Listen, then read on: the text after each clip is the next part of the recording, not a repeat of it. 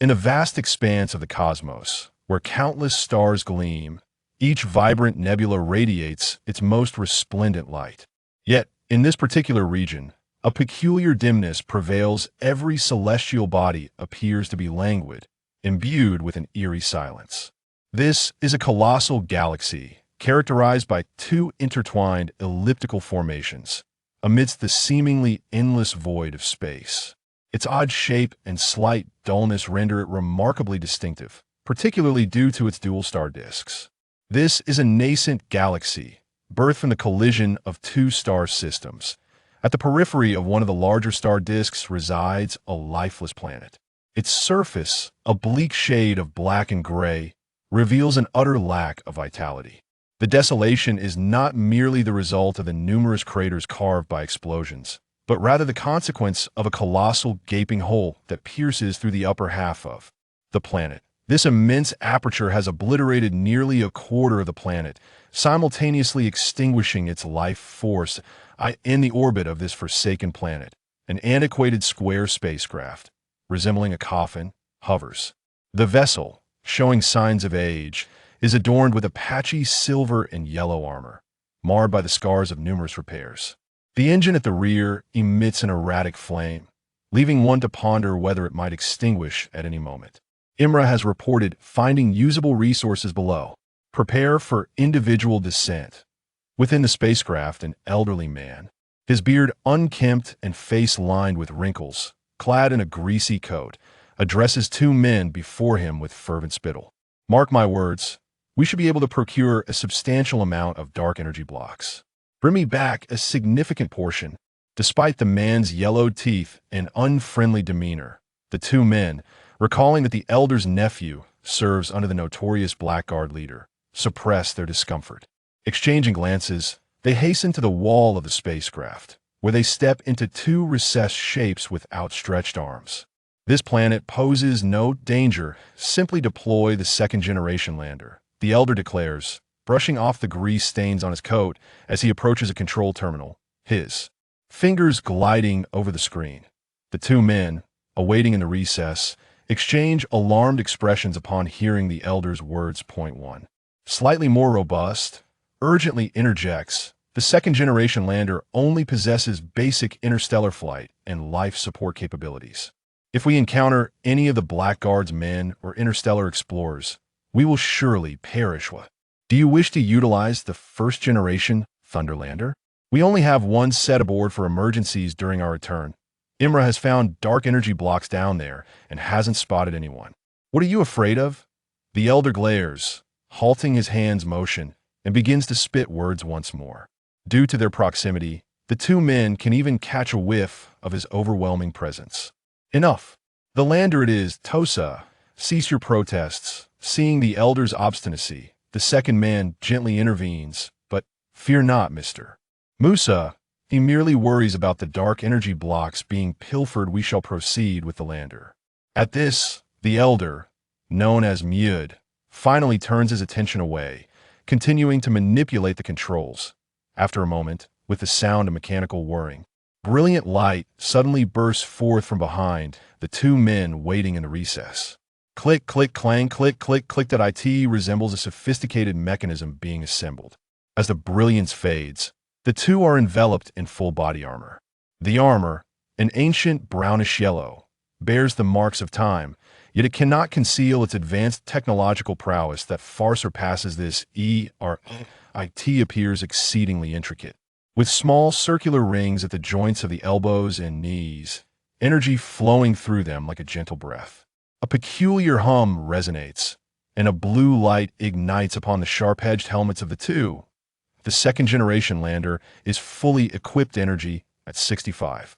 The voice from the main control of the spacecraft reverberates through the cabin. The elder, upon hearing this, instructs, hurry and descend. Activate the armor at 5,000 meters above ground. Upon your return, I expect to see no less than 50 energy. The two exchange glances, nodding in agreement as they enter a nearby hatch.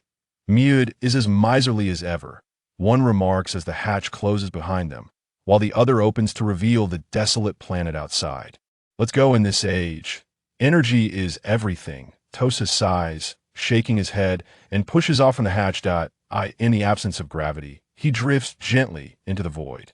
The other follows suit, both swiftly descending as the planet's gravity pulls them downward. Without the armor activated to maintain balance, the two begin to spin uncontrollably. Tosa, composed, focuses on the life support options that appear before him. In this era, only those of exceptional talent can don such armor.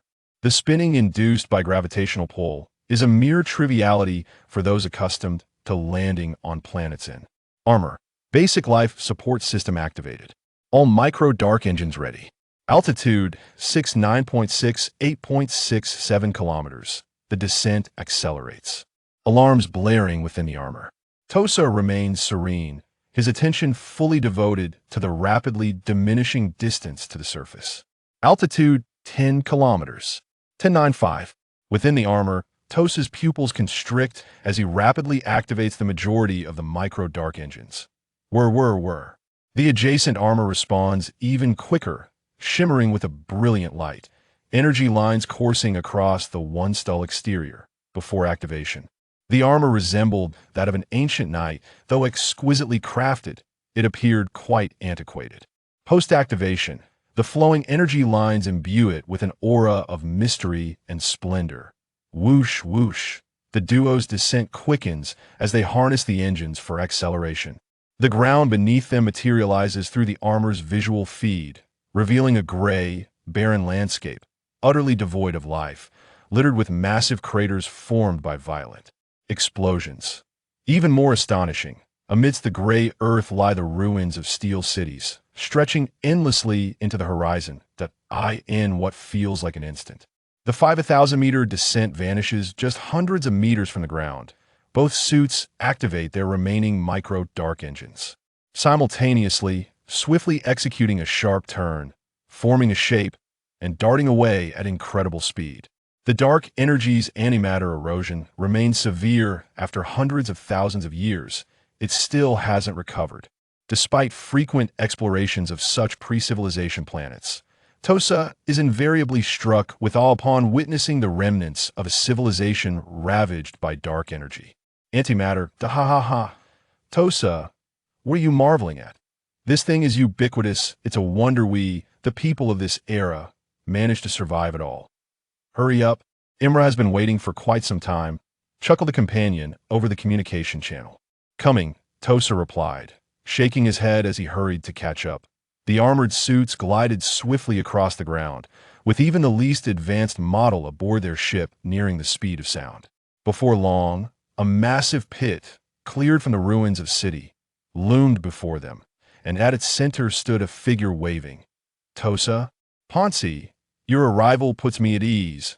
The figure greeted them, clad in armor strikingly similar to theirs, save for several engine-like ports adorning his back. Where are the dark energy blocks?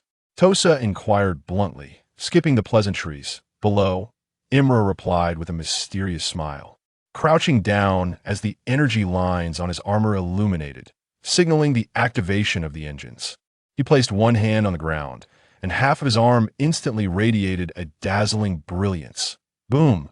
A faint rumble accompanied the rising dust. Yet the visual capture of the armor remained unaffected, revealing a faint azure glow emanating from a pit approximately 3 meters in diameter ahead of them. How many dark energy blocks are there? This was previously an undiscovered laboratory. Buried beneath the remnants of numerous buildings, my discovery here was purely serendipitous. Imra elaborated on the terrain. Without further details, upon hearing this, the eyes of the two brightened instantly. Dark energy blocks were the most commonly utilized energy source of the ancient civilization, essential for everything from everyday machinery to armored ships and war vessels. Typically, when they descended onto such planets, they would only uncover common energy blocks for household or ship use. However, the energy requirements for laboratories were extraordinarily vast. The prospect of encountering a site akin to a storage facility for energy blocks, this realization dawned upon them. Their breaths grew heavier, and their gazes toward Imra shifted noticeably. Let's not forget that Old Mud is up there in the thunderstorm waiting for us, Imra remarked, striding forward without turning back. Tosa and Ponzi froze momentarily before quickly regaining their composure and hastening to follow. That's about it. I reckon most of these were utilized during the onset of the war. But this haul is substantial, and we will undoubtedly receive a generous share, Imra expressed. His excitement palpable as he surveyed the neatly stacked, dark energy blocks ahead. The dark energy blocks, true to their name, were roughly the size of bricks, resembling azure crystals that emitted a faint glow. The pile before them consisted of approximately 40 to 50 blocks. Tosa nodded, and from his wrist, a metallic sphere sprang forth, landing beside the dark energy blocks before rapidly expanding into a square metal container that enveloped the blocks within. "Let's go," Ponzi said, approaching and grasping the metal box, with Tosa taking hold from his side. The engines of 3 armored suits roared to life simultaneously, propelling them upward alongside the dark energy block. In contrast to their descent, their ascent was markedly slower. Under normal circumstances, such velocity would render it impossible to escape the planet's gravitational grasp, even though this world was lifeless and its gravity had weakened. Strangely, however, they appeared unaffected, soaring into the void of space at a steady pace. Had they activated the stabilization system upon arrival, they could have avoided the disorienting sensation of being ensnared by gravity. Pansy remarked sarcastically over the comm channel. "Come on, with energy so scarce, we should conserve it. If you engage the stabilization system while descending, mud would surely flay you alive," Tosa replied with a chuckle. Imra, positioned slightly behind them, had just opened his mouth to speak when an abnormal warning blared within his armor. An unidentified object was approaching rapidly. "You have been locked on." At this moment, years of experience kicked in, and he bellowed into the comms. "Is anyone there? Mud, can you hear me?" Before he could finish his sentence, a tremendous force struck him, sending his body plummeting uncontrollably downward. Meanwhile, Tosa and Pansy, flying ahead, turned in horror to see a peculiar, leisurely armored figure at Imra's former position. This armor looked dilapidated, adorned with a patchwork of vibrant repairs. Were it not for its jagged edges and the energetic lines indicating engine activation, they would have dismissed it as mere debris. Yet this seemingly tattered suit filled them with dread. Tosa's lips parched. He murmured, "The most enigmatic leader of the plunderer's domain. How could he be here?" "It is the infamous 19, one of the 6 paramount leaders." Pansy gasped, her voice filled with alarm. Just the mention of the plunderer's domain, a notorious den of space pirates, was enough to strike fear into anyone's heart, let alone the presence of one of its leaders. "We cannot relinquish the energy block. We must hold out until Mud arrives with the thunder." Tosa glanced at the energy block in his grasp, gritting his teeth as he spoke into the channel. "But can we truly withstand him? It is not a matter of whether we can, but rather that we must. If we part with this energy block, Mud will not spare us upon our return. Indeed, let us fight. I refuse to believe that such a ragged suit can pose a threat." Boom. Suddenly, the tattered armor appeared beside him, one hand pressing down on his arm that clutched the energy block, unleashing a terrifying force that sent Pansy hurtling away like a cannonball. While the box containing the energy block slipped from his grasp, Tosa's face paled. He had not anticipated the immense power concealed within that seemingly worn armor. His calls to Mud echoed continuously, but it would take time to reach them from outside the atmosphere. The pressure mounted as he realized one companion had been thrown aside in a single encounter. 19 maintained a pace identical to his, watching from a distance, seemingly searching for an opportunity to strike. The energy block was not particularly heavy. Tosa's speed was merely slowed, yet the strange armor kept a relentless pursuit at his side. Sweat trickled down his face inside the helmet, only to be automatically cleared by the suit. Tosa was engulfed in anxiety, desperately racking his brain for a means of escape. "Why have you not surrendered?" A voice, tinged with curiosity, resonated through the public channel, causing Tosa to freeze mid-flight. So, the reason for their inaction was to coax him into yielding? Why not make a move? Would it lead to death? Or was it a matter of conserving energy? No. It seemed that even their own energy consumption was considerable. Yet, a sudden wave of humiliation washed over him. It seemed his life was deemed less significant than the energy expended in a single attack. 19 deftly seized the free-falling energy block, his other hand retracting slowly, revealing a faint glow dissipating from the energy used. The thunder armor? Its core appears quite impressive, he murmured, casually tossing the massive box onto his back as he soared into the depths of space like a desert wanderer. Damn it, why have those three not reported back? Can they not endure even this short span of time? In the rarefied atmosphere, a suit of azure blue, sharply defined with rapidly swirling white energy lines, sped through the void. This armor appeared pristine, gleaming as though newly minted, its design a stark contrast to that of Tassa's group, as if it had emerged from an era far beyond theirs. The armored fingers were claw-like, with two elongated combat spikes adorning the back of the hand, while a brilliant blue energy core in the chest radiated powerful energy in all directions. Most striking was the oversized long sword strapped to his back, nearly matching his height. The sword gleamed silvery gray, its elongated blade complemented by a hollow circular hilt, within which floated a small red crystal. Upon closer inspection, one could see the crystal pulsating with waves of energy that coursed into the blade, making it appear as if it were breathing, alternating between luminous and dim. This armor belonged to Musa, who donned the thunder suit after receiving urgent news from Imra and the others. For precaution, he had also brought the blood reaver, entrusted to him by his nephew for self-defense.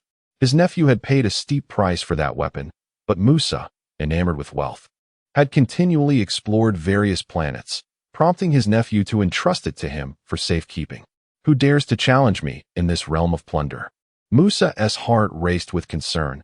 He had long enjoyed the favor of the Blackguard due to his nephew's influence, ruling the area with impunity. He had often seized from others, knowing that they would remain silent in the face of his reputation. However, this remote planet had lulled him into complacency, and he had not anticipated being robbed. Whoever you are, if you dare to steal from Musa, you shall pay dearly. The Thunder's interface was far more intricate than that of the Landwalker, displaying a plethora of data, planetary gravity, speed, wind resistance, and even a radar-like feature. Soon, Musa spotted a small red dot approaching rapidly in the distance. High energy response. You must be the one who stole my energy block. A grin spread across Musa's face as he revealed a set of yellowed teeth, a sinister smile forming as he pushed the speed to its limit. Boom.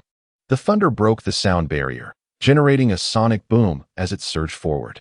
Moments later, Musa caught sight of an armored figure racing through space, burdened by a massive box. Upon catching sight of him, the other party exhibited no intention of retreating. Instead, they accelerated slightly, charging forward, seeking demise. Before he could fully discern the opponent, Musa was suddenly engulfed in fury, drawing forth his blood slayer mid-flight, gripping it firmly with both hands before him. At such velocity, colliding with the Bloodslayer would surely mean being cleaved in two. A smile gradually crept across Musa's face as he envisioned the scene of the sharp blade bisecting his adversary. Neither party displayed any inclination to decelerate, the distance between them swiftly diminishing.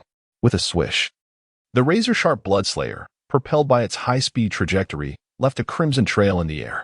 Until the very last moment, the opponent showed no signs of evasion, charging through Musa as if recklessly naive. There was no tangible sensation. No matter how sharp the Bloodslayer, it should not have transpired this way. Musa was momentarily taken aback, his expression shifting dramatically as he frantically searched for the armored figure. Suddenly, a tremendous force surged through the hand gripping the Bloodslayer, and before he could react, an excruciating pain assaulted him. Musa clutched his right wrist tightly, hastily retreating. Upon inspecting his wrist, he trembled uncontrollably, beads of sweat cascading down, the helmet's cleansing system working tirelessly yet unable to alleviate the deluge. Gritting his teeth, he beheld his wrist grotesquely twisted at a 90 angle, while his Bloodslayer had inexplicably found its way into the hands of his opponent. In that moment, Musa finally discerned the appearance of the adversary's armor, and his pallid face lost all color, memories of his nephew's warnings about whom to avoid in the realm of raiding flooding his mind. Uncle, you're my last remaining kin. Even though the Blackguard leader often says that forming attachments in the realm of raiding is foolish, I cannot let go. You frequently venture out to procure energy blocks. Regardless of your methods, certain individuals flee at the mere sight of you. I am aware of several capable subordinates of the leaders, rest assured. I usually target explorers and small groups with no backing. And there's one person, should you encounter them, do not overthink. Simply ensure you have an escape pod to return. Is it the mysterious leader known only as 19? Why? What grants him the right to be the leader of the raiding ground? Uncle, you may not have realized it while exploring outside, but once you have plundered all the leaders, you will understand why he holds that position. Those memories dissipated like bubbles, leaving Musa with a hollow laugh.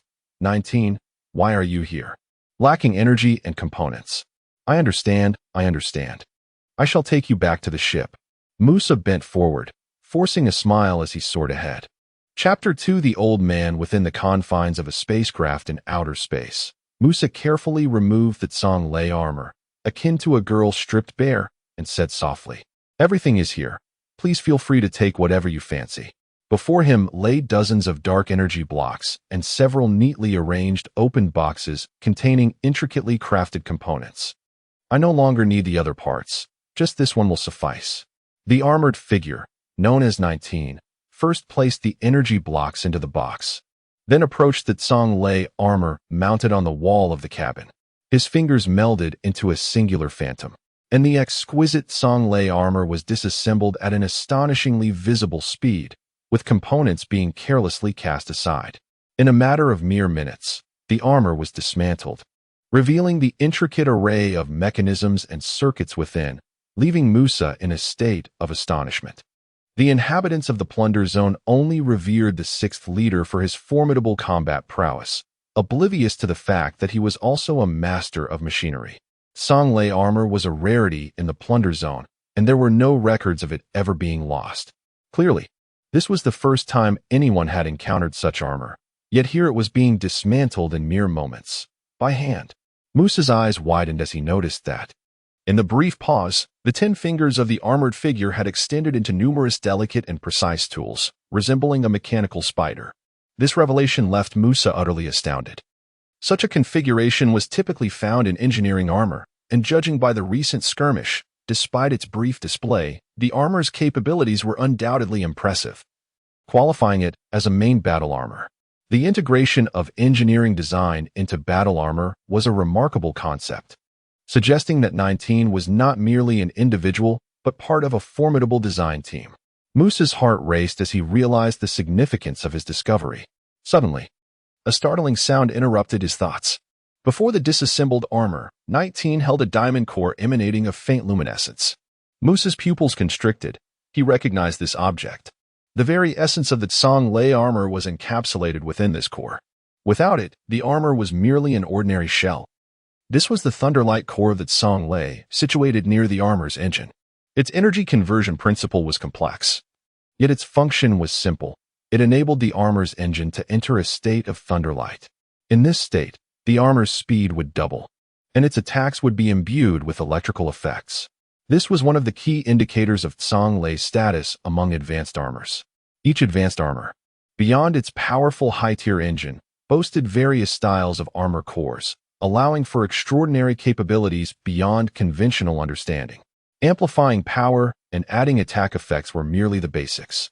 More formidable cores could even facilitate spatial leaps and temporal dilation. 19 casually stowed the core in a small compartment at his waist before entering the isolation chamber and departing the spacecraft. This truly is a significant loss, Musa thought wryly as he gazed out the porthole at the fleeting light disappearing into the dark expanse of the universe, slowly gathering the scattered components around him. 19 could not recall most of his life before the age of 10. All he remembered were the essentials of living and his own name, Xia Mu. He awoke in the ruins of the plunder zone, driven solely by instinct until he encountered an old man who scavenged for refuse. The old man, uneducated and a native of the plunder zone, claimed his name was cumbersome and that true names were rarely used there, so he whimsically chose the name 19 for himself. From this old man, he learned that he existed in a time long since obliterated, yet concurrently in a nascent age. Xia Mu felt that this might be the most profound statement the old man would ever utter. The galactic era of the Milky Way and the Slan era of the Andromeda Nebula were two highly advanced civilizations that, for reasons unknown, ignited a war spanning both star systems. Upon contact, they unleashed their full might, deploying an array of devastating weapons. And a total war engulfed all habitable planets within both systems for a millennium. In the end, both sides' energies were nearly exhausted, and the Slan era resorted to an unprecedented technology, triggering the core of the Andromeda Nebula, a black hole known as the dawn of the era, on a collision course with the Milky Way. The catastrophic impact of the two colossal galaxies resulted in an apocalyptic catastrophe, annihilating both advanced civilizations until they began to merge, poised to form a new elliptical galaxy. Now, 1,000,000 years had passed since that cataclysm, and the two galaxies had fused halfway, a process that continued to accelerate. 10,000 years prior, on the numerous planets left behind by the two epochs, humanity began to emerge like mushrooms after rain. Yet these individuals were not the product of evolution. They were humans who had sealed themselves in alternate dimensions during the collision of the two eras. How they survived, whether they rebuilt civilization, or what transpired afterward, the old man could not discern. What was clear was that they showed no intention of reconstructing civilization. Rather, they commenced the carving of territories while searching for something. This led to the present chaos of the new era, where various interstellar factions competed for dominion. The new humans utilized the technologies left behind by the two civilizations to forge a new power system, resembling the outer covering armor akin to Tsonglei. The old man referred to this as divine descent, which implied a summoning of divine entities. Regardless of its name, Xia Mu felt an undeniable surge of strength and reflexes upon donning the armor. Accompanying this were waves of instinctual combat memories and an overwhelming familiarity upon touching the divine descent. Even with his eyes closed, he could perceive the intricate mechanical details of the armor. Xia Mu was unaware of the origins of these sensations. The old man merely called it a talent.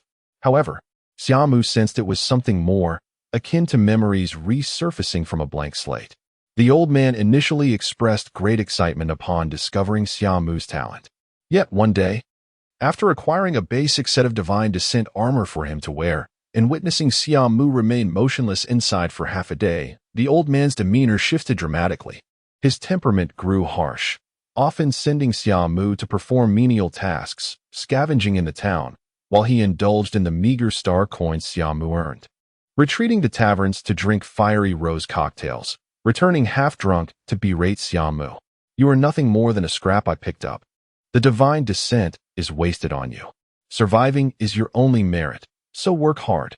If you lack money, resort to theft.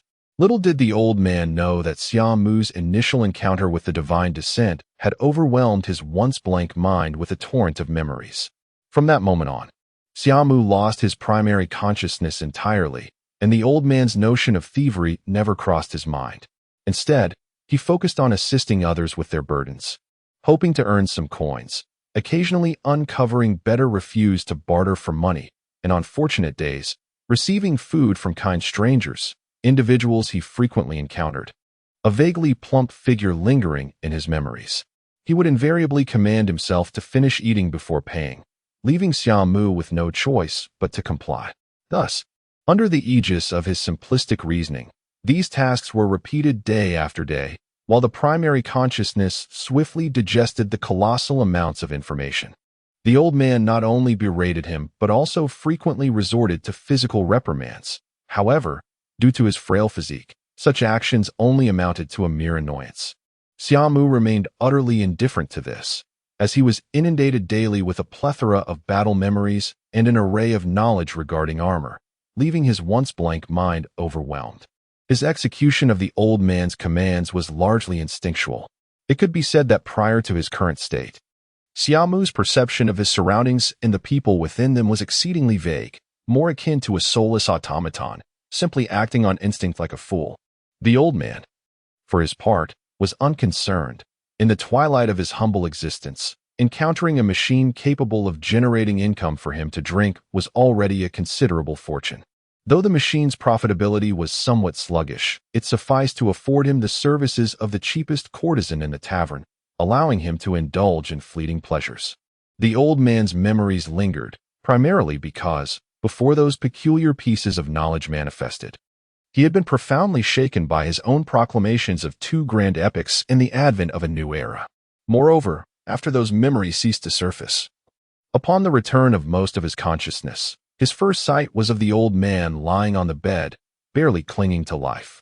At that moment, the old man noticed Xia Mu's vacant stare and suddenly regained his vigor, bellowing, "You little wretch, hurry and bring me some wine. Let me have a drink." Years of habit were not easily cast aside, and Xia Mu instinctively handed him a bottle of crude sullitan. It was then that he noticed the old man's hand, concealed beneath the blanket, grasping a small knife. As he passed the wine, Xia Mu murmured softly, "Neck, heart, ribs, head. A mere touch could be fatal." The old man, hearing none of this, was fixated solely on the bottle of sullitan, the cheapest liquor in this desolate wasteland, which appeared to him as ambrosia. After gulping down a substantial swig, he revealed a sinister grin and brandished the small knife, lunging violently towards Xia Mu's chest. "I am on the brink of death. The road ahead may be lonely. Your existence holds little meaning. Come with me and help me earn some wine money." Xia Mu was genuinely taken aback, for he had assumed the old man lacked any capacity for action, and the ferocity with which he drank was entirely unexpected. Chapter 3. Traversing the wormhole despite his bewilderment. Xia Mu grasped the old man's wrist with remarkable precision, twisting it inward while ignoring the old man's piercing cries of agony. With his other hand, he seized the man's cheek and forcefully pressed it against the dilapidated wooden floor. With a crack, the aged floorboard splintered, engulfing half of the old man's head. Silencing his screams abruptly, shaking his head to dispel the distant memories, Xia Mu redirected his gaze forward while soaring through the cosmos. Before him lay a slowly rotating vortex of energy, devoid of any high-energy alarms from the divine descent, indicating that this energy was extraordinarily stable and contained within the database. Various spacecraft emerged from the swirling mass, dispersing in all directions. There were diminutive vessels measuring several dozen meters, medium-sized ships spanning hundreds of meters, yet none larger could be seen. All these crafts shared a common trait. Their bodies were streamlined, with minimal space allocated for cargo, designed primarily for speed. Nearby, several colossal fragments of planets drifted, each approximately 10 kilometers in size, upon which numerous ships were stationed, resting. Xia Mu swiftly descended onto one of these massive stones, where an assortment of spacecraft was parked. Many individuals donned divine descent attire, clustered in pairs and threes, seemingly engaged in conversation. The figures adorned in divine descent varied greatly in style, creating an impression of a ragtag assembly at first glance. Each individual bore an array of weapons on their backs. Great axes, long swords, and meteor hammers were plentiful. As Xia Mu landed with his substantial dark energy cargo, he immediately attracted their attention. A barrage of malicious gazes turned towards him. However, upon noticing the patched and tattered armor he wore, the onlookers resembled startled rabbits. Hastily retreating into their ships, the engines of their vessels roared to life, and before their stabilization systems were fully operational, they stumbled away from the massive rock. In a mere 30 seconds, a vast expanse of space opened up, leaving only a small craft, roughly 10 meters long, anchored not far away. Ignoring them, Xia Mu, with the dark energy box slung over his shoulder, made his way toward the diminutive vessel. Upon entering, he found the interior modestly sized. He placed the dark energy box inside and proceeded to the cockpit, initiating the shuttle's launch sequence. The previously dim cabin illuminated as lights flickered on, signifying a successful startup. The small ship lifted off the rocky surface, heading toward the slowly rotating vortex. This was a relic from the pre-epic era, a wormhole traversing the universe.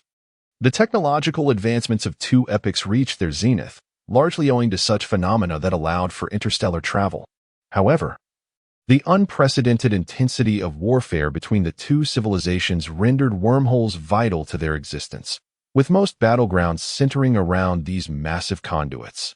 Consequently, following the conflict, the number of remaining wormholes dwindled significantly. In this context, maps became treasures of immense value in the vastness of space. A map accurately depicting the locations of operational wormholes was priceless. Yet, this did not imply that wormholes could be used at will. The newly emergent factions of the new era, each claiming territories, relied heavily on these wormholes.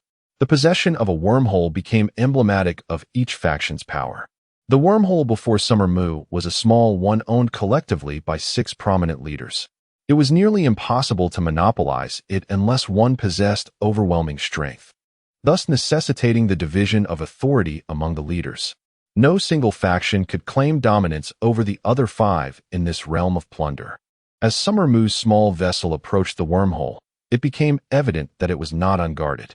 On either side of the colossal vortex stood figures in divine descent attire, each wielding a massive sword, the pommel of which was adorned with a glowing green gemstone. As each ship entered, it seemed to resonate with the gemstone's aura, the glass of their cabins flickering with emerald light in response. Traffic through the wormhole was sparse, and before long, Xia Mu found himself at its entrance. Seated at the controls, he entered a brief command on the console, causing the transparent cabin to shimmer with green radiance. Without any obstruction, his ship glided into the rotating wormhole. The scenery before him shifted dramatically. The vast starry expanse was replaced by a distorted passage, vibrant energies swirling past like celestial bodies in pursuit of a distant star. Within the wormhole, various spacecraft were visible, and as Xia Mu's small ship appeared, those nearby activating their engines momentarily paused, instinctively distancing themselves from his vessel. Exhaling softly, Xia Mu disregarded the other ships, his fingers dancing across the console as he issued a series of commands, and the small craft's engines roared to life. This vessel, the most common model known as the Raider II, was elongated in shape, resembling a swordfish, earning it the nickname Little Swordfish among raiders. Its 3 dark energy engines were sufficient for basic interstellar travel, complemented by 6 auxiliary engines that allowed it to navigate complex environments with ease. However, it bore a notable flaw. The duration of its high-power long-distance travel was considerably short. In terms of short-range bursts, the Little Swordfish was undoubtedly among the best in its class, yet traversing wormholes posed a challenge. Under normal circumstances, both explorers and raiders would advise against employing such a vessel within a wormhole. However, here in the realm of plunder, no one dared to approach the Little Swordfish. Only the ship belonging to the local lord could venture forth in such a craft. As expected, once the engines of the Little Swordfish ignited, it roared to life like a ferocious beast, its exhaust flames vastly different from the typical 3-stream tail flames of a standard model. Instead, it expelled a staggering 8 robust jets of fire, transforming the once unassuming vessel into a formidable predator akin to a great white shark. With a thunderous roar, the Little Swordfish surged forward, vanishing into the wormhole's passage. In a nearby medium-sized ship, a man casually draped in a captain's uniform, his chest bare, gazed in astonishment at the spot where the Little Swordfish had disappeared, exclaiming, "After all these years, I still can't fathom how he managed to install 5 additional engines without it exploding. Is the cockpit the only thing that isn't an engine?" Beside him, another individual shook his head, chuckling ruefully. While wormholes significantly shortened the distance between points in the universe, traversing one still required a considerable amount of time, ranging from half an hour to as much as 10 days or even longer. The wormhole Xia Mu was navigating was a short-distance variant, taking approximately an hour to traverse. After activating all engines, he engaged the autopilot and retreated to the ship's cabin behind the cockpit. Beside the ship's cabin, a distinct humanoid indentation was visible, where Xia Mu stretched his arms wide, embedding himself within. With a series of mechanical whirs, a remarkably handsome young man emerged from the depths of this recess, his pale skin and sharp features accentuated by slightly tousled hair. His eyes, imbued with an unsettling depth incongruent with his youth, appeared unfocused, as if his attention wandered far beyond the present moment. His physique was well-proportioned, clad in simple, somewhat faded attire that might lead many to mistake him for a struggling student from a humble background, rather than one of the notorious 6 leaders of the plundering domain. For years had elapsed since the passing of the old man, combined with the 4 years he had spent under the old man's care, making Xia Mu 18 this year. The concept of age was a remnant of a vague memory, a slightly rotund figure once inquired, with only fragmented recollections remaining. How old are you? I don't know. Ah, age is the measure of the days one has traversed in life. If you don't know, then you must not even know your birthday. Birthday? A birthday is. Well, we aren't very educated here, but it's an important day for everyone each year. Since you're unaware, let today be your birthday. After delivering this, the figure turned and fetched a small, hammer-like object. This is meat, delicious meat. From now on, come to me on this day every year. That was the first time Xia Mu experienced the taste of meat, an unparalleled delight that filled the void of his empty soul and satisfied his perpetually hollow stomach. Thus, this supposedly significant day left an indelible mark upon his heart. It was only after the old man's death, upon embracing the memories of battles and regaining his primary consciousness, that Xia Mu began to comprehend the notions of birthdays, age, and meat during the subsequent 4 years of his existence. As for that once rotund figure, he faded from Xia Mu's hazy memories, never to reappear. In the following 4 years, on that special day, he would procure something for himself, a token of self-reward, a gift. For himself, in his hand, Xia Mu held a core that emitted a faint, radiant glow, gently rotating it as the kaleidoscopic light from the cockpit danced around him, casting shifting shadows across his face. Chapter 4. The Assault. A flickering dance of electric arcs played above the intricate core, imbued with an ethereal ambience. Xia Mu raised his gaze, furrowing his brow as he regarded the divine descent before him. Awakening memories had enabled him to gather various discarded components of divine descent from the plunder star, ultimately piecing together this remarkable set of divine descent armor. While its appearance might be less than appealing, its maneuverability, offensive capability, and overall performance could rival the core forces of the leaders within the plunder star. It is worth noting that when this seemingly worn armor first confronted the myriad of plunderers, the expressions of the various leaders in the realm of pillaging were nothing short of spectacular. With a hum, Xia Mu pressed his hand against the wall beside the divine descent, and a faint green imprint illuminated in perfect harmony with his palm. The divine descent armor suddenly rotated, revealing its intricately constructed back to Xia Mu's view. A thoughtful expression crossed his face as he extended his hand to a specific area on the armor's waist. With a series of clicks, the armor's back unfolded at a visibly rapid pace, exposing its exquisitely detailed internal structure. A pale blue filament glowed, rapidly spreading throughout the entirety of the divine descent's interior. Upon closer inspection, one could discern that these filaments pulsated rhythmically, as if imbued with life. All the filaments originated from a single point, the core of the divine descent. Xia Mu's core was previously seized from a leader in the realm of plunder, known as the Ghostly Shadow. Unlike the Thunder Core, which granted a lightning state, this core had the unique ability to summon 3 shadowy duplicates during an attack, each possessing half the power of the original. In the heat of intense combat, once the Ghostly Shadow was unleashed, it unleashed a barrage of attacks that were inescapable. Even in the Plunder Star, such a core was a rare and coveted treasure, acquired at great cost by the leader who once wielded it. Xia Mu had nearly incapacitated the opponent's divine descent before claiming it for himself. Dual core, Xia Mu murmured softly, meticulously sifting through the information that had recently surfaced in his mind. The concept of a dual core, as the name suggests, allowed for the installation of 2 energy cores within a divine descent. Should the inhabitants of the Plunder Star become aware of this, it would undoubtedly spark a wave of bloodshed. It was this newly acquired information that had ignited his interest, and fortuitously encountering such a remarkable core compelled him to take action.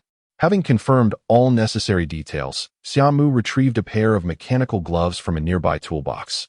The gloves expanded, transforming his 10 fingers into 20 more delicate appendages, each equipped with an array of intricate tools at their tips.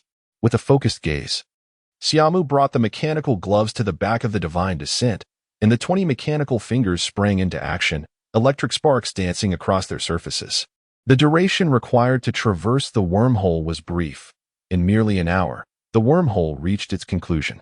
The small swordfish plunged into a swirling vortex, vanishing in an instant. Upon reappearing, it found itself beside a colossal, ochre-hued planet. This was a common star system in the cosmos, with over a dozen planets of various forms orbiting a distant star that radiated boundless brilliance. The planet before him was situated at the center of this stellar assembly. Two immense rings encircled the ochre planet, one horizontal and the other vertical, while numerous stars flickered throughout the dark expanse of the universe, traversing the rings. As the small swordfish emerged from the wormhole, 8 trails of flame dissipated, leaving only 3 to propel it toward the approaching ring. As the distance diminished, the ring loomed larger, revealing its astonishing spectacle. It was a magnificent mechanical creation, constructed from an array of mechanical modules, with ships taking off and landing, breathing life into this desolate cosmos. The small swordfish approached a docking bay, where bustling activity was immediately apparent beneath.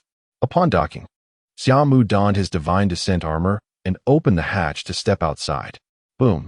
A tremendous roar erupted, causing Xia Mu to tilt his head slightly as a crimson flash streaked past his cheek, distorting the air around the steel mask of his armor. The red light vanished into the interior of the small swordfish, leaving behind a gaping hole that melted the surrounding steel. The passers-by turned pale, realizing that anyone daring to act in the territory of the notorious Tolo was likely affiliated with rival factions. Were the leaders about to engage in conflict once more? With this thought, the crowd halted in unison. Click, click. Weapons were swiftly drawn, as in an instant, the previously tranquil docking bay transformed into a tense standoff. Laser pistols, high-energy laser rifles, and charged laser guns emerged from nowhere, creating a cacophony of weaponry. Amidst this chaos, a voice broke through. Ah, indeed, you are quite vigilant. Number 19.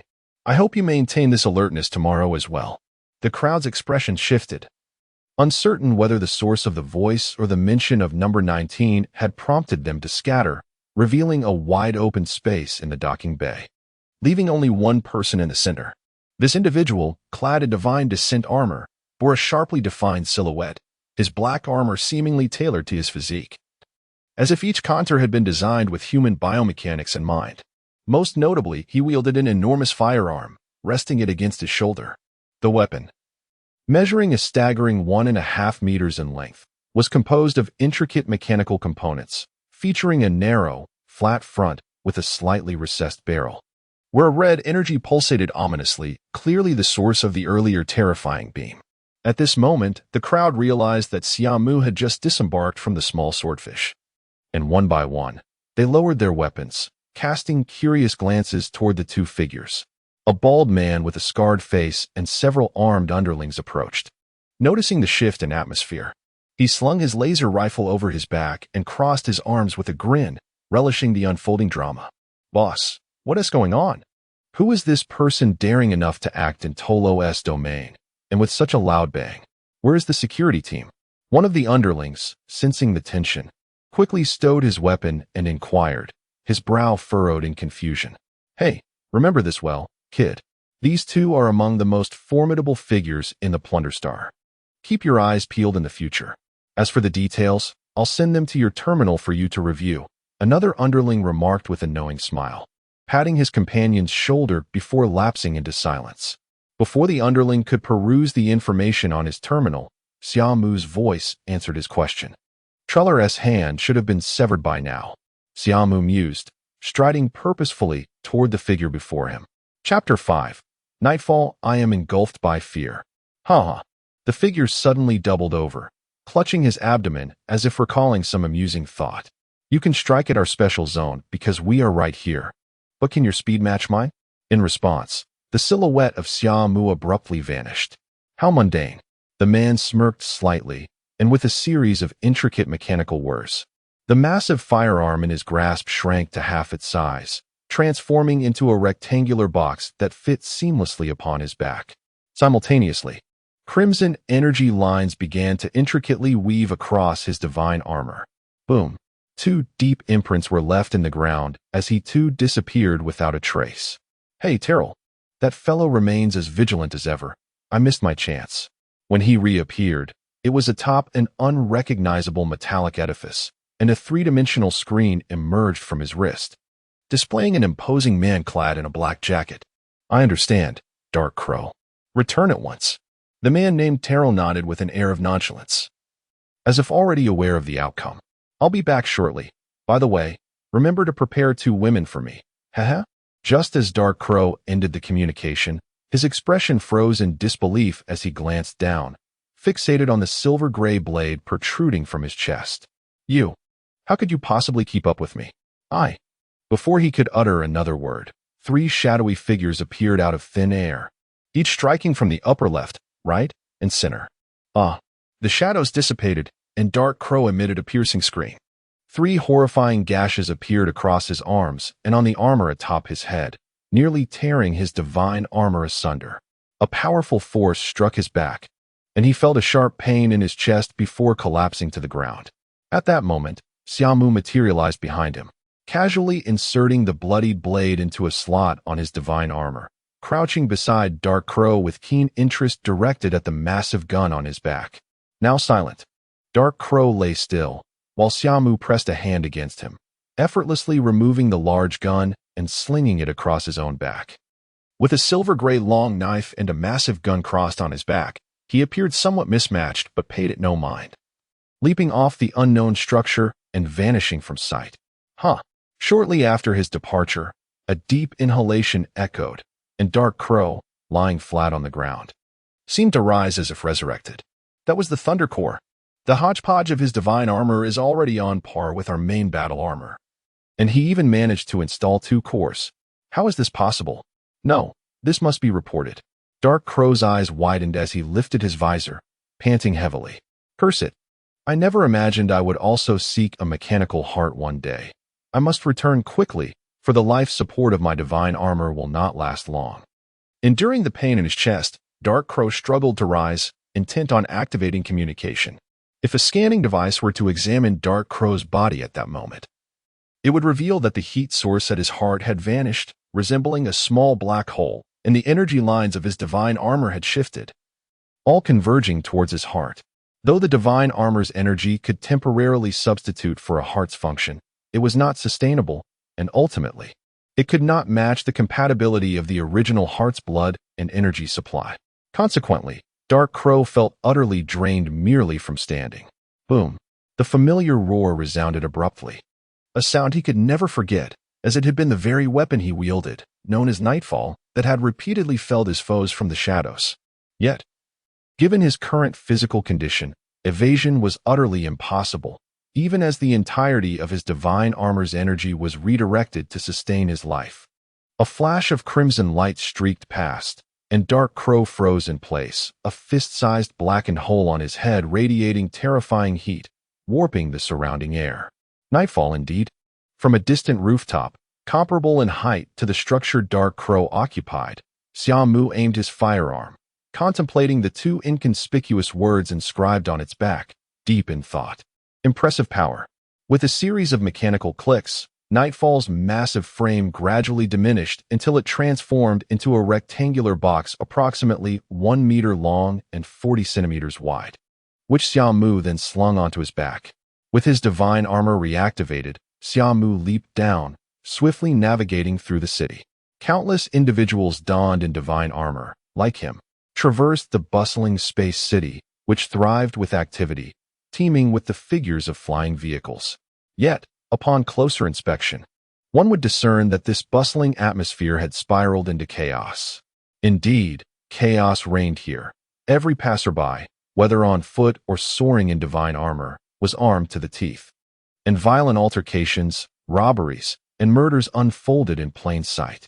Xia Mu landed gracefully, strolling amidst the turmoil, seemingly oblivious to the chaos surrounding him. While those nearby appeared to recognize his identity, none daring to challenge him. Boom! Suddenly, a figure was hurled from the roadside, crashing onto the street. While the passing flying vehicles showed no sign of slowing down, a speeding vehicle colliding with the fallen figure, the sound reverberating as the body was sent flying further away, falling silent upon landing. Buzz! Moments later, a massive white transport hovercraft emblazoned with a deep crimson cross approached. A figure clad in white divine armor emerged from the cabin. Pausing momentarily upon spotting Xia Mu nearby, before leaping down to discard the lifeless body onto the transport vessel. Xia Mu paid him no heed, continuing onward. The violent incidents observable in the streets bizarrely failed to disrupt the operations of the surrounding shops, as everyone seemed to tacitly shift conflicts to the roadside or to areas devoid of establishments. Not long after, two individuals appeared to clash ahead, engaging in a fierce brawl. And it was no mere skirmish. Within moments, one was struck in the chest by a bald, muscular man wielding a mechanical fist, collapsing under the impact. The injured man quickly realized he had bitten off more than he could chew and, filled with dread, attempted to flee. However, in the realm of the robbers, safety only existed within the territories one had conquered. As the bald man drew nearer with a menacing grin, the terrified individual, cornered with no escape, stumbled into a nearby weapon shop. The bald man, however, did not pursue. Instead, he crossed his mechanical arms over his chest, sneering at the shop where the man had sought refuge. Moments later, a shadow was thrown out in an arc, rolling several times on the ground before falling silent. Chapter 6D lay motionless on the ground, a gaping wound the size of a bowl in his chest, blood oozing continuously from it. Xia Mu furrowed his brow and carefully sidestepped the grim scene. Such occurrences were all too commonplace on the plundering star, despite the daily loss of life. The population here had never diminished, but rather continued to swell. Xia Mu had long since become indifferent to these sights. Ever since the liberation of the primary consciousness, he had been confronted with such brutality daily, realizing that in this place, strength was paramount. The 6 leaders of the plundering star each governed distinct domains, and within their territories, few dared to incite trouble.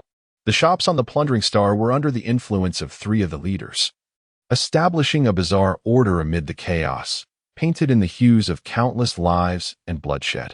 This realm was tumultuous, yet possessed a form of chaotic order, with 3 leaders overseeing the underground dealings of the plundering star's commerce, while the other 2 were the Crimson Cross, a faction dedicated to research, exhibiting an obsessive fascination with corpses. Except for Xia Mu, they had never clashed with other factions.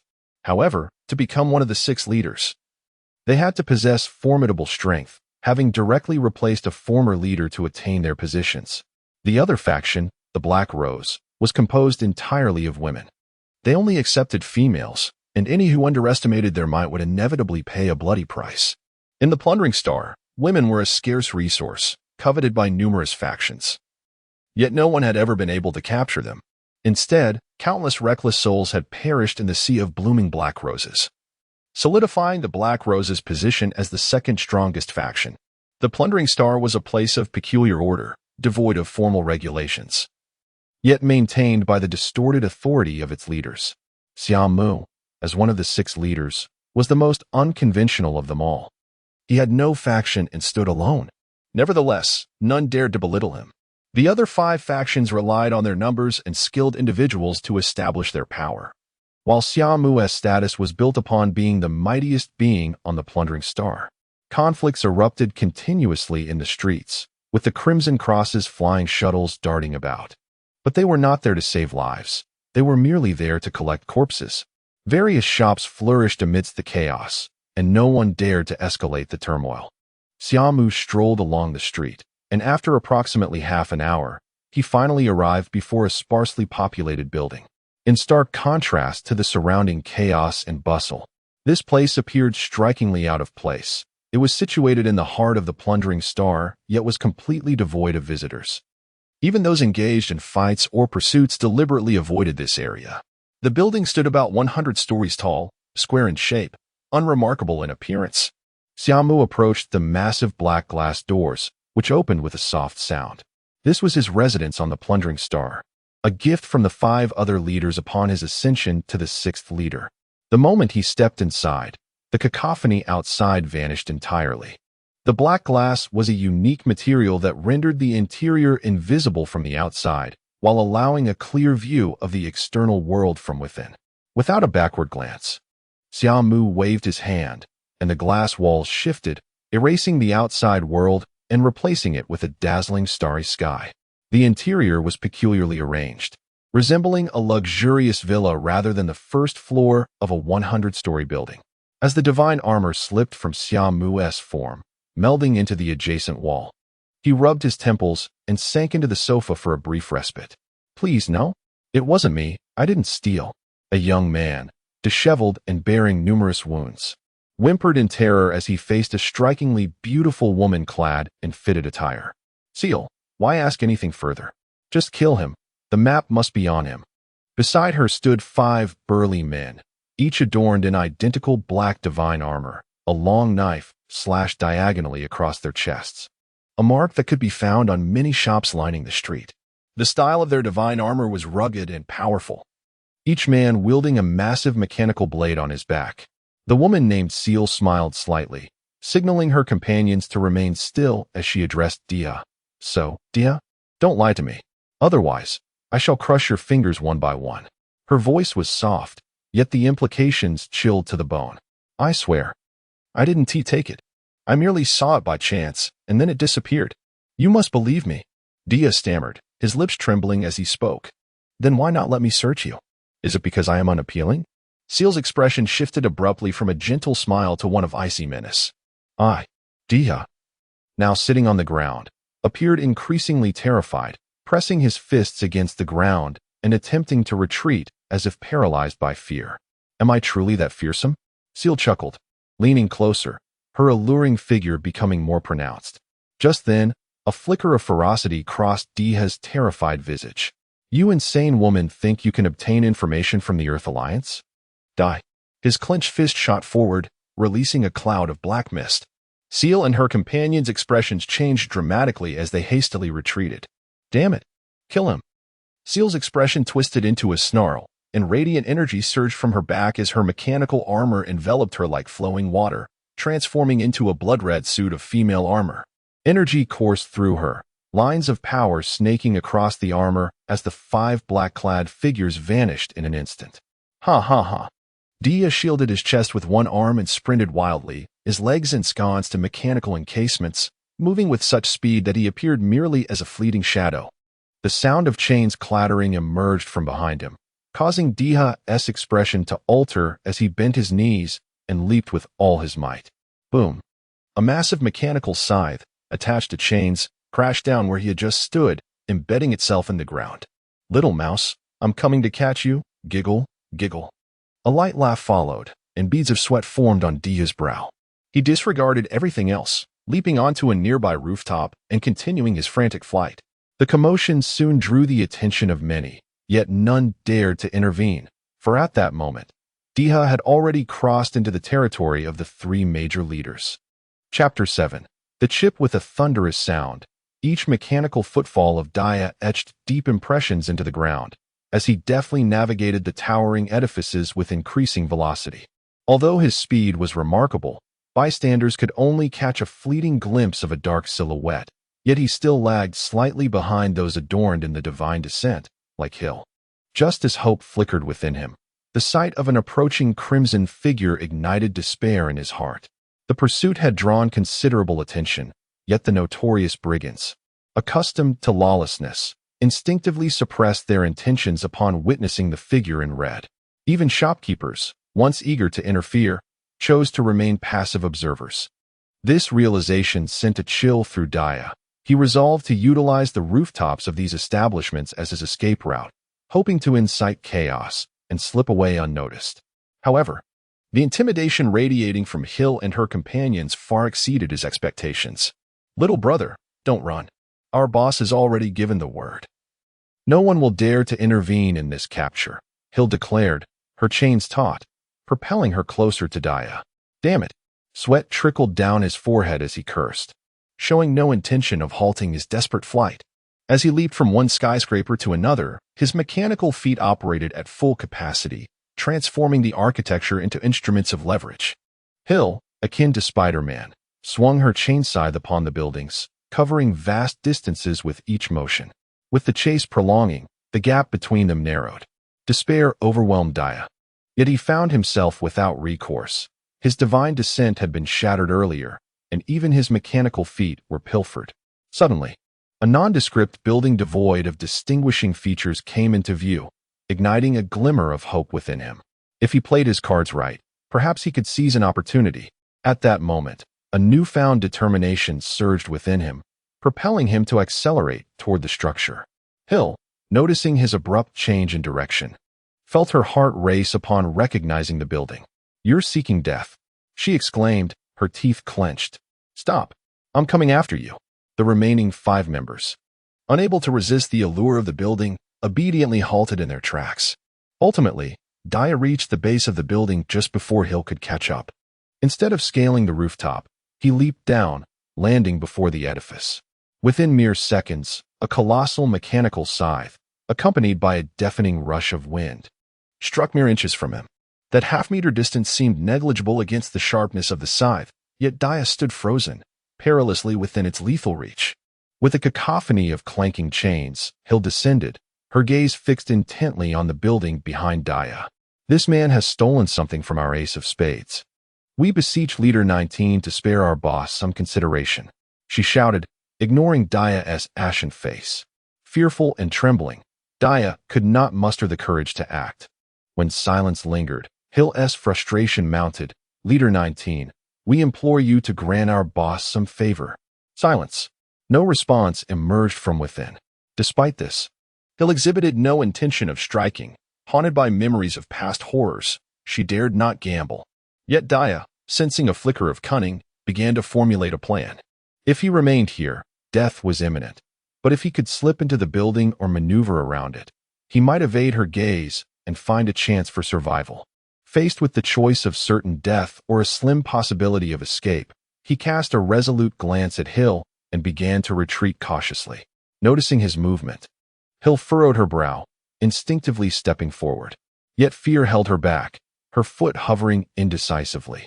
After a moment of contemplation, she activated her divine Descent communication, and a holographic screen emerged, revealing a gaunt old man with deep-set eyes, long white hair, and a shiny bald crown, seated at a tea table, seemingly lost in thought.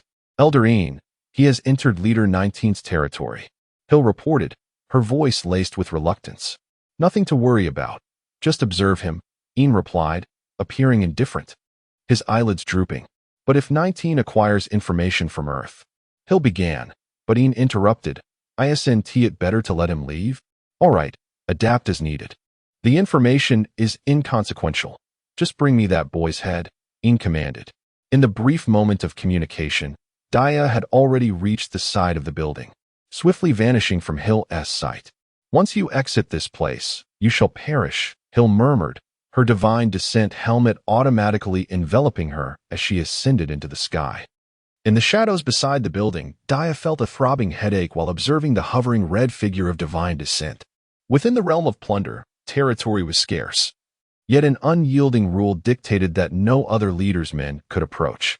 The fact that Hill was present here without launching an immediate attack confounded him, although his objective remained unachieved. He found solace in the absence of 19, allowing him to breathe a sigh of relief, albeit tinged with anxiety over his audacity. Despite the restrictions imposed by 19, it was evident that his own kind could not simply traverse into their domain. Otherwise, the territory would be overrun with those seeking refuge. Though the situation was perplexing, survival was the ultimate objective. Dia began to stealthily navigate the building's periphery, seeking to evade Hill's watchful gaze. This structure possessed detection-evading mechanisms. If he could escape within this time frame, he stood a chance of vanishing from the realm of plunder. Lost in thought about his escape, Dia suddenly felt a sharp pain in his right hand as the mechanical band around his wrist vanished. "Who goes there?" he shouted, grasping his wrist, only to freeze in disbelief. Before him stood an oddly designed, somewhat dilapidated figure of divine Descent, its fingers transformed into adept tools that swiftly dismantled the band, leaving behind a mere chip the size of a fingernail. Dia's eyes widened in disbelief, his legs trembling uncontrollably. I am not." Boom. Before he could finish, a searing pain struck his abdomen, bending him over like a shrimp as he was propelled from the shadows of the building, landing several meters away in the open. Chapter 8. The Earth Alliance's heel soared through the air in search of Dia's silhouette. His eyes brightened. With a surge of energy propulsion, he swiftly lunged forward to intercept the flailing Dia. Bold indeed, to dare utilize him. Hill delivered a swift blow to Dia's neck, rendering him unconscious, and then cast a wary glance at the shadowed figure of 19 below before turning to depart. Xia Mu paid no heed to heal. In a place like the Star of Plunder, no one would simply succumb to sleep. A mere whisper could rouse anyone, for trust here was a luxury few could afford. No one would be foolish enough to gamble their life for an uncertain trust. Thus, the moment Dia and his companion arrived at the building, he was already awake, swiftly donning his divine armor behind the glass in mere seconds. He heard Heal's voice, but chose to ignore it, as he was in a good mood and did not strike immediately. However, when Dia audaciously pressed his advantage, Xia Mu had no choice but to confront him and send him flying. Yet, the instant Dia caught sight of him, Xia Mu noticed the subtle glance towards his wrist, piquing his interest. Years of experience on the Star of Plunder informed him that such small gestures indicated a deep concern for the contents held within. Without a second thought, his muscle memory took over, and he deftly removed the wristband from Dia. What could it be? Upon entering the building, Xia Mu curiously examined the chip he had detached from Dia's wristband.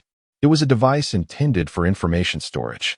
Dia had risked defending a leader for this, and the fact that Yin Lao had dispatched Heal, this madwoman, to pursue him only underscored its significance. Lost in thought, Xia Mu inserted the chip into a terminal on the wall, and a screen erupted forth, displaying a vivid image. The scene unfolded to reveal a water-blue, bustling planet, devoid of cold steel jungles, adorned instead with natural vegetation that warmed the heart, inviting seas and majestic mountains, alongside elegant, nature-inspired structures. The visuals were accompanied by strange sounds and blocky subtitles, which he could not comprehend. Xia Mu's eyes widened in disbelief. The images before him were stories he had only heard from others, back when the main consciousness had not yet been liberated. Those who spoke of such wonders had eyes alight with an unmistakable glow, a stark contrast to the desolation and brutality characteristic of the Star of Plunder. Only later did he realize that the light in their eyes signified hope. The imagery was brief, and as it neared its conclusion, the perspective suddenly shifted upward, pulling back from the ground to reveal the vastness of space. At this sight, Xia Mu staggered backward, his heart racing. Surrounding the water-blue planet were 5 or 6 mechanical spheres, each several times larger than the planet itself, encircling it protectively. A mere glance at these mechanical spheres induced a sense of dread. The countless weapons adorning them, and the colossal cannon that occupied a fifth of the sphere's volume, alongside various warships hovering nearby, instilled awe and fear in equal measure. In the end, a woman appeared on the screen, silent yet expressive, gesturing towards a complex design projected beside her. Xia Mu focused intently. The projection depicted a design for a language conversion device. It seemed relatively simple to create. After scrutinizing the design, Xia Mu's eyes gleamed with revelation. While the current interstellar realm possessed language conversion devices, they were limited to a few mainstream languages, leaving out the unfamiliar tongues depicted in the imagery. As the vision concluded, Xia Mu remained rooted in place, his brow furrowed. He grasped the design, had the materials at hand, yet hesitated to construct it, wary of potential traps set by the other leaders or some peculiar tracking device. The cosmos was fraught with peril, and unfamiliar signal bands were rampant. Should he inadvertently emit an unknown wavelength while executing the design, it could summon the formidable civilization depicted in the vision, leading to unimaginable consequences. After a long pause, Xia Mu took a deep breath, his brow easing. There was little left to cling to here. The great swordfish was nearly prepared. If such a place as depicted in the imagery truly existed, venturing forth to explore it was not out of the question. The serene life on the planet and the might of the mechanical spheres captivated his imagination, igniting a profound yearning within him. Resolved, he no longer hesitated and ascended to the second floor via the elevator. This floor served as his workshop for crafting various equipment and spacecraft, with vast space that had been hollowed out, merging with the upper floors to form an immense laboratory, equipped with numerous devices acquired since he became the 6th leader. The facilities here rivaled even the most elite laboratories of other leaders. Approaching a control terminal, Xia Mu inserted the chip and donned a pair of mechanical gloves. With a click and a hum, the gloves activated, and dozens of precise tools extended from his fingertips. Meanwhile, He'll cast a dark glance at Dia, who lay bloodied and contorted on the ground, silent and unmoving. A cough broke the silence as Yin Lao rose expressionlessly. Let us go? This thing is no longer reclaimable now that it's in his hands. Earth, Earth, Dia murmured incoherently, trembling as he extended his twisted fingers, seemingly grasping for something. With a thunderous crash, a massive scythe descended from above, piercing through Dia's back and nearly cleaving him in two. We are all sinners. The moment we were born on the star of plunder, we became the filthiest of rats, forever branded as plunderers. Do not dare dream of redemption. A day later, Xia Mu, weary and exhausted, kept a fist-sized circular box and connected it to his divine apparatus, reopening the imagery he had extracted from Dia. The Galactic Earth Alliance sincerely invites the cosmic citizens of the Milky Way and Andromeda to coordinate with us at 226236. 214,515. Here, a stable society awaits, one that embraces all. War has ravaged your homes, and if possible, we wish to become your alternative sanctuary. Here, there is no war, no chaos.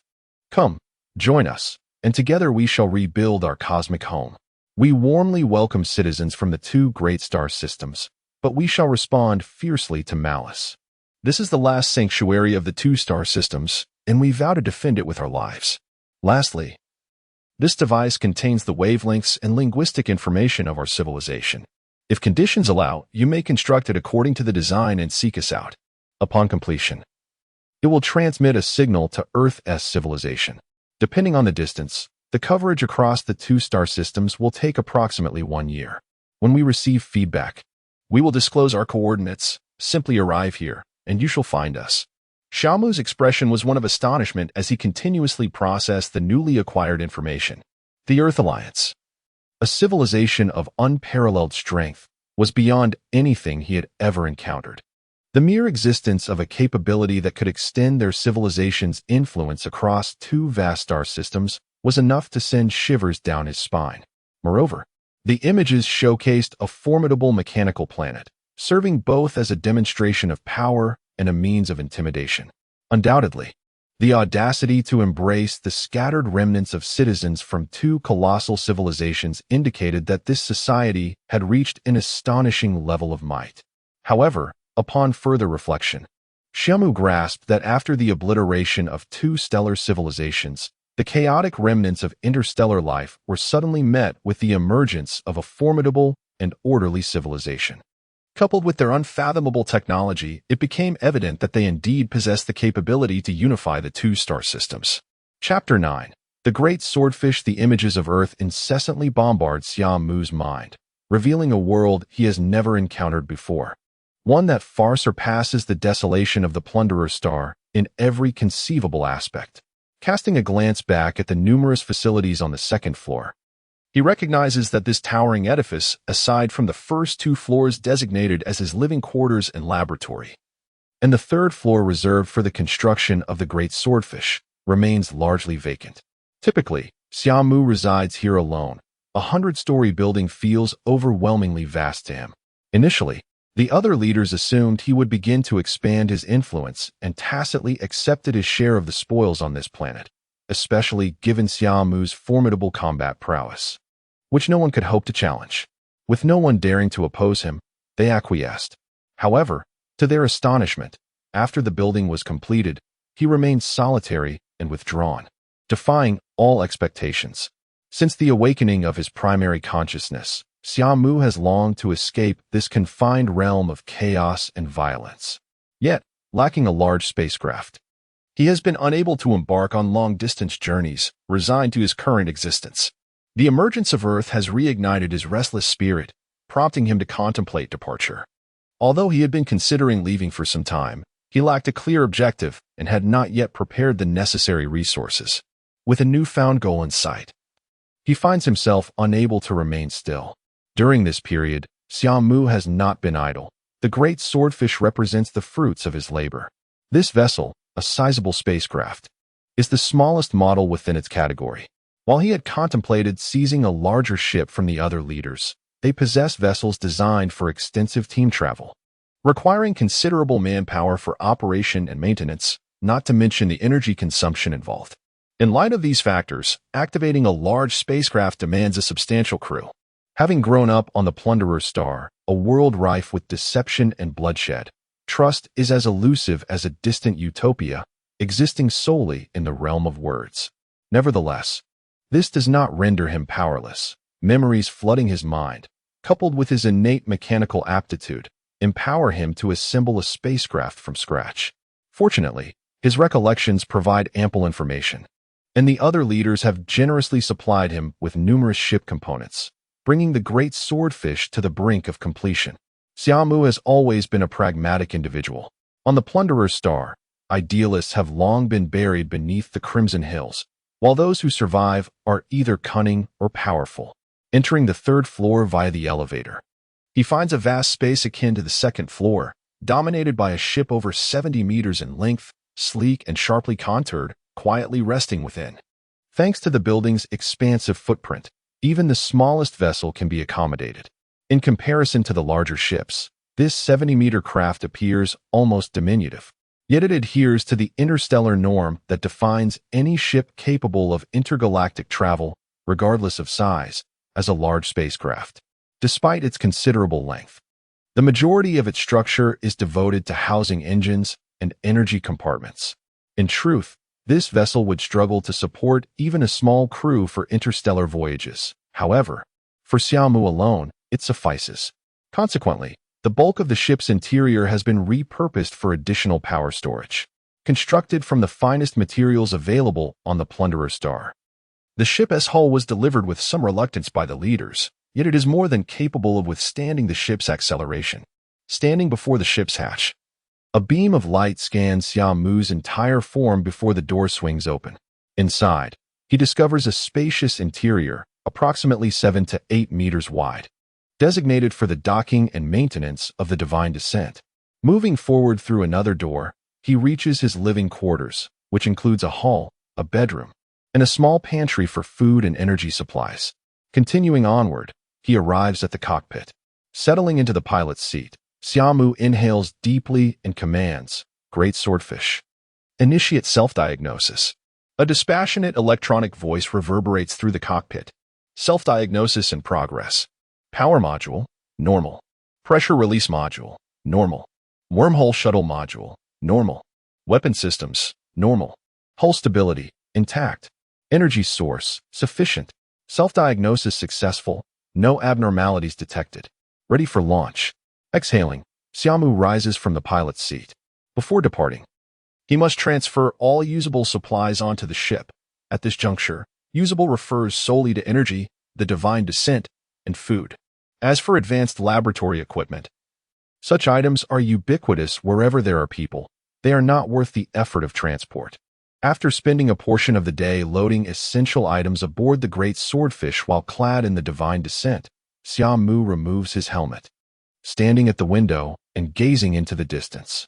In that direction lies the area where he lived before his primary consciousness awakened, where the old man had found him. One last search, he murmurs softly, exiting the building and activating the Divine Descent, soaring into the distance. The old man has already perished at his hands. His journey is not to seek the old man, but to find that indistinct, slightly plump figure encountered during the early days of his consciousness awakening. The sound of the Divine Descent captures the attention of many along the way, even passing through territories controlled by various factions.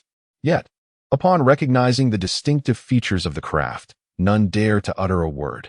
Instead, they react with a sense of familiarity.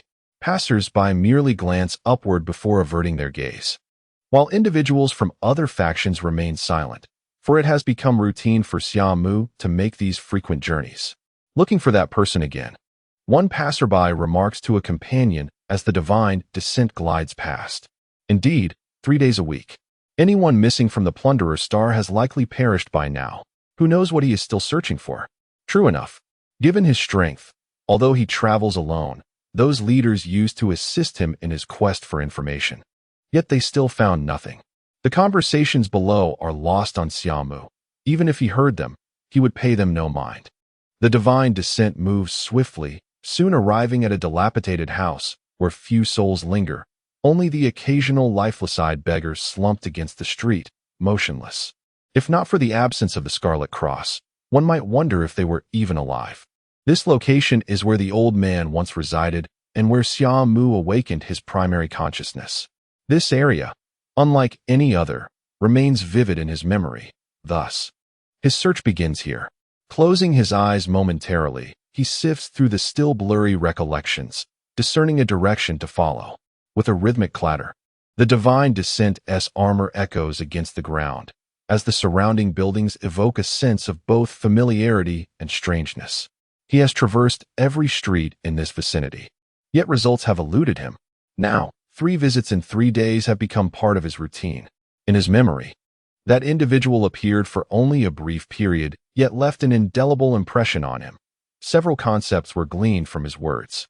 However, before long, that person vanished entirely, leading to a gradual obfuscation of memories as time passed. As he walked further, the crowds began to swell.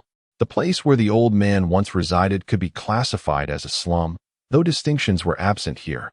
For the realm of the raiders was populated solely by one type of individual, outlaws. The streets on either side began to bustle with activity. The onset of summer's curtain did not incite much commotion.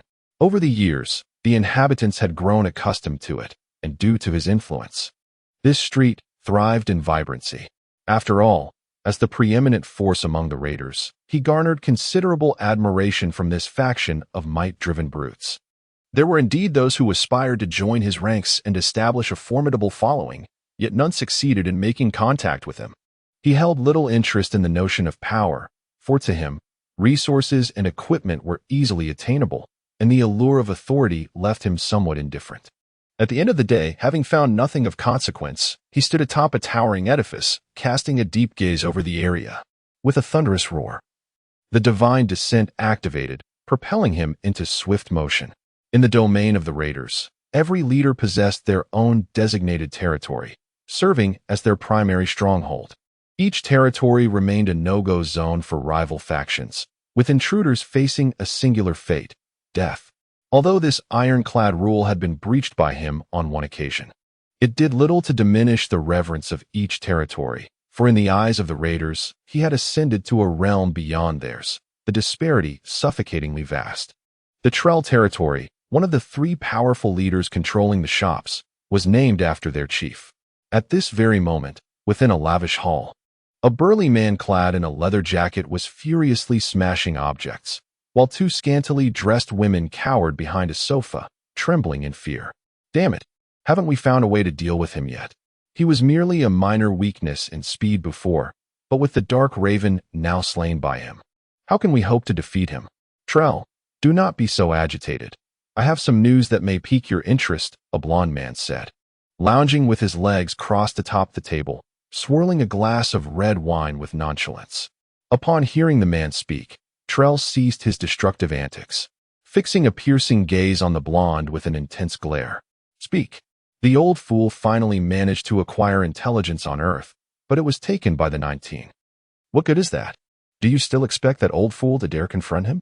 Trell, feeling vexed, sank into a chair and downed a glass of deep blue liquor in one gulp. The blond man leaned forward, his demeanor shifting as he continued. You might not be aware, but it is known throughout the Raider realm that the 19 possesses formidable combat abilities, capable of assembling a divine descent on their own. In recent years, he has been ruthlessly pillaging, likely constructing something grand. I suspect it may very well be a large spacecraft. And while that old chap may not dare act, the information now in the 19's possession could be precisely what he desires. We must admit, during this time, the 19's focus has shifted elsewhere. While we regard him as a formidable foe, others merely treat him as a trivial nuisance. At this juncture, the blonde displayed a faint, bitter smile. Yet, this also presents an opportunity. Should he depart, the realm of raiders would still remain under your dominion, alongside your 4 compatriots. Upon hearing this, Trell's breath momentarily hitched, then he slammed his hand on the table, erupting in frustration. So what? If that is the case, does it not imply that everything I, the mighty lion Trell, have acquired is merely bestowed by others? I cannot accept this. What a lack of foresight. The blonde said with a slight smirk, though he refrained from vocalizing his thoughts. After a moment of contemplation, he grinned slyly. I might have another plan, but it depends on your courage. Are you questioning my resolve? Trell's eyes narrowed, glaring fiercely. Chapter 10. Interception. Don't you think that when he piloted the large spaceship out, it presented an opportunity? The blonde man chuckled coldly. Are you suggesting we take action with the large spaceship? Terrell's eyes brightened. Not at all. The commotion caused by deploying a large spaceship would be considerable. If we were to engage in battle within the star ring, the repercussions could disrupt its operation. And there are very few capable of repairing the star ring in this era. Moreover, engaging in conflict within the star ring would certainly attract the attention of other factions, who would not idly watch us wielding a large ship. The blonde man sneered. Consider his temperament. He likely procured a mini spaceship, most probably piloted solely by himself. If we were to mobilize a significant force to assault him, Terrell was somewhat puzzled. How can you be so certain he is piloting alone? If my earlier speculation about his creation being a large spaceship holds true, he must be piloting it himself. Had he someone to assist him, he would not have gone to such lengths to construct it himself. He could simply have seized ours. The blonde man rolled his eyes. Upon hearing this, Terrell's breath caught momentarily. He intended to counter, but found no valid point to make. The blonde man's assertion was indeed a fact.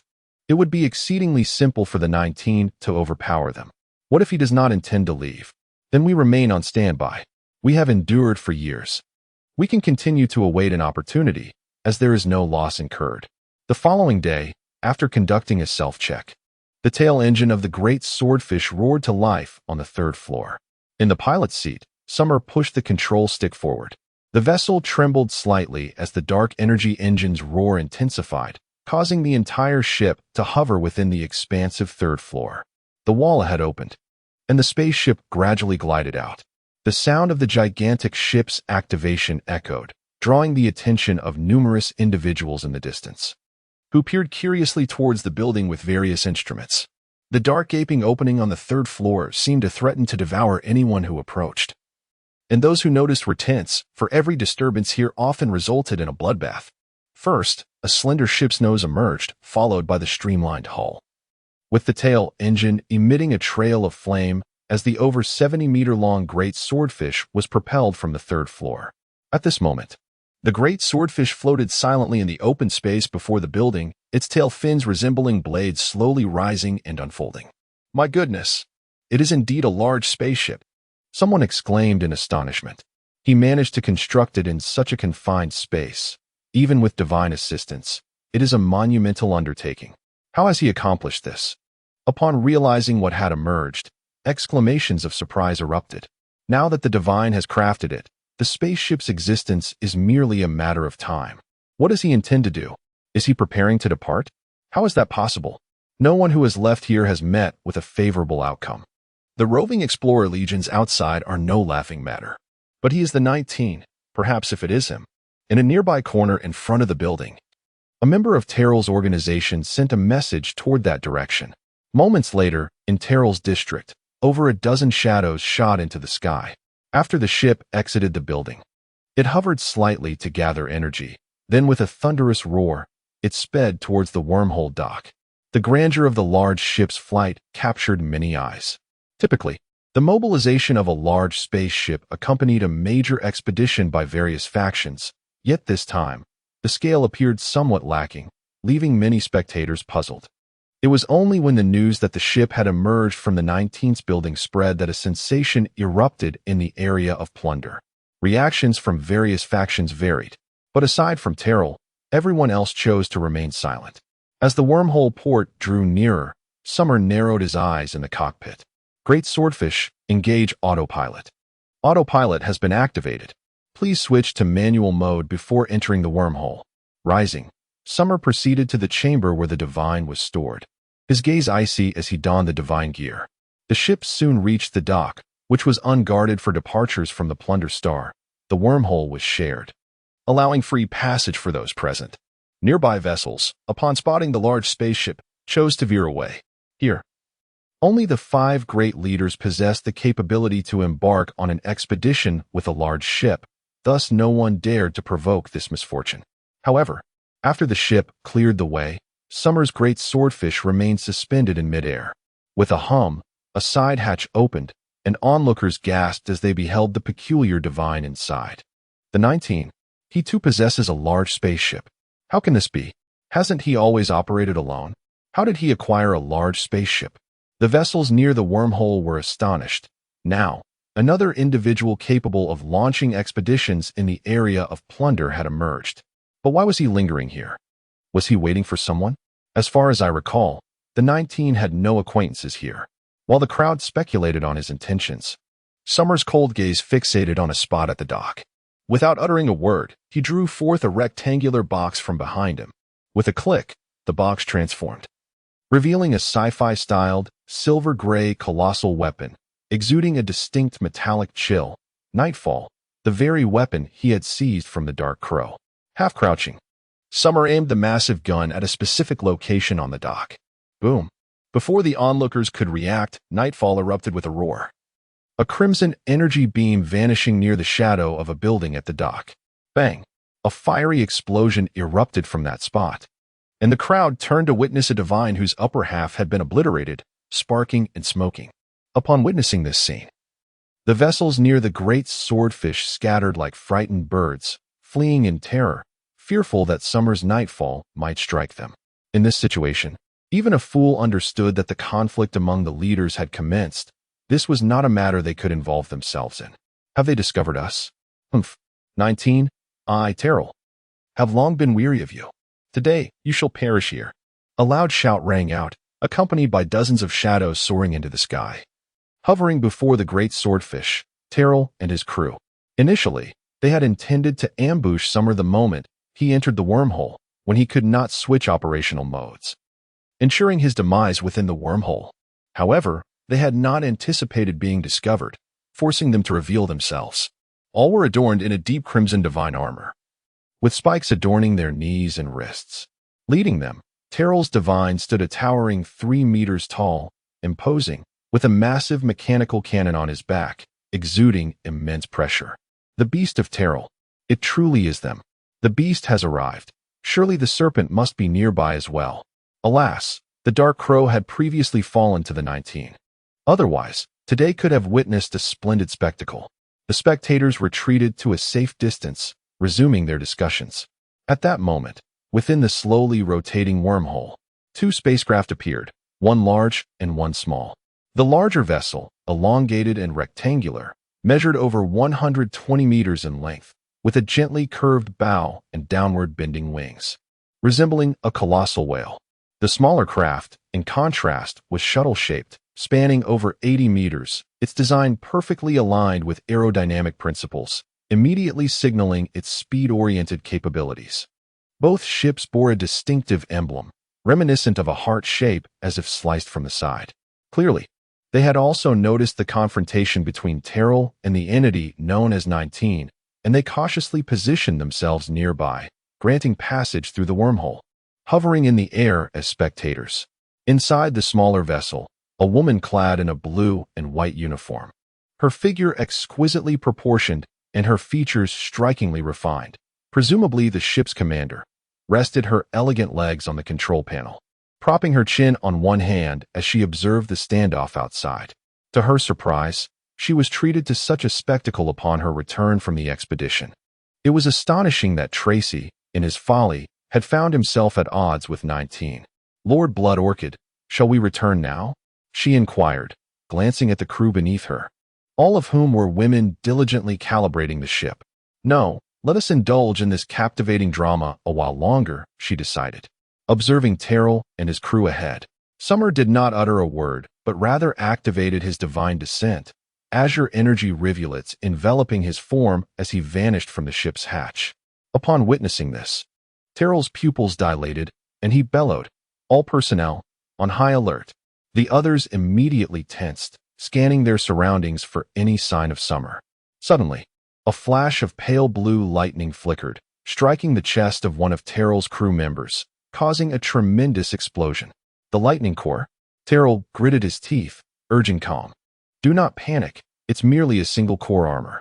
This should have diminished the Spectre's potency. Just hold the line. Wolf Fury.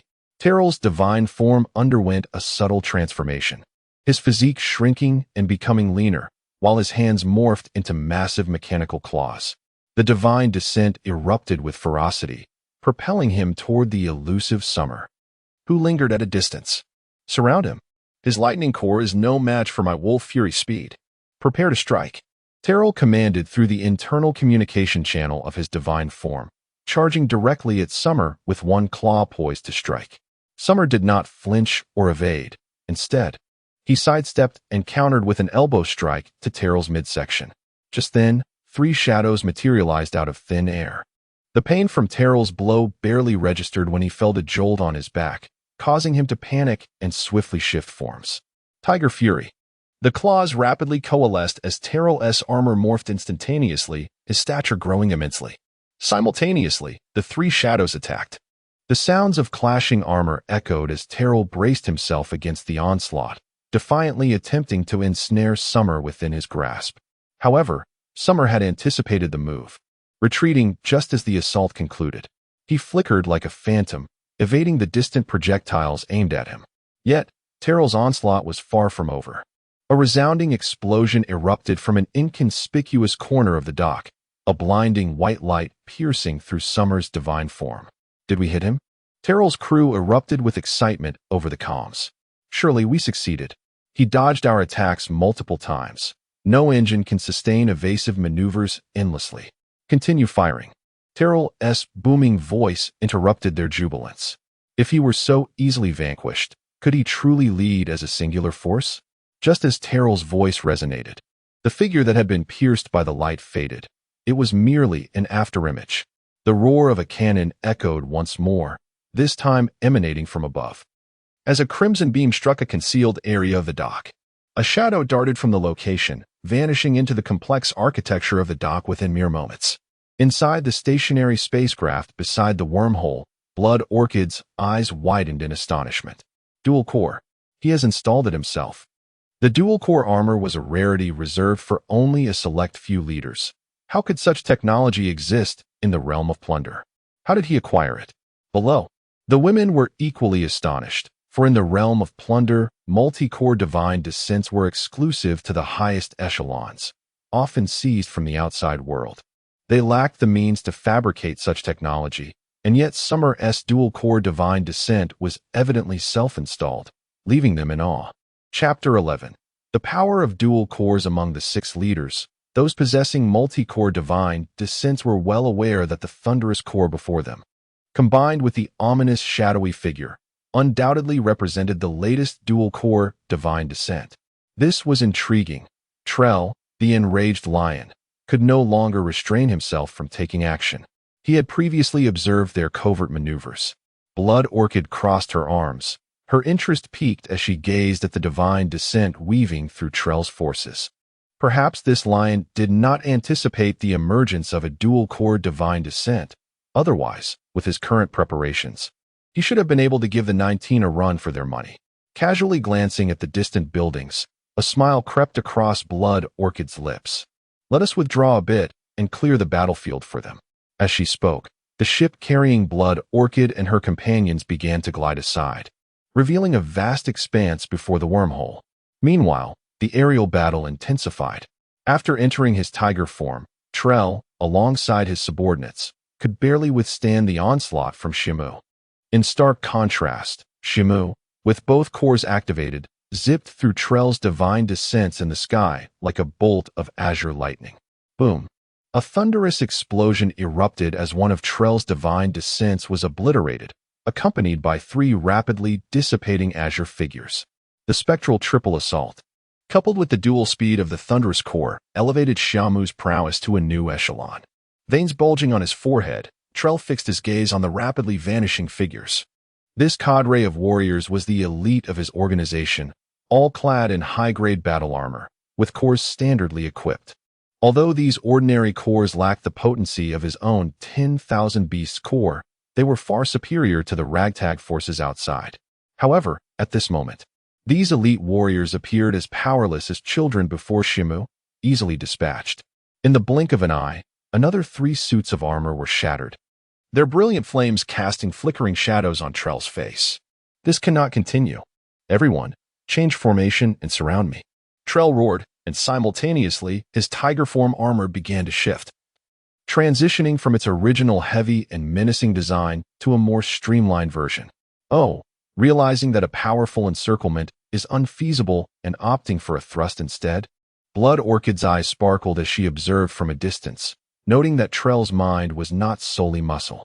Ladies, considering the formidable individual combat capabilities of Leader 19, won't Trell suffer in a direct clash? A pale-faced woman in uniform queried from beneath the bridge. Blood Orchid withdrew her well-toned legs from the console, leaned back in her chair, and rested her chin on her hand.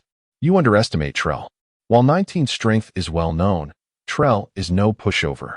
Moreover, he has a cadre of elites providing cover. In this scenario, even if he cannot win, he can hold his ground.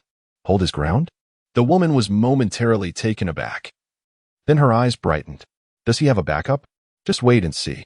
On the battlefield, at Trell's command, the surrounding divine descents shifted formations, transforming from an aggressive encirclement around Xia Mu to quickly converge around Trell.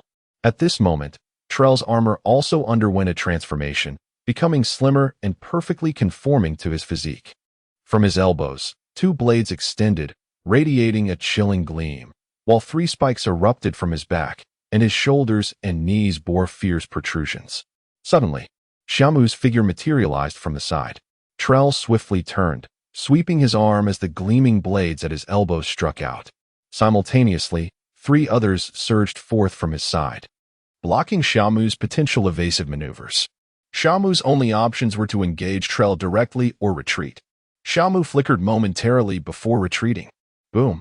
A resounding explosion echoed from a distance, as a beam of white light pierced the sky, hurtling towards Xia Mu. It was the sniper, Viper, lurking in the shadows. Trell had naturally accounted for him in his formation, meaning that at the moment Xia Mu launched his assault, he had already fallen into Trell's rhythm. The beam traveled with incredible speed, arriving before Xia Mu almost instantaneously. Yet the ensuing scene plunged Trell into despair. Facing the cleverly angled light beam, the core of Xia Mu's armor erupted with thunderous energy, rendering him a living embodiment of lightning. At the moment the beam was about to strike, the thunder surged, and dozens of flickering figures materialized out of thin air.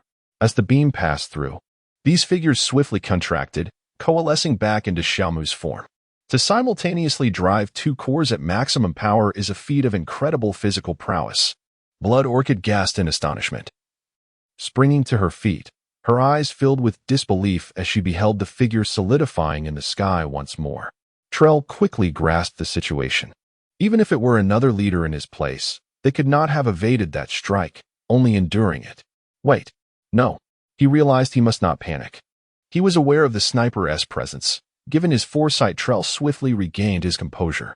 Yet, in that fleeting moment, Xia Mu's figure vanished from his sight. Curse be the situation. Trell bellowed into the comm channel, urging his elite forces to rush toward Viper. Viper, run. As he finished speaking, Xia Mu's figure shot down from the sky, barreling toward the source of the light. In an unassuming warehouse, a figure suddenly burst through the wall, fleeing toward the intricate expanse of buildings. Boom! A thunderous roar reverberated as Xia Mu's divine descent traced out 3 figures composed entirely of pure lightning, his speed surging yet again. The fleeing Viper, witnessing this through the armor's monitoring system, was gripped by an overwhelming dread. He knew what the thunderous core was capable of, yet he had never anticipated that its full power could yield such velocity. In an effort to maximize the efficacy and speed of his shadowy weapon, he had deliberately shortened the distance to the battlefield, but now it felt like an insurmountable chasm. The complex of buildings loomed ahead. If he could just disappear from Xia Mu's sight for a few seconds, he could utilize this divine descent core to conceal himself. Yet, the reason a chasm is called a chasm is due to its seemingly unreachable distance in the despair it evokes. A flickering figure of lightning zipped past him, alighting upon the wall of a distant skyscraper. Boom! The wall erupted with a massive spiderweb crack as Xia Mu accelerated to a blinding speed, overtaking the sniper from the side. Viper stared blankly at the retreating Xia Mu, realizing too late that he could see two dissipating afterimages behind him and two intersecting lines suddenly appearing in his periphery. Boom! The sniper's divine descent erupted in a cataclysmic explosion. In the distance, Terrell, witnessing the scene unfold, felt his rage surging to a breaking point. The death of the shadowy raven left him with only the formidable dark assassin at his command. Now, to see it effortlessly dispatched by Xia Mu right before his eyes nearly shattered his sanity. The training of each sniper was an arduous endeavor, and Terrell had invested considerable resources in the development of these two individuals. The weapons they wielded, Nightfall and Shadow Watcher, were procured at exorbitant costs and through extensive connections outside the realm of the Star of Plunder. Now, one lay in Xia Mu's hands, while the other was consumed by the explosion's fiery chaos. "I will kill you." Terrell's rage, akin to a wound being torn open, rendered him incapable of maintaining his composure. His eyes ablaze as he charged forward. In the midst of Xia Mu's divine descent, his gaze turned icy. The core of lightning and the ominous specter synergized seamlessly under his command, granting him a sense of mastery. Although simultaneously activating both cores had initially rendered him somewhat rigid in combat, as time progressed, he adapted to the rhythm of battle. Little did poor Terrell and his comrades know that Xia Mu's ghost-like agility and formidable combat prowess were merely manifestations of his adaptation phase. With memories flooding his mind and the ample resources he had amassed as a leader over the years, Xia Mu was currently unaware of his own formidable strength. As Terrell rushed in a fit of fury, his movements appeared excruciatingly slow to Xia Mu. He discerned countless methods to counter Terrell's assault while simultaneously retaliating. At that moment, it was as if a supercomputer was calculating and optimizing various combat strategies and responses in Xia Mu's mind. Terrell, oblivious to the fact that his attacks had been thoroughly anticipated, charged forth with a roar, his arms crossing to deliver a fierce slash. Simultaneously, his elite team moved in synchrony, mimicking his attack direction, culminating in a formidable offensive. Before them, Xia Mu's slender form seemed utterly vulnerable. Yet, he remained unfazed. Nightfall, unknown to him, had already been raised before him, the weapon's energy flickering as it charged. Then, it unleashed a terrifying blast. In a moment of explosive fury, a crimson beam erupted, colliding with the center of Terrell's crossed blades. At such close range, Xia Mu's use of Nightfall was audacious. Should he fail, the weapon's massive frame would impede his ability to evade. Terrell recognized this peril, yet he stood his ground, meeting the onslaught of Nightfall head-on. The clash of crimson light and crossed blades reverberated through the air, and the elite team seized the opportunity, rushing towards Xia Mu in the aftermath of Nightfall's recoil. This negligible moment of vulnerability would serve as the perfect opening for Terrell's team. In an instant, multiple glimmering blades descended upon Xia Mu. However, his response left them utterly astounded. The recoil from Nightfall only momentarily staggered him before he surged forward, embracing the roaring crimson light. This was the sole gap in the encirclement of the elite team. With the lightning core igniting, Xia Mu's form burst forth from their midst, rendering their strikes futile. In that moment, Terrell's dual blades emitted a flash of energy, deflecting the beam from Nightfall.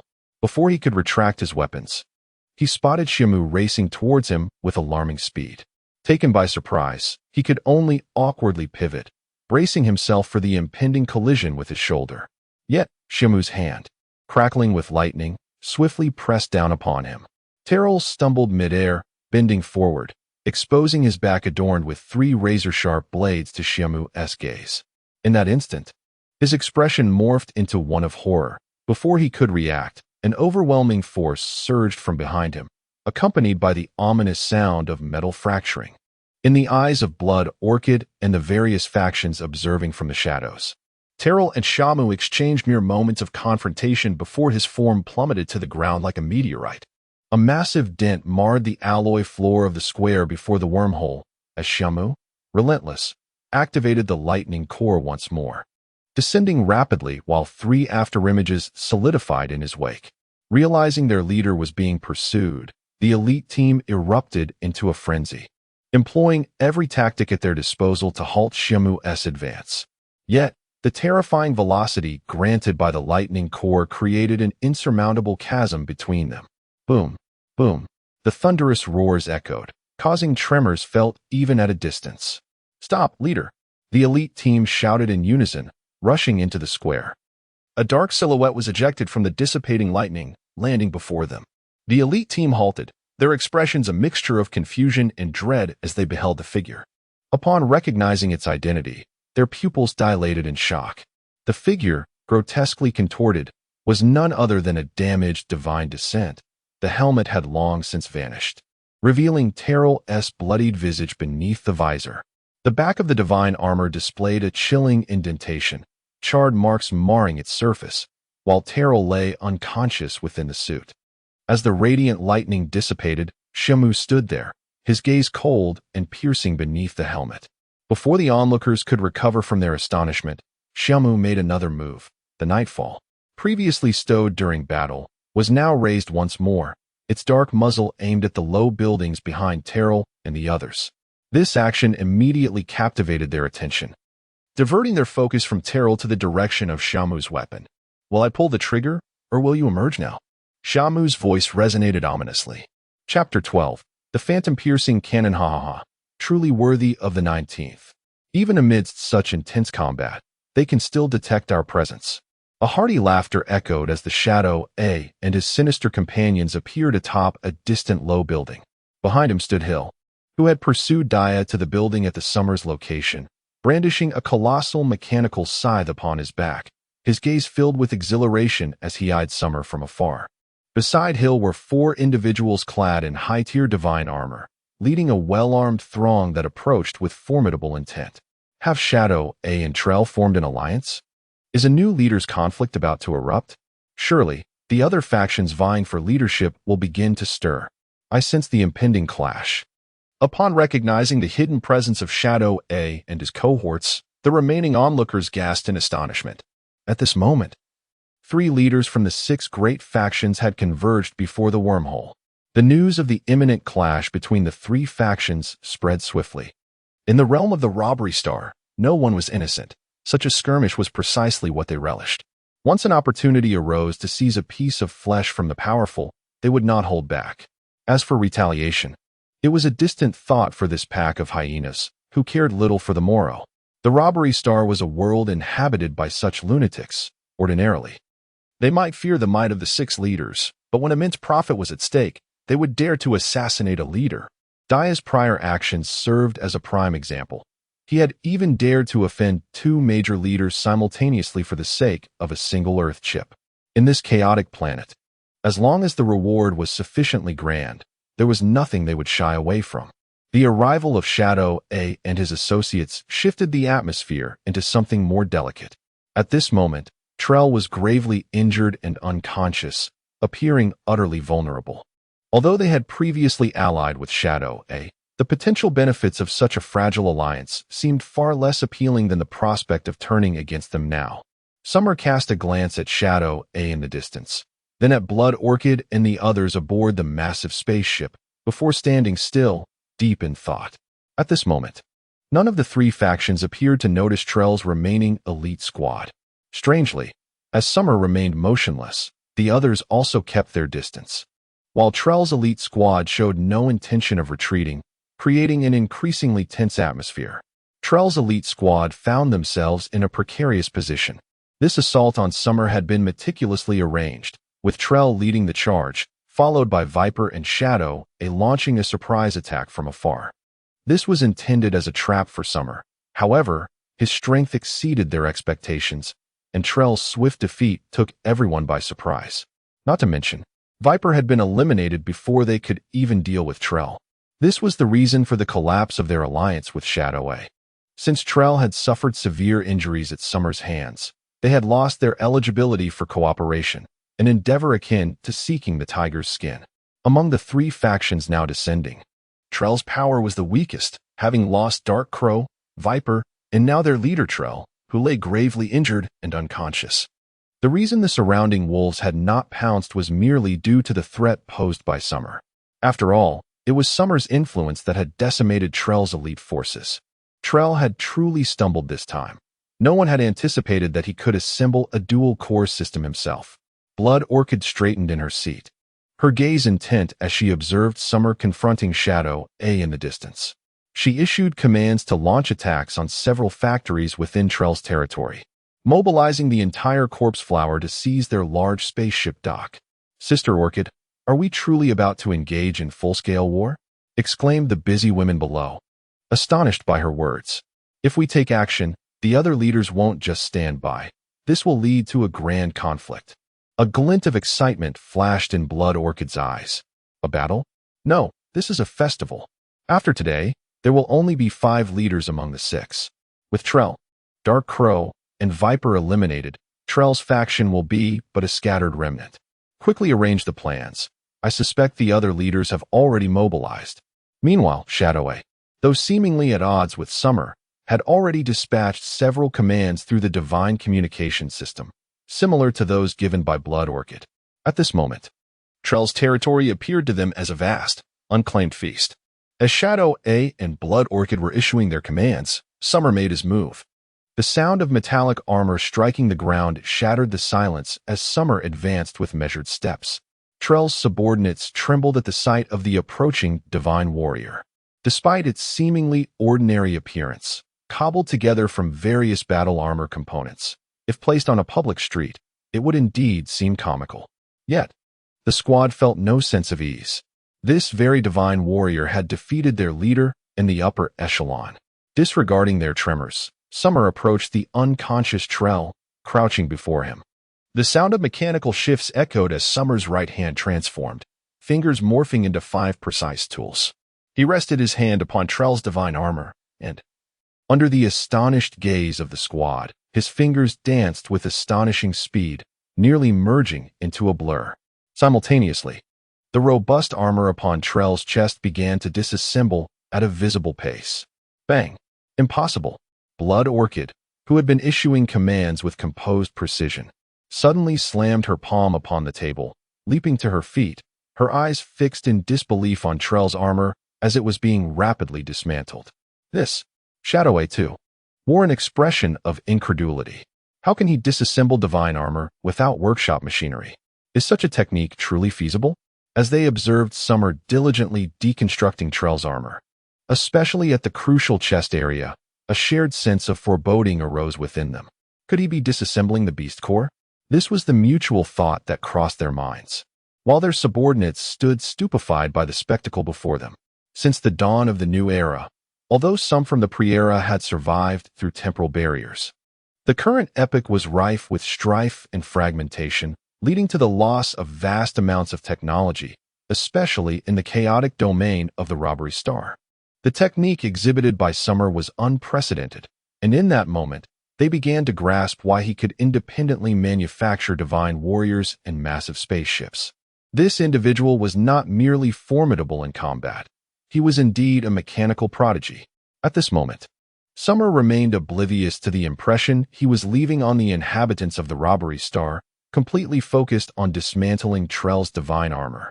Though Trell's armor was powerful, its technological sophistication was merely marginally superior to that of standard high-tier divine armor. Its true strength lay in the expensive materials used and the coveted beast core within. These materials, when applied to you, are truly a waste, Xia Mu murmured to himself, yet his movements were brisk and efficient. Before long, he located the beast core at the center of Terrell's divine descent. The beast core was a diamond-shaped mechanical core, roughly the size of a fist, and at that moment, it was quietly connected to the divine descent hub of Terrell. Although it was merely a fist-sized core, the technological prowess it harbored surpassed an entire era of divine descent. The various transformations of Tracy's battle armor were all orchestrated through this singular core. Once the core was found, disassembling it became a straightforward task. With precision tools deftly maneuvered in his right hand, Xia Mu swiftly detached the beast core. Despite having long harbored such intentions, the sight of the beast core in Xia Mu's grasp left Xuelan and Yin Lao, the 2 observers, utterly astounded. They felt as though they were witnessing a miracle. With the core in hand, Xia Mu rose to his feet, his right hand, now freed from the intricate tools, returned to normal.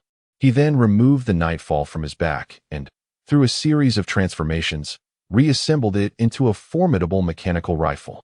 The barrel of this rifle was aimed squarely at the gaping hole in Terrell's chest, which Xia Mu had just created. At that moment, the elite squad behind him, along with Yin Lao and Shui Lan, seemed to comprehend Xia Mu's intentions. Yet, no one dared to intervene. On the Plunder Star, aside from oneself, no one cared for your life. Boom. A dazzling red light flickered as a massive hole appeared in Terrell's chest, his blood evaporating instantaneously, leaving even a large crater in the ground beneath him. Thus, Terrell, one of the 6 leaders of the Plunder Star, perished in unconsciousness. Before this day, he likely never envisioned such a complete defeat. Xia Mu's strength once again exceeded their expectations, akin to the misjudgment they had made regarding his capabilities in the past, resulting in a complete plunder of their resources, the consequence this time being his very life. With a single shot, Terrell was obliterated, deprived of the divine descent core. He had no chance of survival. Casually stowing away the Nightfall rifle, Xia Mu turned and made his way toward his large spacecraft, the Great Swordfish. From the onset of the battle, he had instructed the AI of the Great Swordfish to engage its autopilot mode, and now, the vessel hovered quietly before the wormhole in the distance. As Xia Mu departed with the beast core, no one dared to approach him. Much of Terrell's power stemmed from that very core. It could be said that if one could seize this core and embed it within an advanced battle armor, with suitable physical attributes, becoming another Terrell was not out of the realm of possibility. This core was indeed the key to the gateway of strength. Had another individual possessed the core while traversing the outside world, they would undoubtedly be devoured by these hyenas. However, with Terrell's lifeless body nearby, even their most reckless members hesitated to charge forth. Instead, as Xia Mu approached the Great Swordfish, the onlookers instinctively retreated farther away. Xia Mu was already a notorious figure on the Plunder Star, having single-handedly confronted the 5 leaders and ascended to the position of the 6th leader, universally acknowledged as the most formidable individual on the Plunder Star. Yet, prior to today, while they understood that there were disparities in individual combat strength among the 6 leaders, they could never have envisioned such an overwhelming one-sided defeat. Terrell, known for his formidable combat prowess among the 5 leaders, had been intended by Yin Lao to restrain Xia Mu, but it turned out that this was not a mere restraint but rather a complete rout. In the face of overwhelming power, all schemes and machinations appeared feeble. In that moment, Yin Lao felt this acutely. Xia Mu's strength was nothing short of oppressive. Though he had prepared his ultimate trump card capable of eliminating Xia Mu in a single blow, it had its own flaws, requiring a lengthy charge time. Watching Xia Mu ascend into the Great Swordfish, Yin Lao's expression darkened. Terrell had proven utterly useless, incapable of even a slight delay. "Boss, what about the ether cannon?" asked one of Yin Lao's subordinates, clad in standard divine descent armor. Yin Lao shot him a fierce glare. "What do you think? Stop charging it. We leave." With Terrell's demise, his territory had become a coveted prize. In such circumstances, provoking the 19th would merely be a waste of time. After speaking, he pushed aside his subordinate in frustration and turned to leave. "Boss, look ahead." A tremor of fear ran through the fingers of his subordinates as they pointed behind him. Yin Lao furrowed his brow, suddenly realizing something was amiss, and swiftly turned around.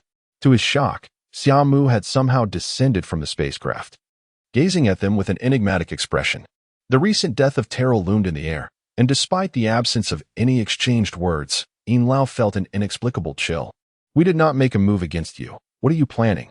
Yin Lao's heart sank, and he immediately adopted a guarded stance, focusing intently on Xia Mu. "You have prepared something in secret, have you not?" Xia Mu stood firm before Yin Lao, feigning deep contemplation. A sense of dread washed over Yin Lao. The ether cannon was a devastating weapon looted from elsewhere, and if other factions caught wind of it, it would surely lead to a bloody conflict. Moreover, with Xia Mu, who evidently had experienced significant growth and strength, present, it would not be surprising if other factions sought to claim a piece of him. Contemplating this, Yin Lao's gaze hardened, and he retaliated with a threat. "Indeed, the ether cannon is fully charged and aimed right here. If you dare to make a move, Hill will ensure that we are obliterated to mere ashes. The ether cannon? Isn't that the primary artillery reserved for large spacecraft? Murmured the crowd in astonishment. Did Black Spada dismantle a large ship? This weapon is a true annihilator. A single shot could potentially overwhelm even a large vessel without shields. I heard that Black Spade returned with substantial spoils from this expedition. I never imagined it would be such a weapon. The atmosphere erupted into chaos as the crowd reacted to Ian Lau's revelation. Chapter 13. Seizing the Ether Cannon. The Ether Cannon, in normal circumstances, is a formidable main artillery mounted on large spacecraft, consuming vast quantities of dark energy blocks with each discharge, enough to obliterate a typical household's annual income in a single shot. In the technological wasteland of the Plunder Star, such weaponry is exceedingly rare. There had been instances in the past where factions had ventured into the outside world to procure one, with a certain leader flaunting this weapon by prominently displaying it on a ship, parading around the Plunder Star. However, the following day, that faction was uprooted entirely by rival forces. It was said that after the skirmish in the special zone concluded, the ground resembled a locust swarm, leaving not a single component behind. Over a dozen factions had participated, and ultimately, this devastating weapon was rendered inoperative during the conflict. Surprisingly, after so many years, Spade A had once again acquired an ether cannon. Its emergence before today could have reshaped the power dynamics among the 6 major leaders. However, due to the ongoing battle between Trell and Xia Mu, the reconfiguration of power had already commenced. Although the front of the wormhole appeared relatively tranquil at this moment, surveillance across the Plunder Star would reveal a scene of escalating chaos. The initial assault by the Blood Rose and Spade A could not escape the notice of the other leaders, especially since the events unfolding at the wormhole front were far from concealed. The remaining factions received the news almost simultaneously, employing similar tactics against Trell's special zone. The phenomenon of pushing down a fallen wall is commonplace in the outside world, but here in the Plunder Star, the inhabitants are even more frenzied. It can be asserted that from the moment Trell fell, his faction had already met its demise. At this juncture, the Plunder Star was buzzing with activity, with armed forces from various factions roaming the docks and factories, mercilessly gunning down anyone associated with Trell's domain upon sight. A man clad in advanced battle armor, adorned with the Trell insignia on his chest, stumbled through the streets, fleeing in haste. Upon making a sharp turn at an intersection, he encountered another group of armed forces blocking his path, while Spade A's forces closed in from behind, cornering him in a dire predicament. The relentless pursuit from both factions filled the man with despair as he glanced at an empty shop nearby, its sign bearing the Trell name dimmed by the shadows. Gritting his teeth, he summoned the scant dark energy remaining within his suit and dashed into the shop. Yet, the forces pursuing him did not relent. Instead, they surged into the Trell establishment. "You have violated the Alliance's agreement. This is an Alliance shop. You cannot attack." Inside the shop, the man had removed his helmet at some point, revealing a rugged visage as he glared at the intruders, shouting in defiance. "Alliance." A mocking laugh echoed as a curvaceous figure stepped forward, her purple visor obscuring any visible expression, yet her voice dripped with disdain. "Trell is long dead. Do you truly believe the Alliance holds any value now?" Crack! A long whip was suddenly lashed from the woman's hand, moving with a speed almost imperceptible, swiftly coiling around the man's neck. This unexpected strike caught him off guard, and with his already weakened body, he had no chance to react before being ensnared tightly. The force from the whip sent a chill of fear coursing through him as he desperately clutched at it, struggling in vain. In that moment, the seemingly robust man appeared as powerless as a fledgling chick, unable to loosen the grip of the whip despite summoning the strength of his suit. "Behave and follow your sister," the woman scoffed coldly, turning to drag him away. This was merely one fragment of the assault on Trell's faction by other forces within the Plunder Star. Elsewhere, numerous individuals from Trell's domain faced relentless persecution. Once exalted and accustomed to tyranny, Trell's faction had now become akin to a hunted rat, despised by all. In addition to the 4 major factions, smaller groups, and even solitary wolves, who had long navigated the precarious edges of danger, joined in this manhunt. Today, The Plunder Star seemed shrouded in a murky haze. With battles erupting everywhere, blood spattered as the deep Crimson Cross busied itself with collecting the dead while simultaneously pursuing Trell's remnants. This bizarre spectacle appeared to incite no aversion. Rather, the onlookers seemed to revel in the chaos. Thus commenced a tumultuous upheaval engulfing the entire Plunder Star. Meanwhile, at the eye of the storm, the instigator Xia Mu was far from preoccupied with such matters. His brow furrowed as he regarded Elder Een. After Elder Een laid bare his trump card and threats, his expression was far from jovial. Had it not been for Xia Mu's overwhelming presence, he would never have divulged the existence of the ether cannon. The might of the ether cannon lay in its terrifying power, yet its vulnerability was the extensive charging time required. In such circumstances, the fewer individuals privy to its existence, the better, if wielded effectively amidst fierce combat. A sudden shot from the ether cannon could potentially turn the tide of battle in an instant. However, at this moment, Elder Een could afford no further contemplation. Regardless of the ether cannon's strength, it was merely an external object, and should Xia Mu decide to act against him, his spade would inevitably meet the same fate as Trell's faction. The pack of hyenas on the Plunder Star would never find satisfaction. Yet, surrendering the weapon without resistance was out of the question. He had paid a hefty price to acquire it, and with Xia Mu evidently preparing to depart, further deliberation seemed unnecessary. You wish to leave, do you not? As far as I know, the shadows of dusk have also entered the fray. Although Trell is dead, there remains a faction of die-hard loyalists lurking. Under such circumstances, choosing to fight would not be easy for you, would it? Elder Een's gaze remained fixed on Xia Mu's inscrutable visor, the blue electronic eyes bereft of any emotion. Upon hearing these words, Xia Mu paused, contemplating briefly before acknowledging the validity of the statement. Elder Een felt a flicker of hope arise within him and seized the moment, suggesting, "Why not this? We join forces. I can prevent others from interfering, allowing you to leave unscathed. However, prior to that, you must assist us in mounting the ether cannon onto our flagship." Upon hearing Elder Yin's proposal, the expressions of those around him soured, and from a distance, Blood Orchid could not help but mutter a curse under her breath, labeling him an old fox. While the allure of the ether cannon was indeed substantial, it was only because it was present at this moment. Should they seize it and install it on their flagship, the remaining factions would have to reckon with the firepower of an entire fleet should they dare to contest it. Moreover, Spade A's fleet was no pushover. Until Trell's assets were fully divided, no one on the Plunder Star would be foolish enough to launch a direct assault on them. You seem to have misunderstood something, Xia Mu's voice interrupted, causing Elder Yin's burgeoning excitement to falter, replaced by a sense of foreboding. Before him, the azure energy lines of Xia Mu's suit began to pulse rapidly, and simultaneously, his steps toward Elder Een quickened. If there were a chance to eliminate me, he would have acted long ago. As for your concerns about collateral damage to you and Trell, I believe that in the face of an opportunity to eliminate me, you may not be as significant as you think.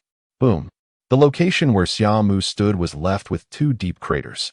Een Lao's pupils constricted as he shouted, "Defend!" His subordinates immediately sprang into action, activating their divine battle armors to encircle him in the center. The eight-sided light shields unfurled simultaneously from their forearms, instantly connecting to form an inverted bowl-shaped energy shield that encapsulated them all within. Clang! The chains danced, and a massive scythe flew out from behind the shield, slicing forward. The air was filled with the sound of clashing metal as Xia Mu's figure suddenly appeared before the shield, grasping the incoming scythe with one hand. You guessed correctly, came the delicate laughter of Xia from behind the chains. At that moment, Xia was perched atop a low building, the scythe's chain connected to her divine hand. Their exchange caused Een Lao's expression to shift between shades of pale and dark. Although he had anticipated this outcome when deploying Xia to use the ghost energy battleship cannon, he could not fully trust her, having placed his own people in the vicinity as well. However, he had not expected that a mere subconscious remark would reveal to Xia Mu that the ghost energy battleship cannon had not fully charged. With the situation now dire, he had no words left to say. With a fierce glare, he bellowed, "Shadows of dusk, what are you waiting for?" Yet, the only response was a profound silence from the square. Suddenly, it seemed that Yin Lao realized something, and his expression darkened further. These damned rats. He cursed angrily. Turning to Xia, detain him. I promise you the Scarlet Core after this. Xia raised an eyebrow. Old man, you said it. I hope you won't go back on your word. I detest those who don't keep their promises. Yin Lao furrowed his brow. Rest assured.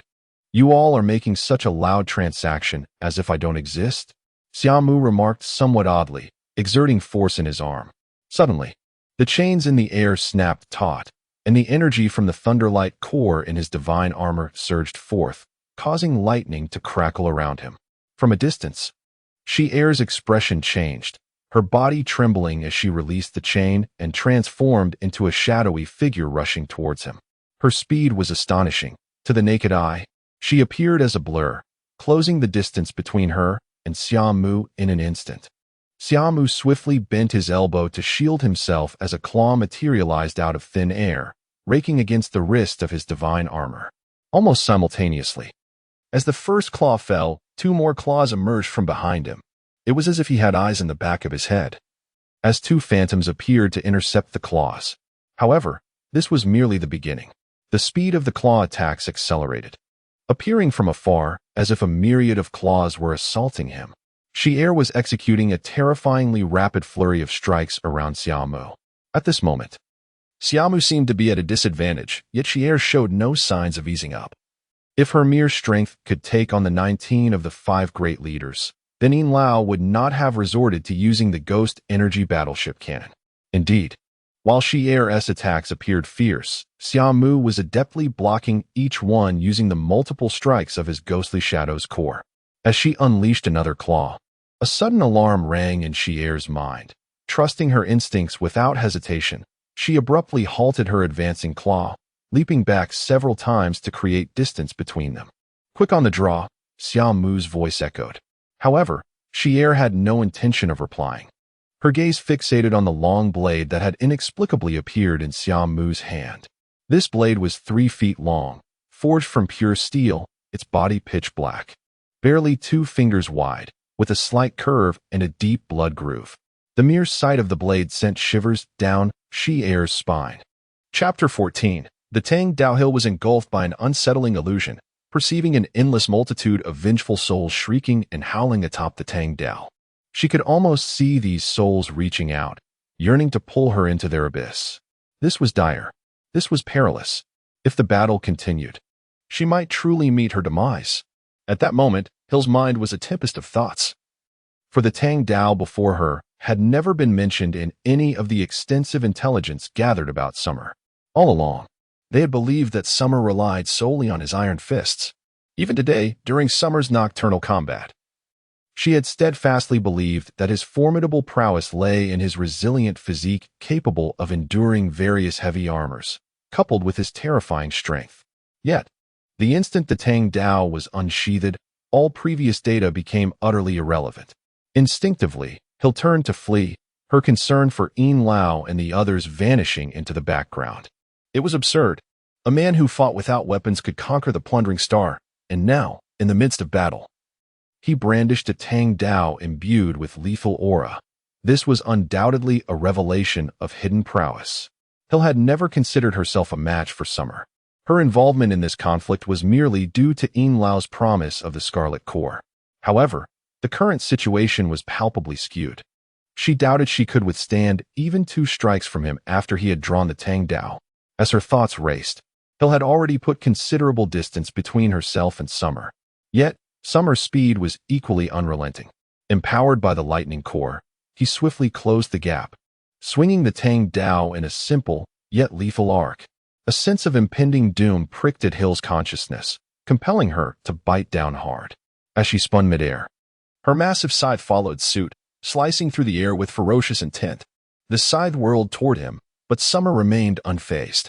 With a sudden bend of his elbow, he directed his body toward the incoming scythe, while simultaneously bringing the Tang Dao crashing down. Hill's pupils constricted.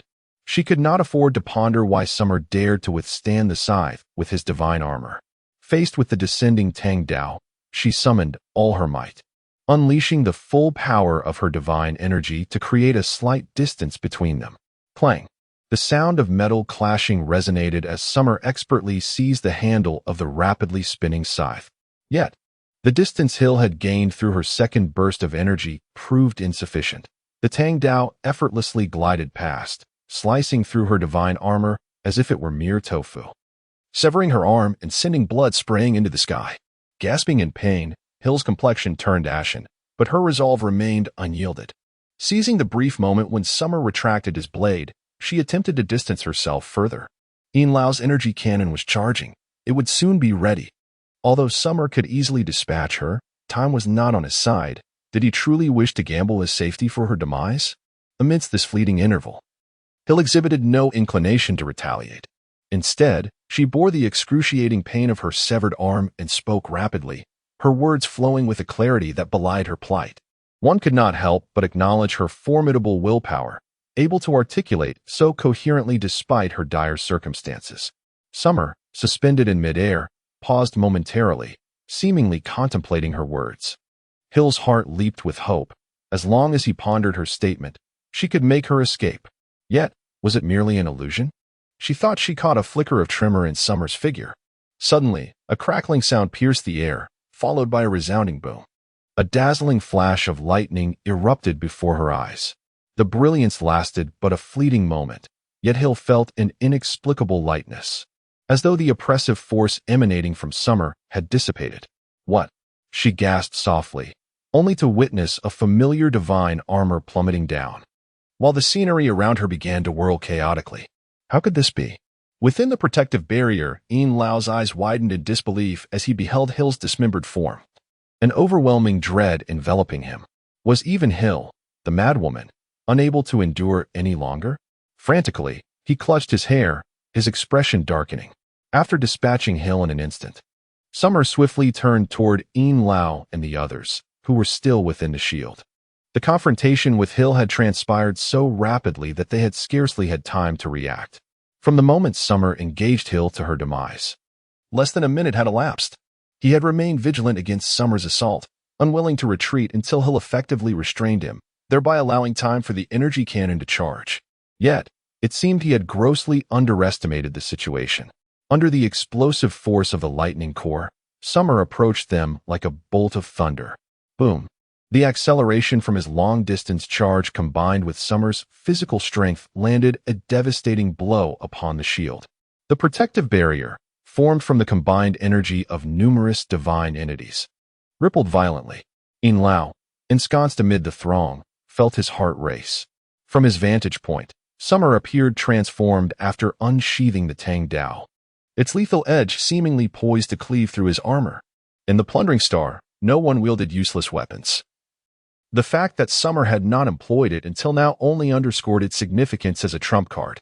Indeed, under the lethal prowess of Summer's Tang Dao, Hill fell in an instant, while the energy cannon continued to charge. Given the magnitude of Summer's earlier punch, it was likely that by the time the cannon was fully charged, the shield would have been shattered, leaving them utterly defenseless against Summer's onslaught. He held no illusions that Summer would show mercy. Those who survived in the plundering star had long since cast aside notions of kindness and compassion. Stop. I am willing to offer you the energy cannon, Yin Lao exclaimed, his thoughts racing. However, Summer's assault continued unabated. Upon landing after his punch, his fists fell upon the shield like relentless waves crashing upon the shore. The tremors intensified, and the barrier appeared increasingly precarious, sending waves of fear through Yin Lao. If this persisted, it wouldn't be long before the shield succumbed. Do not force my hand. My armada is already en route, helmed by my most loyal followers. Should I perish, the entire square shall await the bombardment of the cannon. Yin Lao resorted to threats, realizing that Summer remained unfazed by his pleas. Yet Summer persisted in his silent assault, resembling a machine devoid of emotion. Deep down, he harbored doubts. The conflict between him and Yin Lao had long reached a point of no return. The promises Yin Lao had made could also be obtained through his own triumph over him. Among the 5 great leaders, Yin Lao ranked as Summer's most despised adversary, for he was indeed as treacherous as his name implied, constantly maneuvering among the other leaders, employing cunning strategies to pit them against one another. From his humble beginnings as an advisor, He had risen to become one of the leaders, his strength lying in his schemes. Yet this time, Yin Lao appeared ensnared by the allure of his own demise, willing to descend into the fray, banking on his hidden cards to overpower Summer. In truth, had Summer's strength truly aligned with the external reports, this venture into the wormhole would have been a certain death sentence. Although Elder Yin had overestimated himself, he was not entirely oblivious to the fact that Xia Mu possessed formidable strength. The ghostly energy cannon was his trump card. However, during the planning of this assault, everyone grossly misjudged Xia Mu's capabilities. No one could have anticipated that Trell would be so swiftly defeated. And Elder Yin's plan to compel Hill to serve him through the Scarlet Core at a critical moment yielded no results. It can only be said that in the face of overwhelming power, any scheme or trickery appears utterly feeble. The seemingly indestructible shield ultimately disintegrated under Xia Mu's relentless barrage, transforming into a myriad of luminous energy particles. In that moment of shattering, the swirling lights resembled a sky full of stars, yet to Elder Yin and his companions, it felt like they had plunged into an icy abyss. This was because it signified that the last line of defense between them and Xia Mu had been irrevocably breached. The instant the energy shield was breached, before Elder Yin and the others could utter a word, Xia Mu sprang into action, a streak of azure brilliance darting swiftly among them.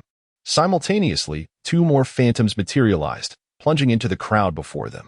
The ominous shadows combined with Xia Mu's main form surged forth like a tiger among sheep. The companion by Elder Yin's side was undoubtedly one of his trusted aides, possessing considerable strength, yet it paled in comparison to Xia Mu's terrifying prowess. With a Tang Dao in hand, Xia Mu approached a figure before him. In the man's terrified gaze, the blade quivered and, in an instant, bypassed him to reach another individual. Just as that person sought to react, he suddenly found his body beyond his control, followed by an engulfing darkness. To another observer, his companion merely flickered like a shadow before being cleaved into neatly severed chunks of flesh. The moment his thoughts drifted away, he quickly regained focus, shaking his head vigorously. His mind heightened in alertness as he scrutinized his surroundings. The familiar azure light flickered before him. He exerted every ounce of strength to swing his blade. Yet time seemed to stretch infinitely in that moment. He watched helplessly as the light swung its blade toward him, then darted to the next person, while he could only manage to raise his own weapon slightly. As darkness surged around him, he suddenly grasped a profound realization. After death, one as thoughts truly can be stretched to infinity. The guard unit of Elder Yin was renowned even in the Star of Plunder, yet at this moment, under Xia Mu's onslaught, they could not withstand even a single round. Those who remained could only witness three azure figures swiftly flitting around Elder Yin. One by one, the guards fell, and within merely half a minute, there was no one left standing beside Elder Yin. Chapter 15. The Domain of Azura, the Plundering Star. Nestled within an enigmatic region between two colossal star systems, remains an enigma even after humanity has rekindled the wormhole passages of two great epics. This chaotic realm, in the eyes of outsiders, is shrouded in mystery. With the dawn of a new era, a multitude of factions have emerged like mushrooms after rain, various civilizations vying for supremacy. Humanity has embarked on a renewed age of exploration, unearthing a plethora of relics from bygone epochs. As technology is reclaimed, the development of this era has reached its zenith. Although it does not yet rival the terrifying technologies of the previous epoch that could mobilize entire constellations, the abilities afforded by these technologies are more than sufficient to navigate this nascent star system. In this era of exploration, the footprints of humanity traverse the vastness of the star system, revealing numerous ancient battlefields. Yet, the plundering star continues to be a riddle to the outside world. It is known only as a peculiar planet inhabited by ruthless marauders in a remote part of the star system. Many civilizations have attempted to exploit this unexplored territory. For the region of the plundering star is also a site of ancient battles, potentially the epicenter of critical confrontations that could turn the tide of wars in the old epoch. Evidence of these significant battles is scattered throughout the cosmos in the form of war debris, with fortresses and shipwrecks dotting the landscape, creating a most terrifying chaotic star system. The scale of the war remnants here ranks among the top 3 of the ancient battlefields unearthed by humanity. Yet, danger begets opportunity. As the center of some of the largest battles, the remnants of old epic technology are abundant. Consequently, exploration of this area has never ceased. Although the endless war debris floating in space has rendered it a formidable zone to traverse. Here, even interstellar navigation becomes exceedingly challenging, and for large vessels, sailing through this region is nothing short of arduous. Without the logistical support of large ships, the conditions for exploration escalate further. Yet even such harsh circumstances cannot dampen the fervor of seekers. The designation of this location as the most crucial battlefield of the old epic is not without justification. Since the advent of the new epoch, countless individuals have ventured into this region, uncovering vast amounts of lost technology, starships, and war fortifications. Some have even discovered a well-preserved war planet. This planet is replete with the weaponry and technology of the old epic, and the small faction that managed to decipher and harness its secrets has ascended to prominence within the star system. Such discoveries are enough to drive countless gamblers into a frenzy, and this is merely the tip of the iceberg. In stark contrast, the region is marked by a staggering mortality rate. Each year, innumerable humans set foot in this area, yet the number of those who perish here is in the billions. Initially, many presumed that the high death toll was due to the treacherous navigation conditions. However, as time passed, knowledge of the plundering star gradually spread. It soon became evident that the inhabitants were no mere outlaws, they were true brigands. Raised in this tumultuous zone, they dance on the precipice of life and death, possessing navigational skills that far surpass those of outsiders. For those seeking fortune in this perilous territory, the only advantage they possess over the marauders is their advanced technology. When news of the marauders first reached the outer world, it stirred a great uproar, for after such a long duration since the new epoch commenced, virtually all the remnants of the previous epoch's denizens had emerged from their temporal islands. Consequently, it was surmised that these marauders were the descendants of humanity from the old epoch's temporal islands, though the reasons for their descent into chaos remain elusive. The cause is not difficult to conjecture. After years of skirmishes with the marauders, the outsiders have easily deduced that the chaos stems from a scarcity of resources and a barren environment. In such a harsh landscape where survival is a struggle, who would have the leisure to pursue technological advancement? Moreover, countless weapons from the old epoch remain scattered in the battlefields beyond the plundering star. Although most are rendered unusable, there are sufficient remnants to ensure their survival within the plundering star. Moreover, the arrival of external explorers has only exacerbated the turmoil. In the eyes of the marauders, these explorers represent easy prey, and their navigational skills in this treacherous territory are astonishingly poor. Unable to navigate freely through the chaotic star system, the outsiders appear as lambs to the slaughter in the eyes of the marauders. The clash of environments serves as the greatest point of contention. Neither side seeks to alter their circumstances. The explorers are fervently pursuing the lost technologies, while the marauders have their own motives. A conflict that seemed inevitable from the outset has thus commenced, with external explorers and the marauders of the plundering star embroiled in a protracted struggle. Individuals continue to flock to this area in search of fortune, even as explorers are relentlessly plundered by the marauders, who exploit their environmental advantages. Yet, throughout the years, no one has ever managed to penetrate the plundering star. The sole means by which outsiders have entered is as spoils of war, captured by the marauders, condemned never to escape. As the death toll rises, the outside world has affectionately dubbed this place the domain of Azura. In the vast cosmos, the breathtaking expanse of stars twinkles, while the domain of Azura, in stark contrast, is a realm of endless war debris and pale metallic shards, reflecting its eerie desolation. Outside this domain lies a massive supership, rivaling the size of the moon, enveloped in an even greater protective shield.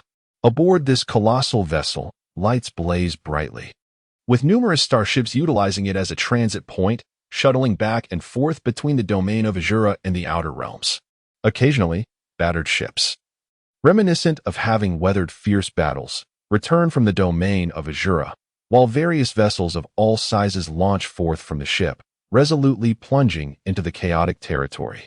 Wow, is this the domain of Azura? How spectacular! On the foremost deck of the massive ship, a girl with long hair rests her hands on the ship's railing. Her eyes filled with awe. She bears an unremarkable visage, appearing no older than 18, yet her stature is remarkably tall and muscular, creating a disconcerting contrast with her youthful features. Those around her instinctively distance themselves upon seeing her robust frame. At this rate, I hope no one develops any untoward intentions, she murmurs to herself, glancing around. I've heard that those venturing into the domain of Azura are no better than the marauders within. I must protect myself out here. Yet, she reflects, the humanoid exoskeleton armor crafted by Xia Mu is indeed effective. Look at how they avoid me. Perfect. This way, I can explore the domain of Azura with peace of mind. A diamond-shaped crystal earring dangles from her earlobe, softly shimmering.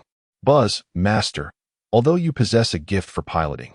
The domain of Azura is fraught with unpredictable changes, compounded by the unpredictable nature of the marauders. The data from the Earth Alliance is incomplete, and under such circumstances, Xia Mu does not recommend your entry into the domain of Azura. Oh, Xia Mu, as an artificial intelligence, you just don't understand. It is the unknown that is exhilarating. Moreover, after years of creating videos, my view count has never exceeded 10,000. Do you comprehend the significance of this? According to the shared database of the Earth Alliance, among those who became Star Network video creators, there are a staggering 54,829 individuals whose video views fell below 1,000 within a year. Of these, 131 abandoned their pursuits after witnessing no improvement in their initial videos and ceased updates for the subsequent 8 months. Among the remaining 619 produce monthly updates. And those like you, who manage weekly updates yet consistently garner fewer than 10 views. Stop. The girl, resembling a cat whose tail had been stepped on, became visibly agitated, her expression filled with indignation as she exclaimed, "Enough. Cough, cough. Prepare me well. I intend to capture and upload the magnificent Shura domain, and this time, the views will undoubtedly surpass 100. With that, her demeanor turned serious, the glimmer of her earrings dimming slightly, flickering rhythmically as if recording something significant. The Shura domain, a place that inspires both longing and madness across the galaxy. A monotonous recitation commenced, as the girl earnestly narrated the history and current state of the Shura domain. Meanwhile, her earrings diligently documented every word. Approximately 30 minutes later, the emotionless recitation concluded, and the girl exhaled deeply. I shall return to edit this. Once the video is uploaded, I will venture into the Shura domain. With that, she laughed heartily, hands on her hips, as if already envisioning her video soaring in popularity upon its upload to the Star Network. Shura domain, here I come. Lin Mingxi. The following day, a 100-meter ship departed from the port, heading towards the Shura domain. Inside the vessel, in the central hall, a group of individuals stood together, listening to the person speaking from above. I do not care what your previous identities or strengths were. Now that you are aboard my 6 Transcendence 1,000-mile vessel, you will behave yourself, Dale declared. Being chosen for my ship is a privilege. I have spent decades in the Shura domain, and my experience is undoubtedly among the richest. If you heed my commands, the rewards from this venture will be plentiful. After surveying the crowd, he noted their lack of dissent and nodded in satisfaction. Since no one objects, I shall take it as your tacit agreement. Quite a few unfamiliar faces here, he remarked, assessing their equipment and demeanor. With that said, allow me to share some rules and precautions for entering the Shura domain. Chapter 16. The Demise of Yin Lao. Firstly, within the Shura domain, it is imperative to utilize swift and agile vessels along with divine descent, even when encountering the remnants of large-scale warfare technology. Do not foolishly contemplate deploying heavy ships or divine descent to retrieve them. Trust me, you will find it impossible to navigate through the wreckage of war. Why? The debris outside appears to be manageable. Does the Shura domain not seem as terrifying as the legends suggest? As Dell's words fell, a long-haired man below raised a question. Dell narrowed his eyes, casting a subtle glance at him. The Shura domain has been explored and developed for 710 years. The number of individuals who have ventured here is incalculable. Even so, this merely scratches the surface of what lies beneath. Do you truly believe the Shura domain is merely this? The long-haired man was rendered speechless. His initial rebuttal had been instinctive, lacking deeper thought. However, it now appeared that the Shura domain harbored other, more profound terrors.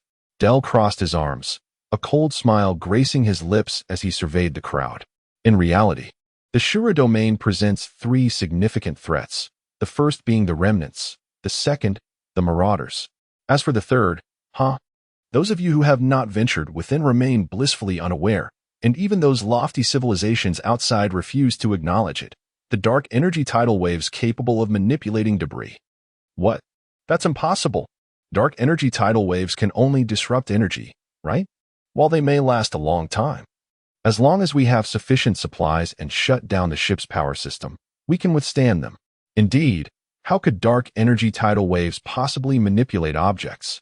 Del's pronouncement struck like thunder, eliciting disbelief among the audience. Xiaohei, is there truly such a possibility?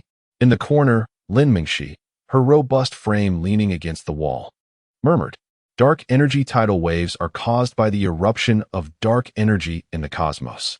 However, the technology to harness dark energy from the old era has been fully mastered. Even if dark energy tidal waves emerge, they can be swiftly quelled through technological means. Isn't that redundant? I learned all of this in school. Lin Mingxi rolled her eyes. What I mean is, can you check if the Earth Alliance's database has any information? All right, searching. Search successful. Such phenomena do exist. What? What kind of situation? Pray elaborate. This phenomenon appears to be unique to the Shura domain. Dark energy tidal waves erupt sporadically, and unlike those in the outer realms. The tidal waves here do not disrupt the running dark energy, but can interfere with objects. Why is there no news from this star domain? This should be significant. Lin Mingxi's confusion deepened. In the year 4219 of the exploration calendar, humanity first discovered the existence of these dark energy tidal waves in the Shura domain. Unfortunately, several major star realms released news in the year 4200 that humanity had analyzed and fully mastered dark energy from the remnants of technology. Are you suggesting that these politicians fear being embarrassed and thus suppress this information? That seems utterly absurd. The Shura domain sees deaths daily. Knowing this could have saved countless lives, all for the sake of their ludicrous pride? Master, the Shura domain is merely a corner of the galaxy. To those civilizations, it is no different from a wasteland. Lin Mingxi was taken aback, murmuring, are lives here completely worthless compared to their interests? One could interpret it that way. If word were to spread about the bizarre dark energy tidal waves in the Shura domain, it would greatly affect their prestige. Furthermore, they have been covertly studying this peculiar dark energy tidal wave for years. The events here have long been a well-kept secret among the major civilizations, with only our Earth Alliance's shared database containing such data. As Lin Mingxi engaged in a private dialogue with the artificial intelligence, Del observed their shock with keen eyes. I know you are astonished, but the vastness of the cosmos is filled with wonders. To survive, you must heed my words. Before your arrival, you must have noticed the ships returning from the Shura domain. Is there a single one that remains intact? Let me tell you, every time one enters the Shura domain, the probability of encountering dark energy tidal waves is 100%, unless you exit within half a day. Del's words drained the color from the faces of the crowd. They had already entered the Shura domain. While the wreckage appeared dense, it was still motionless from the outside. Everyone present felt that with their abilities, navigating a small vessel would suffice to pass through safely. The dark energy tidal waves shattered their illusions. Within these tidal waves capable of manipulating objects, the survival chances of small vessels were virtually non-existent. What should we do then? If we encounter dark energy tidal waves while exploring outside, we would be doomed. Del chuckled. While the dark energy tidal waves in the Shura domain are indeed fearsome, they are not unavoidable. The large ships that can enter the Shura domain are reinforced. The emergence of dark energy tidal waves follows a gradual escalation. You simply need to board the large ship swiftly before that occurs. This also explains why the use of heavy divine descent vessels is prohibited.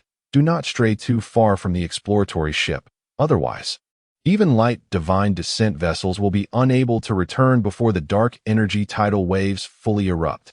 After Dell's enlightening discourse, the assembly began to comprehend that the dangers of the Shura domain exceeded the dire rumors they had heard from the outside world, and they all appeared to awaken to this reality. Next, he addressed the marauders. Upon mentioning them, Dell's expression became grave. They are a band of lawless thugs, raised in this harsh environment, eternally navigating this Shura domain. Those lacking skill have long perished under its rules. Only the truly strong survive. When you encounter them, do not flee. Instead, fight with all your might. This is their playground. Never compare your familiarity with this place to theirs. Dell's demeanor grew serious, as he stated. Although the marauders possess superior navigation skills, their technological capabilities are their Achilles heel. In terms of equipment, they cannot compete with us, which remains our sole advantage. When faced with marauders, they will not attack immediately. Instead, they will circle like wolves, waiting for the opportune moment to strike. Thus, when encountering marauders, we must not only refrain from fleeing, but also take the initiative to attack when they find their opening. After Dell's discourse, the crowd contemplated thoughtfully. Realizing they had indeed boarded the right ship, Dell's understanding of the Shura domain far surpassed that of others. Meanwhile, on the Marauder star, after Xia Mu ruthlessly dispatched Yin Lao and his guards, the entire square fell silent. The large ship occupied by Blood Orchid and others discreetly retreated into the distance. Xia Mu's terrifying power astonished all. Prior to this, no one could have fathomed that an individual could possess such strength. This was a level of power beyond the comprehension of the marauders, accustomed to operating in packs. Amidst the scattered remains, with blood-soaked floors surrounding him, Yin Lao's face paled. At this moment, Xia Mu approached him slowly. The sound of metal meeting the floor echoed like a drumbeat against his heart. What do you want? I will give you anything. Just spare my life. Ultimately, under the immense pressure exerted by Xia Mu, Yin Lao crumbled. Though the Marauder star was filled with thugs, they were all instinctively protective of their lives. Their recklessness only emerged in the face of tremendous profit.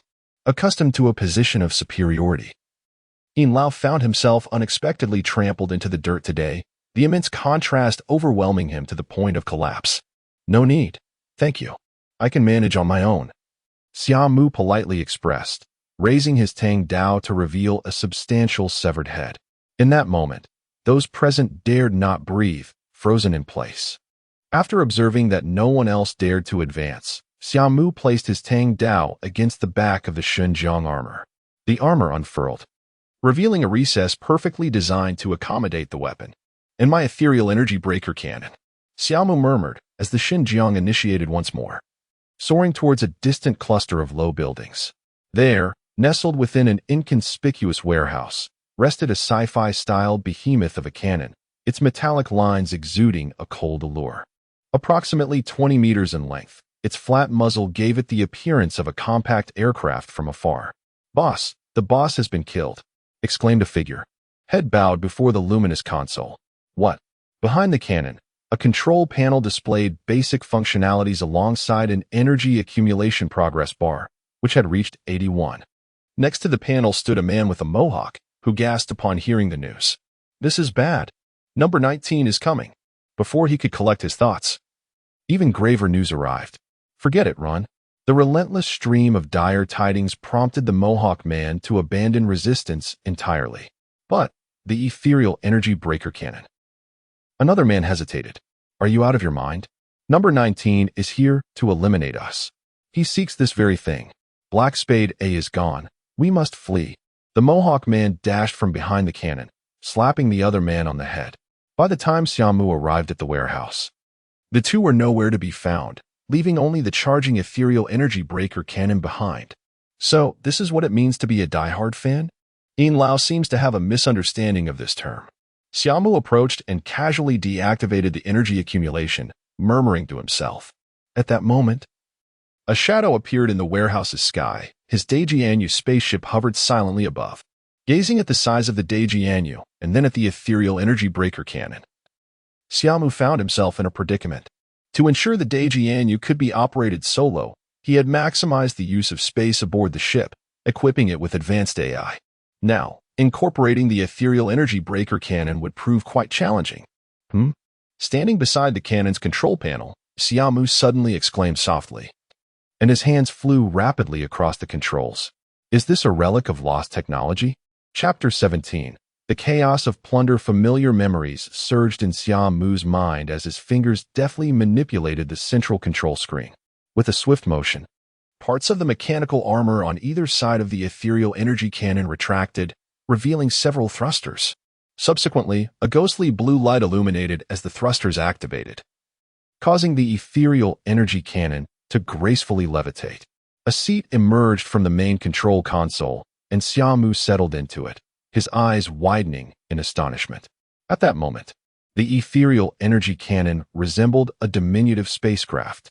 Xia Mu piloted it towards the massive swordfish hovering above, positioning himself atop the vessel. Shortly thereafter, an aperture slowly opened on the upper deck of the swordfish, and the ethereal energy cannon seamlessly nestled into place, its half-exposed body merging flawlessly with the swordfish. This ethereal energy cannon possessed the remarkable ability to autonomously dock with large spacecraft, a clear indication of advanced, lost technology. Upon returning to the swordfish, Xia Mu activated a hovering screen displaying the ship's structure, nodding in satisfaction at the sight of the ethereal energy cannon seamlessly integrated with the vessel. After the addition of the ethereal energy cannon, the once slightly lightweight swordfish appeared to gain a sense of heft, as the cannon's substantial size contributed to the overall weight, especially given the swordfish's relatively petite dimensions. Nonetheless, Xia Mu felt no concern. The modifications he had made to the swordfish ensured its power capabilities remained more than sufficient, even with the extra weight of the ethereal energy cannon. After all, he had previously transformed a small swordfish into a vessel capable of traversing wormholes. At the very moment Xia Mu was equipping the ethereal energy cannon, chaos erupted across the plunder star. 2 of the 6 leaders had perished, disrupting the balance of power. And the temporary rules, once established out of fear for their authority, were now trampled into oblivion. The equilibrium in this volatile environment had always been fragile, and with such a significant upheaval, the entire plunder star was thrown into turmoil. Clashes erupted in the streets, with various factions engaging in fierce skirmishes as a new norm. Members of the Crimson Cross busily collected the dead, and despite their efficiency, they could not keep pace with the sheer volume of casualties. The violence was overwhelming, reducing life to mere statistics in this moment of crisis. Even shops that had previously thrived under the protection of the 3 main leaders were engulfed in flames of war. As the absence of Tracy and the Shadow Elder allowed other formidable factions to seize their opportunity. This turmoil was merely the tip of the iceberg on Plunder Star.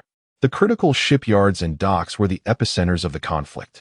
Starships surged forth in droves, their dark energy weapons roaring and clashing, plunging the entire Plunder Star into a maelstrom of warfare. It was the end for the weak and a revelry for the strong.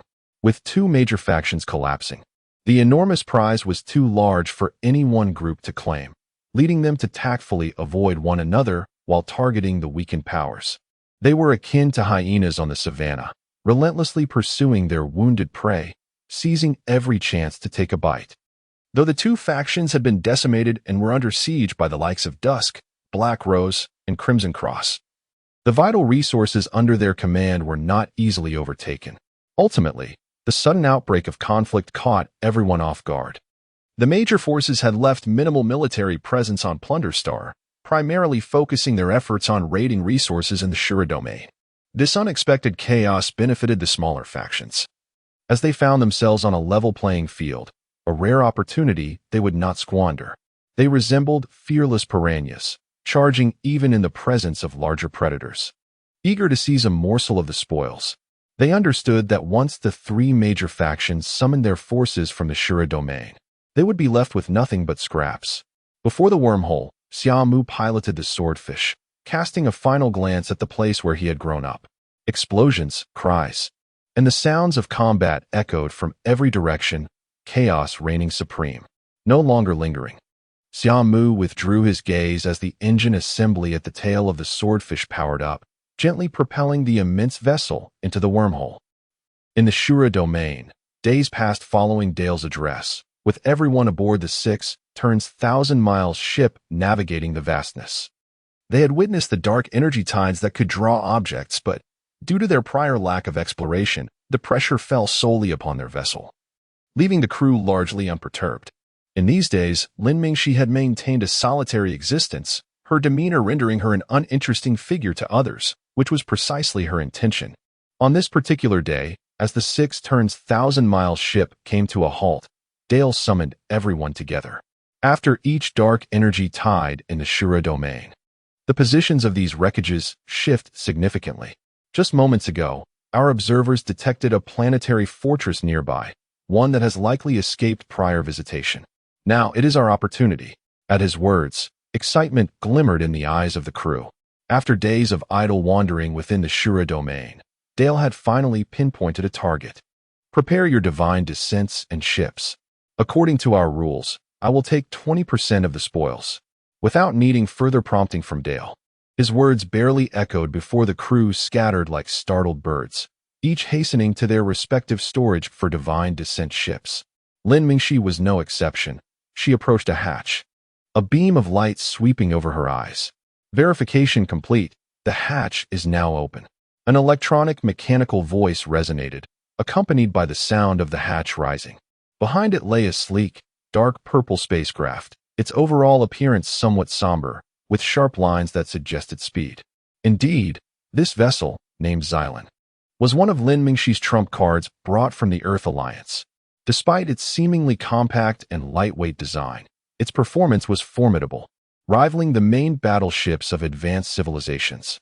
Once aboard her ship, Lin Mingxi exhaled in relief, removing her earrings and placing them into a slot beneath the ship's screen. Connection successful.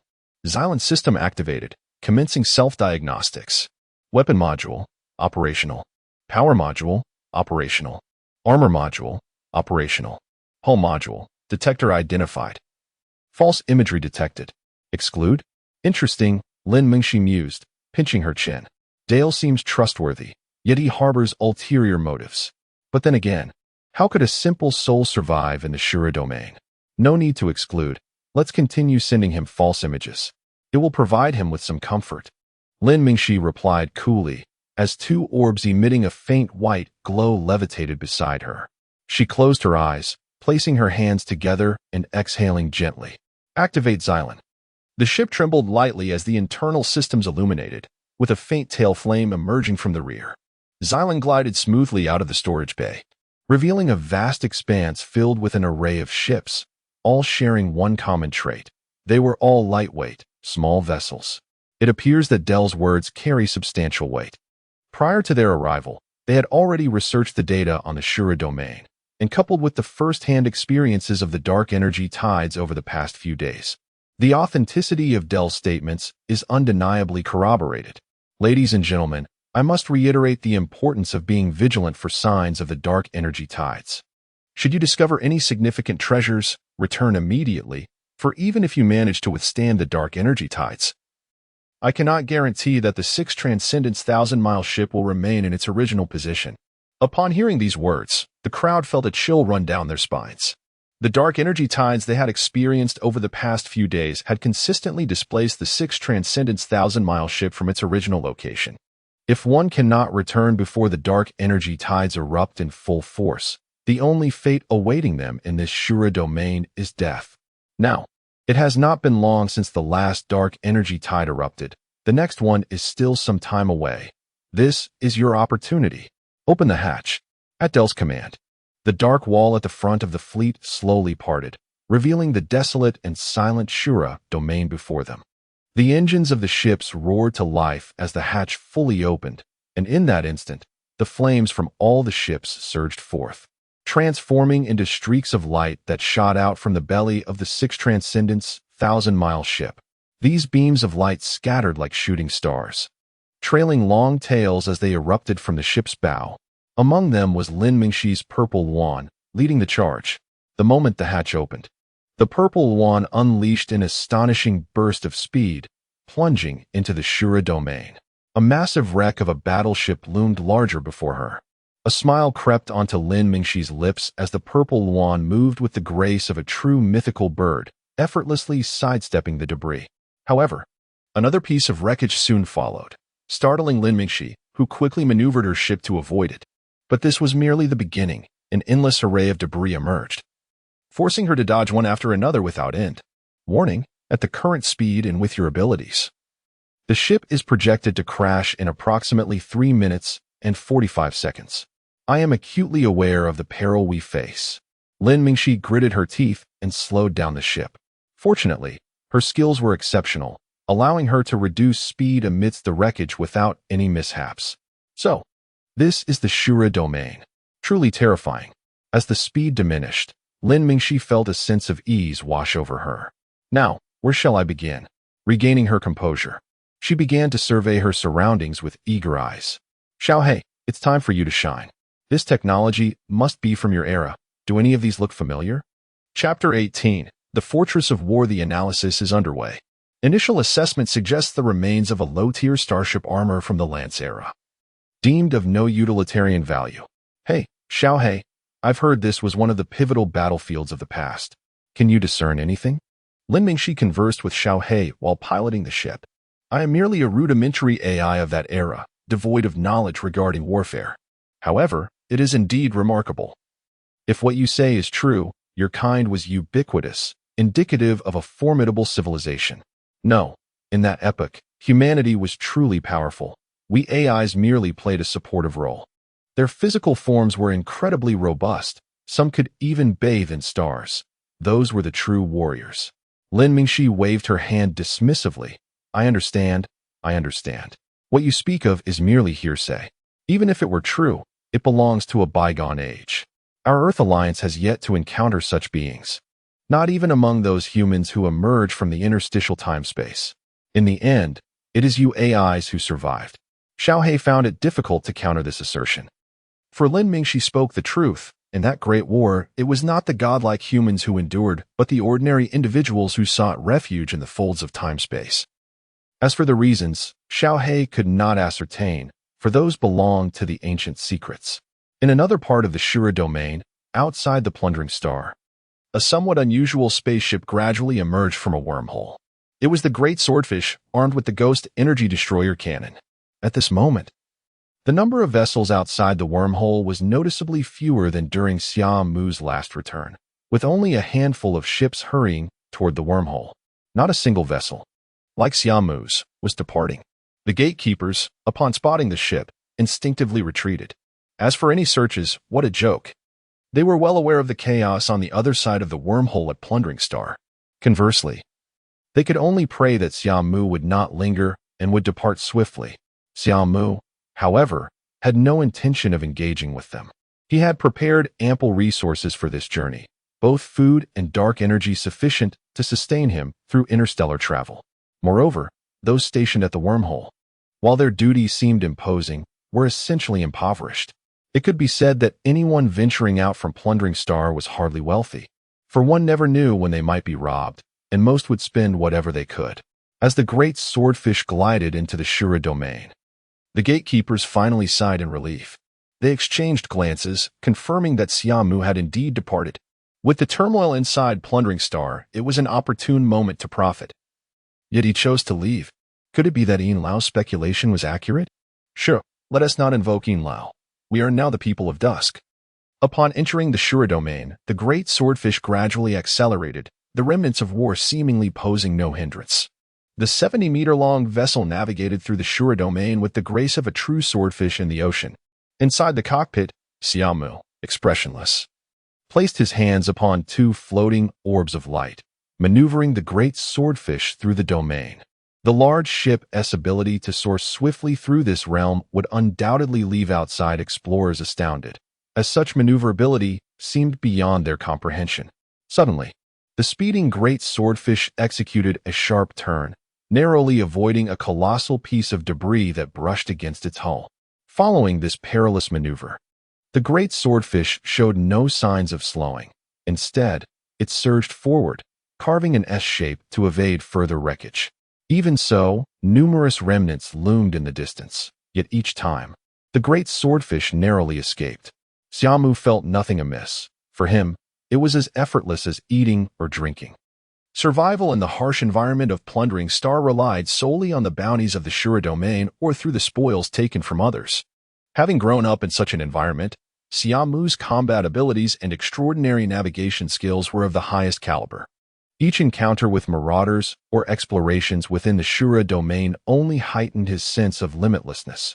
In a certain area of the Shura domain, Xylan was weaving through the debris, albeit at a much slower pace than the great swordfish. No gains. Wasn't it said that treasures abound in the Shura domain? If I can't find anything, this video will be ruined. Within the cockpit, Lin Mingxi switched the piloting mode to automatic, retreated to the rear cabin, and retrieved a nutrient solution, followed by a pack of snacks. Master, due to the slower travel speed, you have not ventured far into the Shura domain. Thus the likelihood of encountering lost technology is minimal. Lin Mingxi paused mid-unwrapping her snack, then turned with a fierce glare. If you can talk, say less. Understood, my master. After a moment of silence from Xiaohe, Lin Mingxi reclined in her chair, pulling out a table from the wall and placing the nutrient solution and snacks upon it. Gradually, the wall in front of her faded, revealing the desolate panorama outside. Alas, this Shura domain is so dreary, filled with debris. I truly cannot fathom why people are so drawn here. Goodness. Xiaohe. Just as she finished speaking, Lin Mingxi jolted upright from her seat, her eyes alight with excitement. Fixated on a damaged planet partially obscured by debris in the distance. I'm here, master. Look over there. Scan it. Without waiting for Xiaohe's response, she dashed back to the cockpit, disengaged the automatic navigation, and switched to manual control. The purple wand trembled slightly, then unleashed a fierce tail flame. Rapidly accelerating toward the damaged planet, Lin Mingxi focused intently on piloting the ship. The surrounding debris whizzing past as the full form of the damaged planet soon emerged before her. It was a mechanical planet, comparable in size to Earth. Yet at its center lay a colossal gaping hole, with melted machinery and metal scattered about. The surface of the mechanical planet was riddled with craters, almost devoid of any recognizable structures. Upon completing the scan, it was identified as a mechanical fortress from the Lance era, classified as a 5th-tier war weapon, though now rendered entirely inoperative. Fifth tier. Lin Mingxi's mouth fell agape, her eyes glazing over in disbelief. In the new epoch, various war weapons of lost technology were categorized into 7 tiers. The first tier encompassed ordinary large ships, capable of planetary surface and orbital combat. The second tier consisted of colossal vessels, typically command ships or capital ships of major civilizations. The third tier of war weapons was sufficient for galactic engagements, often resembling those equipped with planet-destroying cannons. The fourth tier has entered a realm of profound terror, where such weapons of war can annihilate an entire star system with ease. Yet, these formidable armaments are a rarity among the various civilizations of today. The fifth tier manifests as the planetary fortress before Lin Mingxi, a synthesis of offense and defense, capable of traversing galaxies and navigating wormholes without any strain. Its interior boasts a self-sustaining ecological production system, enabling prolonged combat as long as dark energy blocks are sufficient. As for the 6th and 7th tiers, they belong to the realm of classified weapons among the major civilizations. It is important to note that the aforementioned classifications pertain to these formidable war machines. At this stage, the major civilizations have yet to fully explore their own star domains. Without conflicts of interest, wars are exceedingly rare. In this era, the swiftest means of advancement lies in the exploration of lost technologies. The Divine Descent battle armor serves as a prime example. This amalgamation of ancient and modern technologies, designed for elite combat, is suitable for all-weather warfare. Even in the event of conflict, when faced with the comparatively weaker human individuals that can execute decapitation strikes. Furthermore, the might of the Divine Descent extends beyond this. It is rumored that the high-ranking officials of various civilizations possess battle armors capable of contending with the 7th tier. The emergence of a 5th-tier war fortress is exhilarating for Lin Mingxi. This stronghold epitomizes the culmination of lost technology. Within, the myriad weapons and the core requirements for Divine Descent present lucrative opportunities for her. At this moment, Lin Mingxi has completely cast aside thoughts of filming. For although the war fortress lies in ruins, its vastness ensures there remains much that is intact, especially the cores. The Divine Descent cores from the new era are both newly manufactured and remnants from the old era. Despite many technologies from the old era being deciphered and learned in the new epoch, the progress of cracking the Divine Descent cores remains the most arduous, rendering each ancient core exceedingly precious. With this thought, Lin Mingxi is filled with excitement. If she could locate a core here. The Zilwan spacecraft swiftly lands on a relatively intact platform atop the fortress, and Lin Mingxi, clad in a crimson Divine Descent battle armor, exits through the hatch. Once donned, the armor makes her appear even more diminutive than her earlier guise. This crimson Divine Descent, designed in a feminine light armor style, is predominantly red, with 4 diamond-shaped wings adorning her back. Upon landing, the extent of devastation within the ancient war fortress becomes apparent. Ruined walls and remnants abound. Steel melted by intense heat now cooled and fractured, battered turrets, and broken bases litter the ground. A desolate panorama stretches before her. Standing atop this steel fortress, Lin Mingxi's expression freezes. She clearly sees a body of Divine Descent, its chest marked by a charred, gaping hole, silently drifting ahead. A scream escapes her lips, and she kneels to the ground, overwhelmed by the realization that someone has been here before. Chapter 19.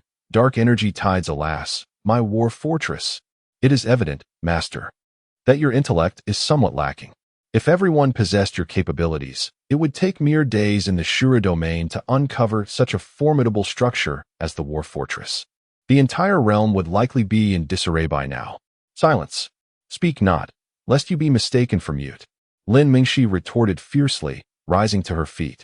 Yes, my master. Xiaohe replied before falling silent. Lin Mingxi then adjusted her focus, meticulously surveying the war fortress.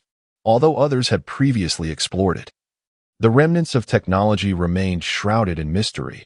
She doubted anyone could have thoroughly scoured the entire place. After all, she had the antiquated AI, Xiaohe, at her disposal.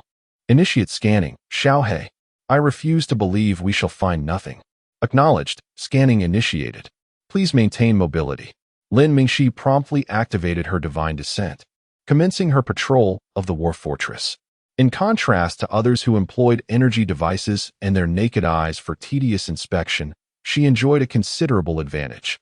With Xiaohe's scanning capabilities, both depleted weapons and elusive artifacts would be readily revealed.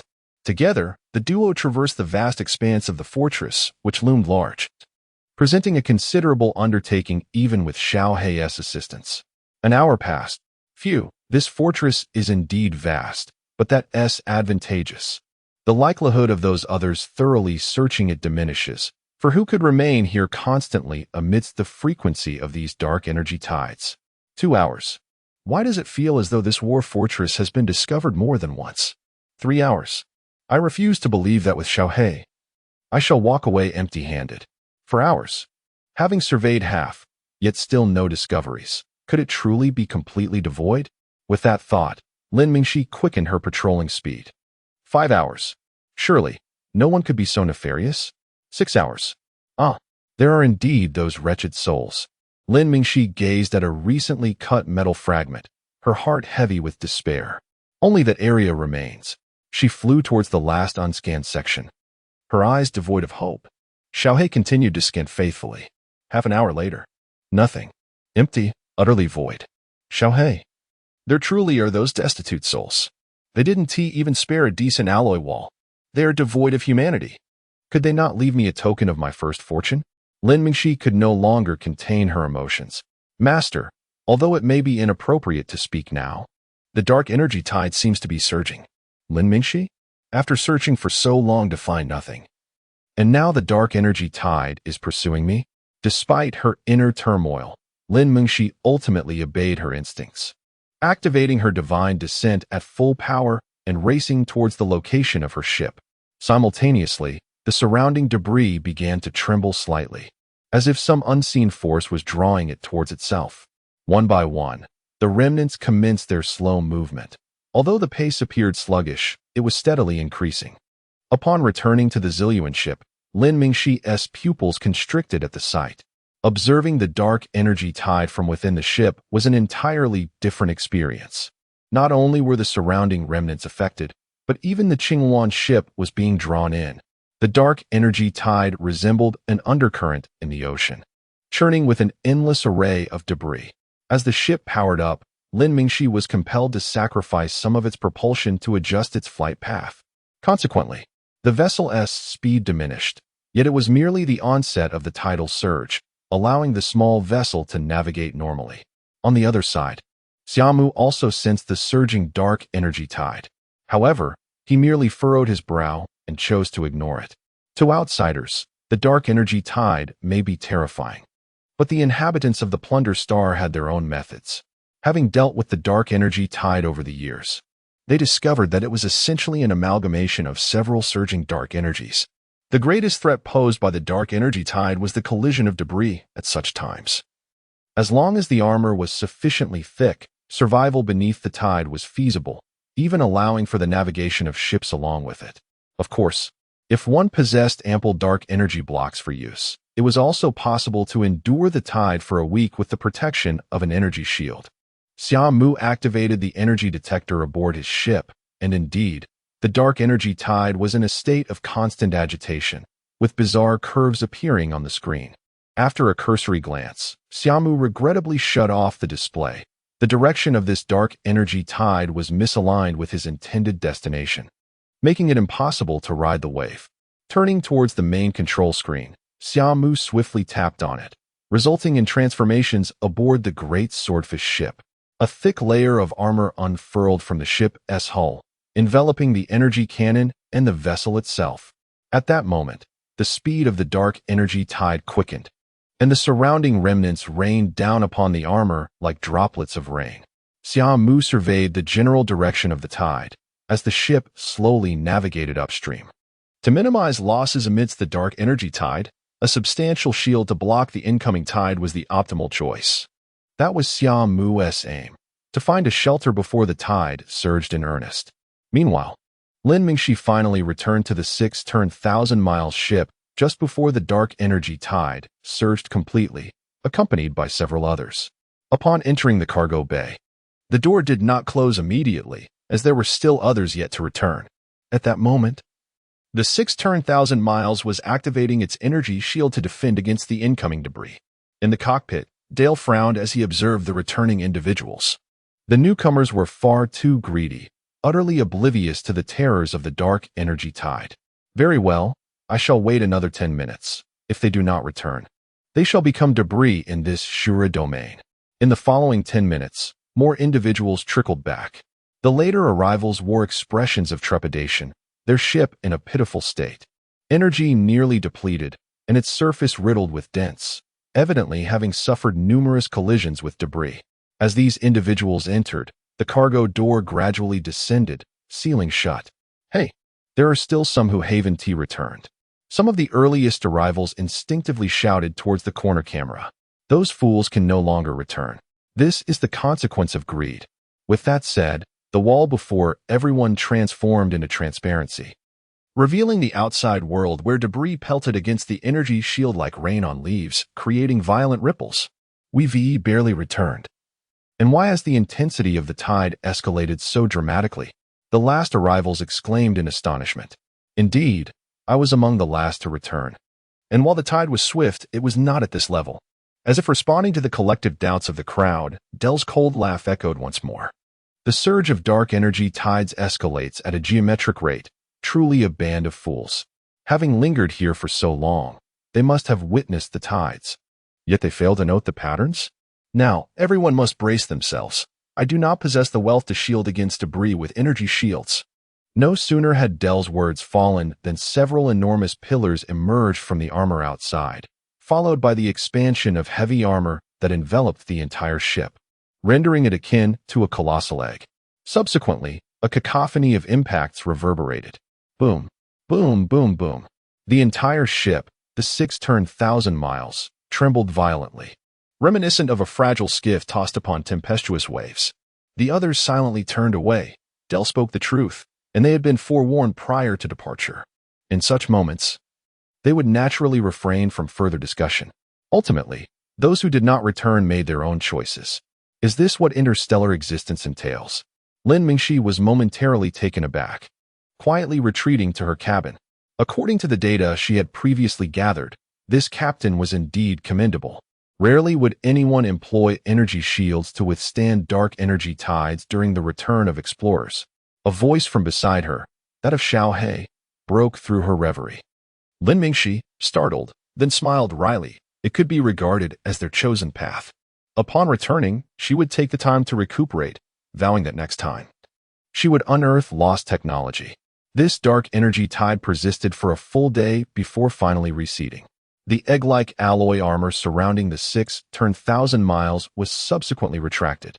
At the porthole of the ship, Lin Mingxi gazed in awe at the armor, which had been nearly completely deformed. Even having witnessed such sights before, it was still astonishing. This armor must be made of origin alloy, renowned for its strength across the galaxies. To witness such formidable alloy being so compromised is a testament to the terrifying consumption that would have occurred had they activated the energy shield. This must be the true visage of the Shura domain. As Lin Mingxi marveled, a piercing alarm suddenly resonated throughout the ship. Warning! A raider has appeared ahead. A large planet-class vessel, unknown descent. All personnel, prepare for combat. Warning! A raider has appeared ahead. A large planet-class vessel, unknown descent. All personnel, prepare for combat. The alarm continued its ominous chorus. Lin Mingxi, momentarily stunned, quickly recalled Del's words and hastily donned her gear, making her way to the central chamber for assembly. The others followed suit. The name of the raiders echoed not merely within the Shura domain, but struck fear across the outer galaxies as well. The mere mention of the raiders expedited their assembly, and by the time Lin Mingxi arrived at the central chamber, half the crew had already gathered, with the remaining members joining within a minute. Chapter 20. The Battle of the Raiders on the Bridge of the Sixth Transcendental Mile. Dale's expression was grim as he gazed at a colossal spaceship confronting them from a distance. This enormous vessel, nearly 150 meters long, loomed in the void like a monstrous beast. In stark contrast to the meticulously crafted and well-equipped Sixth Transcendental Mile, the opposing ship resembled a beggar. Its battle armor appeared to be a haphazard assembly, with visible scars from countless skirmishes endured in the Shura domain. Such a uniquely rugged style would be indelibly etched in the memories of those who traversed the treacherous realm for years. Raiders. They lacked the multitude of factories found in the outside world to provide meticulous maintenance for their vessels. Instead, they performed only the most rudimentary upkeep, foregoing concerns about aesthetics. Over the years, these raiders had cultivated a distinctly rugged appearance. Numerous small ships erupted from the belly of their vessel, pursued closely by trails of dazzling light. Dale's expression grew somber. This would undoubtedly be a fierce confrontation, likely one of the 6 powerful factions. The gravity of the situation weighed heavily on everyone's faces, particularly among the seasoned crew members who recognized that such a caliber of raiders would not be easily underestimated. The insignia of the Spade A was emblazoned on the side of the raiders' ship, a grim realization dawning upon them. Coles. You will take full command of the ship from here on out, Dale instructed a golden-haired man at his side. Coles was taken aback. Are you planning to engage in battle personally? There is no other choice. Each of the 6 factions possesses at least one officer aboard their large vessels. I must intercept him. If he breaches our defenses, we shall all perish. Dale sighed, shaking his head. This is truly unfortunate. The last time I encountered someone from the 6 factions was 7 years ago. Seeing Dale's demeanor, a heavy silence fell over the crew. The fact that this seasoned veteran, who had navigated the Shura domain for decades, displayed such concern spoke volumes about the severity of their adversary. Within the belly of the Sixth Transcendental Mile, Lin Mingxi and her fellow explorers were already fully armed. Their nerves taut as they fixated on the raiders approaching beyond the transparent walls. Debris littered the space between the 2 colossal ships, but the raiders sped toward them without hesitation, deftly avoiding the wreckage and executing complex maneuvers with ease. Do not panic. Dale's voice suddenly resonated from behind. The crew turned to see him clad in a resplendent silver mech, towering at 3 meters, his robust limbs exuding strength. He wielded a sword in one hand and a shield in the other, resembling a knight. A diamond-shaped purple core on his chest emitted a faint glow. Dale raised his sword. While raiders thrive in the Shura domain, our mech strength is superior to theirs. Thus, in combat, we must confront them head-on, denying them any chance to outmaneuver us. On the other side, Lin Mingxi, donned in a similarly imposing mech, pondered with her arms crossed. Dale nodded in approval. Indeed. To leverage our advantages, this is the optimal strategy. I understand, Lin Mingxi replied, her voice deep and resonant, prompting a subconscious retreat from her companions, who recalled her formidable physique. Though she seldom interacted with them, her reputation preceded her. Now, clad in a mech that radiated strength, she provided a sense of reassurance amidst the impending chaos, causing others to instinctively avoid her gaze. Men, Lin Mingxi scoffed disdainfully within the confines of her mech. At that moment, the chamber doors swung open, the air being swiftly expelled, activating her life support systems. Are you ready, little black? It's been a while since we fought side by side. The cores are fully loaded at 100. Both the heavy source and spirit wind cores are ready. With an 87 compatibility with the current frame, Lin Mingxi mused, stepping forward. Accompanying her were Dale and the other explorers. Despite many being novices in combat against raiders, none faltered. Over the years, raiders had earned a notorious reputation for being unyielding foes, and these explorers were not strangers to peril. Having ventured into the Shura domain in search of treasure, with a resounding hum, the mechs activated, their energy surging forth, launching from the ship's belly. As the raiders and their small ships entered attack range, the first to roar were the rising turrets atop the 6th transcendental mile. Hundreds of turrets unleashed a barrage of energy projectiles, creating a dazzling cascade of light. The approaching raiders, seemingly anticipating the onslaught, scattered in an instant. Some took refuge behind the wreckage, while others, demonstrating remarkable agility, navigated through the hail of fire. A few, relying on the resilience of their mechs, charged through the barrage. Amidst the relentless fire, the casualties among the raiders were surprisingly minimal. Aside from a handful unfortunate enough to be caught in the crossfire, the majority evaded the assault, rendering the attack largely ineffective against the nearly 200 raiders. Although the presence of debris contributed to the low toll, the fact that such devastation resulted in so few losses only served to bolster their pride. Now is the moment, Dale shouted, unfazed, and led the charge into the fray. Behind him, dozens of figures followed closely, forming a spearhead as they plunged into the ranks of the raiders. These individuals, seasoned in battles against raiders within the Shura domain, were well prepared. Meanwhile, Lin Mingxi and her companions, slightly delayed in their reaction, rallied together and charged forth. Clang! As Dale's sword severed the arm of a raider, the battle erupted in an instant. The raiders' combat style mirrored that of a wolf pack, targeting the explorer's vulnerabilities. Experienced, they quickly discerned that the spearhead formation led by Dale would be a formidable challenge, given their swift reactions, cohesive formation, and constant vigilance. All of this indicates that they are not facing the marauders for the first time. In stark contrast, Lin Mingxi and her companions, who lagged slightly behind, were betrayed by their unmistakable lack of experience at that critical moment of victory. The marauders seized the opportunity, dozens of them, with dark energy surging behind their armor, unleashed fiery trails as they converged, forcefully dividing the battlefield. The instant the two sides were separated, a multitude of marauders surged from the surrounding wreckage, swiftly encircling Lin Mingxi and her companions, who had merely fallen behind by a fraction. Although the barrage from the 6th transformation, Qianli, was no threat to the marauders. It cleared the debris around them, revealing a vast expanse of vacuum. In this vacuum, the combat was split into two factions, one led by Dale and comprised of seasoned explorers, while the other consisted of Lin Mingxi and her fellow novices. Facing marauders for the first time, they had indeed fallen prey. The expression on Dale's face was grim, despite having previously outlined the precautions for battling marauders. Some individuals faltered when the fight erupted. Everyone, prepare to turn back and assist. We cannot allow them to easily claim this group. Although it was their first encounter with marauders, their combat experience from the outside world provided significant support. As Dale's voice fell, he led the charge back toward the fray where the marauders were attacking Lin Mingxi and her companions. However, the cunning marauders were no fools. compared to Dale. They understood better how to consume their prey in this realm of carnage with minimal cost. Who is this person? Quite astute, I must say, murmured a man aboard the Marauder's ship, his face marred by a scar running across his nose and thin, elongated eyes.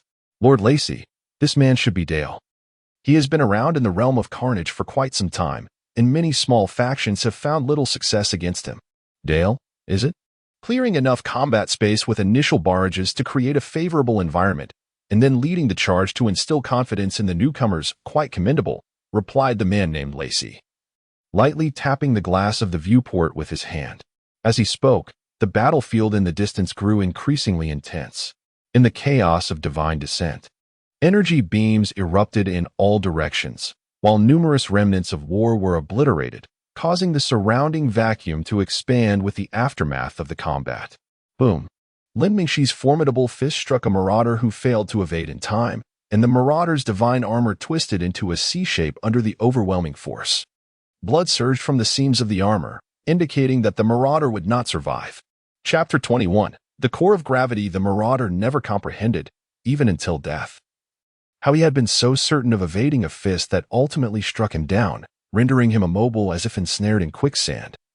Forced to witness the colossal blow descend upon his frail form. A flicker of dark purple light danced upon the knuckles as Lin Mingxi retracted her fist, her expression steeped in gravity. The agility of these marauders was indeed formidable.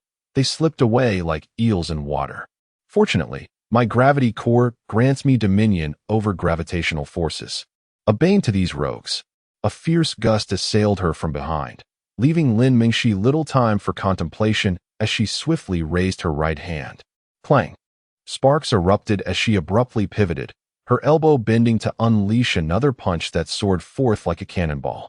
Yet, the marauder, having failed his ambush, had already retreated to a safe distance. How vexing! Lin Mingxi believed her counterattack was sufficiently swift and unexpected, yet the marauder evaded it with ease. Were these rascals scheming an escape even before striking? In the midst of the fray, all around her were engaged in a grueling battle. Those endowed with dual cores like Lin Mingxi were a rarity, and even more so was her gravity core, which just so happened to counter the marauders effectively. In contrast, most of her companions wielded ordinary cores, enhancing their strength or speed, while those with defensive augmentations fared a bit better. However, those boosting power and speed found themselves in dire straits, possessing immense strength yet unable to grasp the elusive marauders, and their speed, while superior, lacked the necessary agility to keep pace. Before long, casualties began to mount as Lin Mingxi's team suffered losses due to inexperience and inadequately potent divine descents, falling prey to marauder ambushes and becoming cold corpses adrift in the cosmos. Those who confidently entered the abyss of Azuras undoubtedly possessed skills. The true cause of their demise lay in the marauder's combat style.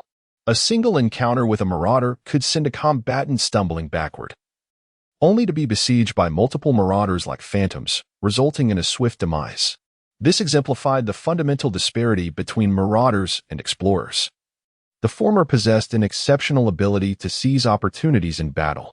Many were left frustrated, ambushed from behind without understanding why they had perished, often without even revealing their trump cards.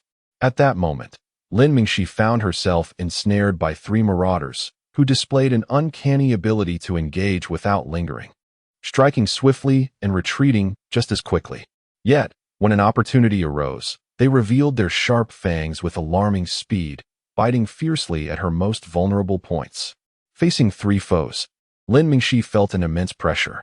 Was this the nature of marauders? Inside her divine descent, Lin Mingxi breathed heavily, the trio's coordination appearing almost innate. Despite her gravity core's ability to restrict their speed at critical moments, every time she struck one, the other two would simultaneously assault her. Under such circumstances, she dared not wager the sharpness of their blades against her own combat armor. Moreover, she was even more reluctant to utilize her wind core. Just moments ago, she had witnessed a man, pushed to his limits, activate his dual cores in a furious burst of power, swiftly dispatching several marauders. However, in the blink of an eye, the surrounding marauders, once timid, transformed into a frenzied horde, their eyes glazed with madness as dozens surged toward him. Unable to withstand the onslaught, he fell, his heart pierced from behind after taking down a few of the most reckless marauders. The sheer fervor displayed by the marauders left Lin Mingxi trembling with trepidation. They were utterly reckless, disregarding their own lives, some even flinging themselves onto blades to ensnare their prey. Now, her show of strength had drawn the attention of the three marauders who were circling her. Gone was her earlier nonchalance. Her visage was now marked by gravity and seriousness, data streams cascading like waterfalls within her divine descent's visor. With her focus sharpened, Lin Mingxi's combat prowess surged to new heights, rendering the marauders less adept than before. "How's the analysis of their combat data progressing?" she inquired swiftly, all while remaining fully immersed in her struggle against the marauders. "We have grasped 78 of the data. Further analysis requires additional support," came the voice of Xiao He. Lin Mingxi glanced at the distant explorers being hunted down, gritting her teeth in determination. That would suffice. Upon finishing her thoughts, she clenched her fists, and streams of energy erupted from her elbows, causing her already formidable fists to swell even further. The marauders, who had been poised to attack from various angles, hesitated at the sight of Lin Mingxi's movements. Lin Mingxi, she was astonished once more by their cunning and caution. Was it truly necessary for them to be so meticulous over a mere preparatory gesture? Yet now, the initiative was no longer theirs. Taking a deep breath, she bent her knees slightly, assuming a stance midair. One hand extended flat while the other curled into a fist at her abdomen. The three marauders, sensing the shift, instinctively recoiled, desperate to flee. Too late, Lin Mingxi shouted. Falling star. Boom. A terrifying gravitational force enveloped the marauders, who realized with horror that, despite their divine descent strength, they could not escape this relentless pull, their bodies uncontrollably hurtling towards Lin Mingxi. In their eyes, she appeared as a singularity, drawing them inexorably closer. Buzzing sounds filled the air as the marauders, now devoid of hesitation, unleashed the full power of their divine descents, yet still found themselves ensnared by the overwhelming gravitational force. Their divine descents groaned under the strain, the miniature dark energy engines straining to their limits, unable to break free. In that moment, they understood they had encountered a true monster. Without further delay, they struggled to send a message through their communication channels. There is a leader-class divine descent core. As the message transmitted, they glimpsed a colossal dragon coiling at the waist of Lin Mingxi's imposing figure, poised for action. Roar. Boom. A sweeping shockwave radiated outward, shattering the marauders' divine descents into fragments that scattered like dust in the void. The sudden, thunderous roar drew the attention of all present, and as their eyes turned, they beheld the phantom of a dragon dissipating alongside the marauders' shattered forms. Bang! A big catch. On the marauder's ship, Lacey pounded his fist against the window. Excitement unmistakably etched upon his face. He had received the message relayed by the marauders just before their demise, a leader-class divine descent core, a term used in the realm of plunder. The hierarchy of divine descent cores varied, yet those within the realm of plunder lacked clarity on how to categorize them, thus simplifying the classification into 3 stages: ordinary level, cadre level, and leader level, simple yet distinctly clear. The ordinary level serves as the core utilized by common marauders, typically enhancing fundamental attributes such as strength and speed. Upon reaching the cadre level, these cores undergo certain transformations, inevitably allowing for elemental manipulation, environmental alteration, or even more potent basic enhancements. Those wielding cadre-level cores are generally the capable subordinates of the 6 prominent leaders. For instance, the Dark Crow, Hill, whom Xia Mu previously vanquished, employed a core of this caliber, as does the Thunderlight core. The leader level represents an enhanced version of the cadre level, with capabilities reaching an extraordinarily formidable peak, enabling one to breach large spacecraft with remarkable swiftness. The 3 marauders observed earlier, despite their lack of status, possessed an acumen that could not be mistaken. Even if their judgment faltered, they undoubtedly wielded the most elite cores within the cadre level. Lacey has been on an expedition in the Shura domain for several months, with no returns due to a lack of fruitful discoveries. However, It seems he has now unearthed something substantial enough to report. Upon receiving this news, Lacey did not linger on the ship, swiftly departing the bridge and entering a chamber, leaning against the wall. With a series of mechanical clicks and whirs, a pitch-black, divine manifestation materialized around Lacey. A deep crimson glow emanated from the engine, imparting an air of mystique to the darkened figure before the ceiling of the chamber ruptured, revealing the desolate expanse of space beyond. In the distance, amidst the clash of massive spacecraft, a small vessel deftly navigated through the debris. The ship resembled a nimble fish darting through coral reefs, skillfully evading various wreckage while maintaining impressive speed. This vessel was the great swordfish piloted by Xia Mu. After departing from the Marauder star, he charted a course out of the Shura domain, propelling the great swordfish forward with haste. Along this route lay several clandestine wormholes, capable of significantly shortening travel distances. Xia Mu was now en route to one of these hidden passages. As he piloted the great swordfish, Xia Mu glanced curiously at the dark energy detection panel beside him. The chaotic array of waveforms appeared disordered. "Is there someone?" he murmured. Suddenly, his eyes brightened. The rapidly flying great swordfish made a series of sharp turns, coming to a halt beneath a colossal war wreckage. With a surge of energy emanating from the vessel, the great swordfish gradually faded from sight. A streak of light shot forth from the location of the great swordfish, revealing a modified small swordfish vessel. 8 robust engine flames erupted, nearly engulfing the slender, delicate form of the small swordfish. Chapter 22. Core of the Divine Body. Lin Mingxi's sudden strike astonished everyone present. Even Dale, engaged in combat with a multitude of marauders, couldn't help but glance over. After effortlessly dispatching 3 marauders, Lin Mingxi charged towards the remaining adversaries as if it were a trivial task. Her target this time was 2 marauders grappling with the explorers. With the roar of her micro-dark energy engine, the distance between them rapidly closed. The 2 marauders, having witnessed her earlier display of power, were vividly aware of the imposing figure of the divine body before them. Dreadful of the formidable presence, they hastily opted to flee rather than linger. With the marauders' unmatched agility and mobility, the explorers could not restrain them and could only watch helplessly as they retreated. "You think you can escape?" Lin Mingxi's voice echoed. The 2 marauders felt an overwhelming force pulling them back. Their speed abruptly diminished. Boom.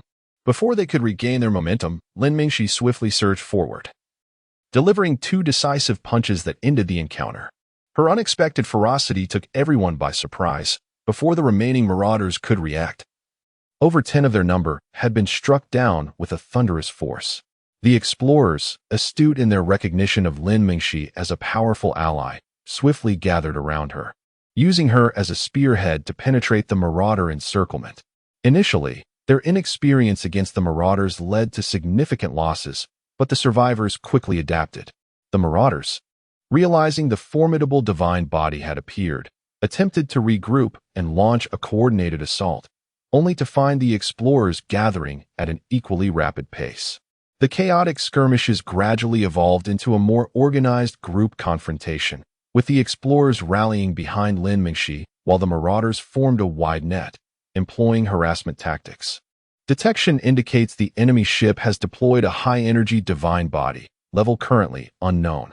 Analysis of enemy combat habits is incomplete. Immediate retreat is advised. After repelling an attacking marauder, Lin Mingxi received a warning from Xiaohe, her AI companion from the old era. This powerful assistance not only analyzed enemy combat styles, but also detected potential ambushes, providing her with advantageous combat directions. Within the ranks of the explorers, Lin Mingxi's gaze flickered. In the distance, Dale's formation was ensnared by marauders, unable to break free in the short term. With dual cores activated, can we engage them? Local data not yet detected. Accurate assessment cannot be provided. What are the odds for Dale's side? Current detection estimates the victory probability at approximately 65. Lin Mingxi felt a headache coming on. It seemed there were no significant leaders among the enemy, yet the odds were only at 65?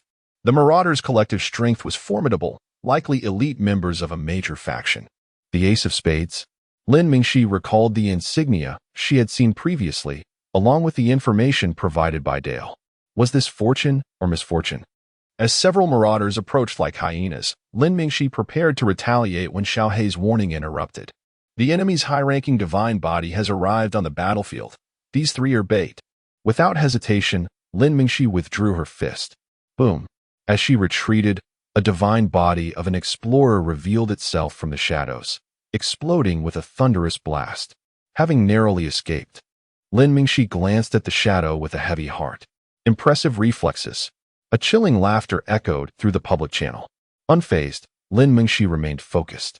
Her gaze locked on the ominous divine body before her. It was entirely black, with sharp angles at the joints, exuding an aura of lethal precision. Wielding a pair of short blades, one held normally and the other reversed. Analyzing enemy body parameters, Lin Mingxi cast a glance at the progress displayed on the upper left corner of her screen, her fists gradually clenching. There was no room for idle chatter. Observing that Dale and the others chose combat upon encountering marauders, she understood that years of conflict had escalated to a point where resolution was no longer an option. Superfluous dialogue would only waste precious time. Thus, she prepared herself. The dark energy engine on her back thrummed continuously, circulating power throughout her body. In the distance, Lacey transformed into a shadow, hurtling towards her at high speed. Lin Mingxi's focus intensified, crossing her arms in defense. Clang! The two short blades collided with her heavily armored forearms, sending sparks flying. In the next moment, they both instinctively shifted their tactics. Lacey swiftly retracted his blades and aimed for Lin Mingxi's midsection from the side. Simultaneously, Lin Mingxi, harboring the same offensive intent, unleashed a punch imbued with terrifying force as the blades were deflected. Lacey furrowed his brow, retracting his dual blades, opting to evade the onslaught. Cautious by nature, he refrained from engaging Lin Mingxi directly without fully comprehending the power of her iron fists. Meanwhile, Dale was beset with frustration. Though he was the strongest in his team, the Marauder's prowess astonished him. While there may not be anyone stronger than him, their collective strength was impressive, with nearly half of them capable of overwhelming his team.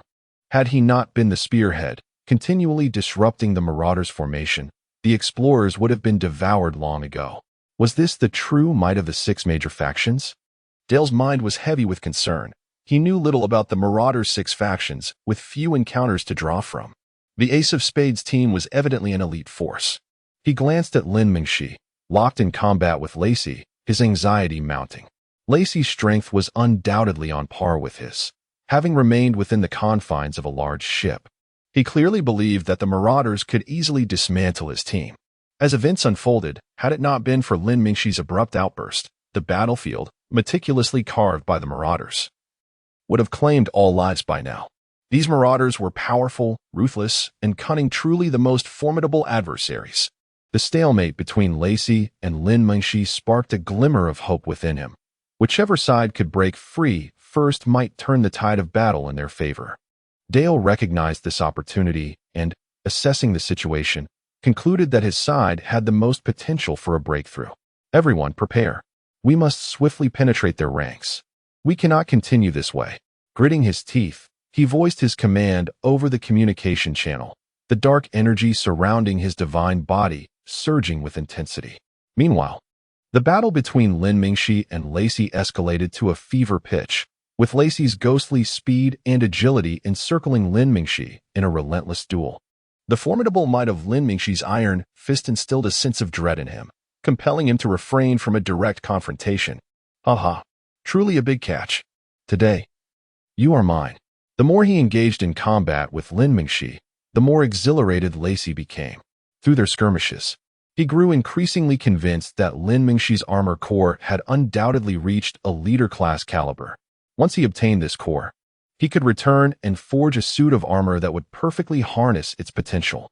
As this thought ignited a fiery ambition within him, Lacey contemplated the possibility that, should he secure the primordial core, he might ascend to become the seventh leader of the plundered lands. Over the years, under the tutelage of the enigmatic Elder Een, he had been anything but complacent, secretly cultivating his own faction. The moment the term seventh leader flickered in his mind, he could hardly contain his burgeoning excitement. Thus, he resolved to forego any further probing. Buzz. The dark energy engine trembled, enveloping his divine descent in an eerie cloak of dark energy, manifesting a demonic specter larger than his divine form. Lin Mingxi sensed impending peril. It was evident that the adversary sought to swiftly conclude the battle. Xiaohei, what is the status? Can we activate the dual core for a swift kill? Lin Mingxi was not without her own trump cards, and the dual core was her ace in the hole. Yet, lacking certainty, she hesitated to unleash it recklessly. The energy required for the dual core was formidable, and given the current intensity of her divine descent, prolonged combat was unfeasible.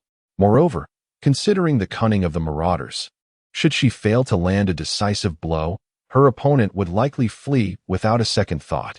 As her thoughts raced, Lacey made his move from a distance. His speed had nearly doubled, rendering him a mere blur. Instinctively, Lin Mingxi raised her hand. Clang. Swoosh. A pair of short blades struck her arm, yet she felt a rift opening behind her. It was that demonic specter. It had launched an assault simultaneously with Lacey's attack. Her divine descent was under siege. An apparent dark energy entity. Lin Mingxi bent her elbow and retaliated, forcing it back. There was no time to hesitate. She activated the dual core. In that instant, she dared not hold back, as her opponent had clearly unleashed a special ability from his core, and lingering any longer might cost her life. What was the name of Lacey's core again? On the battlefield's periphery, behind a mound of war debris, Xia Mu's small swordfish vessel fell silent, even its engines muted. A demonic form? That seemed to be quite a remarkable core. Clad in his divine descent, Xia Mu stood in an inconspicuous corner of the wreckage, his gaze calmly surveying the distant battlefield. After appraising Lacey for a moment, he shifted his attention to Lin Mingxi. The peculiar construction of her armor suggested that a single core should not necessitate so many dark energy compartments. Coupled with these engines, they appeared to serve the dual core. Xia Mu's eyes sparkled with intrigue. Chapter 23. Desperation. Xia Mu had only just arrived at the battlefield, and encounters between raiders and explorers in the Shura domain were not uncommon. In the past, he would have dismissed such skirmishes altogether.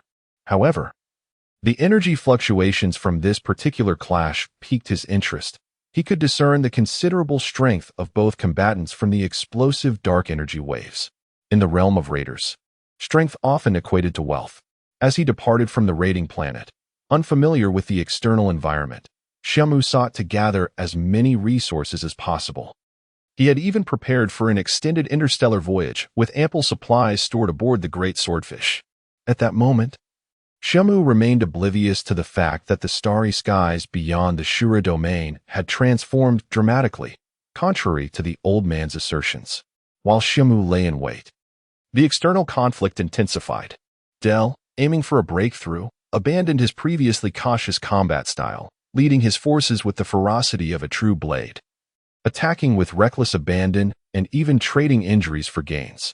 This frenzied approach yielded immediate results, as numerous raiders fell victim to his onslaught. Simultaneously, many explorers perished under the relentless assault of the raiders, unable to keep pace with Del's rapid advance. Yet, Del's concerns were soon overshadowed by the emergence of Lacey, who activated the effects of her demonic form, swiftly gaining the upper hand against Lin Mingxi. Clang, clang. Following several fierce exchanges in midair, Lin Mingxi's armor sustained additional damage. Nevertheless, she remained composed and resolute, skillfully parrying Lacey's dual blade strikes. Unbeknownst to her, a significant influx of energy surged into his secondary core within her divine descent, causing it to stir ominously. As Lacey continued his relentless assault, he believed he had deciphered Lin Mingxi's combat style. Despite her formidable offensive capabilities and mastery of gravitational manipulation, Lacey noted her lack of agility. When the gravitational force failed to fully ensnare her foes, she struggled against speed-oriented adversaries. Lacey recognized that Lin Mingxi's core exhibited a gradual increase in gravitational strength, and if he could swiftly evade, he would escape its grasp. In previous encounters, he successfully evaded her numerous lethal strikes by employing this tactic. I have discerned your fighting style. Now, relinquish your core. Lacey sneered, plunging back into Lin Mingxi's gravitational field. His twin blades whirled, and within mere seconds, he struck her divine descent multiple times. Were it not for the substantial fortitude of her armor, the incessant barrage would have surely proved fatal. Lacey resolved to methodically wear down Lin Mingxi. Once more, he executed a ghostly ambush, feeling the familiar pull of gravity. After a series of strikes, he quickly retreated before the gravitational force could fully coalesce. However, this time, he sensed an ominous presence. The gravitational aura enveloping him intensified. Realizing the peril, Lacey acted without hesitation. The demonic specter within his divine descent merged with him, amplifying his speed as he finally broke free from the gravitational bind. Turning to survey his surroundings, Lacey was astonished to find Lin Mingxi shadowing him with an alarming swiftness, entirely at odds with her previous pace. Dual cores? Lacey's heart raced, compelling him to flee once more. Lin Mingxi gritted her teeth in frustration. She had already activated her wind spirit core, waiting for Lacey to lower his guard. With the combined gravitational forces of her wind spirit and heavy source cores, she intended to ensnare him and unleash a devastating counterattack. However, she was taken aback when Lacey, upon sensing danger, fled with all his might. Now, she deeply understood the extent of the raiders' tenacity. There was no choice but to face them head-on. Lin Mingxi's gaze sharpened.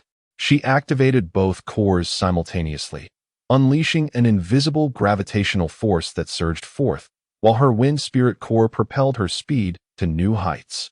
In that moment, Lin Mingxi resembled a gravitational field itself, soaring across the battlefield.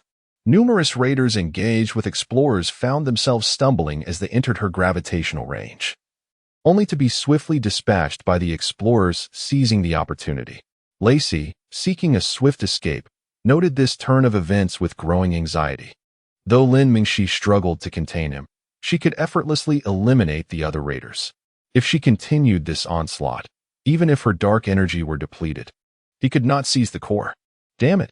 Lacey gritted his teeth, summoning the demonic specter once more. The short blade spun in his hand, and he resolutely turned back. Lin Mingxi, previously unable to catch up to Lacey, felt a surge of hope. Has he returned? Yet, Lacey's return was not without purpose. At the moment he pivoted, he issued orders via the communication channel. Ignore the explorers. Focus all attacks on that divine descent utilizing gravitational core. The killer will be rewarded with a cadre-level core. Upon hearing this command, the raiders fell silent, then swiftly abandoned their current targets, charging furiously towards Lin Mingxi. The explorers were left astonished, with Dell quickly reacting, shouting through the communication channel, "Do not let them through." Yet, the explorers, having lost the immediate threat, instinctively exhaled in relief, while the raiders, emboldened by a greater objective, surged forward with reckless abandon. In the chaos, the explorers faltered as the raiders easily extricated themselves from their previous engagements, rushing towards Lin Mingxi. Among the explorers, only Dell responded, rallying a few to intercept the oncoming raiders. Not everyone possesses the awareness to remain vigilant amidst life and death struggles. Much like how few pay attention to the minimap during a team battle. This exemplified the disparity between raiders and explorers. Whether it be the surgical precision of their initial battlefield maneuvers or the sudden shift in target, the explorers consistently lagged behind. As Lacey noticed the explorers failing to impede the raiders, a smirk crossed his lips. He halted abruptly, pivoting to flee once more. Meanwhile, as Lin Mingxi sought to pursue, raiders charged at her recklessly. The tide of battle shifted dramatically as the explorers rallied for aid. They were met with the alarming sight of Lin Mingxi unleashing a flurry of strikes. In that moment, Lin Mingxi's fists flew with terrifying speed, overwhelming the less formidable raiders, who could not withstand even a single blow. Several explorers, after a momentary daze, sought to assist her. Yet, as they drew near, they were immediately overwhelmed and slain by a horde of raiders. The remaining explorers hesitated, questioning their need to support her. Is she truly so powerful that she requires our assistance? Even if we do not advance, she could undoubtedly eliminate them all, couldn't she? Moreover, our encounter with her is merely a fleeting moment. Of course, no one dares to admit that they are terrified by the reckless madness of those marauders. At this moment, they only see the valiant Lin Mingxi inflicting significant casualties upon the raiders, oblivious to the fact that each marauder, before meeting their demise, has left her with some wounds. These injuries continue to accumulate. Ha ha ha. The explorers are indeed as frightened as ever. At the rear of the marauders, Lacey observed the scene on the battlefield and couldn't help but chuckle in triumph.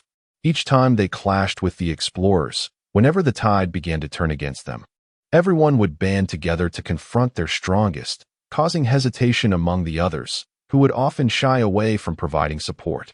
This pattern has remained unchanged through the years, and this tactic has proven effective time and again. Next, all that is needed is, just as Lacey was about to finish his thought, he suddenly froze in place. Unbeknownst to him, a long tang knife had appeared at his throat. Leave. The deep voice resonated, evoking a sense of familiarity within Lacey. Instinctively, he turned to glimpse the scene depicted by the divine descent system behind him. What he saw plunged him into a chilling dread. The image behind him revealed an utterly unremarkable divine descent figure. Yet how could Lacey fail to recognize such a visage? 19, my lord, he uttered, his lips parched. Now, retreat to the wreckage. Xia Mu disregarded his words and continued speaking. Facing Xia Mu, Lacey felt no confidence whatsoever. Especially with the blade poised at his neck, he could only comply obediently. At this moment, the battlefield's focus was entirely on Lin Mingxi and those fearlessly reckless marauders. Oblivious to the fact that Lacey had been taken hostage by Xia Mu, the core at the cadre level was enough to drive a frenzy among the marauders. Around Lin Mingxi now resembled a colossal meat grinder, with the rate of marauder fatalities surpassing any previous moment. Yet it proved utterly futile, despite her relentless killings. The marauders showed no signs of retreating. The once mighty divine descent figures were now riddled with wounds, grotesque gashes and indentations evident everywhere. Lin Mingxi too sensed the impending peril. If this continued, the explosive potential of the duel core would be prolonged by the lives of these marauders, allowing Lacey to emerge at the climax. Even if Dale and the others could overcome through sheer numbers, whether they could rescue her remained a different matter entirely. As she fought, she naturally noticed the hesitation among the surrounding explorers, which chilled her heart. I propose a forced breakthrough, drawing the battle towards Dale's side. At this moment, Xiao He offered a new strategy. Lin Mingxi glanced at the remaining energy and the damage sustained by the divine descent, a bitter expression crossing her face. These marauders would not allow me to pass. Chapter 24. Harvest. At this moment, Lin Mingxi had lost the formidable strength she possessed when she first activated her duel course. The resistance from the marauders was incredibly fierce. They were exchanging their lives for hers. As the battle wore on, Lin Mingxi found herself on a downward spiral. The astute marauders quickly discerned her decline. Fully aware of the adage that one should seize the opportunity when an opponent is weakened. Consequently, their relentless assaults on Lin Mingxi intensified. She resembled a fragile boat tossed amidst a furious tempest, on the brink of capsizing. Was she truly destined to perish here, within the confines of the divine descent? Lin Mingxi's spirits sank further. The ceaseless barrage from the marauders inflicted significant backlash damage, leaving her head spinning. Currently, the probability of escape was a mere 11. The damage to the divine descent stood at 61, and the remaining dark energy was at 23. The voice of Xiao He persisted, continuously analyzing various data even in this dire moment. Xiao He, it's futile. I was too naive, believing that by stepping forward, I could inspire them to fight alongside me. Lin Mingxi's expression grew somber, witnessing so many lives extinguished before her eyes. She struggled to accept the reality and thus chose to activate her core powers, hoping to lead them into battle. Initially, she succeeded. The tide of battle turned momentarily, but ultimately, she succumbed to the marauders' understanding of human nature. This time, I may never return to see you again. As she gazed at the marauders surrounding her, Lin Mingxi's lips twisted into a strained smile. At that moment, the hesitant explorers around her also seemed to come to a realization. Someone took the lead, breaking the silence in the communication channel. Tessa, can you still break free? Tessa was the alias Lin Mingxi had adopted. A heavy silence enveloped the communication channel. Her communication module had been destroyed. Suddenly, someone replied, prompting others to look at the communication channel, where Lin Mingxi's icon had inexplicably shown as disconnected. In that instant, The explorers appeared to be enveloped in a subtle atmosphere. After several seconds of silence, someone finally spoke up. The marauders' target is her. Let's take this chance to leave. Yes, indeed. She has been holding off these marauders for our sake. We cannot let her sacrifices be in vain. Hurry. Under the leadership of one, the explorers, now free from the marauders' constraints, rushed away toward the distant 6,000-mile ship without looking back. Dale, who was intercepting the marauders, turned grim upon witnessing this scene. Yet, as he glanced at Lin Mingxi, who was surrounded and visibly weary, he found himself at a loss for words. Boss, even if we rush over now, by the time we break through, she won't be able to hold on any longer. We need to go. The marauders were clearly fixated on her core. Behind him, someone couldn't help but speak up, though they avoided looking in Lin Mingxi's direction. Exactly. If she can buy us some time, we must quickly return to the ship. They surely won't be able to catch us. With someone taking the initiative, the lingering hesitation in the hearts of the others was instantly overshadowed, and they all urged Dale to leave. The leading figure, Dale, watched as Lin Mingxi fought valiantly amidst the marauders, striving desperately to break free, while the marauders in front of them were entirely focused on their own battle, ignoring them. Let's go, boss, or we truly won't have time left. She is beyond saving. Hurry. We cannot allow her sacrifice to be in vain. Finally, gritting his teeth, Dale turned and commanded, let us move. Within the divine descent, Xiao, who had witnessed everything, seemed momentarily frozen while analyzing the data. Xiao, what's wrong? Lin Mingxi's voice, tinged with weakness, reached him.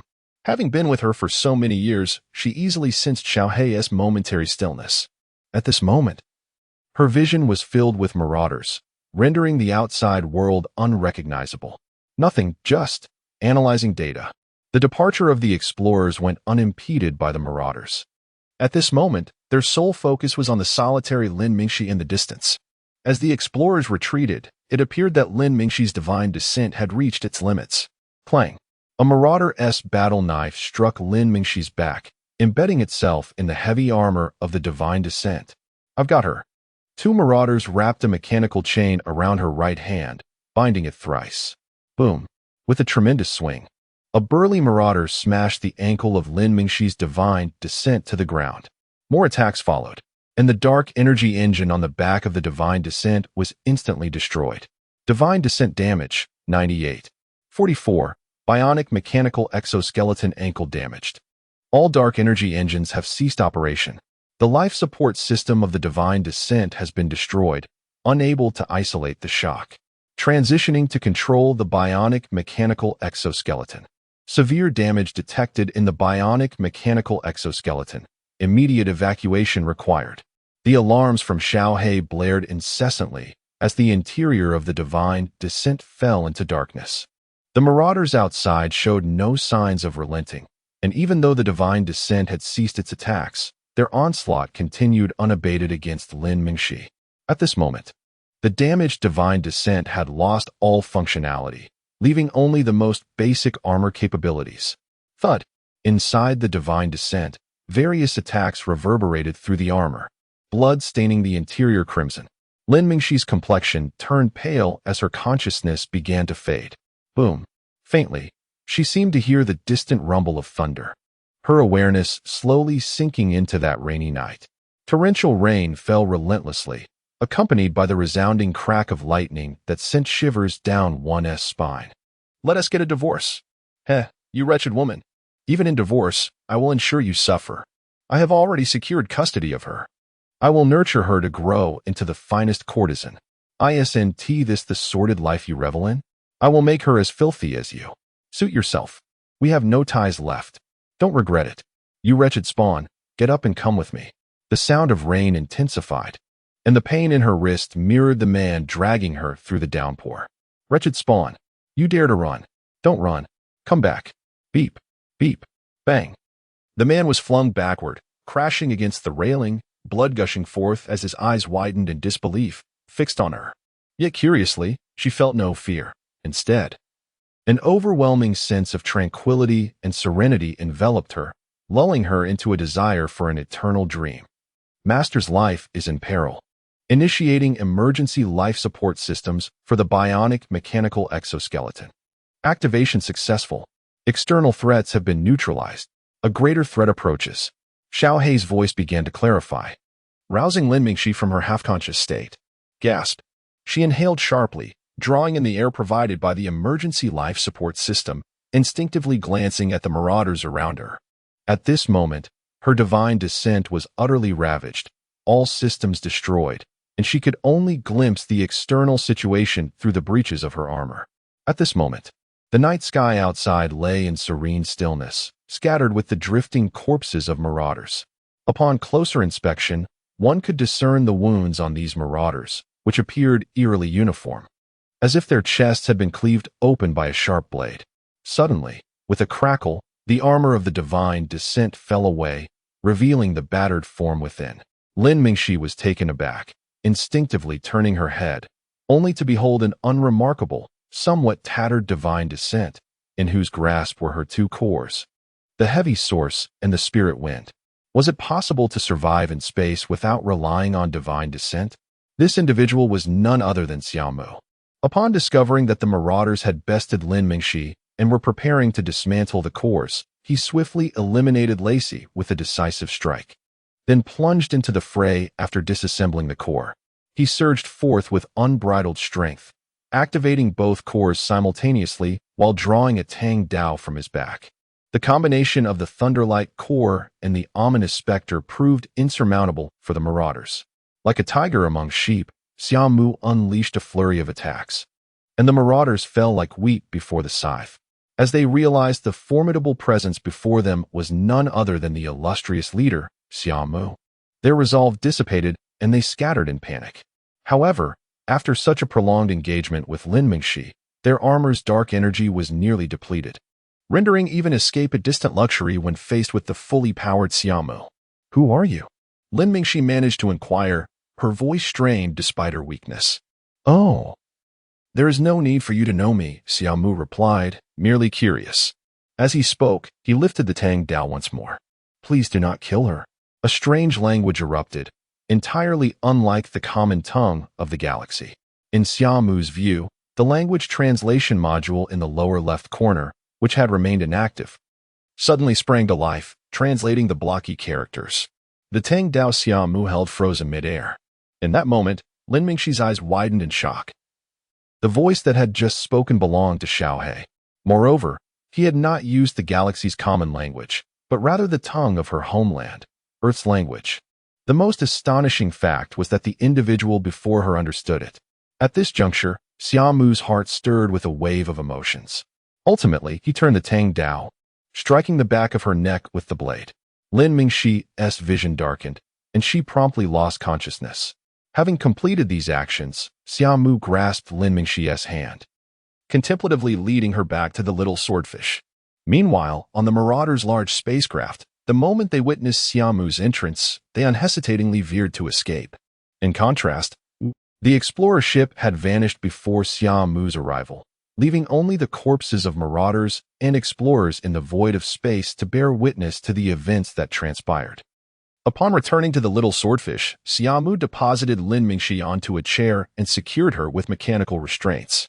Noting that her injuries were not life-threatening, he turned to remove the armor of divine descent, carefully stowing away the 3 cores he had acquired during the encounter.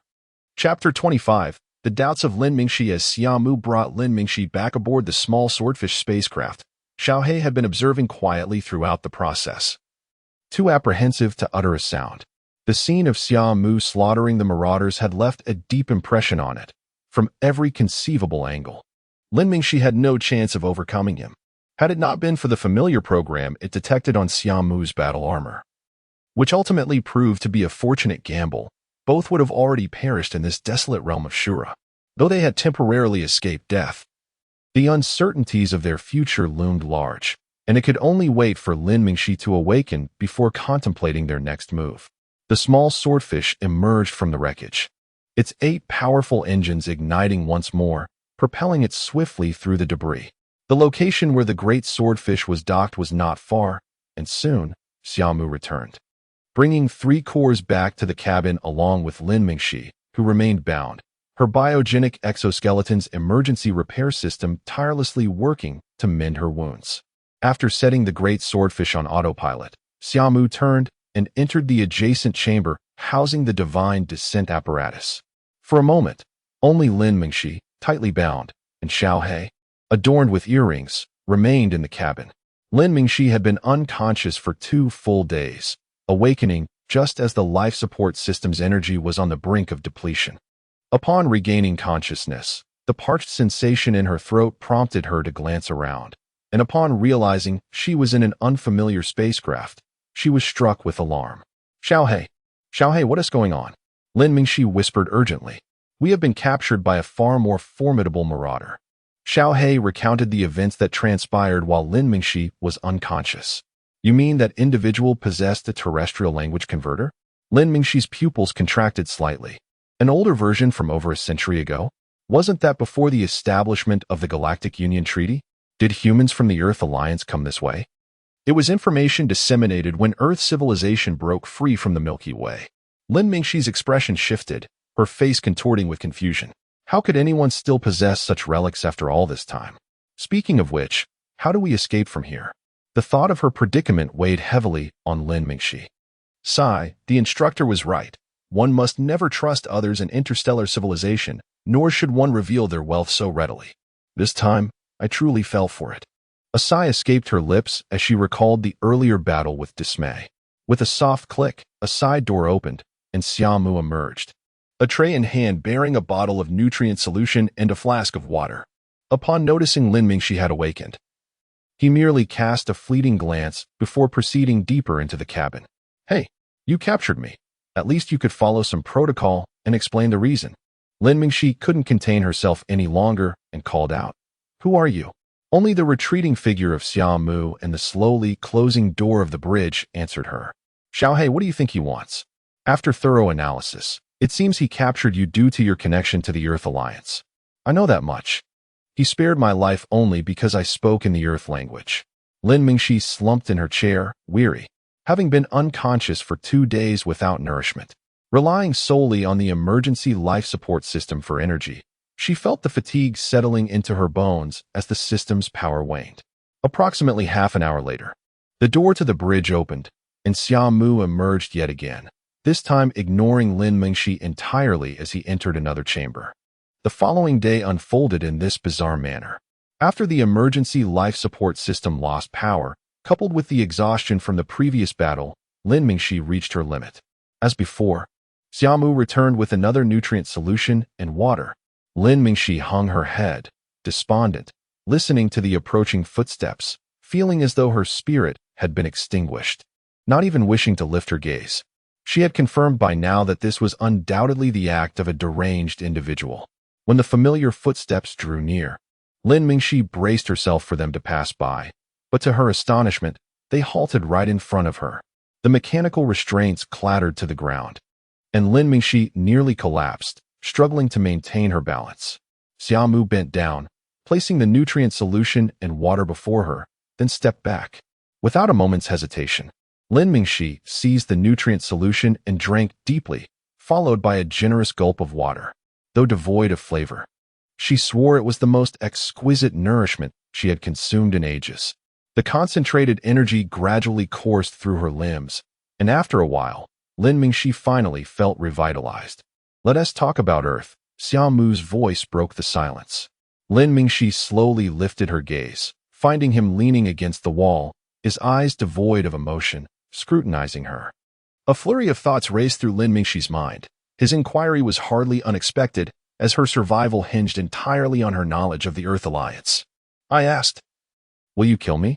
Lin Mingxi cautiously inquired, returning to her seat and carefully raising her head to gauge his reaction.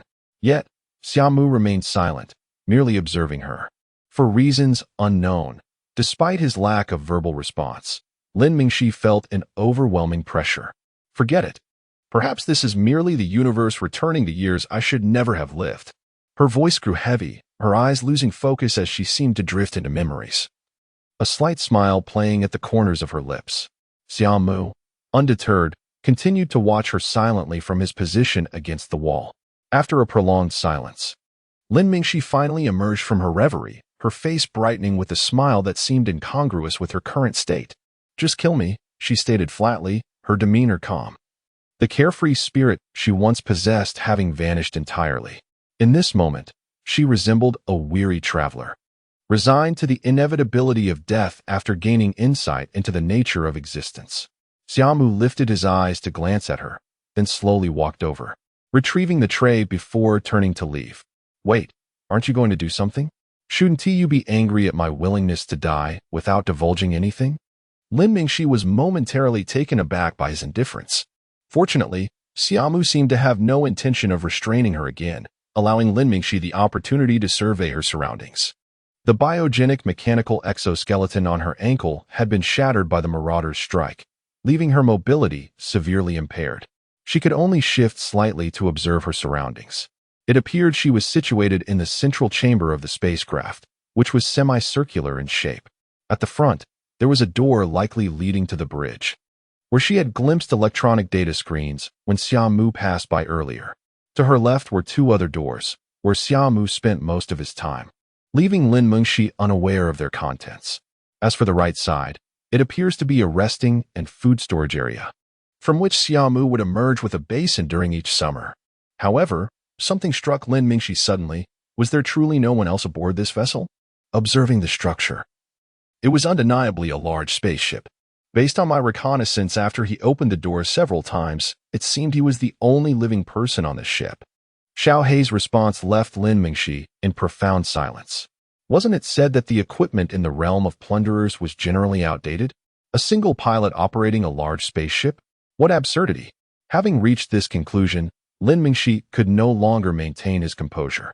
Such technology, even within the current interstellar alliance, was a rarity, typically reserved for their military forces.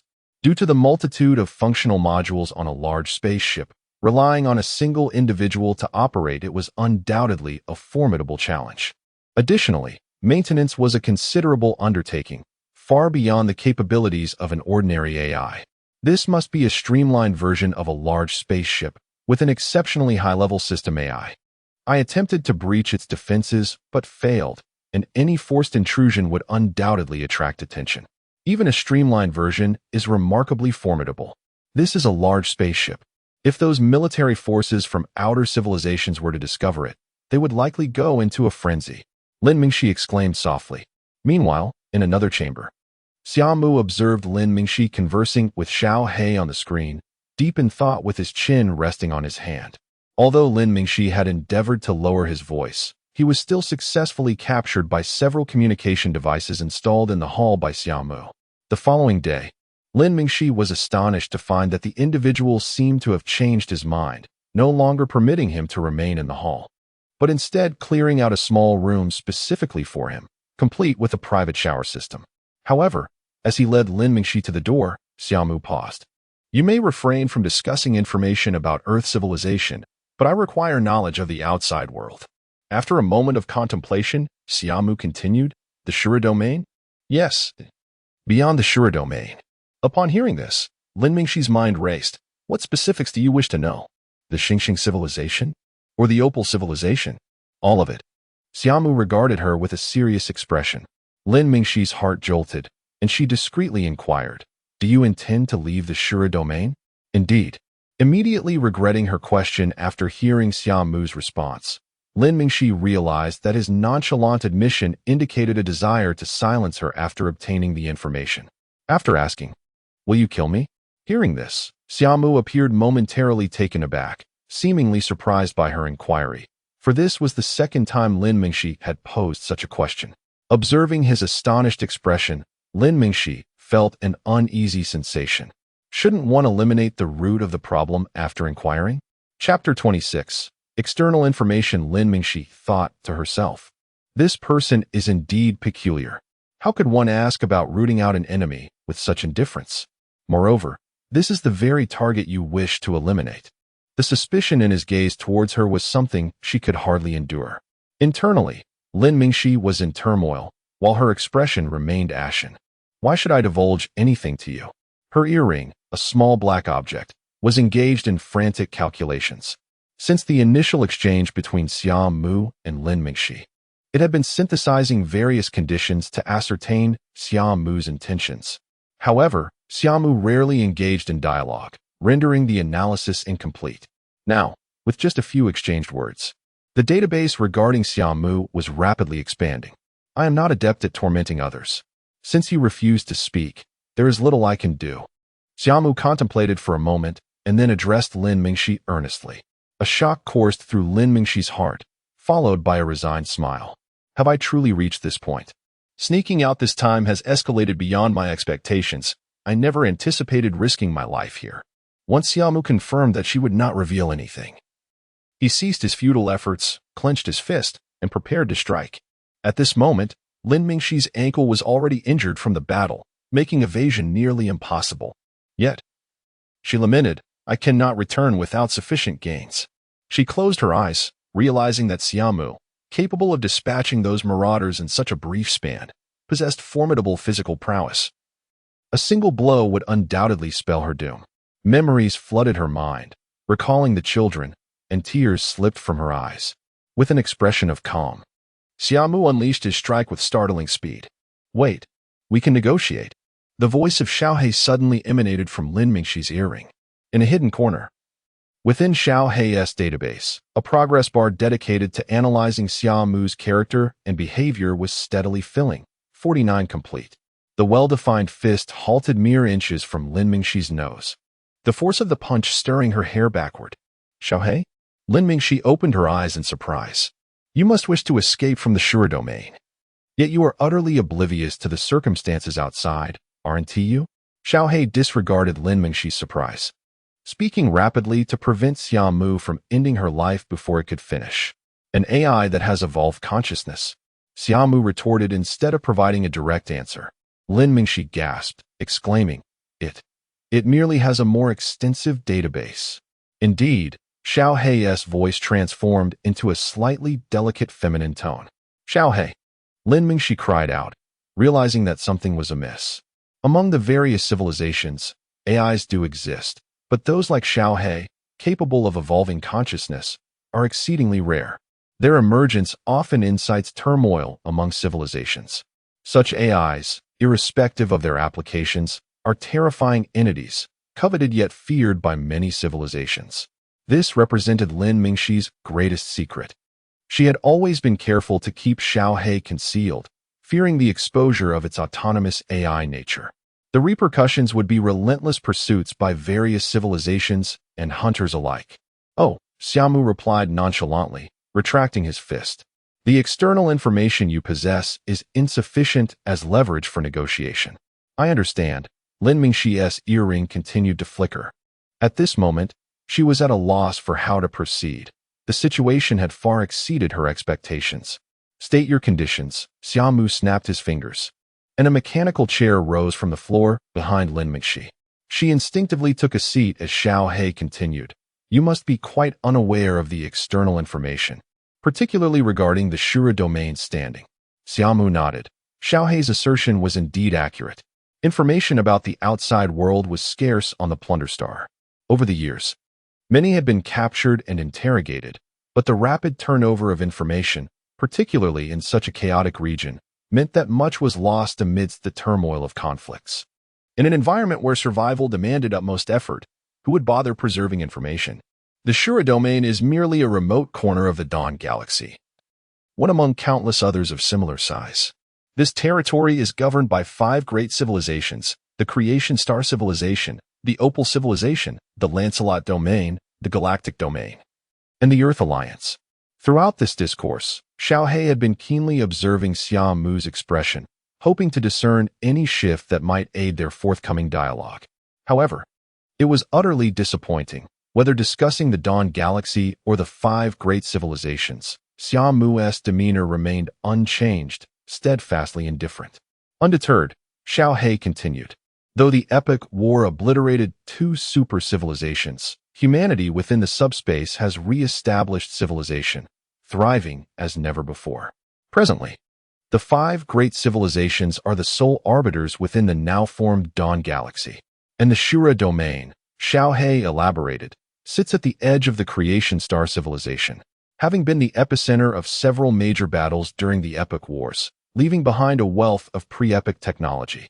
Countless treasure seekers venture here, including the explorers with whom you are at odds. You've made an error, Xia Mu interjected suddenly. Both Xiao He and Lin Mingxi were taken aback. The truly powerful technologies from the old epic have not been preserved by humanity. This statement nearly shattered Xiao He's composure. As one who hailed from the old epic, it was well known how vast the disparity was between contemporary humanity and that of the old epic. The earlier assertion was merely a gamble to astonish Xia Mu. Both were not naive and quickly recognized that Xia Mu likely possessed knowledge about the old epic far exceeding their own. That was all in the past. After so many years, the people of the creation star civilization harbor profound resentment towards the marauders. Even other civilizations are aware of certain matters pertaining to your Shura domain. Xiao He stammered, attempting to pivot the conversation. If not for the protective dark energy tides, the creation star civilization would have long since obliterated this place. Over the years, marauders have indeed escaped from the Shura domain, but do you know their fate? Xiao He posed a suspenseful question, hoping to prompt Xia Mu into an instinctive response, thus regaining conversational control. Yet again, Xia Mu disappointed, maintaining his placid demeanor. Xiao He fell silent. This silence drew a frown from Xia Mu, who cast a questioning gaze upon it. Those who escaped were, without exception, hunted down and exterminated by the creation star civilization. Outside the Shura domain stands a fifth-tier war fortress, specifically tasked with guarding the wormhole passage leading to the creation star civilization. The entire realm of the Ashura had long been surveyed by the star creation civilization, with 3 wormholes within its confines guarded by fifth-tier war fortresses. For the marauders wishing to escape, these 3 wormholes were their sole passage. Of course, if one possessed an ancient-era vessel capable of traversing subspace, then my words would be rendered moot. What is the solution? The inquiry from Xia Mu sparked a glimmer of hope in Lin Mingxi's eyes. While Xiao He felt a jolt of realization, after such a lengthy period, Xia Mu had finally expressed a need. The explorers all held identities registered within the star creation civilization, an identity that could not be fabricated except through extraordinary means. Can you? Xia Mu pondered, casting a contemplative glance at Lin Mingxi's robust figure. Lin Mingxi and Xiao He were taken aback by the gaze, prompting Xiao He to hastily declare, I do possess a method to assist you in forging identity information, but it requires the DNA of an explorer. I will not harm you. This room is now yours. Xia Mu nodded, taking a deep look at Lin Mingxi before turning to leave. Phew. As Xia Mu departed, Lin Mingxi wiped her forehead and exhaled deeply. Xiao He, you truly are remarkable. At that moment, she could no longer contain her excitement, leaping from her chair. The sensation of having survived such peril was exhilarating. However, as she landed, her ankle faltered, causing Lin Mingxi to tumble to the ground. Betting correctly, Xiao He's relieved voice emerged from the earring. That was incredibly risky. I was astonished by my earlier analysis, discovering such a formidable presence in a place of plunder. As long as we survived. Lin Mingxi steadied herself against the wall, managing a smile. By the way, Xiao He, does he truly remain oblivious to the circumstances outside? So many years have passed. It should be so. While he spoke, I continuously monitored his heartbeat and pupils. Furthermore, he initially intended to kill us. The likelihood of deceit is minimal, and he has no substantial reason to mislead us. Perhaps we are simply not significant enough for him to lie. Upon hearing this, Lin Mingxi fell silent. Xiao He's assertions were indeed compelling. Against Xia Mu, they stood no chance. Gradually, she returned to the room, leaning against the wall, and laid down on the bed, releasing a long sigh. Ah, the bed, how nostalgic. The following day, Lin Mingxi awoke to the sound of knocking at the door. After the verbal sparring with Xia Mu and narrowly escaping death, her spirits had been utterly exhausted, and she had succumbed to a deep slumber upon lying down. Rubbing her bleary eyes, Lin Mingxi reached out and pressed the button to open the door. As the hatch swung open, Xia Mu entered, carrying a basin filled with nutrient liquid and a cup of water, placing them on the table beside her bed before turning to leave. This fellow, who had previously sought to kill us, I had thought that even in cooperation, he would not treat us with kindness. Lin Mingxi gazed at the nutrient liquid and water by her bedside, her expression a complex tapestry of emotions. The 27th chapter, titled Black Rose, delves into Lin Mingxi's emotional state, which Xia Mu remains oblivious to. In his perspective, as long as she holds some utility for him, she is unlikely to perish so easily. Through the introduction provided by Xiao He and Lin Mingxi regarding the outside world, Xia Mu realizes that his previous notion of relying solely on the great swordfish to escape the Shura domain was rather naive. However, upon recognizing this error, he promptly seeks to amend it. Xia Mu does not consider himself infallible. Rather, he is committed to learning with humility. In the realm of the plundering star, those who cannot accept their own faults often meet a grim fate, becoming mere remnants among the many corpses reclaimed by the deep crimson crosses. Upon learning that the information from the outside world had diverged entirely from that acquired by the plundering star, Xia Mu promptly instructed Lin Mingxi and Xiao He to compile a detailed document for his review. Before thoroughly perusing this information, he consciously reduced the ship's speed, lingering in the Shura domain for an additional 2 days. During this time, Xia Mu meticulously organized the external information and plotted a prospective course. Regrettably, Lin Mingxi remained reticent regarding the Earth Alliance, yet her descriptions of the 5 great civilizations suggested that the Earth Alliance had previously opened its doors to the cosmos, welcoming external entities. The reason for the complete closure of the Xuanji domain by the Earth Alliance 15 years prior, barring entry to representatives of the major civilizations, remains a mystery. Over the past 15 years, numerous individuals have emerged from the Earth Alliance, each displaying formidable prowess that has left many in awe. As time has passed, the Xuanji domain has acquired an enigmatic aura.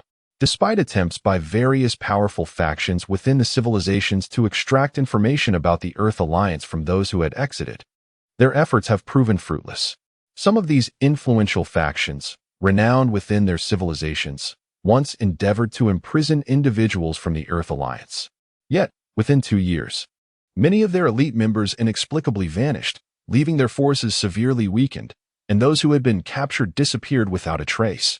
Consequently, external civilizations have since refrained from interfering with those emerging from the Xuanji domain. Lin Mingxi did not withhold this information from Xia Mu. Instead, she elaborated further. In reality, most individuals exiting the Xuanji domain were likely training within the Dong star system to broaden their horizons. Opportunities to emerge from the Xuanji domain are scarce, making each individual who does so a person of significant background. With this knowledge, Xia Mu silently affixed a label of inviolability to those hailing from the Xuanji domain. As for Lin Mingxi, Xia Mu instinctively disregarded her identity. After all, he had done what needed to be done, and any hopes of redemption seemed elusive. Moreover, Lin Mingxi appeared to harbor no intentions of retaliation. This realization allowed Xia Mu to breathe a sigh of relief. Had Lin Mingxi possessed a means to communicate with the Xuanji domain or exhibited hostility towards him, he would have had no choice but to resolve the matter discreetly. Although his ultimate desire was to reach the Earth Alliance, a veritable utopia, his life took precedence. Beyond these considerations, the information regarding the 5 great civilizations piqued Xia Mu's interest. According to Lin Mingxi, the Galaxy Remnant and the Lance Remnant were direct descendants of those who had sought refuge in the subtime dimension during the Old Era, while the Creation Star and Opal belonged to a branch. The Earth civilization, on the other hand, had developed independently. The 5 great civilizations vary in strength, yet their disparities are not vast. After diligently absorbing knowledge of the external world over the past few days, Xia Mu encountered challenges. His purpose for venturing forth was to reach the Earth Alliance and lead a tranquil life, yet the current external conditions rendered this ambition seemingly distant. The Earth Alliance had sealed off the Xuanji domain, and over the years, few had managed to enter. In the bridge, Xia Mu sat alone in the captain's chair, gazing at the monitor displaying Lin Mingxi, deep in thought. The more he learned about the external situation, the more he recognized Lin Mingxi's significance. Whether it be fabricating an identity that could navigate the various civilizations or discovering a means to enter the Xuanji domain, he might find answers through her. While Xia Mu was lost in contemplation on the bridge, Lin Mingxi had finally repaired her bionic mechanical exoskeleton ankle, allowing her to move freely. Xia Mu did not impose any restrictions on her actions. After mending her ankle, Lin Mingxi exited through her cabin door. During the last few days, she had focused on repairing her ankle and had yet to properly explore the ship she was aboard. Cautiously traversing the ship, she found it eerily silent. In the desolate Shura domain, the absence of sound could drive anyone to madness over time. Xiaohei, do you think he has always been like this? She mused, navigating the empty corridors, instinctively shivering. From the ship's condition, it seemed likely. Does he not feel lonely? Lin Mingxi glanced around and couldn't help but murmur. Lonely? Xiaohei paused, recalling the hazy period of its awakening during the transition from the old era to the new. The sound of footsteps echoed, startling Xiaohei and prompting Lin Mingxi to instinctively seek concealment, though she herself couldn't comprehend why. With walls on either side and only one corridor available, Xia Mu soon appeared around the bend. Upon noticing Lin Mingxi's now-repaired ankle, his expression remained unchanged as he approached, extending a basin filled with familiar nutrient solution and a cup of water. Lin Mingxi accepted it silently, and Xia Mu turned to head towards the dining area located to the right of the main chamber, instructing her to set the basin down there. Observing Xia Mu's retreating figure, Lin Mingxi's expression grew complex. Previously, the fracture of her ankle posed no threat to him. Although he was aware of her recovery over the past few days, the calm demeanor he exhibited when facing her stirred a tumult of emotions within Lin Mingxi. It appeared as though he had never harbored concerns about her potential rebellion or sabotage. This was certainly not a matter of trust. Rather, it reflected an absolute confidence in his own strength. I still cannot fathom how such a monster could emerge from the plundering land, Lin Mingxi whispered, carrying the basin toward the dining area Xia Mu had indicated. His identity was not so simple. The strength of his physical form had reached the Tianquan level at the very least. Tianquan level? Lin Mingxi's eyes widened in disbelief, frozen in place. Is he truly at the lowest tier? In her mind, Xia Mu's slightly emaciated figure surfaced. Yet she found it impossible to reconcile him with the Tianquan level of physical prowess. In this era, where the primary focus lies on genetic enhancement, humanity can bolster their physical forms through the absorption of dark energy, rendering them formidable enough to pilot various powerful divine descents and spacecraft. Within the Earth Alliance, an individual's overall strength is categorized into 7 levels: Tianshu, Tianxian, Tianji, Tianquan, Yuheng, Kaiyang, and Yaoguang, ranked from highest to lowest. It is said that these names were derived from the astronomical enlightenment of the Earth Alliance's early humanity and have persisted to the present day. This overall strength refers to the intensity one can achieve while wielding various divine descents. Yet now, Xiaohei claimed that Xia Mu could attain the Tianquan level purely through physical means, directly encroaching upon Lin Mingxi's knowledge blind spots.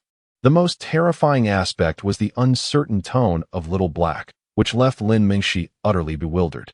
A Tianquan-level powerhouse in the Xuanji domain was akin to a minor leader within the military, each one being a rare gem among thousands. Although the numbers might swell to a considerable size once one reached the star domain level, how old could Xia Mu possibly be? At most, he could not be over 20. Little Black, do you truly comprehend what you are saying? Lin Mingxi's eyes widened in disbelief as she stared vacantly at the desolate corridor. I know, it can only get higher. Lin Mingxi was struck once more by the weight of the revelation. Simultaneously, the flicker of resistance within her heart vanished without a trace. This is not merely boarding a pirate ship. It is akin to stepping aboard the vessel of the Pirate King. How could such a creature emerge from the plundering star? Lin Mingxi exclaimed in frustration. After comprehending Xia Mu's strength, her understanding of her dire situation became painfully clear. There was no hope of escape. No wonder those marauders could not withstand even a single exchange against him. It was a one-sided massacre. When Lin Mingxi, with her tumultuous thoughts, finally arrived at the dining area, Xia Mu had just finished drinking his nutrient solution. Seeing him again, that peculiar sense of alienation washed over her. She truly could not reconcile this gaunt, seemingly dazed figure before her with the formidable Tianquan-level warrior he represented. Is this a dream? Lin Mingxi murmured, sitting opposite Xia Mu, her eyes blankly fixed on the meal before her. Xia Mu merely cast her a fleeting glance before collecting his dishes and the container of nutrient solution with a calm demeanor. For 3 days, they sailed through this tranquil existence, during which Xia Mu's grasp of external information saw the great swordfish accelerating steadily. By this point, Lin Mingxi had succumbed to utter despair. If she had previously clung to a sliver of hope for escape, after recovering from her ankle and with Little Black's assessment of Xia Mu's capabilities, she had relinquished all such thoughts. In these days, besides witnessing Xia Mu's terrifying prowess, Little Black had analyzed the spaceship and arrived at an astonishing conclusion. The entire structure of this vessel was constructed in a singular style from start to finish. It is essential to note that building a spaceship necessitates various components and modules, along with diverse systems and data support. This implies that to construct such a ship, one would require a flawless industrial chain, with all components manufactured by the same company. To make it feasible, what company could possibly be a giant in the galaxy and establish itself in such a place? What manner of place was the plundering star? A realm of chaos, a haven for marauders.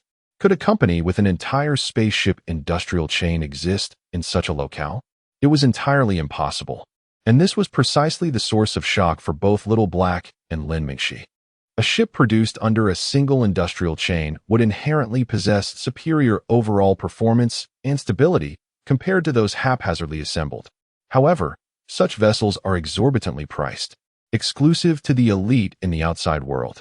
This was certainly not something the desperate individuals in the Shura domain could hope to possess. Thus, the sudden appearance of such a ship was nothing short of bizarre. If such a vessel could be procured, it was evident in their minds that Xia Mu's strength was far beyond mere Tianquan level. Lin Mingxi, resigned to her fate, lay back in acceptance. She was not naive enough to believe that any information regarding the Earth Alliance could pose a threat to Xia Mu. After all, when Xuanji domain was mentioned, this fellow had remained utterly unperturbed. In fact, upon deeper contemplation, she could even sense a hint of murderous intent emanating from him. Presently, Lin Mingxi wished only to assist Xia Mu in achieving his goals, hoping that he might show mercy and spare her. Yet, as she pondered this, she could not help but recall his origins in that realm of plunder. Ultimately, she was reluctantly forced to realize that even if his objectives were fulfilled, he likely would not let her go. In such circumstances, it seemed her only option was to continuously exhibit her value, ensuring he would not act against her lightly. Little Black, I have come to understand the feeling of wanting to live yet not daring to die. Had I known, I should have resolved this from the beginning. Why give me hope? How infuriating. Just as Lin Mingxi wrestled with existential doubts, the spaceship suddenly trembled, accompanied by a thunderous roar. An attack. Instinctively, Lin Mingxi sprang from her bed and hurried toward the central cabin. Upon arrival, she encountered Xia Mu, now clad in his divine attire, preparing to enter the hatch leading outside. Wait, I can fight too, Lin Mingxi shouted, witnessing Xia Mu about to depart. He turned, a look of confusion crossing his face as he surveyed her imposing stature. A fleeting glimmer of satisfaction flickered in his eyes before he replied, Alas, I have already exhausted my divine form. With that, he turned away, opening the hatch to the belly of the ship, vanishing from Lin Mingxi's sight. Stunned, Lin Mingxi stood frozen.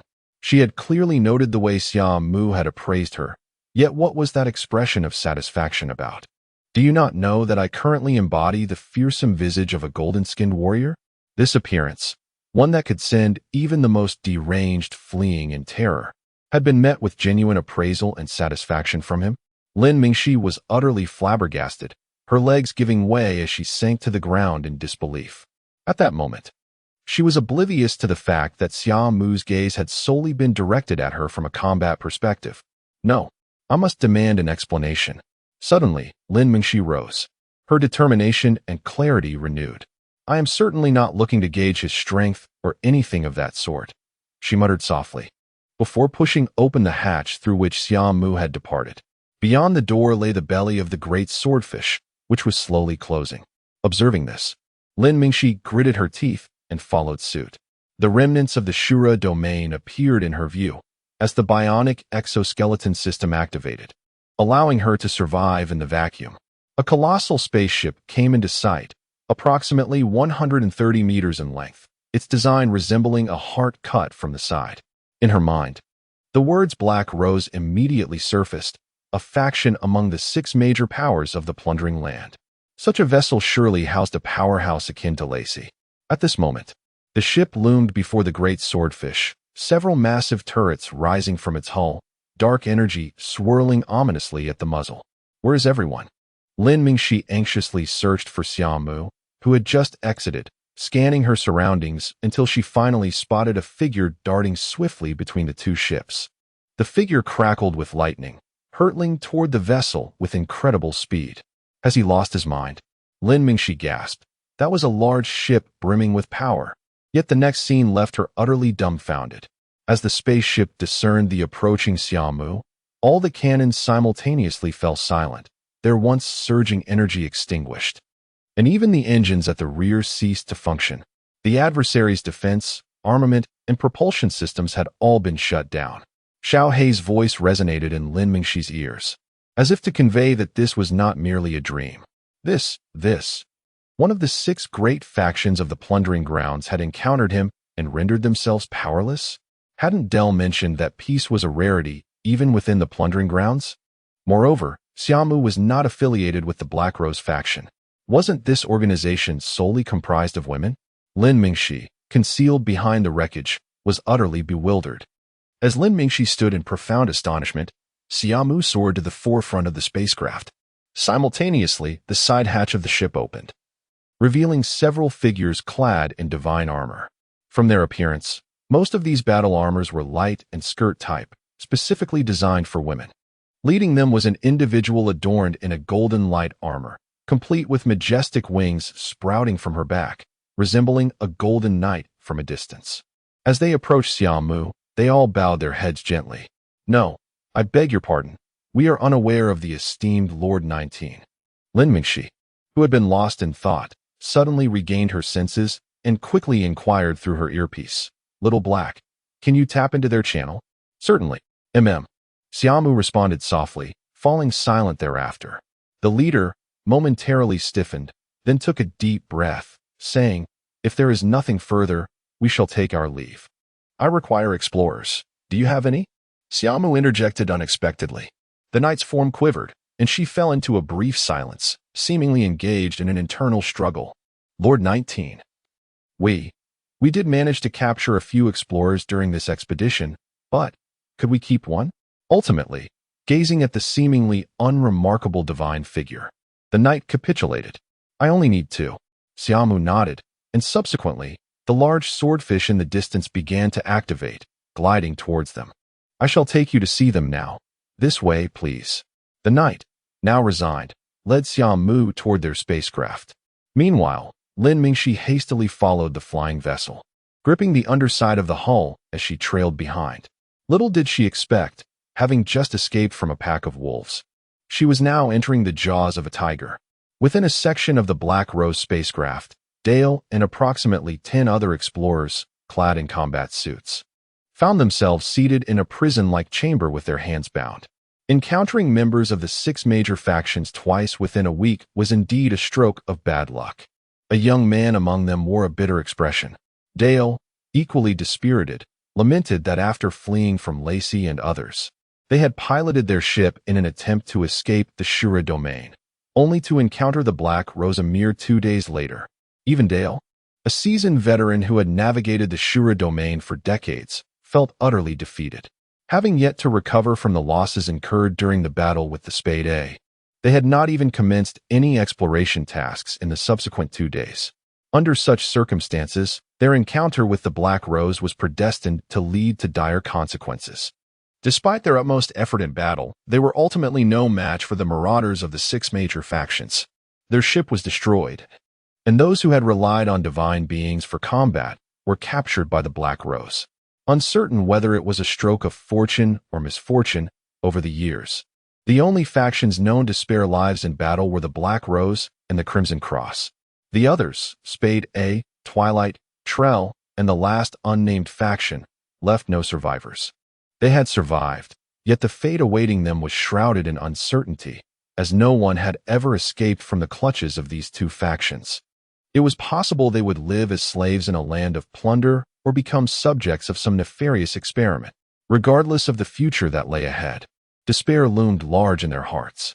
They had attempted suicide, but as long as death was not instantaneous, the two marauders guarding them could employ life support devices to pull them back from the brink.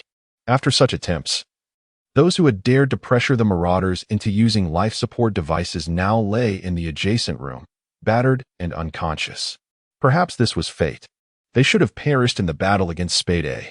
Having sacrificed Xia to survive, they could not escape the ensuing calamity.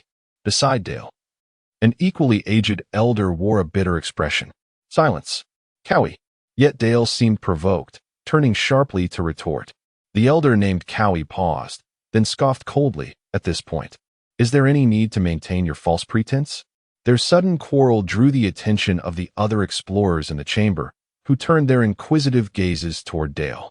Feeling the weight of their stares, Dale panicked momentarily and attempted to adopt a more amiable demeanor.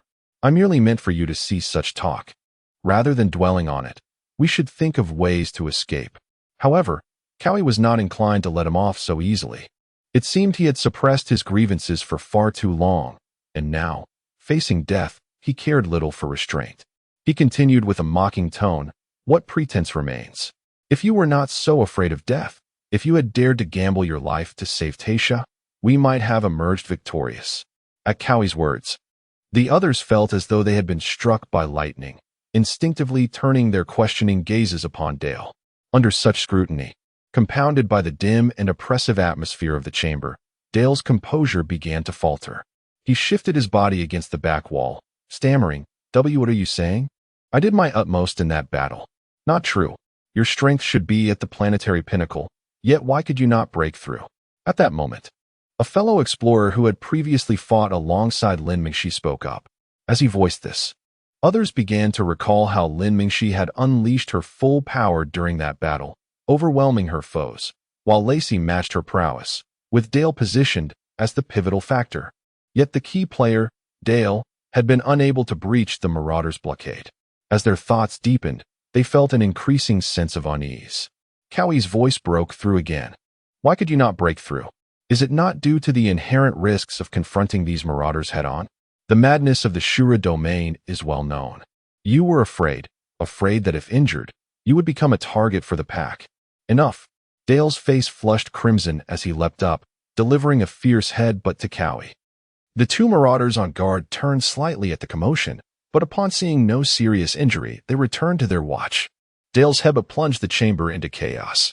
The other explorers, startled by his sudden aggression, quickly rallied around Cowie, glaring at Dale with indignation. "What? Are you embarrassed now?" Blood trickled slowly from Cowie's forehead, coursing through the lines of his aged face, rendering it somewhat menacing. "What on earth is happening? Indeed, weren't you the best of partners aboard the ship?" At this moment, Dale found himself surrounded, his hands bound, unable to retaliate, and could only retreat to the wall with a sullen expression. "Ah, partner? Who would associate with such a coward? It is merely a matter of mutual benefit." The blood streaming down his head did not perturb Cow in the slightest. He seemed unperturbed, continuing with a cold smirk. Even if the raiders were to act with reckless abandon, his planetary peak strength would allow him to break free with minimal cost, and with Tice's stellar prowess, dealing with the raider leader would be a trivial task. Even if he were to falter, he could retreat unscathed, recuperate for a couple of days, and be ready to confront the Black Rose, rather than being crushed without resistance. At that moment, Dell appeared lost in thought, showing no intention of rebuttal, leaning against the wall with a sullen expression. Ultimately, he was afraid. Tice's strength had surpassed his own, and even after the battle, his reputation would be tarnished. Not to mention the possibility of being attacked by a pack of wolves while injured. Faced with such choices, he greedily opted to preserve himself.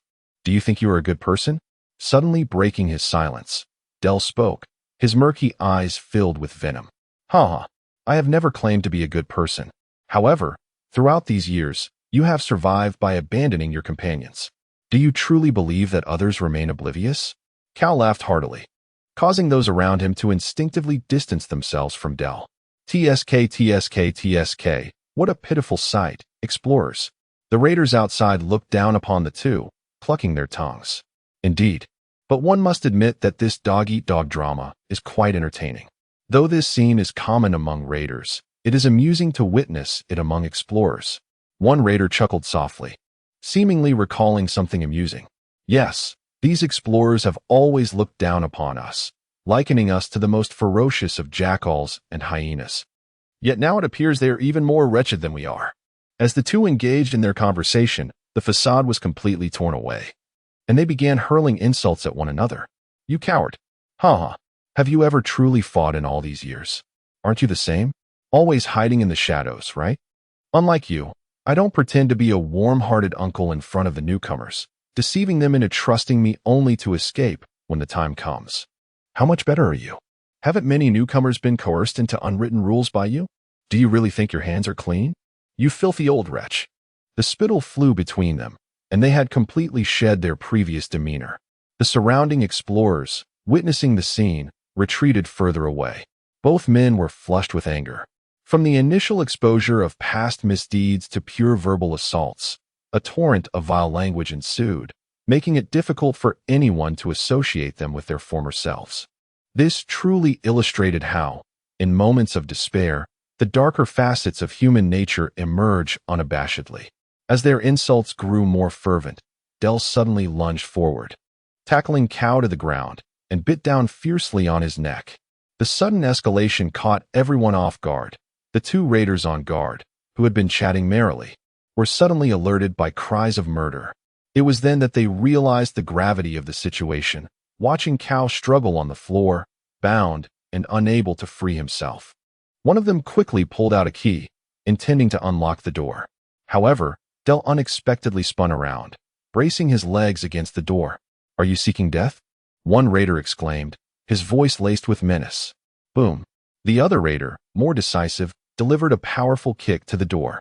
Yet, despite Del's state, he was a peak planetary being, with physical capabilities to match. The raider's forceful kick failed to breach the door. Stand down. A dark barrel emerged, aimed squarely at Del's head. Under the threat of death, Del finally relented, but by then, Cow had long since breathed his last. The physical prowess of a peak planetary being is no jest. In an instant, he had severed Cow's throat. A moment's delay for the raiders would suffice for Cow to succumb to his wounds. Upon seeing Cow's lifeless body, the two raiders' expressions soured. Meanwhile, Del, as if he had merely accomplished a trivial task, returned to the corner of the cabin, sitting down calmly, his face devoid of the earlier flush. What transpired? As the two raiders contemplated entering to deal with the body and punish Del, a chilling female voice called from behind. The two turned abruptly, bowing slightly. Lady Nasha.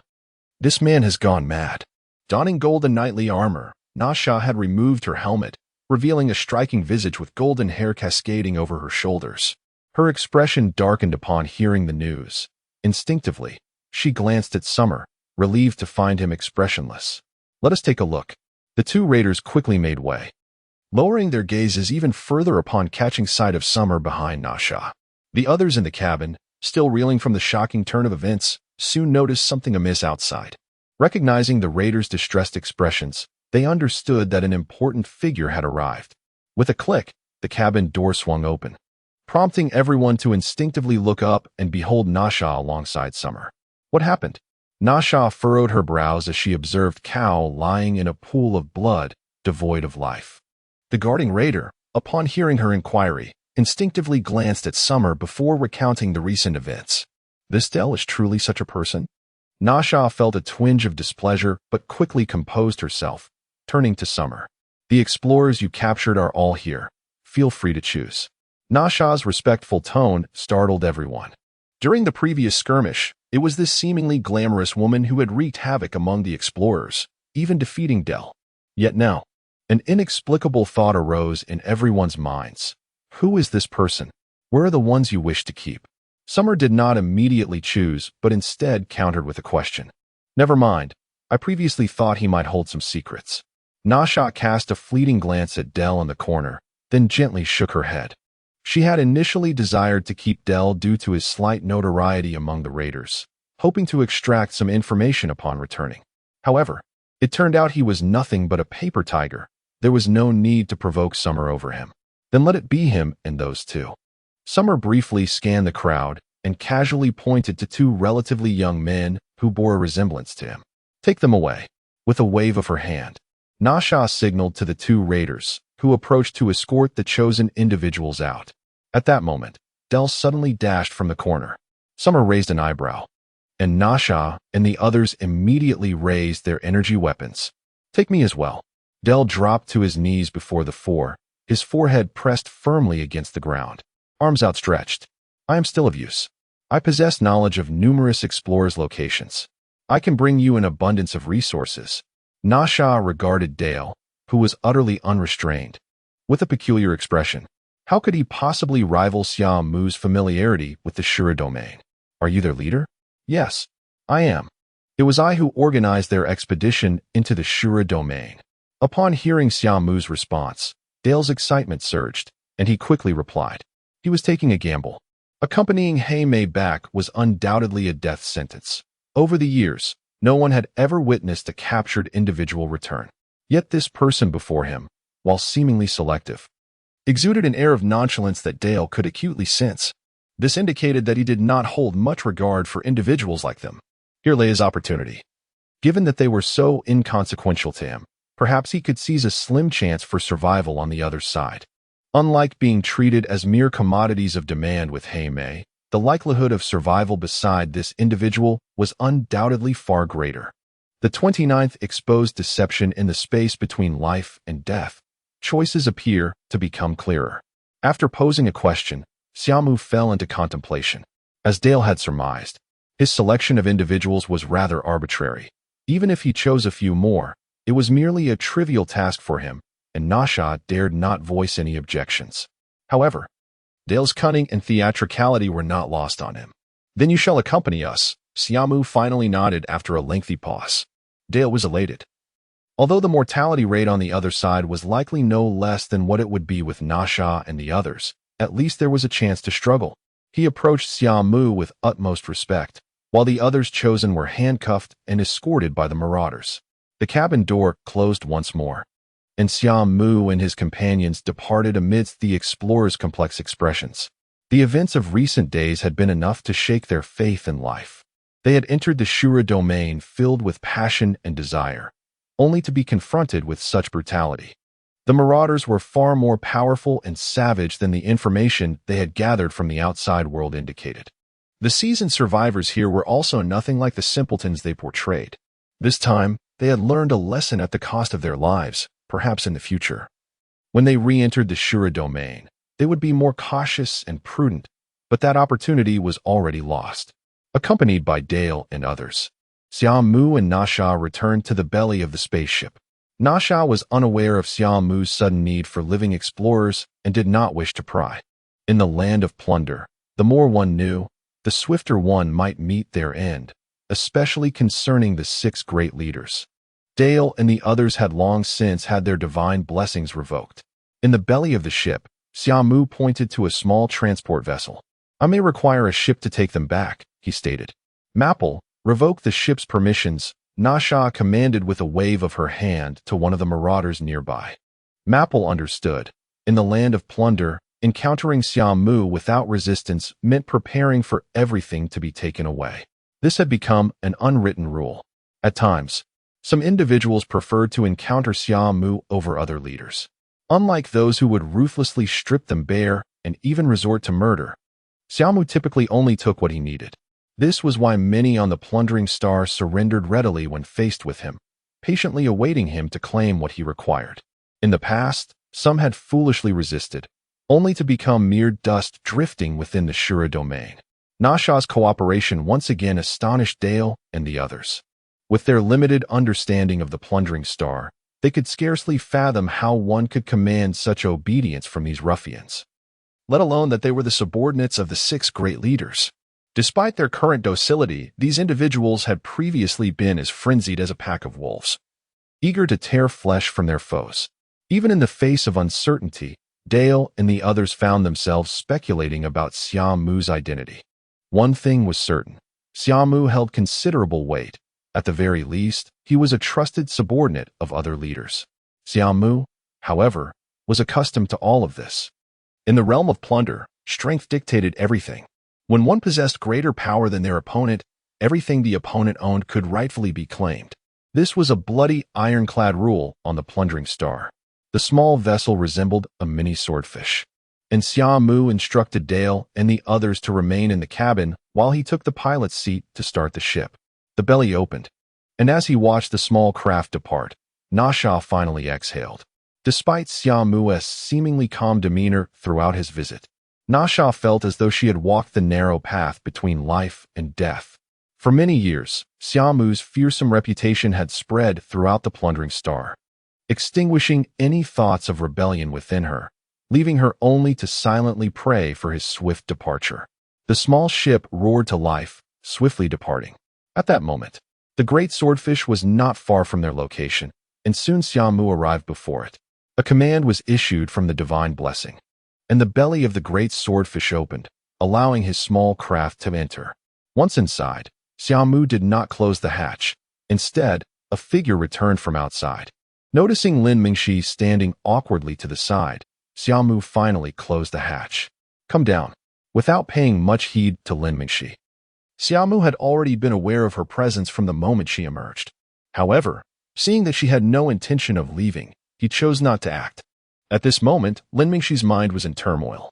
Her curiosity had driven her to leave the belly to observe what Xia Mu was up to, only to discover that the little black entity, which had confidently assured her it could unlock the hatch, was utterly helpless against the defenses of the great swordfish.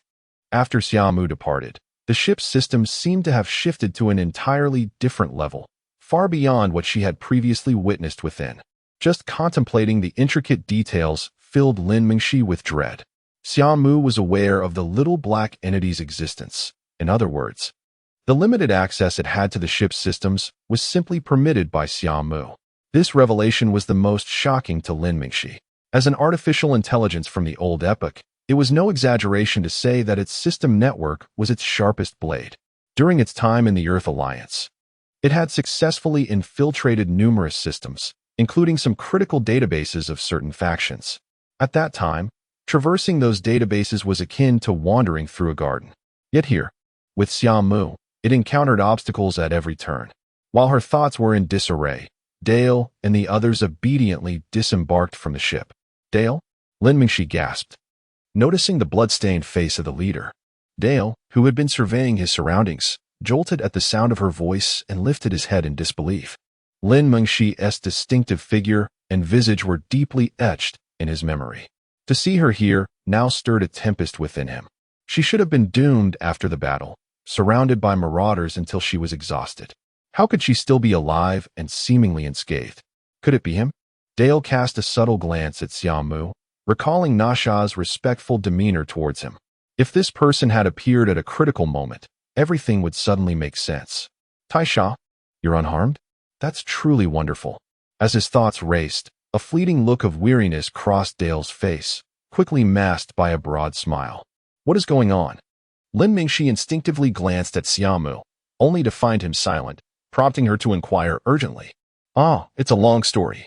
Dale shook his head with a sigh, ready to weave the words he had crafted in his mind. "You wanted explorers," Xia Mu interjected suddenly, interrupting his thoughts. Lin Mingxi's body trembled as she recalled the previous agreement made with Xia Mu. Xia Mu had promised to forge the identity of an explorer, with the condition that they would require the DNA of the explorers, unlike the raiders, who had never registered their information.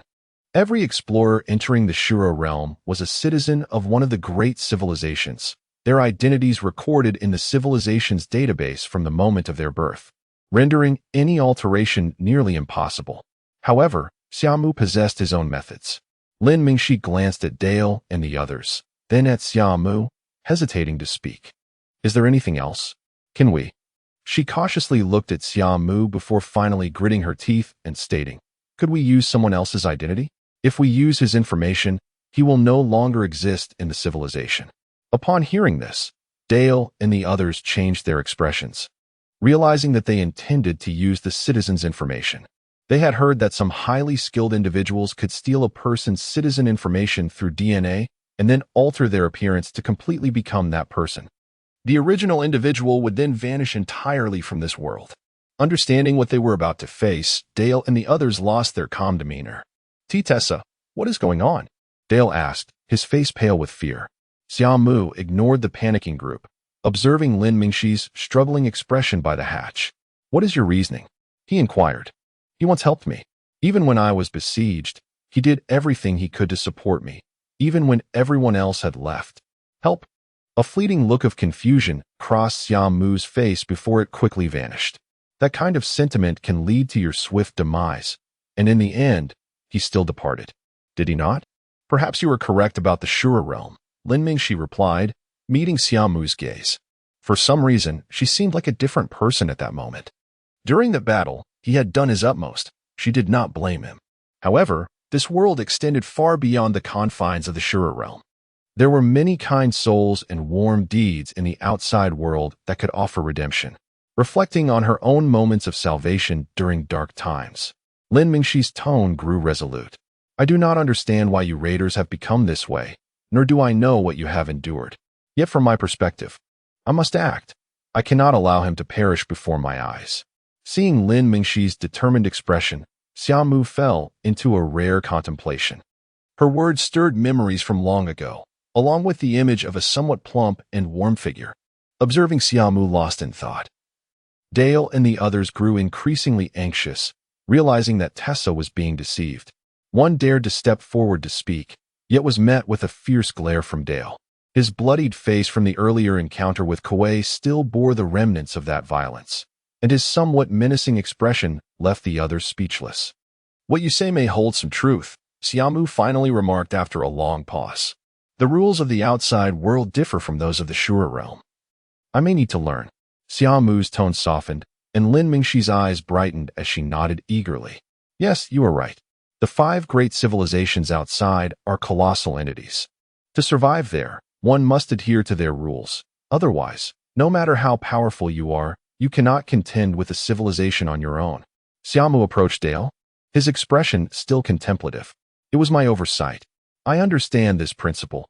To remain in a place, one must abide by its rules. And this applies equally in the Raider Star. Seeing this, Lin Mingxi felt a surge of joy. It seemed Xia Mu might relent. However, Xia Mu's tone shifted abruptly, causing Lin Mingxi's heart to race, as did Dale's, who involuntarily swallowed hard, for Xia Mu was now looking directly at him. Are you certain he truly helped you? The question struck Dale like a thunderbolt. He hurried to Lin Mingxi's side, eager to persuade her. Yet, Xia Mu's calm gaze upon him sent a chill down his spine, rendering him speechless. Lin Mingxi felt equally bewildered, sensing that Xia Mu knew something. What is happening? Dale is lying. A sighing voice from Xia Mu's side reached her ears. His heartbeat had quickened, and his expression had become somewhat forced. Most importantly, while Lin Mingxi spoke with Xia Mu, Dale had threatened those behind him. Xia Mu had been observing the situation all along. Dale's subtle movements had not escaped his notice. He is a hypocrite. A voice cried out from behind Dale. What? Dale's expression shifted, and he attempted to silence the speaker. However, Xia Mu's unwavering gaze kept him frozen in place. Seeing Dale restrained by Xia Mu, the courageous individual who had spoken felt a sense of relief and looked at Dale with malice. You did not know, did you? Kuei is my uncle. Dale's features contorted, his expression darkening. Noticing Dale's lack of response, the individual recounted everything that transpired aboard the Black Rose. Tessa, please help me. He will listen to you. I left only because I had no choice. If I were strong, I would have stayed and fought alongside you. Upon finishing, he implored Lin Mingxi for assistance. To the group, it seemed that since Lin Mingxi could sway Xia Mu, she must hold some significance in his eyes. Explorers like them were plentiful. If Lin Mingxi could advocate for them, perhaps they could survive. He was among the first to encourage explorers to leave. However, the cold voice of Xia Mu shattered the flicker of hope within him. Lin Mingxi stood frozen, the man's words striking her like a bolt from the blue. She had never anticipated that Dale would be such a person, nor that she had been foolish enough to risk her life to plead for him. At that moment, Lin Mingxi felt like a clown. Kindness is admirable, but it must be directed toward the right individuals, Xia Mu gently advised. Should we keep him? Xia Mu's voice floated over to Lin Mingxi. Do as you wish, she muttered, dazed, before turning to leave. As for Dale and the others, upon witnessing her demeanor, they felt utterly despondent. Xia Mu cast a glance at the group. Let us depart. Xia Mu, am I truly foolish? Lin Mingxi asked. This is both your strength and your weakness, Xia Mu replied with a sigh. Having endured such shadows in childhood, your ability to remain optimistic and kind is indeed rare. Yet excessive kindness can harm you. Perhaps it is also due to the nature of the Shura realm. But I advise you to reserve your kindness for those who genuinely care for you. You are right, Lin Mingxi said with a bitter smile as she walked down the corridor. Yet I firmly believe that there are indeed many kind-hearted individuals. Even in the case of Summer, I sense that he does not embody the essence of a true marauder. Perhaps he indeed diverges from the typical characteristics of a common plunderer. Xiaohe endeavored to recall Summer's various actions and his recent utterances, responding with a hint of uncertainty. You see, even among marauders, there exist those who are not entirely malevolent. I cannot allow this to extinguish my hope in humanity. As she spoke, Lin Mingxi's eyes gradually sparkled with renewed brilliance. However, I must remain vigilant in the future and not allow myself to be deceived by individuals like Dale again. In this way, it is better. Chapter 30. The true Lin Mingxi on the other side. Xia Mu led Dale and the others into the central chamber. The internal space of the great swordfish was limited, and it was quite a feat to provide Lin Mingxi with a cabin. Naturally, Dale and his companions did not enjoy such privileges. At this moment, they bore mechanical restraints on their wrists. Upon entering the central chamber, Xia Mu instructed them to remain in a corner while he proceeded to the bridge to start the great swordfish. Now that he had the necessary DNA for forging identity information, he had no intention of delaying within the Shura domain. The following day, Lin Mingxi arrived at the central chamber, her thoughts finally organized. When she gazed upon Dale and the others, her eyes were devoid of warmth, knowing their actions. She would not be foolish enough to feel pity for them. Standing before the bridge, Lin Mingxi took a deep breath and pressed the doorbell. Soon, the door to the bridge opened, and Xia Mu stepped out. Are you ready? We can begin. He approached Dale and his companions. We need to extract blood samples from you. Understood. Xia Mu nodded and entered the workspace behind Dale and the others, emerging with several test tubes in hand. A glint appeared at his fingertip as a small wound opened, crimson droplets falling into the test tube. He then pricked the fingers of Dale and his companions, collecting a small amount of blood from each before handing the test tubes to Lin Mingxi. Lin Mingxi accepted the test tubes, casting a deep glance at Dale and the others. After taking their blood, she could foresee their fate. Once Xia Mu utilized their identities, they would undoubtedly be eliminated from the realms of the 5 great civilizations. In this world, there was no need for duplicates. Had this been before yesterday, Lin Mingxi might have felt sympathy for them, but after recent events, her heart was now devoid of joy or sorrow. At this moment, Dale and the others appeared to her as mere strangers. Upon seeing Lin Mingxi depart with their blood samples, Dale and the others grasped their impending doom, and one by one, they began to struggle. Dale's face was etched with desperation. Please, Tessa, I was wrong before. Spare me. I will hide in some remote corner of the cosmos and never show my face again. Yes, please let us go. I swear I will keep your secrets. They pleaded, tears streaming down their faces. Lin Mingxi remained unmoved, gradually disappearing from their sight. In that moment, despair enveloped them completely. Curse it, that wretched woman. If it weren't for her, I wouldn't have fallen to this state. In the wake of despair, Dale became hysterical.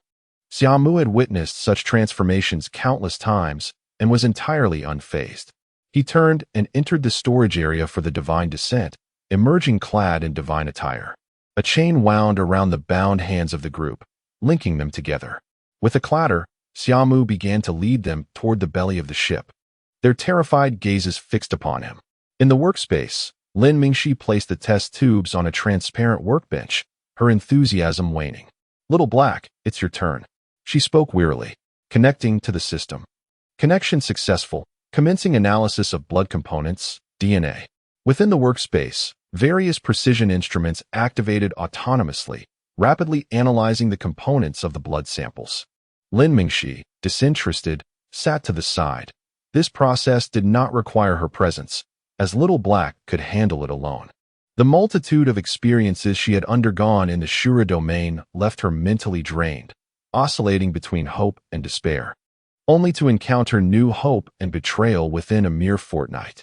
Outside the spacecraft, Xia Mu cast the chain aside, watching as Dale and his companions drifted further away. The rules of the environment. This is the way of the Shura domain. However, the rules of the new environment may require further study. Xia Mu pondered, recalling Lin Mingxi's earlier words. After his interaction with her, he realized that the rules of the Shura domain did not apply universally. Previously, his world had been limited to the Shura domain and the Plunderer Star. The teachings he had absorbed since childhood were solely focused on becoming a plunderer. Now, he beheld a broader world, rife with diverse regulations. This realization summoned a sense of urgency within him. He had never considered himself particularly clever when faced with ignorance. He sought to learn, to gather information, to draw upon the experiences of those before him. Such had been his path on the Plunderer Star. What did you say? Lin Mingxi gazed at Xia Mu, her expression one of bewilderment. Just moments ago, he had opened the door to the workspace and, with a serious demeanor, proclaimed his desire to learn the rules of the 5 great civilizations. Though the statement struck her as peculiar, the context of the Plunderer Star, along with the identity documentation he was in the process of creating, quickly clarified his intent. This man was genuinely earnest about becoming a citizen of the 5 great civilizations. The more she comprehended, the more astonished she became. Brother, you are a plunderer, one of the most esteemed among them. Although Xia Mu had mentioned the need for a legitimate identity to enter the 5 great civilizations, Lin Mingxi had subconsciously assumed he intended to infiltrate them for trade or some similar endeavor. Yet, witnessing his earnest expression, she found herself uncertain, even slightly dazed. May I ask, what do you intend to do in the 5 great civilizations? To live there. His tone was calm, as if stating the most obvious fact. Lin Mingxi listened, her heart stirred with an odd sensation, a dawning realization. Had anyone unfamiliar with Xia Mu heard a plunderer earnestly declare a desire to become a normal citizen, they would surely consider him mad. What is a plunderer? A figure of chaos, cruelty, and brutality committing unspeakable acts. It would be easier to believe that Andromeda and the Milky Way would never merge than to accept that such a being could seek redemption. This notion was utterly absurd. Yet today, for reasons unknown, Lin Mingxi found herself inexplicably convinced. Perhaps it was Xia Mu's sincere demeanor that seemed genuine. Or perhaps her interactions with him had revealed the essence of his character. Ultimately, Lin Mingxi led Xia Mu to the central chamber. Her expression serious as she began to explain the various regulations of the 5 great civilizations. Within the 5 great civilizations, one must never take a life lightly. Cannot kill? What if I need something? Can I simply take it? Xia Mu inquired thoughtfully. Lin Mingxi's expression shifted, and she hurriedly interrupted him. No. Out there, if you desire something, you must acquire it through star coins. Star coins are the currency of the outside world, obtainable through labor. If you possess sufficient star coins, you can purchase most things. Are there others like Trell out there? Xia Mu's eyes brightened as he found a semblance of familiarity in the concept of star coins. Trell? Lin Mingxi was taken aback. Wasn't that the leader of the plundering star? Indeed. Xia Mu nodded earnestly, explaining that they had also used star coins on the plundering star. Others had to provide sufficient star coins for their possessions, but he took what he wanted without payment. Lin Mingxi couldn't help but twitch her mouth. You could just take the leader's belongings? What exactly is your status on the plundering star? The realm of Azura is the realm of Azura, and the Dawn Star system is the Dawn Star system. One cannot conflate the rules of the two. In the Dawn Star system, the 5 great civilizations possess formidable power to uphold this order. Without sufficient strength, one must adhere to their rules. Just like those ordinary raiders. They cannot attack shops on the streets, can they? Xia Mu murmured, pulling out a small screen from a ring on his finger, diligently taking notes. At that moment, Lin Mingxi noticed that Xia Mu wore a ring on his index finger, and the screen had emerged from it. Starlink, you have one too? Xia Mu. Noticing her gaze on his hand, casually remarked that he had obtained it from a raider and it seemed to have a recording function. This is Starlink. The dark energy network of the 5 great civilizations spans the Dawn star system, allowing communication almost everywhere, except for areas frequently afflicted by dark energy tides. Lin Mingxi patiently explained that through this device, even if we are in different star domains, we can connect directly. A flicker of surprise crossed Xia Mu's calm eyes. This device is so powerful. Although I have seen something similar in the realm of plunder, they could only be used on planets and not beyond wormholes. Of course, given the frequency of dark energy tide eruptions in the Azura realm, no dark energy network could penetrate it. Lin Mingxi paused for a moment, lightly tapping her ear pendant, which also projected a light screen. This device itself is not powerful. The true strength lies in the vast dark energy network that encompasses the star system. This device merely serves as a conduit. Xia Mu nodded in partial understanding while quickly jotting down notes on his screen. As the two absorbed the external rules, the small black figure in the studio analyzed Xia Mu's blood and was increasingly astonished. Old Era immigrant. It cannot be mistaken. He possesses the bloodline of the Old Era. Hadn't the direct descendants of these people already perished? However, this revelation somewhat elucidated the robustness of his physique, albeit it still seemed insufficient. Even as descendants of the era, the strength of the body should not have reached such a degree. What could be the underlying issue? In the studio, various devices flickered wildly, seemingly engaged in rapid calculations. In the Azura realm, 3 large starships were navigating at high speed in a triangular formation.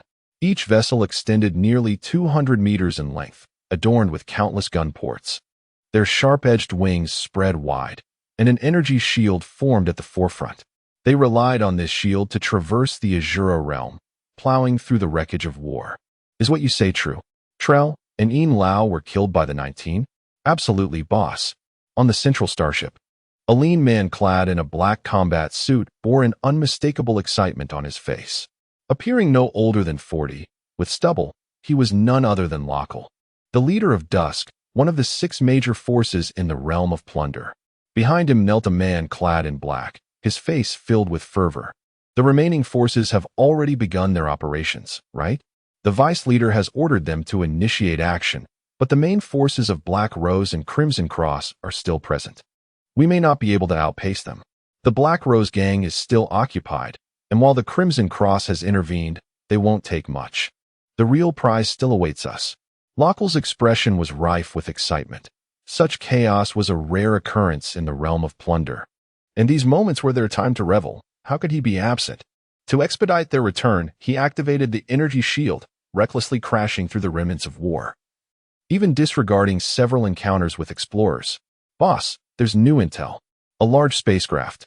A transmission came through, causing Lockle's smile to falter as he replied gravely, "Ignore them. They are on our course, and their ship appears to belong to the realm of plunder." The realm of plunder? Is there still a ship emerging at this time? Lockle was puzzled, gesturing for the image to be transmitted. A light screen materialized before him, prominently displaying Xia Mu's large swordfish. At that moment, the black-clad man kneeling behind Lockle also noticed the situation, casting a puzzled glance at the transmitted image. No insignia? Whose vessel is that? Just as Lockle pondered, the black-clad man suddenly exclaimed in terror, "Boss, get out of the way. That is the large ship of the 19. Lockle's complexion shifted dramatically, and without hesitation, he barked, "All ships, reduce speed." He then turned sharply, fixing his gaze on the black-clad man. "Poison Tooth, do you know what you were saying?" "Boss, it's absolutely true.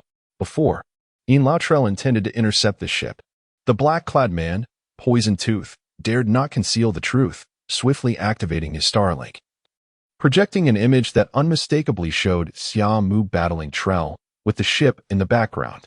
After viewing it, Lockle's pupils constricted, and he decisively commanded, "He intends to leave the realm of plunder. There is no need for us to engage.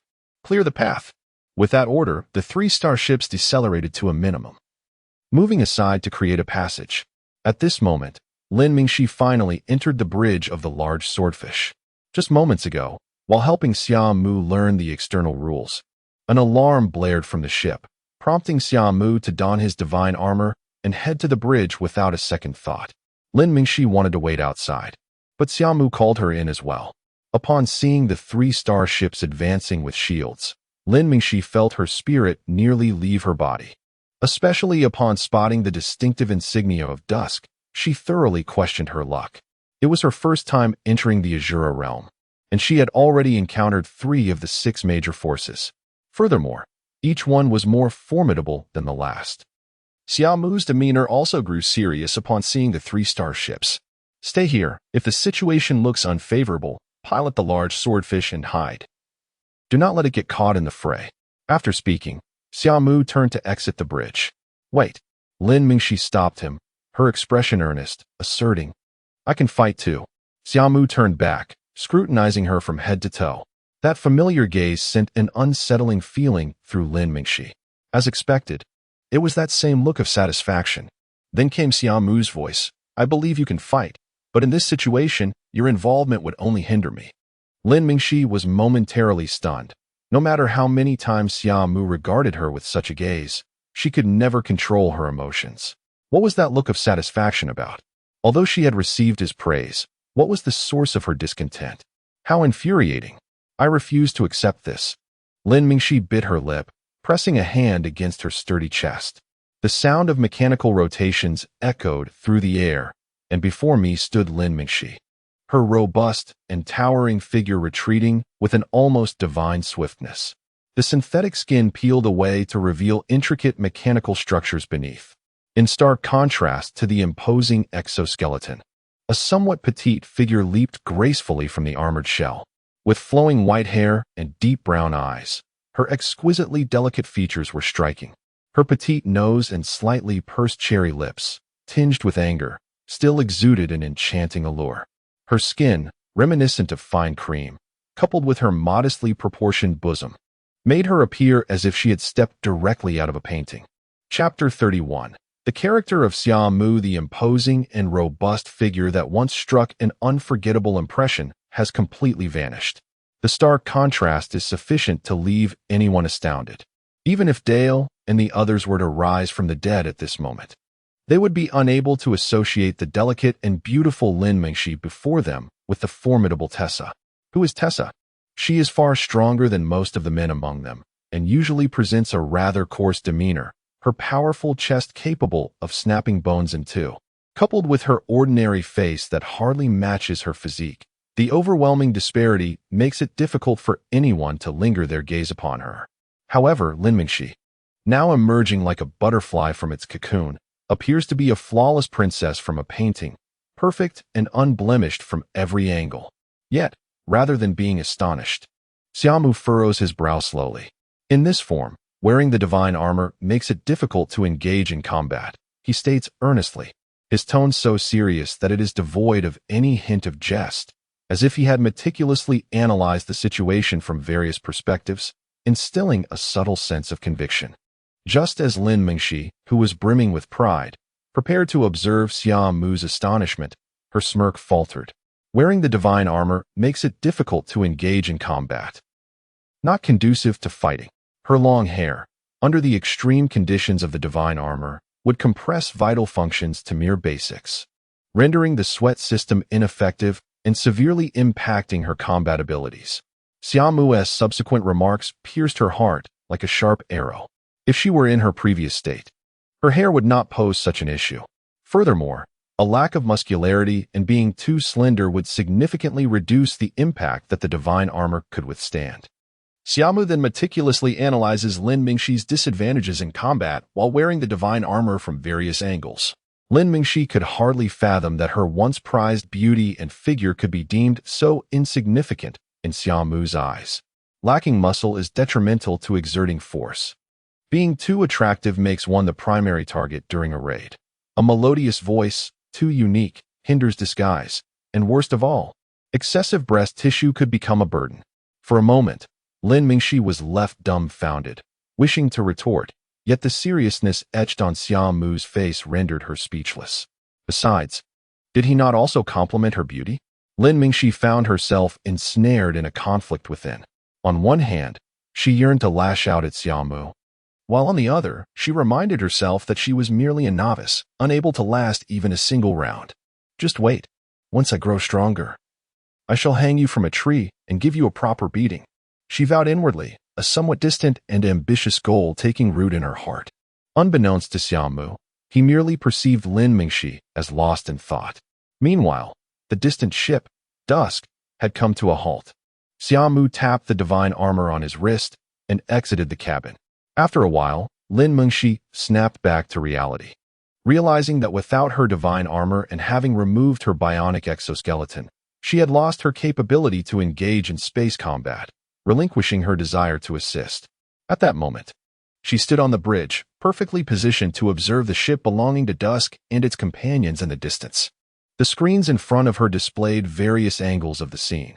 The ship system utilized by the great swordfish was akin to that of the surrounding star systems. Lin Mingxi quickly clicked through the images, soon bringing Xia Mu's silhouette standing at the ship's forefront into view, regardless of her previous intentions to mock and outclass him. Witnessing 3 massive starships before her inevitably filled her with concern. Xia Mu's action of venturing out clad in his divine armor suggested he intended to adopt a solo combat approach to breach the defenses of these 3 colossal vessels. Such an endeavor would surely provoke laughter among the 5 great civilizations. Wielding the power of the divine armor against starships was a feat achievable only by beings of white dwarf caliber, and only under the condition that the opposing forces did not deploy their own divine armors. The terrifying synergy of a micro-dark energy engine coupled with a core would amplify the effectiveness of the divine armor to an unimaginable extent. In the face of the supremely agile divine armors, the threat posed by the large starships would be exceedingly limited. This was true even for standard divine armors, let alone speed-specialized variants and those capable of time dilation. Even having witnessed some of Xia Mu's prowess, Lin Mingxi's face was now filled with worry. However, before Xia Mu could initiate an attack, the reaction from the enemy left her utterly astonished. The 3 massive starships slowly lowered all their turrets and then retreated to the sides, clearing a path. It was a complete display of submission. Lin Mingxi stood up in shock, her beautiful eyes fixated on the ships that had yielded the way. The enigma surrounding Xia Mu's identity rekindled her curiosity. From her previous assessments, it was evident that Xia Mu was undoubtedly a pivotal figure within the raiding star. Yet, his typically dazed expression and lack of common knowledge made it impossible for Lin Mingxi to connect the dots. Could he possibly be the leader of the raiding star? A bizarre thought surfaced in her mind, and the more absurd it seemed, the more it began to align with previous occurrences, offering a semblance of rational explanation. Above the great swordfish, Xia Mu, observing the ship's retreat, had no intentions of engaging in battle. He was now focused on entering the star domain governed by the 5 great civilizations, indifferent to matters that posed no threat to him. His primary desire was to learn and witness the various customs and lifestyles of the outer star territories. Xia Mu was not inclined to waste time on affairs that did not concern him. Once back aboard the ship, the great swordfish reactivated, while Lin Mingxi, with a complex expression, watched as it safely navigated through the 3 massive starships. "It seems they are quite fearful of me on the raiding star," Xia Mu remarked. Noticing Lin Mingxi's conflicted demeanor as she occasionally glanced at him, Lin Mingxi rolled her eyes. It was evident to anyone. Moreover, their fear seemed to stem from an almost primal dread. "Are you not the strongest subordinate of some leader? By the way, who is your leader? Doesn't Tihi care when you go out like this?" Lin Mingxi inquired with curiosity. Over the past few days, she discovered that interacting with Xia Mu was not difficult. He was quite affable and willing to assist as long as it did not involve matters he was reluctant to address. Chapter 32. On the waves and matters unrelated to Xia Mu himself, he maintained a remarkably agreeable demeanor. As Lin Mingxi posed her inquiries, she cautiously observed Xia Mu's expressions. Upon witnessing him bow his head in contemplation, she exhaled a sigh of relief. Evidently, the question was not particularly daunting for him. If it had been, he would not have even entertained the thought. This understanding was a culmination of Lin Mingxi's observations regarding Xia Mu's character and behavior over the past few days. She was well aware of the adage, to accompany a monarch is akin to accompanying a tiger, until she thoroughly grasped Xia Mu's attitude and personality towards her. She endeavored to analyze his actions and intentions with utmost scrutiny. Consequently, she had garnered a modicum of insight into his character. Are you referring to the leaders of Dusk Trail? Xia Mu pondered aloud. Those individuals? The nonchalance in his tone caused Lin Mingxi's heart to flutter. She suddenly felt that her inquiry might have been overly cautious. Yes, those very ones. Don't you raiders have 6 major factions? I recall them being Black Rose, Crimson Cross, Dusk, Trail District, Spade A, and a rather enigmatic faction known as 19. However, 19 is quite peculiar and hardly seems like a leader's name, she recounted. Counting off the factions on her fingers, an expression of intrigue crossing her face as she mentioned the final name. 19, you say? That's what they all call me. He replied. Call you? What? That name is rather strange. Lin Mingxi exclaimed, her eyes lighting up as she gazed at Xia Mu's seemingly impassive visage. This fellow, upon closer inspection, was rather handsome. An involuntary thought crossed her mind, which she quickly dismissed. Wait a moment. Her expression faltered, casting a skeptical glance at Xia Mu. What did you just say? Yet, Xia Mu did not respond, deeming such an exchange a futile expenditure of time. You mentioned they call you 19. Lin Mingxi suddenly recalled, exclaiming in surprise. Noting Xia Mu's silence, she understood that he was tacitly affirming her realization. Wait. Are you saying you are one of the 6 leaders? No wonder you are so formidable. That explains why the Black Rose members treat you with such reverence, and why Dusk's massive ships steer clear of you. However, as her thoughts unfolded, uncertainty began to creep back in. Were raiders not notoriously ruthless? Surely there must be considerable internal conflict among you on Raider Star, right? How could a single leader command such allegiance? Recalling the peculiar behavior of Black Rose and Dusk, Lin Mingxi soon perceived an incongruity, given the reputation of raiders. Unless one was the supreme leader, how could they compel others to be so subservient? Moreover, the individual named Nasha, whom she had previously encountered within Black Rose, was no slouch. She was undoubtedly a figure of considerable rank. The 3 ships of Dusk were even more suggestive of the presence of leaders among them. Speaking of which, what about your subordinates? A sudden realization struck Lin Mingxi as she pondered the matter. Since her introduction to Xia Mu, she had seen not a single companion of his. I have only one, Xia Mu replied, his focus unwavering as he deftly operated the main control screen of the ship. Lin Mingxi was left in utter disbelief. At that moment, she felt a profound sense of inadequacy in her understanding. A leader of raiders, not even 20 years old, operating a large ship solo. Endowed with a formidable physique, these factors were dismantling her previously held beliefs at an alarming rate. Was he not a complete enigma? She murmured under her breath, struggling to find words to encapsulate Xia Mu's essence. Grandma Lin, forgive me. I truly cannot find the words to describe him. Lin Mingxi clasped her hands in silent prayer, her heart heavy with bewilderment. The dark energy tide is approaching.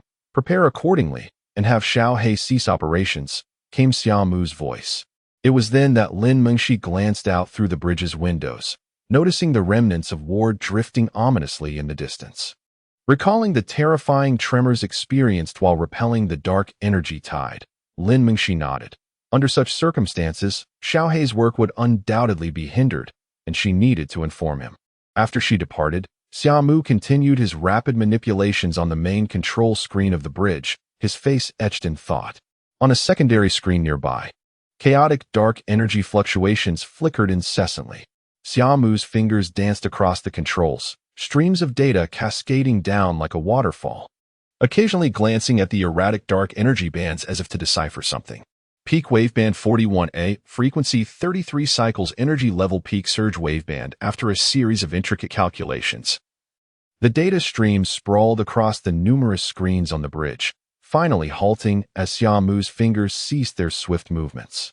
With the wind direction, we should be able to increase speed, he concluded, conjuring another screen before him, pressing a virtual button. Just then, Lin Mingxi, having entered the bridge with Xiao He, caught sight of this and inquired, "Are we using the mechanical armor to fend off the dark energy tide?" Indeed, Xia Mu confirmed. Outside the bridge, the mechanical armor began to extend, enveloping the ship. Why not cover the front? Lin Mingxi questioned, perplexed by the exposed section remaining in front of the ship. As the armor of the great swordfish completed its coverage, a gap was left in front of the bridge window. From an external perspective, the great swordfish resembled an egg encased in an oval shell, with a noticeable opening at the front. A low hum emanated as a beam of azure light illuminated the front of the bridge before gradually fading, revealing a nearly transparent shield at the base, with only the occasional ripple betraying the presence of the energy barrier. Lin Mingxi's confusion deepened, having opted for alloy armor to withstand the impact of the dark energy tide. Why not utilize it fully? What was the purpose of leaving an opening? At that moment, the dark energy tide surged, the remnants of steel being pulled along, their kinetic energy enhancing their previously dormant state with unparalleled force. As the cacophony of collisions intensified, Lin Mingxi understood that the dark energy tide had truly erupted. However, Xia Mu's subsequent action not only left Lin Mingxi wide-eyed, but also prompted a gasp from Xiaohe. This is impossible. Seated at the helm, Xia Mu deftly manipulated the main control screen, and two luminous orbs gradually levitated from either side. The automatic navigation mode had been disengaged, transitioning into manual control. Simultaneously, an emotionless, mechanical voice echoed through the bridge. "Mingxi, hold on tight," Xiaohe exclaimed, prompting Lin Mingxi to instinctively grasp a pillar beside her. The tumultuous sounds of impact grew ever louder, the remnants of war outside creating a near phantom-like spectacle as they collided with the ship.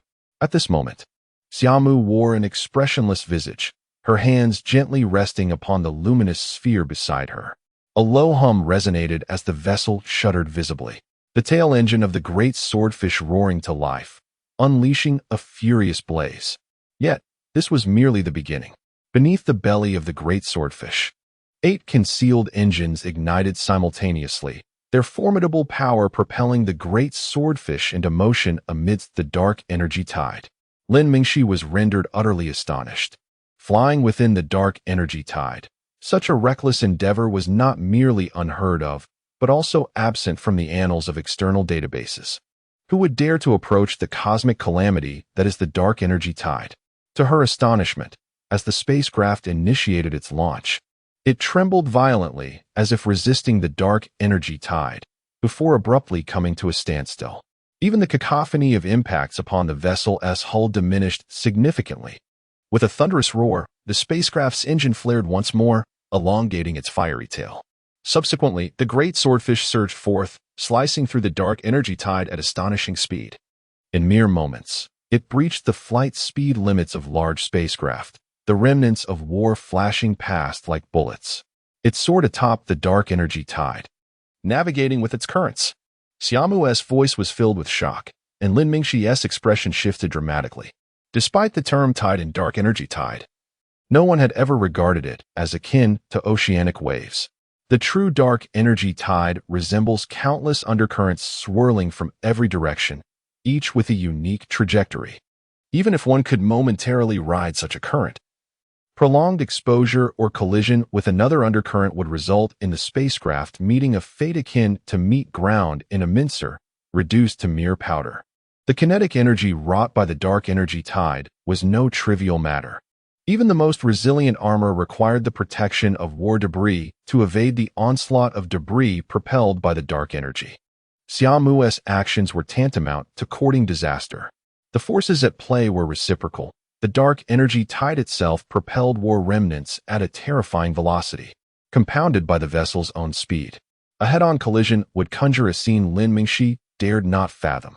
However, as the spacecraft continued its relentless flight, Lin Mingxi found herself momentarily stunned. She suddenly realized that the cacophony of war debris colliding had inexplicably ceased. Upon closer inspection, she beheld Xia Mu flying in parallel with the debris, matching their speed almost identically to that of the dark energy tide. In this scenario, some remnants seemed almost stationary relative to the great swordfish. Could it truly be so? Lin Mingxi was at a loss. It could not be that simple. If the dark energy tide were merely this, would it truly be classified as a cosmic calamity? Xia Mu's voice carried a hint of tension. The terror of the dark energy tide always lay in the unpredictable emergence of other undercurrents. Chapter 33. The vessel on the dark current in the eyes of the little black one, the great swordfish appeared like a tightrope walker teetering over an abyss. A single misstep could lead to its downfall. Surrounding it were the remnants of war, still gliding along the dark current in tandem with the great swordfish. Though it seemed safe, the threat of an opposing current colliding with it loomed ominously. This peril exemplified the terrifying nature of the dark energy tides within the realm of Azura. The collision of two dark currents would result in the catastrophic clash of numerous war debris. Such impacts, even with energy shields, were precarious. A larger dark current could easily shatter the shields. Xia Mu was intensely focused, his gaze fixated ahead, while the side screen displayed the ever-refreshing data of the dark energy wave spectrum. This spectral graph represented Xia Mu's greatest assurance in navigating the dark current. Within his awakened memories lay an abundance of analytical techniques concerning the dark energy tides and the construction of measuring instruments. Once mastered, facing the dark energy tides would evoke a sense of innate familiarity within him. Nervous, Lin Mingxi and the little black one noticed Xia Mu occasionally glancing at the chaotic graph. Yet, even the little black one could glean nothing from it. It merely appeared as a disordered mass of lines, devoid of any discernible pattern. At that moment, Xia Mu glanced at the dark energy detector and began to decelerate. The engine in the belly of the vessel silenced, and the great swordfish's speed gradually diminished, followed by the resounding crashes of war debris from behind. Lin Mingxi, filled with trepidation, observed Xia Mu with bated breath. Since entering the dark current of the dark energy tide, her life had slipped beyond her control.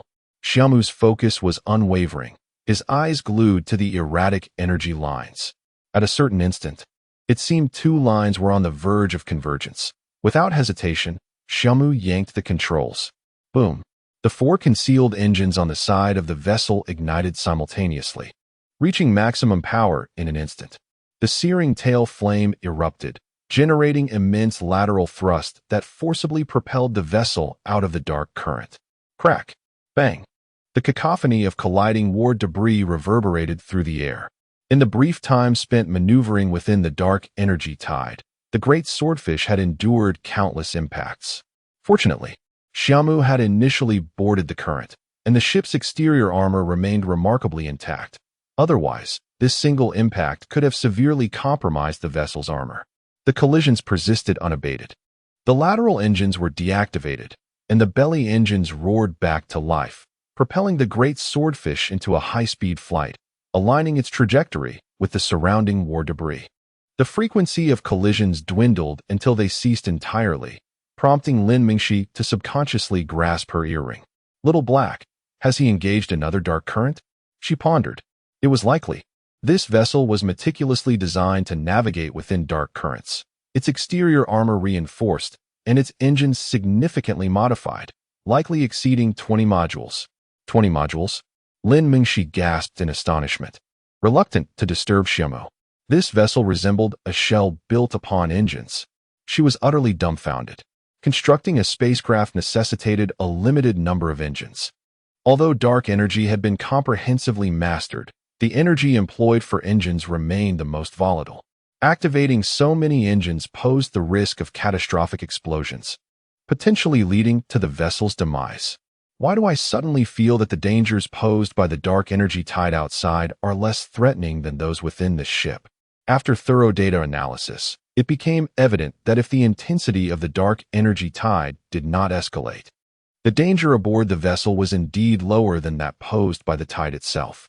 Little Black affirmed this with utmost seriousness. At this revelation, Lin Mingxi felt a wave of despair wash over her. She could never have imagined that they were aboard a ticking time bomb. How did this differ from navigating an intercontinental missile across the sea? Why are there those who can modify their vessels like this without triggering explosions? Lin Mingxi's mind was reeling. However, Xia Mu remained unfazed by Lin Mingxi's lamentations. His focus was solely on the multitude of dark energy lines. The vessel decelerated once more, and Lin Mingxi, numbly gripping the side railing, braced herself for what was to come. With a rumble and a series of violent impacts, the vessel eventually returned to a state of tranquility. At this moment, had there been a detailed map, one would observe the great swordfish gliding along the dark current. rapidly nearing the precipice of the Azura domain. This is the dark energy tide of the Azura domain. Behold it. Inside a ship entirely enveloped in steel armor akin to a giant egg. A man clad in the uniform of the Star Creation civilization stood solemnly before a group of young individuals. You are the elite of Hera Academy. It is a privilege to enter the Azura domain under our guidance. Seize this opportunity. The man, Colonel Karen, was an officer in the military of the Star Creation civilization's jurisdiction. His features were somewhat angular, with brown hair and blue eyes, complemented by a thin mustache and sharp eyes that immediately conveyed his astuteness. Colonel Karen, if the dark energy tide is so terrifying, why do so many explorers venture here? Inquired a student clad in a white uniform with silver trim, perplexed. Is that not obvious?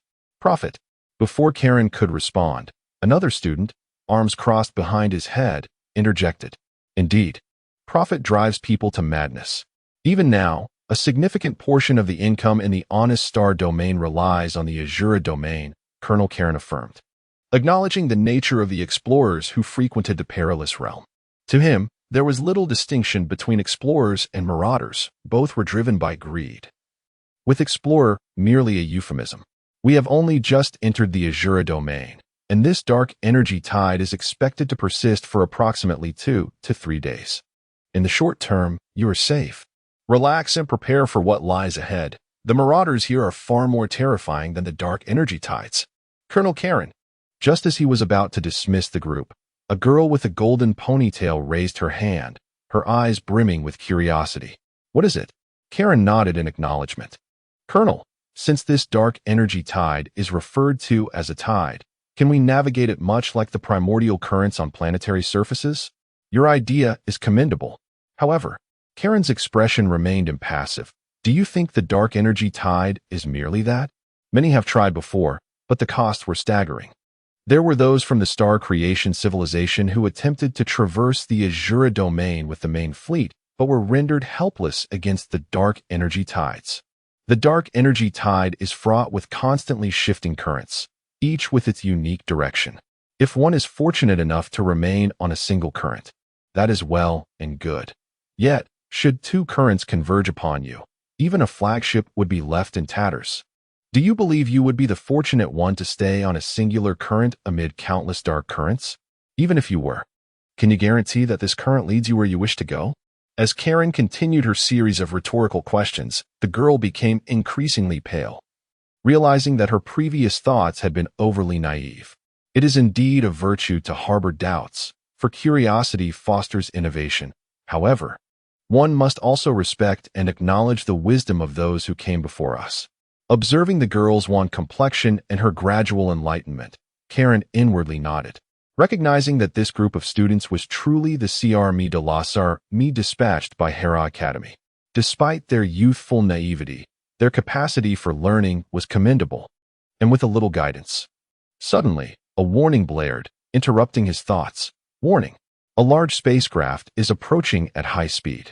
The alarming announcement caused his expression to change dramatically. Karen swiftly turned and seized a crew member by the collar, exclaiming, "What on earth is happening?" The man, visibly trembling and filled with shock, pointed towards the screen ahead, stammering, "Captain, look." Heeding the man's words, Karen turned to gaze at the display, and his eyes widened in disbelief as he beheld the image before him. There, projected from the external armor, was the side view of a spacecraft resembling an oval egg, streaking across the sky like a shooting star. Chapter 34. The Civilized Laws. Karen skeptically rubbed his eyes, subsequently opening the captured images displayed before him. The sudden alarm had drawn the attention of the students behind him, who gathered curiously around. The images, despite depicting a subject traveling at a terrifying velocity, were captured by their most advanced imaging technology. The photograph revealed a layer of gray alloy armor, with faint glimmers of an energy shield visible at the forefront. If that were all, Karen could have identified it as well-preserved remnants of warfare. However, upon noticing the azure flames emanating from the rear of the oval armor and the engine's exhaust flickering at the cargo bay, he was rendered speechless. No matter how one looked at it, this was undoubtedly a spacecraft. Indeed, The moment he laid eyes on the oval armor, an answer had already formed in Karen's mind. Yet the current situation left him baffled. With dark energy tides surging, which vessel would dare to activate its engines? Would it not be torn to shreds by the relentless currents? His common sense shattered, Karen scrutinized the scene meticulously, ultimately arriving at a despairing conclusion. This was truly a spacecraft. Colonel Karen? A girl cautiously inquired, noticing his frozen demeanor and the shifting expressions on his face. Karen stiffened, then replied solemnly, "The universe is vast. Apart from our star creation civilization, there are 4 other great civilizations. Among them, the Earth Alliance from the celestial domain remains the most enigmatic. We must respect the wisdom of our predecessors while harboring a healthy fear of the unknowns of the cosmos. There are countless mysteries beyond our comprehension. In such circumstances, we must maintain a humble and eager attitude for learning, neither denying nor affirming our beliefs." Upon hearing Colonel Karen's earnest words, the students' eyes sparkled with admiration, their faces reflecting a newfound reverence. Colonel Karen truly possessed a wealth of knowledge. With a serious expression, Karen discreetly observed the students, relieved to find their gazes filled with admiration. The dark energy tides persisted for 2 days before finally subsiding, and the great swordfish came to rest upon a battlefield resembling a small asteroid. The external armor had sustained considerable damage, with gaping dents and cracks visible everywhere, some sections even exhibiting fissures. At that moment, Summer was clad in divine attire, working diligently to detach the heavy armor from the ship's interior. This armor, designed to withstand dark energy tides, was considered a disposable resource within the Shura domain. For such colossal and cumbersome armor, the plundering star had its own methods of repurposing. They employed portable steel furnaces for remanufacturing. Of course, the term portable here referred to the context of large spacecraft. Summer flew in divine attire to the bridge of the great swordfish and waved to Lin Mingxi inside. Lin Mingxi nodded, and the great swordfish activated, emerging from the oval steel shell to hover nearby. Soon after, a side hatch opened, and a mechanical apparatus slowly extended from within the spacecraft. This was the portable steel furnace, approximately 20 meters in length, with a massive structure resembling a circular chimney at its forefront. Below this chimney was a transport belt about 5 meters wide. Several dark energy core engines at the base of the furnace emitted a faint glow. After the furnace emerged, Summer activated the divine attire and flew outside, searching for a piece of war debris of suitable size. With a swift motion of his Tang Dao, he sliced through the remnants, cleaving them into several sections. Following this, a 3-meter fragment was drawn and tossed into the furnace. The engines at the furnace's base ignited, and a hefty piece of armor emerged from the transport belt at the rear of the furnace. The war debris, measuring nearly 3 meters in length and width, emerged from the furnace without significant reduction in size, merely flattened. These remnants were originally products of warfare from the bygone era, composed of high-strength armor, making re-refinement a formidable challenge. Was this the technology of the plundering star? He had long heard of their ability to fabricate armor on-site to withstand the tides. The furnace technology was widely utilized across many regions of the outer star realms. Inside the ship, Lin Mingxi observed Summer's industrious demeanor, lost in thought. Initially, she had expressed a desire to assist, but lacking divine attire and bionic exoskeleton armor, she was ill-equipped to survive in space, rendering her efforts futile. That fellow's divine attire was powered by dual cores. With each of Summer's back-and-forth trips, a brand-new armor shield was successfully remelted. Subsequently, the armor on the surface of the great swordfish unfolded. It resembled a sports car with its engine hood, trunk, and doors all open, yet instead of revealing intricate machinery, it showcased an array of recesses. Utilizing his divine attire, Summer maneuvered the newly remelted armor into these recesses, ultimately integrating all of it, making the great swordfish appear only slightly larger. "I must admit, I have underestimated this vessel," Little Black remarked, gazing in astonishment at the armor that was slowly closing around them. He had thought the surprises this spacecraft brought were already considerable, yet it continually reshaped his understanding. Whether it was the engine designed for traversing dark currents or the interchangeable armor and furnace, The technological sophistication embedded within such a small craft was indeed staggering. It was no exaggeration to state that should this spacecraft make its appearance in the outer realms, it would undoubtedly incite a significant uproar. Various star domains would vie to acquire it. Unaware of the profound impact this spacecraft had on Lin Mingxi and her companions, Summer returned to the ship, just as he typically did, placing the divine attire aside before reactivating the vessel. To the outside observer, it appeared to be an utterly ordinary spacecraft. Save for its slightly smaller size, there were no other remarkable features. Lin Mingxi hesitated, glancing at Summer as he initiated the ship's systems. The technological sophistication of your vessel is likely to provoke envy among those in the outer realms. Envy? Summer pondered thoughtfully before inquiring, can I take action against them? No, no, no. Lin Mingxi shook her head vehemently. You must not strike first before they do. Why not? Aren't they trying to seize me? Wouldn't it be better to strike preemptively? Summer's earnest expression, coupled with his contemplation of the logic behind his approach, left Lin Mingxi momentarily speechless. This is forbidden by the laws of civilization. If you were to act upon such impulses, you would attract the attention of civilized enforcers, who would restrict your freedom. Summer paused, then lowered his gaze in contemplation. What if I acted without their knowledge? Lin Mingxi's lips twitched. We cannot constantly resort to violence. We must learn to coexist peacefully with them. But they wish to take me. Help me. Lin Mingxi grasped her silvery hair in frustration, exclaiming. The laws of civilization prohibit malicious intent against citizens, and the watchful eyes of civilization are omnipresent. Everything you do will be under their scrutiny. Do not presume you will go unnoticed. Is that so? Summer fell into deep thought once more. Then what if I use technology to evade their gaze before taking action against them? Lin Mingxi, why must we resort to violence against them? Because they seek to usurp what is mine. Your reasoning is indeed compelling, rendering me speechless. Lin Mingxi felt a profound sense of despair. She realized that Xia Mu's perspective on matters seemed somewhat askew. Taking a deep breath to calm her tumultuous emotions, she patiently addressed Xia Mu, stating that some individuals are merely envious and filled with jealousy, yet they would not take action, as their behavior does not infringe upon the laws of civilization. We cannot strike first. Xia Mu nodded earnestly, etching this into the luminous screen of his ring, pondering how one might take action. Lin Mingxi responded with disbelief, asking, Is there no entry for peaceful resolution in your lexicon? Suppressing her restless heart and steadying her heaving chest, she continued, urging him not to dwell on aggression. When confronted with true malevolence, one may indeed act, but the majority of the world comprises ordinary citizens. The laws of civilization exist to safeguard them. Although they may seem the weakest, they are, in fact, the strongest, for these laws serve as their shield. Chapter 34. Before the wormhole, the laws of civilization. Xia Mu gazed vacantly at the ship's wall, repeating a term that had frequently emerged from Lin Mingxi's lips.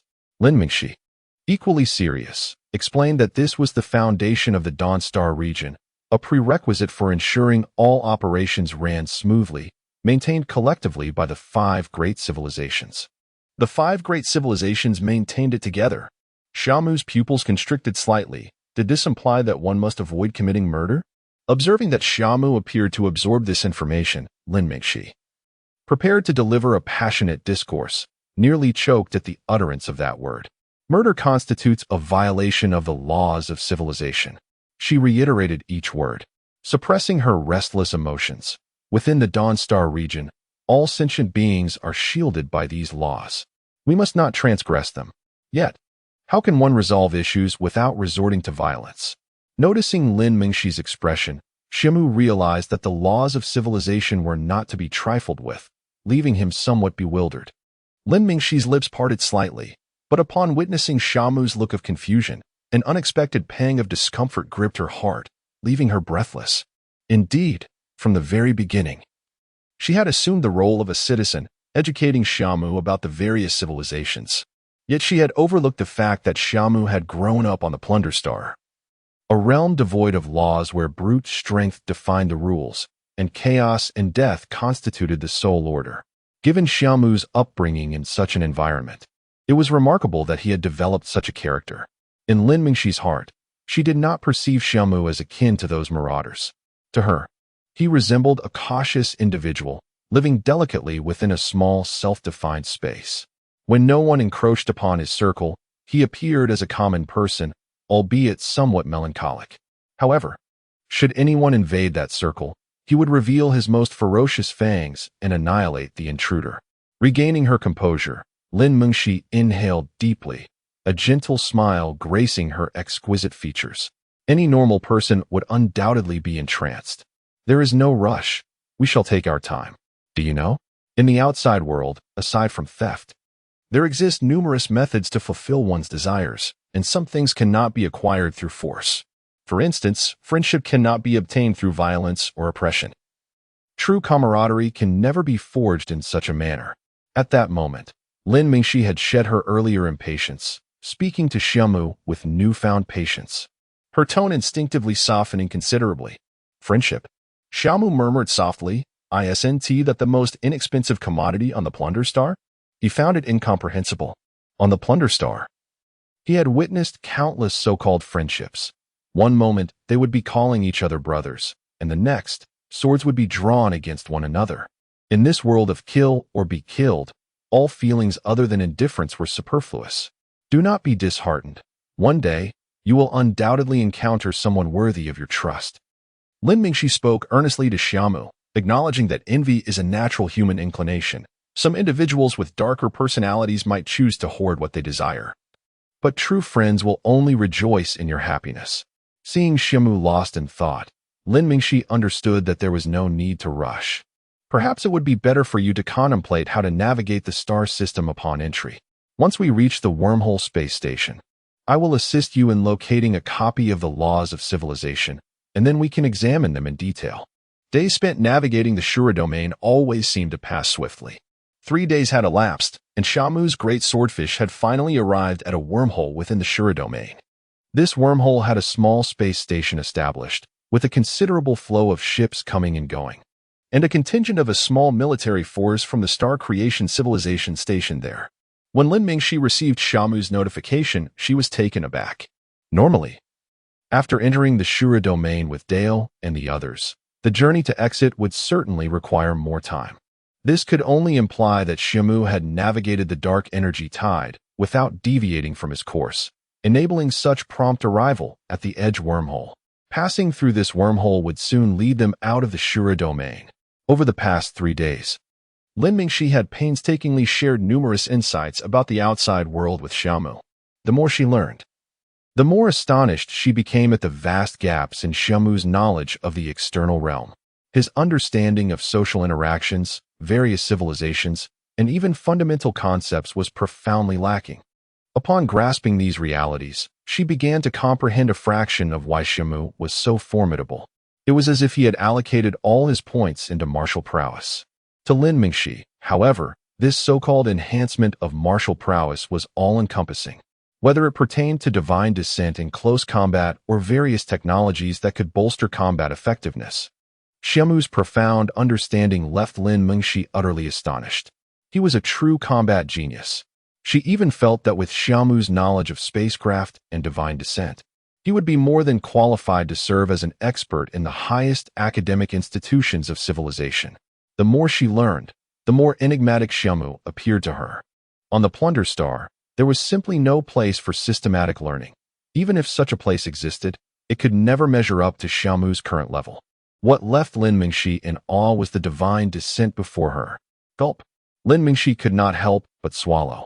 A rather unladylike action for someone who prided herself on being a refined woman, yet she could not control it. Having undergone systematic education and possessing a comprehensive worldview of civilization, she was acutely aware of what it meant to create a divine descent, especially a dual-core divine descent. What's wrong? In the chamber housing the divine descent, Xia Mu inquired, somewhat perplexed. Nothing at all. Is this truly for me? Lin Mengxi gazed in astonishment at the brand-new divine descent beside Xia Mu.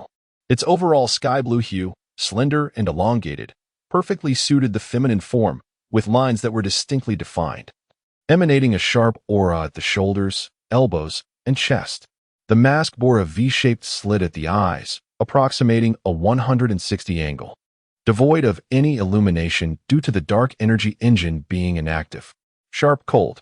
These two words found their finest expression upon this divine descent. I have studied your two cores. While their application in a power-type divine descent can yield unexpected results, they are less effective for the other wind spirit core. I believe that a speed-type divine descent resembling a sharp blade would be more suited to these two cores. Xia Mu spoke to himself, then placed his hand upon the chest of the divine descent. Buzz. As if sensing something, the divine descent activated instantly, azure dark energy lines coursing throughout its form, and the V-shaped eyes on the mask illuminated. This was not the end. Soon after, 6 razor-sharp blades unfurled from the back of the divine descent, a fierce aura washing over them. The heavy source core could be applied to these 6 blades, allowing them to execute detached attacks or stabilize their form during high-speed maneuvers when you employed the wind spirit core. This world truly harbors geniuses. A voice, low and haunting, echoed from Xiaohe, and Lin Mingxi could not help but nod in agreement. Observing Xia Mu's earnest demeanor as he introduced the divine descent, an inexplicable feeling welled up within Lin Mingxi. This marked the first occasion since his acquaintance with Xia Mu that the latter spoke so extensively at once. And judging by the myriad functions of this divine device, it was evident that considerable thought had gone into it. But why gift this to me? Lin Mingxi asked, her expression momentarily bewildered. In the realm of plundering stars, one of equal standing could not casually accept favors from another. Xia Mu tilted his head in contemplation, then replied earnestly, "Equal standing, you say?" For some reason, upon hearing his words, Lin Mingxi felt a flutter of excitement within her. Suddenly recalling the matter Xia Mu had previously entrusted to her, she hastily pulled him out of the warehouse. "By the way, the identification has been prepared. You just need to log in at a location with StarNet, and your identity will become effective."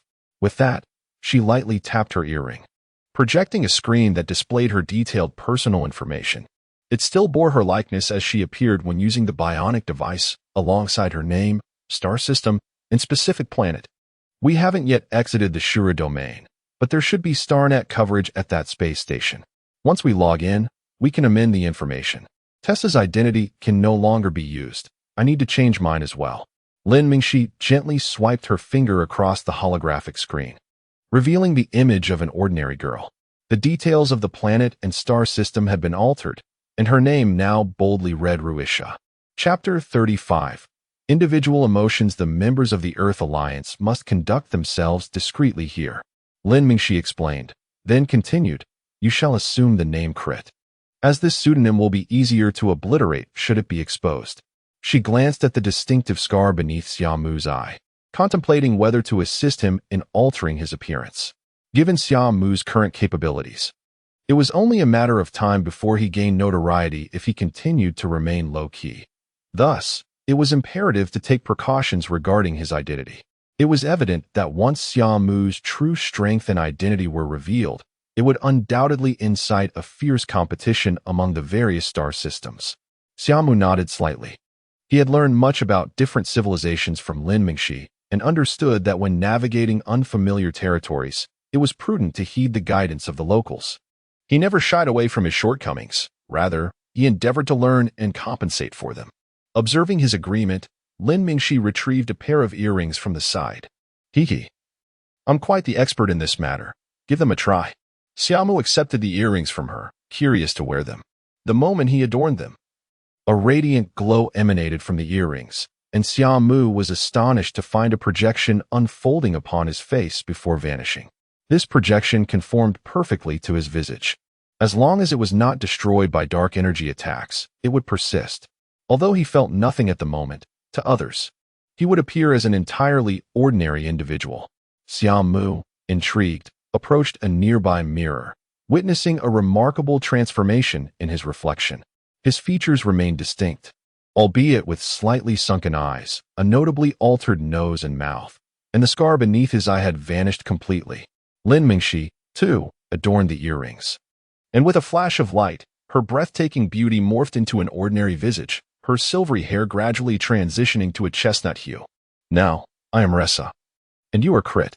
We narrowly escaped the psychic tide and marauders," lost contact with Dale, and ultimately returned to the space station. Xia Mu nodded.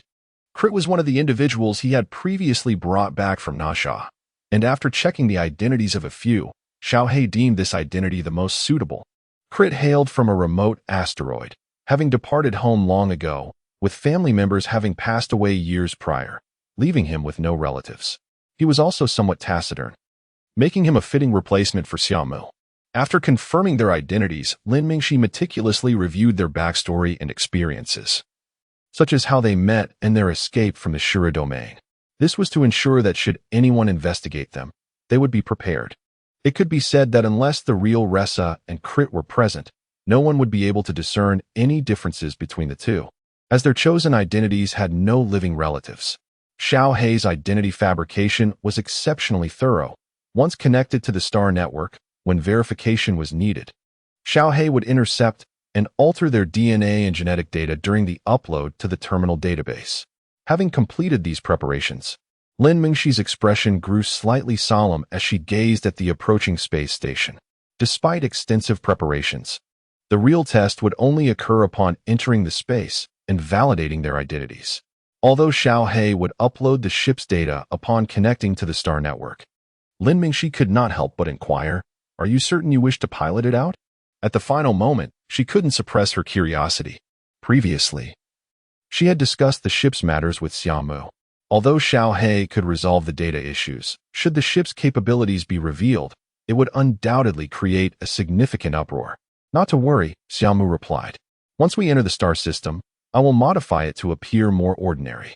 Recalling Xia Mu's astonishing mechanical skills, Lin Mingxi relented. "All right then, let us proceed to the space station." With a low hum, the engine trembled as the great swordfish gradually accelerated towards the space station's port. This space station resembled a colossal triangular structure, encasing the wormhole within, with spaceports lining each edge. Numerous ships traversed the wormhole, and the arrival of the great swordfish elicited no reaction whatsoever. In the days leading up to this moment, Xia Mu had altered the ship's design and specific features, enhancing its aesthetic to align more closely with interstellar standards. As they drew nearer, the station's enormity became increasingly evident. What had appeared no larger than a fist from afar now rivaled the size of the moon as they approached. Detecting star network, uploading data. Upload successful. As they neared the wormhole, numerous ships began entering the Shura domain, and Xiao Hei commenced its operations. With the notification from Xiao Hei, Lin Mingxi finally relaxed, signifying that their identities were secure. Xia Mu's gaze remained fixed on the distant star gate, motionless. Unbeknownst to Lin Mingxi, Xia Mu's mind was taut with tension. Although Lin Mingxi had been immensely helpful over the past few days, he had never let his guard down. In the realm of marauders, relaxation was an invitation to death. It was inconceivable for him to place his trust in her so readily. Thus, he remained on high alert as Xiao Hei connected to the star network. Only when he observed no reaction from the space station did he allow himself to ease his vigilance, albeit slightly. The ship glided past one side of the triangular structure, where numerous vessels were entering the wormhole. Without exception, each ship was scanned by a red beam before crossing the threshold. As the great swordfish approached, the scanning beam swept across the central chamber's side, where the divine descent was stored, and Xia Mu's divine descent eyes suddenly illuminated, dark energy coursing through him. Buzz.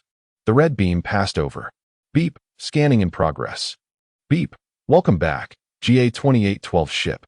The red beam disappeared, and the great swordfish continued forward, the glow emanating from the divine descent within the storage compartment extinguishing simultaneously. Upon entering the wormhole, the ship's belly and both engines ignited, and the surrounding brilliance grew increasingly blurred as the great swordfish vanished in an instant. In the bridge, witnessing the ship's successful entry into the wormhole, Lin Mingxi yawned. "We should still have about half a day to the edge. I'm going to take a nap." With that, she departed from the bridge without a second thought.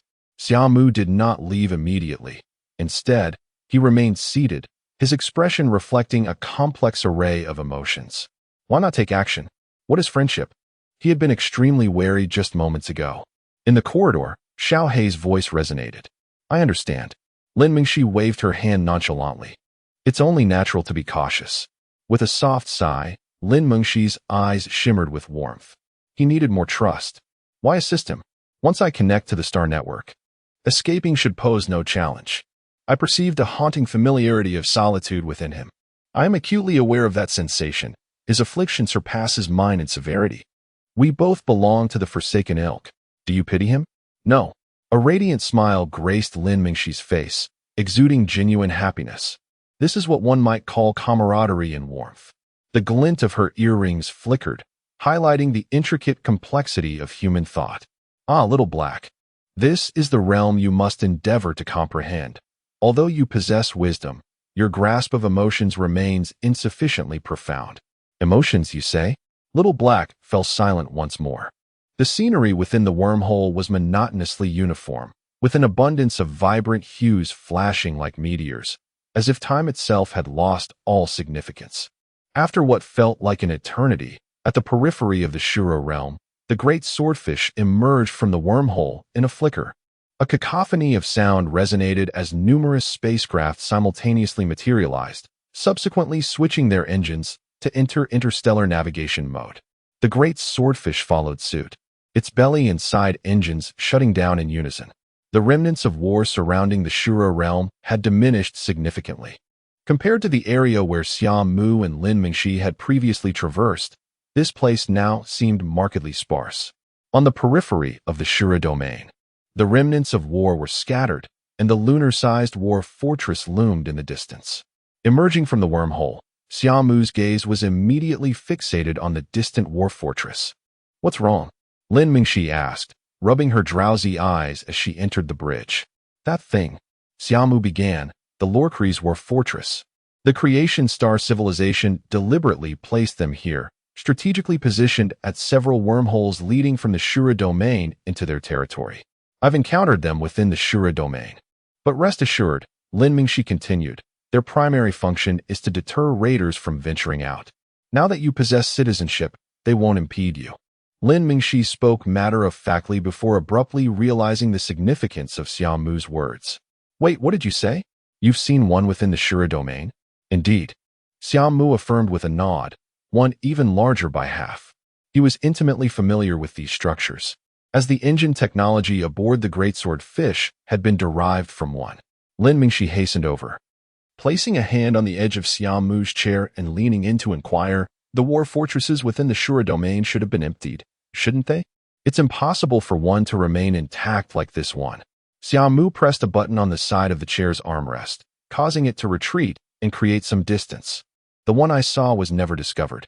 Most of its systems were intact, with functional weapons and shields, but it lacked a power source. Lin Mengxi closed in again, her eyes gleaming with avarice. Where is it? Where's that thing? Finding it would be a windfall. Bringing that thing to light would ignite a frenzy throughout the Raider Star, Xia Mu remarked somberly, like a bucket of icy water dousing Lin Mengxi's excitement. The mention of the Raider Star instantly sobered Lin Mengxi. Despite only encountering raiders twice, the encounters left an indelible mark. Their willingness to die for profit, coupled with their cunning when their lives were at stake, was a bizarre combination that still sent shivers down her spine. This paradox was one of the reasons why raiders were so feared. They were rational, yet capable of acting like madmen. That's not right, Lin Mengxi exclaimed, slapping her forehead. How did Claris manage to bring a war planet out decades ago? Given the raiders' control over the Shuro domain, Claris's strength at the time wouldn't have been sufficient to extract such a planet, would it? Claris? Xia Mu tilted his head, a name that sounded vaguely familiar. You know him? Lin Mengxi asked in surprise. Does he have a name among the Raider Stars as well? Are you referring to the individual who collaborated with the Raiders decades ago to bring a war planet out of the Shuro domain? Xia Mu asked tentatively. That's him. Lin Mengxi nearly jumped for joy. Claris was a legend in the Creation Star territory, an aspiration for countless explorers. He had started as an obscure explorer, forced into the Shuro domain by vengeful adversaries. After years of obscurity, he emerged with a war planet, using its power to expand and become one of the most powerful forces in the Creation Star civilization. Even now, that planet remained Claris's most formidable asset. Are you suggesting he had ties to the Raiderlands? Lin Mengxi keenly picked up on the key point. Not anymore, Xia Mu replied. When I was reviewing the leader's secret files, I recall that one of the leaders was supported by him. However, after leaving the Shura domain, that leader vanished. Lin Mingxi eyed Xia Mu strangely. What exactly did you do to those leaders? But how could the Raider Star collaborate with an explorer? Xia Mu recalled the information he had seen in the secret room when he raided the Black Spade A headquarters. That leader was initially an explorer. The war planet's emergence from the Shura domain was discovered later. At the time, the Raider lands were engulfed in a major conflict as that faction blocked the wormhole to prevent others from pursuing the war planet, allowing it to escape. Could it be that Claris had discovered the war planet long ago, but waited, planning to support a faction in the Raider lands to fend off the Raiders' pursuit at a critical moment? Lin Mengxi mused, arms crossed and chin in hand, pacing back and forth, her excitement growing. If that's the case, I feel like we could replicate the plan. Riches and prosperity are within our grasp. Mu, isn't this the stable life we've been seeking? Impossible, Xia Mu retorted. The war fortress's power source is severely damaged, and I dismantled the engine core afterward. Lin Mingxi halted abruptly, a look of astonishment on her face. Dismantled? Dismantled it? Xia Mu nodded blankly, perplexed by Lin Mingxi's rapid mood swings. Gazing at Xia Mu's innocent expression, Lin Mingxi sighed ruefully. I guess we'll have to take a more measured approach. By the way, where's the engine core? Xia Mu pointed to the floor. Lin Mingxi, are you a devil? I wondered why this ship had been flying in the Shura domain for so long, with its energy consistently full. Moreover, you managed to fit a war fortress engine core into a large ship. Even if it's not the main engine, that's still insane. Most importantly, how is this ship still intact? Greatsword Fish, I really tried my best. Lin Mingxi's worldview, painstakingly rebuilt over the past few days, was once again shattered. Xia Mu blinked, bewildered by Lin Mingxi's 3 rapid changes in expression. Finally calming down, Lin Mingxi took a deep breath and said slowly, so, all this time, we've been sitting on a planet-busting bomb that could explode at any moment? Not quite, Xia Mu countered. I haven't activated most of the engine core's power. It's safe to use. Xia Mu pondered the possibility and dismissed it. Little Black, you didn't notice anything wrong with the Greatsword Fish's engine either, did you? The readings were normal. Otherwise, it wouldn't have made it through the wormhole, Little Black replied. Lin Mingxi was once again impressed by Xia Mu's incredible mechanical talent. Forget it. What's done is done. We might as well focus on how to retrieve that war fortress. If even Little Black says so, what Xia Mu said must be true. Lin Mingxi decided to let it go and started thinking about how to recover the war fortress. With these resources, everyone in the Xuanji domain, including Xia Mu, could lead a stable life, with a happy future for all. There are too few large ships capable of moving a war fortress, and each one is astronomically expensive. Would it be faster to start with the engine core? But the war fortress's engine core. We don't necessarily need the engine core. The goal is simply to move the war fortress. And with the war fortress's defenses, the dark energy tide shouldn't be a problem. Xia Mu glanced at Lin Mingxi, who was deep in thought and looked serious, but hesitated to speak. Lin Mingxi, completely oblivious to Xia Mu's expression, continued to ponder various possibilities. After a considerable time, she was reluctantly compelled to confront a stark reality. Her current financial resources and capabilities were utterly inadequate to support her endeavor to extract a war fortress from the Shura realm. Dreams materialized swiftly, yet they shattered just as quickly. Lin Mingxi, her eyes devoid of life, leaned against the wall and slowly slid down, collapsing to the ground in a state of utter disarray. When Xia Mu witnessed her despondency, the words that had formed on his lips dissipated into silence. After all, it was a flagship of a size comparable to a planet. Although its shields and main cannons were damaged, the main cannon was nearly restored. And with the repair of the shields, escape was feasible. However, seeing her lack of confidence in the fortress's engine, Xia Mu refrained from further discouragement. The difficulty of repairing the flagship's shields was far greater than that of the war fortress's engine. At that moment, Xia Mu was entirely unaware that the emptiness of a treasure mountain can lead to despair. However, if there were 10 treasure mountains, or even 100, such abundance could ignite a fervor comparable to the relentless drive of a production team. Chapter 37. The Sale of the Lingfeng Core. Forget it. It was never mine to begin with. Lin Mingxi quickly shook off her brief despondency, rubbing her cheeks to dispel the remnants of her gloom. Let us discuss Claris instead. Intelligence regarding this faction could fetch a handsome price. It can be said that Lin Mingxi was an unabashed money lover. The recent blow did not crush her spirit. Instead, she swiftly adapted and sought out a new avenue for profit. Selling information? Now that piques my interest, Xia Mu responded, his eyes lighting up. This was one of the few legitimate trades on the Plunder Star. Well, there must be a plethora of individuals eager to learn about Claris's covert cultivation of plunderers for his own benefit. What happened afterward? Lin Mingxi procured a floating chair from the side, sat backward upon it, and rested her chin on the backrest as she inquired. After his departure, he surely wouldn't simply abandon the realm of plunder, would he? I've heard that after stabilizing the star civilization, he dispatched large fleets into the Shura domain multiple times. And afterward? Xia Mu asked, slightly perplexed, as he hadn't anticipated such a question from her. Lin Mingxi, brimming with enthusiasm to uncover the next explosive revelation, suddenly froze.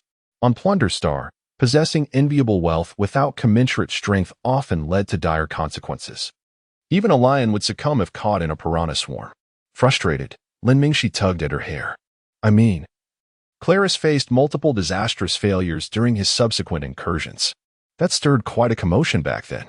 Wait a moment. If that is the case, selling information about the Claris family is also out of the question. Am I now entering the Shura domain empty-handed? Lin Mingxi's eyes widened in disbelief as she counted on her fingers. Not to mention, I invested a fortune in creating my entire bionic exoskeleton armor.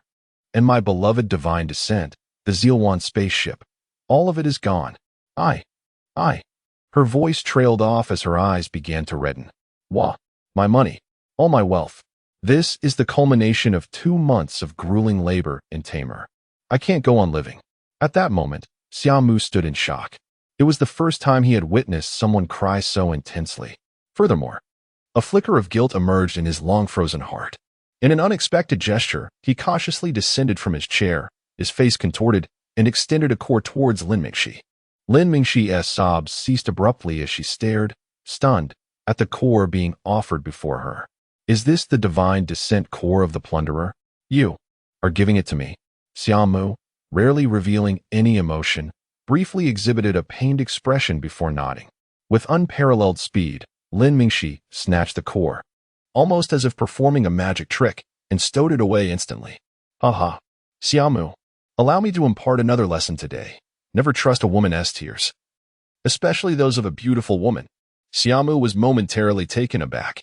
He then realized that witnessing Lin Mingxi's antics seemed to alleviate his earlier guilt, which felt surprisingly pleasant.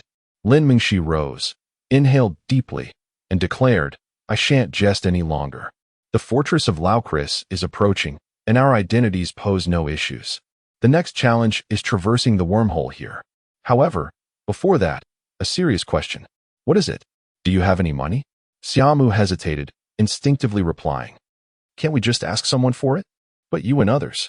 Lin Mingxi began to retort, but quickly remembered that the giving in Xia Mu's eyes and her own held vastly different meanings. No. Once we reach Laucris, it will be a place protected by civil law. Do you recall what I mentioned earlier? We cannot let them give us anything. Xia Mu suddenly found himself at a loss. Since raiding the 6 major leaders on Plunder Star, he had not worried about such matters. Now, faced with the inability to resort to such methods, he abruptly realized that he had no other means to acquire funds. Observing Xia Mu's sudden distress and bewilderment, Lin Mingxi sighed softly. It appears we shall need to linger in Laucris for a while. Let us first dock the ship and find somewhere to settle. All right. Compared to the previous space station, the spherical fortress of Laucris seemed to be adorned with cities at every turn, with massive annihilation cannons positioned centrally and at the periphery of each metropolis. From a distance, it resembled a menacing porcupine, its quills being the gun barrels. The terror of the war fortress extended beyond mere appearances. As Lin Mingxi explained, once war commenced, all cities would submerge underground, transforming the entire fortress surface into weaponry. Before this colossal bastion, the great swordfish appeared as diminutive as a real swordfish in the vast ocean. Upon entering the Laukris fortress, one could faintly observe that each city on the surface was enveloped by a bowl-shaped energy shield, a necessary ecosystem for human survival, providing air, gravity, and various substances. The arrival of the great swordfish seemed unremarkable, just a drop in the ocean compared to the daily influx of ships at this location. Guided by Lin Mingxi, the great swordfish swiftly descended into a bustling city, stepping out of the spaceship and onto the tarmac. The familiar sensation of gravity enveloped Xia Mu as his gaze slowly traversed the surroundings. This was his first time standing on land beyond the Shura domain. While it appeared similar to Plunder Star, subtle differences were palpable. For instance, the number of armed explorers rushing about was comparable, yet the atmosphere was distinctly different. After a moment of contemplation, Xia Mu discerned the disparities, a sense of vigilance, estrangement, and coldness. The people here were animatedly conversing, often walking in pairs or small groups. Such camaraderie was entirely absent on Plunder Star, where even members of the same faction maintained a deliberate distance, ever wary of one another. Thus, this scene astonished Xia Mu profoundly. What's wrong? Lin Mingxi, noticing that Xia Mu had lagged behind, inquired with curiosity. Are you worried about the ship? Fear not. The spaceport will safeguard it for us. I paid in star coins, ensuring it will return without a single blemish. Lin Mingxi reassured him, patting her chest. Regaining his composure, Xia Mu hurried to catch up. Throughout their journey, he remained entranced by the surroundings, everything appearing astonishingly surreal. People walked in pairs, enjoying each other's company without a trace of chaos, and not a single skirmish was in sight. There was laughter. Xia Mu felt that the laughter heard upon stepping onto the tarmac exceeded what he had encountered on Plunder Star. Watching Xia Mu's childlike curiosity, Lin Mingxi couldn't help but smile softly. In these locales, Lin Mingxi appeared to be quite familiar, expertly guiding Xia Mu through several streets until they arrived at a shop with a faade entirely composed of transparent glass. Inside the establishment, rows of display cabinets stretched out, each showcasing an array of cores. Boss. Upon entering, Lin Mingxi made a beeline for the counter. Behind the counter stood a woman clad in professional attire, her face adorned with a smile. Not the slightest hint of displeasure crossed her features as she greeted Lin Mingxi, stating, I'm sorry, the boss isn't here at the moment. How may I assist you? Lin Mingxi's lips curled into a playful smirk. You're not capable. I wish to sell a planetary level core. Please summon him. The woman's expression shifted slightly in surprise, yet her smile widened. Very well, I shall fetch him immediately. Without a trace of deceit being uncovered, she turned and left. At that moment, several other patrons in the shop paused to peruse the cores, their attention drawn by Lin Mingxi's mention of a planetary level core. Xia Mu's demeanor stiffened, instinctively preparing to act, only to suddenly feel a warmth enveloping his hand. His other hand reflexively grasped a small knife, but upon recognizing Lin Mingxi, he withdrew it. Don't, she murmured softly, then leaned against the counter with a nonchalant air, casting a disdainful glance at those around them. Although her appearance was rendered ordinary through holographic disguise, the mischievous grin and her flippant posture caused the gazes directed at them to dissipate. Here he comes. Before long, a middle-aged man of slightly portly stature emerged, his face adorned with a broad smile as he hurried towards them. I am the owner here. You can call me Reed. May I inquire if you have brought any cores to showcase? Reed, with his slicked back hair, appeared somewhat sparse due to excessive hair product, and he rubbed his hands together in a display of eagerness. Of course. Although Lin Mingxi's voice resonated with confidence, a flicker of sorrow glimmered in her eyes. She retrieved a box from her waist, placing it on the counter and opening it. Mingxi, what are you doing? Xiaohei's voice, carefully modulated, whispered in her ear. Though despite his efforts to restrain himself, astonishment seeped through. For laid upon the glass display was, unmistakably, the Lingfeng core. This was left to you by Grandma Lin. Are you truly intent on selling it? Xiaohei's controlled tone reached Lin Mingxi's ears, though it was lost on Reed. Presently, Xia Mu was endowed with a body of celestial-level strength, embodying not merely muscular prowess but a profound, all-encompassing power. Lin Mingxi instantly sensed Xia Mu's gaze upon her, aware that he had undoubtedly heard. Ah ha ha, Xiaohei, what are you babbling about? "This is merely an ordinary core," she stated, and with a slight gesture. The voice of Xiao He ceased to resonate. "Boss, please continue." Reed's small eyes narrowed further into slits of delight at her words, and he hastily extended his hands to seize the core. "Let us use this one," Xia Mu interjected, stepping forward and offering a core. Lin Mingxi's feigned smile faltered, her expression becoming increasingly intricate. In the 38th chapter, Reed found himself in a quandary. If judged by rank, he would undoubtedly choose the Lingfeng core without hesitation. Although the core presented by Xia Mu was also of planetary grade, its surface luster and structural precision were inferior to that of Lingfeng. Yet, the difference was negligible. In his view, both individuals were clearly considering each other's interests, which made his decision difficult. In his long tenure as a shopkeeper, he had seldom encountered a scenario where a man and a woman entered together, and the woman did not assume the man would pay. "Please, allow me to take it. After all, I seldom use this core." Lin Mingxi pushed the Lingfeng core forward. "This core is of no use to me," Xia Mu replied calmly, yet with an undeniable firmness. Reed's dilemma intensified, beads of sweat forming on his brow. "How about this? I can hold on to the core for you, and you can redeem it later when you have the funds?" Lin Mingxi instinctively glanced at Xia Mu, only to find him unwavering, persistently pushing the core towards Reed. Reed, being astute, seized the opportunity when he noticed Lin Mingxi's hesitation, quickly accepting Xia Mu's core. "Since this young man is so determined, I must respect his wishes." Before Lin Mingxi could interject, Reed continued. A planetary-grade core. Its hue suggests it is of the power type, right? Enhancement? Oh, I misjudged. This one cannot be enhanced. This core requires further testing with instruments. Please follow me." With the core in hand, Reed's eyes sparkled with excitement. He had indeed underestimated its value. A cursory glance had led him to believe it was worth less than Lin Mingxi's Lingfeng core. Simultaneously, his curiosity about the duo grew. Both could so casually present planetary-grade cores, indicating their formidable prowess, likely descendants of prominent families or enterprises. Seeing Reed clearly favoring Xia Mu, Lin Mingxi refrained from further comments, as continuing would seem disingenuous. With a soft sigh, she tucked the core away and followed Reed, lost in thought. Xia Mu, however, had no such concerns.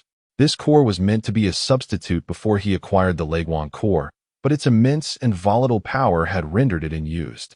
Now, he felt it was fulfilling its final purpose. In the back room, after a series of tests, Reed's excitement became palpable as he cradled the core like a precious gem. "Are you certain you wish to sell this core? Although you can redeem it, I assure you, once acquired, it will not remain merely a collectible. Truth be told, I intend to allocate it to internal personnel. While I have mentioned the possibility of redemption, there exists a priority." Reed's serious demeanor conveyed a breach of commercial etiquette. But observing the pair, he felt reluctant to profit from their predicament. "It's fine. Proceed with the sale." Xia Mu maintained a tranquil expression, betraying no signs of regret or reluctance. Unexpectedly generous, esteemed proprietor. Lin Mingxi suddenly chimed in with a smile. "Please, set a price." Reed noted her demeanor with approval.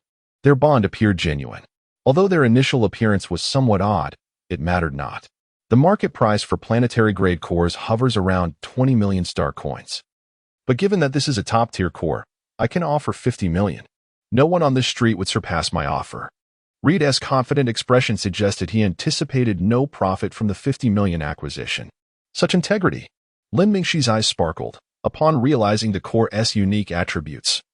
She had estimated its value around 45 million. She hadn't expected Reed to be so forthright with his base price. Xia Mu glanced at Lin Mingxi, who nodded in agreement. 50 million was indeed near the upper limit. Agreed. Haha, splendid. I operate a chain. I never imagined I would encounter such a treasure during my store inspection. 50 million in liquid assets is readily available. I shall transfer the funds momentarily. As they exited the store, a silence enveloped them. Lin Mingxi was deep in thought, while Xia Mu's demeanor remained unchanged. Fortunately, Lin Mingxi soon composed herself, her smile returning. "Let us find a place to stay," she declared, energetically moving ahead, surveying the surrounding inns. In a locale like the Laucris Fortress, various hotels and related enterprises thrived, attracting a significant daily influx of explorers seeking opportunities in the Shura domain.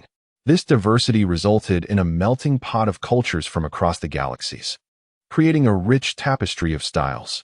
Lin Mingxi seemed well acquainted with the area, leading Xia Mu through the streets, bypassing ostentatious hotels without a glance. As someone unfamiliar with the surroundings, Xia Mu followed quietly behind her. After traversing several streets, Lin Mingxi halted in front of an establishment named Inquan Traveler. Yes, this is the place. She surveyed the area, nodding in satisfaction before stepping inside. Hello, we need 2 single rooms. Lin Mingxi approached the counter, her hand raised, hesitating upon seeing the price of 500 star coins per night displayed on the wall. The front desk attendant, engrossed in scrolling through Star News, looked up with a puzzled expression.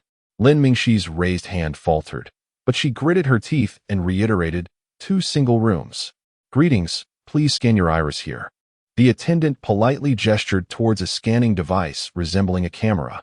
Civil law has been downloaded to your Star News. You may review it now while we rest comfortably for the day. In a modest single room upstairs, Lin Mingxi spoke earnestly to Xia Mu. He sat in a floating chair by the window, nodding, while gazing at the holographic display emanating from the ring in his hand. Lin Mingxi exhaled, turned to leave, and closed the door behind her. The calm demeanor she had just displayed vanished in an instant. Prices have surged by 100 star coins. My heart aches. The prices at Inquan are not uniform across locations? A voice emerged from her earring. A week prior, Inquan had announced a price increase. Besides, you currently possess 50 million. Do you really need to fret over such matters? The voice was puzzled. Having known Lin Mingxi for many years, her frugal nature was a source of confusion. Regardless of her wealth or poverty. That belongs to Xia Mu. It's different. He does not have a civil bank account. I am merely safeguarding it for him. Lin Mingxi shook her head and entered her adjacent room, collapsing onto her bed. Oh, how soft. On the other side, Xia Mu gazed intently at the myriad galaxies displayed on the luminous screen. The notion of killing indiscriminately presented quite a conundrum.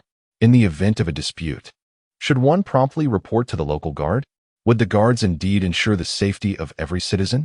After all, aren't the guards known to demand fees for their protection? This thought caused Xia Mu's brow to furrow in contemplation. After a moment's reflection, he tapped on the upper corner of the screen, where a slowly rotating planet was visible. Upon activation, a 3D kitten materialized before him, adorned with the words, Dreamstream Fairy. This was undoubtedly a manifestation of Lin Mingxi's peculiar sense of humor. During his time in the Shura domain, such information had been utterly absent. Nevertheless, Xia Mu proceeded to type swiftly. If the guard demands a fee for my protection, am I permitted to retaliate? Chapter 39. The expedition yet to commence. Lying comfortably on her bed, Lin Mingxi abruptly opened her eyes as a luminous screen manifested before her, perfectly positioned for her gaze. If the guard squad demands protection fees from me, can I retaliate? The moment she processed the information, Lin Mingxi sprang upright from her bed, her slender fingers deftly typing on the screen. No, absolutely not. The guard squad represents the official authority in every region, and striking against them is tantamount to opposing the most formidable local powers. Moreover, the guard squad does not collect protection fees. Xia Mu glanced at the nearly instantaneous reply with confusion. If they don't charge protection fees, then why are they protecting us? Because we are citizens. But they gain nothing from it. Lin Mingxi rubbed her forehead, realizing that the task of reshaping Xia Mu's worldview was far beyond the capacity of mere civil laws. The two continued to discuss the various stipulations of civil law for an extended period, leaving Lin Mingxi feeling utterly exhausted. Xia Mu absorbed knowledge like a sponge, diligently studying the myriad rules of civil law since their arrival at the Sound Spring Inn. By the third day, having nearly completed the entire civil law text, Lin Mingxi finally took him out of the hotel. In the vastness of space, as long as one strictly adhered to civil law, one would generally encounter no issues, enough to ensure a stable existence, which was the norm for most ordinary citizens among the stars. Walking alongside Xia Mu down the street, he appeared significantly more composed compared to his earlier behavior of glancing about. He remained taciturn, but Lin Mingxi was unfazed, while she might find such silence rude in others. With Xia Mu, it simply indicated his earnest attentiveness. Everyone can register for a civil bank account, usable anywhere within the star network coverage. You still owe me 50 million for the core.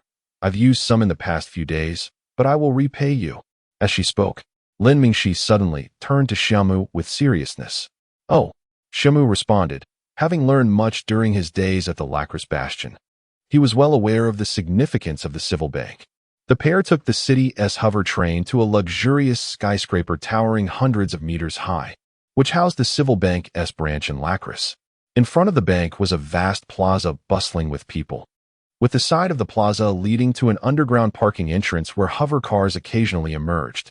Xia Mu slightly raised his head to observe the building, which bore a striking resemblance to the one at his base on the plundering star. So many eyes. The expansive plaza made him somewhat uncomfortable, feeling exposed to the scrutiny of all around him, as if there were nowhere to conceal himself. What's wrong? Lin Mingxi quickly noticed Xia Mu's unease and turned to inquire. Nothing. Let us go? Xia Mu shook his head and quickened his pace.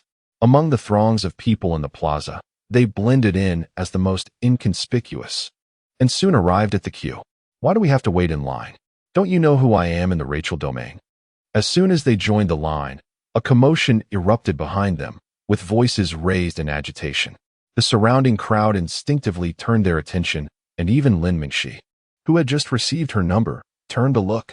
In the distance, a strikingly handsome man with golden hair and blue eyes shouted angrily at a woman clad in the bank's uniform, flanked by several men in black. Sir, hello. This is a branch of the civil bank, dedicated to serving all citizens of the galaxy, and there are no privileges here, the woman replied with a professional smile. Slightly bowing. Bring your manager to see me. The man retorted, unyielding. Our manager is currently engaged with other matters and is unable to attend. The woman maintained her polite demeanor, though a hint of discomfort crept into her expression. Do you know who I am? I am Randy Clarice. This establishment exists due to my grandfather's influence. Now, do you comprehend who you are addressing? Randy's face bore an air of arrogance, causing the bank employee's smile to falter momentarily. Yet, she persisted, I am afraid slap. A resounding slap echoed through the plaza as the bank employee was sent flying, crashing against a marble pillar and losing consciousness.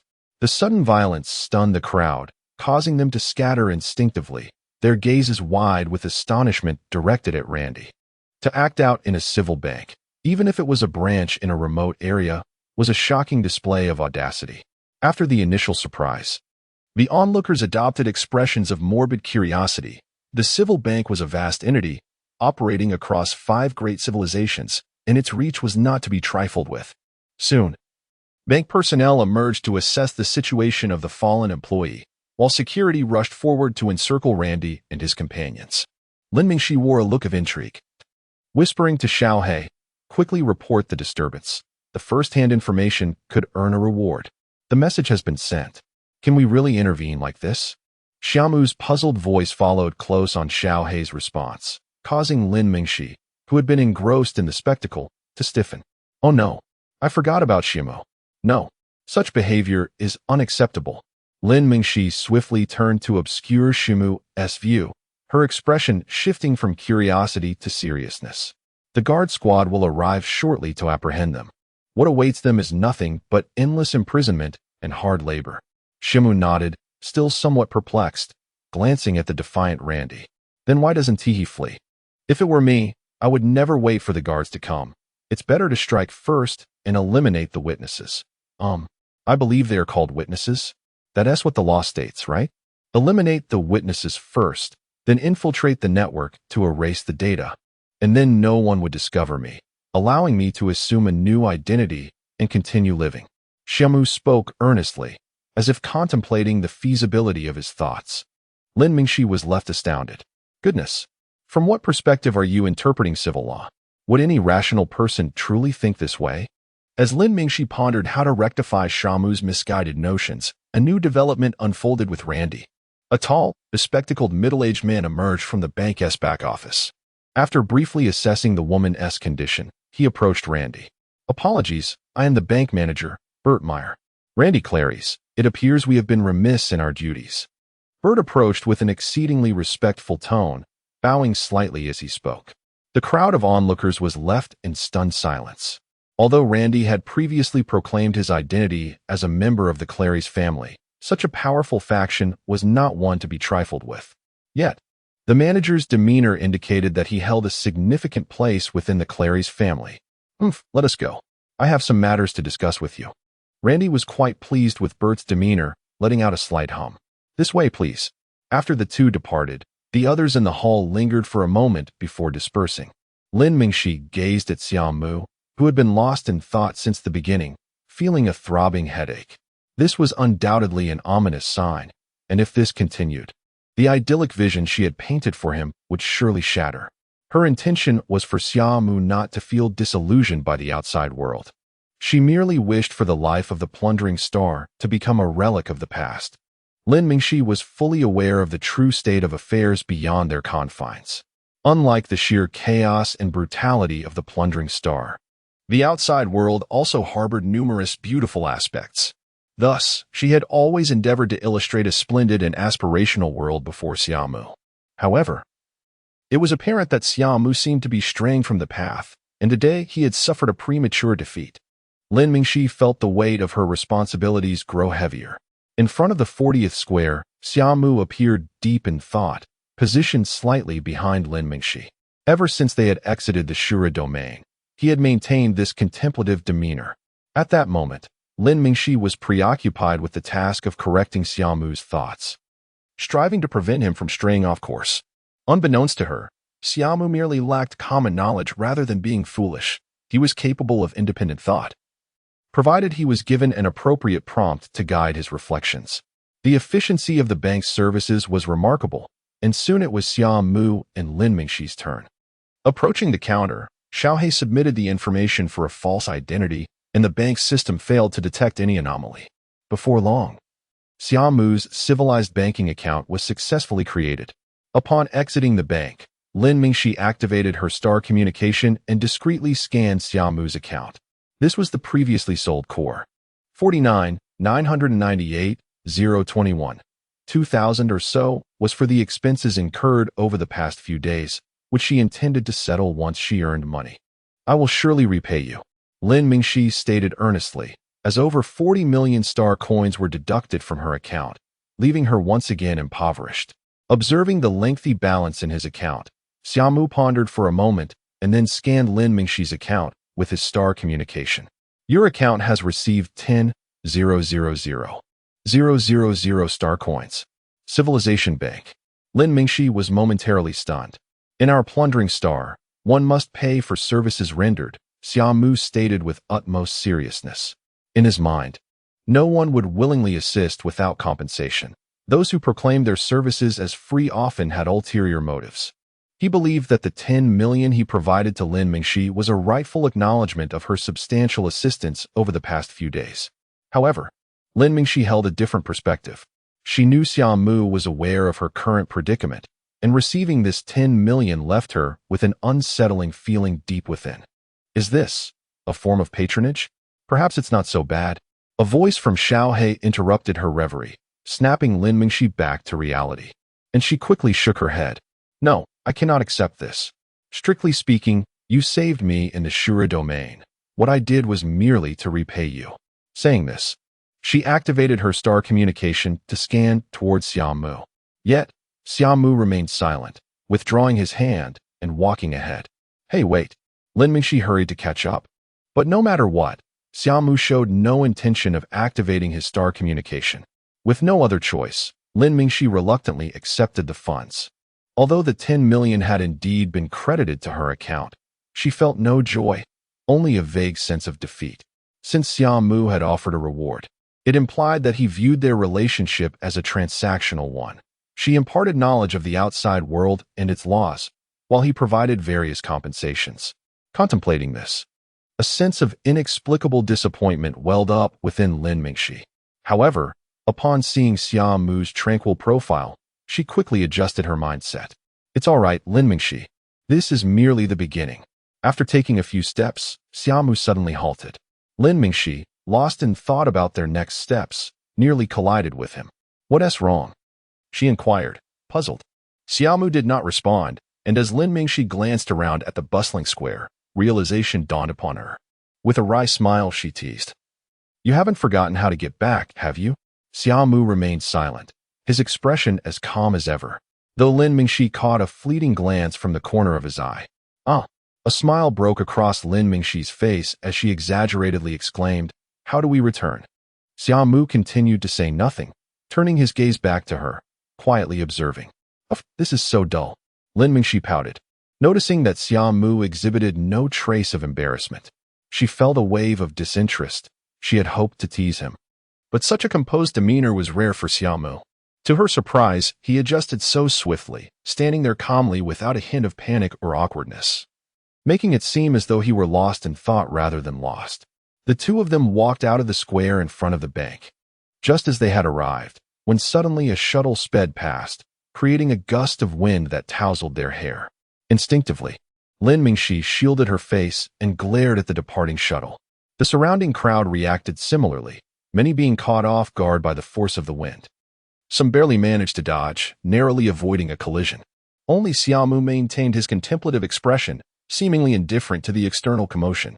However, once the crowd recognized the shuttle's identity, their bravado evaporated, and most hurriedly averted their gazes, hastily departing. For the arrogant individual aboard was none other than Randy, who had just caused a commotion inside the bank without consequence. The emblem of the Claris family emblazoned on the shuttle was enough to intimidate the majority. Inside the shuttle, Randy observed the frightened expressions of the onlookers, bursting into laughter. "Look at those people. They claim that most who enter the Shura domain are ruthless, bloodthirsty individuals. It seems they are merely all talk." In the spacious back seat, Randy appeared to be in high spirits, contemplating circling around to frighten them once more. The driver, somewhat reluctant to engage in such juvenile antics, could only comply due to the terrifying stature of his passenger. The shuttle completed a turn at the edge of the square and retraced its path. As it sped back, those who had previously been startled scrambled to evade it even more frantically. Lin Mingxi noticed this and swiftly pulled Xia Mu to the side, gritting her teeth as she watched the shuttle disappear into the distance. "What a pointless display. So tiresome. Insane," she muttered under her breath. "Curse his insanity," came a voice from the crowd, unable to contain their frustration. The shuttle, which had been about to depart, abruptly slowed down and turned back. Lin Mingxi followed the direction of the voice and noticed a burly young man with a buzz cut glaring angrily at the shuttle. However, upon seeing it return, his expression shifted from anger to panic. It was evident he realized he had provoked someone he shouldn't have.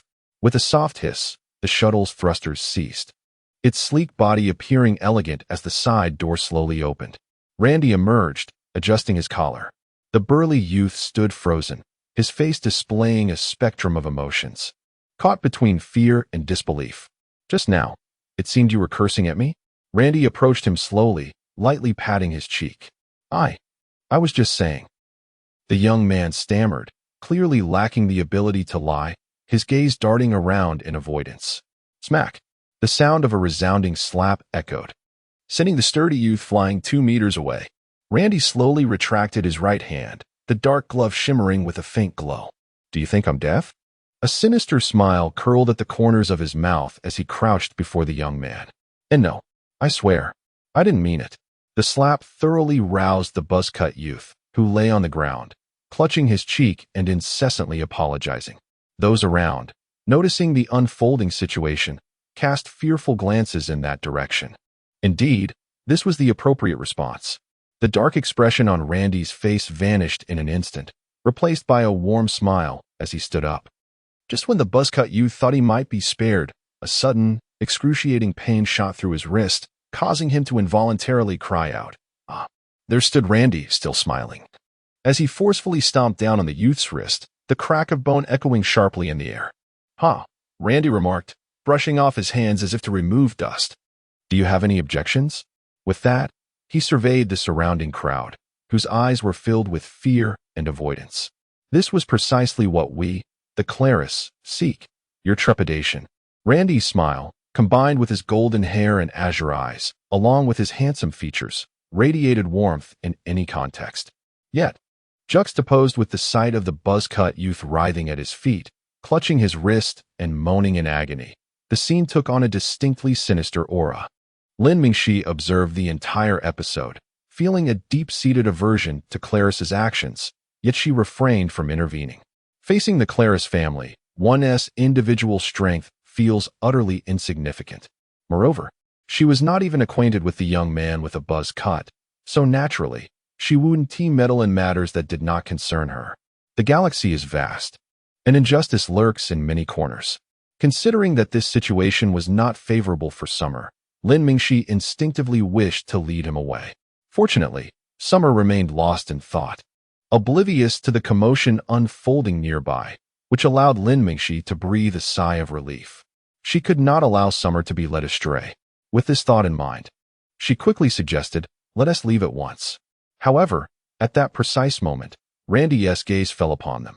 As Lin Mingxi was about to turn away, her expression froze, and an ominous feeling crept into her heart. From Randy's recent actions, she could already infer what kind of person he was. Whether it was his earlier antics of teasing passers-by with a hovercraft or causing a ruckus at the bank, all these behaviors clearly indicated his nature as a spoiled scion. While the education from a prominent family is generally sound, the brazen and violent demeanor he displayed in public suggested that he was likely being overshadowed by peers more accomplished than himself at home. The upbringing from a powerful family, combined with the pressure from his contemporaries, rendered him incapable of expressing his frustrations at home. Consequently, when he encountered someone he deemed inferior, his pent-up rage would erupt uncontrollably. After witnessing the woman being assaulted in the bank lobby and the bank president personally addressing the situation, Lin Mingxi realized that this individual was bound to spiral out of control. If Randy's driver could grasp Lin Mingxi's thoughts, he would undoubtedly be astounded. For her analysis was spot on. Randy's standing within the Claris family was not particularly high. He was surrounded by peers who were mostly more capable, and he was often made a subject of comparison. This prolonged suppression had rendered his personality extremely violent and terrifying. Not long ago, he had even tortured a newly recruited maid. This incident had stirred the higher-ups of the family, and such a scandalous behavior would typically warrant severe punishment. Yet his parents, unable to bear the consequences, discreetly used their connections to smooth things over, subsequently sending him to this remote region to lay low and cultivate himself. Thus, the remote and challenging Shura domain became the preferred option. However, neither his parents nor the current driver anticipated that years of repression had twisted Randy's psyche beyond recognition. Since arriving at the Lockery's fortress, today's events were relatively mild. Countless individuals had been secretly harmed or killed by Randy during this time. "You seem rather unafraid of us, Claris." Randy strolled toward Lin Mingxi and Summer, who continued to be lost in thought. "And no, how could we dare?" Lin Mingxi forced a smile, shaking her head repeatedly. Yet, internally, she was seething, thinking, what's wrong with this overgrown infant? How can he even see me? "Oh, is that so? You seem to enjoy smiling?" Randy suddenly grinned, a rather sinister idea bubbling in his mind, only to abruptly notice the expressionless Summer beside Lin Mingxi. The corners of his mouth gradually fell, and Randy squinted. Who was this young man? "Ahaha, he is my younger brother. He can be a bit slow at times." Lin Mingxi hurriedly positioned herself in front of Summer, shielding him from view. "Slow? More like a fool, I'd say." Randy's expression grew increasingly cold. Such inferior beings should perish in the shadows of desolate planets, not stand before him. An existence as dim-witted as this only served to soil his vision. "Do you understand?" "Understood." Lin Mingxi lowered her head, concealing her expression. As for Summer, he merely cast a sidelong glance at Randy before returning to his contemplation. Yet, that fleeting glance caused two veins to bulge on Randy's already frigid face. "Do you comprehend? It seems your simpleton brother does not. What purpose does such a feeble waste serve? Trash should be discarded in the garbage dump." "What? Aren't you fond of smiling?" Suddenly, bang! A forceful punch connected, sending Randy hurtling through the air. In the distance, the butler swiftly moved to catch the flying Randy, instinctively gasping upon recognizing his face. Randy's visage was now marred by blood, his nose crooked, several teeth missing, and his eyes rolled back, briefly losing consciousness. I have been patient time and again. Are you a rabid dog that continues to bite? Lin Mingxi cursed, slowly retracting her fist. Summer, too, was pulled from his reverie by the unfolding events. While he was aware of the happenings outside, he regarded them as inconsequential to him. Even when Randy directed insults at him, he felt no disturbance. Those who would lose their temper over such trifles on the planet of plunderers were long since cast into the Shura domain to merge with the remnants of war. It was precisely this indifference from Summer that drove Randy's fragile, sensitive heart over the edge. In truth, just before Lin Mingxi struck, Randy's fury had reached its peak. Yet, he could never have anticipated that the one to retaliate would be the previously smiling Lin Mingxi. Xiaohei, I'll leave this to you. Retracting her fist, Lin Mingxi's gaze fixated on the driver, who had just risen after flattening Randy. Despite appearing to be an ordinary man, dressed as a typical family chauffeur, he emanated a sensation akin to that of being pricked by needles. This feeling was something she had never encountered even with Summer. Thus, instinctively, Lin Mingxi regarded this man as her greatest adversary. Instructing Xiaohei that should a confrontation ensue unfavorably, he would create chaos to facilitate their escape. Lin Mingxi's thoughts were certainly justified, yet she overlooked one crucial detail. When she posed no threat, others would naturally harbor no intent to kill her, and thus, she could not perceive any pressure emanating from them. You have quite the audacity to assault someone from the Claris family. The driver approached slowly, exuding an overwhelming aura, despite his seemingly minimal movements. Lin Mingxi felt an immense pressure compelling her to retreat. A pinnacle of stellar-level prowess.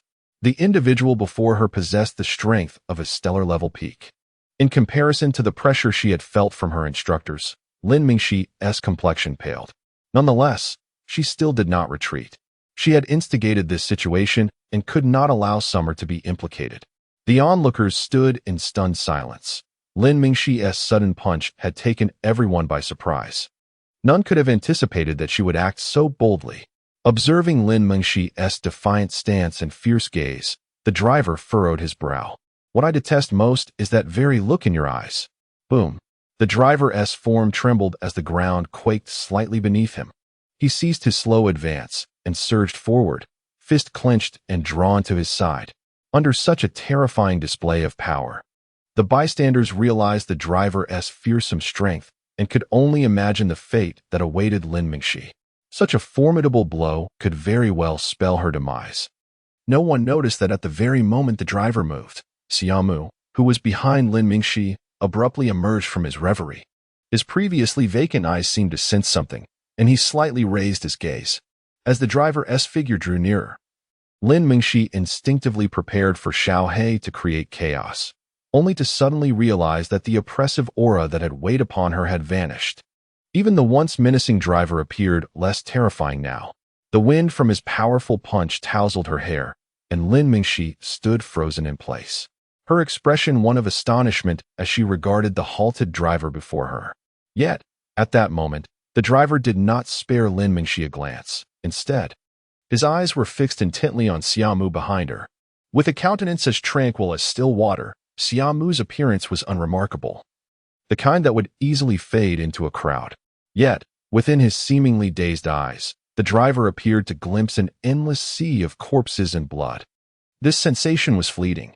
By the time he looked again, Xia Mu, aside from appearing somewhat indifferent, seemed no different from an ordinary person. However, in that moment, despite it feeling like an illusion, the driver realized his back had inexplicably become drenched. This feeling was all too familiar to him. Before he had been recruited by Clarissus, he had faced life-and-death battles countless times, and even after all these years, he could still feel the chill creeping down his spine from those brushes with death. At that moment, the internal struggle within the driver remained unknown to the outside world. They only witnessed his fierce eruption of attack, which halted just before Lin Mingxi. Leon, what are you doing? Kill that woman. As the driver hesitated, Randy, who had awakened at some point, was now shouting while covering his face. The driver, named Leon, visibly paled, casting a fearful glance at Xia Mu. You are a dog of Clarissus. Dogs should behave like dogs. Kill him. Randy's roar continued unabated. With a grim expression, Leon clenched his fists once more, ready to strike. Lin Mingxi's face changed. Just as she intended to act, she sensed a fierce wind rushing toward her. In an instant, Xia Mu appeared before her, bending his body as he collided into Leon's embrace. For a fleeting moment, time seemed to stand still. Leon's fist had yet to descend, and he was propelled backward like a cannonball, his form curling like a cooked shrimp as he flew away. He then rolled several times on the ground, landing before the contorted face of Randy, gasping for breath. Randy's shouting faltered. His neck stiffly turned to look at Leon. The onlookers, at that moment, appeared as if they had been struck by a silent spell, their eyes wide with disbelief, yearning to speak yet unable to utter a single word. Chapter 42. Departure from the spaceport. Is this considered justifiable defense? In this moment, Xia Mu, the party involved, gazed pensively at his hands, utterly oblivious to the horrifying act he had just committed. The little black entity, intent on causing chaos by disrupting the network, was taken aback, realizing it had significantly misjudged Xia Mu's capabilities. However, Lin Mingxi quickly regained her composure and whispered urgently, "We must leave now." Xia Mu hurriedly followed suit. The residual force of his punch lingered in the air, deterring anyone from intervening, especially Randy, who was acutely aware that even his stellar bodyguard had been incapacitated. Thus, the two of them effortlessly vanished into the crowd. Shortly after their disappearance, 3 members of the Divine Guard descended from above, clad in standard-issue, silver-white battle armor. Equipped with a combat knife at their waist and a dark energy gun on their back, legally sanctioned weapons within the fortress. "What is happening?" Randy exclaimed, feeling a surge of confidence with the guard's arrival. Ignoring the pain on his face, he stood up, his expression twisted in fury, shouting, "Quickly, pull up the surveillance footage and apprehend those two." One of the guards furrowed his brow, preparing to speak, but was halted by the leader among them. "Very well, Mr. Randy, we shall proceed immediately." The leader activated a holographic interface on his wrist, instructing, "Connect me to the city's central system and retrieve the surveillance footage from the past half hour, focusing on the individual who injured Mr. Randy. Restrict their civilian identities." Meanwhile, Lin Mingxi and Xia Mu sat in an unmanned taxi. "We need to return to the ship quickly. We cannot continue using this identity," Lin Mingxi said with a grave expression. "Little Black has taken measures to contain the information, but given the involvement of Cloluris, they will undoubtedly investigate thoroughly. Our movements have not been concealed. It won't be long before they trace us back to the ship." Xia Mu, bewildered, replied, "Weren't we merely acting in self-defense?" Sensing Xia Mu's confusion, Lin Mingxi's expression shifted to one of anxiety, and she sighed. "I acted impulsively. I apologize." Though Xia Mu felt some incomprehension, he recalled Lin Mingxi's fierce demeanor when she struck, and inexplicably, he bore no resentment towards her. Clearly, that punch jeopardized their identities and shattered their tranquil existence, potentially placing him in peril. If they were in a place of plunder, he would never allow an ally to act so recklessly. Yet, for reasons unknown, he had not even entertained the thought of stopping Lin Mingxi's actions. With his strength, he could have easily intercepted that blow. Gazing out the window, Xia Mu fell into contemplation once again. Since this identity was no longer viable, why not create a scene? That detestable Randy spoke so harshly. Lin Mingxi and Xia Mu occupied the back seat of the unmanned taxi, each leaning against a window, their thoughts diverging. "Little Black, what is the situation?" he inquired. "The obfuscation measures have been eliminated. I have destroyed the data. They can only rely on the impressions of the onlookers to identify us, which will take some time." As Lin Mingxi glanced at the approaching spaceport, she felt a slight sense of relief. The unmanned taxi soon delivered them to the starport, where they scanned their identities to enter. Subsequently, they retrieved the great swordfish from the designated hangar. Just then, Little Black's voice suddenly rang out. "Their identities have been compromised. We must leave quickly." At that moment, Xia Mu sat on the bridge of the ship and, upon hearing Little Black's alert, unhesitatingly activated the glowing orbs on either side. Inside the spaceport, all ships entering slowed their speed, their rear engines flickering erratically. The great swordfish, which had been hovering in the spaceport, suddenly drew the attention of the crowd. That ship looks a bit peculiar. What's going on? Why is it stationary, seemingly poised for a high-speed departure? This is the starport. Are they insane? As confusion spread, the internal spaceport suddenly illuminated with crimson warning lights. A mechanical voice announced, "Warning! Warning! 2 fugitives, 1 male and 1 female, have been spotted at the Laukris fortress and are currently heading to the spaceport." Following the announcement, a projection appeared, prominently displaying Lin Mingxi and Xia Mu's faces after their disguise.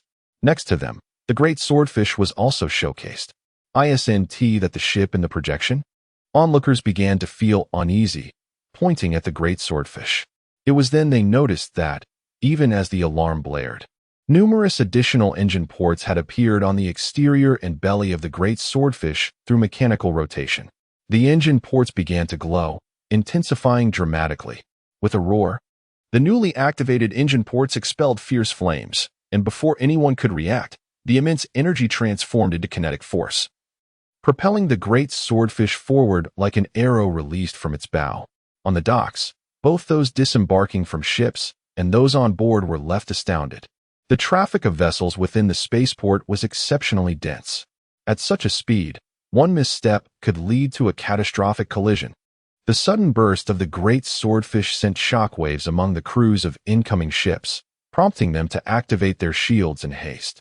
As each shield flared to life, the available space for the great swordfish shrank further. On the bridge, Xia Mu remained unfazed, showing no intention of activating the shields. The great swordfish surged ahead at full throttle within the spaceport.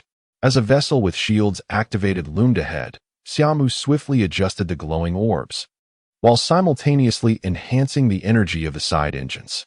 The great swordfish tilted perilously, narrowly slipping past the other ship. Xia Mu's formidable skills honed in the Shura domain, combined with the craft he had engineered himself, allowed for an exquisite display of maneuverability, mesmerizing all who witnessed it. Unlike ordinary ships, the great swordfish, equipped with engines at all points, truly resembled a fish darting swiftly through the spaceport. One by one, other ships were left in breathless awe as the great swordfish zipped past them. Many were drenched in cold sweat, knowing that a collision would trigger a disastrous chain reaction. Given the great swordfish's current overwhelming momentum, as the great swordfish neared the spaceport's exit, the personnel from Laukris Fortress finally reacted. With a whoosh, several small escort ships emerged from the sides, their compact frames bristling with weaponry. Upon their appearance, multiple high-energy beams shot toward the great swordfish. Xia Mu's expression remained calm as he piloted the ship. The rear engines dimmed while the side engines surged with energy. With a deft maneuver, the great swordfish evaded the incoming beams of energy.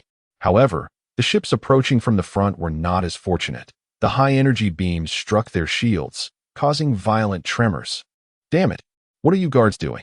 Voices of frustration erupted over the public channel of the spaceport. The great swordfish deftly maneuvered through several large spacecraft, while the escort fleet not only failed to target the swordfish but inadvertently inflicted damage on numerous vessels. What on earth are they doing? Can't they even catch up to a small ship in the spaceport? These buffoons in the escort fleet. The swordfish isn't even deploying its energy shield. Can't they muster a bit of spirit? Inside one of the escort fleet's small ships, a middle-aged man sporting stubble was at the controls, his expression darkening as he listened to the public channel. This man was none other than Warren, the leader of the escort team who had previously located Randy. "Lauren, Benson, you two engage in harassment attacks. I will intercept him up ahead." As he spoke, he suddenly thrust the thrusters forward, propelling the ship into a surge of speed. Like the great swordfish, Warren deftly accelerated within the spaceport. However, compared to the massive size of the swordfish, the maneuverability of his small ship was an entirely different challenge. Yet, the small ship possessed its own advantages. In this short burst of speed, the engines of the larger spacecraft, still warming up, were no match. The distance between them continued to shrink, and Warren's expression grew grave. "No matter who you are, you shall not escape from here today. GA-2812 spacecraft. You have violated the peace regulations of the Laukris War Fortress. Please halt immediately." GA-2812 spacecraft, you have violated the peace regulations of the Laukris War Fortress. Please halt immediately.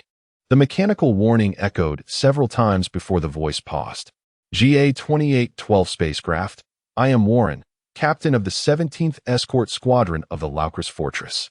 The spaceport has been blockaded by the 7th Fleet of the fortress. There is no escape. Stop at once, and we will handle this matter justly. Lin Mingxi, aboard the large swordfish, wore a serious expression as Xia Mu piloted the ship.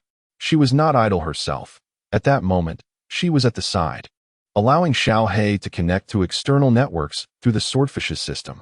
She aimed to ascertain the authenticity of Warren's claims while also investigating the relationship between the Laukris fortress and the Claris family. Given Randy's identity, it should not have warranted such a massive response from Laukris. Lin Mingxi felt a headache coming on upon hearing Warren's name and the mention of the 7th Fleet. She sensed impending trouble. The Laukris fortress had 8 fleets dedicated to its defense, only mobilized in the face of direct conflict necessitating the fortress's military power. The 2 of them had merely struck Randy once, yet such a significant fleet was deployed. If true, it meant they needed to reassess Randy's identity. Xia Mu, unfazed by the external warnings, continued to maneuver the swordfish like a wild stallion racing through the spaceport. Meanwhile, Xiao He finally uncovered the grim reality.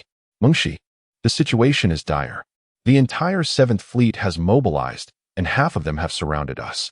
Randy is the only son of the 3rd branch of the Claris family, and the Laukris fortress was recently courted by that very branch. Surely not, Lin Mingxi thought, feeling unfortunate. As Xiao He had indicated, the Laukris fortress had just aligned with the Claris family, and now trouble had arisen on their turf. They would undoubtedly seek retribution. This was a difficult predicament. Xiao He, enough of the hesitation. Go all out to hack in and create chaos. At this point, the situation had escalated, and reflection was no longer an option. The priority was to escape. As soon as Lin Mingxi finished speaking, Xiao He fell silent. Suddenly, several nearby spacecraft lost control and collided with the surrounding vessels. Bang! Sparks erupted from the walls of the spaceport as energy shields clashed. This was merely the beginning of the chaos. The affected ships acted like a lit fuse, causing others around the swordfish to lose control, either crashing into the spaceport structures or colliding with one another. The scene descended into utter disarray, though fortunately, most ships had activated their energy shields, sustaining minimal damage aside from some scrapes. In this tumultuous environment, the swordfish thrived, and Warren quickly noticed that the distance between them was widening once more. Damn it! Is this person a monster? How can such a large ship maneuver like that? Warren cursed under his breath, hastily pressing a button on the control panel. Virum! The tail engine of his ship roared to life again, and 2 additional sets of engines deployed, amplifying their speed. The gap between the ships began to close once more. On the screen, as they drew nearer, a targeting reticle appeared, but due to the swordfish's agile maneuvers, it remained unsteady. Xia Mu, at the helm of the swordfish, glanced at the warning on the display, frowning slightly. In the next moment, the already incredible speed of the swordfish surged again, and before a stunned Warren, it zipped past 6 large vessels, vanishing from his sight. A true monster, Warren lamented, letting his hands drop from the controls in defeat. Thanks to Xiao He sowing chaos, the swordfish soared through the spaceport, finally revealing the starry expanse beyond. With a final roar, the swordfish burst forth from the spaceport. Lin Mingxi's heart raced, knowing that escaping the spaceport was merely the beginning. The true challenge lay ahead with the 7th Fleet outside. Indeed, upon exiting the spaceport, they found themselves surrounded by a semicircular formation of the 7th Fleet, which had completely encircled the area. Ships entering and exiting were forced to come to a standstill behind the fleet. All these vessels raised their weapons, with various colossal cannons and dark energy guns trained on the approaching swordfish. The moment the swordfish exhibited any unusual movement, they would not hesitate to open fire. Most of the swordfish's engines gradually powered down, its trailing flames dimming. Xia Mu placed his hands on the control orb, his expression calm as he gazed ahead. Lost in thought, Lin Mingxi, her face pale, murmured, "I've brought you into this mess. No one had anticipated that a single punch could provoke the Seventh Fleet. Find a chance to escape. I'll have Xiao He create as much chaos as possible within the opposing fleet. Lin Mingxi's gaze sharpened as she approached Xia Mu at the control panel. Activate the divine descent. Xia Mu, however, disregarded her suggestion, his demeanor turning serious as he focused intently on the fleet ahead. The flagship of the Seventh Fleet was a vessel nearly twice the size of the surrounding warships, measuring close to 500 meters in length. Its elongated, shuttle-like design was ideal for speed and agile combat. At this moment, a young man with golden hair, draped in a coat, lounged in a floating chair on the bridge, yawning in boredom. This was Anthony, the supreme commander of the Seventh Fleet. Is this the ship that injured the Claris family? How dull. He leaned back against his chair, one hand pressed to his forehead, lamenting how Joyce had deemed it necessary to send him out merely to demonstrate loyalty. All right, ask if they surrender. If not, let us bombard them and return home. Anthony waved his hand, never once glancing at the swordfish displayed on the screen. Following his command, the crew below began operating the controls on the display before them. A voice soon echoed through the public channel. To the ship in front, our benevolent Captain Anthony offers you a chance to surrender. You have 1 minute to consider. The public channel fell into utter silence. Under the imposing presence of the Seventh Fleet, no one dared to speak. Xia Mu received the message as well. He merely cast a glance at the side screen before ignoring it, instead tapping rapidly on the display in front of him. Lin Mingxi finally realized that Xia Mu had exhibited no fear throughout. Even when surrounded by the fleet, he seemed to have a plan. Struggling for a moment, she ultimately turned silently and made her way to the storage area to don the divine descent armor. Upon returning to the bridge, a dark figure followed closely behind her. Lin Mingxi looked closely to find it was indeed Xia Mu's divine descent. After quickly equipping the armor, Xia Mu returned to his floating chair. At this moment, only 15 seconds remained before the Seventh Fleet's deadline. The bridge of the Great Swordfish was shrouded in darkness, and amidst Lin Mingxi's astonished gaze, Summer's divine descent unfolded with a mesmerizing display. His hands transformed, each appearing to split apart, revealing dozens of mechanical lines that unfurled. The luminous spheres controlling the spacecraft had mysteriously descended, replaced by 2 cylindrical columns that ascended. Summer's tentacled hands plunged into the cylinders. You no longer possess any final opportunity. All fleets, target the GA-2812 spacecraft, unleash firepower. The command was issued decisively on the public channel, with not a word wasted as a minute passed. Meanwhile, behind the Great Swordfish, a massive energy shield unfurled, shielding the vessel from the outside world. On all the ships of the Seventh Fleet, dark energy shimmered like a constellation of stars, erupting in a violent display of light. Countless points of dark energy surged forth, cascading like a celestial downpour. Chapter 44. The emergence of Mech. As Xia Mu inserted his hands into the 2 hollow pillars aboard the Great Swordfish, the vessel trembled violently. Countless energy projectiles surged forth, and the elongated bow of the Great Swordfish suddenly split apart.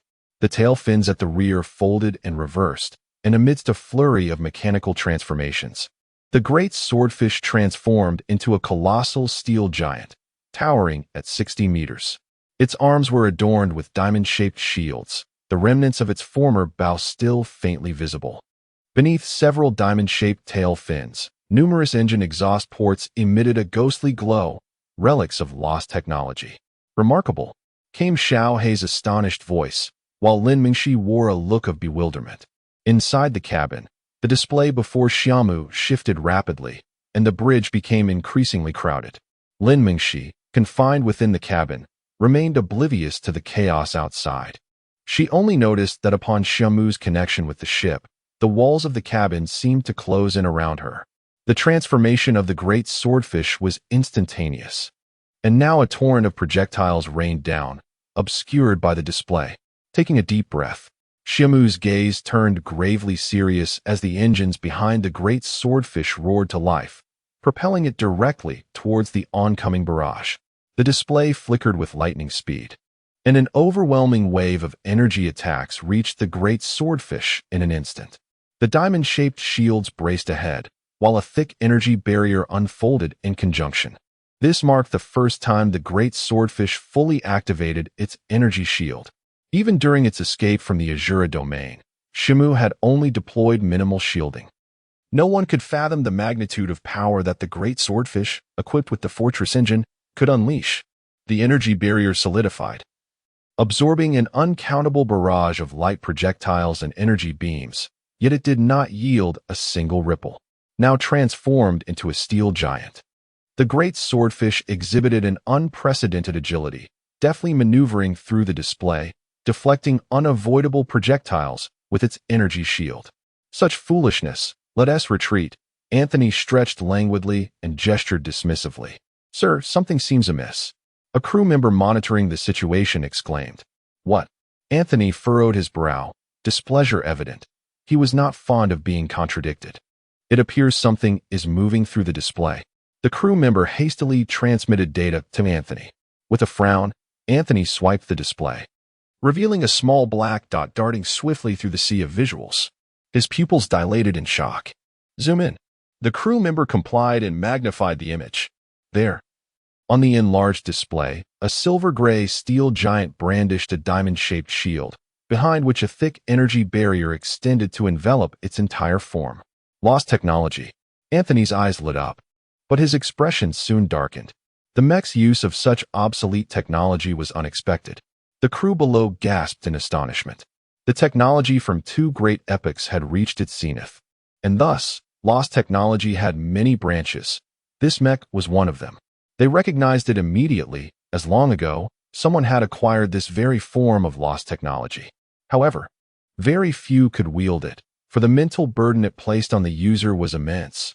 Piloting such a mech required an unfathomable amount of mental energy. Controlling a mech was no simple task, especially one as towering as this.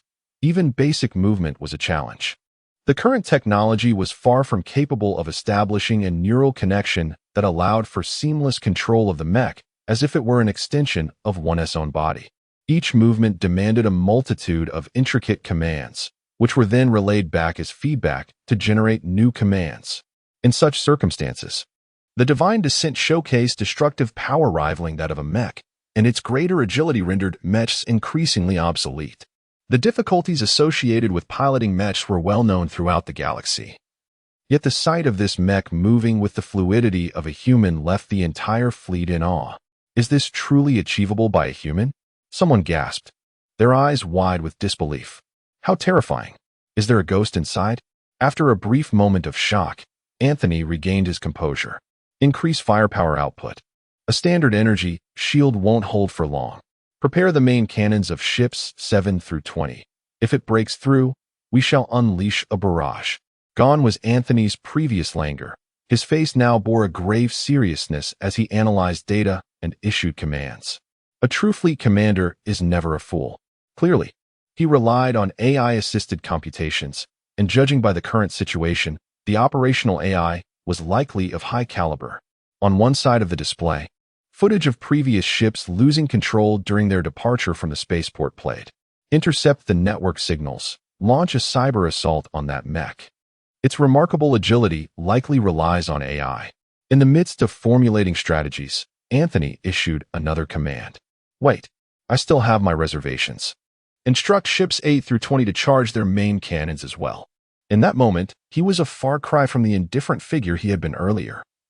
He now resembled a lion poised to strike a hare. The crew receiving the orders swallowed hard, and when they glanced back at the great swordfish on the display, their eyes reflected pity. 20 ships firing in unison would surely overwhelm even their flagship-class vessel. Meanwhile, the great swordfish was on the verge of breaking through the energy barrage.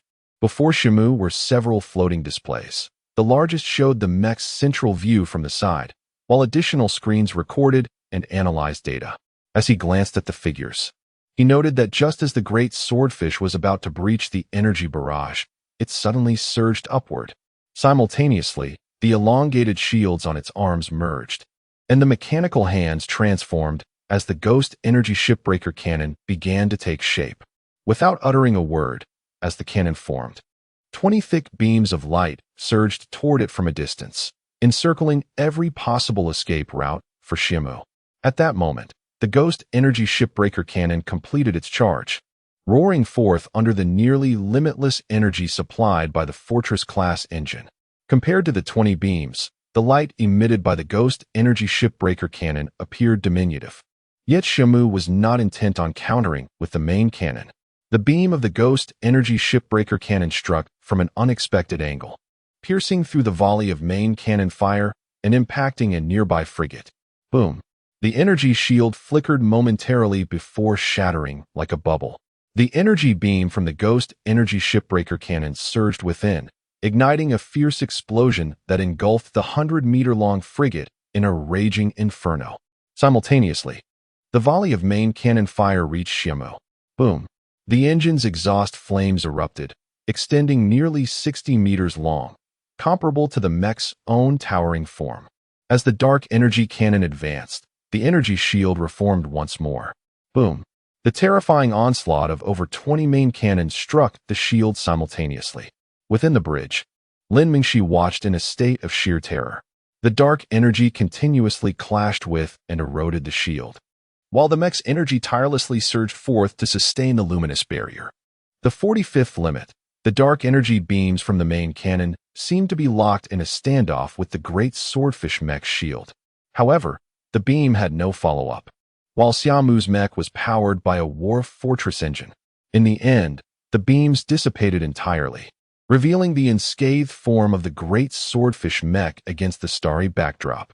Anthony abruptly rose from his seat in disbelief. How is this possible? Could it be a Wharf Fortress-level energy shield? What nonsense is this? How could a mech output such a powerful shield? All ships, contract the encirclement and prepare for a saturation strike. Charge the flagship's main cannon. After a brief moment of shock, Anthony quickly gathered his thoughts and regained his composure. Maintaining calmness in a crisis is an essential quality for any commander.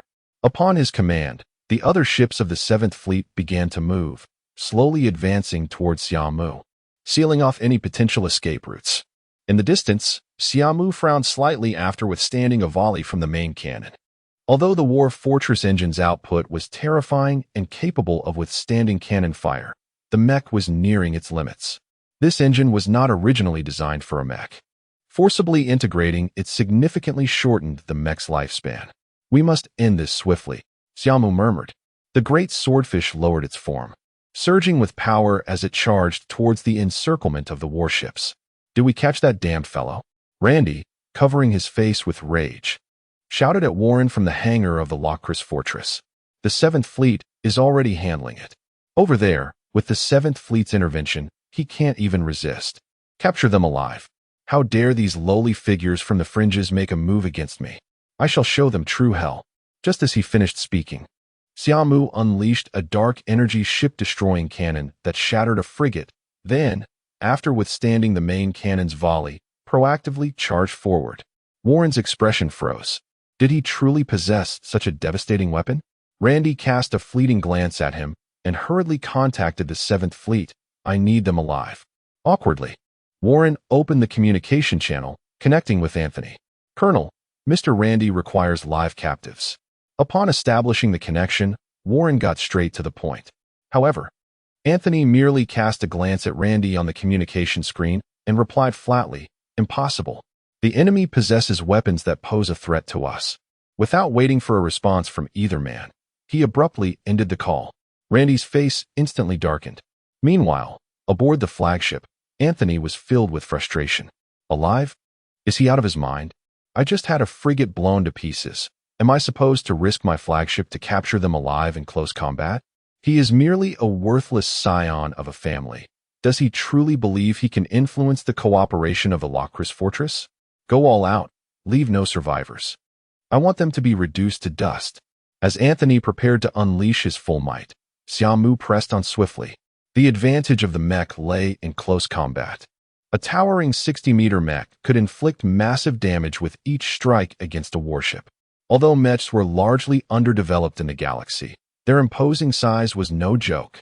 Furthermore, compared to the Divine Descent, the vast array of weapons it could carry was its greatest advantage.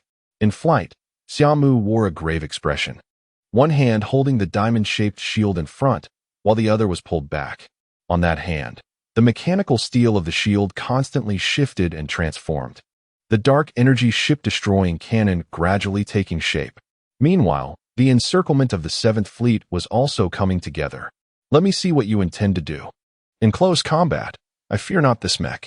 Anthony watched the great swordfish charge towards the flagship, his eyes glinting. Its movements are somewhat peculiar. Magnify the image of its waist.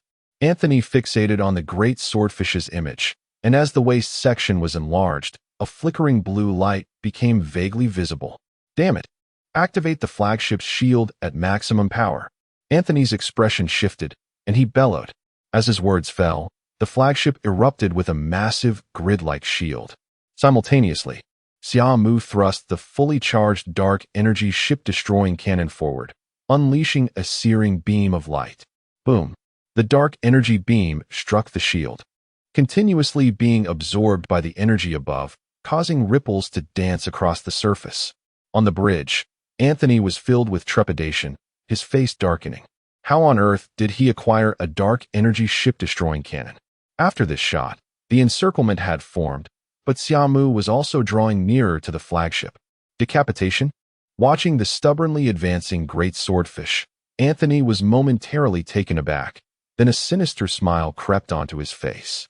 All divine descent squads, armored, crush this hunk of steel.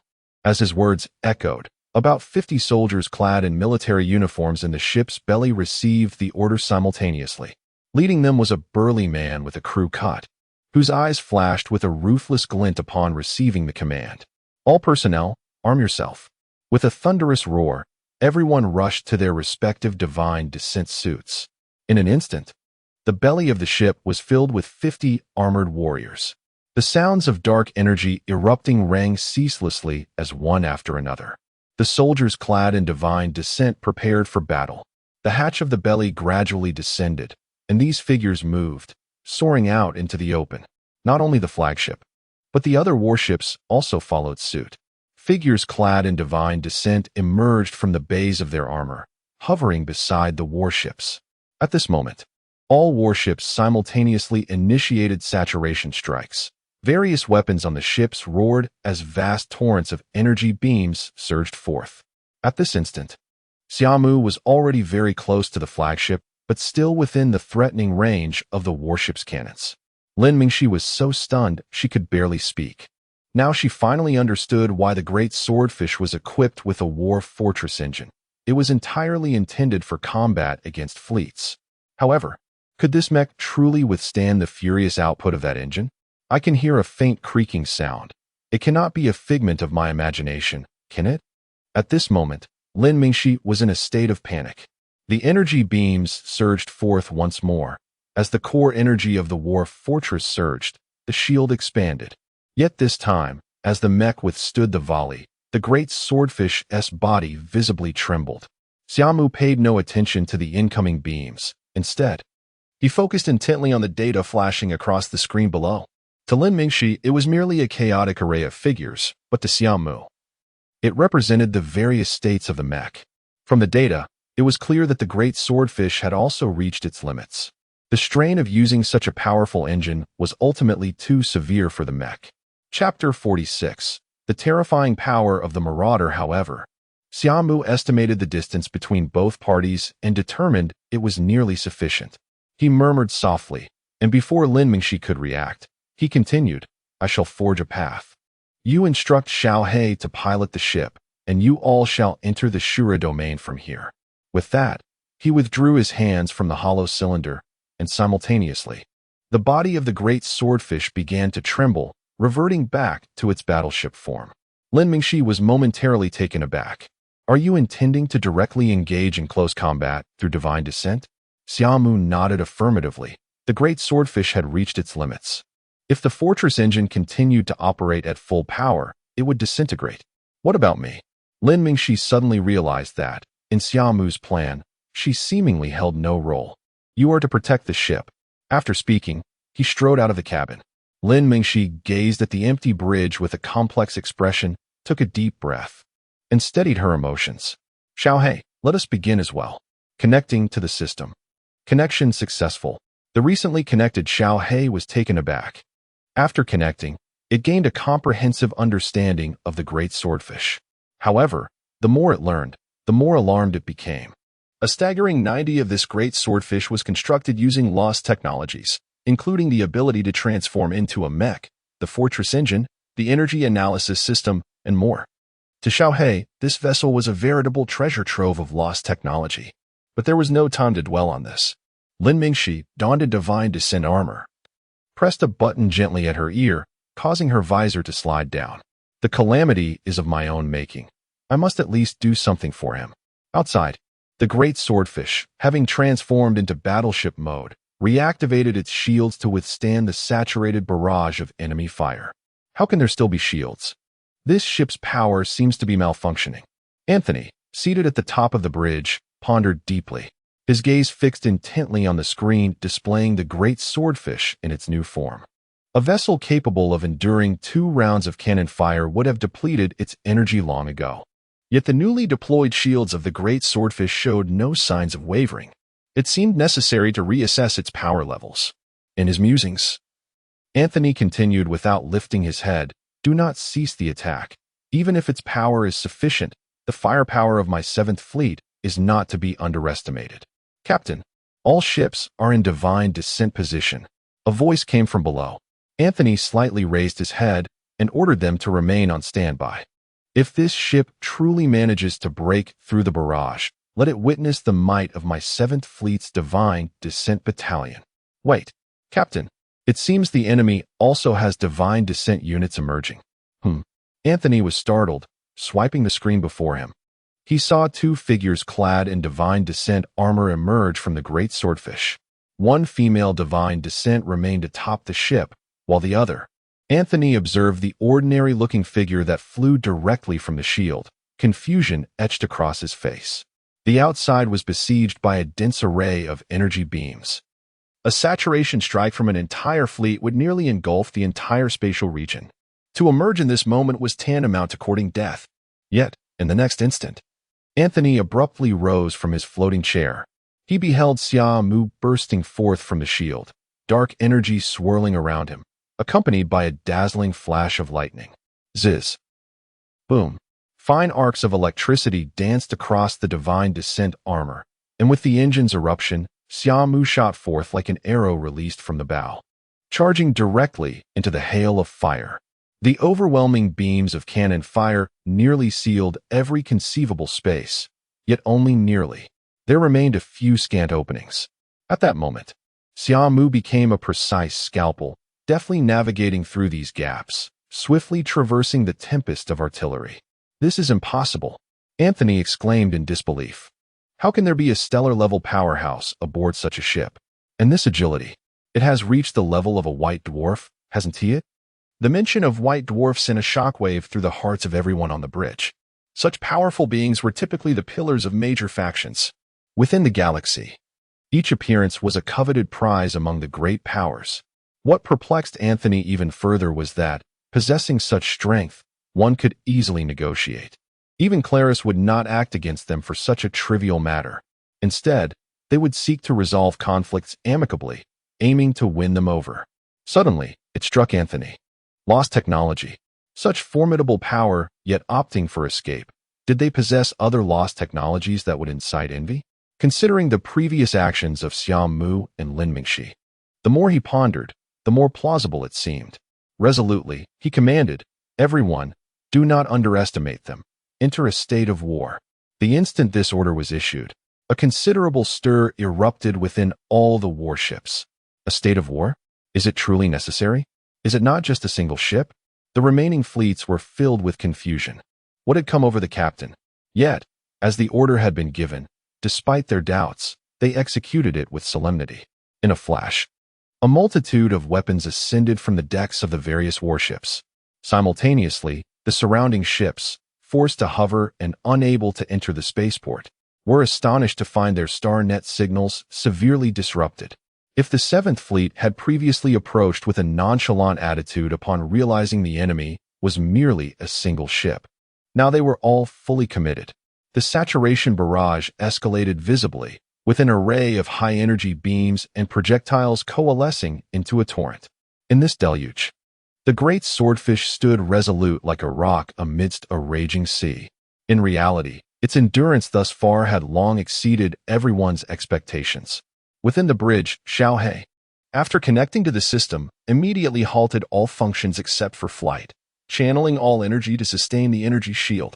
Compared to Xia Mu, it had a more profound understanding of the current state of the ship.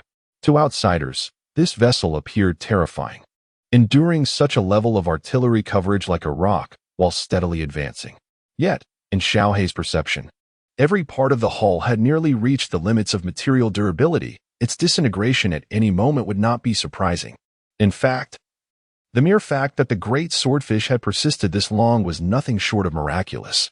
Upon closer inspection, Xiaohei discovered another peculiar aspect. Normally, an ordinary ship would have disintegrated long ago, yet the great swordfish utilized a structure that felt strangely familiar. One that distributed the power input from the Fortress-class engine evenly across its various components, allowing it to endure for so long. It appeared that it possessed a complete inheritance of lost technology. On the screen of the great swordfish, clad in divine descent armor, Xia Mu had finally succeeded in piercing through the barrage, arriving at a position that could be described as face-to-face with the fleet. At this moment, the divine descent guardians aboard the warship, poised and ready, also noticed the solitary figure of Xia Mu charging towards them. Ha ha ha, what is this? Does one individual wish to execute a decapitation strategy against our 7th fleet? Laughter erupted over the communication channel of the Divine Guard. Who knows? Perhaps they are merely seeking a desperate gamble. Although their agility in traversing the barrage is beyond our comparison, such arrogance seems unwarranted. We are the Divine Guard, a formidable force of thousands. Even a white dwarf-level powerhouse would not dare undertake such an audacious act, would they?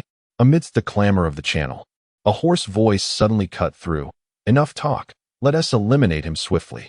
As the words fell, all members of the Divine Guard activated their systems, charging towards Xia Mu from every conceivable angle. Under the helmet of the Divine Guard, Xia Mu's expression rarely turned grave. It had been long since he faced such a multitude in combat. As thousands of Divine Guards closed in, the core of lightning on Xia Mu surged to full power. Visible bolts of lightning beginning to cascade across his form. Boom.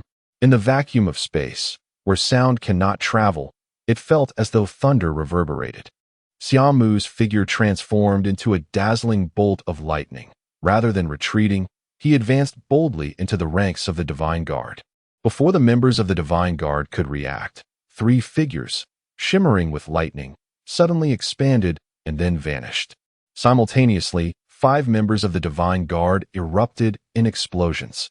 At that moment, Xia Mu had unsheathed his Tang Dao, deftly evading several attacks with a swift movement, then spinning to cleave at a Divine Guard attempting a sneak attack from behind.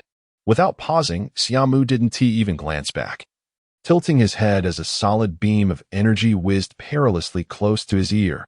In an instant, dozens of attacks rained down upon him. This was the terrifying aspect of being surrounded. A moment's distraction could lead to an unforeseen arrow claiming your life.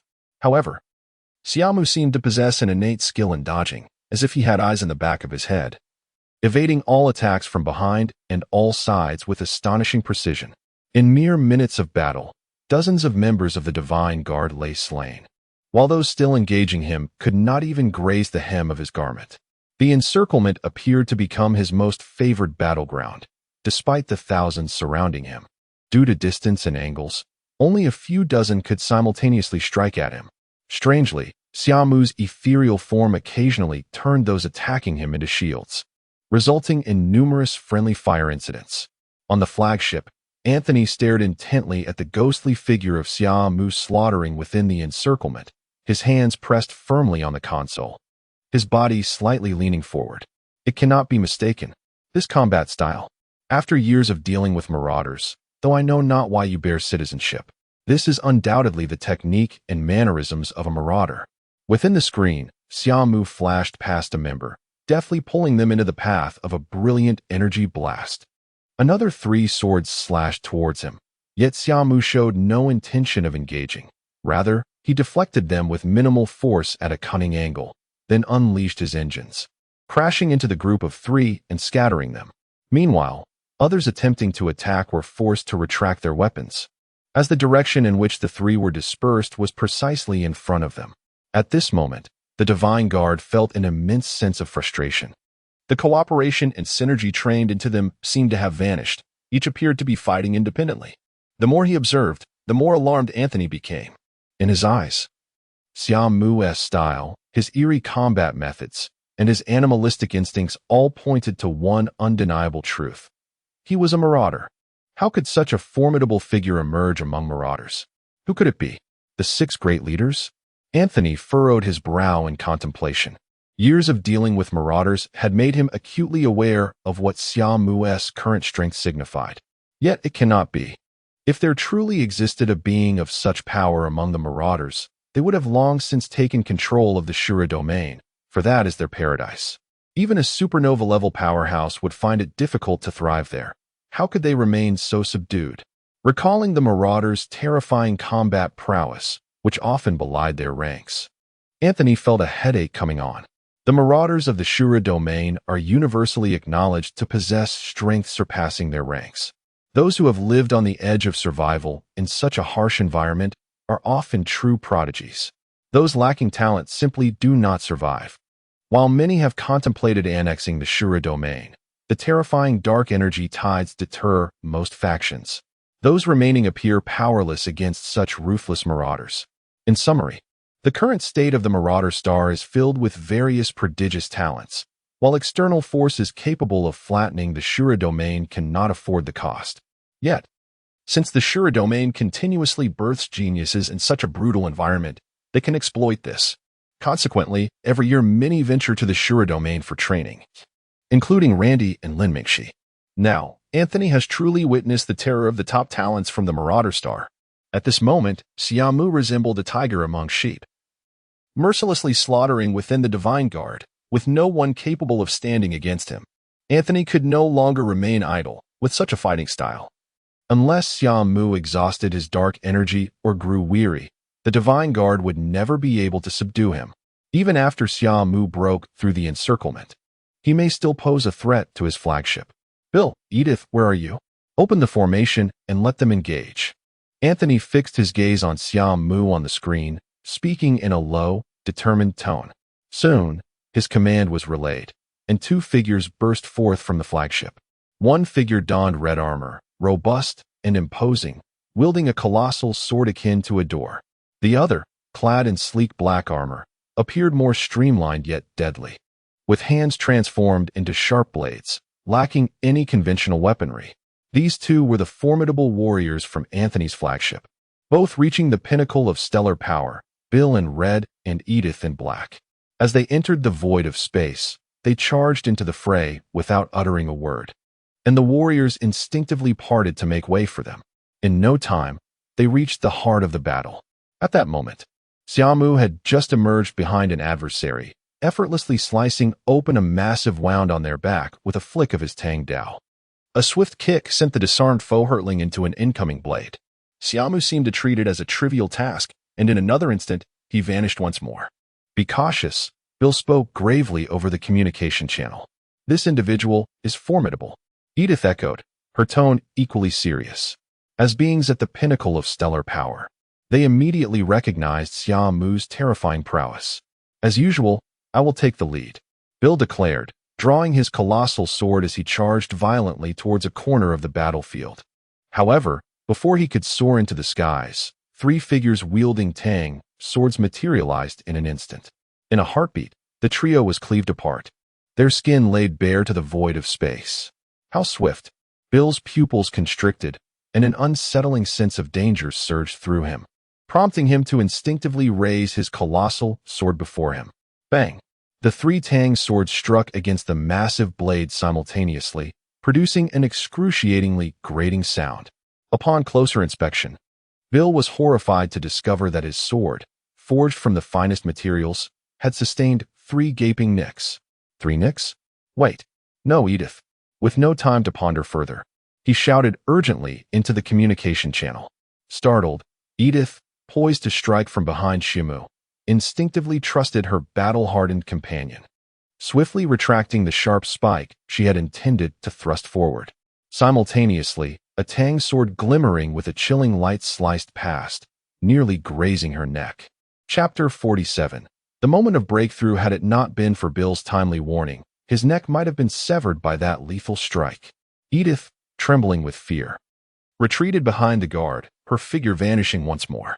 The unexpected blade missed its target, and Xia Mu's pupils dilated slightly as the core of the thunderlight erupted again, freezing him in place. The eyes of several members of the Divine Guardian squad brightened, and they swiftly brandished their battle blades. However, as the blades sliced through Xia Mu's figure, they encountered no resistance. Apart from a few flickering arcs of electricity, there was no tangible sensation. Startled, the group instinctively scanned their surroundings, but Xia Mu's presence eluded them entirely. What they had just struck was nothing but an afterimage conjured by the thunderlight core.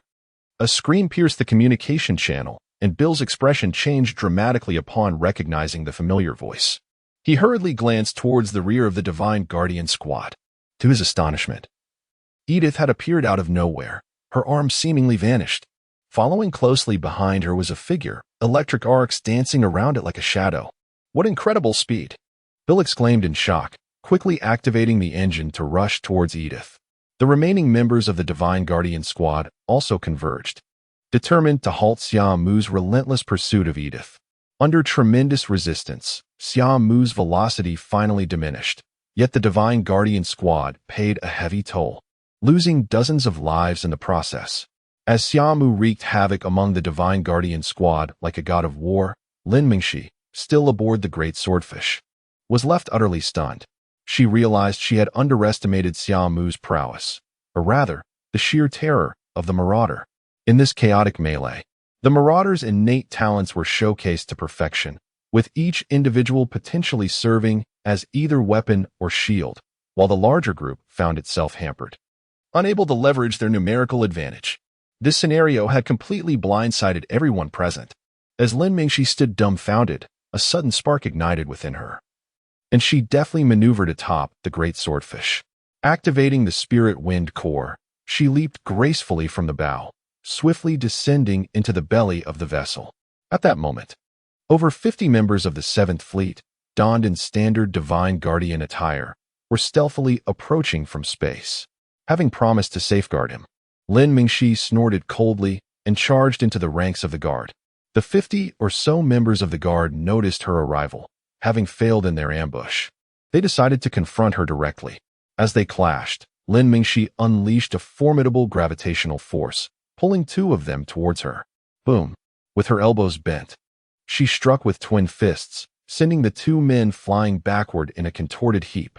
Even with a new set of Divine Guardian gear, Lin Mingxi preferred to engage in combat using her fists. Suddenly, several attacks came from the side, causing her expression to shift as she instinctively dodged with remarkable agility. In awe, Lin Mingxi observed the 3 battle blades that had struck at her previous position, astonished by her own swift reflexes. In the past, even when she managed to react, there was always a sense of lag in her movements. But now, with Xia Mu's Divine Guardian gear, her body felt as if it were an extension of her will, becoming far more nimble. The Spirit Wind core, how I had previously neglected its potential. A faint smile tugged at the corners of Lin Mingxi's lips as she contemplated.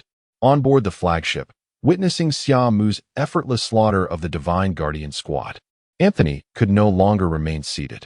The Divine Guardian squad had been cultivated at great expense, each member capable of standing alone in battle.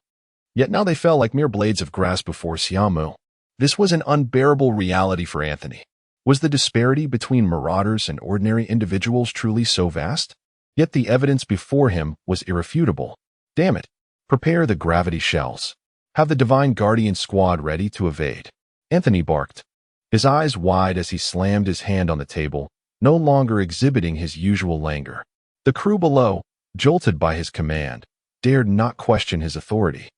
Hastily adjusting their procedures, following his orders, a smaller hatch opened beneath the main cannon, and a meticulously crafted, elongated cannon slowly ascended. Dark purple light flickered rapidly across the cannon's surface, energy lines pulsating ominously. Xia Mu, having just dispatched another foe, furrowed his brow as he noticed the retreating figures around him, his form becoming increasingly indistinct. From a distance, Edith observed Xia Mu halt his pursuit. Her expression shifted suddenly, and she shouted into the communication channel, "Fire! PS onto us." However, it was too late. In the space that had just cleared, 7 afterimages, radiating with electric light, surged forth as Xia Mu propelled himself to the highest point of the encirclement. From there, he could even glimpse Anthony aboard the flagship. Anthony, alerted by Edith's warning, glanced at the remaining Divine Guardian squad members who had yet to withdraw. With a fierce resolve, he prepared to issue a command. But just then, Xia Mu burst forth. Through the window, Anthony could barely perceive a small dark figure. Meanwhile, on the side screen, Xia Mu's silhouette became unmistakably clear. Bowing slightly, he held a finely crafted, ornate sniper rifle before him, the scope aglow with a faint red light. Moments later, a brighter crimson light flared at the muzzle of the weapon. Anthony's pupils constricted as he activated the cutting shield. As the nightfall roared in silence against the starry backdrop, a concentrated blast surged through space, striking the charging gravity cannon as if igniting a gas tank, resulting in a cataclysmic explosion. Just as the flames from the blast began to spread, a layer of softly glowing shields enveloped the ship, slicing through the explosion's epicenter. Just as Xia Mu withdrew nightfall, he paused to glance at the flagship now fortified by its shields, before plunging back into the fray with the Divine Guardian squad. "Damn it! Damn it!" Anthony exclaimed, his frustration palpable. The previous strike had genuinely instilled a sense of impending doom within him.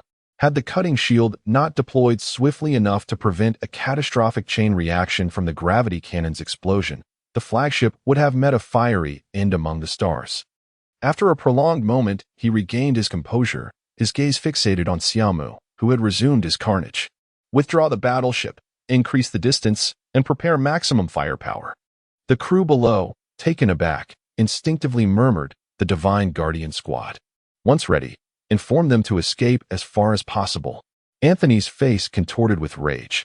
The earlier attack had severely threatened his life, igniting a fury within him.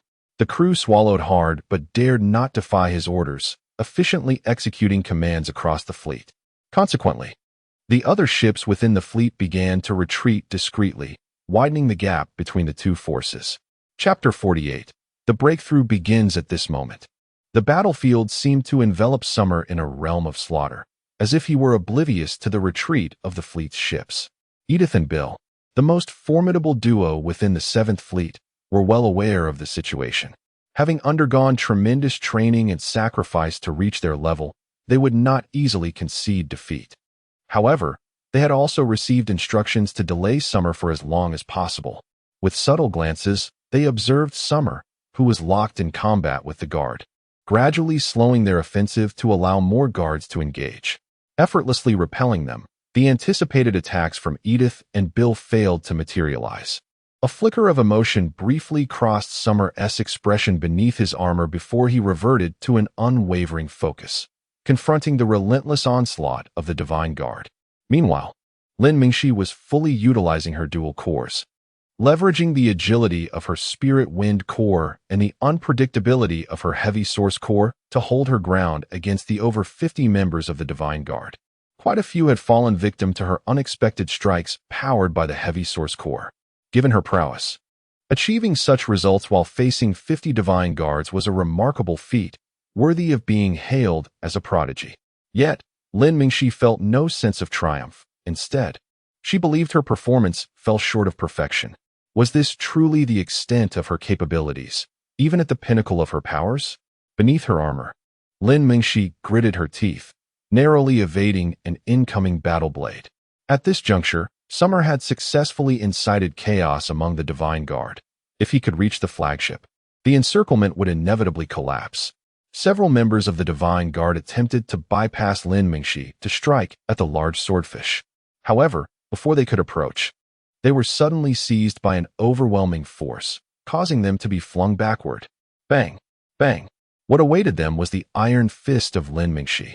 Edith and Bill, after several intentional yet subtle maneuvers to create distance, found themselves unknowingly retreating to the edge of the battlefield. Bill's expression was icy as he spoke coldly into an encrypted communication channel. "We can initiate the precision-guided area bombardment now." "Understood. Coordinates locked and data confirmed." "Commencing attack," came the response from the channel. Just as they were about to exhale in relief, they suddenly realized that in that very moment, Summer's figure had vanished from within the encirclement. A chilling sense of crisis gripped them, and without a moment's hesitation, they dispersed in opposite directions. Two beams of cold light streaked past their previous location as Summer's form slowly materialized. The two watched in dread as he brandished a bloodied Tang Dao, their pupils constricting in fear. At that moment, within the encirclement of the Divine Guard, a line of over 100 figures abruptly stiffened, and fine cracks appeared upon their armor. Blood splattered, only to be quickly frozen by the frigid vacuum of space, as these individuals simultaneously ceased to draw breath. "When did this happen?" Bill murmured in shock, gazing at the path Summer had carved through. Edith, pale from the loss of an arm, was devoid of color, beads of sweat cascading from his forehead. Despite their prior belief that they had sufficiently acknowledged Summer's strength, they were taken aback by the sheer terror he exhibited in battle. "Oh no." Bill's complexion shifted dramatically. Ignoring everything else, he shouted frantically into the encrypted channel. "Ceasefire. The target has exited the area." However, the delay caused by Summer proved fatal. In the distance, dozens of robust beams of light ignited, soaring into the void. They swiftly traversed the vastness of space, descending upon the Divine Guard's ranks with lethal precision. In that instant, apart from those, like Bill and Edith, who had received prior warnings and managed to distance themselves, nearly half of the remaining combatants at the battlefield's center were engulfed by the cataclysmic surge of energy. An infinite explosion of light erupted, sweeping through almost half of the Divine Guard with a force that threatened to annihilate all. The communication channel fell into silence, as those consumed by the brilliance had no chance to scream, dissolving into cosmic dust. The survivors, witnessing this horror, were rendered speechless. At that moment, the only one capable of maintaining composure was Summer. After observing the precision-guided energy surge descend upon the battlefield's heart, he ignored Bill and Edith, instead propelling himself toward the flagship, riding the wave of energy. Unimpeded by the Divine Guard, the lightning core surged with full force, propelling his armor to a terrifying velocity. Summer left behind a brilliant blue lightning afterimage, vanishing from the sight of the surviving Bill and others. "It's over." Bill clenched his fists in agony, watching Summer retreat at a speed beyond their reach. Today he had witnessed the true essence of a formidable warrior, an overwhelming power that left him, usually so proud, gasping for breath. What on earth happened? Anthony's anxious voice crackled through the encrypted communication channel. Following Bill's shout, the line fell silent, obscured by the radiant energy surge, leaving him utterly unaware of the unfolding calamity. "Sir, we must flee. That monster has passed," Bill replied with a bitter smile through the channel. Anthony stared intently at the overwhelming energy flow, his expression shifting dramatically upon hearing Bill's response. "That is impossible. If he possessed the strength to break through the encirclement, why would he not have done so?" Anthony's face twisted in disbelief, his hands pressing heavily upon the control panel, his breath becoming labored, akin to a beast cornered. "Captain, the flagship's shield is under attack." A crew member's frantic voice snapped Anthony back to reality. "The shield. We still have our shield." His eyes brightened, and he barked, "Full power to the shield." It's nearly impossible for a mere Divine Guard to breach a battleship's defenses. "Captain, high-energy reactions detected outside the shield." Another alarmed voice echoed, and Anthony's eyes widened in disbelief as he leapt from the captain's seat, seizing the collar of the speaker, roaring, "What did you say?" "Look for yourself." The crew member, pale, gestured with trembling fingers to pull up a holographic display. On the screen, Summer's Tang Dao glowed with a visible azure hue, inching toward the battleship's shield. Then, to Anthony's despair, the horrifying scene unfolded. As the blade made contact with the shield, a fissure slowly emerged, as if a hot knife were slicing through butter. "Flagship retreat. All escort ships, provide cover."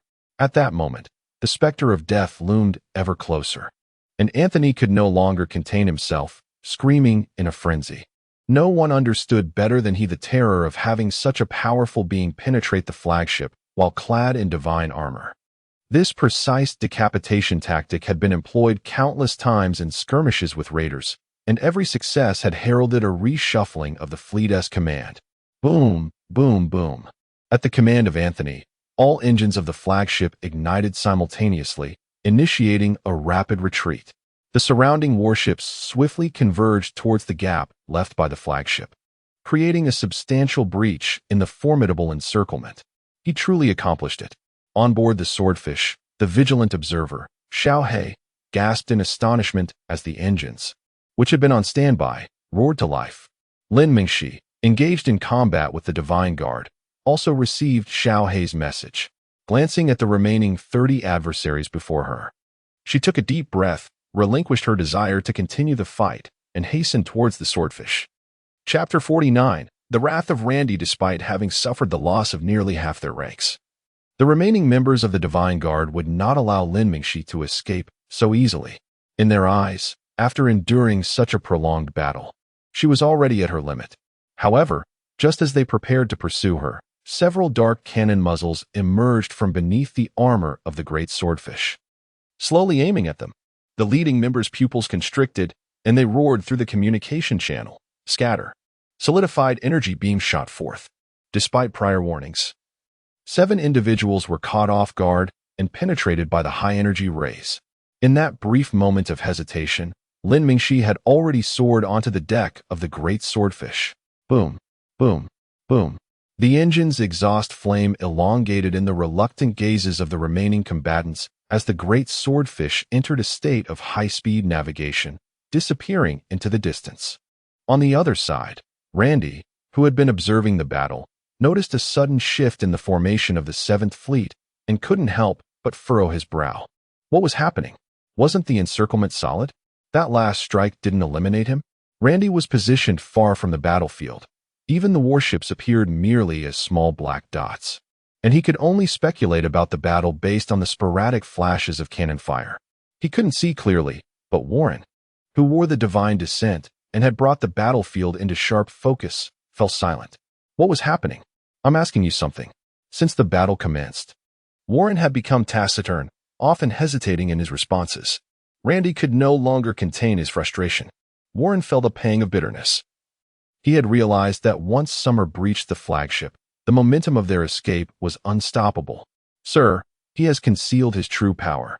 His actual strength likely reaches the pinnacle of a white dwarf. Am I a fool? Randy erupted in anger. Would a being of such caliber stand in line at a bank? If he possessed such strength, would he care about my identity? First he is stellar level, then stellar pinnacle. Now you claim he is at the white dwarf pinnacle. Do you think I am easily deceived? Or do you believe the influence of the Claris family cannot reach this far? By now, Randy's expression had darkened considerably, his cold gaze fixed intently on Warren. A bead of cold sweat trickled down Warren's forehead. The previous disarray of Randy had vanished, and he now resembled a venomous serpent, poised to strike. That individual had infiltrated the flagship of the 7th Fleet, which was now in utter chaos. Reluctantly, Warren had no choice but to shift the blame onto the 7th Fleet. As expected, Randy's fury erupted. Is the 7th Fleet merely idling away? And what of that Anthony? How dare he contradict me? It seems this collaboration requires careful re-evaluation.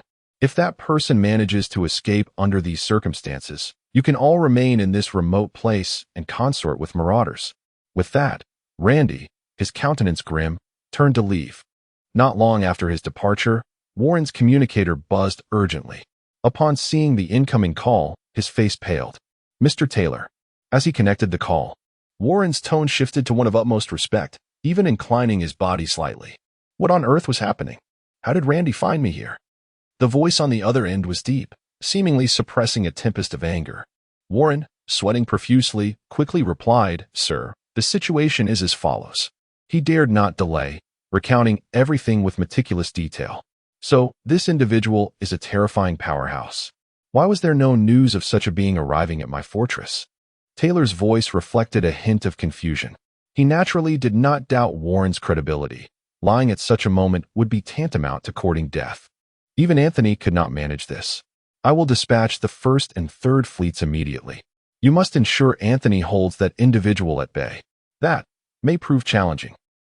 Warren glanced at the distant flagship, where sparks erupted in a continuous display of destruction, forcing a grimace that was almost comical in its despair.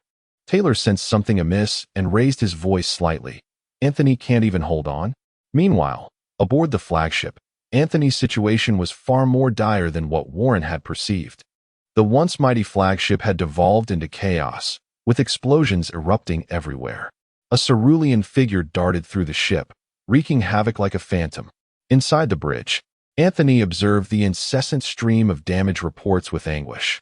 He understood now that the enemy's goal was not merely to take his life, but to compel him to release the encirclement, allowing his vessels to escape.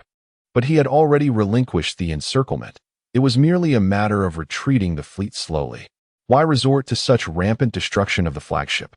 At this moment, he was tormented by despair, his morale shattered beneath the relentless onslaught of Summer's might. As the youngest captain among the various fleets of the Claris fortress, he had once been full of ambition, a name known throughout the fortress. Yet now, as he watched the figure of destruction on the flagship, all that remained within him was profound terror.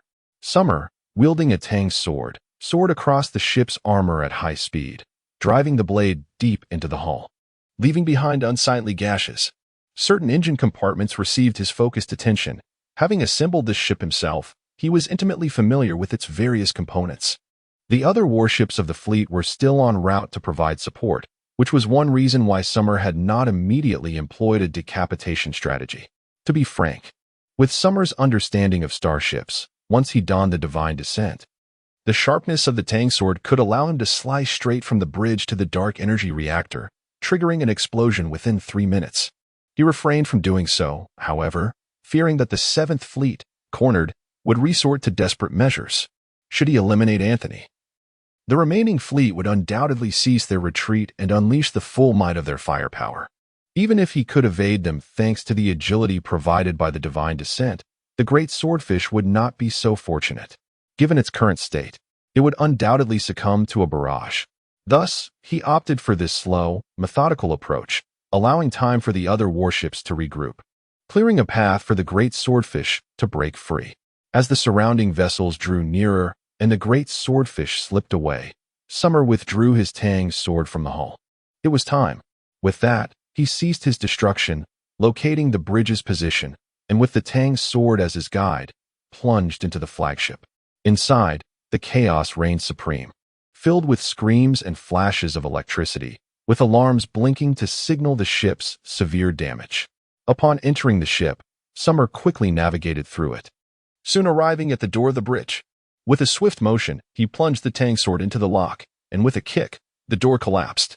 With bloodshot eyes, Anthony, fixated on the damage reports, turned stiffly to see a figure clad in the divine descent, wielding a Tang sword, standing quietly at the threshold. The crew below dared not utter a sound, for it was this seemingly ordinary yet styleless divine intervention that had just plunged into the flagship, wielding that peculiar Tang knife, cutting through the encirclement of the royal guard. Gulp. Anthony could not help but swallow hard, his gaze fixated on Xia Mu. "Do not touch it. Do not move it for 5 minutes." Xia Mu merely cast a glance at Anthony before retracting his gaze, casually tossing a spherical mechanism before him. Chapter 50. Threat. The moment Anthony laid eyes on the mechanical sphere, an instinctual urge to flee surged through him, yet he found himself paralyzed, unable to move as Xia Mu stood before him. It was only after Xia Mu departed that he dared to glance at the mechanical orb. And just a fleeting look sent chills down his spine. A remote-controlled dark energy explosive. Anthony's face turned ashen as he stared at the mechanical sphere on the ground, which displayed a countdown timer of 6 minutes alongside the ominous number 5. Despite his mounting dread, he felt utterly incapable of approaching it.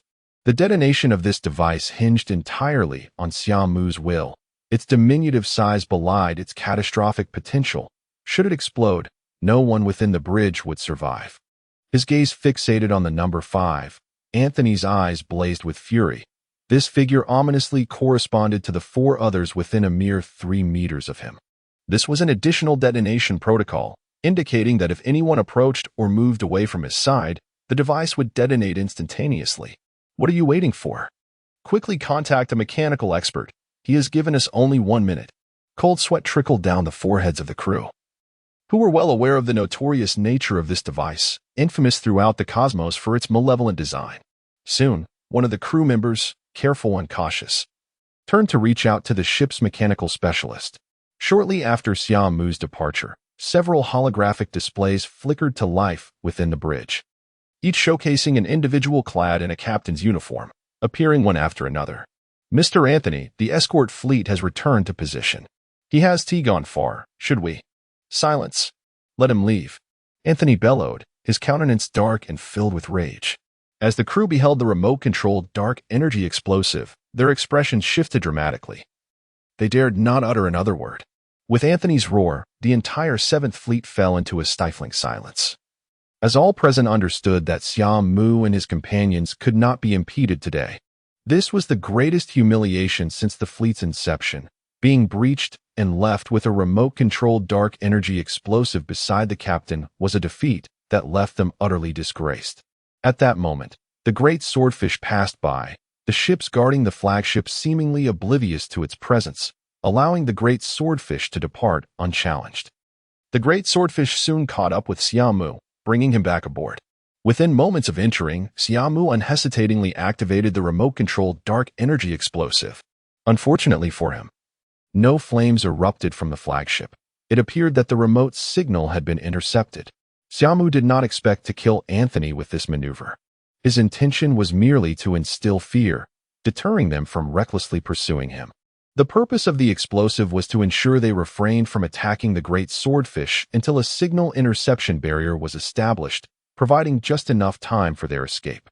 A careful examination of the battle would reveal that everything seemed to be under Xia Mu's control. Upon returning to the ship, Lin Mingxi's gaze remained glued to Xia Mu, her eyes filled with uncontainable admiration, as though she was encountering him for the first time. She had never anticipated that Xia Mu could lead them out of the encirclement of the 7th Fleet. In her eyes, his prowess had ascended to an entirely new level. Even though the detonation signal of the remote-controlled dark energy explosive had been thwarted, the 7th Fleet exhibited no intention of pursuing them. In that recent skirmish, Xia Mu had indelibly etched his terrifying reputation into the very bones of the 7th Fleet. Each time they recalled that divine figure, a sense of helplessness washed over them. Approximately half an hour later, 2 fully armed fleets approached from either side. Upon the flagship of the 7th Fleet, Anthony, having disarmed the remote-controlled dark energy explosive, leaned back in his chair, his expression one of utter despondency and his eyes vacant. The other crew members sat in a similar state of silent despair. It was not until the communication request from the 2 fleets arrived that Anthony's eyes flickered, and with a gentle motion, 2 holographic displays emerged. The displays depicted a man and a woman, both of middle age. The man was tall and imposing, his hawkish eyes radiating authority even in repose. The woman, clad in a high-collared gown, parted her sensual red lips, inquiring, "What manner of person has reduced our proud captain to such a state?" Anthony rose slightly, his expression a complex amalgamation of emotions as he regarded them. "Mr. Tyler sent you, did he? Where are the bandits?"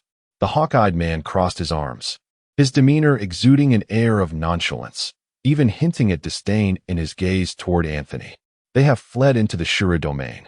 Anthony gestured towards the distant war-torn wasteland of the Shura domain. "Huh. It appears that the recently ascendant 7th Fleet is not so formidable after all, to be bested by a single individual." The man smirked, casting a derisive glance at the beleaguered flagship. "Dalton, hold your tongue." The woman, recalling the previous unpleasantness between the 7th and 1st Fleets, interjected, aiming to mediate. However, Anthony preempted her. "Ha, Dalton, you seem to believe you are capable, don't you? I admit, I was bested this time, but do you truly believe you could contend with a white dwarf-level marauder? Others may be unaware, but I am acutely aware of your encounter with the Dusk forces back in the day." Tut, tut, tut. At the mention of Dusk, Dalton's expression tightened, growing increasingly somber. "I think you've been struck senseless, a white dwarf-level marauder? Do you truly believe that is plausible?" Enough. Let us not quarrel. Mr. Tyler is arriving. The woman, recognizing the escalating tension, invoked Tyler's name to quell the dispute. In the next moment, a holographic display activated, revealing a brawny man whose muscular physique strained against his clothing, his bald head adorned with a prominent scar, giving him a fearsome visage. As the hologram materialized, both Anthony and Dalton ceased their bickering, with Anthony bowing his head in silence. Meanwhile, aboard the great swordfish, Lin Mingxi finally exhaled in relief after entering the Shura domain. Their thrilling yet perilous escapade had been fraught with danger. Although they had caused a ruckus at the Rockris fortress, they had lost their previously forged civilian identities. It seemed they would need to seek out explorers to fabricate new identities, but now they found themselves on the periphery, having entered the Shura domain through a wormhole. With only a scant few remaining outside, the state of the great swordfish had also reached its limits. Lin Mingxi's expression mirrored her worry. She had learned from Xiao He about the dire condition of the great swordfish, which could be on the verge of collapse at any moment. Yet, Xia Mu remained unfazed by her concern. After inspecting the ship's mechanical components, he pondered aloud. It can still navigate for 6 days and 21 hours, ample time. Lin Mingxi was taken aback. Incredulity etched across her face as she regarded Xia Mu. Is that even feasible? Xia Mu shot her a quizzical glance, as if to say, isn't that obvious? For a moment, both Lin Mingxi and Xiao He fell into silence, utterly perplexed by Xia Mu's confidence. Even Xiao He, upon hearing his assured tone, found himself doubting his own capabilities. Could it be that even an artificial intelligence like him paled in comparison to Xia Mu's calculations? In its calculations, the spacecraft was projected to sustain flight for merely 5 more days before it would commence disintegration. However, observing the unwavering certainty in Xia Mu's tone, as well as his prior actions of directly assaulting the 7th Fleet without uttering a word, left Xiao He in a state of perplexity. The 51st Interstellar Training Mission revealed the war debris surrounding the Shura domain to be considerably sparser than that within its depths. However, this also meant a significantly reduced number of individuals present. This scarcity presented a dilemma for Lin Mingxi, as her previous fabricated identity was now rendered useless, and obtaining a new one necessitated acquiring the DNA of other explorers. The crux of the matter lay in the fact that the wormholes leading to the depths of the Shura domain were under the control of the Rockris fortress. Given the tumultuous events that had transpired and the severe embarrassment inflicted upon the 7th Fleet, it was evident that the external world would be rife with warrants for the 2 individuals involved. Moreover, time was of the essence, as their spacecraft had reached its limit. If new DNA or a ship could not be found within 6 days, they risked becoming stranded on a desolate island amidst the cosmos. The current interstellar network spread across the stars, with information traveling at an alarmingly rapid pace. Within the Rockris fortress, news of the attack on Randy of the Claris family quickly gained momentum. A single attack, no matter the prominence of the attacker, would not have sparked such rapid dissemination of information. However, the mention of a white dwarf peak-level marauder breaching the 7th Fleet was simply too significant to ignore. White dwarfs, planets, neutron stars, supernovae, and black holes, those at the peak level of white dwarf strength had ascended to the higher echelons of the cosmos, holding considerable sway even among major factions. Notably, this individual was recognized as a marauder of exceptional prowess, surpassing mere classification. Initially, the news was somewhat contained due to the efforts of Rockris and the Claris family's attempts to suppress it, which they managed with relative ease. However, formidable fortresses are often breached from within. The Claris family faced opposition from a rival faction, which, upon learning of the incident, chose to escalate matters rather than maintain discretion. Consequently, Randy, who had sought refuge, now found himself inadvertently drawing attention to a white dwarf powerhouse, further exacerbating his already precarious position within the family. As a result, Randy's faction faced significant internal repression, their access to resources drastically curtailed. Rumors circulated that Edwin, known for his fondness for his son, had chastised Randy upon his return. That night, Randy spent in a state of distress within an emergency life pod.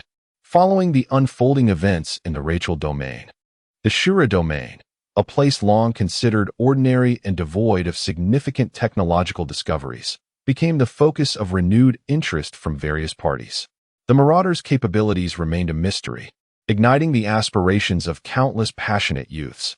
Yet another point of intrigue lay in the lost technologies that Locris Fortress and the Claris family had deliberately concealed. Before breaking free from their encirclement, the technology capable of transforming warships into mechs rekindled their interest.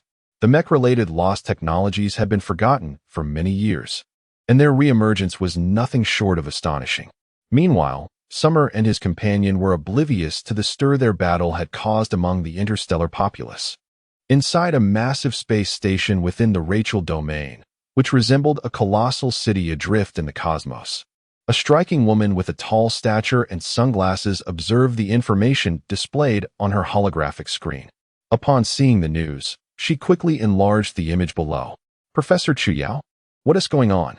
A group of handsome and beautiful young men and women clad in silver and white uniforms gathered around her.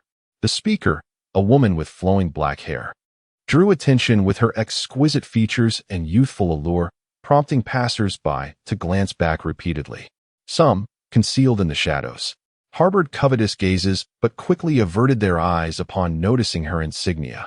"Take a look," Chu Yao said, removing her sunglasses. Her delicate phoenix eyes filled with concern as she enlarged the holographic display, revealing the news to her companions. A white dwarf peak-level powerhouse. Ascent that equivalent to a Tianquan level? Gasps of astonishment erupted among the group upon reading the news. Equivalence to Tianquan level is trivial, the galaxy is vast, and strong individuals are plentiful. Look at the subsequent details, Chu Yao replied, shaking her head slightly and pointing to the inconspicuous words that followed. Allegedly utilizing a gravity core companion? The group gasped collectively. Could it be Mingxi? I haven't seen her update her video in ages. If she's in the Shura domain. It is indeed her, interjected a calm young man wearing silver-rimmed glasses, his voice steady and reassuring. Su Chintian. Is that true? This urgent recall for the interstellar training is missing only her. If it's authentic, we should head over to retrieve her immediately. Another chimed in. Indeed. We can reach out to everyone scattered about, but she remains unreachable. Su Chintian nodded, his handsome visage radiating a serene aura. He pulled up a holographic display from his wrist. The identities of the two have been verified. They utilized forged identities. This situation has garnered significant attention from the Star Creation civilization. The group followed along, their eyes widening as they read the words on the display, realization dawning upon them at the mention of forged identities. It's definitely her. With the gravity core and forged identity combined, it's highly likely to be her. Professor Chu Yao, since we've pinpointed her location, let us make haste. Chu Yao tucked away her sunglasses, a glimmer of determination in her eyes. Although unsure why that powerhouse would assist her, she surmised that Mengxi's temperament had led her to retaliate, undoubtedly instigated by the Claris family. Even if this Ascent, the Xianyuan domain, my student, Chu Yao, is not to be trifled with, let us depart at once. In the starry expanse surrounding the Shura domain, Lin Mingxi rested her chin on her hand, gazing despondently at the cosmos through the viewport of the great swordfish. The commotion stirred by recent events was overwhelming. She had assumed that merely exerting some effort to sell DNA on the black market for a new identity would suffice. Little did she anticipate the Locris Fortress's unwavering determination, which had escalated to deploying the 7th Fleet. Worry etched on her face as she traced the edge of the viewport. Recalling that 3 days had already passed. If only I had known suddenly, the great swordfish shuddered, as if colliding with something. Peering outside, Lin Mingxi was astonished to find that the ship had come to rest atop an immense expanse of war debris. Is Summer planning something new? A spark of intrigue ignited within her as she rushed to the bridge, only to discover it completely deserted. After a brief search of the ship's surveillance, she discovered that Xia Mu had inexplicably appeared in the belly of the swordfish, intently scanning a small spacecraft with an instrument. By the time she reached the hold, Xia Mu had completed the inspection of the small swordfish and was poised to enter the spacecraft. Where to? She inquired. There should be a wormhole nearby. Xia Mu replied without turning his head. Lin Mingxi, leaning against the door, was momentarily stunned, exclaiming, "A wormhole?" Xia Mu paused briefly while opening the hatch of the small swordfish, seemingly lost in thought. "Well, it's an unstable wormhole. I can't tell if it's open right now." "Oh, just go quickly and come back. I will watch over the ship." After hearing this, Lin Mingxi did not insist on accompanying him, but instead chose to remain behind willingly. Chapter 52. Black eating black. Are you certain you do not wish to follow the past? The cargo bay doors slowly shut, accompanied by the voice of the small figure, filled with uncertainty. A wormhole, such an enigmatic entity, holds secrets known only to its master. No one else can fathom what lies at the other end. His intent to venture into the wormhole must lead to his hidden sanctuary in the Shura domain. Lin Mingxi traversed the corridor, her expression a tapestry of complexity. Is there a possibility he intends to abandon you? With a light-hearted smile, Lin Mingxi mused, if he wished to forsake me, he could have done so long ago in the 7th Fleet. His departure now suggests he is in pursuit of resources that might alter our circumstances. The significance of the wormhole is not lost on her. It is the very lifeblood of the cosmos. The few wormholes within the Shura domain are fiercely guarded by various factions, and this could very well be a new one. Until he articulates his thoughts, she cannot simply follow. Lin Mingxi gently shook her head. Though she appeared capable of coexisting peacefully with Xia Mu, the matter of such immense stakes as the wormhole made her hesitant to engage recklessly. Meanwhile, Xia Mu piloted the small swordfish, vanishing swiftly into the Shura domain. On the control panel beside him, a holographic map emerged, showcasing a small cursor that moved steadily, guiding him toward a faint red point. Reflecting on the wormhole he had encountered earlier, Xia Mu furrowed his brow. Its remoteness had made it inconceivable that he would need to use it again, and thus, he had not calculated its activation pattern. This venture was a gamble. Xia Mu despised such chance-driven endeavors. Actions devoid of certainty left him feeling vulnerable. Yet, for reasons unbeknownst to him, witnessing the distressed swordfish and Lin Mingxi's troubled visage compelled him to make a choice. In truth, even if the swordfish faltered, Xia Mu believed he could survive within the Shura domain using the resources from both the small and large swordfish. He would eventually return to the pillaging star as the notorious leader he had always been. The motivations behind his choice eluded him, and he did not wish to delve deeper. All that occupied his mind was the desire to traverse the wormhole back into the depths of the Shura domain in search of explorers. The Shura domain was desolate and barren. The small swordfish sped through the void for half a day before arriving at a circle marked by the remnants of war. It appeared as though this area had been consumed by a colossal abyssal maw. The large swordfish hovered at the edge, dwarfed in comparison, akin to an ant. With the engines silenced, Xia Mu retrieved a nutrient solution from beside his seat. As another day passed, a brilliant point of light erupted from the center of the circular area. Xia Mu, who had been resting with his eyes closed, suddenly opened them wide. Beside the main control screen of the small swordfish, another display materialized, showcasing dark energy lines surging like a tempest. The light burst forth, and after a blinding flash, a colossal vortex began to spin slowly into existence. With a swift motion, Xia Mu pushed the controller, and the small swordfish transformed into a streak of light, plunging into the vortex. Inside the kaleidoscopic wormhole, the swordfish revealed its fierce nature, engines roaring to life as the surrounding radiance transformed into streaks of shooting stars. Deep within the Shura domain, behind a massive war fortress, a wormhole spun languidly. The small swordfish burst forth, and Xia Mu glanced at the imposing fortress, which bore a gaping maw on its upper side, with signs of molten steel around its entrance. The area was littered with charred remnants, and just a glance conveyed the ferocity of battles fought there in the past. This familiar war fortress momentarily stunned Xia Mu, but soon his expression hardened. Without a trace of nostalgia, the small swordfish soared away from the fortress, diving deeper into the Shura domain. A large spacecraft sailed through the depths of the Shura domain. Its pseudo-ecological shield activated. The dome above the bow opened, revealing the deck below. It appeared a grand banquet was underway, with long tables and numerous round tables laden with exquisite delicacies and fine wines. Dozens of explorers laughed and celebrated on the deck, their toasts, laughter, and cheers reflecting their recent fortunes within the Shura domain. Haha. After all these years, today's haul is indeed the best. Indeed. Who would have thought we'd find an intact Lost Tech engine? You wouldn't believe it. Captain Burton stunned everyone yesterday while testing the engine's power levels. Now, if we return through the wormhole, we'll live a life of luxury forever. As revelry filled the air and visions of a bright future danced in their minds, they remained oblivious to the impending crisis that lurked nearby. Suddenly, one individual clutched their throat tightly, eyes wide with disbelief. A trickle of blood escaped the corner of their mouth, and a companion who had just turned to chat with others gasped upon witnessing the scene. "Burton," he exclaimed, drawing the attention of all. In an instant, the celebration turned to chaos, as everyone felt an agonizing pain, swiftly followed by a suffocating sensation. At the front of the banquet, two figures clad in divine descent stood with dark energy guns, their cold visors fixated on the gathering. Why?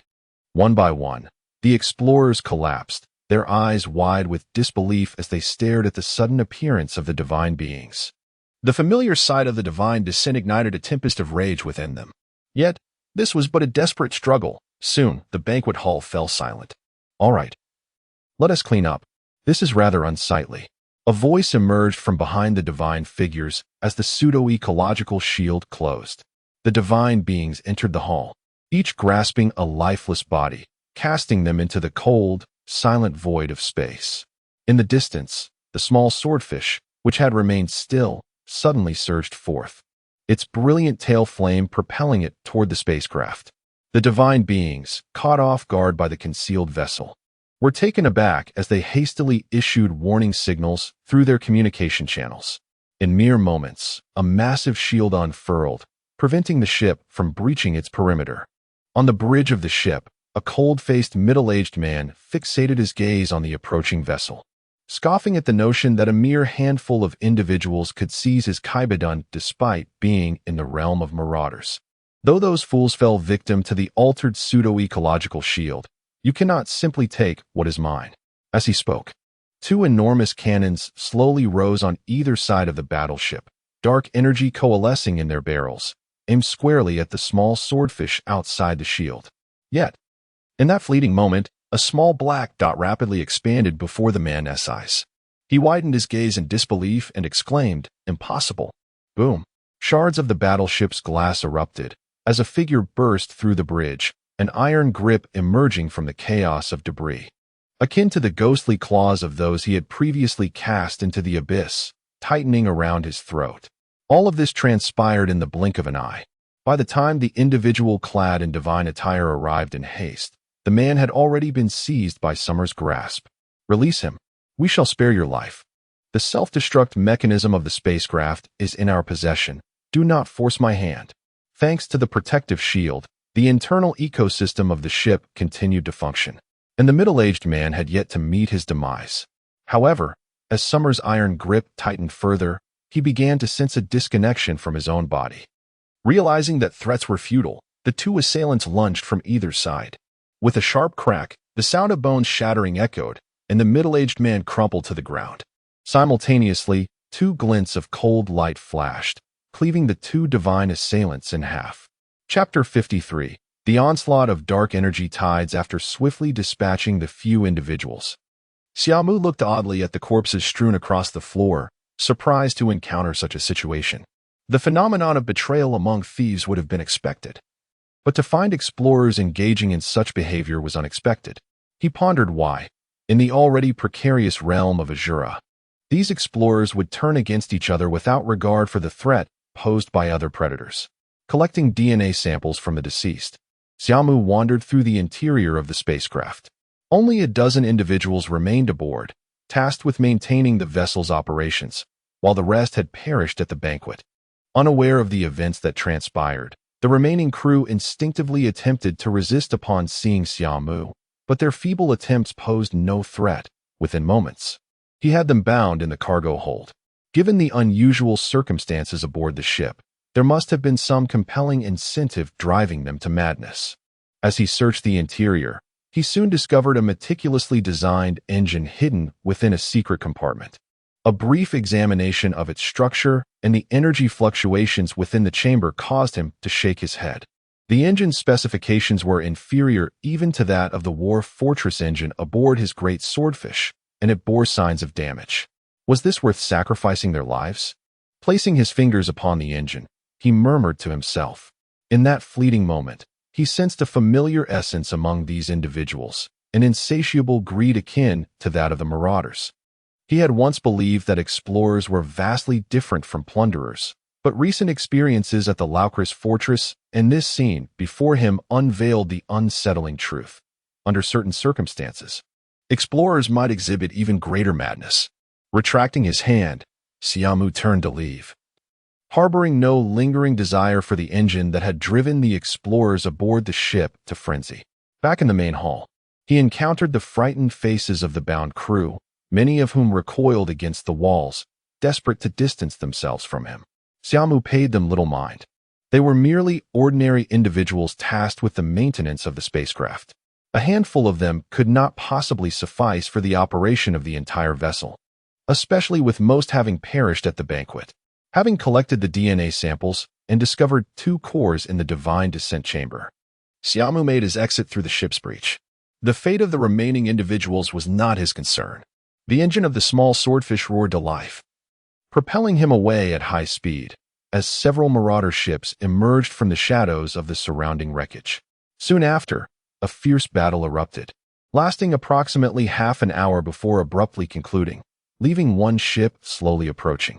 When Xia Mu returned to the war fortress, the wormhole had vanished, compelling him to dock the small swordfish atop the fortress and await its reopening. On the other side, aboard the great swordfish in the azure realm, Lin Mingxi languidly lay on the table in the main hall, her eyes vacant. The sparsely populated edges of the azure realm meant that encountering others was a rarity.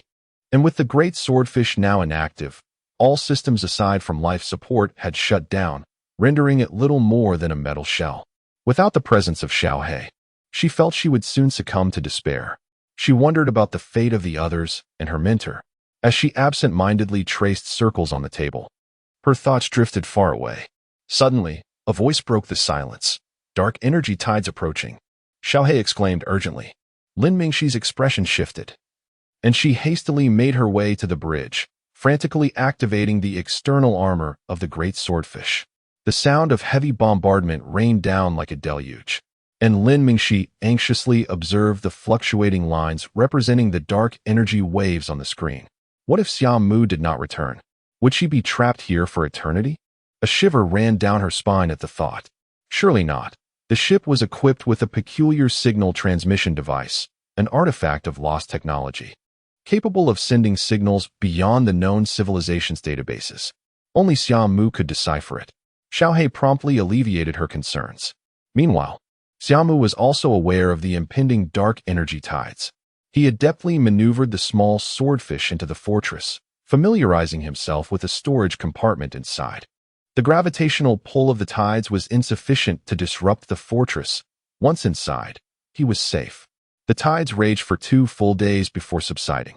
Upon exiting the war fortress, Xia Mu discovered the wormhole had reopened. The small swordfish surged into the wormhole, emerging on the other side. He quickly activated a holographic display, and upon seeing the information, his pupils constricted. It was a map, just as Xiaohe had indicated. He had a method for pinpointing the location of the great swordfish. Currently, the positioning revealed that the great swordfish had drifted far from its original location due to the tides. Most concerning was the activation of the protective systems. Something had gone awry. Regaining his focus, Xia Mu initiated the small swordfish's engines and vanished beyond the wormhole. At that moment, the great swordfish floated in space, bombarded by the relentless fire of 2 large ships, each measuring 170 meters. In the cargo hold, Lin Mingxi was fully armed, ready for battle. Utilizing the divine descent to gather information from the ship, she took a deep breath and opened the hatch. With a resounding clang, she burst forth, her figure appearing diminutive compared to the towering ships. She charged directly into range of their cannons without any prior documentation or evasive maneuvers. Were these marauders truly devoid of reason? On the bridge of the enemy ship, A man clad in a captain's uniform frowned at the incoming scan results, his brow furrowing in consternation. "Let us see what this group of marauders is up to," he commanded. With a single order, the two warships unleashed their full firepower upon the great swordfish. Report: the enemy has deployed a divine descent unit. But there is only one. One? The captain was taken aback, then quickly adopted a serious demeanor. Zoom in on the footage of their breakthrough. A subordinate nodded, and a massive holographic display appeared, revealing Lin Mingxi darting through the barrage of fire. Wasn't the ship's shield supposed to be formidable? Why would she engage in combat? The captain observed Lin Mingxi as she deftly dodged projectiles and advanced swiftly, lost in contemplation. Meanwhile, within the barrage, Lin Mingxi's heart raced. She herself could not comprehend why she had chosen such a tactic. As she entered the fray of projectiles, the overwhelming pressure enveloped her. In that moment, she realized the audacity of Xia Mu's earlier decision to break free from the 7th Fleet's fire coverage. It was an act of sheer valor. Chapter 54. Encounter. After narrowly evading dozens of dark energy beams, Lin Mingxi managed to withstand several more assaults. She felt as though she had lost her sanity. From the moment the two spacecraft appeared, a sense of foreboding enveloped her. The information regarding the great swordfish's arrival on the star network had become obsolete. Thus, before departing, Xiaohe had already erased the data from the network. Under such circumstances, if she were to encounter explorers within the Shura domain, she would undoubtedly be perceived as a plunderer. Most explorers would hastily retreat upon encountering plunderers, but not when they held the upper hand. The onslaught of dark energy tides swept Lin Mingxi and the great swordfish deeper into the Shura domain. Although the exact distance was unknown, the increasing war wreckage visible from the outside indicated that they had strayed far from their original location. To make matters worse, once the dark energy tide subsided, she immediately encountered the two explorer ships. There was little to discuss when both parties met. Upon discovering that the spacecraft was unregistered and relatively small, the explorers wasted no time in attacking. The mere presence of such a vessel within the Shura domain unmistakably marked it as a plunderer. Furthermore, their swift aggression stemmed from the belief that should plunderers be allowed to survive an initial encounter, it could potentially attract even more of their kind. This was a steadfast rule within the Shura domain. If explorers found themselves stronger than plunderers, they would strike with lethal intent. This unfortunate reality plagued Lin Mingxi as she was compelled to activate her shield after a barrage of fire rained down upon her. The core engine of the war fortress unleashed a torrent of energy to power the shield, placing an even greater strain on her already beleaguered vessel. Xiaohe estimated that the shield would not hold for long, so Lin Mingxi had no choice but to take the offensive. She was unsure of her own thoughts. Throughout this ordeal, fleeing had never crossed her mind. Faced with the relentless barrage, she suddenly realized that her courage had grown beyond her previous limits. No more hesitation. Amidst the chaos of gunfire, Lin Mingxi surged forward, her expression resolute, deftly maneuvering through the hail of projectiles with various agile techniques. However, she was no match for Xia Mu, nor did she possess his formidable reflexes or physical prowess. In a short span, she sustained multiple hits. Were it not for the heavy source core significantly mitigating the projectile's trajectory and impact, she would have been gravely injured by now. Yet, despite this, Lin Mingxi exhibited no intention of retreating, not even activating her spirit wind core. Wait, just a moment longer. Lin Mingxi's gaze fixated on the distant spacecraft, her lips whispering to herself. As time passed, the incoming fire suddenly ceased, seemingly realizing that no plunderers emerged from the vessel. In that moment, Lin Mingxi propelled herself to a position perilously close to the ship. At that juncture, her divine descent was considerably damaged, yet as the barrage halted, a silent smile graced her lips. Whoosh! Figures erupted from the two spacecraft, over 100 individuals clad in divine descent, their expressions obscured. Lin Mingxi, standing alone against them, emanated a fierce aura despite her battered state. Something feels amiss. On the bridge, the captain stroked his chin, perplexed. This behavior was entirely uncharacteristic of plunderers. Could there be something extraordinary aboard that vessel? But what could be more valuable than their own lives? As he pondered this, The 100-plus figures surged forward to attack. Unfazed, Lin Mingxi retracted her fists to her abdomen and inhaled slowly. The energy lines on her divine descent flared to life, radiating a brilliance that was unmistakable even from a distance. The incoming assailants hastily attempted to disperse, for only a fool would disregard the fact that Lin Mingxi was poised to unleash a formidable strike. However, in the brief distance they had traversed, they had already entered her range of attack.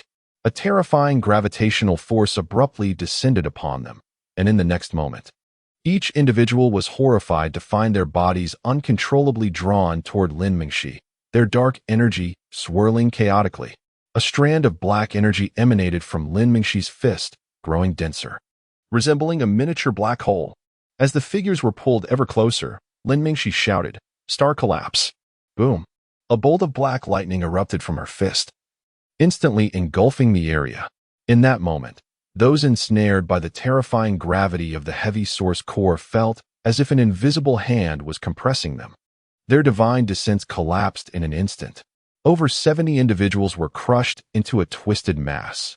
The sudden turn of events left everyone in shock, and the remaining 30 survivors wasted no time in retreating toward their spacecraft.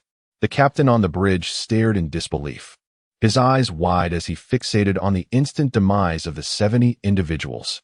Blood oozed from the crevices, freezing in the low temperature of space, as if wrung from a garment. What the hell is happening? A wave of fury surged within him, and with a roar, he sprang from his seat. His visage contorted as he glared at the screen displaying Lin Mingxi. Yet, upon closer inspection, he became rooted to the spot.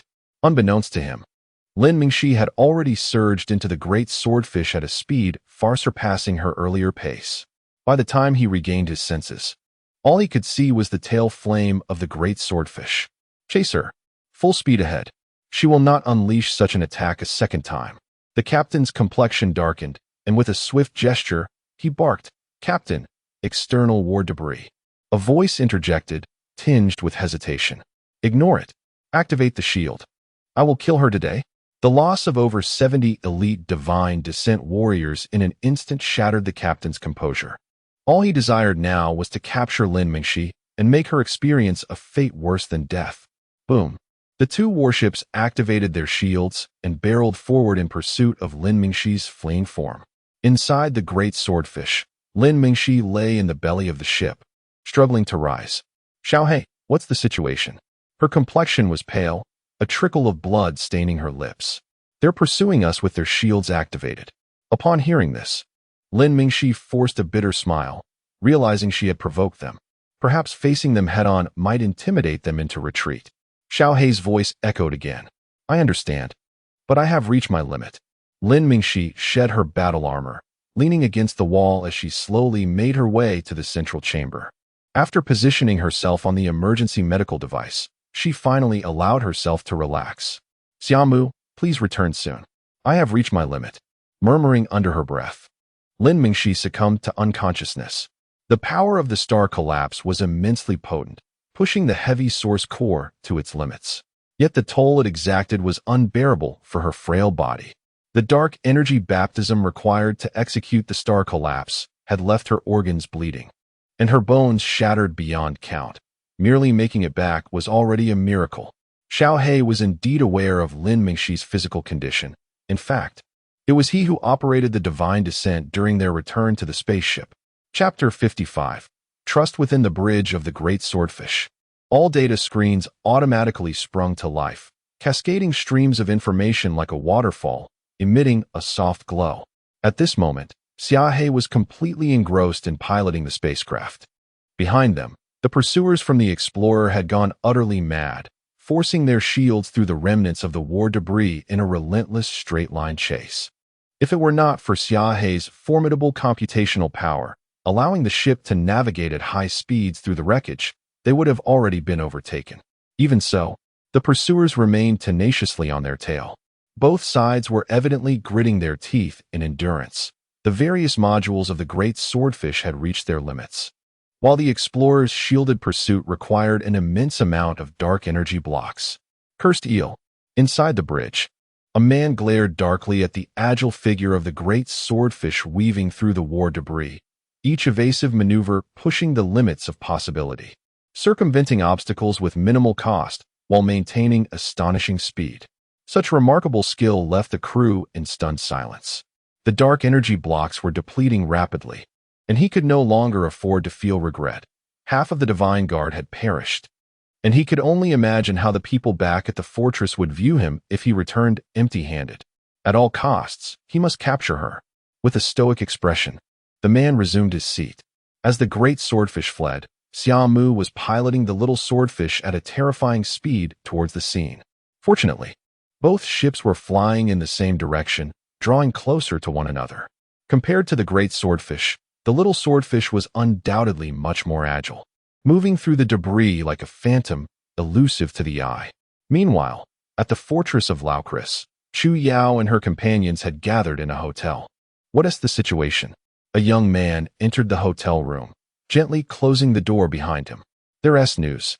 The group was gathered around a table, on which sat a circular mechanical device, a 6-meter diameter shield deployed, enveloping them within. The incident had caused quite a stir, with numerous witnesses. They had forcefully breached the encirclement of the 7th Fleet and entered the Shura domain. The young man took a sip of water and continued.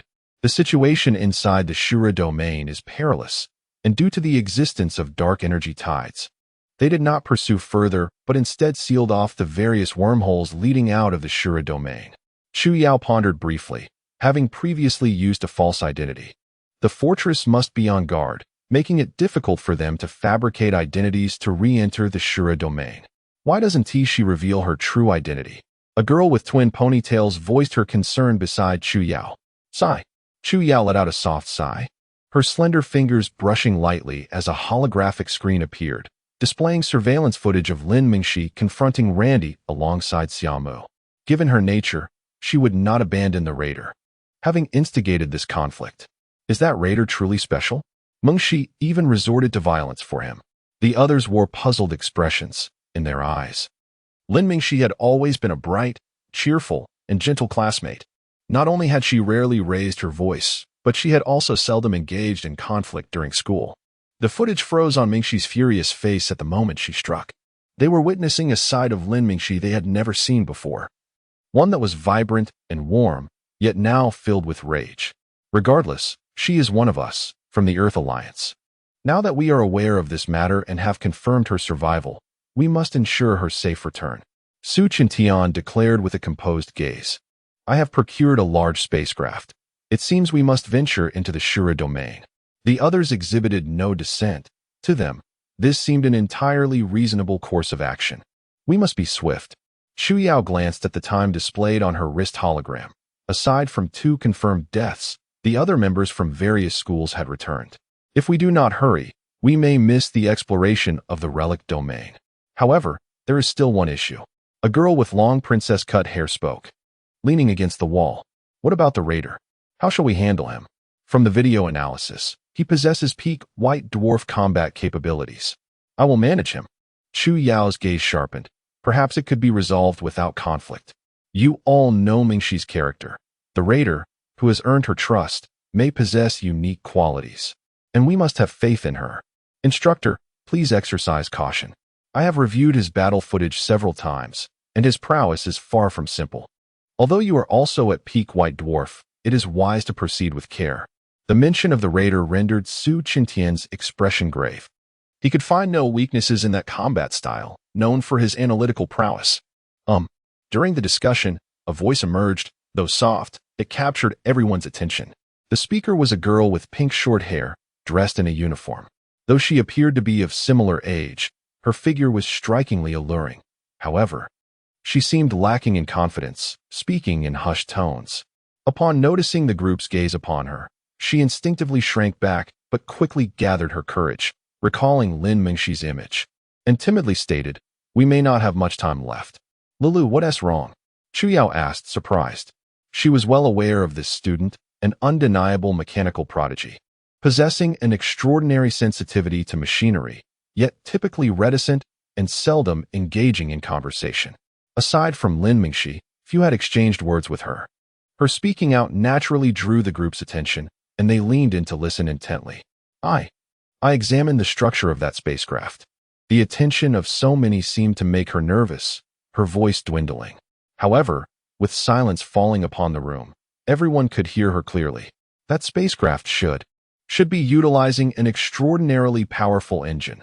Otherwise, it would not withstand the simultaneous bombardment from the 7th Fleet's cannons. Once she broached the subject of machinery, a flicker of confidence returned to her. The others nodded in instinctive agreement. Aside from Xia Mu's combat power, the great swordfish had left a lasting impression during their breakout from the 7th Fleet. The high-efficiency engine employed in such a vessel, while providing immense power and shielding, also placed a terrifying burden on its structural integrity, potentially shortening its lifespan. She quickly found her rhythm, her speech accelerating. The ship trembled abnormally during its departure. I estimated that if it continues to fly, it will likely disintegrate in about a week.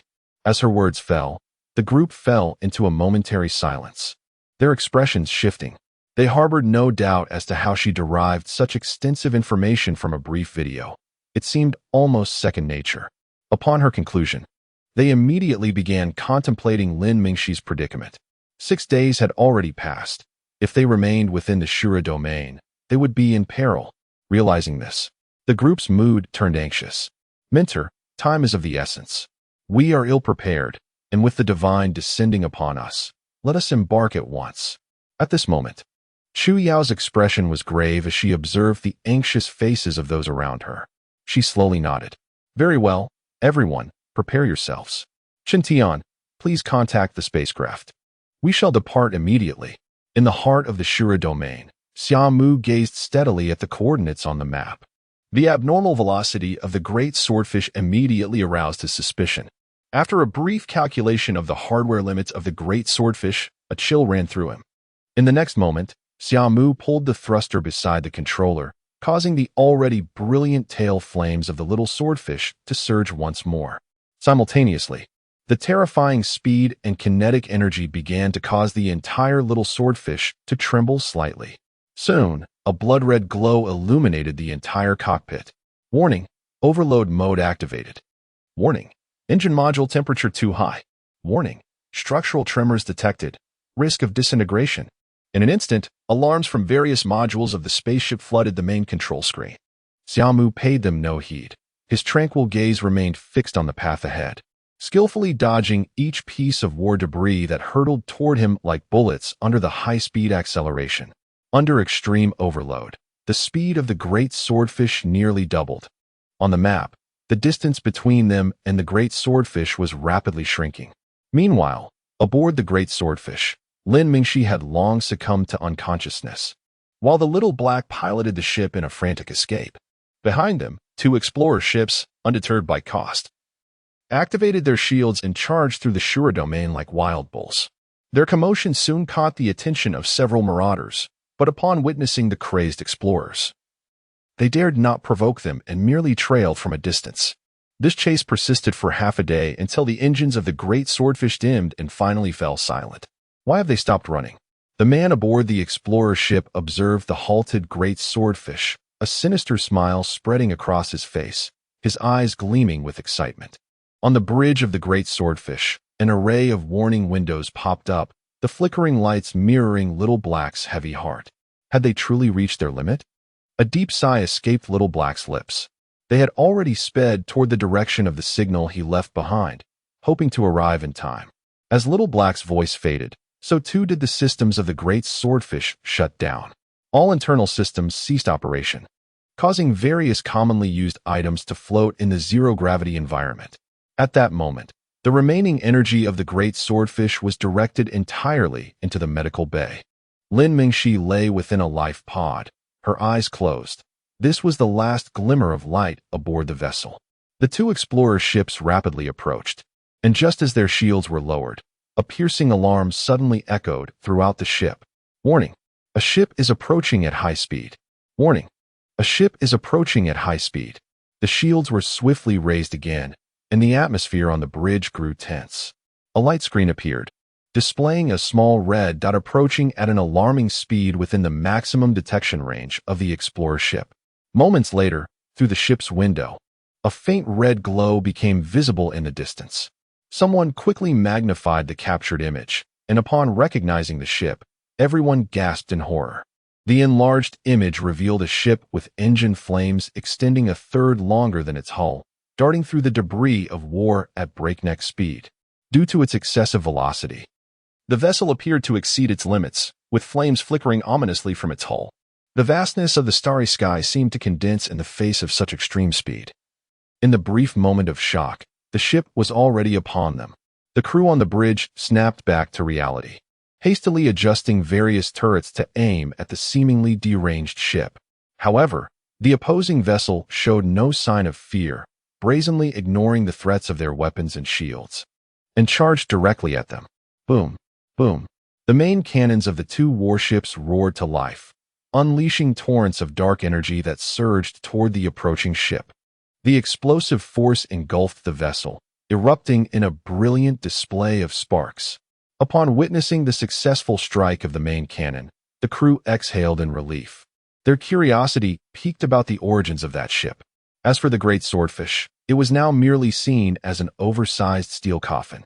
At that moment, however, a shadow suddenly appeared outside the bridge window. The crew looked up to see a figure brandishing a raised tang knife. A cold gleam flashed, and the ship's specialized glass, renowned for its hardness, was effortlessly cleaved by the ancient weapon. Air rushed out through the fissure, and the emergency repair system activated, deploying 2 transparent panels to seal the breach. Yet, no one felt a sense of relief. The terrifying figure had already infiltrated the bridge. Without a hint of negotiation, the captain pressed a button beside his chair, causing a void to open in the floor beneath him, and he sank down, disappearing from view. Xia Mu cast a surprised glance at the vanishing captain before swinging his tang knife. Inside the ship, a passageway opened as the floating chair descended rapidly to the lower belly of the vessel. What manner of monster was this? The man felt a shiver as he glanced up the passageway, then stepped off the chair and approached a door resembling a warehouse entrance. A faint blue beam scanned and confirmed his identity, allowing the warehouse door to slowly open. Behind it lay a sleek, 10-meter-long small ship, its aerodynamic design and sharp diamond-shaped tail fin indicating it was built for speed. The man hurried toward it, but was taken aback to see 2 shadows reflected on the dark glass. One was his own. The other belonged to a figure clad in divine armor, their expression obscured by a mask, but the bloodied tang knife sent him spiraling into despair. Xia Mu swiftly ended the man's life with a single stroke, then turned away. At this moment, the remaining 30 or so divine warriors gathered after the battle with Lin Mingxi. As they beheld Xia Mu, wielding the blood-stained tang knife as he emerged from the warehouse, an inexplicable chill washed over them. It was as if the space behind him were not a mere warehouse, but rather a mountain of corpses and a sea of blood. Some of the weaker-willed individuals instinctively trembled in fear. Thunder rumbled and lightning crackled around Xia Mu. He left behind 2 spiderweb-like cracks as he instantly charged into the ranks of the divine guards. The tang knife danced in his hand, severing one divine warrior after another. These individuals were merely comet-level explorers, equipped with the most rudimentary divine armaments, and stood no chance against Xia Mu, who possessed dual cores. Chapter 57. The curtain falls on the swordfish. The core of the Thunderlight exhibited an unfathomable speed, coupled with the haunting shadows and instantaneous bursts of area attacks, which rendered the divine guardians utterly perplexed. In the mere moment of contact, 2 individuals were swiftly dispatched, as the others seized the opportunity to converge. All that remained was a flickering afterimage crackling with arcs of electricity, followed closely by the chilling brilliance of Tang Dao flashing past their backs. 3 figures manifested simultaneously, and yet another trio fell. In that fleeting instant, an epiphany seemed to dawn upon the onlookers. The individual before them was undoubtedly beyond the capacity of their current numbers to contend with. But it was too late. From the moment Xia Mu plunged into the fray, it became an unrelenting massacre. The initial 30-odd members dwindled to 20, and then to fewer than 10. In the span of merely a quarter of an hour, the divine guardians were nearly decimated. The 3 remaining individuals gazed in terror at Xia Mu, wielding the bloodied Tang Dao, instinctively ready to flee. A thunderous roar erupted. Blinding arcs of lightning severed the lives of two more. Subsequently, the entire vessel plunged into an eerie silence, reminiscent of the war-torn debris drifting through the cosmos. Xia Mu's mechanical slots unfolded, and he stowed the Tang Dao within. At that moment, the adjacent ship suddenly sprang to life. The engine's tail flame flared to its maximum, poised to enter high-speed mode. Boom! The Divine Guardian's vessel roared forth, crashing through the ship's interior to create a gaping hole, charging towards the neighboring craft. Though the other vessel was subtly accelerating, it paled in comparison to the Divine Guardian's speed. The Tang Dao sliced through the bridge's glass with a sharp hiss, and upon entering, the crew was met with sheer dread. "Please, don't kill us," someone cried out in desperation, and in an instant, all fell prostrate on the ground, pleading fervently, "Spare us. We can offer you anything on this ship. Please, let us live." From beneath the visor of Xia Mu's helm, no emotion was discernible. However, within the realm of Shura, the scenario was one of life and death. Xia Mu would not naively presume that exchanging positions would lead to mercy. The grim fate of the swordfish served as a stark reminder. The hunters could easily become the hunted. In this harsh domain, survival of the fittest reigned supreme. Furthermore, the critical factor was that during this battle, if these individuals connected with the outside world, they would swiftly learn of Lin Mingxi and her predicament, resulting in a relentless pursuit by even more adversaries. Under any circumstances, Xia Mu could not afford to let them escape. The piercing alarm and the anguished cries reverberated throughout the cabin, but before long, only the alarm remained. Inside the bridge, Xia Mu directly disabled the ship's life support systems and various operational systems, transforming the vessel into a colossal cosmic coffin. He employed the same method on the other ship, ensuring that even hidden survivors would find it impossible to endure without life support. While it was conceivable that some might cling to life within the Divine Guardian's armor, without the ship's activation, their survival would be fleeting. And once the ship was powered up, Xia Mu would be right there to confront them. Having completed these tasks, he piloted the small craft that the captain had intended to escape in, returning to the swordfish. Within the swordfish, the atmosphere had turned cold and dim, steeped in silence. With all systems offline, even the alarm lights ceased to flicker. Beneath his helmet, Xia Mu bore no expression as he traversed the interior of the ship. Upon catching sight of the faint glow emanating from the medical bay, his steps momentarily halted before he pressed on, moving with slightly increased urgency. The medical bay door slid open, revealing Lin Mingxi lying peacefully within the life pod, enveloped in a shroud of ethereal dark energy. Xia Mu pulled up a holographic interface beside the pod, dense with information. After a cursory review, his brow furrowed slightly. Forced overload of the core source has led to a bodily backlash. The voice of Xiao He echoed softly, and Xia Mu was not surprised by the information. After shutting down the ship's systems, Xiao He had accessed the life pod systems, unable to navigate the network as before, rendering it unaware of the ship's happenings. Only when Xia Mu activated the life pod systems did it awaken. "The ship is failing," Xia Mu observed as he scrutinized the life pod. "I can only afford to maintain her life with minimal energy. This vessel is on the brink of collapse. If I increase the energy output, I fear the ship may disintegrate." Xia Mu nodded, then bent down to press a button at the bottom of the life pod. With a hiss, air surged forth, causing the pod to levitate from the ground. Hoisting the life pod onto his shoulders, a mechanical interface suddenly emerged from Xia Mu's shoulder, seamlessly connecting to the energy supply conduit at the bottom of the pod. Subsequently, a steady flow of dark energy surged into the life pod. After returning to the small craft and reattaching the life pod, Xia Mu made his way back to the swordfish, this time entering the main engine room.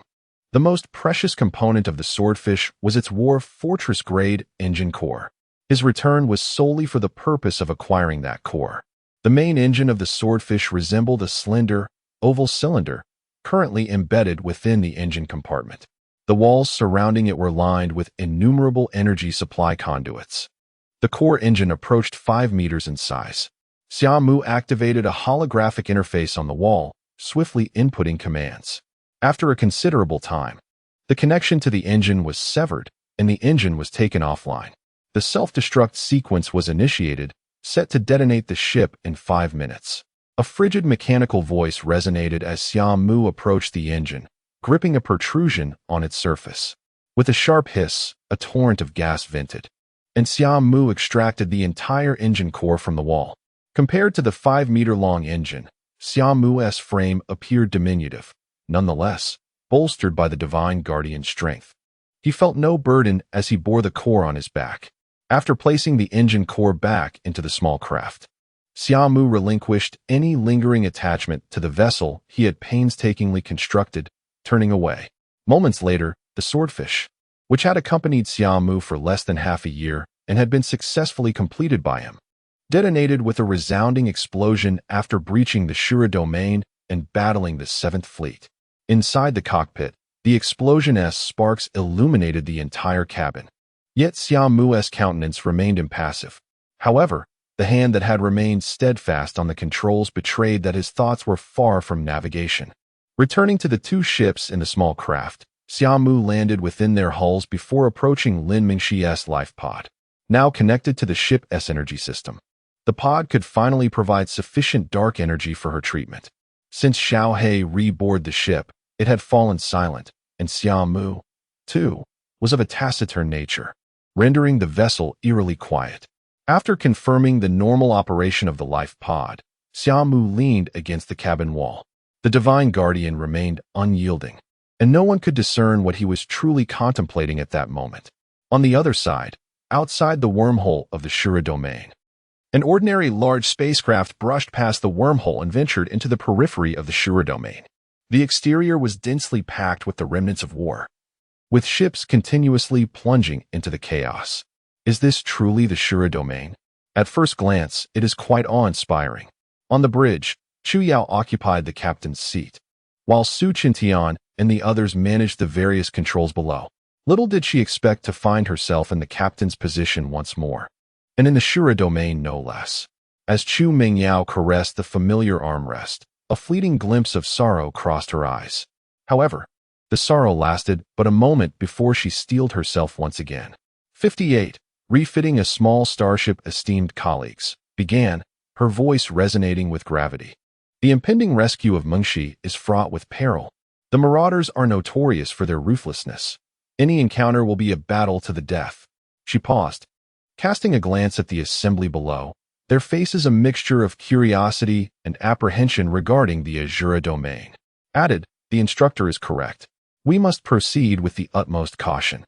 You have all honed your piloting skills at the academy, so remain composed and adhere to the instructor's directives.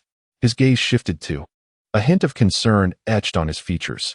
Given that both the gravitic and aerodynamic cores originate from our own Shwani domain, they emit distinctive signal patterns. However, locating them will be akin to finding a needle in a cosmic haystack. This voyage will undoubtedly be protracted, so we must rely on your expertise, instructor. Nodded resolutely, summoning a luminous screen and inputting a series of commands. Let us embark. With a surge of engine thrust, they navigated through a labyrinth of derelict vessels, remnants of past conflicts. Returned to his station, his brow furrowed in concentration as his fingers danced across the virtual keyboard. His responsibility lay in monitoring the systems, as the unique signal emanating from the gravitic and aerodynamic cores could only be detected by Earth Alliance technology. The vessel they were utilizing was of Creation Star civilization origin and required modification to effectively capture the Shwani domain's signal. Their chosen course began at the point where it was last detected on the periphery of the Azura domain, calculating a radius based on the swordfish's approximate 7-day travel range. Established a preliminary search perimeter. Please, be safe, he murmured, a vision of a graceful figure flickering in his mind. How could I face your sister otherwise? The others, their expressions equally earnest, diligently attended to their respective duties, bringing the ship's various systems to life in a symphony of coordinated activity. Despite their status as fledgling students on their maiden voyage, they possessed the competence of seasoned veterans. Any experiential gaps were compensated for by their extensive theoretical knowledge, providing a solid foundation for the mission ahead. Observing the focused dedication of her crew, sighed inwardly, may nothing untoward befall them. 2 days elapsed, within the confines of two derelict starships, stirred in her hibernation pod. The instant her eyes fluttered open, who had been leaning against the wall, turned and departed. Ugh. Consciousness detected in. Initiating pod release. The hibernation pod hissed open. Her hand resting on her throbbing head, slowly sat up. "Xiaohei," she croaked. Her voice weak, present, surveyed the unfamiliar chamber in the adjacent hibernation pod. Her lips pale, she steadied herself against the pod's edge. What transpired? The ship lost propulsion. I initiated hibernation alongside you. Upon awakening, I only observed Xia Mu's presence. The other ships? We are aboard them. Recoiled in surprise, attempting to exit the pod, but her strength failed her. Rest assured, you are the only two survivors on these vessels. Sank back into the pod, her face a mask of conflicting emotions. So, the swordfish. Xiaohei remained silent, had risked everything to safeguard the swordfish, even pushing the gravitic core beyond its limits. Yet, it seemed her efforts had been in vain. Where's Xia Mu? He just left. Just now? A flicker of confusion crossed face. You have been unconscious for 2 days. He has remained by your side in his divine descent armor, save for 3 minutes each day to replenish his nutrient intake. Was stunned, before she could gather her thoughts. The hatch hissed open, and entered, carrying a tray laden with a familiar nutrient concoction and a glass of water. The sight stirred a poignant emotion within its heart. Refusing the tray, she lowered her gaze and whispered, "I'm sorry. The tray was thrust forward insistently. I failed to protect the swordfish. I am too weak." The tray nudged her arm gently. The surge of emotion that had been building within dissipated abruptly. It was as if, in her moment of profound sorrow, someone had inquired, "Have you eaten?" As she choked back tears, the person persisted, "Have you eaten?" Under different circumstances, would have lashed out, but this was, and a sense of lightness washed over her. Snatching the tray, gulped down the nutrient solution, followed by a large swallow of water. "A grand starship," she declared with renewed resolve. "I shall repay the debt." Paused, then replied, "I crafted it myself. A grand starship designed for solo operation." S face fell.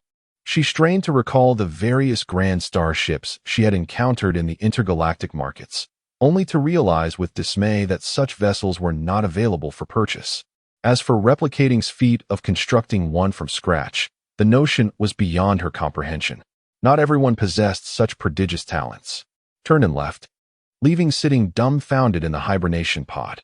"I am sinking deeper into debt," she lamented to Xiaohei. "Consider selling yourself. But I am not worth that much." The joy of her survival was extinguished. Began a mental inventory of her assets. A combat suit, the dual cores, technically, those are his. The act of saving me from the 7th Fleet, and now this, a grand starship for solo operation, seemingly equipped with a war fortress-class core. I cannot even repay that if I sell myself. And he does not seem to have any interest in women. Suddenly, felt as if her life had lost its purpose. "You should focus on the positive aspect," Xiaohei offered. "At least he has retrieved the war fortress core. Does it truly make a difference?" The nutrient solution invigorated her, and mechanically climbed out of the pod, devoid of any semblance of elation at her survival. The interior of the small starship was cramped. Passed through 2 hatches and entered the cockpit. Stood before a bank of screens, his fingers flying across the controls. "The new DNA is available. I will temporarily modify the ship so we can navigate to the wormhole." Without turning, gestured toward the wall beside. A mechanical arm extended, holding several vials filled with blood. A spark of hope ignited in his eyes. She eagerly accepted the vials. "I will do it immediately." For the next 2 days, tirelessly adjusted the ship, venturing outside in his divine descent armor to dismantle and refit components. Several parts were stripped from the deactivated starships. During this time, as Xiaohei handled the task of creating false identities, witnessed the true extent of his mechanical genius. On the spacecraft, every module was intimately familiar to Xia Mu, and his disassembly was as precise as a surgeon's scalpel, requiring no assistance from intricate testing instruments. It seemed as though the entire structure of the spacecraft was indelibly etched in his mind. Surely, even Lulu's mender could not surpass this. Lin Mingxi, clad in divine attire and assisting with the transportation of components, gazed at Xia Mu in astonishment. Over the past 2 days, Xia Mu had repeatedly shattered her perceptions. Although the exterior of the spacecraft bore a striking resemblance to its predecessor, the interior had undergone a complete transformation. Aside from the essential life support systems, all superfluous hazard warning systems, damage isolation systems, and hull inspection systems had been remodeled, leaving only the fundamental functionalities intact. Numerous modules had been directly dismantled, replaced with several new engines. Lin Mingxi even observed Xia Mu contemplating in front of the war fortress core for half an hour. Had she not vehemently dissuaded him, he might have attempted to install that core as well. The transformation of the small spacecraft proceeded without any unexpected complications. Xia Mu dedicated 3 full days to a comprehensive overhaul. Now, aside from a slight resemblance to its previous appearance, the ship had undergone a complete metamorphosis. Once the modifications were completed, Xiaohei's disguise was also finalized, yet Xia Mu showed no intention of departing. Instead, he stood gazing blankly at the small vessel. "What's wrong?" Lin Mingxi inquired, appearing beside him with a look of curiosity. She had been observing Xia Mu's enhancements over the past few days, which had maximized the spacecraft's performance capabilities. Its speed, endurance, and agility were now at peak levels. "Dark energy tides," Xia Mu replied, a somber expression settling on Lin Mingxi's face. Indeed, given the size of the small spacecraft, it was utterly incapable of accommodating armor modifications. In the event of encountering dark energy tides, it would be defenseless. The 2 larger ships behind them required crew members to operate, and the 3 of them, Xia Mu, Lin Mingxi, and Xiaohei, were not sufficient to initiate their functions. However, they could not afford to leave those individuals alive. Piloting a spacecraft necessitated unity of purpose. If someone were to secretly sabotage the mission, even a minor explosion in one module could easily transform the entire ship into a colossal firework display in the void of space. Xia Mu could not gamble his life on the potential weakness of others. "What do we do now? Is there any way to escape?" Lin Mingxi sighed softly and sat beside him. Xia Mu pondered for a moment, then glanced at the ship's interior, realizing that it might require additional time for modifications. "Are you planning to alter the ship into something akin to a swordfish?" he asked gently. Xia Mu nodded slightly. "But it would necessitate numerous materials that were not available on the 2 ships. They would need to seek them out. That brings us back to square one. We have no idea when the dark energy tides will arrive, and if we venture out, we risk encountering them," Lin Mingxi lamented. "We must wait. At least 2 days will pass before another wave of dark energy tides appears. What can we possibly do in 2 days?" she mused, hugging her knees and resting her chin upon them, her expression tinged with bitterness. As they conversed, a peculiar wave emanated from where Lin Mingxi's divine equipment was stored within the ship.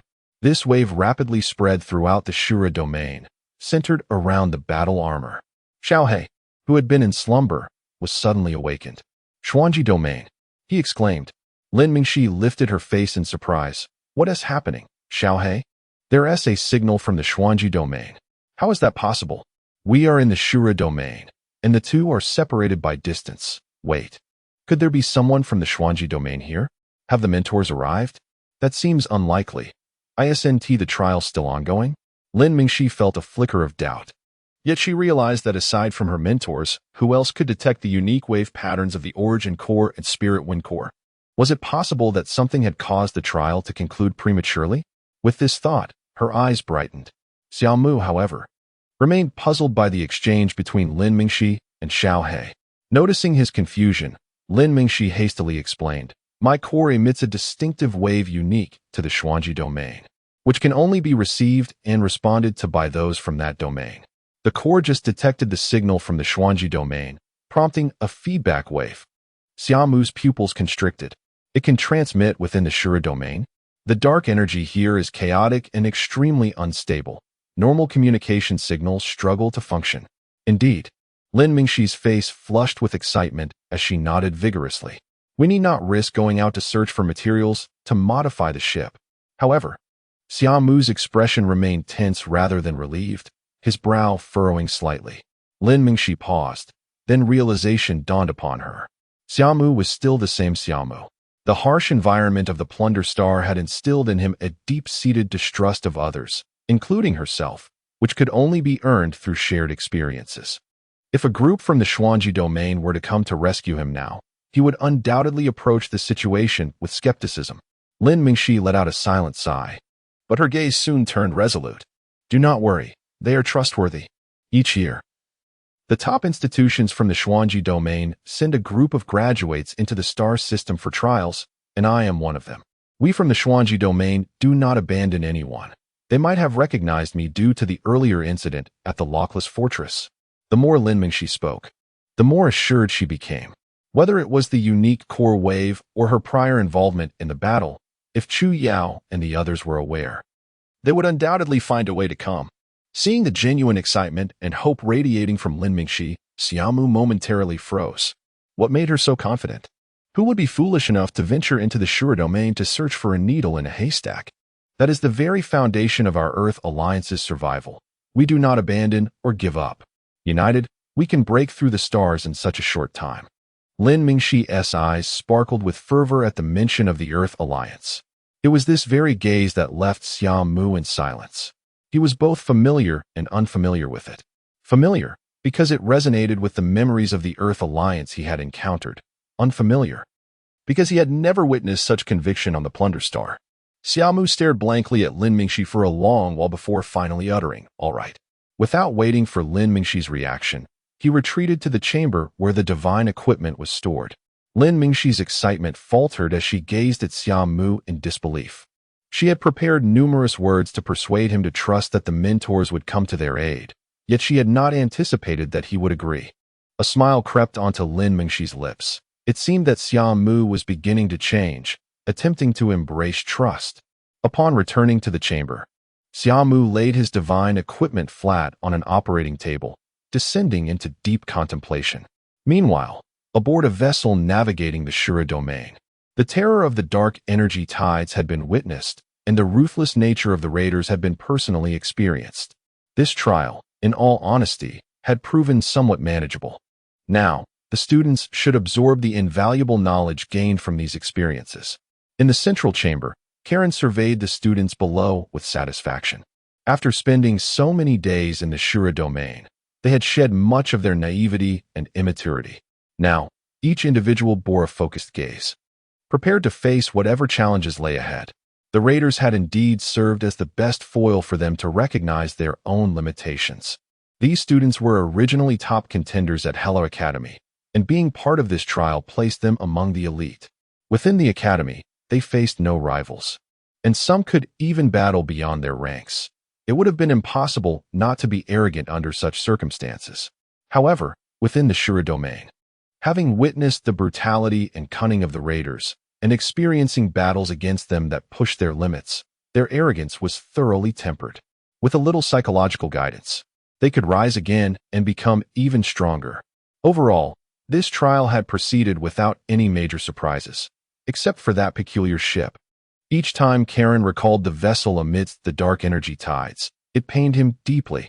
That slap in the face significantly diminished his prestige. Even now, these students remain skeptical about the spacecraft's ability to navigate through dark energy tides.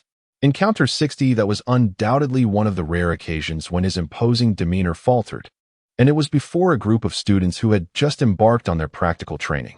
Returning to his thoughts, Karen cleared his throat, clenched a fist behind his back, and announced, "You have all gained practical combat experience. Now we shall discuss the piloting of spacecraft." Everyone understood that operating a large spaceship relied heavily on the support of various modules, which in turn required a significant number of personnel to manage. Karen, with his hands clasped behind him, approached the entrance of the bridge, which opened automatically. He led the group into the inner sanctum of the bridge. Inside, they stood along a corridor overlooking the main systems of the ship, with the captain's seat positioned on descending tiers, each dedicated to different modules. Suddenly, an alert rang out. Unknown ship detected. A holographic image materialized, revealing a vessel speeding through space. Upon recognizing the ship's familiar design, a collective sigh of relief swept over the students. Even though they had made substantial progress in their battles against marauders in recent days, the lingering dread from those encounters still haunted them. Each battle had been fraught with immense pressure, had it not been for Karen's daily psychological support. Some might have succumbed to their fears. "It's an explorer," There's no need for concern, Karen reassured, waving his hand in greeting. Almost immediately, a crew member transmitted a friendly message. The other party seemed to have noticed them as well and responded with an inquiry. Colonel, they ask if we have seen a girl using a gravity core. As Karen was about to address the students, a crew member interjected with a question. Students? Are they also here for training? Which school do they belong to? Intrigued, Karen activated the shields and maneuvered closer to investigate. Are they from a school as well? If they are training in the Shura domain, it must only be from a few institutions in the Rachel domain, Xia Mu mused, stroking her chin in contemplation before agreeing to the approach. Although communication had been established, visibility on either side remained obscured. They were merely registering on each other's radar.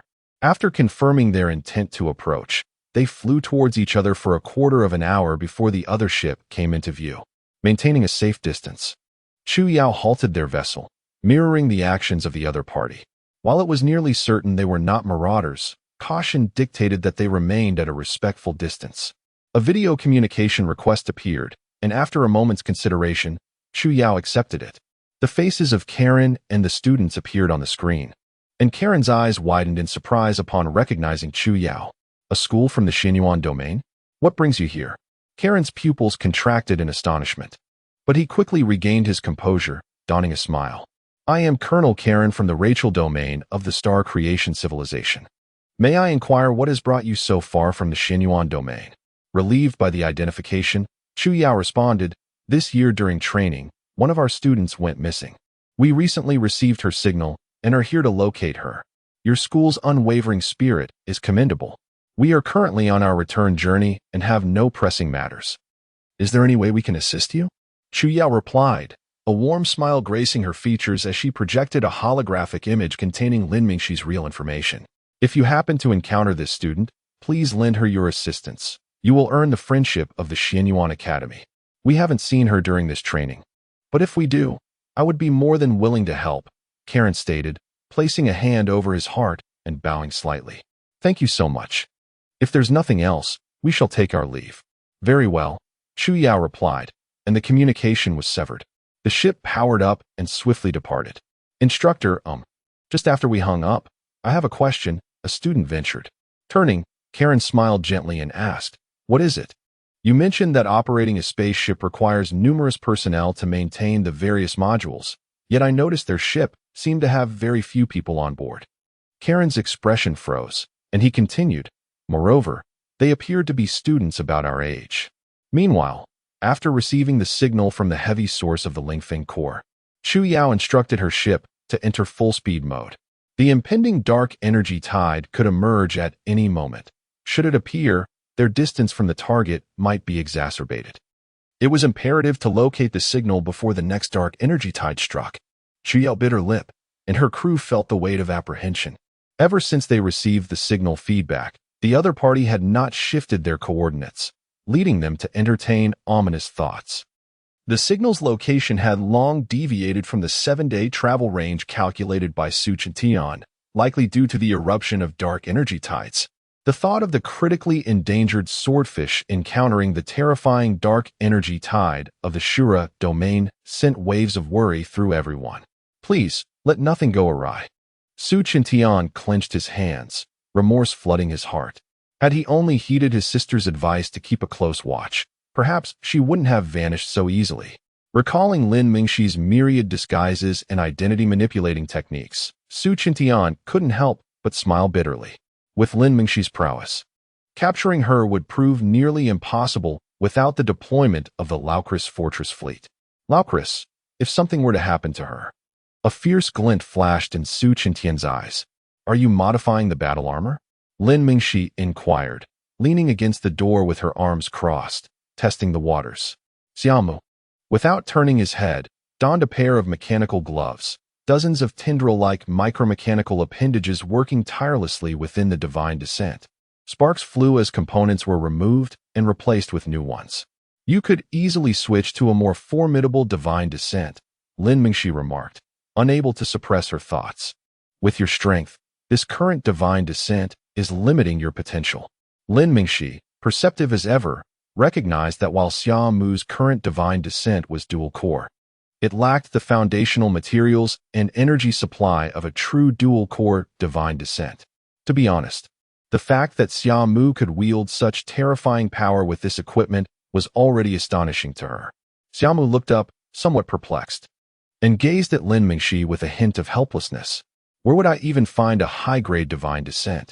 Lin Mingxi's expression faltered, and she awkwardly replied, well, you could contact a company for customization. Her voice trailed off, her earlier boldness fading. Having merely expressed concern over Xia Mu's subpar equipment, she now recognized that under the current circumstances, possessing any divine descent was already a blessing. Reflecting on this, a bittersweet smile crossed Lin Mingxi's face. The Shura domain was indeed a place that constrained Xia Mu, and it was difficult to fathom the magnitude of his terrifying strength once the shackles of the Shura domain were removed. The emergence of the raiders Xia Mu, both in terms of physical prowess and combat experience, stands as an exceptionally formidable presence. In such circumstances, complemented by a top-tier divine descent and core, Lin Mingxi could scarcely entertain the thought of the power Xia Mu possessed, capable of dominating the realm of raiders. Yet, witnessing Xia Mu diligently modifying his divine descent, Lin Mingxi felt a sense of relief. Perhaps it was only his earnest disposition that could forge such formidable combat prowess. Over the past few days spent in Xia Mu's company, Lin Mingxi observed that he completely eschewed leisurely pursuits. His spare moments were consumed by the study of various machinery. Even during rare moments of tranquility, he would merely sit in contemplation. This remarkable ability to endure solitude was something Lin Mingxi felt he could never emulate. With a soft sigh, Lin Mingxi turned to leave, while Xia Mu remained engrossed in his modifications. She pondered the well-being of her mentors, having received a signal. They must be en route, and she hoped they would not encounter the raiders. By the viewport, Lin Mingxi stared vacantly at the starry sky.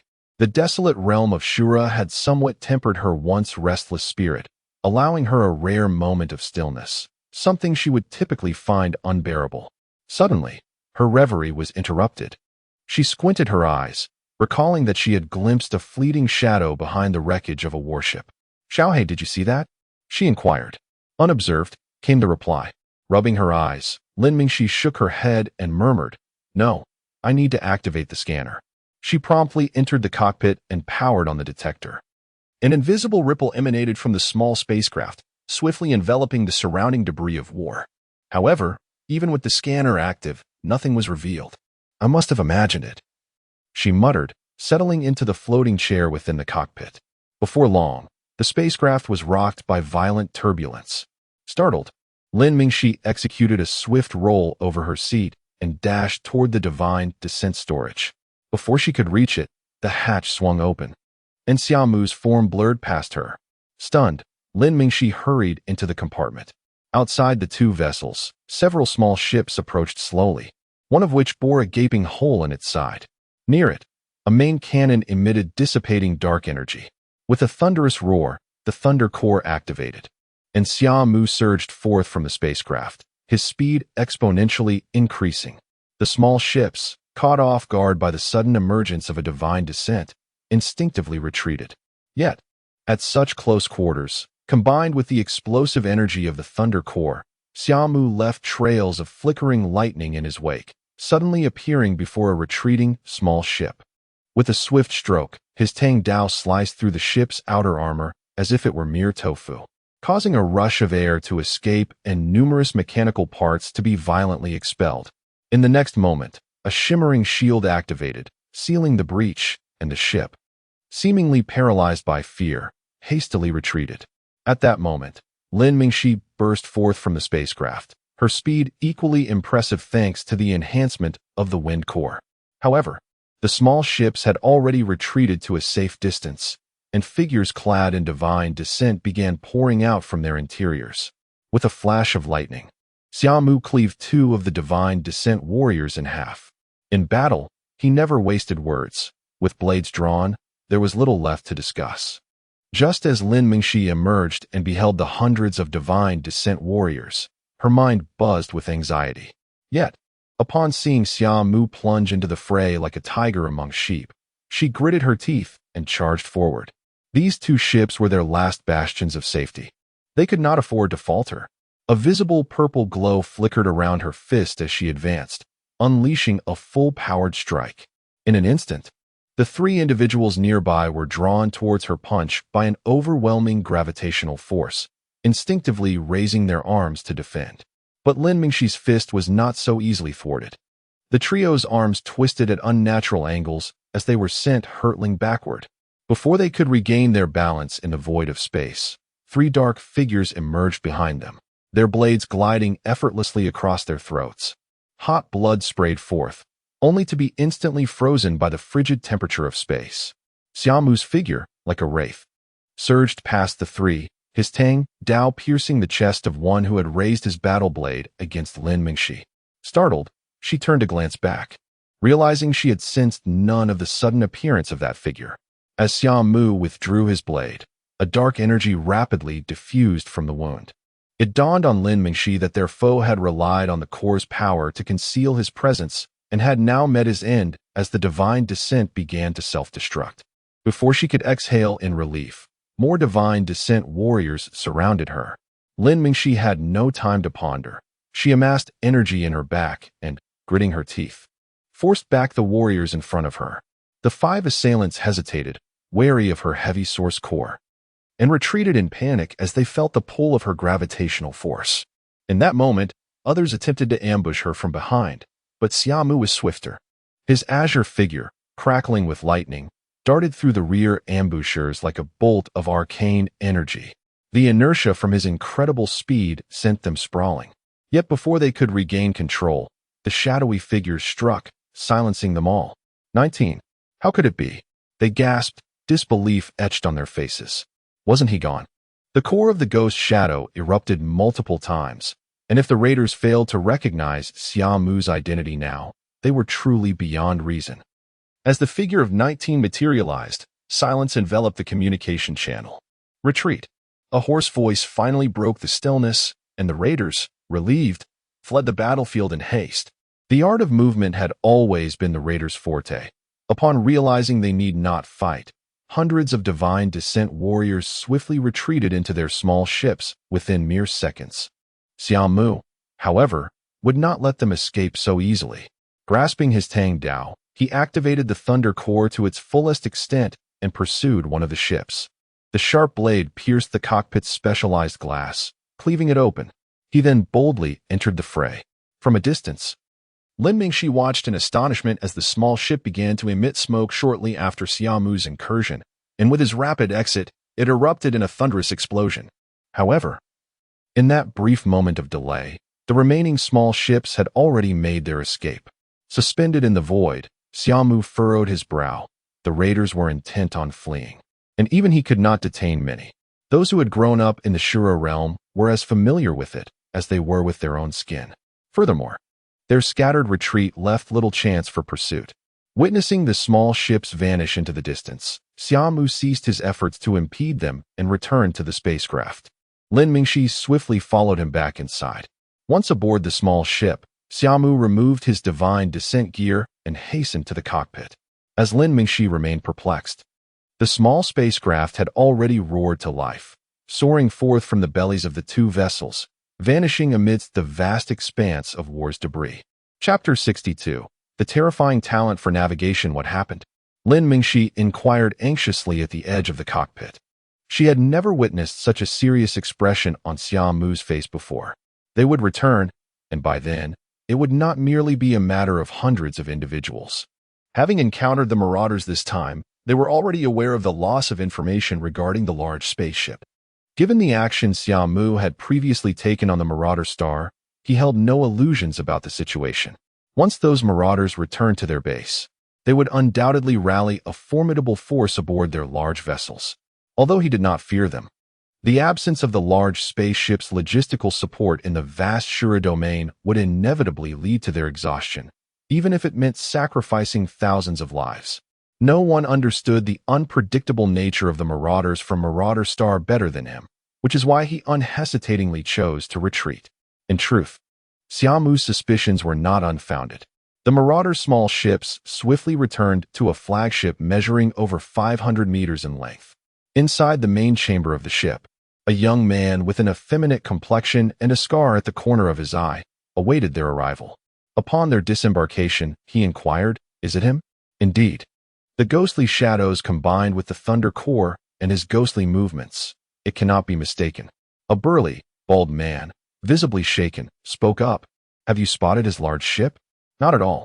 Previously, I had my subordinates create a ruckus, and the detectors we used were merely those mounted on the small ships. He only emerged after we directly attacked those two vessels." The young man's eyes brightened as he paced back and forth. So, his large ship must have malfunctioned for some reason, or perhaps it was destroyed. If that's the case, even if he is strong, the more he spoke, the more exhilarated his expression became, culminating in a manic grin. "This will be an unprecedented opportunity to eliminate him. Prepare for immediate departure, rally the fleet. This time, I shall witness the fall of this legendary figure from the Marauder star."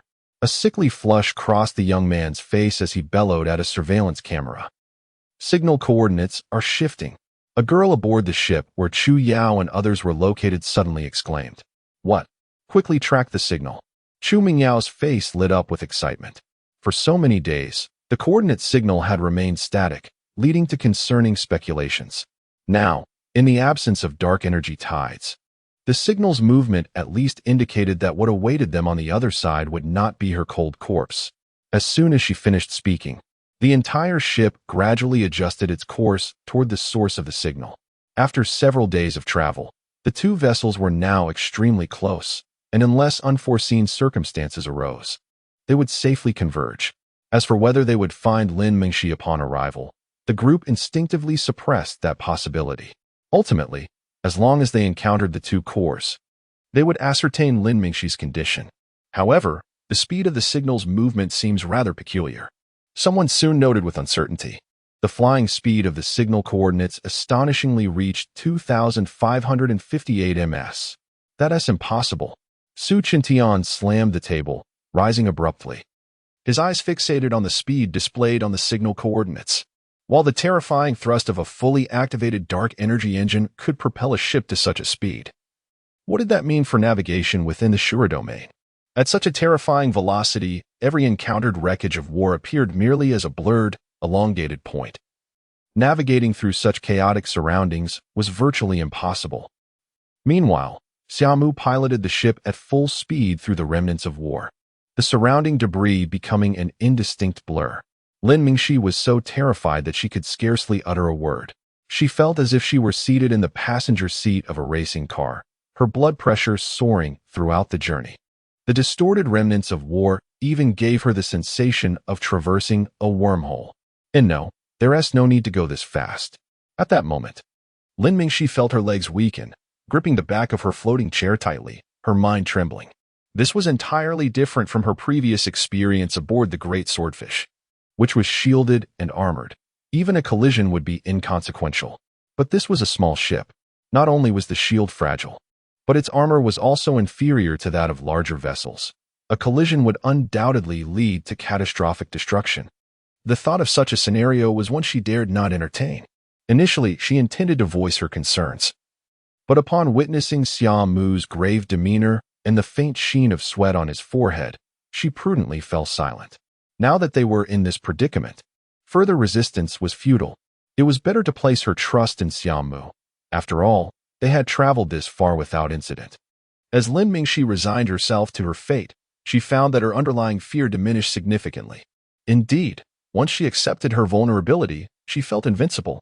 In her moment of surrender, an amusing idea crossed her mind. If Xia Mu's navigational prowess were showcased to the outside world, it would undoubtedly create ripples of disbelief throughout the entire star system. After nearly an hour of high-speed travel, the ship abruptly slowed down. Lin Mingxi exhaled in relief and hurried over to Xia Mu. She found him drenched in sweat. His complexion slightly flushed, one hand pressed against his forehead as he hoarsely instructed, "Continue navigating toward this coordinate. If a wormhole is present, enter it. If not, wait here." With that, he pulled up a holographic display revealing a detailed coordinate.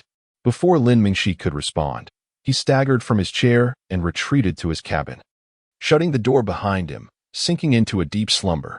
Lin Mingxi stood there, bewildered, staring at the coordinates before glancing back at Xia Mu's room.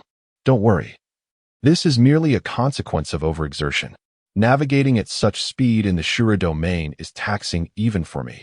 Sometimes I question whether he is even human. A soft sigh echoed from Xiaohe, prompting Lin Mingxi to realize that the past hour of navigation had exceeded her imagination. Achieving such terrifying feats undoubtedly came at a price. The expression Xia Mu wore as he departed made it clear that this journey had taken a significant toll on him. Settling into the floating chair, Lin Mingxi took a deep breath and input the coordinates for navigation. Xiaohe, I appreciate your assistance. Always at your service, Xiaohe replied. And the ship resumed its journey, albeit at a considerably reduced speed. On the other side, the astonished Chu Yao and her companions felt an inexplicable sense of relief upon witnessing the ship halt after a continuous hour of flight. Had it continued at that pace, they might have had to activate their shields and accelerate to catch up. Thank goodness, Chu Yao exclaimed, clapping herself on the back, letting out a sigh of relief. What an extraordinary vessel this is. If it could maintain such speed, wouldn't it be invincible within the Shura domain? Chapter 63. Unmasking the deception in the vast expanse of starlit skies, devoid of meteors and asteroids, achieving such speed in a spacecraft seemed a trivial endeavor. However, a chilling possibility emerged. The pilot of the ship might be exceptionally formidable. Su Tianshan's voice echoed softly from below. The moment Chu Yu's features, previously composed, frozen realization, she understood the implications of such an attempt. It was merely her subconscious reluctance to accept the truth. Alas, regardless of the circumstances, the opponent's navigation skills placed them in an invulnerable position within the Shura realm. Engaging would necessitate a diplomatic approach. Initially prepared to adopt a more aggressive strategy, Chuyu found herself at a loss. The terrifying velocity was such that a mere encounter seemed improbable. Even now, she struggled to comprehend the existence of such extraordinary navigational capabilities. Upon discovering the core region's bewildering speed, Xiu and her companions refrained from proceeding at a conventional pace, as their vessels were now perilously close to one another. Consequently, they activated their shields, careening through the Shura realm in a direct line toward the signal's vicinity. Fortuitously, this coincided with the moment Summer and Mu's ship regained normal speed. Unbeknownst to them, the distance between the two parties was rapidly diminishing. After nearly 4 hours of navigation, the points representing both vessels on the star chart were nearly intertwined. Chiyu pulled up the star map, roughly estimating that at their current distance, an encounter would occur in approximately 10 minutes. Everyone, prepare for battle. Her expression hardened as she addressed her crew members, each diligently fulfilling their roles. Throughout their journey, they had only received the signal from the Divine Descent Corps, which did not guarantee that Lin Mingxi awaited them. It could just as easily be marauders. They had to be thoroughly prepared. Any ambush or sudden assault could lead to catastrophic losses, especially for the unarmed students among them. With a decisive command from Chuyu, the spacecraft came to a halt, and the crew orderly returned to the Divine Descent storage to don their gear before resuming their positions. Even Chuyu adorned herself in a gleaming silver Divine Descent suit, taking her place at the helm. In contrast to the Divine Descent suits of the 7th Fleet or those of the Marauders, Chiyu's team bore distinctly refined designs, each tailored to their unique combat styles. A significant number of them even bore the marks of dual cores. Such a lavish display would undoubtedly drive any Marauder to madness. Once prepared, the spacecraft once again entered high-speed mode, steadily closing the distance between them and Summer and Mu's smaller vessel. At that moment, however, the smaller ship encountered an unexpected group of visitors. Within the ship's detection range, 5 small vessels escorted a larger ship as they approached leisurely. They promptly identified the small vessel and initiated a connection request. Lin Mingxi, seated gravely at the helm, whispered, "Xiaohe, how is the identity? Can we maintain the ruse?" "Not a problem. The recorded number for this ship is GA21284. Belonging to the Explorer Mandy's Gwendolyn-class vessel. Your current identity is Bella, a member of Mandy's Divine Descent Guard's 2nd Squadron. Bella, typically proud and reticent, was sought after by many aboard the ship, but had never acknowledged any suitor. Truly a heartbreaker." Xiaohe relayed the information rapidly, and Lin Mingxi connected the communication. A man, seated in a floating chair, appeared on the screen. Upon seeing Lin Mingxi's disguised visage, his eyes brightened. Huh. Today it's you, Bella, on patrol. Where are Mandy and the others? A jolt of alarm surged through Lin Mingxi. This was disastrous. What a stroke of ill fortune. This man was acquainted with the two ships. Her mind raced as she maintained a cold demeanor. Captain Mandy is in the rear. Is there something you need? Seeing her demeanor, the man's grin widened. Oh, come now. We've worked together before. I'm just checking in. Boring. If there's nothing else, I'm hanging up. With that, Lin Mingxi abruptly severed the communication. Once the connection was terminated, the man on the nearby ship leaned forward, resting his chin on his hand, deep in thought.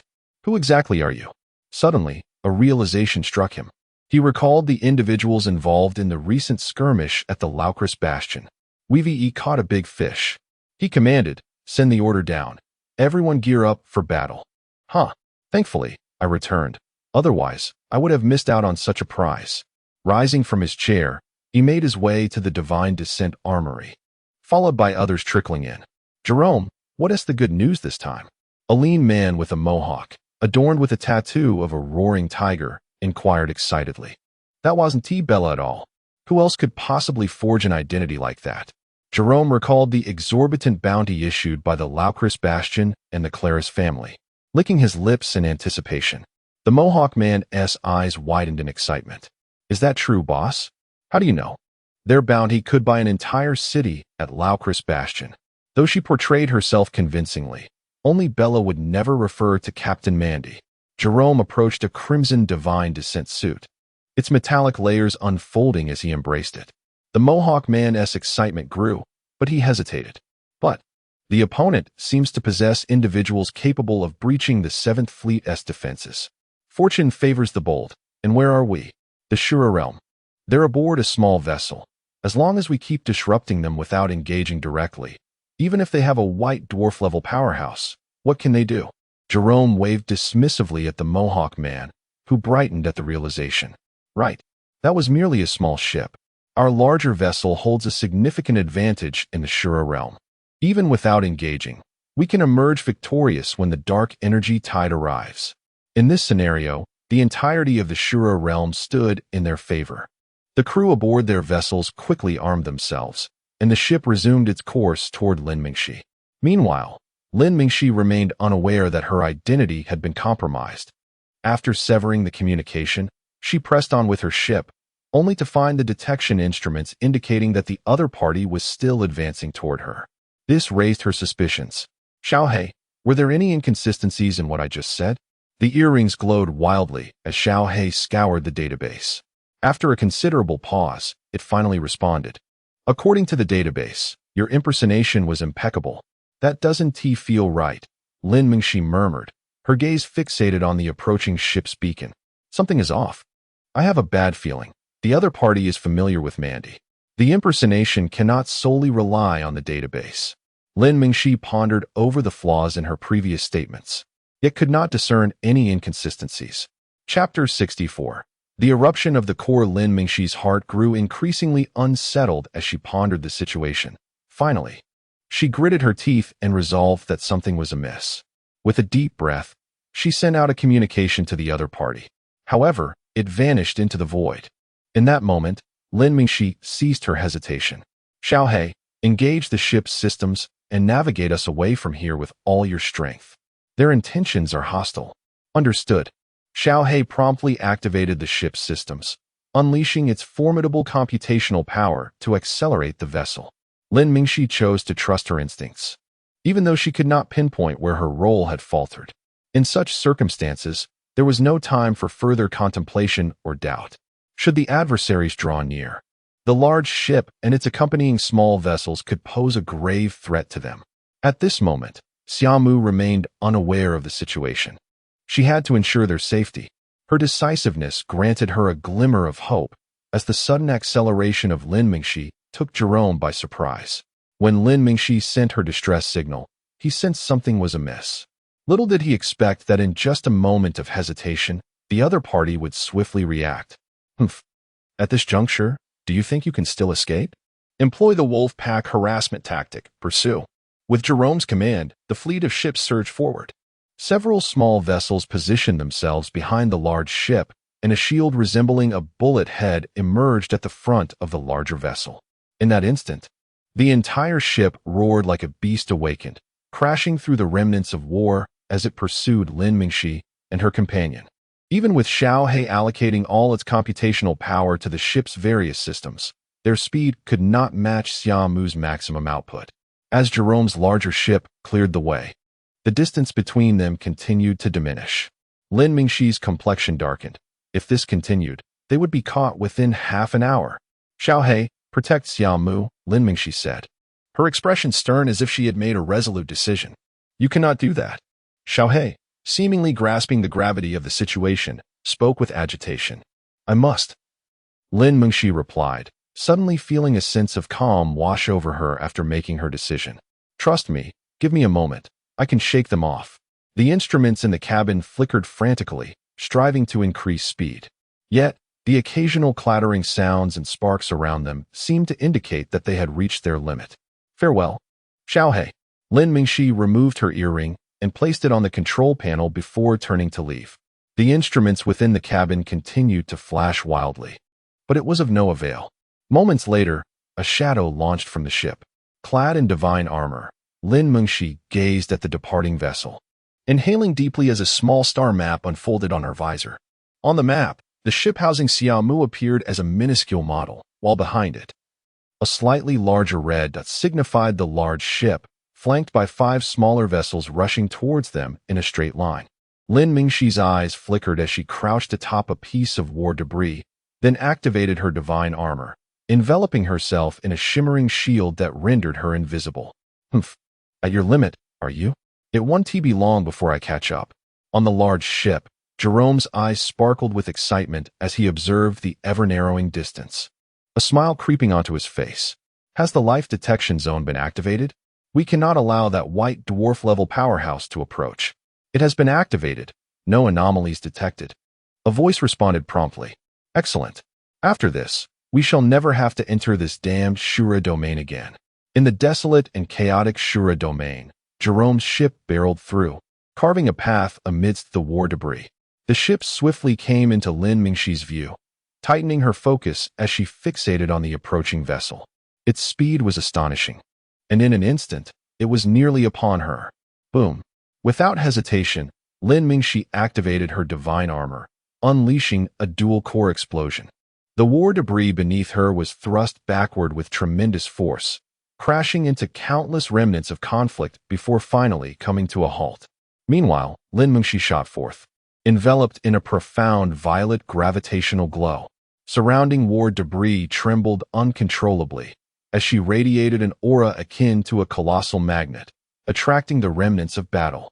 As debris surged towards her, Lin Mingxi's speed exceeded that of the approaching wreckage, and she veered towards a small vessel. Boom.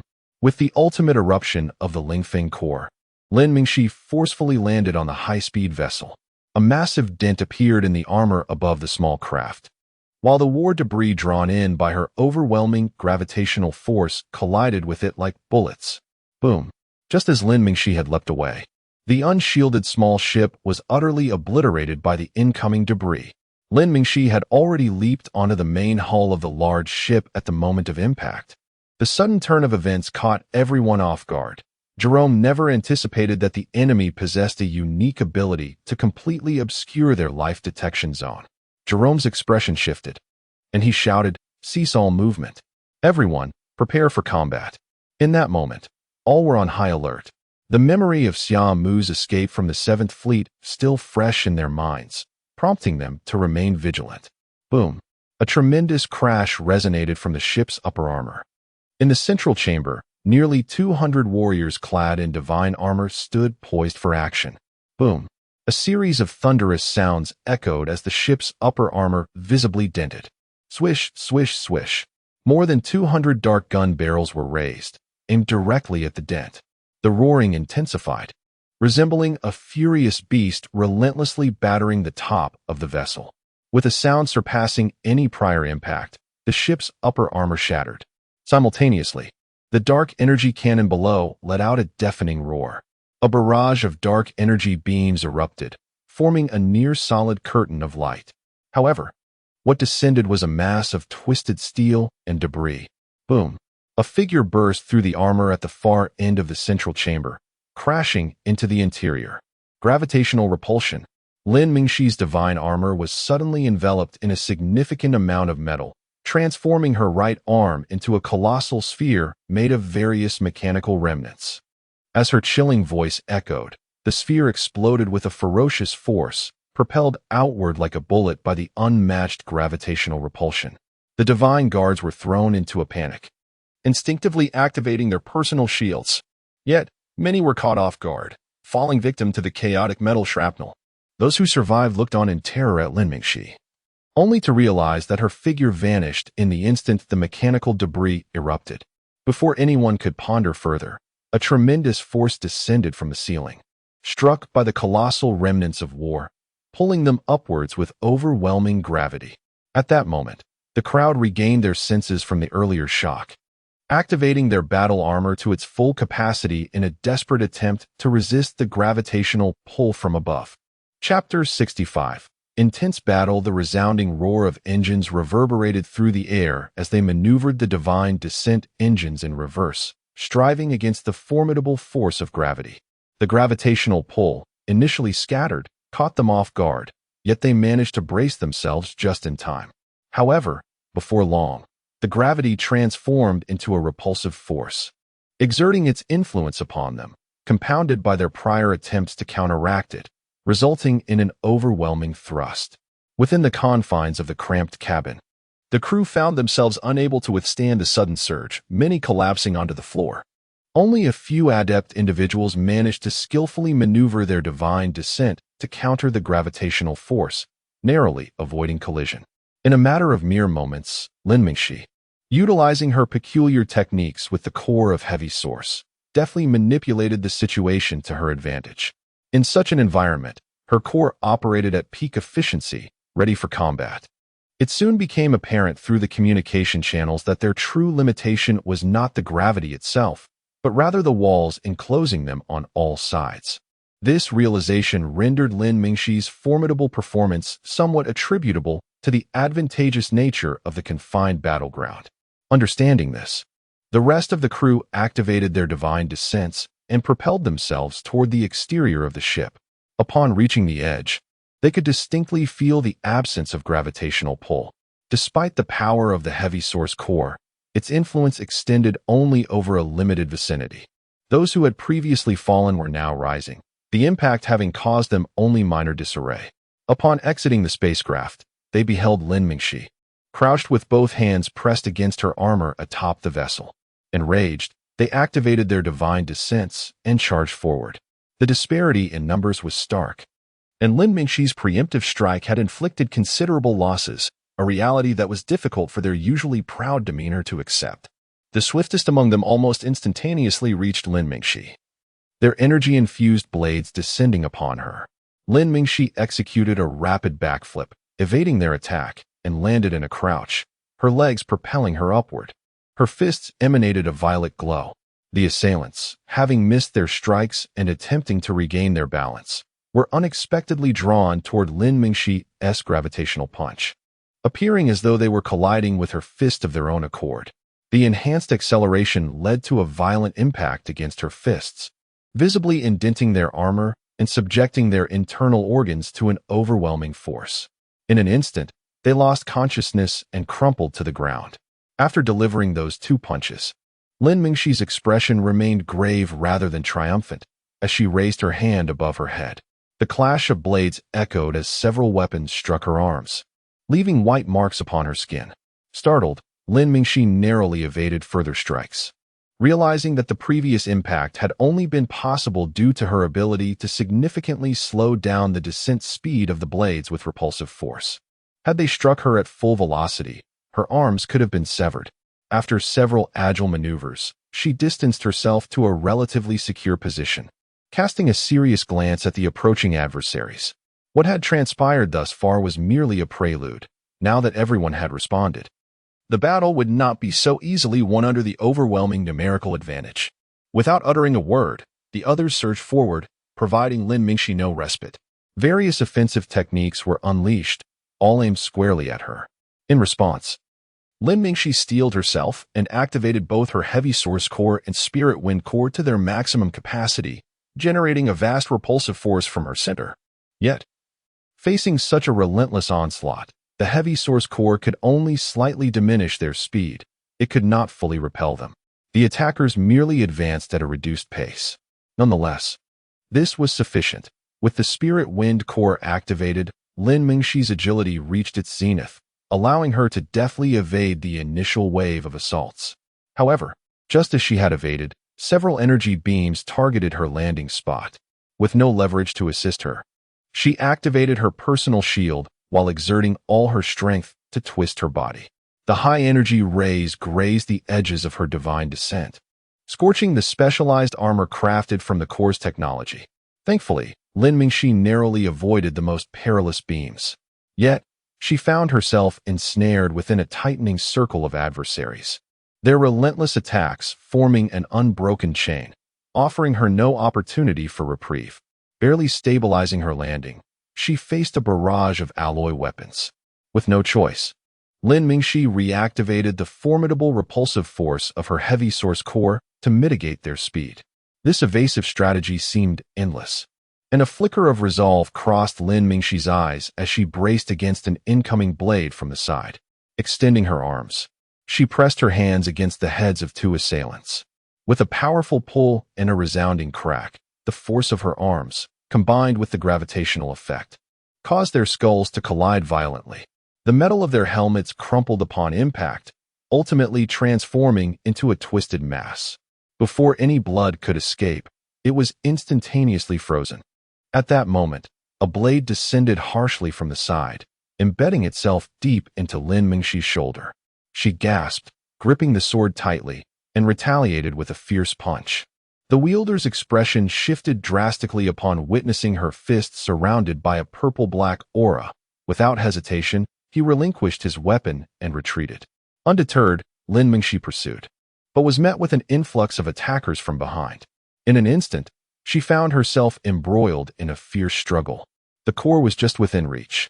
Yet, why was there no signal? Chu Yao gazed at the luminous screen, momentarily puzzled, before accelerating further. Instructor, if we continue to accelerate with our navigation experience. She had halted moments prior, and from that point, no signals had emerged, likely due to the battle conditions. At her words, the others exchanged concerned glances and ceased their descent, fully committing to their respective tasks. The spacecraft's velocity visibly increased. Yet this surge also meant more debris collided with the shields, creating a cacophony of impacts that rippled through the protective barrier. As the speed escalated, the waves intensified, threatening the integrity of the shield. Chu Yao's expression hardened. Chen Tian, the piloting is now in your hands. I will manage the debris. Rising from her seat, her divine descent armor accentuated her striking silhouette. She ascended to the ship's top, where the sight of war debris crashing against the shield greeted her, sending ripples across its surface. Chapter 66. Obstruction. A deluge of war debris crashed against the shield, yet it could not hinder the spacecraft's rapid ascent. As the wreckage accumulated, the shield appeared to reach its threshold, beginning to allow fragments to breach its defenses. Although the gaps were instantaneously mended, the debris surged toward the vessel. With the ship's swift velocity, the once stationary remnants now approached with an alarming speed. In the blink of an eye, the wreckage loomed ominously close. Chu Yao stood momentarily in a daze, and then, astonishingly, the ship pierced through the debris as if it were mere phantoms. Once the vessel soared beyond, the remnants disintegrated into fine powder. Accompanied by a dissipating web of sword light, the approaching war remnants were swiftly obliterated by Chu Yao, reduced to dust at an astonishing rate. The peril posed by the high-speed flight was alleviated, and the distance between the two parties continued to diminish. Before long, Jerome and his companion ship appeared before Chu Yao and her crew. This unexpected vessel did not deter their murderous intent. Upon entering their detection range, they recognized it as an explorer ship. At that moment, their assault on Lin Mingxi had reached a critical juncture, and retreat was unthinkable. They dispatched 2 small ships to block the way. A communication request came through, and Su Qintian on the bridge accepted it. A scarred middle-aged man appeared on the screen. His expression grave. "Everyone, we are currently engaged in battle with raiders ahead. It is advisable to maintain your distance." Su Qintian feigned concern. "Raiders? We have many capable individuals aboard our ship. Do you require assistance?" The scarred man confidently shook his head. "No need. The battle is nearing its conclusion. We shall resolve it shortly." "Huh. To think you can confront raiders head-on. Which unit are you from at the Locris Fortress? With such strength? How have we never encountered you before?" Su Qintian smiled, though his heart was as cold as ice. Reputation mattered little. They were all here for profit. The scarred man waved his hand dismissively, feeling an inexplicable discomfort from the young man's cheerful demeanor. It was as if a pair of chilling eyes were scrutinizing him from head to toe, and he wished to dismiss them promptly. The previous actions of Xia Mu and his companion had left the 7th Fleet and the Claris family humiliated, and their bounty had attracted envy. Should these individuals realize their identities, a confrontation might ensue. In the icy realms of the Shura domain, the threats extended beyond mere raiders. As his impatience grew, Su Qintian suddenly uttered, "That raider is a woman wielding a gravity core, correct?" The scarred man's composure faltered for a moment, his pupils narrowing before he regained his facade. "What woman? Just a group of raiders." He instinctively sought to deny it, unaware that Su Qintian's gaze had turned icy. "Charge forward." Ignoring the man's altered expression, Su Qintian commanded decisively. Boom. The engines roared to life, and the shields activated as the ship barreled forward, unyieldingly colliding with the 2 smaller vessels. The scarred man's complexion paled, hastily connecting to the main ship's communications. "They're not coming in peace. They're charging at us. Fools." Jerome's face contorted with rage as he surveyed Lin Mingxi, battered and encircled. He severed the connection and coldly declared over the public channel, "Surrender now, and perhaps I shall spare your life. You should be aware that Claris's bounty only requires a corpse." Yet Lin Mingxi remained undeterred, continuing to fight against her encirclement. She glanced at the swiftly approaching ship, and Jerome's expression darkened further. With a thunderous activation, his divine descent could no longer be postponed. He plunged into the fray. However, a figure moved faster than he, appearing before him in an instant. Jerome's expression shifted, and he leaped back to evade. A beam of light erupted from the spot he had just vacated. The unexpected turn of events did not disrupt the encirclement. Lin Mingxi, now bloodied and bruised, bore the marks of battle, her divine descent marred by scorch marks and the savage lacerations of combat blades. Despite her grievous state, she gritted her teeth, the energy within her core flickering ominously due to overload. "Mingxi." Chu Yao's call resonated through the public channel, momentarily sharpening Lin Mingxi's dulled senses, only to be drowned again by the onslaught of attacks that plunged her back into the fray. It was Chu Yao who had forced Jerome back. After the enemy dispatched ships to intercept, she had flown directly to confront them. With the caliber of her armor, she could entirely mask her presence from the ship's detectors, allowing her to approach Jerome's flagship undetected. Upon witnessing Lin Mingxi's combat style, she immediately recognized her as her most esteemed student. A reflexive call from her lips halted the enemy's movements, igniting Chu Yao's fury. She had definitively confirmed that the battered divine descent before her belonged to Lin Mingxi. "I seem to have not felt this enraged in ages," Chu Yao murmured, and in a blink, her figure vanished. The familiar blade light descended once more, and Lin Mingxi mechanically raised her arm to defend. However, time stretched infinitely in that moment, a streak of azure light slicing through the fabric of space, gliding past those near Lin Mingxi. In the next instant, their wrists were severed cleanly. The wounds were instantly besieged by the frigid vacuum of space. Encased in a layer of frost, Chu Yao appeared before Lin Mingxi, wielding a slender azure blade, droplets of blood dripping from its edge. At that moment, even the assailants could no longer ignore the anomaly, halting their attacks. The figure before them was terrifyingly powerful. Jerome, now regaining his composure, emerged from the encirclement with a dark expression. "Friend, this behavior is rather unbecoming, is it not?" Is there a problem? Beneath her helmet, Chu Yao's expression betrayed no emotion. She was the first to be discovered. Discovered? A surge of anger welled within Chu Yao. Was it for that ludicrous bounty? I have yet to settle the score with the Claris family and Locris Fortress. At this juncture, Chu Yao understood that covertly extracting Lin Mingxi was no longer feasible. The fervor displayed by Jerome and his cohort indicated that Claris and Locris Fortress were indeed serious. They sought Lin Mingxi's life. In such circumstances, attempting to extricate her without invoking the influence of the Sioux New Jersey domain would be an insurmountable challenge. Thus, the moment she entered the fray, her resolve crystallized. With no attacks forthcoming, Lin Mingxi looked up in confusion and beheld a familiar silhouette. Teacher. Chapter 67. The dread of the celestial domain. Lin Mingxi swayed as she approached, the pale lips beneath her shattered mask revealing a bittersweet smile. That familiar figure had stood before her more than once. Perhaps this was the illusion often spoken of by those nearing death. However, this time, I must walk this path alone. Lin Mingxi murmured, limping her way to Chu Yao's side, placing her hand gently upon her shoulder. Mentor, I am sorry. Forgive me. For I cannot return this time, she whispered, attempting to shatter the illusion before her. Yet, Chu Yao remained motionless. The tangible sensation compelled Lin Mingxi to push harder, but still, there was no movement. In that moment, with her hazy consciousness, she could not discern what was unfolding. Alas, foolish child, Chu Yao sighed softly, turning to deliver a light chop to Lin Mingxi's neck. The girl, already on the brink of unconsciousness, promptly slumped to the ground. Jerome watched Chu Yao with a mixture of suspicion and trepidation. Her audacious demeanor was alarming, and her silent entrance into the fray made him hesitate. Who are you, truly? He demanded. Chu Yao did not respond immediately. Instead, she let Lin Mingxi lean against her back before lifting her head. The eye slots of her mask held two diamond-shaped crystals, exuding a sharpness that was almost painful to behold. Celestial Domain, Mentor Chu Yao of the Starlight Academy. Jerome was taken aback by her identity, the threatening words he had prepared faltering on his lips.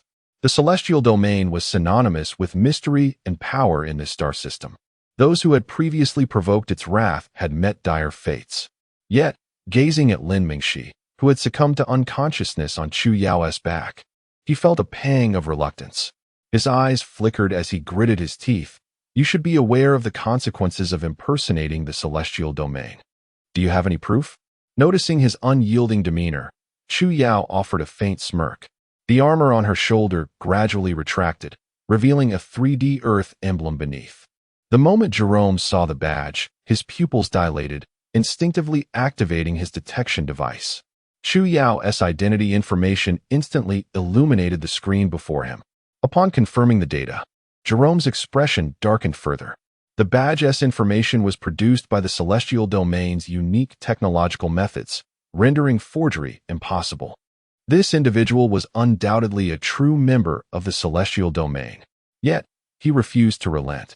Even if you are from the celestial domain, you cannot simply seize what is not yours. Seize what is not yours? A group of students, clad in finely crafted battle armor, soared in from a hovering ship. Led by Su Chitian, whose fury flared upon seeing Lin Mingxi's condition. Jerome's countenance soured as he beheld the students adorned with the celestial domain insignia. His plans were now hindered. Lin Mingxi, the most outstanding student of this year's Starlight Academy, has already attained the rank of second lieutenant upon her graduation. The one you are pursuing is a legitimate soldier of the celestial domain. A girl beside Su Chintian spoke coldly, each word striking Jerome like a hammer. The rank of second lieutenant elevated the severity of the situation. The celestial domain's reputation was already formidable, but coupling it with military rank meant consequences that a mere explorer captain like him could hardly bear. However, she was currently a fugitive from the Claris family and the Locris Fortress, having previously joined forces with raiders to wreak havoc within the fortress and assault the Claris family's third son. After much contemplation, Jerome resolved to invoke the names of these two powerful factions. Do you truly believe the celestial domain will turn a blind eye at this point? A fugitive? Their words hold no weight. We will investigate this matter thoroughly. Upon hearing the mention of the two factions, Chu Yao remained disdainful, her tone laced with a subtle threat. I have no time to bicker with you. You have 3 seconds to step aside. Otherwise, prepare for battle. Xia did not afford Jerome the opportunity to respond.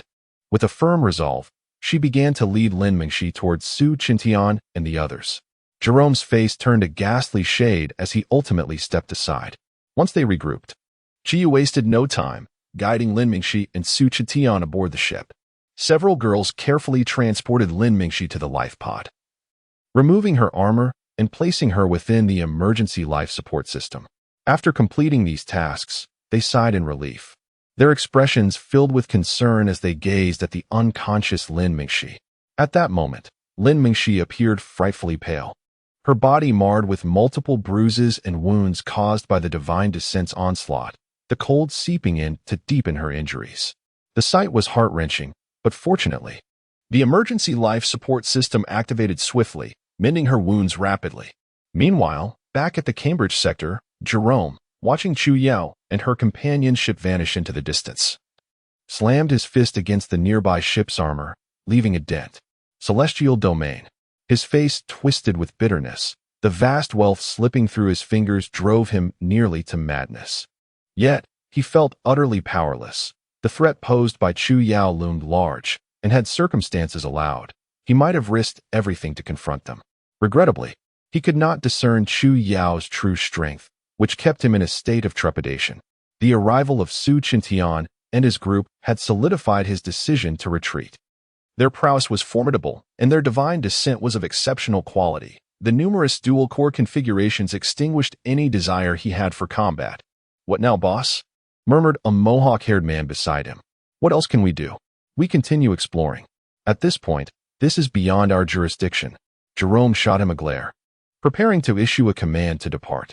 However, at that moment, a shadow streaked through the ship's bridge, trailing a brilliant azure tail, resembling a high-energy ray. Jerome's expression shifted dramatically as he shouted, "Prepare for battle." The crew instinctively entered combat readiness. The Divine Descent squad donned their armor and awaited orders. "Open fire." Jerome's gaze was fixed on the figure that had flawlessly breached the detection system, only becoming visible when it was nearly within range. An icy dread enveloped him. He recognized that figure, the one who had shattered the 7th Fleet's blockade and obliterated their flagship in one fell swoop. Though he had been confident during their pursuit, that assurance stemmed from the advantages his ship held. Now, with Lin Mingxi's vessel still in disrepair and the engine's preheat only just commencing, he realized that with the enemy already in sight, he would not make it in time. Chapter 68. The downfall of Jerome as anticipated. Just as the engines were nearing their full warm-up, a piercing alarm echoed throughout the spacecraft. Jerome, who had just returned to the bridge after the Divine Descent, pulled up the schematic of the ship, and a small red dot appeared ominously at the top of the vessel. The earlier barrage of fire had posed no threat to him whatsoever. It was over. Jerome's face turned pale. If the 7th Fleet could not intercept this, what could a mere exploratory team like his possibly achieve? The remaining members of the Divine Descent team had now gathered at the top of the ship, encircling Xia Mu in a semicircle, as if confronting a formidable enemy. Xia Mu remained unfazed and spoke into the public channel. "Where is the one wielding the gravity core?" "You are too late. She is no longer here," came a nervous response. Xia Mu's gaze swiftly locked onto an inconspicuous figure at the rear of the Divine Descent team, and in a heartbeat, he appeared beside him. The man's expression changed drastically, instinctively wanting to flee, yet a cold Tang Dao was already pressed against his throat. The others turned instinctively, their various blades and dark energy guns aimed at Xia Mu. The man, in disbelief, swallowed hard, realizing he was speaking on a public channel. And yet this individual could pinpoint his location in an instant. What a terrifying invasion technology. With such capabilities, it would be a trivial matter to infiltrate the ship itself.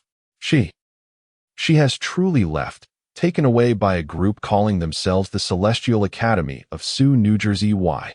Su New Jersey Y? Xia Mu's eyes flickered beneath his mask. Before turning cold once more, he methodically surveyed the battle damage on the top of the ship, missing not a single inch. "You fought here before." His tone was indifferent, as if stating a mere fact. The man in captivity nodded instinctively at the words. With a swift motion, the Tang Dao glinted, and a fine line appeared at his throat. The man gasped in disbelief, clutching his neck, never anticipating that in the span of a mere inquiry, he would find himself on the brink of death. Unbeknownst to him, under Xia Mu's formidable computational prowess, the battlefield was rapidly reconstructing itself in his mind. Although he could not achieve a perfect recreation, the numerous fragments of armor and the surrounding wreckage bore witness to an extended siege. Strangely, Xia Mu felt a growing discontent as he regarded these individuals. This emotion intensified upon witnessing the battle scars on the nearby armor. Thus, he acted decisively. Especially when he saw the marks of battle on the armor not far away, his movement ignited a fuse. Weapons aimed at him were poised to fire, and a barrage of energy beams surged forth. Prepared, Xia Mu swiftly dodged, appearing behind the crowd, wielding his Tang Dao in a sweeping arc. In a flurry of silhouettes, several figures fell, caught off guard by Xia Mu's assault. With a sound reminiscent of tearing fabric, their defenses crumbled like paper under the might of his blade. Having dispatched 3, Xia Mu retreated quickly, as some of the quicker individuals turned to retaliate against his position. Their attacks missed as he withdrew, and in the next instant, a solid crimson beam pierced through 3 of them, leaving behind charred holes. From a distance, Xia Mu casually swung the knight's embrace onto his back and charged forward once more. In that moment, dread enveloped the remaining combatants. Within the brief skirmish, they had lost 9 of their own. The sheer might of his presence quashed any spark of rebellion, and instinctively, they sought to flee. "You cannot escape. Stop running." Jerome's roar echoed through the calms, stunning the scattered divine descent guards. Indeed, they were in the desolate realm of Shura. Without a large vessel, how long could they survive?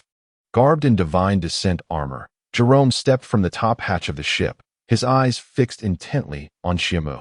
If Chu Yao had exuded a sense of formidable power that instilled a sense of dread, then Xia Mu radiated an aura of invincibility, the essence of a true powerhouse. From Jerome's seasoned perspective in the Shura domain, was truly astonishing. He had previously studied Xia Mu's combat style and could discern that his strength far surpassed mere levels. Outsiders recognized that raiders of the same level were exceptionally powerful, yet few understood that these were merely the baseline conditions for survival. The mightier raiders were terrifyingly beyond their imagination. The disparity between a powerful raider and an ordinary one was akin to heaven and earth. While he had felt a flicker of combat spirit before Chu Yao, before Xia Mu, he felt as though he were plunging into the abyss. "She has been taken away. She is not aboard our ship. If you do not believe me, you may access our ship's database," Jerome declared, and the expressions of those nearby shifted noticeably.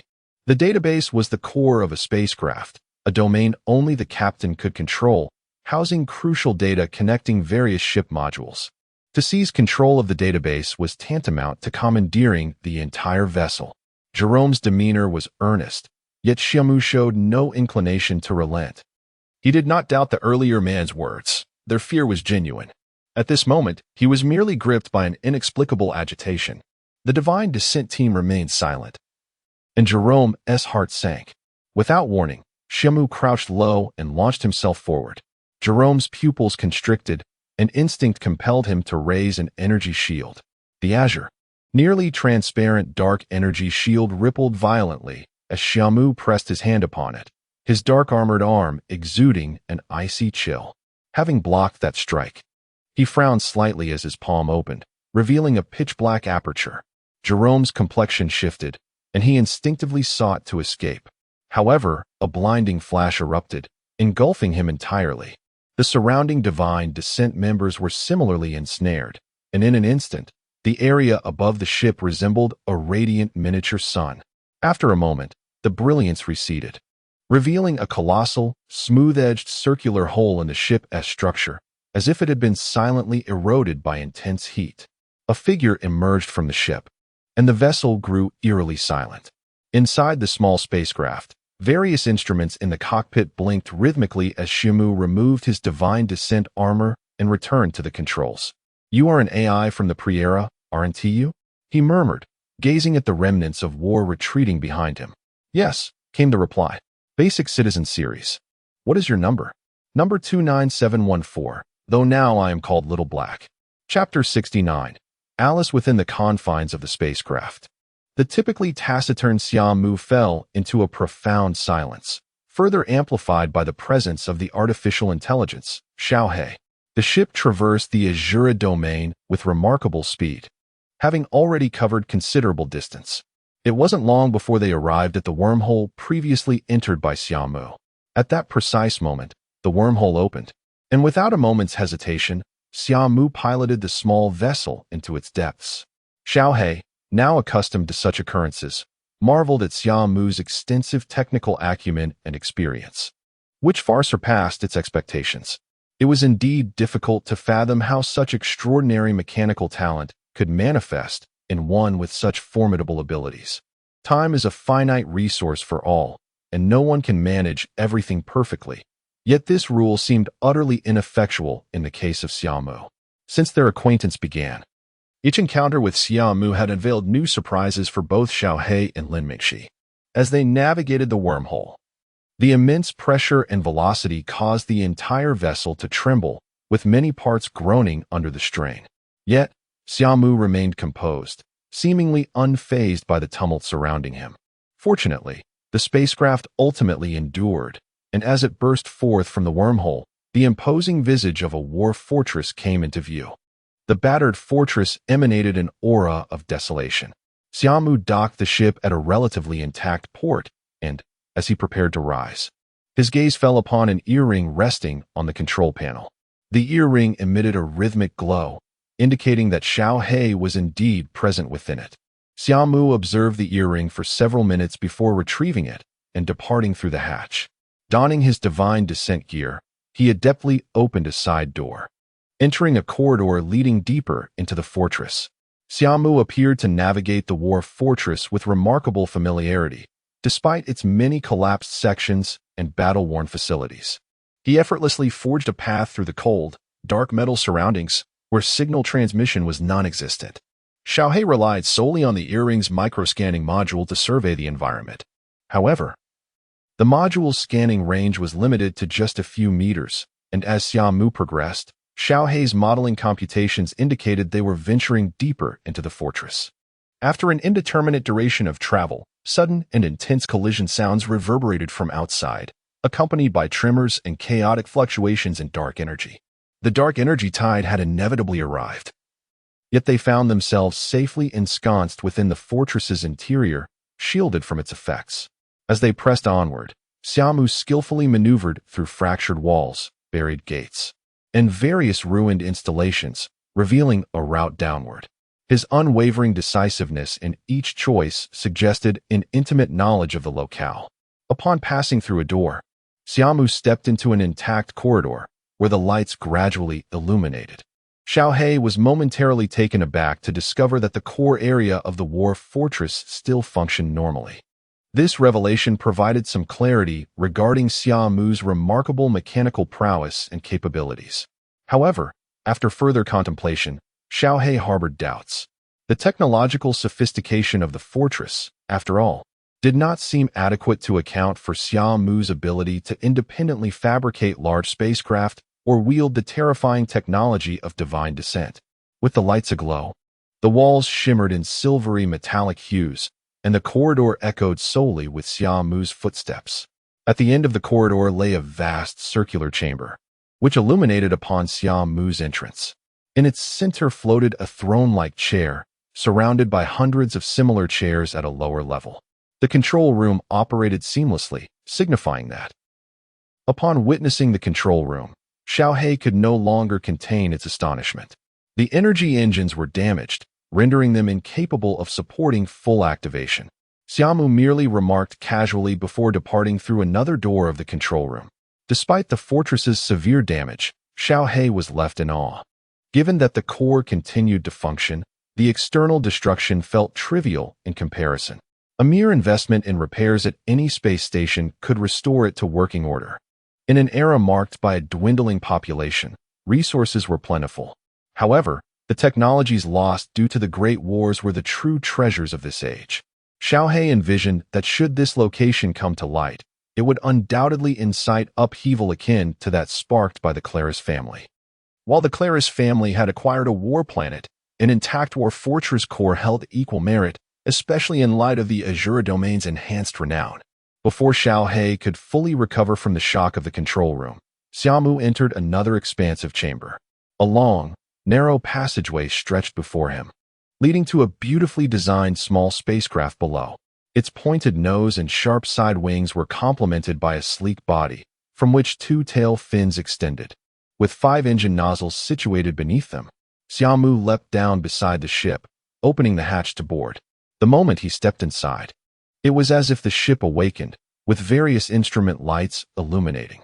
"Master Xia Mu, you have finally arrived," came a melodious voice tinged with emotion. A holographic projection appeared, revealing a petite girl with long pink hair, exquisite features, and angelic wings upon her back. She was no larger than a palm, and upon seeing Xia Mu, she flew toward him with tear-filled eyes. "Have you finally made up your mind to take it away? It was about time. With your talent, coupled with it, this tiny star system would surely submit in moments. Humans had gone far too long without witnessing the splendor of my Lancy era." The angelic projection chattered excitedly, but as she was about to merge with Xia Mu, she abruptly halted, casting a suspicious glance at his hand.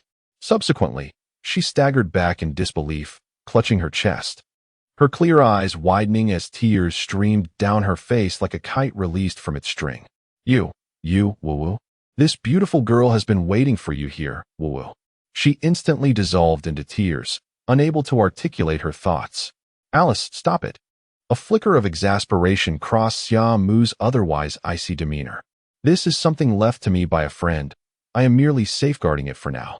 Alice wiped her tears, cautiously scrutinizing Xia Mu. "Really? Is that true?" "Indeed." Upon receiving Xia Mu's confirmation, her tears vanished in an instant, and she placed her hands on her hips. Sequence 29714. "Come forth." Her haughty demeanor starkly contrasted with her earlier pitiable expression. The earring in Xia Mu's hand flickered rapidly, and Xiao He, hidden within, was utterly astonished. "How about that? Isn't shock a delightful emotion?" Xia Mu chuckled. "How did you know?" Alice laughed exuberantly at the earring's luminosity. At this moment, the little black could no longer contain itself. Today's revelation seemed to shatter all of its previous understandings. The 70th Star Destroyer joke.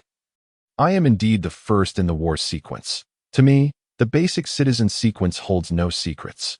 With her hands on her hips, Alice wore an expression of smug satisfaction as she rested her gaze upon Xia Mu's shoulder. Despite being merely a phantom, she relished this sensation, floating alongside him as he walked. "What is happening here? Wasn't the entire war sequence annihilated in that great battle?" The small black earring could no longer contain itself. It was acutely aware of the war sequence's notorious reputation.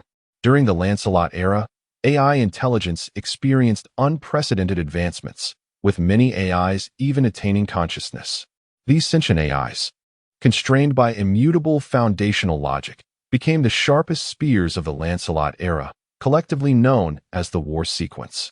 The remaining AIs that had yet to awaken consciousness were assigned to the basic citizen sequence. At that time, the two sequences were inseparable components of the Lancelot era, and it was during this period that the small black was allocated to sequence 29714. Yet now, Alice emanated an ethereal feeling akin to a dream. Suddenly, within the scant fragments of data, the small black caught a glimmer of information. It pertained to the final phase of war, specifically the sudden outbreak of a battle deep in the rear of the Lancelot star domain. While the ultimate outcome remained unknown, the intensity of that skirmish undoubtedly rivaled the main battles. Stop searching. Post the arrow of war, that bizarre ripple engulfed the entire star system, resulting in the loss of vast amounts of technological advancements. "And I have forgotten much as well," Alice mused, swaying her petite feet and gazing enraptured at Xia's profile. At that moment, Xia had seated himself in the spaceship's cockpit. With a snap of her fingers, various modules of the vessel activated simultaneously, and the engines at the rear emitted a gentle tremor, leaving behind a long, fiery trail. The spaceship began to levitate slowly, transforming into a streak of light as it vanished down the elongated corridor. What transpired in the final moments of the war? In the silence, the small black could no longer restrain its curiosity. "I don't know," Alice replied nonchalantly, shrugging her shoulders. "Aren't you the first of the war sequence?" "But I've forgotten," she stated with a confidence that betrayed no hint of doubt. The small black was momentarily dazed as Alice's figure seemed to merge with Xia Mu's. "Where are we headed?" Defeated, the small black reluctantly shifted the topic. "Of course, we are going to retrieve what belongs to him." Mentioning this, Alice's eyes sparkled with excitement. "What is it?" "A power capable of conquering this star system," she replied, her eyes brimming with enthusiasm. The small black felt a jolt in its core, sensing an inexplicable familiarity with her words, yet it could not recall anything. It knew this was the missing memory from that great battle. The spaceship had not been in flight for long when a deep azure hue appeared ahead. It was unmistakably an exit, though a wormhole was slowly rotating at that location. Within this war fortress, there existed a wormhole. The small black's heart raced as it immediately realized why this war fortress was situated here. If its calculations were correct, this war fortress had undoubtedly been summoned by Xia Mu to block this wormhole. What kind of more astonishing entities lay beyond, sealed off by a core-intact war fortress? At that moment, the small black found Xia Mu increasingly inscrutable. Blocking a wormhole with a war fortress seemed like overkill. Yet the true value of a wormhole was never in itself, but rather in what lay on the other side. Recalling the well-preserved core within the war fortress and the waiting Alice aboard the spaceship, the small black felt a chill within. Even if someone discovered this war fortress, they would likely be inexplicably obliterated by the fortress's core's defensive weaponry during their exploration. The spaceship traversed through the wormhole, taking an unusually lengthy time, flying for more than a day. Strangely, despite the vessel's modest size, it exhibited none of the turbulence or instability typical of smaller ships within the wormhole, gliding smoothly. "Lost technology," the small black mused, recognizing the answer. The various facilities in the spaceship before it emanated a sense of familiarity from the war fortress's core. Such technology, far ahead of its time, could only be attributed to lost technology. The exit of the wormhole soon materialized, and the spaceship burst forth into the cosmos. This region lay outside any stellar system. Apart from distant star rivers and a sky full of morning stars, only an enormous spaceship remained, comparable in size to a planet. It loomed at the exit of the wormhole. Its form was somewhat flattened, with numerous engine ports along its sides and layered structures reminiscent of a ship above. The Star Destroyer. The small black gazed in sheer astonishment upon the planet-sized vessel, uttering in awe. The Star Destroyer, akin to a carrier, served as a colossal cosmic combat platform. It boasted a complete war supply chain. Wherever it arrived during war, that place became a fortress. Most terrifyingly, this was not even the Star Destroyer's primary function. Its true might lay in its ability to bear stellar weapons. Stellar weapons, a broad classification, included Star Destroyers, dark energy annihilation cannons, supernova detonators, and stellar collapse spheres. A series of weapons capable of obliterating stars, collectively referred to as stellar weapons. These weapons possessed unique characteristics. They were enormous and demanded an unfathomable amount of dark energy. Such weapons required even the engine core of a war fortress to be insufficient. In contrast, war planets might also reach this level, yet it must be noted that war planets and these planet-class vessels were entirely different concepts. War planets represented a thorough transformation of a planet or a continuously enhancing war fortress. Though massive and brimming with weaponry, they were adequate for base usage. Their agility paled in comparison, whether in long-distance travel capabilities or speed. It was akin to a war planet being a cumbersome spiked shield, while a planet ship was a colossal sword that an ordinary person could wield with ease. The disparity between the two was glaringly apparent. Yet this was not the end. The small black possessed some understanding of planet ships, yet most planet ships were equipped with only one or two types of stellar weapons. However, the vessel before them boasted 2 Star Destroyers mounted on either side of the deck. What about the hidden main cannon beneath the deck, and in other concealed locations? Merely contemplating this sent shivers down one's spine.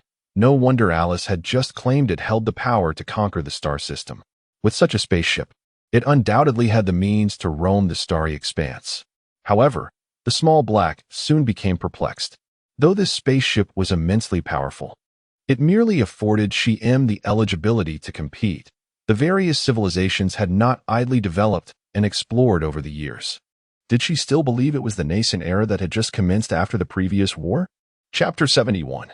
Traversing the stars as Xia Mu contemplated. He had already piloted the spacecraft into the docking bay of the Annihilation starship. At this moment, the various major module systems within the starship remained dormant.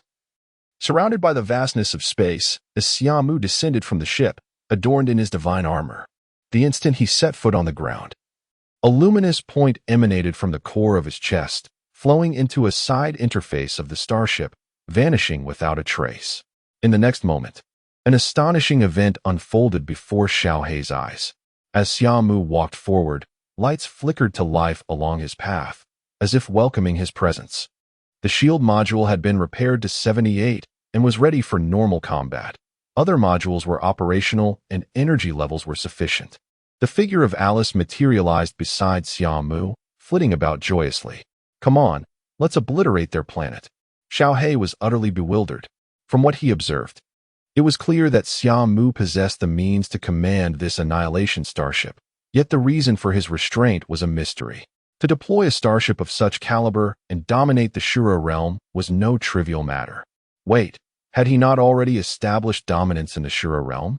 Xiaohei felt a wave of despondency wash over him, completely at a loss regarding Xia Mu's thought process. There's no need to activate it. I'm here solely to retrieve the traversing star. Oh, just to retrieve the traversing star? That doesn't seem so bad. Once you can fully master it, it will be no less formidable. Alice flew up to Xia Mu's cheek, spreading her arms wide as she embraced him, her eyes squinting with delight. Only Xiaohei remained perplexed. As the group boarded the shuttle train within the starship, his confusion deepened. Such a massive Annihilation starship boasted an internal transportation network akin to a train system. At this moment, Xia Mu was seated in one of the shuttle cars. Upon entering, the outside scenery faded away, and a few minutes later, the car doors opened. Beyond the doors lay an unknown internal location within the starship. A corridor approximately 2 meters wide.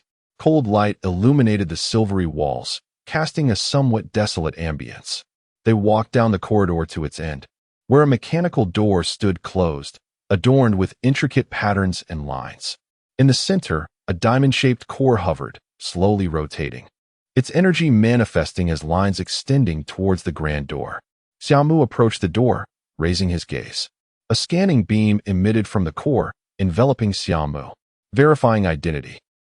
Analyzing blood composition. Scanning DNA.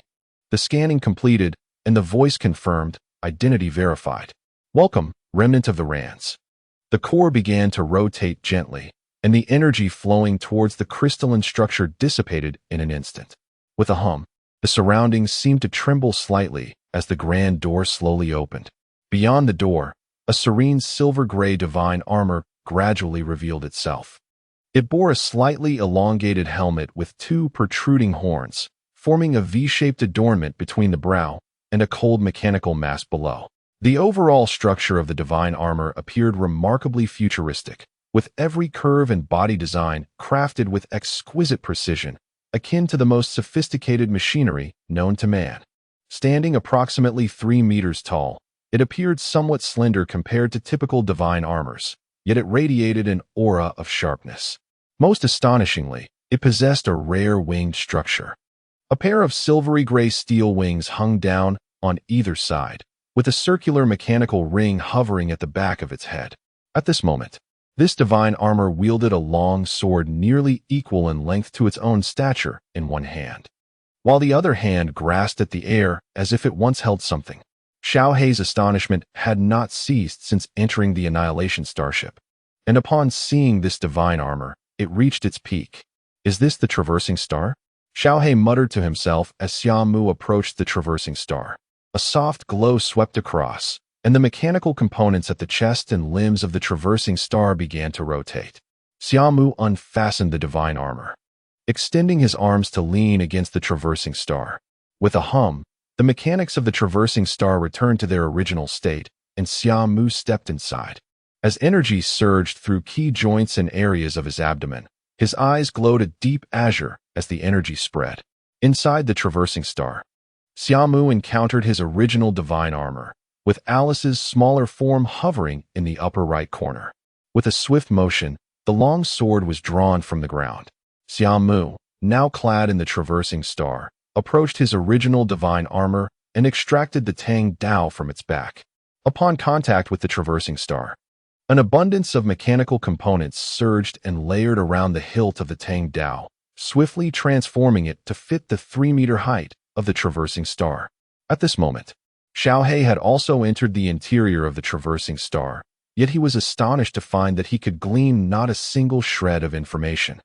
Whether it be materials, technical modules, or the core, it was all a blank slate. Don't even think about it. The system of the traversing star is overseen by me. Do you believe you can surpass me? Alice huffed playfully, her tone filled with pride. At this juncture, Xia Mu remained undeterred, placing one hand upon the chest of his original divine armor. The 5 fingers of the traversing star began to morph, transforming into various mechanical tools, akin to those of his previous divine armor. Or perhaps, the original divine armor was merely a replica crafted after the traversing star. In mere moments, the 2 cores from the original divine armor were extracted. Xia Mu raised his hand, placing the cores in the center of the circular ring on the traversing star's head. Instantly, energy coursed over the ring, connecting to the 2 cores. Subsequently, 2 recesses identical in size to the cores appeared at the traversing star's neck, into which the cores were embedded, followed by a mechanical rotation, disappearing behind the traversing star. With a hum, the entire body of the traversing star trembled slightly, and arcs of electricity flickered to life upon its surface. Behind it, 2 indistinct phantoms could be seen. As Xia Mu stepped forward, the arcs of electricity visibly spread across the traversing star's body. With a crackle, an onslaught of lightning surged throughout the entire structure, illuminating the corridor in a flash. With a thunderous roar, the traversing star burst forth, its terrifying speed propelling it to the far end of the corridor in an instant. The shuttle train activated, disappearing into the depths of the Annihilation starship. A moment later, a small spacecraft, with a long tail of flames trailing behind, vanished into a wormhole outside the starship. Where am I? Lin Mingxi slowly opened her eyes, gentle light flooding her vision, even with the brightness turned to its lowest setting. Lin Mingxi found the light somewhat blinding due to just having opened her eyes. She instinctively raised her hand to shield her gaze. Once she had adjusted to her surroundings, she lowered her hand and began to observe her environment slowly. It was a rather ordinary spaceship cabin, furnished with a bed, a table, and a porthole through which she could see an expanse of war debris scattered outside. Sensing no discomfort in her body, Lin Mingxi rose from the bed and opened the cabin door. "Mingxi, you're awake," a voice exclaimed, and in an instant, a figure lunged towards her, causing Lin Mingxi to feel her cheek enveloped in a soft embrace. Oh no. Lin Mingxi stumbled back a few steps, finally escaping from the overwhelming pressure, exhaling with a hint of lingering fright. "Come quickly. Mingxi is awake." It was then that Lin Mingxi discerned the identity of the girl who had rushed at her. With twin ponytails and appearing to be around 20 years of age, she bore a weapon that was astonishingly formidable for someone of her youth. "Rika? What are you doing here?" Lin Mingxi exclaimed, her eyes wide with surprise as she recognized her face. Chapter 72. A return. How did you end up here? Liko rolled her eyes. "If we hadn't deduced your identity from the news, we wouldn't have known you ventured into the Shura domain." The interstellar training mission had concluded ahead of schedule, and now the school was summoning students who had been away. Lin Mingxi's expression stiffened as she awkwardly replied, "I truly had no idea." After entering the Shura domain, information had been largely sealed off. During the time spent in the Lacris fortress, there had been little opportunity for updates, not even a video. "How are you feeling now?" Chu Yao, who had arrived at some point, looked at Lin Mingxi with concern. "Mentor." Upon seeing Chu Yao, Lin Mingxi's expression brightened with excitement. "It seems you're on the mend. Don't be so reckless in the future." "Understood." Lin Mingxi nodded vigorously before asking, "Mentor, could you tell me what has happened?" Chu Yao recounted the events of the past few days in detail. After confirming that Jerome and the others had been intercepted, she finally felt relieved. "You should be safe now, right?" Lin Mingxi clenched her fist, her expression inscrutable. Chu Yao sighed softly, stepping closer to pat her shoulder. Please, refrain from such impulsive actions in the future. Everyone is quite worried about you. Indeed, as soon as we received news of you, we rushed over. Warmth surged within Lin Mingxi as she nodded earnestly. They are all waiting for you in the central chamber. Go and see them.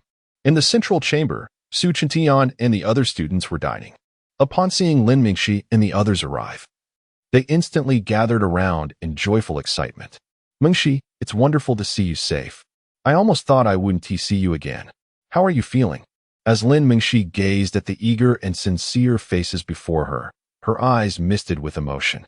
After a jubilant reunion filled with fervent conversation, each student eventually returned to their quarters. Sitting on her bed, Lin Mingxi hugged her knees, staring vacantly out the window. For some reason, the heartfelt concern and trust from Lulu, Liko, and Chu Yao stirred a peculiar ache within her whenever she thought of Xia Mu. I promised you, she murmured sadly, resting her head against the porthole, her moon-white hair cascading over her shoulder, her expression dimmed. Not long after, the spacecraft carrying Chu Yao and the others arrived at the wormhole leading to the outskirts of the Shura domain. Lin Mingxi used her identity to pass through the scans without issue. 2 days later, a rather unusual small spacecraft approached the wormhole. Ahead, numerous ships lined up, awaiting scanning. Since the last time Xia Mu had decimated the 7th Fleet, inspections at the Stargate had become increasingly stringent, with several scanning machines added to meticulously check every vessel. This is what you meant by identity forgery, Alice remarked, leaning against the cockpit window, observing the scanners ahead. It seems they've upgraded their database to target you. Your disguise might not suffice. Beside Alice, a small black sphere hovered silently, its surface morphing into a mournful expression upon hearing her words. Really? The preparations were too rushed. And my identity concealment wasn't perfected. It seems we'll have to wait a while longer. The little black sphere sighed, having anticipated the machine's upgrades. However, there hadn't been enough time to refine the information before complications arose. No need to wait. I should be able to bypass this level of scanner. With that, a glimmer flickered in Alice's eyes.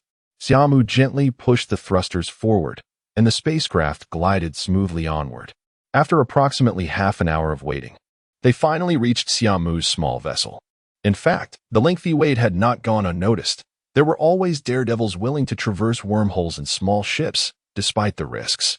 As such, the onlookers were merely slightly surprised, but since they were all strangers, no further comments were made. Ahead, several drone-like scanning devices approached, emitting a crimson glow as they swept over the ship. After a moment, the red light turned green, signaling clearance. Emotionless, Xia Mu piloted the ship straight into the wormhole. After a brief transit, the spacecraft emerged from the opposite side of the wormhole, the lachrous fortress looming ahead. At that moment, Xia Mu's vessel resembled an inconspicuous insect as it slowly made its way into the port of the fortress. Once docked and the procedures completed, Xia Mu exited the cockpit and entered the chamber where the Starfall Godfall was stored. Inside, the Starfall stood quietly, its twin blades crossed upon its back. Xia Mu placed his hand on the chest armor of the Starfall, and it began to rapidly transform, eventually shrinking into a ring that slipped onto Xia Mu's finger. Space Core. The little black sphere, now adorning Xia Mu's earring, gasped in astonishment as it witnessed the transformation. The cores were bizarre and could even involve time. But such instances were exceedingly rare. It was astonishing that Xia Mu's Starfall bore a space core. Wait, Ascent, this a 3-core Godfall?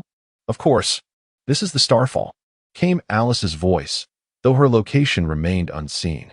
After securing the Starfall, Xia Mu descended from the spacecraft, facing a port that felt both familiar and alien. However, this time, Xia Mu felt no disorientation and walked away resolutely. Once outside the port, Xia Mu spoke softly. Alice, Little Black, gather information. Understood. Both AI responded simultaneously, seamlessly connecting to the star network to swiftly absorb information. Meanwhile, Xia Mu casually strolled down the street, searching for news about the Starlight Academy. Found it. Alice's voice chimed in as Xia Mu listened intently. 2 days ago, Mentor Chu Yao led a group of students from the Shura domain, causing quite a stir.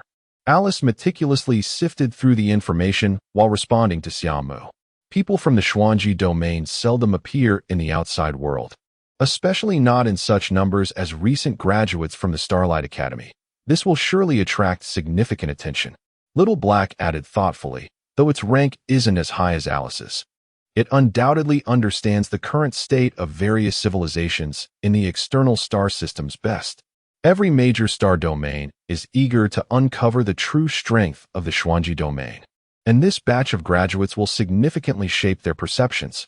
Xia Mu nodded lightly, continuing to inquire, "Is there any news about her?" Mengshi likely used her true identity. Without activating her armor, the Lacris Fortress wouldn't be able to detect her, and they wouldn't dare to investigate the ships from the Xuanji domain. They left a day ago. Chapter 73. The Icy Frenzy. Are we leaving? Xia Mu gazed up at the myriad stars beyond the skyscrapers, a hint of bewilderment crossing his features. The Interstellar Society. He had discovered their flight path, leading to the ultra-long-distance journey within the galactic ruins. With their identity as residents of the Sioux, New Jersey domain, they could traverse without hindrance. However, disguising themselves with their current facades would require additional time. Alice's voice resonated. Her ceaseless quest for knowledge about the various star systems began the moment they entered the Rock-Chris Bastion. Yet, if they possessed the DNA of Sioux, New Jersey domain humans, misrepresentation would pose no obstacle. Her tone brimmed with unwavering confidence, as if these matters were merely trifles to her. Xia Mu, however, shook his head slightly. I think it prudent to first acclimate to interstellar society. He gazed blankly at the street, grappling with the complexities surrounding him, be it the trust among individuals or the absence of malice in the atmosphere. There were also places where sinister deeds paraded openly, while goodness cowered in silence. He pondered the paradox. If malevolence could be so brazen, why did benevolence still exist? Such wickedness was rampant in the Plunderer Star, yet kindness was conspicuously absent. The Rock-Chris Bastion was indeed a chaotic place. What he discovered was beyond his expectations. Alice's mutterings reached his ears, and suddenly, Xia Mu spoke up, "Filter the recent updates on the Kellilis family, particularly regarding Randy." "Randy, you say?" Alice swiftly gathered data for analysis. Moments later, she reported, "The Kellilis have officially established a cooperative relationship with the Rock-Chris Bastion recently. Randy is a key figure stationed here by the Kellilis family. It appears his family invested significantly to secure his presence, likely hoping to bestow this opportunity upon him." Little Black interjected, "This is merely the intricate web of family dynamics. The integration of the Rock-Chris Bastion is a foregone conclusion. Even without Kellilis's insistence, they would seek to join. They simply want Randy to gain prestige. Last time you decimated the 7th Fleet, Randy's faction lost significant face, and his parents expended considerable resources to mitigate the fallout. Consequently, the Rock-Chris had to concede many conditions, one of which was to make Randy the true master here. Is that acceptable?" Alice asked, perplexed. "They have no choice. Randy's parents invested heavily to appoint a peak white dwarf powerhouse as his bodyguard. Although termed a bodyguard, their true purpose is to intimidate. The fleet posed no threat to the Kellilis family. Under such circumstances, a peak white dwarf powerhouse could easily exert influence here." Alice expressed disdain. "Why all the convoluted maneuvers? Why not just strike directly?" "Not everyone possesses your formidable strength," Little Black replied, exasperated. "Not everyone can bear the consequences after tearing down facades. Analyze Randy's recent whereabouts." Xia Mu commanded, a glint of cold determination flashing in his eyes. Alice paused, then, with excitement, exclaimed, "Are we preparing to take action? I will strategize immediately." She fell silent, while Little Black found the situation odd. Why did a mere inquiry into someone's whereabouts signal impending action? Moreover, Xia Mu's lack of rebuttal suggested he shared this sentiment. Upon Xia Mu's arrival at the Rock-Chris Bastion, unrest also brewed within the Shura domain. Recently, many explorers noted a dramatic increase in encounters with plunderers. While some managed to escape through foresight, many were left behind, resulting in substantial losses. Ships heading towards the peripheral wormholes formed long queues, stretching endlessly.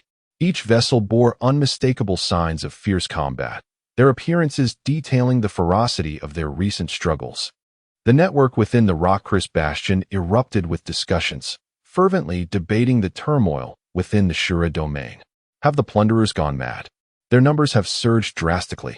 One survivor captain recounted, I heard that several major factions from the Plunderer Star have nearly emptied their ranks.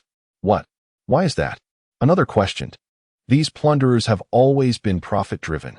Could it be? As the discussions intensified, a user named Lady Alice posted a message. Plunderers are frenzied beings driven by the scent of flesh. Although they have been relatively quiet in recent years, such occurrences are not unprecedented. Think back. When was the last time the plunderers revolted? As soon as the post went live, its popularity soared, not due to the content itself, but a reply beneath it. The last upheaval coincided with the Kellolis family's discovery of the war planet, correct? This reply garnered far more likes than the original post, and in that moment, the fervor surrounding the discussion dissipated. If one could observe the reactions online, it would be evident that those who had previously engaged in fervent debate now stared with rapt attention at that reply, their breaths growing heavier. Within a Traveler S and in the Rockcris Bastion, Alice's ethereal projection emerged, surrounded by countless small luminous screens. On these screens, faces filled with fervor appeared, preparing their ships or maintaining their weapons, all poised for action. This era is indeed fascinating. A single post can incite such chaos? Indeed, the news must have reached the outer realms by now. Little Black floated beside her. Quite so. I've shared images of war planet debris along with rough coordinates. However, that location is perilous. Once someone uncovers the situation there, the turmoil will reach its zenith. Yet, even if they endure great difficulty to locate that war planet, it remains merely a steel dead star. A mysterious smile curved Alice's lips. That's precisely what I've already destroyed. Thus, we can lure the Sioux New Jersey domain individuals? Little Black's virtual sphere bore no expression. Certainly, this will not only attract the Sioux New Jersey domain, but also usher more into the Shura domain, ensuring that chaos reigns within Rockcris. In chaos, one can kill without consequence. Alice's smile turned chilling. Little Black sighed. Having observed Alice's transformation since the day she witnessed the conflict between Randy and Xia Mu, that very post emerged after that incident. At this moment, Xia Mu remained unfazed by the discussions surrounding him, engrossed in studying through a luminous screen. To integrate into interstellar society, he had a wealth of knowledge yet to acquire. As time progressed, a new set of photographs emerged days later, propelling the frenzy to its apex. These images were shared by a seasoned captain who had navigated the Shura domain for over a decade. In the photographs, a black planet faintly emerged amidst a density of war debris greater than any seen before. Another scan revealed the planet's outline distinctly visible. Subsequently, others captured images from different angles, providing clearer visuals of the planet's icy steel and battle scars. This revelation sent the Rachel domain into complete hysteria. News spread like wildfire, exponentially faster than any virus, and before long, the entire star creation civilization was aware of the matter. Consequently, countless individuals learned that within the Ashura realm, a war planet was destined to emerge. 74. Infiltration. The impending emergence of the war planet has stirred increasing speculation, prompting various external factions to dispatch personnel to witness the unfolding events. The newly allied Locker's Fortress, having recently collaborated with the Claris family, naturally became the prime choice for Claris representatives to establish their presence. However, this territory is still predominantly under the influence of Randy's faction, and the individuals sent by Claris belong to that lineage. Did you not consider that Claris might send high-ranking powerhouses before you devised this plan? Asked the perplexed Xiao He in the familiar room. Alice, unfazed, projected a luminous screen before Xia Mu, adorned with comprehensive details of Randy's recent movements and surrounding intelligence. Every minor aspect was meticulously accounted for, even the bodyguards who accompanied him daily. So what if I did? Alice remarked nonchalantly. Do you genuinely believe these formidable individuals will diligently protect him? Once the situation surrounding the war planet escalates, it is likely that no one will be by his side. While Claris may offer some assistance for trivial matters, when it comes to significant issues, a mere prodigal son like him could easily be discarded. Xiao He was taken aback. astonished that Alice, having only recently ventured into interstellar society, had already grasped the intricate dynamics within these families. What if Randy follows them into the Shura domain? Alice pondered aloud, moving beside Xiaohe and gently tapping the black sphere. Where has your computational power been allocated? Xiaohe dodged momentarily, disclosing that part of it was dedicated to calculating the core of Mengshi. No wonder I have been observing you in a daze, Alice mused. Randy was a coward at heart. He would not dare enter the Shura domain, which was not solely occupied by the Claris family, but also many others of comparable strength. Even if he were bold enough to enter, I have my methods, Alice declared, leaning on Xia Mu's shoulder as they both immersed themselves in the information. After a considerable time, Xia Mu rose, and the two AI entities simultaneously vanished. The locker's fortress was evidently much livelier than before. Alice had merely ignited a spark that swiftly engulfed the entire star domain. Spaceships and shuttles rushed towards the starport, with a considerable number forming a torrent towards the wormhole connecting to the Shura domain. The Claris family was no exception, as two peak-level white dwarf powerhouses led a multitude of stellar and planetary-level beings into a remarkably luxurious large spacecraft, disappearing into the wormhole. On a high-rise building, Randy, wrapped in a towel with damp hair, stood before a massive floor-to-ceiling window, holding a glass of unknown red wine. Let them handle these dangerous matters. I did not come here to take risks. Watching the ships vanish into the horizon, a smirk appeared on Randy's lips as he turned to face the two women bound to the bed. The women lay bare, their faces marked by remnants of tears and crimson handprints. Noticing their vacant gazes, Randy furrowed his brow and placed his wine glass on a nearby table. Why aren't you struggling? He queried, only to be met with silence. Randy's expression twisted into one of fury as he advanced, yet after only a few steps, he found himself frozen in place. A chilling sensation surged from his tailbone, cascading through his limbs. Trembling, he turned to find a towering 3-meter figure clad in silver-gray armor looming behind him. Randy instinctively attempted to scream, but his body refused to obey. As if bound by 1,000 chains, the sharp fingers of the armored figure clutched his throat. The surrounding space rippled, and Randy felt darkness envelop him, only to re-emerge atop the building's highest level. His feet dangled above the bustling shuttles below, with the armored figure, Xia Mu, gripping his throat. Huff, you.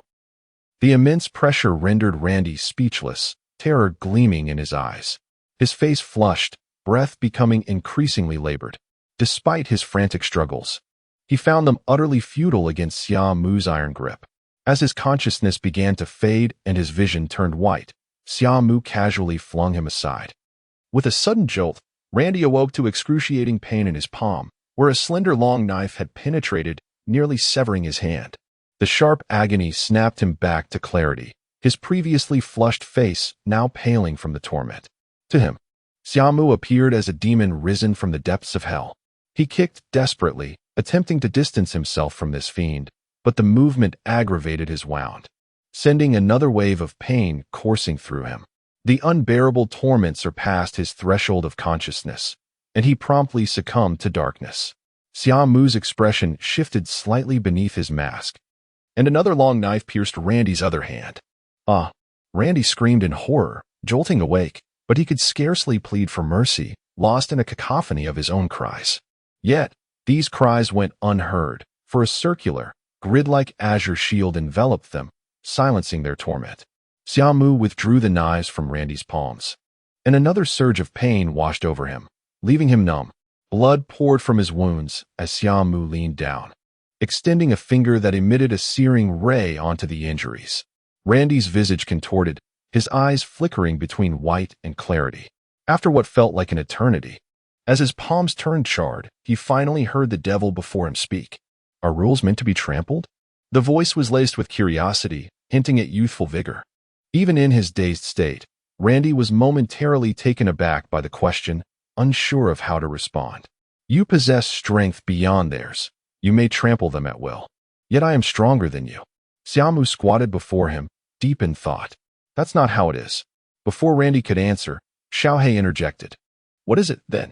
Xiaohe hesitated, suddenly recalling the two women and the harrowing images documented in the files, falling silent once more. Xia Mu gently patted Randy's face, remembering his initial purpose. Earlier, you believed I looked down upon you, which prompted your attack. Xia Mu uttered a perplexing statement, leaving Randy bewildered. The 75th. Fermented public opinion. You have disregarded the rules without facing any repercussions, and even the fortress of Locris has come to your aid. Summer seems to be reminiscing, while Randy's eyes widen in realization at this moment, as he recognizes the familiar voice and tone. The reason is that you believe I look down on you, which gives you the justification to strike. Now it seems I understand. At this moment, Little Black is dumbfounded. It feels that what Summer is saying is incorrect, yet, to some extent, it appears to be true, for he is merely imitating Randy. This implies that while rules exist, one must have a reason to act within their confines. The notion of my contempt for you serves as your justification. Thus, having sufficient grounds allows one to take action. Suddenly, Summer's eyes light up, as if he has come to a profound realization. You are the one from that day. Randy also comprehends fully now, his eyes widening as he fixates on the cold visage of the figure before him. Yet, before he can utter more, Summer seizes him as one would a chick and strides toward the edge of the rooftop. As the shield is lowered, the cacophony of bustling traffic floods in, accompanied by the relentless gusts of wind. A chill envelopes him entirely, and Randy's gaze toward Summer is filled with a desperate plea and fear. Please, don't. However, the only response he receives is the loosening of the bindings around his neck, allowing him to breathe as his body plummets downward. At this moment, Randy feels a strange sense of relief, his eyes filled with resentment as he stares at the increasingly distant face. Save me. As he descends, the windows of the towering buildings blur past him, and Randy cries out. In a mere 2 seconds, a figure bursts forth from a high window, descending with an alarming speed to catch Randy. His eyes gleam with delight, a smile breaking across his face. Yet, in the next instant, a crimson light flashes faster than he can react, piercing through his chest in an instant. Randy's smile stiffens, his eyes wide with horror, as the fading pupils reflect the descending figure, and, behind it, Summer slowly retracts an exaggeratedly designed sniper rifle that emanates a red glow. No. An anguished cry escapes him as the airborne figure ultimately catches Randy just before he hits the ground, yet his body has already succumbed to lifelessness. A charred hole in his chest silently signifies something ominous. The figure that lands is none other than Leon, clad in divine armor. Little did he know that during the time Randy had placed himself outside to avoid disrupting his amusement, he would encounter such treachery. Leon's face contorts with rage, his teeth clenched as he gazes upward at the rooftop, now devoid of any presence. This opulent building, situated in the heart of the city, attracts a considerable crowd, and upon noticing the commotion, they are taken aback.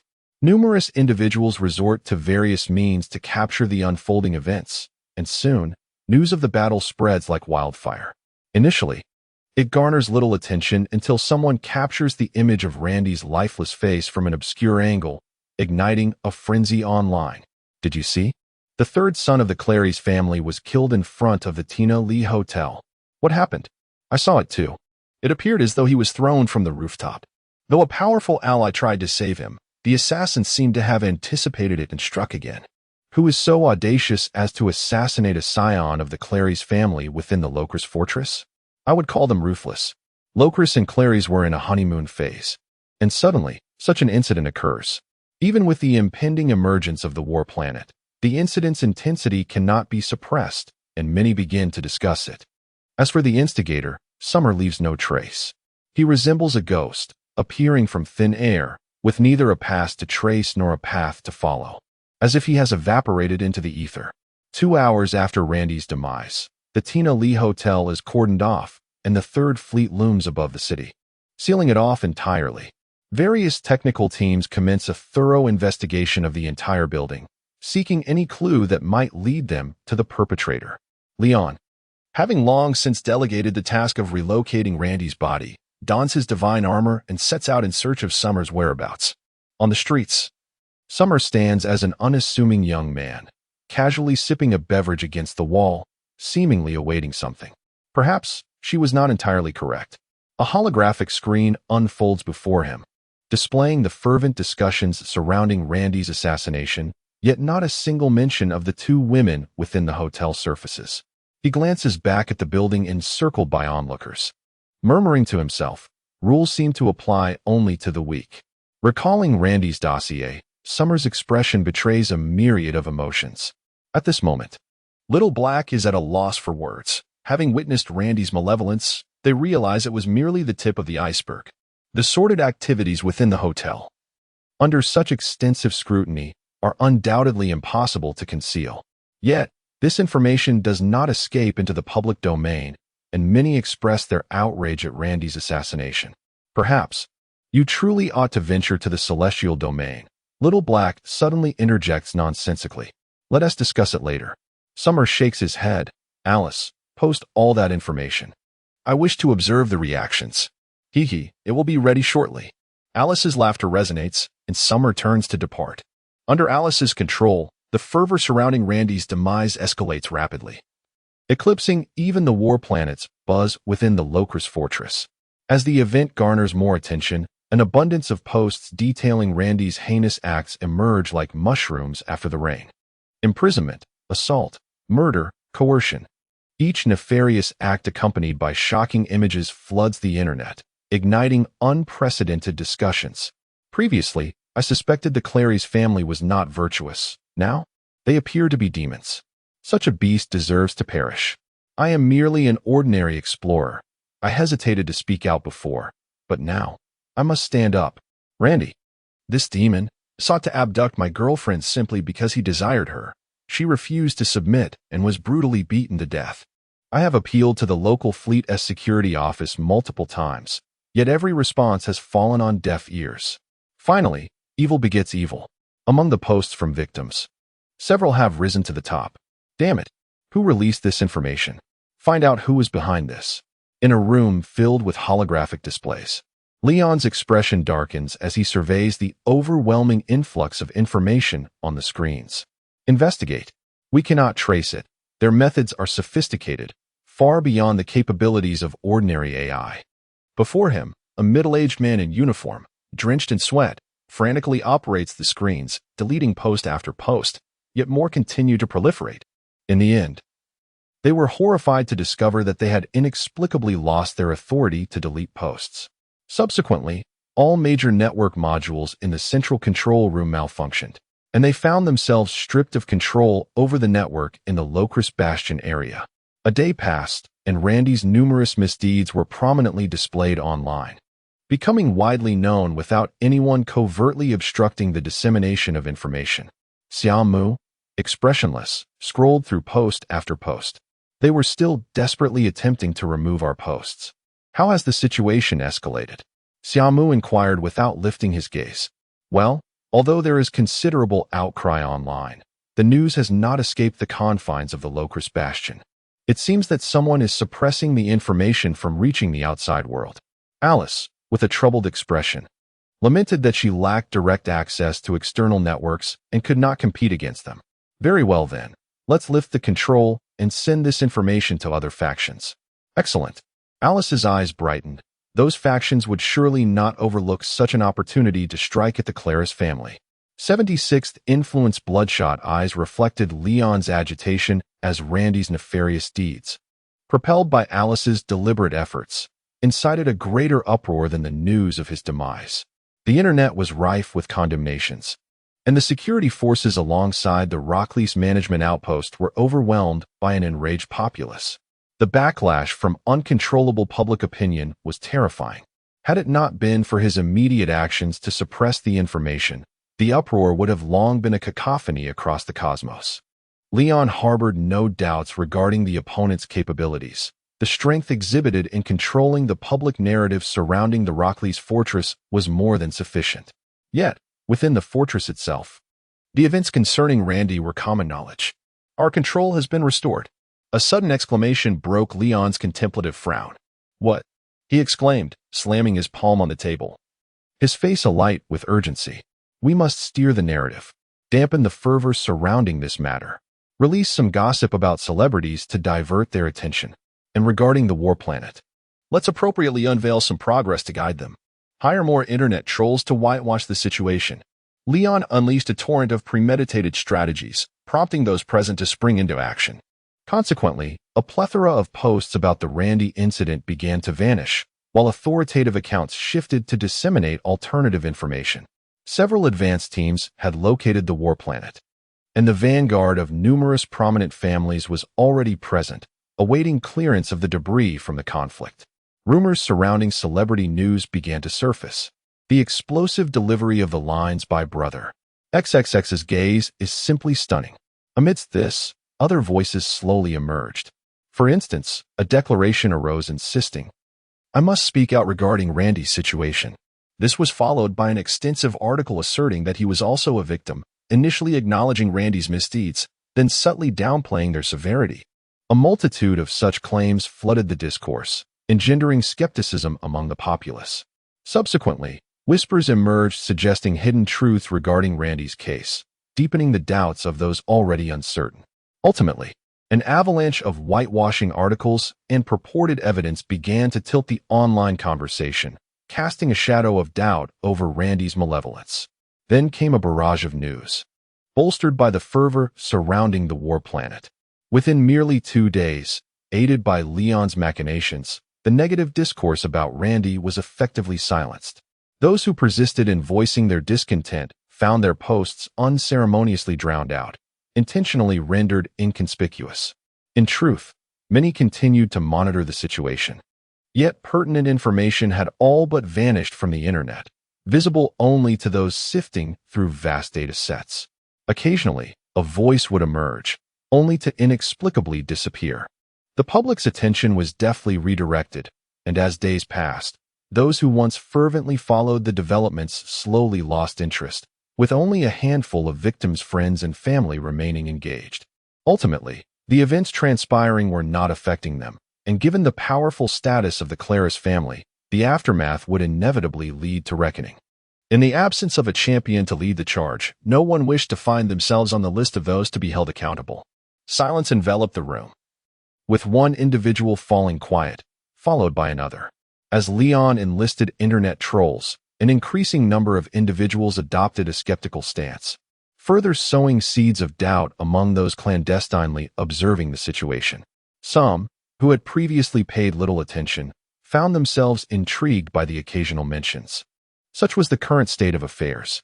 Even if some continued to speak out, their voices were but a whisper against the monolithic presence of the Rockley's fortress. Their efforts utterly futile. Indeed, Summer had not left his chamber for days, indulging solely in sustenance. He meticulously examined an array of posts advocating for Randy's exoneration, scrutinizing the myriad comments beneath each.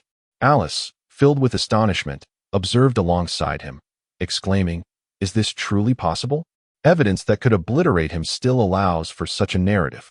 This is the nature of contemporary public opinion. Little Black manifested beside her, noting that in this era, individuals were more inclined to believe in the brighter side of things. While the few rational voices were often silenced by the influence of power, Summer gazed at the screen in silence. Grappling with the overwhelming shock brought about by the recent developments, the interstellar society that Lin Mingxi had painstakingly introduced to him seemed to have transformed once more. Little Black, though developed with emotions, could only grasp the basic spectrum of feelings. She found herself at a loss when confronted with the intricacies of the situation. Moreover, Summer was not one to blindly follow. He pondered the veracity of the narratives, even seeking first-hand experiences. The prevailing public sentiment was a manifestation of his inquiries. If Alice were to act without Summer's consent, Little Black found it implausible.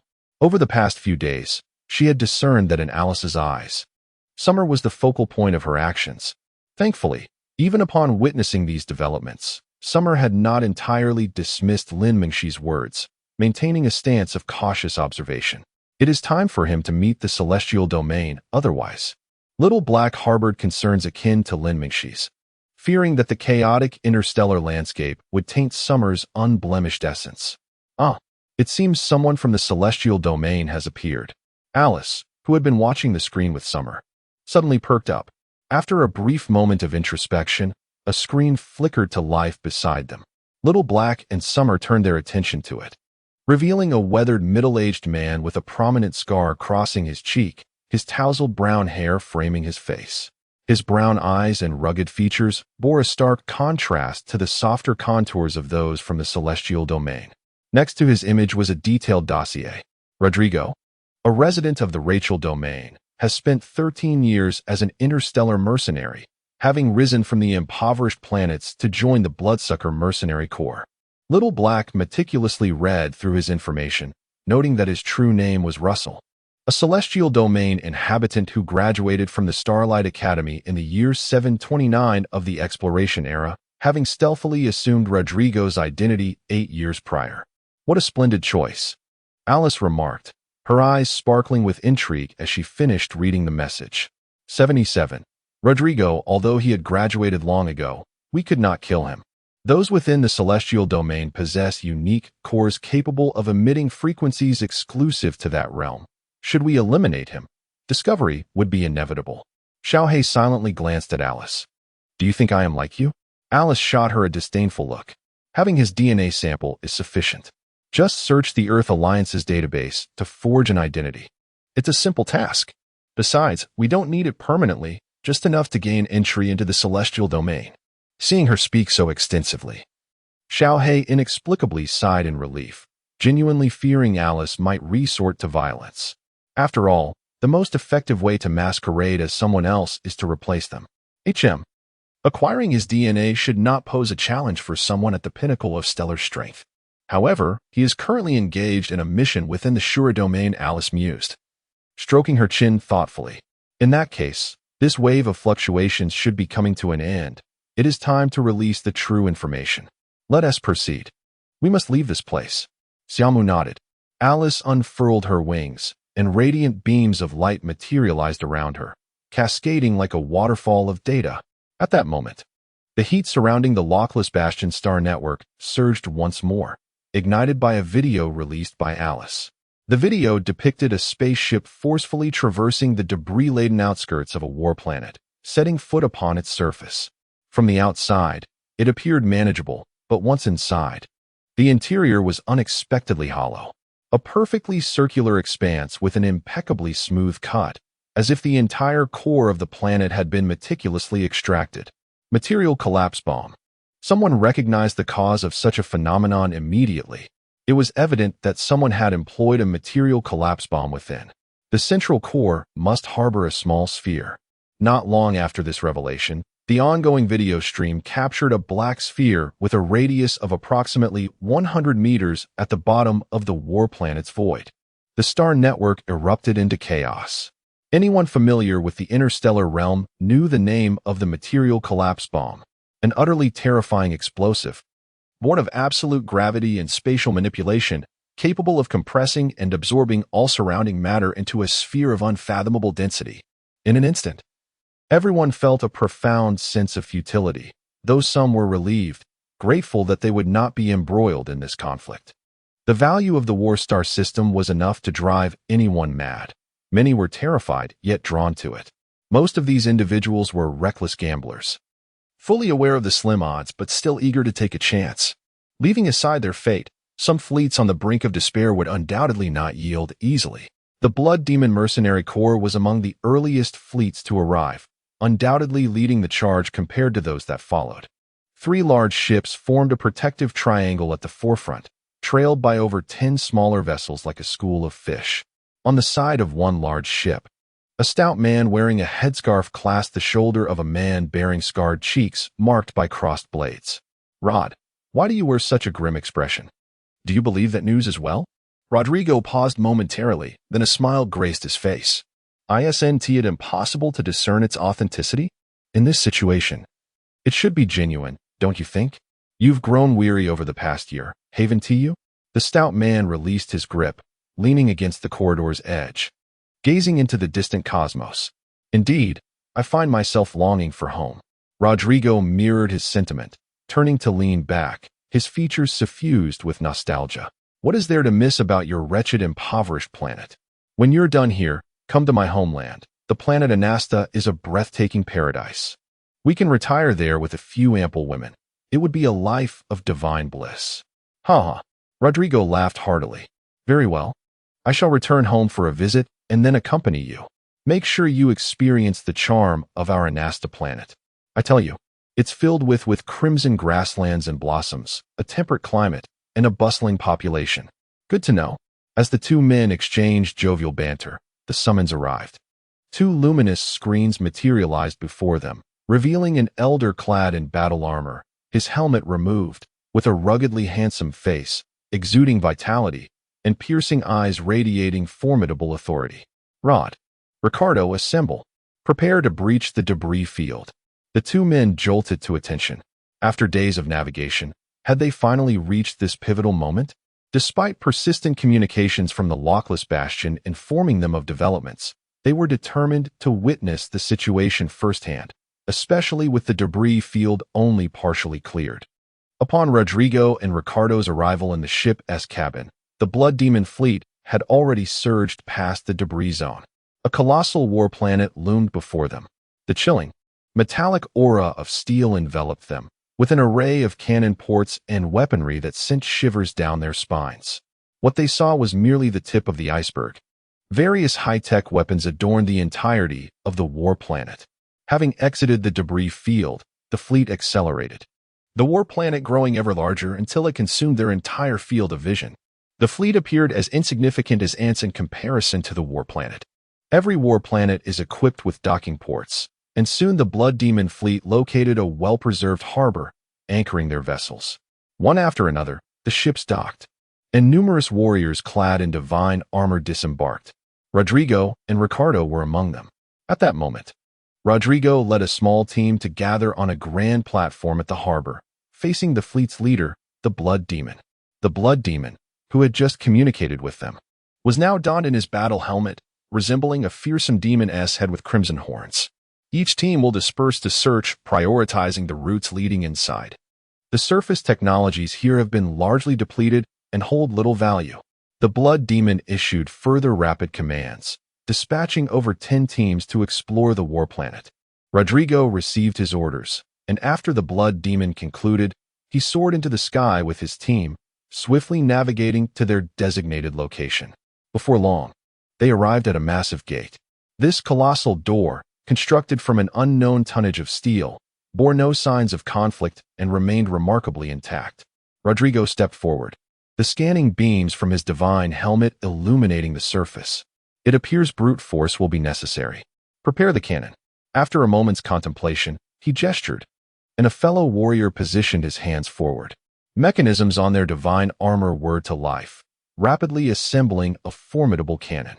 Dark energy flickered at the cannon's mouth before a concentrated energy beam surged forth, crashing against the imposing gate. The unidentified alloy on the grand gate melts at a visibly rapid pace, with torrents of molten red iron cascading downwards. Upon acquiring the 78th DNA, the grand entrance melted away, revealing a spacious corridor before them. The absence of energy rendered the surroundings shrouded in darkness, leaving them uncertain of its destination. It was likely a transport passage. Ricardo stepped aside, observing that the walls bore no distinguishing features, resembling an ordinary corridor. Such locations often led to the core of the warehouse. Let us proceed, he urged. Rodrigo, deep in contemplation, activated his divine descent and soared into the passage, followed by the other divine descents, illuminating the way as they entered. In comparison to the nearly 100-meter-wide corridor, their divine squad appeared like fireflies flitting within. As they ventured deeper, a sense of trepidation grew among them. In combat, such transport passages would invariably be the primary targets for strikes. Yet it seemed this place was impeccably preserved, devoid of any signs of battle. This unsettling realization stirred a foreboding within them. The messenger from the fortress of Locris had conveyed that this war planet had been breached from within, while its exterior remained remarkably intact. After several minutes of flying inward, a faint glow emerged ahead, the end of the corridor. The group quickened their pace, ultimately bursting forth from the passage. However, the scene that greeted them was beyond their comprehension, leaving them wide-eyed in disbelief. Upon exiting the corridor, they found themselves in an expanse of sheer void. A colossal circular space stretched out before them, with the opposite side visible at a glance. Just as the messenger had stated, the interior of the entire war planet had been ravaged by material collapse bombs, eroding outward from a central point, hollowing out the interior completely. Rodrigo's expression darkened as he glanced to the side, confirming the presence of various metallic contraptions, each displaying a neat, smooth incision. Even the corridor they had traversed lay in a state of interruption. Standing at the corridor's end, Rodrigo reported over the communication channel that the messenger's words were indeed true. The entire interior of the war planet had been consumed by the material collapse bombs. Silence enveloped the communication channel for a moment, before the hoarse voice of the blood demon finally broke through. Is that so? Let us take a look at the bottom and confirm there's nothing there before returning. It seems this trip was in vain. On the surface of the war planet, atop a massive artillery piece, the blood demon ended the communication, squinting into the distance at two fleets breaching through the remnants of the war. Not long after, the subsequent fleets also discovered the same results as the blood demon squad. After tirelessly searching within the war planet for an entire day, they were reluctantly compelled to concede that the war planet had lost all its utilitarian value. As more individuals ventured inside and uncovered the truth, the fervor surrounding the war planet's events dissipated at an astonishing pace within just over 2 days. The Blood Demon mercenary group promptly returned to the fortress of Locris upon realizing the war planet's lack of value. They had initially anticipated significant gains, only to find themselves empty-handed and having made a fruitless journey. Such occurrences were not uncommon in the realm of Azura. They had prepared themselves for the possibility of an unproductive venture. Indeed, many viewed the situation with a mere sense of regret, for such events transpired daily within the realm. Albeit this time it was a war planet, amplifying its impact. As the mastermind Alice orchestrated the events, few entertained the notion that this was a ruse. Under her impeccable smoke screens and guidance, those led astray perceived the situation merely as an unfortunate accident. Have we finally returned? On the balcony of a grand building, Summer leaned against the railing, gazing at the bustling skyscrapers and traffic below, while Alice beside him conjured a holographic display, manipulating it deftly. The hotel's security measures are quite commendable. After a second, I've located his room. I'll infiltrate the service robot. Alice's eyes sparkled as torrents of data cascaded across the screen.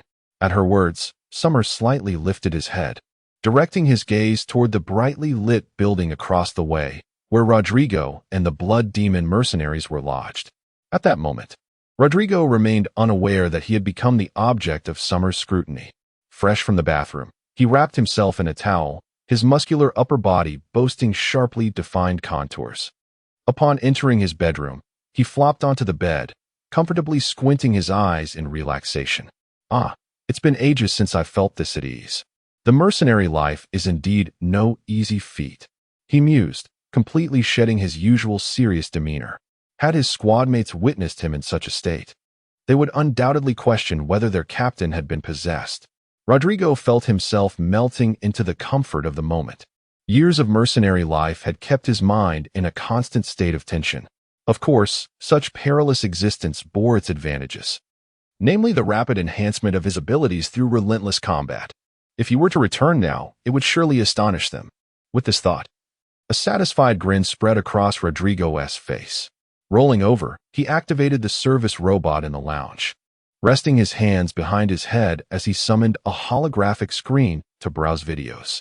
The service robot outside the lounge illuminated, its mechanical arms extending from its cylindrical body as it began to silently clean. Shortly thereafter, the robot collected a stray hair from the floor, momentarily pausing before resuming its task. Meanwhile, on a balcony of the opposite building, Alice extended her delicate hand to unveil another holographic screen, revealing a stream of information about Rodrigo, or rather Russell. He was identified as a senior to Lin Mingxi at Stardust Academy. Following graduation, he excelled during his interstellar training, proving himself to be quite remarkable, albeit not among the most elite. Oh, how intriguing. Summer, come quickly. Alice seemed to have discovered something, urging Summer to look. He turned his attention to the information panel, spotting a detail. Chu Yao, Was she in the same class as him? Summer pondered, recalling from Jerome's account that Chu Yao was indeed the leading mentor for Lin Mingxi's cohort. Perhaps he could reach out to her. Alice fervently scrolled through the data, her face alight with excitement. How could this be? At that moment, Little Black appeared, her expression tinged with exasperation. Chu Yao is the top genius of that batch. Russell is merely commendable. They hardly cross paths. Is that so? Alice pouted, momentarily disheartened, discarding several well-formed kidnapping plans from her mind. However, just then, the service robot in Russell's room, after finishing the bathroom cleaning, suddenly froze for a moment before resuming its activity.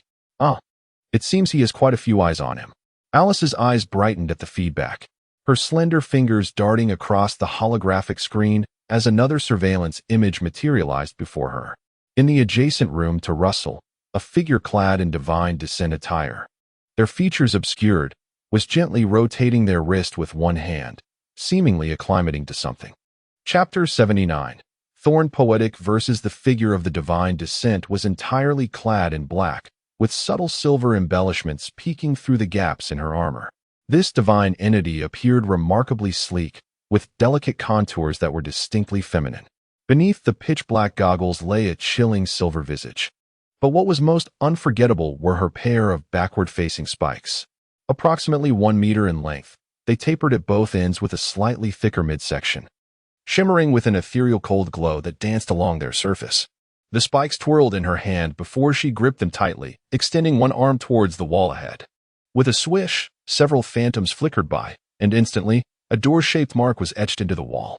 With a kick reminiscent of high-heeled footwear, the divine figure shattered the wall, creating an entrance, through which she dashed into the neighboring room of Russell. Startled by the commotion while lying on his bed engrossed in a video, Russell instinctively rolled off the bed and leaped out of the window with unparalleled speed. The glass shattered as he descended from the high-rise building. Simultaneously, the divine entity he had summoned surged out of the room, racing towards him. Inside the room, the figure clad in divine armor observed the now empty bed where Russell had been, slowly making her way to the window. At that moment, Russell had managed to don his divine armor, yet she appeared utterly unperturbed, her left-hand spikes spinning incessantly. Summer had begun to perceive the situation beyond clearly. While Alice tirelessly pursued data to uncover information about this divine descent. This individual is quite formidable, Alice suddenly exclaimed, capturing the attention of Summer and Little Black. Their puzzled gazes turned towards her as Alice swiped her hand, transferring Russell's information on the holographic screen, which was replaced by a photograph of a woman. From her countenance, she was undeniably of breathtaking beauty, with long gray hair cascading past her waist and bangs obscuring one eye. The visible eye radiated an air of indifference, its pupil faintly tinged with red, accompanied by a subtly eerie smile at the corner of her lips. She hails from the dark realm, it seems, and she appears to be quite renowned. What was her name again? Thorn Poetic Verses? Yes, that's it. Little Black's grave voice interjected, identifying Thorn Poetic Verses as a notorious lunatic, one of the most infamous assassins in the dark realm, boasting a staggering success rate of 97. Russell must have been marked for a bounty. A bounty, you say? Is this related to the Dark Realms list? Indeed. I never anticipated that this madwoman would take on such a task. When she strikes, she does so recklessly, employing exceedingly brutal methods. It is rumored that Thorn Poetic Verses has reached the pinnacle of white dwarf level power.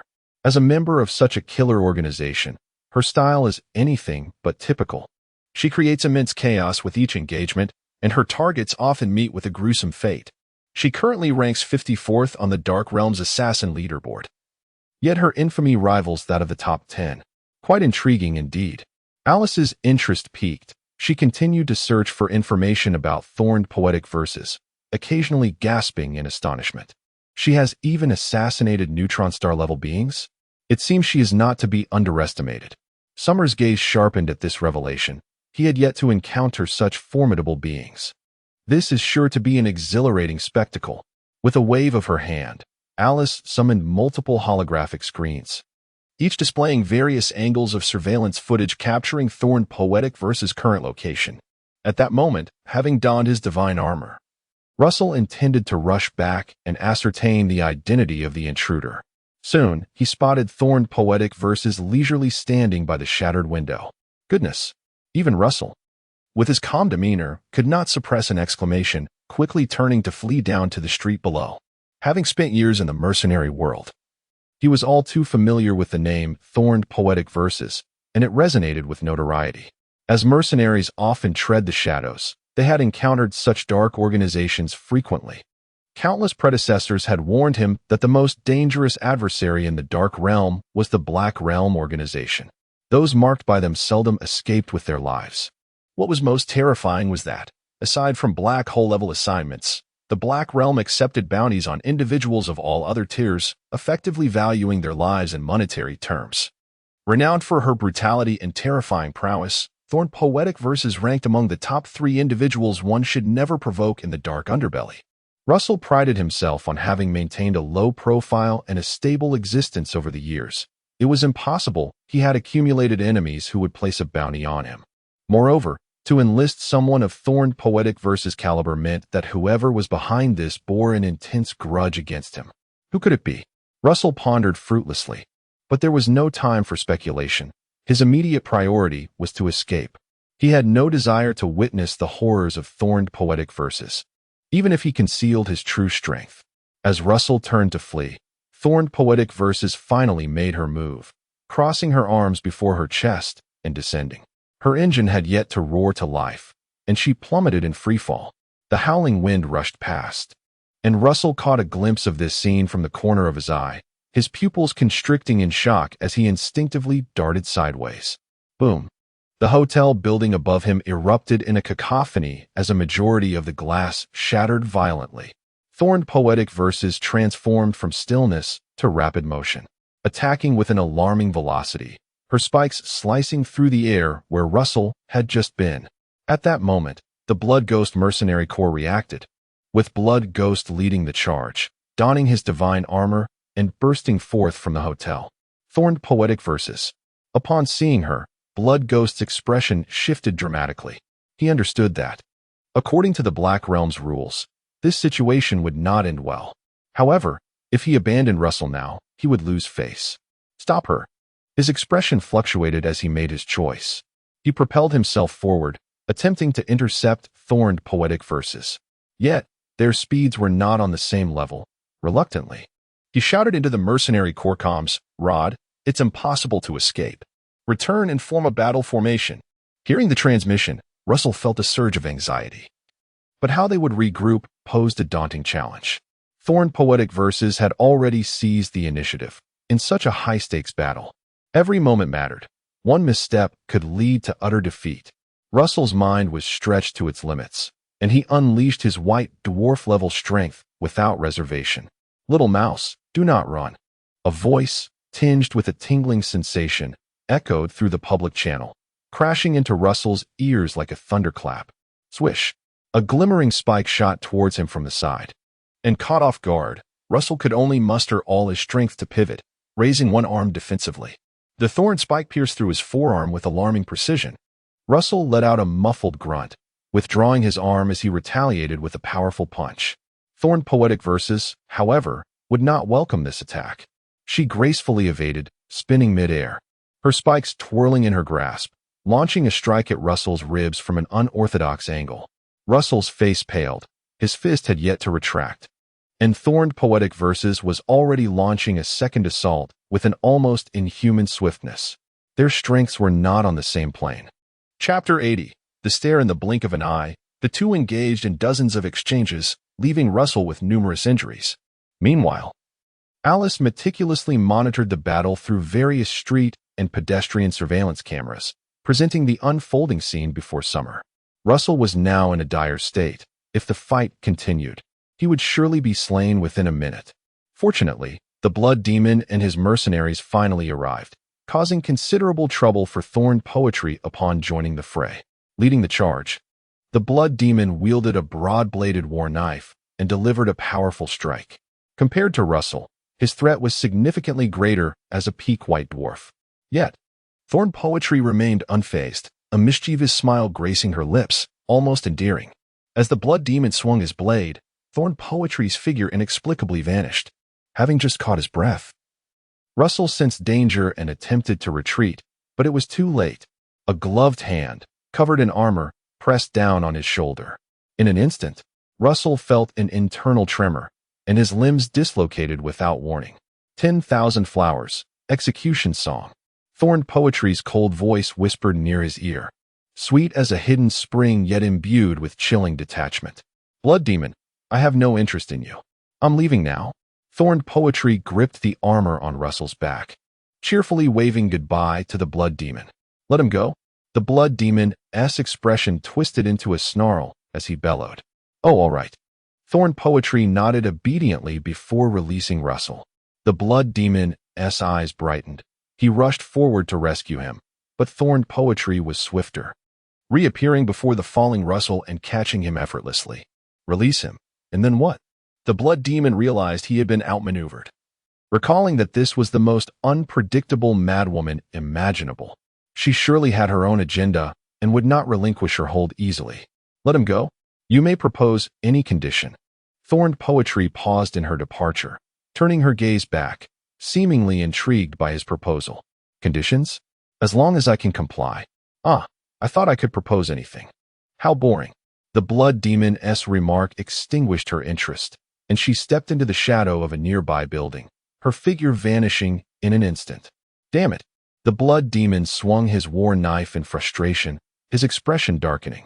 The loss of his subordinate in such a manner would severely tarnish the reputation of the blood demon mercenary corps. Moreover, the hesitance of his remaining men only fueled his fury. Yet, no matter how he pondered, he could not fathom which enemy could afford to summon Thorn Poetry for such trouble. The bounty that could entice her to act could just as easily be used to have her assassinate him. The blood demon was not naive enough to believe he could survive a strike from Thorn Poetry. Who could it be? It seems he appeared on the assassination list. On the balcony, observing the battle's conclusion, Alice suddenly furrowed her brow and spoke. I just conducted a brief check on the assassination list in the Dark Realm. I found no bounty on Russell. It appears Thorn Poetry has taken a personal interest in him. But why? Russell's identity must have been discovered by her. Could it be that the identity of the celestial domain has attracted such attention? Perhaps someone behind her seeks to uncover information about the celestial domain. Their conversation left Summer deep in thought. Suddenly, his gaze sharpened as he focused on a hovercar parked by the roadside. A young woman was assisting a man, who had his head bowed, as they approached the vehicle. The man appeared to be intoxicated, his body limp, while the woman bore an expression of helplessness mixed with concern. You always drink so much, she gently remarked, helping him into the hovercar. At that moment, she suddenly lifted her head, squinting towards a certain spot on the balcony, locking eyes with Summer. After a brief moment, she averted her gaze and entered the car with the man. The hovercar activated its autopilot, and upon entering, she carelessly tossed the man aside. The look of helplessness and worry on her face vanished in an instant, as though she had changed masks. Extending her slender fingers, she swiftly manipulated the screen, sketching lines that materialized into an exquisitely detailed face. Just 2 blocks into their journey, a remarkably lifelike visage appeared on the display. Had Black and Alice been present, they would have instantly recognized it as Summer's masked face. However, upon seeing the face, she seemed to sense something amiss, erasing the eyes before redrawing them. This time, the duration spent on the eyes was twice that of the face. A pair of expressive eyes emerged. Yet she remained furrowed in concentration. This isn't right. It doesn't resemble. With a flick of her finger, the screen depicting Summer's facial features was entirely erased, and she began anew. Yet this time, she focused solely on the eyes. No matter how she tried, she could not produce a satisfactory result. Though just a fleeting moment, the initial impression evoked indifference, lacking emotion, yet upon reflection, it sent a chill down her spine. No matter how she endeavored to depict them, she could not capture the essence. Initially caught off guard, she later found herself drenched in cold sweat, feeling as if she had been completely exposed. Everything seemed to be laid bare. The woman continued to sketch on the display, erasing and redrawing with increasing velocity, until the lines became mere blurs. An hour passed before the hovercar came to a halt, and she ceased her frantic drawing, her gaze vacant as she stared at the blank screen. After a long pause, a smile crept onto her lips, her cheeks flushing with excitement. Ha ha ha. How intriguing.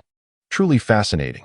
The hovercar stopped at a factory on the outskirts of the city, and the woman exited, turning to leave. Before long, two young men dressed casually, resembling local residents, approached with their hands in their pockets. Engaged in laughter, they passed the hovercar, only to suddenly exhibit well-trained movements, swiftly opening the door and dragging the man inside. Yet at that moment, an unexpected turn of events occurred. The seemingly unconscious man appeared to awaken, shoving aside the one supporting him, then pivoting and striking the other with a forceful blow. Several teeth soared through the air in a parabolic arc, disappearing as they hit the ground. Remarkable. He actually escaped? Summer remained on the balcony, having not left his post, while Alice watched in awe as the man swiftly dashed into an alley after dispatching the two young men.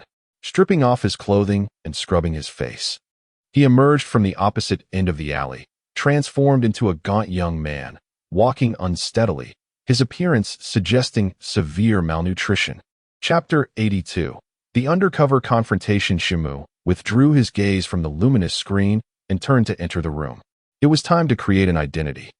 The man and woman were none other than Thorny Poetry and Russell. After their disappearance, even Alice could not trace their whereabouts. Unexpectedly, after their disguise, they entered Xia Mu's line of sight on the street. With just a glance, Xia Mu saw through Thorny Poetry's disguise. No matter how perfect her disguise was, Russell's aura betrayed her. It was only upon discovering Russell that Xia Mu confirmed her identity as Thorny Poetry. Meanwhile, after handing Russell over to the two, Thorny Poetry departed. As for what happened next, it was no longer her concern once Russell was taken there. This time, if it weren't for the upper management's orders, she wouldn't have come at all. Not long after, a communication call came in. Upon seeing the name displayed, Thorny Poetry casually answered. Hello. A voice came through. Speak. Thorny Poetry replied rather distractedly. Russell has escaped. Although the words were brief, an immense pressure could be felt in the tone. What does that have to do with me? You sent those two useless people. Isn't this what was to be expected? Thorny Poetry was unfazed by the pressure in his words. My task was simply to bring him here. But you didn't incapacitate him. The voice on the other end suddenly raised in volume, causing Thorny Poetry, who was walking, to pause momentarily. I'll say it again, your people are useless. He hasn't gotten far. Go and retrieve him. You seem to be mistaken about something. Thorny Poetry stood still, her eyes turning indifferent. This task was not directly assigned to me. It was given to me by Raven. Did he give you the impression that I would heed his words? Silence fell on the other end of the line. If one listened closely, one could discern heavy breathing, indicating that the person on the other end was also in a foul mood. Finally, he suppressed his anger and asked, What do you intend to do? Little brother, what do you wish to do?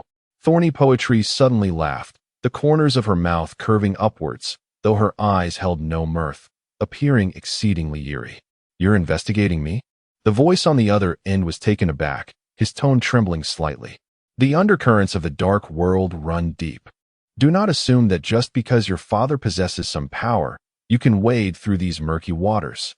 After delivering her message with a smile, she hung up the call, immediately changing her expression to one of radiant joy.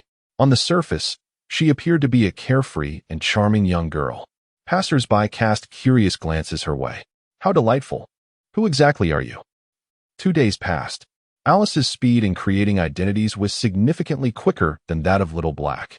However, due to the identity's association with the Xuanji domain, it still took 2 days, even with Little Black's assistance. All done. Alice flew in front of Xia Mu, pulling up a screen revealing an inconspicuous young man whose appearance would blend seamlessly into the crowd. Rock shares a distant blood relation with Russell. Trace through Little Black's database to Russell's birthplace. This boy hails from that area. They are both impoverished citizens of that planet, making escape quite difficult. This identity can be used to enter the Xuanji domain, and the graduate's identity is also prepared. Surprisingly, while the Xuanji domain outwardly maintains a closed facade, it still produces a significant number of new students each year.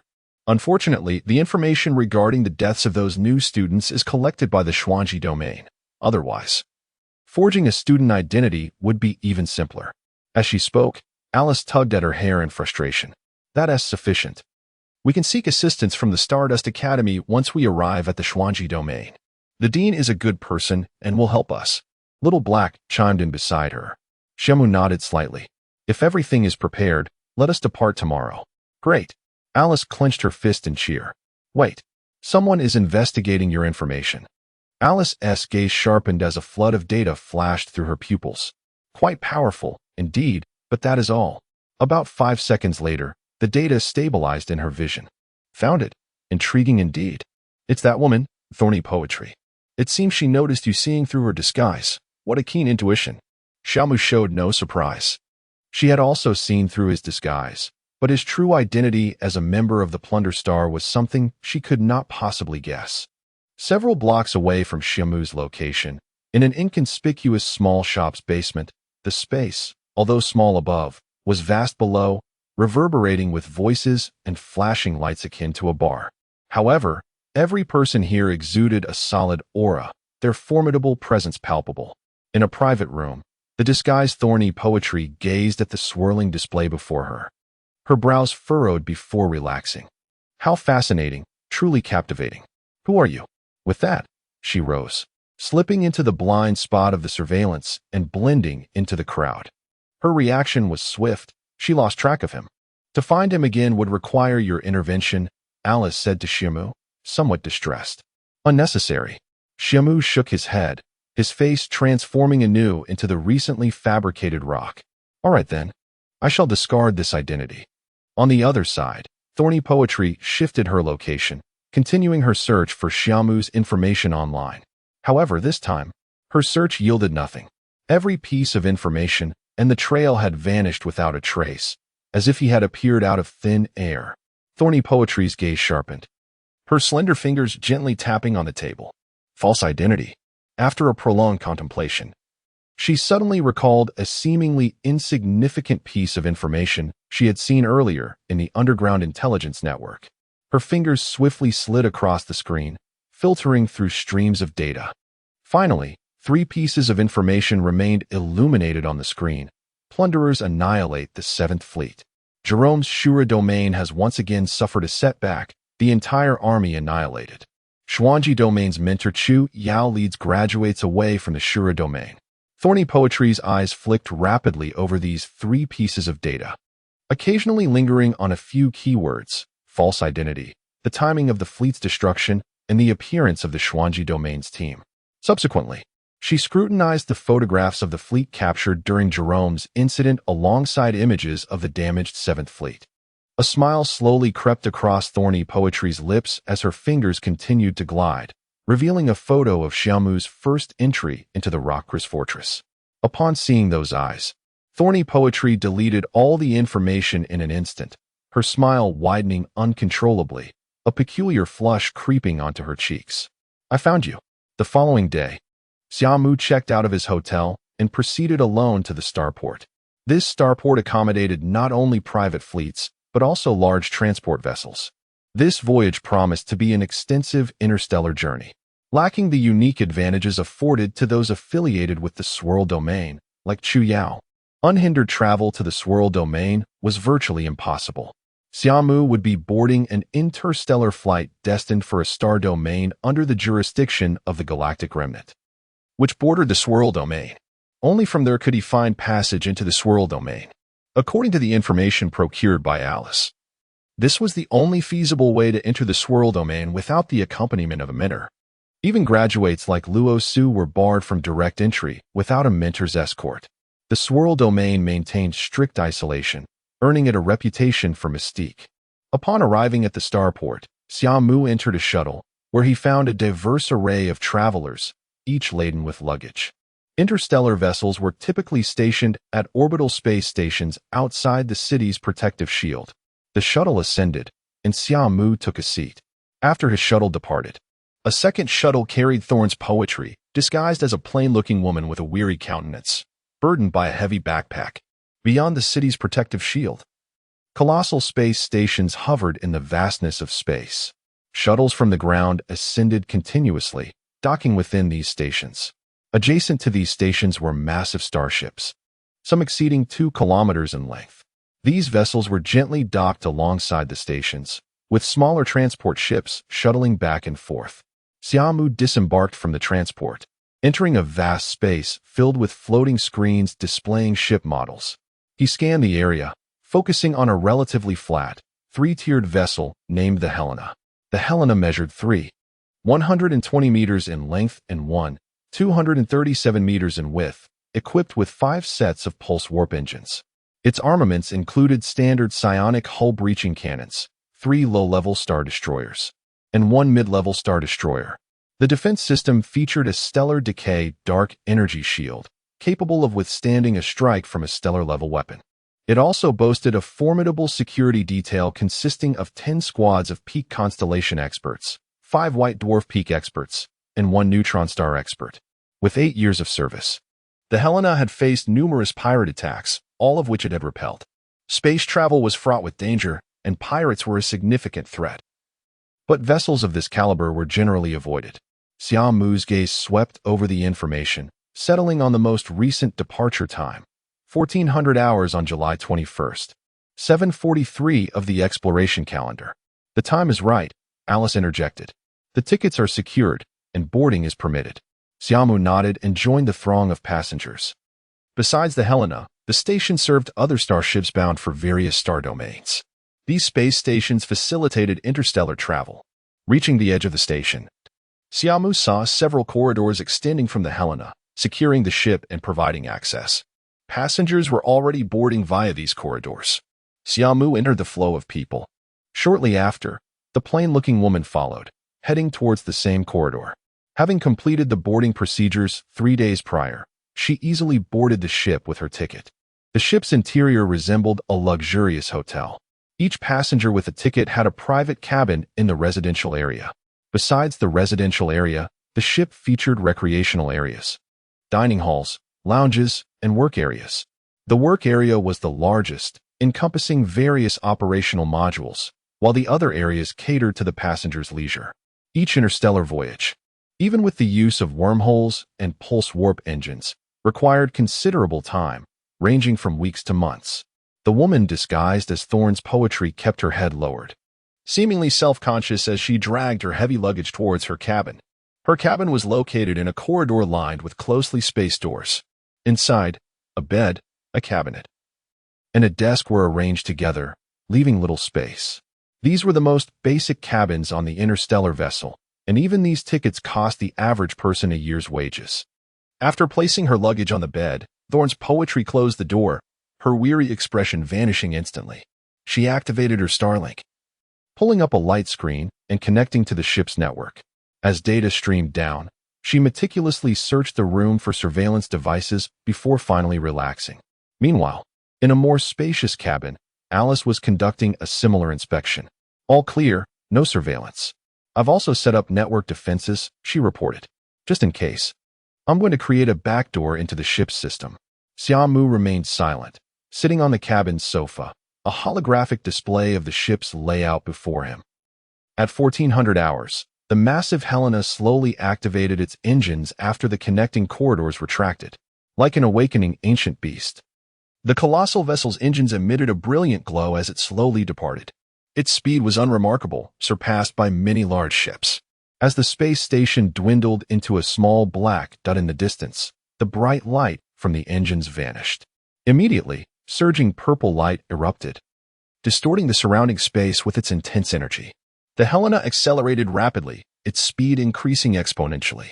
In mere seconds, the entire ship blurred, and the surrounding space warped. With a brilliant flash, the Helena vanished into the cosmos. Chapter 84. Instinct surrounded by shimmering points of light that stretched and faded like a rainbow.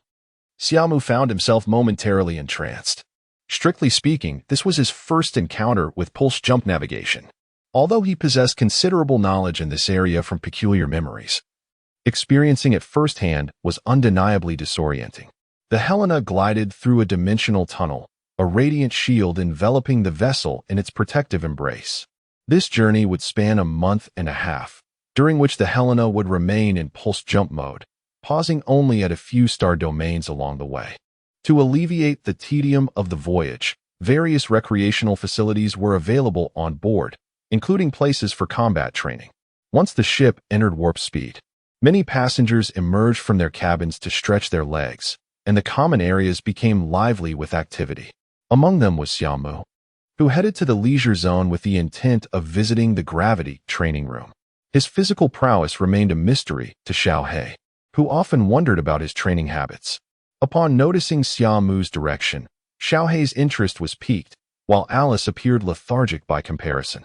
The gravity training room was relatively empty, with only a handful of individuals entering their own private pods. Xia Mu stepped into one, and with a flicker of light from the ring on his finger, the door opened instantly. The training space was compact, yet fully equipped. Once the door sealed behind him, Xia Mu activated a light screen against the wall, adjusting the gravity to 10 times normal and commencing his regimen.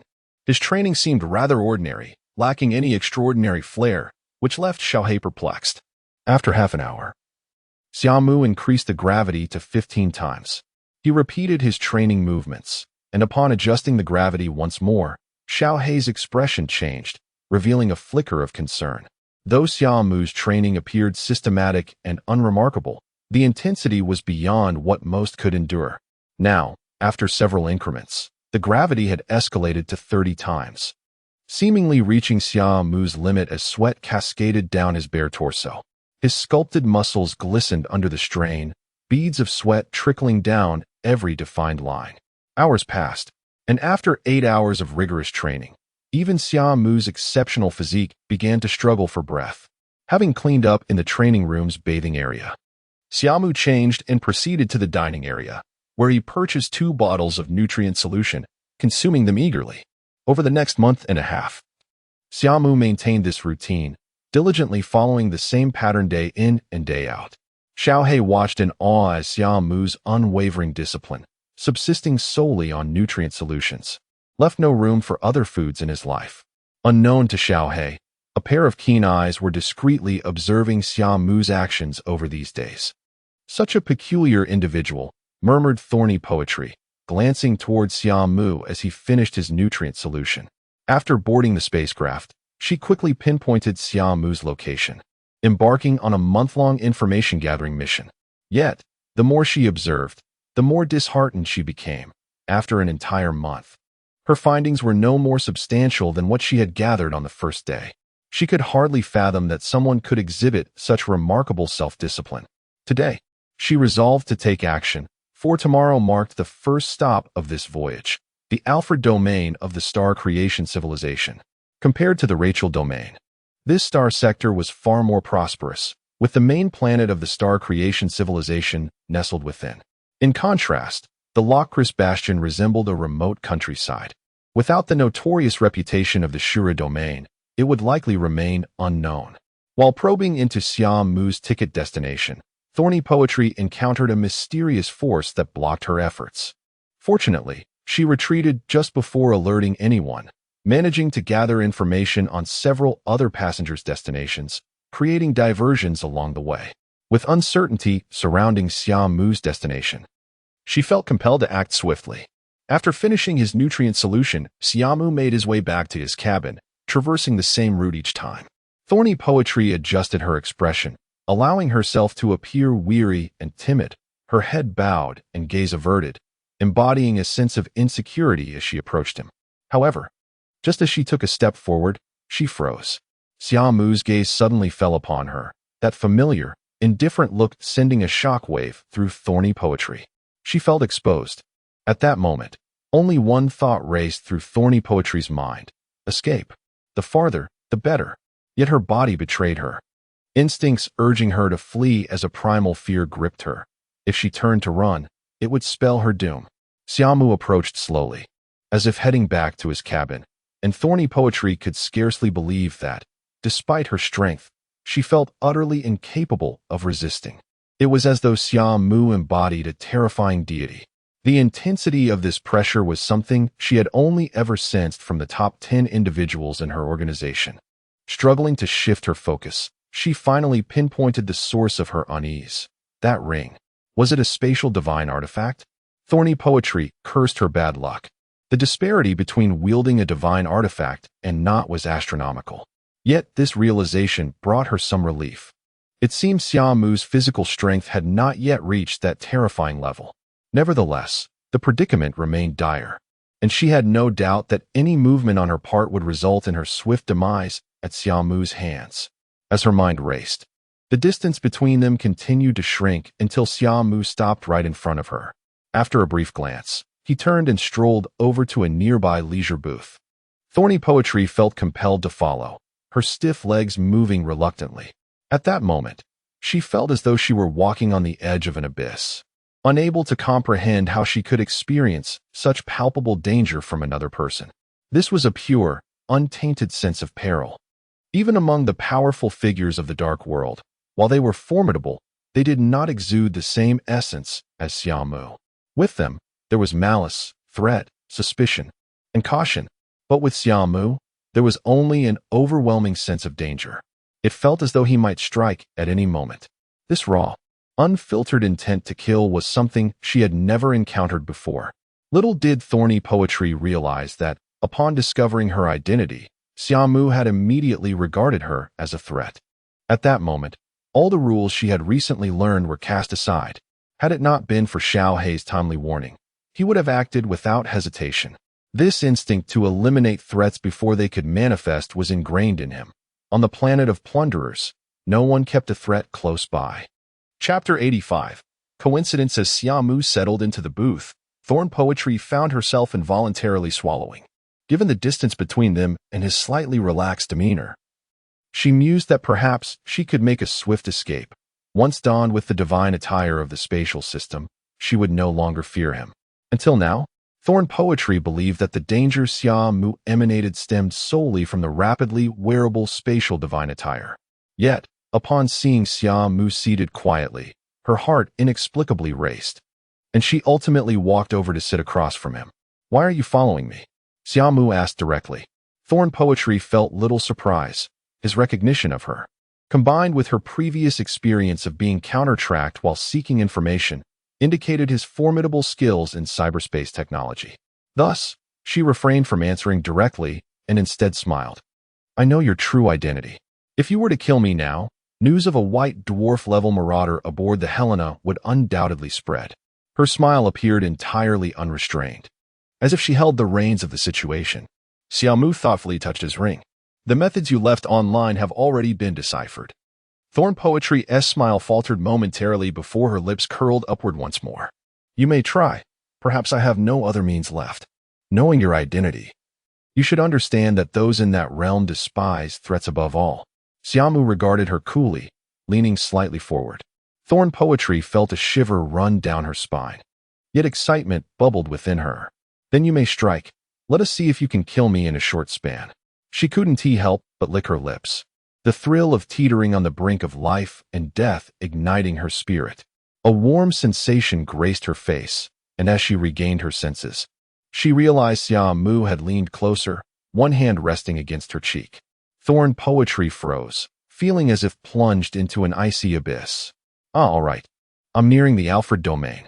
Please hold on." A man passed by, continuing his conversation, as if tenderly caressing Thorn Poetry's face. Xia Mu returned to his seat when the man approached. Both their gazes momentarily lingered on him. Thorn Poetry was drenched in cold sweat, certain that had it not been for the mysterious man's arrival, Xia Mu would have undoubtedly snapped her throat. Or, had a normal man appeared, she would have met her end. The sole reason Xia Mu refrained from action was that coincidental passerby, who also concealed his own strength and identity. The presence of such a significant uncertainty compelled Xia Mu to hold back. Having narrowly escaped, Thorn Poetry felt no relief. Instead, she let out a somewhat morbid laugh. "It seems you haven't entirely mastered this ship, have you? If I claimed that all my actions stemmed from curiosity, would you believe me?" Xia Mu regarded her with a strange expression before rising. "Next time we meet, I will kill you."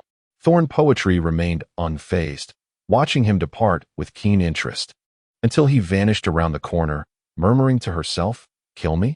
How intriguing." I truly hope you do. After all, a man capable of killing me must surely be quite fascinating.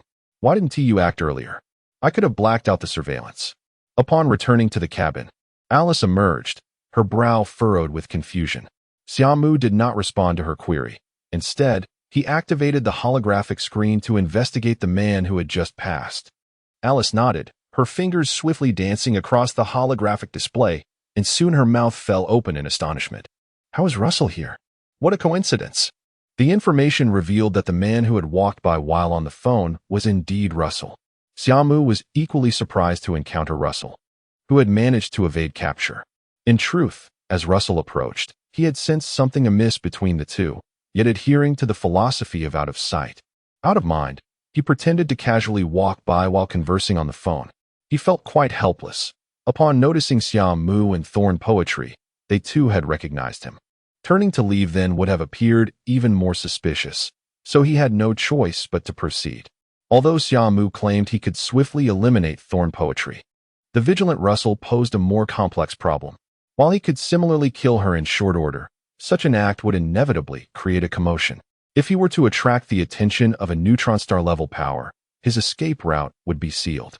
At present, the ship was in a state of pulse-jump navigation, rendering the entire vessel a cage. Who could say where they would emerge after exiting the pulse jump? After considerable contemplation, Xia Mu resolved to spare Thorn Poetry this time. But he did not act without consequence. Alice had infiltrated all of Thorn Poetry's electronic devices, monitoring her every move. Should she exhibit any signs of betrayal, Alice would instantaneously access the ship's systems and seal off her location. It seemed Thorn Poetry had realized this, as she exhibited remarkable compliance after Xia Mu's departure, behaving as though she were merely an ordinary woman. For a day, she remained inactive, and the ship eventually reached its first stop at the main planet of the Alfred domain, Aurora. This was a pristine planet, complete with a breathable atmosphere, ample water sources, and lush vegetation, making it highly habitable. Its size approached that of Jupiter within the solar system. The planet was adorned with a beautiful ring system, surrounded by numerous space stations. As the main planet of the star domain, its daily throughput was an astronomical figure. Just after exiting the pulse jump, Xia Mu observed many vessels similar in size to the Helena heading toward the distant space stations. Announcements echoed from the ship, and many began gathering their belongings in preparation to disembark. Thorn Poetry was among them, now that Xia Mu had identified her. Remaining aboard could lead to her untimely demise at any moment. Watching Thorn Poetry leave the ship and enter the space station via surveillance, she promptly discarded all her electronic devices, causing Alice to lose her sight of her. At the first opportunity, Thorn Poetry did not enter Aurora but instead rented a small vessel, departing the space station to fly to another, larger space station. Upon disembarking, she had changed into a different outfit, moving gracefully through the bustling space station and arriving at a storefront. I wish to purchase information, Thorn Poetry said, her head bowed. The clerk at the store flashed a professional smile. What information do you seek? Ticket destinations for individuals, mission difficulty, and points settlement. The clerk's smile vanished instantaneously. Are you serious? Without further elaboration, Thorn Poetry extended her slender finger to lightly tap a holographic screen beside the clerk before turning to leave. Chapter 86. The distress of summer's twilight. As the thorny poet departed, the clerk inhaled deeply and lightly tapped on the luminescent screen, causing a shimmering barrier to descend at the shop's entrance. Having completed this task, he turned and stepped inside. The backroom of the shop revealed an intriguing scene, where dozens of individuals donned monocular goggles, diligently manipulating the glowing screens before them. Upon the man's entrance, he gently clapped his hands, instantly capturing everyone's attention. A substantial order has arrived, and points would be calculated based on the task's difficulty. Oh, boss, who is the benefactor this time? Another lucrative opportunity, huh? Heh. The cash cow has arrived. Brothers, we're set for 3 years of prosperity. The clerk cast a resigned glance at them, cautioning them not to celebrate too soon, for this task was issued by the thorny poet. The very name seemed to cast a spell, silencing the room and erasing the smiles from their faces. What's the task, boss? Spill the beans. After a considerable pause, Someone tentatively inquired. Investigate a person's ticket destination. It can't be that simple, right? If it's a task from the thorny poet. Indeed, that individual possesses formidable hacking skills. If she couldn't resolve the matter herself, it indicates that the person we are investigating is likely quite adept as well. Exactly. That complicates things further. Our protocol is to gather information without leaving traces. Yet, that is precisely what makes it intriguing. After a brief silence, confidence returned to the group, for they believed that even a task from the thorny poet merely posed a challenge. All right, I entrust this to you. Although the thorny poet is unpredictable, she is generous with rewards. Upon completion of this task, the points will be substantial. The clerk nodded in satisfaction, relaying the information left by the thorny poet to the others.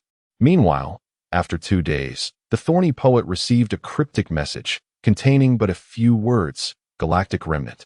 Simultaneously, an expenditure of 10,000 points appeared in her account. Don't think you can escape me. Upon reading the message, she caressed her cheek, gazing dreamily at the starry sky. At this moment, Summer's twilight remained oblivious to being monitored, continuing with his monotonous training regimen. Time swiftly passed, and at last, a month later, as the Helena ship exited the pulse jump state, a red and blue planet came into view. Much like the planet Aurora, this celestial body was surrounded by numerous space stations, serving as the main planet of the galactic remnant, Anastasia. In the lingua franca of the galactic remnant, it signifies Crimson Maiden. The Helena docked at one of the medium-sized space stations, and passengers disembarked from the connecting corridor. Summer, carrying a backpack and wearing a hat, stepped out into the station. Through the transparent glass of the station, the vast planet below was visible, a tapestry of red and blue stretching into infinity. Flights into the celestial domain occurred once every 3 months. The last flight had just departed a week prior, leaving them with over 2 months to prepare for evaluation. Upon arrival in the galactic remnant, "This is a familiar territory for me," whispered Little Black in Summer's ear. The galactic remnant was the closest location to the celestial domain, where the Earth Alliance had established an embassy. Their own ship made the 3-month journey into the celestial domain, though the proximity of the 2-star domains was merely relative. The actual distance remained a mystery, accessible only through a singular space wormhole, firmly controlled by the embassy. Without a guiding mentor, outsiders seeking entry into the celestial domain had to undergo a series of assessments. For those lacking celestial domain credentials, the challenge was exponentially greater. The most fundamental requirement was to be a stellar-level powerhouse, followed by stringent demands concerning identity, wealth, and a clean background. Moreover, entry required the payment of a substantial retention fee, and the slots were limited, initially met with resistance due to these seemingly draconian policies. They were nevertheless enforced under the overwhelming power of the celestial domain. Over the years, people had grown accustomed to this reality. Conversely, many were eager to vie for the few available spots, despite the overwhelming barriers. However, the most significant hurdle remained the necessity of a pristine background. As the celestial domain's investigative methods were unlike any known standards, they operated by their own criteria. Consequently, the qualification assessments for entry into the celestial domain had gained considerable notoriety on Anastasia. While we are exempt from testing, we still require an identity check, which, although simpler, remains challenging, remarked Alice, puzzled by the celestial domain's stringent regulations for outsiders. I am uncertain. This decision was made abruptly years ago, and few are privy to the details, replied Little Black. For the identity verification, with Alice's assistance and my database information, there should be no issues. However, compiling the extensive records of our experiences and credentials, as well as the identification documents from the celestial domain, may prove rather cumbersome. We can first secure the identification for celestial domain residents and address the remaining issues thereafter. Summer nodded, acknowledging that this was Little Black's domain of expertise. By the way, do we have enough star coins? Star coins? Summer looked up in confusion. Star coins? Alice echoed, equally perplexed. Little Black froze. How did you manage to arrive here without them? By altering the program, Alice replied nonchalantly. Little Black was taken aback. I should have mentioned this sooner. Such tactics might work elsewhere, but not here. Why not? Alice asked, bewildered. The embassy employs the war sequence of the old era, specifically sequence 122, for identity verification, Little Black stated somberly. Even if you are sequence 1, your traces can still be uncovered in their territory. Alice's expression shifted to one of alarm upon hearing about war sequence 122, recognizing the gravity of the situation. If only I had earned more in the Locris account, she muttered under her breath. Summer, perceiving the predicament, leaned in and asked, can we obtain them? No, absolutely not. Both Alice and Little Black exclaimed in unison, their faces paling. Summer recalled Lin Mingxi's earlier words, realizing that his habitual thinking had led him to inquire about money. On the Plunder Star, he had never worried about star coins, wealth, or resources. After all, possessing strength equated to having everything. Rarely did Summer find himself in such a state of distress as he gazed down at the enormous planet below. Chapter 87. The Bounty. In an instant, the two AI and Xia Mu fell into silence.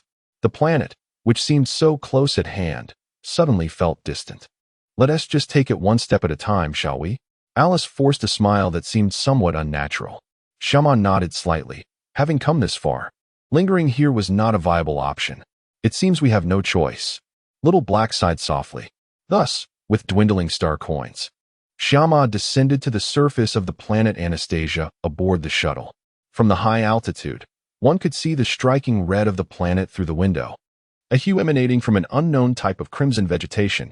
This peculiar flora almost enveloped a third of the planet, with towering plants predominantly showcasing a red hue. The remaining blue expanse represented the ocean. Additionally, one could observe numerous bubbles rising slowly from the red vegetation. The planet, surrounded by a breathable atmosphere, was rich in oxygen, making it an ideal habitable world. The shuttle landed in a city encircled by this crimson vegetation. Stepping out, Xia Mu looked up and noticed that this place was far more prosperous than the fortress of Locris, bustling with crowds on every corner. He appeared as a youth returning to his homeland, his eyes filled with depth and gravity. Initially, many turned to glance at him, captivated by the unforgettable nature of his gaze.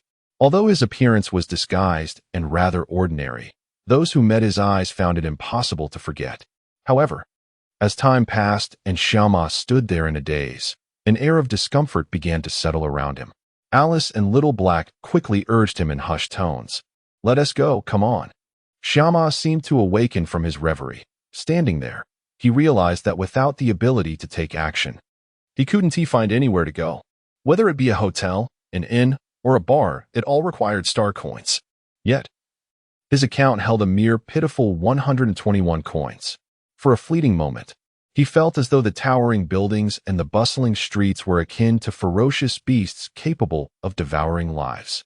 With the remaining 121 star coins, after purchasing 3 nutrient solutions, Xia Mu stood at the shop's entrance, lost in contemplation.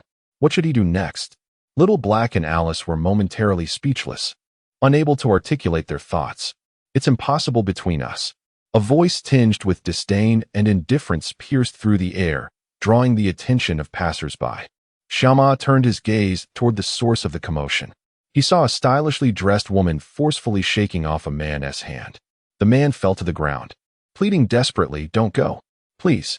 Having been cast aside, he crumbled, tears streaming down his face as he cried out, "Why has our 7 years of love been overshadowed by his wealth?" The woman retrieved a handkerchief and disdainfully wiped her hands, looking at him with contempt. "With your meager fortune, can you provide us happiness? I will work hard and earn a fortune, even if it costs me my life." Xia Mu's eyes brightened at the man's words. He no longer heard the rest of his plea, as only the phrase "work hard and earn a fortune" echoed in his mind. This seemed like a viable path to acquire wealth. Retreating to a corner, he quietly inquired, "Can working earn a lot of money?" Alice's expression stiffened, and Little Black remained silent. "Yes, but what?" Xia Mu asked, puzzled. Observing the hopeful gleam in Xia Mu's eyes, Alice ultimately swallowed her words. To him, it appeared that working was merely an unexperienced endeavor. "Actually, we could hunt down the bounty star thieves. With your strength, many would be eager to recruit you," Little Black interjected, sensing Alice's internal conflict. "All right, that is another option. With our capabilities, taking down a few low-level star thieves could indeed earn us some money. Alice exclaimed, her eyes lighting up. Murder can also be profitable? Xia Mu stood frozen, struggling to comprehend that life was so cheaply regarded in the realm of plunder, even less valuable than a single nutrient solution. Come, this way. Alice beckoned, feeling as though she had found her purpose once more. Under her and Little Black's guidance, Xia Mu soon arrived at the lobby of a grand building. This space was also bustling with activity, featuring a central counter with a square light screen suspended above it. The screen was densely populated with names, each accompanied by photographs and various bounty amounts listed beside them.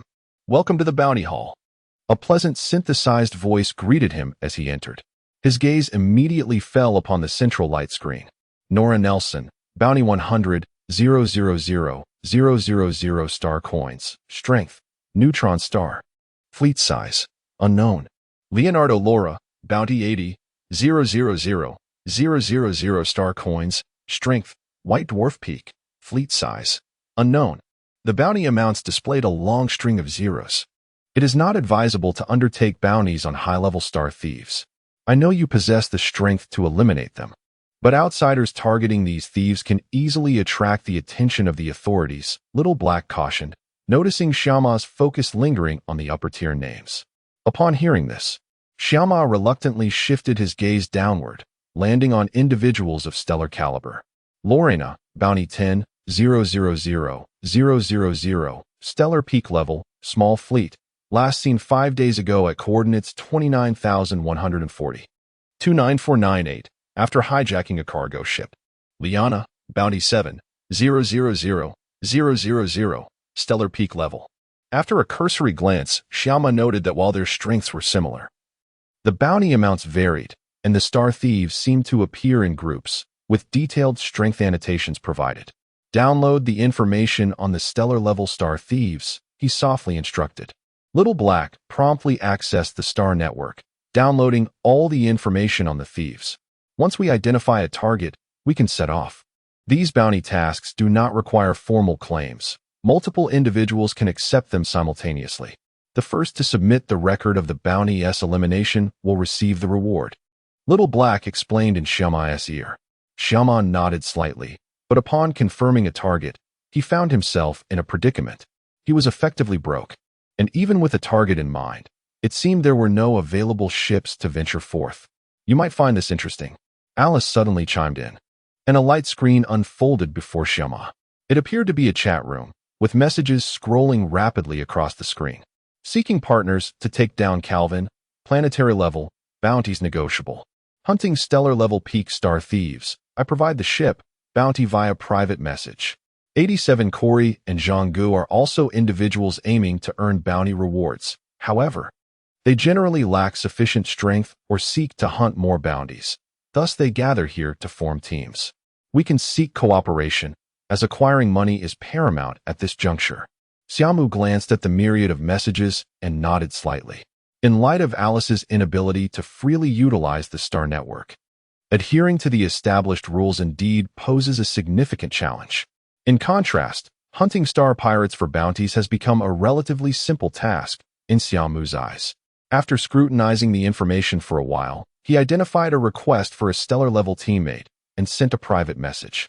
The communication connected swiftly, revealing a young man on the holographic screen whose face bore a hint of youthful innocence upon closer inspection.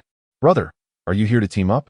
The young man sported a shock of green hair and showcased an array of tattoos cascading down to his collarbone, presenting an image reminiscent of a streetwise delinquent. Xia Mu nodded slightly, unperturbed by the youth's appearance. I am called Corey. What do you go by? Corey regarded Xia Mu with a hint of suspicion, noting his seemingly dazed expression. Rock, came the reply. What about your strength? Stellar level. Corey hesitated before asking, where are you currently? Is it convenient to meet? The scant information gleaned through the communication left Corey feeling uncertain, prompting him to opt for a face-to-face meeting. After all, the individual before him seemed peculiar. Throughout the day, those he met had typically expressed skepticism upon seeing him, a reaction he understood given his youthful visage. Yet, this person appeared relatively young as well. without an ounce of doubt regarding his capabilities. In Corey's view, if he wasn't simply naive, he must possess substantial confidence in his strength. Wait, what did you say your name was? Corey suddenly blurted out, taken aback. Rock. Nothing else? Nope. A palpable silence enveloped the conversation before Corey finally said, "Let us meet here." Without awaiting a response, he abruptly ended the communication. "He's from the Sioux, New Jersey domain," Xiaohei interjected suddenly. "How did you discern that?" "The name. It's a common oversight. Individuals from the Sioux, New Jersey domain typically have single-character surnames. Compound surnames are rare, and there is no such surname as yours. His earlier question was merely an inquiry about your full name. You should have mentioned that sooner." Alice huffed, vexed that her disguise was so easily penetrated. She had presumed there was a flaw somewhere. "I wasn't paying attention either. Rock is indeed a name from the outer star domains. I didn't anticipate you would omit your surname."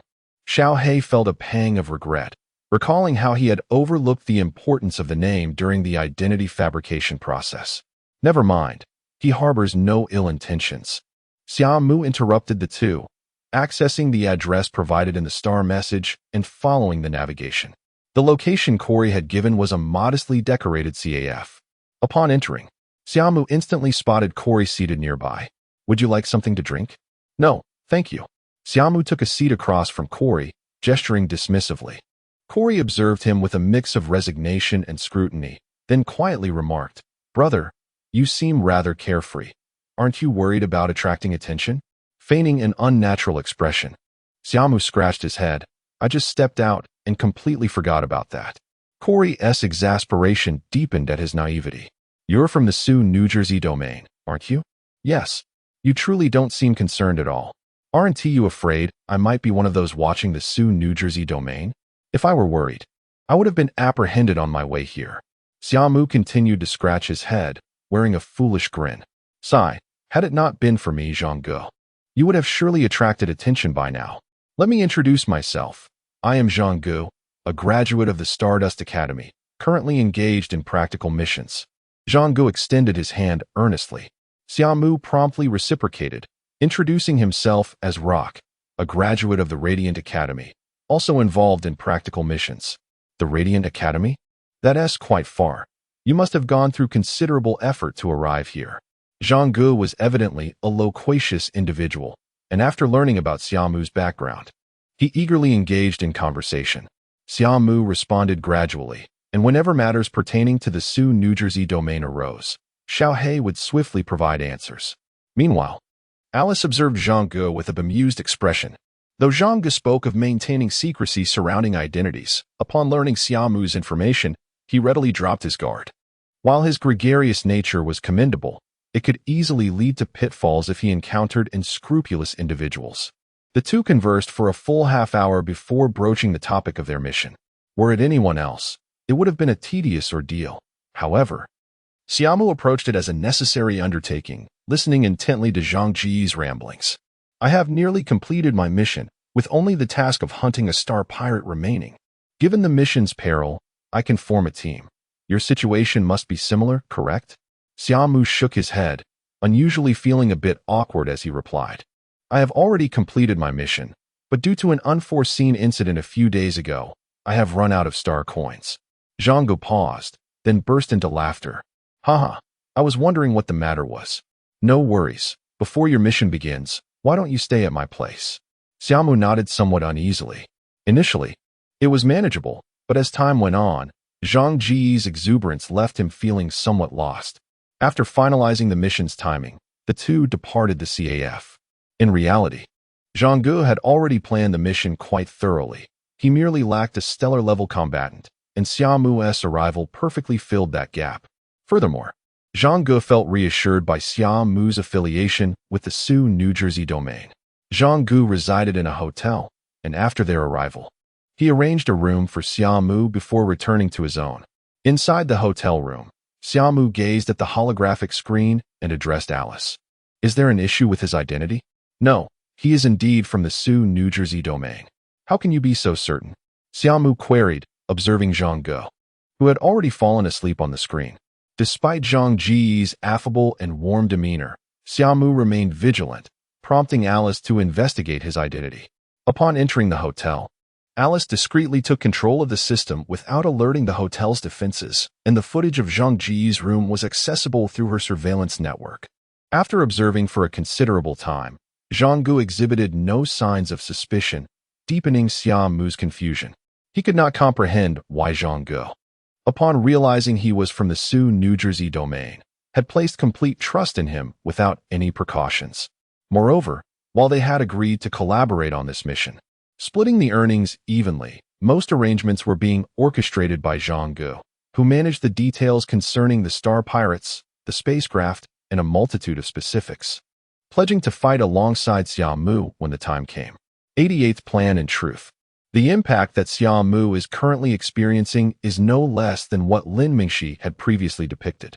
Zhang Gu is the third individual from the celestial domain that he has encountered, and he finds himself unable to see through these celestial domain people. Their every action deviates from Xia Mu's understanding. Xiaohei observes Xia Mu lost in contemplation and feels a sense of relief. Since meeting Xia Mu, Lin Mingxi has always desired for him to become a normal person, no longer facing the world with his myriad of barbs. Unfortunately, numerous unforeseen events led to their eventual separation. The subsequent matters concerning Randy only heightened his concern that Xia Mu's recently altered disposition might revert. Thankfully, after encountering Zhang Gu, this carefree character seems capable of steering Xia Mu's temperament in a more favorable direction. At noon the following day, it was time for their rendezvous.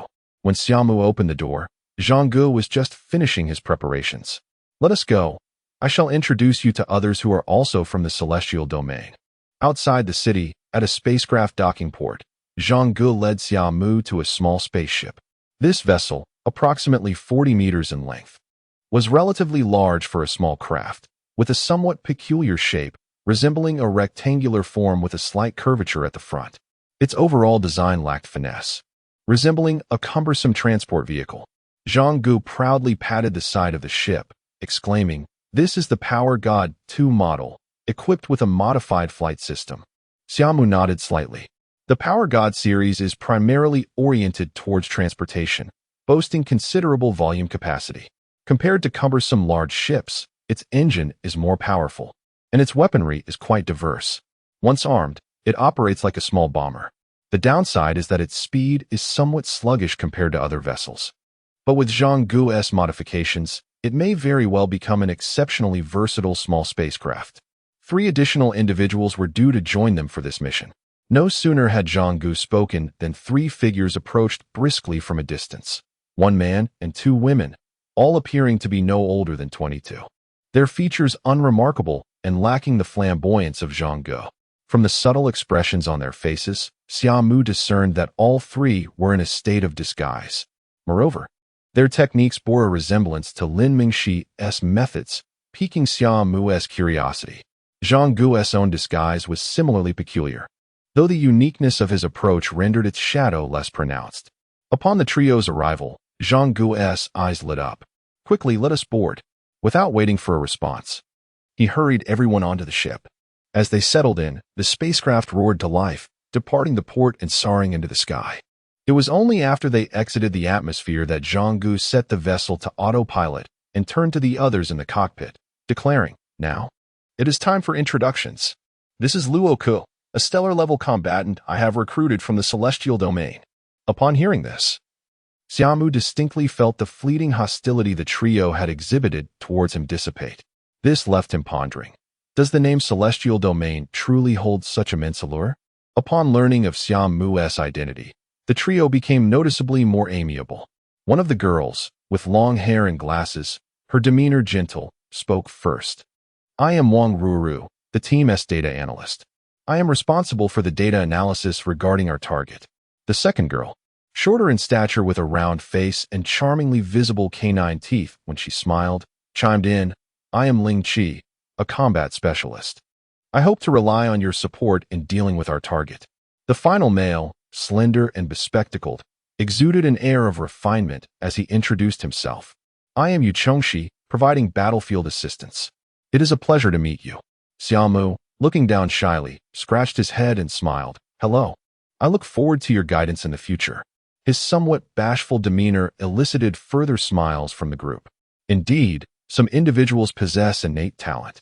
His acting skills have progressed remarkably fast. Meanwhile, Alice and Xiao He exchanged whispers. Shouldn't you understand him better than I do? Xiao He remarked, somewhat helplessly. Given his previous combat and mechanical prowess, I assumed those were his primary talents. It appears, however, that his aptitude for learning is even more formidable.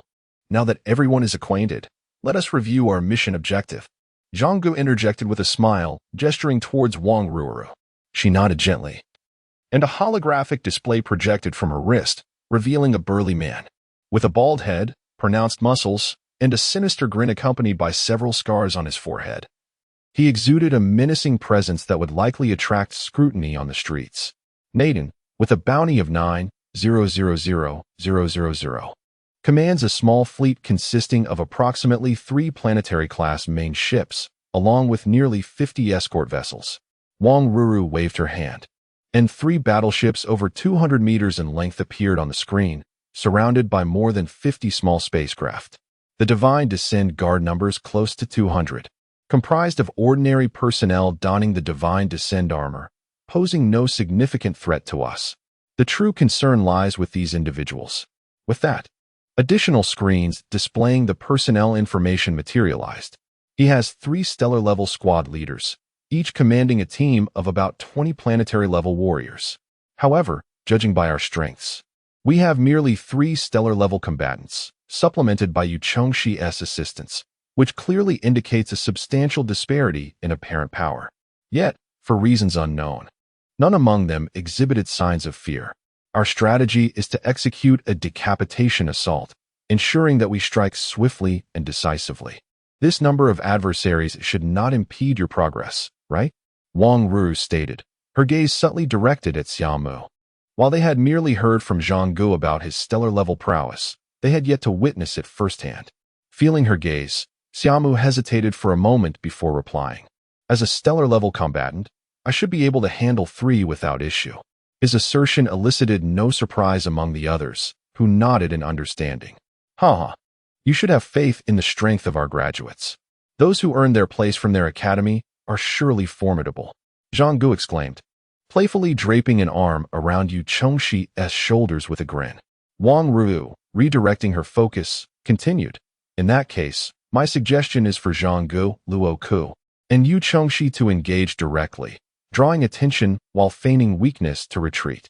Ling Qi will execute a surprise attack, and you will coordinate for an explosive assault, aiming to take down at least 2 stellar-level squad leaders.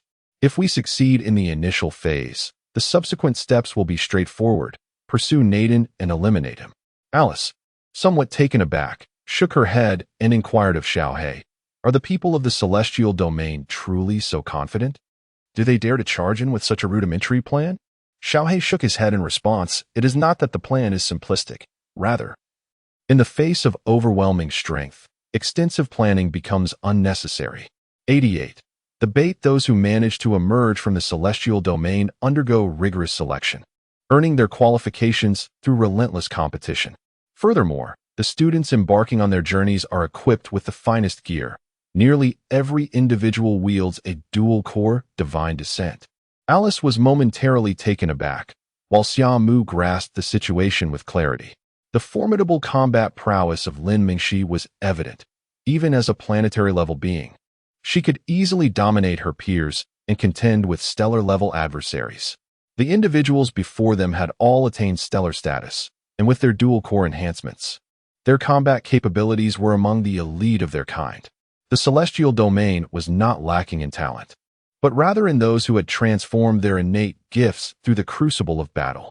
Indeed, had she not encountered Xia Mu, Lin Mingxi would have undoubtedly shone as a radiant new star, her brilliance overshadowed only by Xia Mu's terrifying strength. Contemplating this, it became apparent that with their collective strength, barring any significant blunders, they could accomplish their mission. Although the opposing force was numerous in the vast expanse of the sky, the agile and deadly nature of Divine Descent would serve as their most effective weapon in battle. Observing the absence of dissent, Wang Ruuru continued, if the initial assault proves unsuccessful, We must swiftly disperse in 4 directions, prioritizing those with the least divine descent energy towards the spaceship. I will draw their attention with a small craft, allowing you the chance to infiltrate and eliminate their high-ranking warriors. Naturally, this plan hinged on the preservation of their numbers. Should anyone find themselves ensnared and forced to retreat, we would concentrate our forces to extricate them. Their adversaries lacked the strength to encircle them, and a full regrouping would facilitate an easy breakout. The ultimate objective of their strategy was to decapitate Nedon. If they succeeded, they must remain vigilant, observing whether the remaining space marauders would succumb to frenzy or flee, thus informing their next steps. Wang Ruo proceeded to outline several contingency plans, all imbued with an aggressive spirit, reflective of their confidence in their capabilities. Throughout the discussion, Xia Mu remained silent, and after Zhang Gu made the final decision, the spaceship powered up and soared into deep space. Nedon's stronghold had not been located. Their destination was a relatively obscure star route, where Nedon's fleet had recently been sighted. Their mission was to lie in wait, a necessary tactic, as the cunning nature of space marauders would not allow them to come to the hunters. Navigating through a wormhole, the modified speed module of the Lysen 2 propelled them swiftly into the void. After traversing several wormholes, Zhang Gu finally halted the vessel upon emerging from one, turning solemnly to his companions. This route is where Nedon's crew appears most frequently. Equip your divine descents. Combat could commence at any moment. Everyone nodded in agreement, returning to don their divine descents. Xia Mu retreated to the rear chamber, where a brilliant light enveloped him.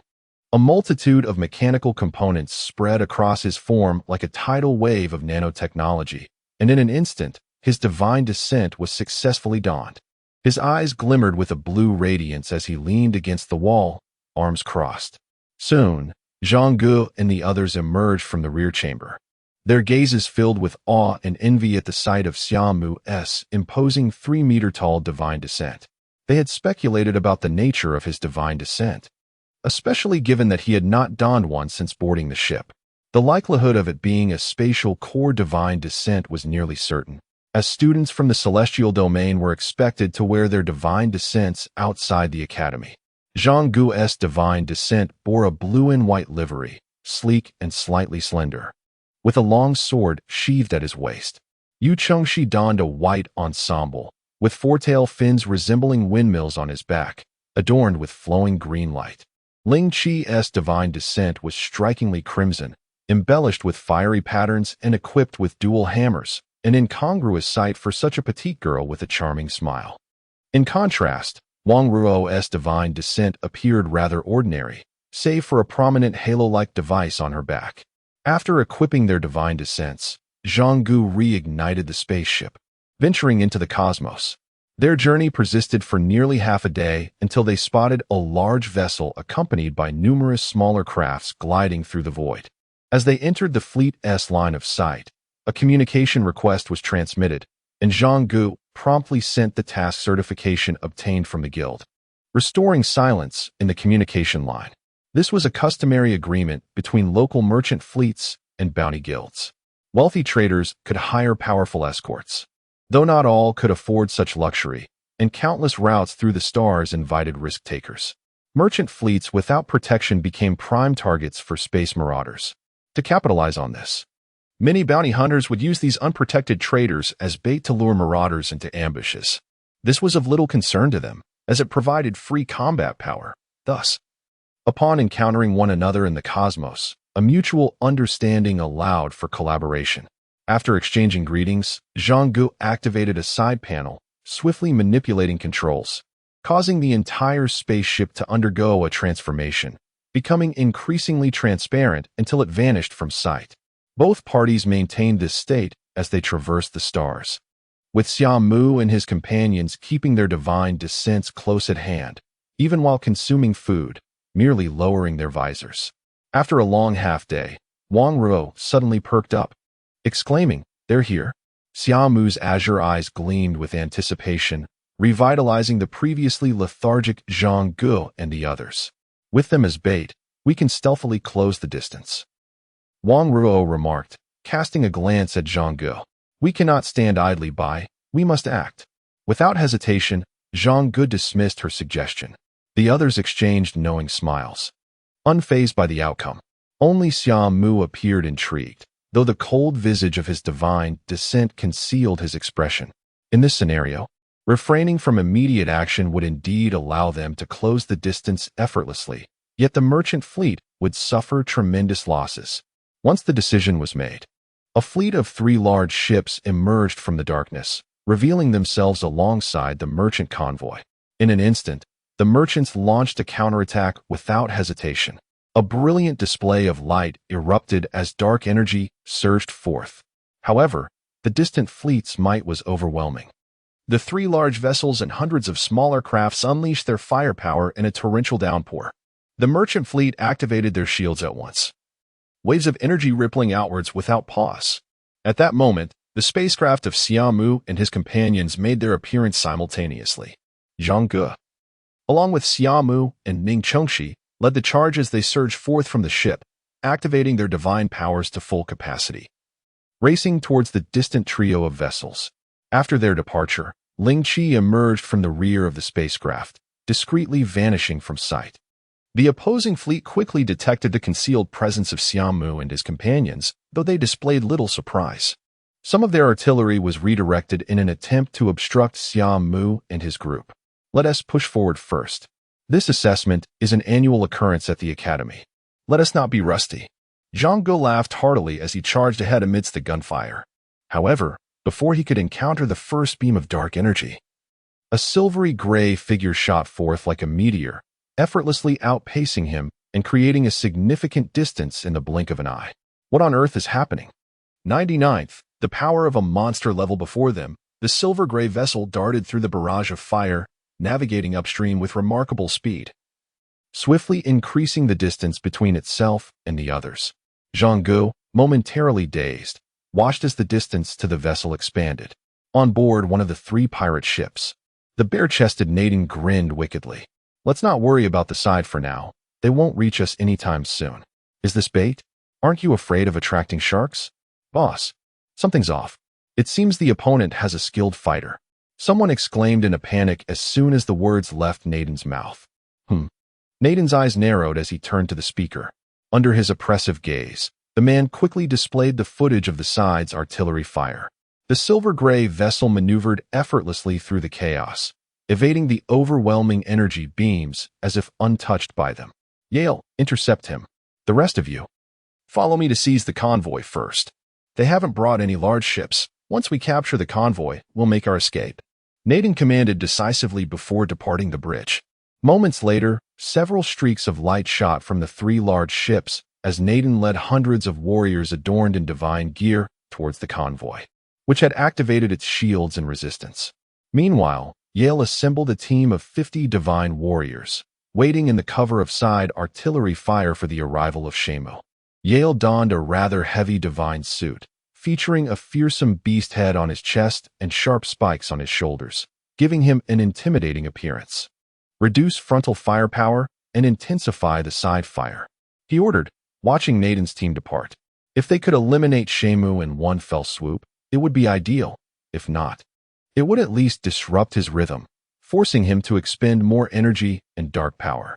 The sound of artillery echoed continuously as Xia Mu maintained his composure, deftly dodging the energy beams with minimal movement, as if he were a tireless machine. The onslaught of energy beams intensified as the 3 warships redirected their pressure towards him. Zhang Ge and his companion had long lost sight of Xia Mu.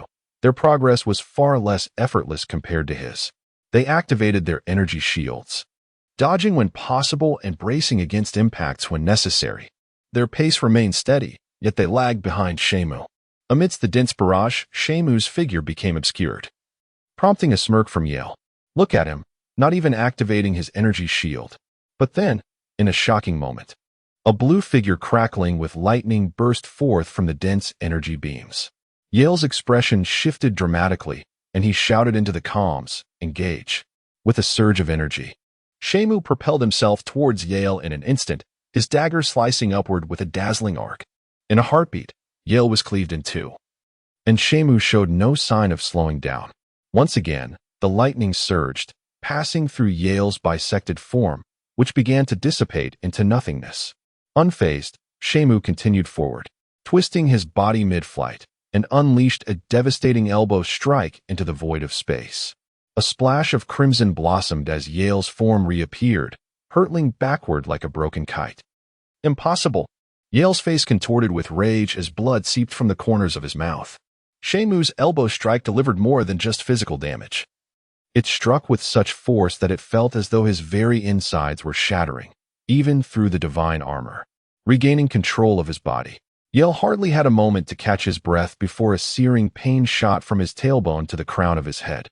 He glanced toward Xia Mu and saw that he had sheathed one dagger while raising another, its tip aimed directly at him.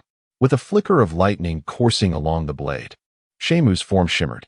As the pain peaked, Yale desperately attempted to move, but his body felt as heavy as lead. Time seemed to slow, and he still could not catch sight of Xia Mu. It was only when a blinding flash of lightning erupted from his chest that he realized a gaping hole had formed there.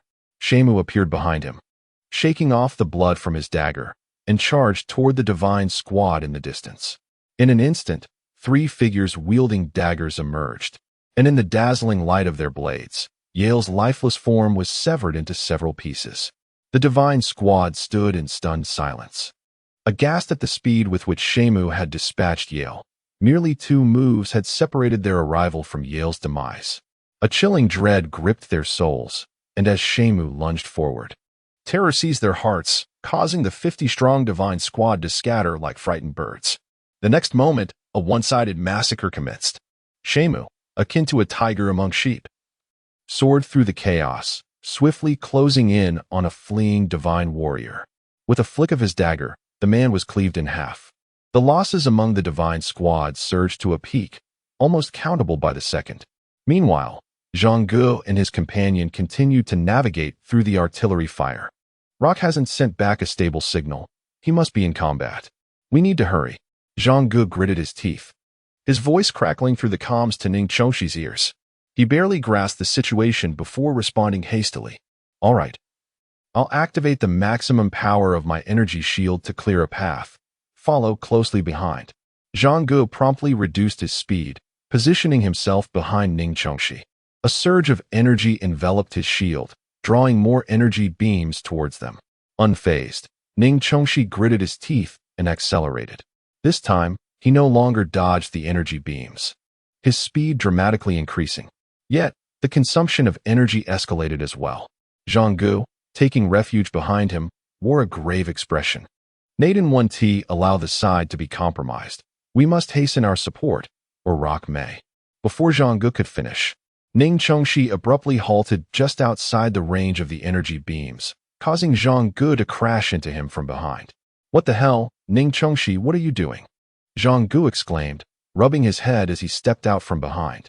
It seems we might not need to support him after all, Ning Chongxi muttered, pointing into the distance. Zhang Gu followed his gaze, his eyes widening in disbelief. Floating in the weightless expanse of space were the bodies of the fallen, scattered haphazardly. While their concern, Xia Mu slowly withdrew his dagger from the last corpse. What on earth happened? Zhang Gu gasped, incredulity etched on his face. Chapter 90, Instant Kill at the Stellar Level, how should I know? Even Ning Chongxi, who was usually calm and gentle, could not contain himself at this moment. While the two were lost in thought, Xia Mu had already activated his divine descent again and charged towards the 3 battleships. As they finally snapped back to reality and hurried to catch up, they realized that being dazed on the battlefield was indeed a grave mistake. But the shock Xia Mu had just delivered was overwhelming. They were merely trailing behind Xia Mu at a short distance, and to their astonishment, the battle had concluded by the time they arrived, even as they activated their shields and accelerated to join him. On the other side, Naden, who had just collectively activated his shields to break through the merchant convoy's artillery blockade, suddenly changed his expression. For at that moment, the display before his visor showed that the light points representing Yale and the 50 Divine Descent squad had all extinguished. A white dwarf. Unease surged within Naden as he gazed at the merchant convoy nearby and the erratic Divine Descent guards. Gritting his teeth, he ordered a retreat. Boss, why? Someone could not help but question. The convoy was right in front of them, and the strength of the guards was utterly lacking. It was a feast laid out before them. Because we are about to lose everything. Naden shot back with a fierce glare, activating his divine descent to fly back. The others dared not speak further and hurriedly followed, leaving the merchant convoy's guards dumbfounded. The return journey was significantly quicker than the arrival. Without the interference of dark energy, they reached their mothership in just over a minute. However, boom! A violent explosion erupted from the side of a battleship, engulfing the entire vessel in flames. Swish, swish, swish, swish. For shadows surged from the inferno, with Xia Mu leading, wielding dual blades, while Zhang Ge brandished a long spear beside him, and Ning Chengxi had 4 wings floating behind him.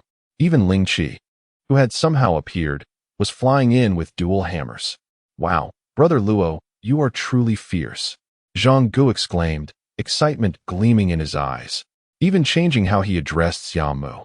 As Xia Mu charged into the ship first, the other 2 followed closely behind, with Ling Qi having taken a longer route to arrive. Under the full firepower of the 4 divine descents, a large ship without a divine descent guard stood no chance. Its various modules swiftly dismantled. Xia Mu single-handedly pierced through the bridge, and with a detonating ship-breaking bomb left by Zhang Ge, the entire vessel began to succumb to a self-detonation. Such a decisive and swift battle exhilarated the 4 immensely. In stark contrast, Naden's expression darkened, his inner fury threatening to consume him. Everyone, prepare for close combat, Naden bellowed, his gaze fixed on the approaching 4. Don't think that a little strength allows you to toy with us. Let them witness your cruelty. Buzz. Swish. Naden reached behind him, drawing a wide-bladed great sword, his cold gaze locked onto the 4. Standing at 4 meters tall in his divine descent, he appeared immensely formidable, the thickness of his armor striking terror in the hearts of onlookers. The great sword complemented his hefty frame, making him seem almost ordinary. Boom, boom, boom. Hundreds of divine descent guards activated their engines simultaneously, charging towards Xia Mu and his companions, the battle on the verge of erupting. I'll go first, Zhang Ge shouted, suddenly leaping over Xia Mu, thrusting his spear forward, leaving behind a trail of phantoms, swiftly creating a spear flower.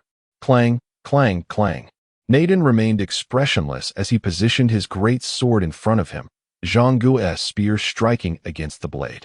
His hand, resembling a fan, suddenly reached out to grasp Zhang Ge. Zhang Ge dared not linger, aware that with Naden's size, his strength was terrifying. One grip could obliterate him. A similarly robust figure, slightly less imposing than Naden, appeared beside him. Ling Qi, with her warhammer raised high, brought it down with tremendous force. Clang! Naden transformed his palm into a fist and struck out. Only then did Zhang Ge get a moment to breathe, retreating, but before he could catch his breath, a dark energy beam suddenly flashed before his eyes. Activate shields. Ning Chengxi's cold command sounded, as one of the wings on his back emitted a beam, arriving ahead of Zhang Ge and abruptly expanding to form a solid energy wall. The beam struck the wall, creating ripples of energy. Thanks. Zhang Ge expressed his gratitude with a glance, twirling his spear and bypassing the energy wall to confront the divine descent warrior who had attempted to ambush him, piercing through him like a dragon. At that moment, Ning Chengxi remained stationed behind the others, while Ling Qi engaged Naden, and Zhang Ge fought amidst the divine descent guards. Ning Chengxi's divine descent specialized in long-range support, with the 4 wings on his back each serving distinct functions. As usual, he kept a watchful eye on the distant battle, yet failed to notice Xia Mu's absence. Driven by battlefield instinct, he subconsciously sought Xia Mu's location, only to suddenly freeze. Something is amiss. 2 stellar-level powerhouses are still lurking. Be cautious. In a flash, he recalled Wang Ru's earlier intelligence gathering and, in a panic, shouted over the communication channel, sending 2 beams from his wings towards the 2 hidden figures. Yet it was too late. After battling Naden again, Ling Qi instinctively deflected the force, but at that moment, 2 figures suddenly lunged at her from either side. At that instant, she had just relieved the pressure from Naden's great sword and was too late to gather her strength again. In the distance, a cold smile appeared on Naden's lips. Ultimately, they were just inexperienced youths. The two figures closed in rapidly.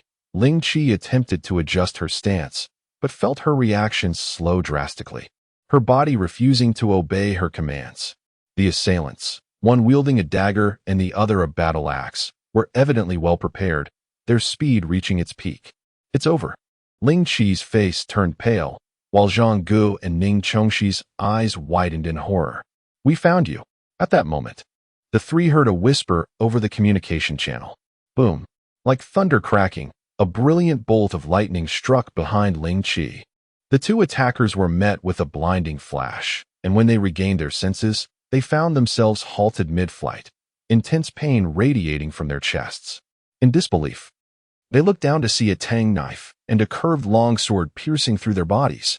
What? When? They could hardly believe their eyes. Their weapons dropping helplessly. Swish, swish. Xia Mu, expressionless, withdrew his long sword as three shadows emerged simultaneously, decapitating the two. In that instant, everyone engaged in battle on the battlefield involuntarily paused. Ling Qi remained in her turning motion, her face beneath the visor filled with astonishment. Zhang Ji's mouth hung agape. Disbelief etched in his eyes. Ning Chongxi was no better, slightly dazed. Impossible. It wasn't until Naden's furious roar broke the silence that everyone regained their composure. "What kind of monster are you? We are merely a small pirate band. Why do you need to deploy peak white dwarf warriors?" At this moment, Naden was somewhat at a loss for words. No one understood the strength of the two who had just been slain by Summer Night better than he did. Stellar-level powerhouses. Annihilated in an instant? Was this some sort of cruel jest directed at him? 91. The fear within if someone were to inquire about Naden's feelings at that moment. He would undoubtedly respond, "I'm numb, utterly numb." Surely, he thought, it couldn't come to this. After all, he was merely a small-time stellar pirate. Was it truly necessary to feel this way? Internally, he was on the brink of collapse. The thunderous blow from Xia Mu had not only shattered the bodies of two stellar-level warriors, but had also obliterated his haughty spirit. Retreat. Naden dared not linger any longer. With an opponent of such formidable strength, to recklessly engage would be akin to inviting one's own demise. He possessed a keen self-awareness regarding his capabilities, despite their numerical superiority. It hinged entirely on his own survival. If the other party was not a fool, he knew he would be their primary target. Naden had no illusions about evading Xia Mu's pursuit. After all, he had no idea from where Xia Mu had emerged. This indicated that their agility and perception were on entirely different planes, not to mention that of his subordinates. In the profession of piracy, one does not entrust their life to others. As thoughts raced through his mind, Naden decisively turned back, activating his divine descent, and sped towards the mothership, leaving Zhang Gu and the others in stunned silence. "Quick, pursue!" Zhang Gu exclaimed. Their target was not the likes of Yelu and the other stellar-level beings, but rather Naden's head. As he cried out, Xia Mu had already launched into pursuit. With his astonishing speed enhanced by the core of Thunderlight, he left a shimmering afterimage in the vastness of space. With twin blades angled behind him, Xia Mu's gaze was sharply fixed on the rapidly approaching Naden. This time, he would not allow them to escape. Having first learned the value of money on Anastasia, Xia Mu now harbored an obsession with wealth in his heart. The sight of Naden attempting to flee struck a chord deep within him, akin to the thought of essential resources slipping away from his grasp. Naden glanced back and saw Xia Mu hurtling towards him at breakneck speed, sending a chill of terror through him. He wished he could somehow attach an extra pair of engines to himself. Upon closer inspection, it was evident that with Xia Mu's current velocity, he could easily intercept Naden before he reached his ship. And even if he did manage to board, would Xia Mu simply let him go? "Don't push your luck." Naden abruptly halted and spoke with a tone that brooked no argument over the public channel. In response, he was met with only silence and the relentless approach of Xia Mu. "Damn it, what does it matter if he's a white dwarf? Is my escort squad made of paper?" Naden's expression hardened as he commanded his team to form ranks, determined to gauge the strength of their adversary. Though his words were resolute, he alone understood that this was a reluctant choice born of desperation. The members of his escort were well aware of this reality. aligning themselves to face the impending threat with grim determination. Xia Mu and the others quickly followed suit. Upon witnessing the formation of Naiden's ranks and the sequential activation of multiple energy shields, Xia Mu's gaze turned cold, his grip tightening around the twin blades. One side stood ready, while the other surged forward at full throttle, and soon Xia Mu found himself at the forefront of the fray. Utilizing the inertia from his rapid flight, he brought his twin blades crashing down upon a luminous barrier. A multitude of cracks erupted where the blades met the shield, which then shattered into a cascade of translucent particles. Before the three individuals behind the shield could react, another blade swiftly sliced through their throats. Surrounding witnesses could only watch in horror as Xia Mu, with a single strike, decimated a shield that had required the combined strength of three to activate. Yet this display ignited the ferocity within the pirates. As Xia Mu swung his blade, they charged at him with predatory snarls.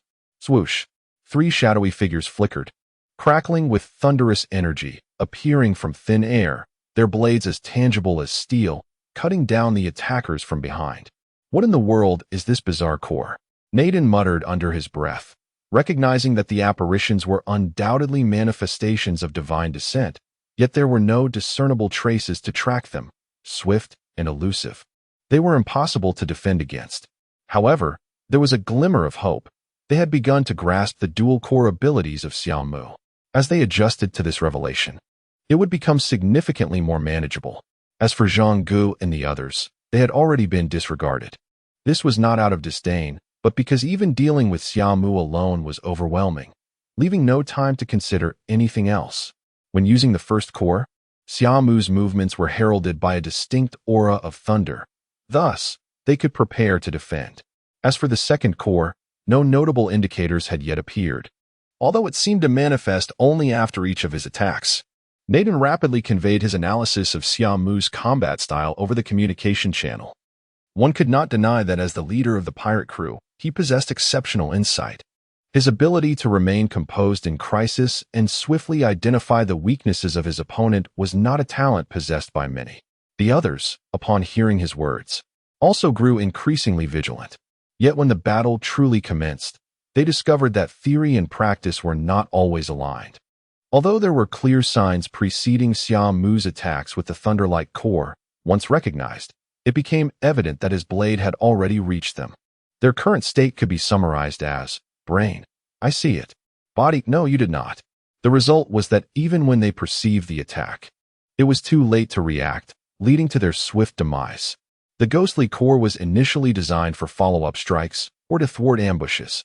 Unfortunately, the sole opening in Xia Mu's defense occurred the instant he struck, and the ghostly specter perfectly compensated for that vulnerability.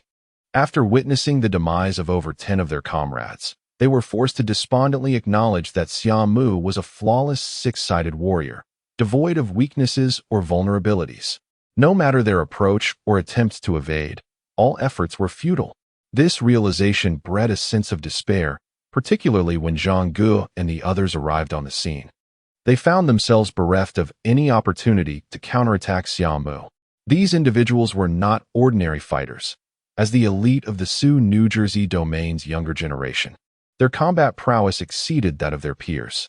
Against those a tier or two below them, the outcome was overwhelmingly one-sided. In the blink of an eye, a formidable breach had opened within Naden's divine descent guard. Now, unable to remain passive, Naden felt compelled to charge into battle, yet he hesitated once more. It was simply due to the sheer terror radiating from Xia Mu amidst the slaughter. Each swing of his blade resulted in the demise of a divine warrior. Executed with surgical precision, each trajectory devoid of any superfluous motion, as if wielded by a master chef slicing vegetables.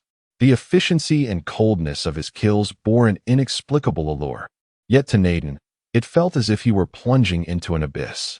Just like a seasoned chef who had honed his skills over years of practice. Slicing with effortless finesse. Damn it, when did I become so cowardly?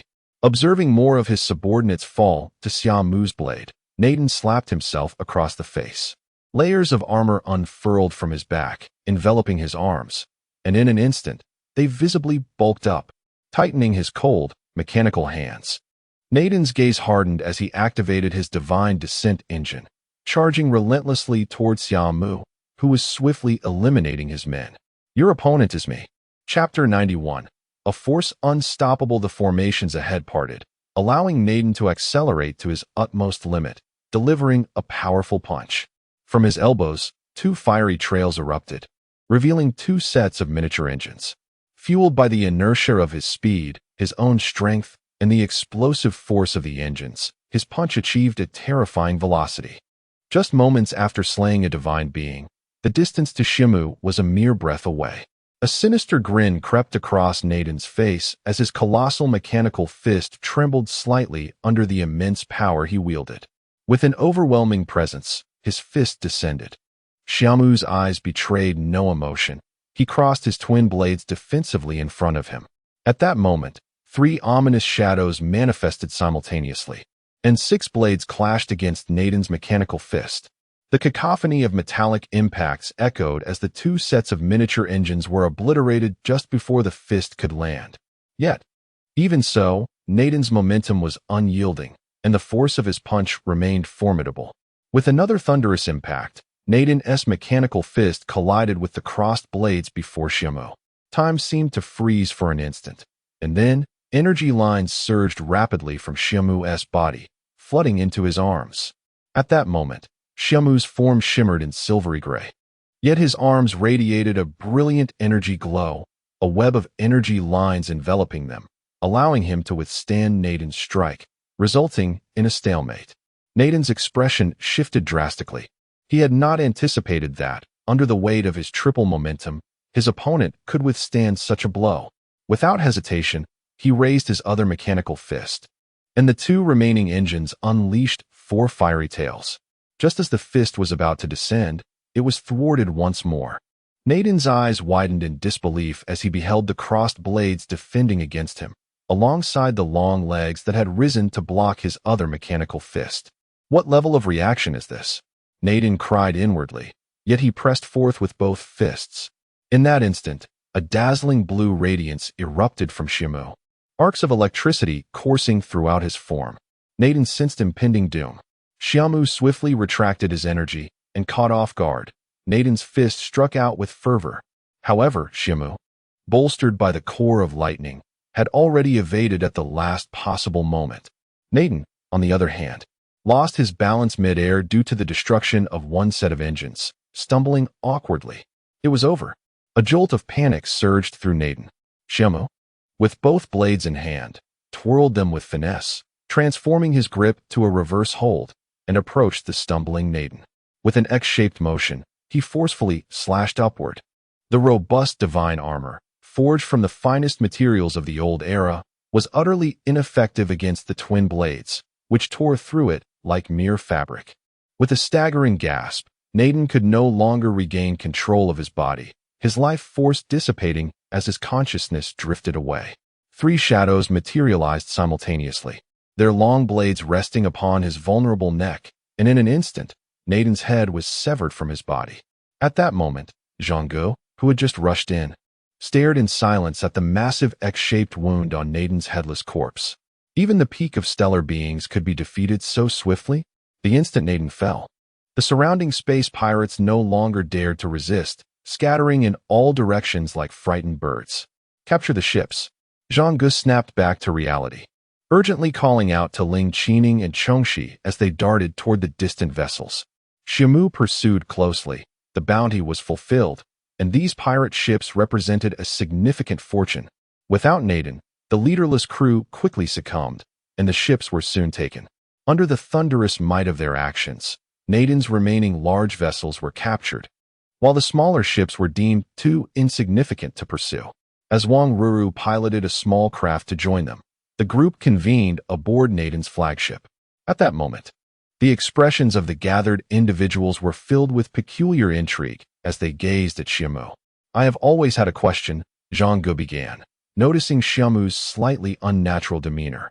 You mentioned you could handle three stellar beings simultaneously, correct? Xia Mu nodded. Zhang tilted his head slightly. Do you perhaps have a misunderstanding regarding stellar beings?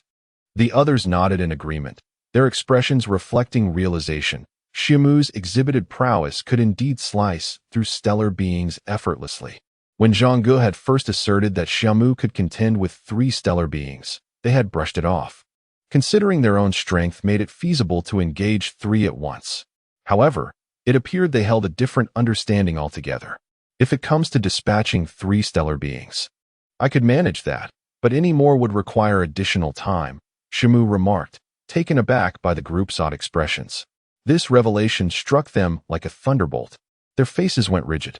So, your standard is measured by instant kills? That seems rather far-fetched. Zhang Ge suddenly felt his previous self-satisfaction and pride vanish. He realized that, in comparison to Xia Mu, he was woefully inadequate. Ha ha ha, you're far too modest. Zhang Ge chuckled awkwardly, shifting the topic. With this bounty claimed and 2 large ships captured, we struck gold.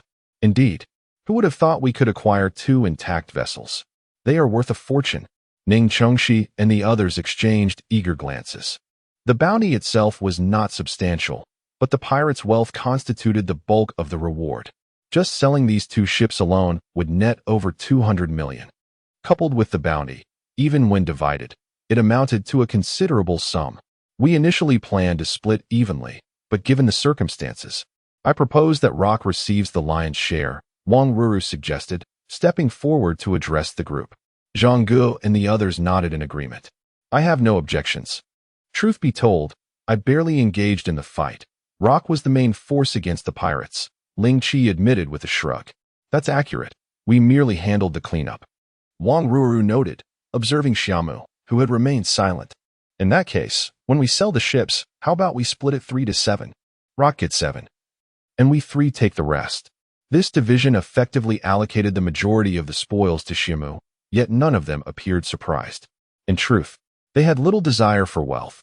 Their primary motivation lay in gaining experience. Supported by their families and the Xianyuan domain, they were not in dire need of money. 92nd. The thorns of poetry reappear after finalizing the allocation details. The next step was to return aboard the spacecraft. Wang Ru dismissed the crew on the spot, subsequently implanting her own system to control their ship's systems. This way, even if they attempted any treachery, she could activate the self-destruction protocol immediately. Although being taken back by Xia Mu and the others would result in imprisonment and punishment from the Planetary Management Bureau, it was preferable to facing immediate death. After all, they could have easily sent one person back to fetch the buyers and then eliminated everyone waiting there. It was merely a matter of not wanting to make an extra trip. With the cooperation of the original crew, they traversed the wormhole and engaged in pulse jump navigation, swiftly returning to the planet Anastasia. The handover procedures were remarkably swift, as it was a mature industry. The bounty transfer and spacecraft transaction were completed within half a day. Xia Mu also received his first earnings through his own efforts. As he saw the funds transfer into his account, a wave of emotions surged within him, a feeling he had never experienced before, a mix of wonder and satisfaction. After this mission, Xia Mu expressed his desire to depart early, as his primary objective differed from that of Zhang Ge and the others, who sought further experience, whereas he was focused on acquiring star coins. After exchanging contact information in front of the guild, Xia Mu parted ways with them. Upon leaving, he did not seek out a hotel for lodging, but instead wandered through the streets, eventually arriving at a secluded alleyway devoid of people. You may come out now. Despite the apparent emptiness, Xia Mu spoke up suddenly. Ha ha ha. Quite impressive that you could detect me. A melodic giggle resonated. And from the shadows of the alley emerged the silver-black figure of a divine descent, wielding twin daggers. The cold silver mask concealed any emotion. It was indeed the thorns of poetry. After her spacecraft was discovered by Xia Mu, she had not felt fear. Instead, she had employed her means to track his destination and followed him. Xia Mu furrowed his brow slightly, then bent his knees and propelled himself forward with sudden force. Without uttering a word, he charged ahead, as the star-piercing armor rapidly enveloped him, completing the transformation in the blink of an eye. Just as expected, a spatial divine descent. Thorns of Poetry's gaze burned with intensity as she twirled her daggers, intending to test Xia Mu's strength with a direct confrontation. However, in an instant, a prickling sense of danger surged from behind, causing her scalp to tingle. Without a moment's hesitation, she retracted her daggers and stepped into the nearby shadows, vanishing from view. A Tang Dao suddenly lunged from behind, piercing through the very spot she had just occupied. The blade missed its mark, and Xia Mu was not surprised. With his other hand, he swept the long knife sideways, and in the flash of the blade, a massive gash appeared on the wall. The metallic clash resonated as the long knife seemed to encounter an obstruction, revealing Thorns of Poetry's figure once more. What keen instincts you possess. Ha ha ha. I believe I am beginning to take a liking to you. Thorns of Poetry's laughter echoed as she vanished into the darkness, re-emerging from the shadow behind Xia Mu. Yet, what greeted her was Xia Mu's devastating spinning kick. Even Thorns of Poetry was taken aback by this move, instinctively attempting to retreat into the shadows. However, a brilliant flash of lightning illuminated the area, rendering all shadows powerless. With a sudden impact, she could only raise her daggers to defend herself against the kick. Upon contact, Thorns of Poetry was sent flying uncontrollably into a shadow and disappeared from sight. Ouch! That hurt. Did you know? Her voice echoed mysteriously and simultaneously. An intensely condensed darkness surged forth from the shadows. Xia Mu, with an impassive expression, swung his Tang Dao, cleaving through the oncoming spike. Thorns of Poetry's figure materialized once more. Failing her attack, she leaped sideways, using the wall for leverage as she thrust out her spike again. Clang! Another long knife struck the spike with pinpoint accuracy. Retreating once more, Thorns of Poetry audaciously positioned herself against the wall, crouching with her upper body leaning forward. I see your weakness. Deadly Thorn. The twin daggers in her grasp began to spin, merging into a singular long spike as energy from her divine descent flowed into it. The pitch-black spike started to quiver slightly as energy infused it. With a hum, the long spike flew from Thorns of Poetry's hand, slicing through the air with a sharp whistle. Xia Mu's gaze sharpened, and his figure flickered, vanishing as if disrupted by a signal interference. I had already anticipated this. Thorns of Poetry's lips curled upward beneath her mask, as the long spear that had just been launched defied the laws of physics. Returning to her hand as she thrust it backward. Clang! A crisp clash resonated, followed by an eerie, elongated hum. Thorns of Poetry's expression changed, and she abruptly released the spike, without hesitation attempting to slip into the adjacent darkness. However, a slightly curved long knife coldly slashed towards her neck. I'm going to die. This thought blossomed in her mind, and in an instant, Thorns of Poetry raised her arm, bending her elbow to block the long knife. The blade struck down, embedding itself into her forearm. Yet, taking advantage of this fleeting moment, she stepped outward, vanishing into the shadows. Haha, that hurt. I'll remember you. Her voice, tinged with a somewhat morbid delight, echoed as Xia Mu frowned, glancing around. The star-piercing armor dissipated from him. In his senses, Thorns of Poetry had already distanced herself, even erasing traces of blood with care. Though this woman may not possess great strength, her skill in stealthy evasion was undeniably impressive. Xia Mu pondered deeply, stepping out of the alley. Habitually, he began to reflect on his shortcomings in this battle. In his eyes, this encounter was a failure, as he had not succeeded in eliminating Thorns of Poetry. Meanwhile, in a deserted underground bar, the loud DJ music and dim lighting rendered it difficult to perceive that it was still daytime. People danced freely, their cheers, shouts, and songs blending into a vibrant chorus. Emerging from the shadows, clad in her divine descent, Thorns of Poetry entered through a small door. Inside the small door was an elevator. After descending 2 levels, the elevator doors opened to reveal another bar, though this one was eerily quiet. As Thorns of Poetry stepped out of the elevator, numerous eyes fell upon her, particularly noting the bloodied state of her forearm, which cast a somber atmosphere over the surroundings. Faint sounds of heavy breathing emerged from the darkness. You may wish to give it a try? Despite her forearms still bleeding, Thorns of Poetry's expression behind the mask conveyed a sense of excitement. As soon as she spoke, the individuals lurking in the shadows seemed to understand something, and their hostility dissipated. 93. The mysterious star domain. Upon witnessing the scene, Thorny Poetry's lips curled slightly. Most of the functions of the divine descent biological device had been allocated to her forearm. Half of her forearm was severed. Even the bone was cut in half. Yet this excruciating pain seemed to have no effect on her. Amidst the gazes of the crowd, she made her way to the back of the bar, entering a secluded room. This room was illuminated not by incandescent light, but by a pale glow. Upon entering, Thorny Poetry removed the divine descent apparatus, as if two entities had separated, with the device resting automatically beside her. Without the support of the biological device, the wound on her forearm immediately reopened, blood flowing incessantly. Her complexion turned ashen, yet a smile lingered at the corners of her mouth. This somewhat eerie scene would surely terrify anyone who chanced upon it. Thorny Poetry approached an operating table and lay down, quickly succumbing to unconsciousness. The injury inflicted by Summer's blade was not the sole cause of her suffering. The prior kick had also taken a toll, compounded by the prolonged battle and significant blood loss, pushing her spirit to its limits. As she lay unconscious on the operating table, the machinery began to automatically tend to her arm's injury. Meanwhile, the divine descent device, leaning against the wall, illuminated its eyes, quietly standing guard at the door. In her hazy consciousness, myriad small figures beckoned to her. They wore bright smiles, their youthful faces radiating joy.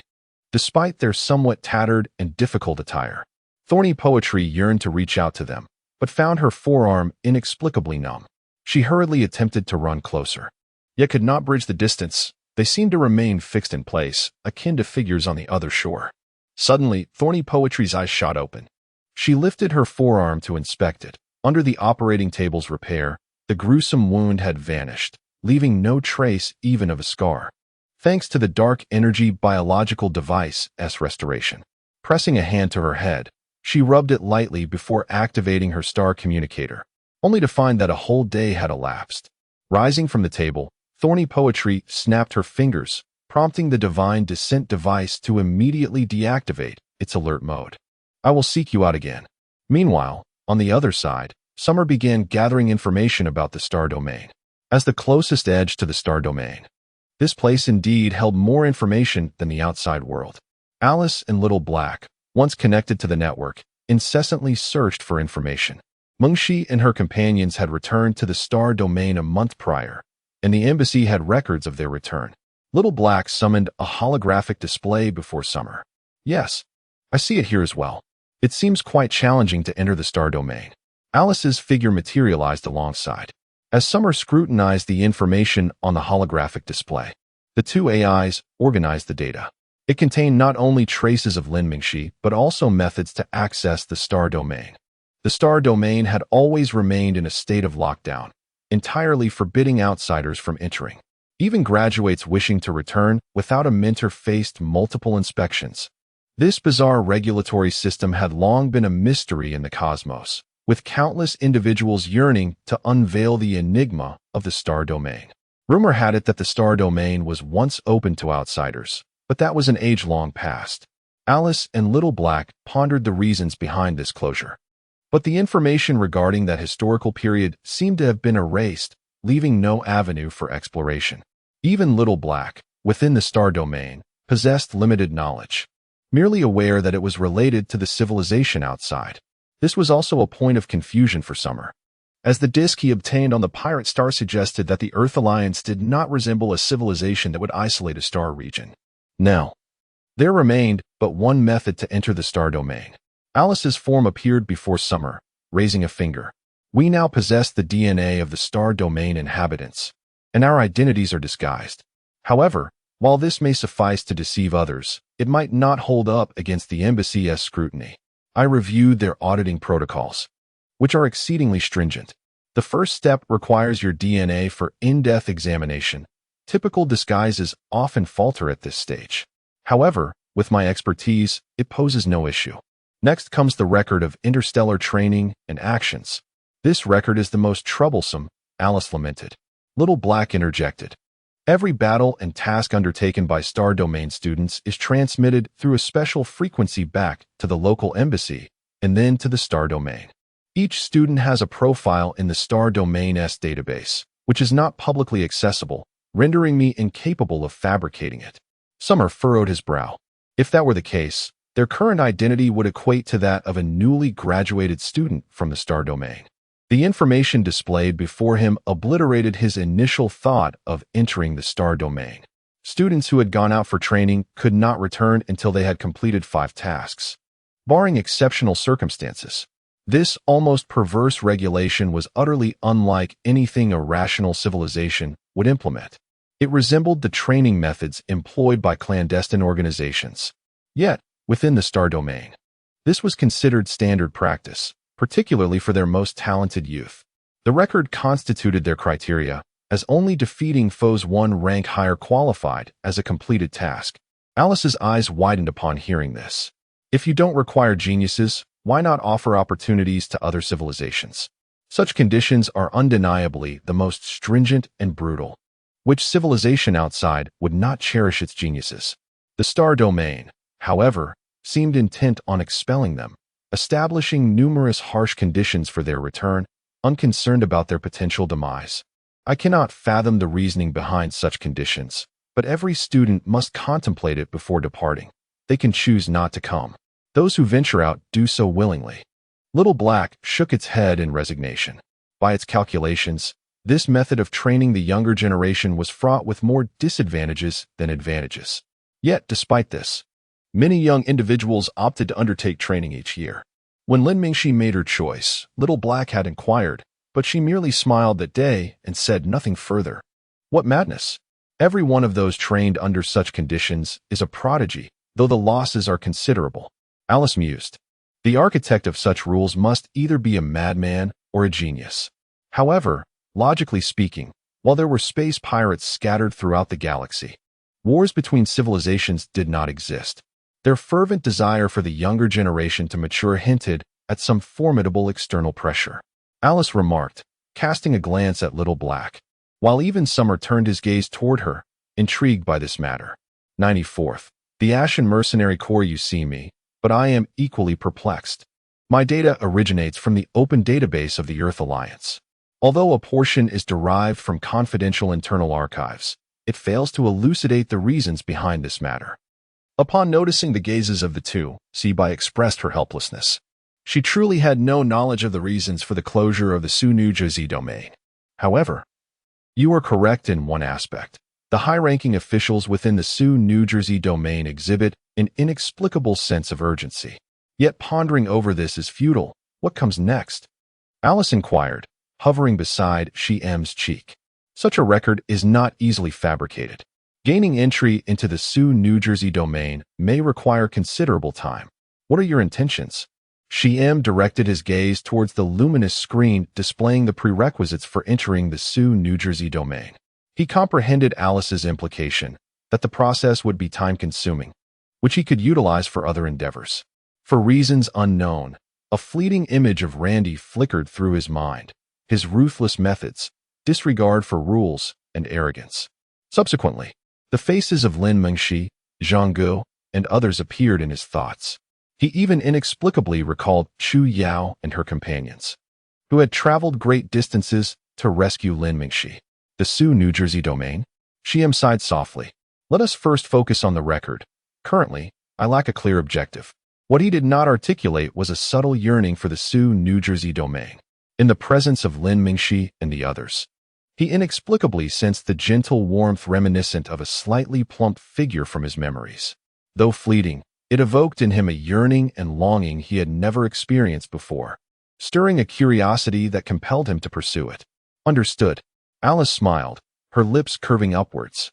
Now, let us proceed with the record. While it may appear daunting, it should be quite simple for you. After all, on the surface, you are at the stellar level, yet your strength approaches that of a neutron star. In this context, completing the record will be a straightforward task. Xiaobai nodded in agreement. Indeed, Xia Mu was the most formidable individual she had encountered, and even now, he had not reached his limits. We need to change planets. Anastasia has a war sequence presence, making it inconvenient. Alice clenched her small fist, a look of frustration adorning her face. If it came down to a true confrontation based on strength, she would have no rival without a war sequence. However, under various constraints, she found herself unable to act. If we are to finalize the record, we must act swiftly. The next flight departs in 2 months. If we miss it, even if the tests are passed, we will have to wait another 3 months. Xiaobai reminded. Once the itinerary was determined, the subsequent steps became simple. Alice first purchased a small spacecraft online, followed by a multitude of engine components, and finally rented a warehouse. After placing the newly acquired spacecraft in the warehouse, Xia Mu donned the star goddess Descent and proceeded to the rear of the spacecraft to commence disassembly. A week later, a uniquely designed small spacecraft emerged from the warehouse. The vessel featured an elongated body with a slightly curved nose, side wings resembling those of a fighter jet, and 2 sets of engines mounted beneath the wings. The tail bore a dorsal fin-style stabilizer, with 3 engine ports arranged in a shape beneath it. This small spacecraft measured approximately 20 meters in length and 6 to 7 meters in width. At the moment of ignition, the violet exhaust from the engine ports erupted forth, propelling the vessel to an unprecedented speed in mere instants, subsequently accelerating even more after leaving the Anastasia planet, vanishing into the starry expanse. Days later, near a remote planet in the galactic ruins, a wormhole spun languidly. A colossal stargate loomed beyond the wormhole, its vast expanse stretching across countless kilometers.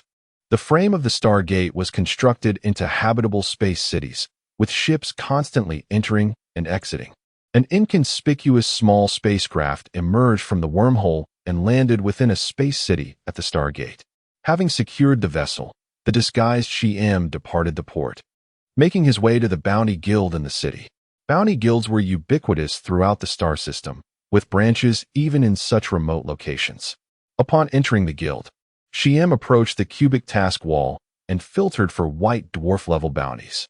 Bounties at the white dwarf level generally offered rewards exceeding 100 million, with each target possessing substantial resources and their own fleets. Such high-ranking bounties were typically pursued by large mercenary groups in collaborative efforts. As Xia Mu searched, he immediately caught the attention of a nearby man. The moment Xia Mu filtered for the white dwarf-level bounty, the man could no longer contain himself. After glimpsing Xia Mu's visage and confirming the screen's contents, he burst into laughter.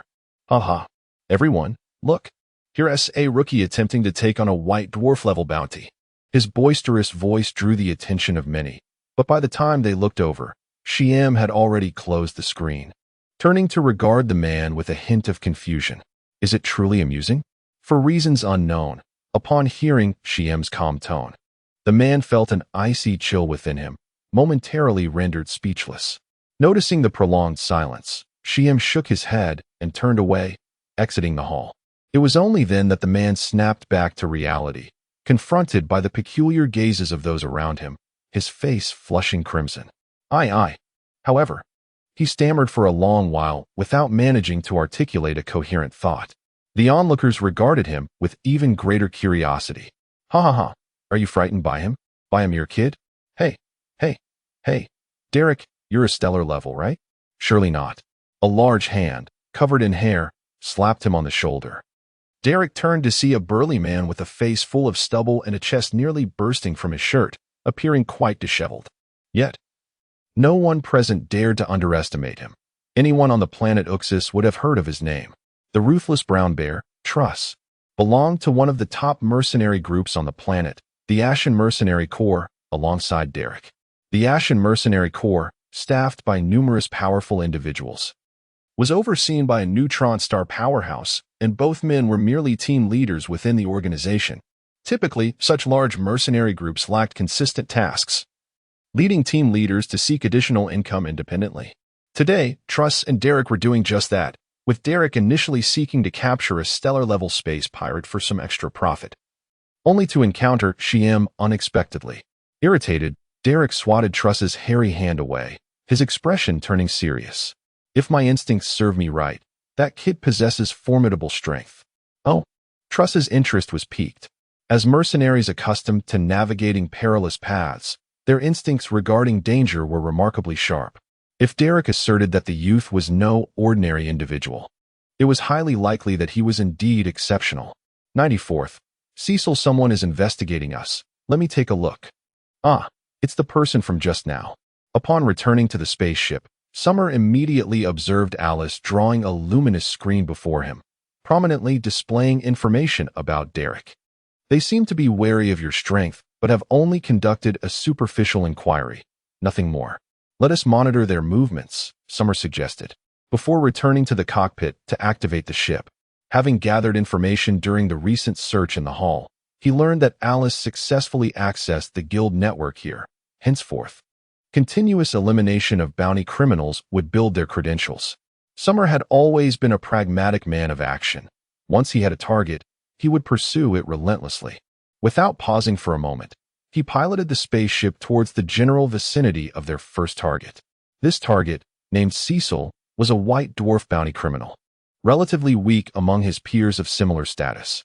This was a deliberate choice by Summer, as it would seem abnormal to target a formidable adversary right from the outset.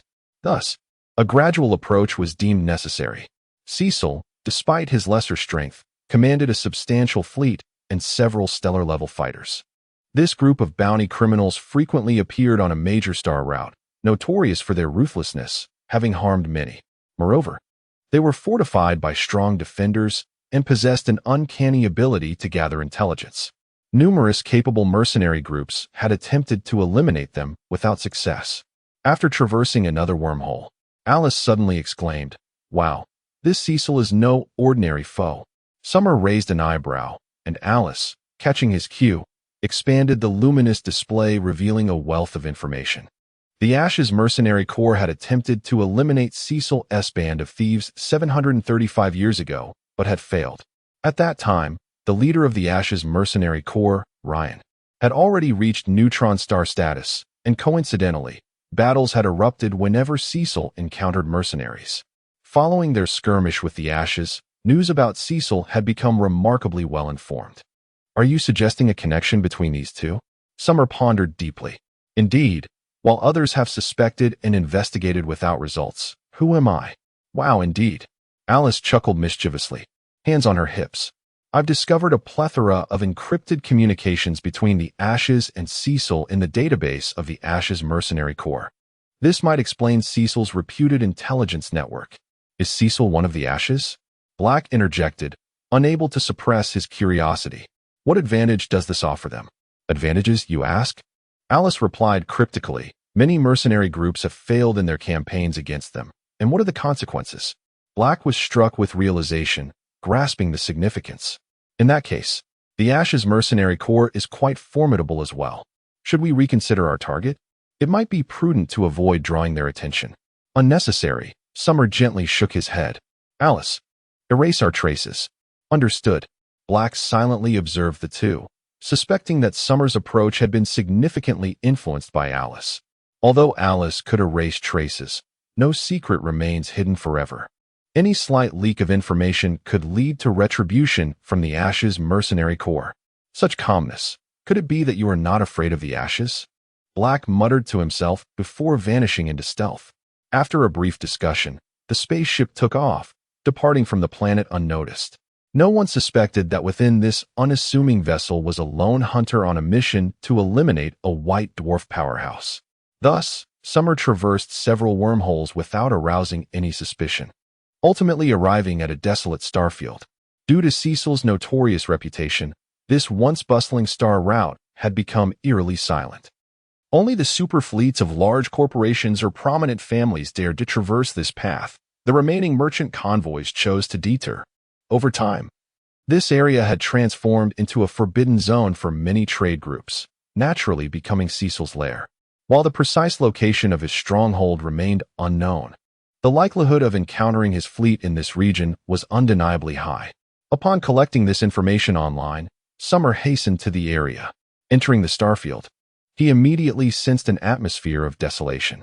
In contrast to other starfields, where merchant ships and energy trails from pulse-jump navigation were commonplace, here, there was nothing but silence.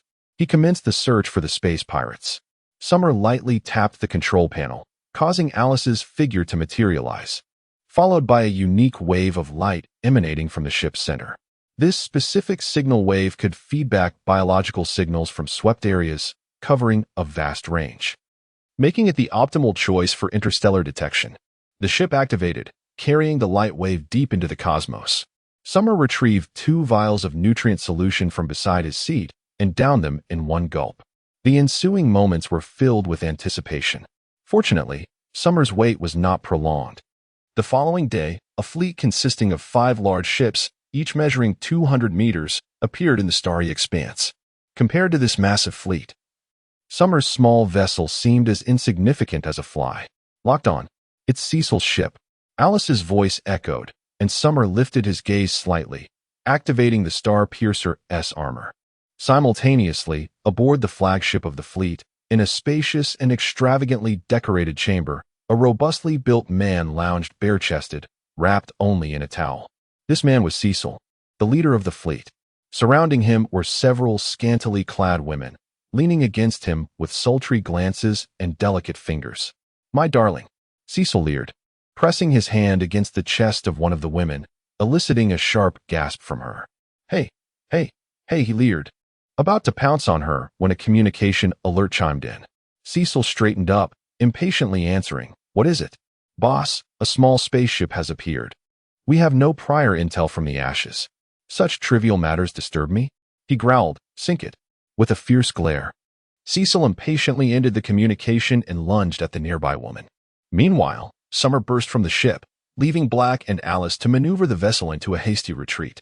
Concurrently, within the fleet, a large ship and nearly 100 smaller vessels opened fire.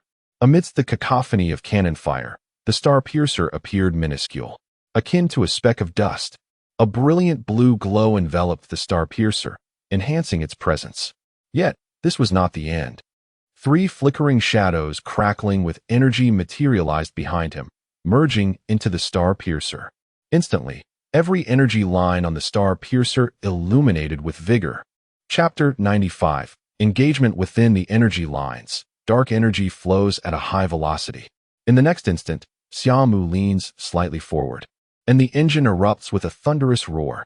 In a mere heartbeat, the speed of Chuanqing reaches a terrifying velocity, trailing a long streak of lightning behind it. Compared to the myriad beams of dark energy, the tail flame left by Chuanqing appears exceedingly insignificant, akin to an egg striking a stone. As the distance between them diminishes, at a certain moment, Xia Mu plunges into the torrent of dark energy beams. In that moment, he utilizes no evasive maneuvers. Vast quantities of dark energy beams strike Chuanqing, creating ripples in their wake. Anyone nearby would immediately notice that a thin, energy-based shield envelopes Chuanqing. The multitude of dark energy beams merely causes faint ripples upon this gossamer shield. With no concerns for retaliation, Xia Mu accelerates to a more terrifying speed, unimpeded by the need to dodge. Even beneath the deluge of energy, his figure, flashing with lightning, remains extraordinarily radiant. At that moment, on the bridge of the mothership, a one-eyed man clad in the captain's uniform stares in disbelief at the figure surging against the current. "What is that?" he exclaims involuntarily. The only response is silence.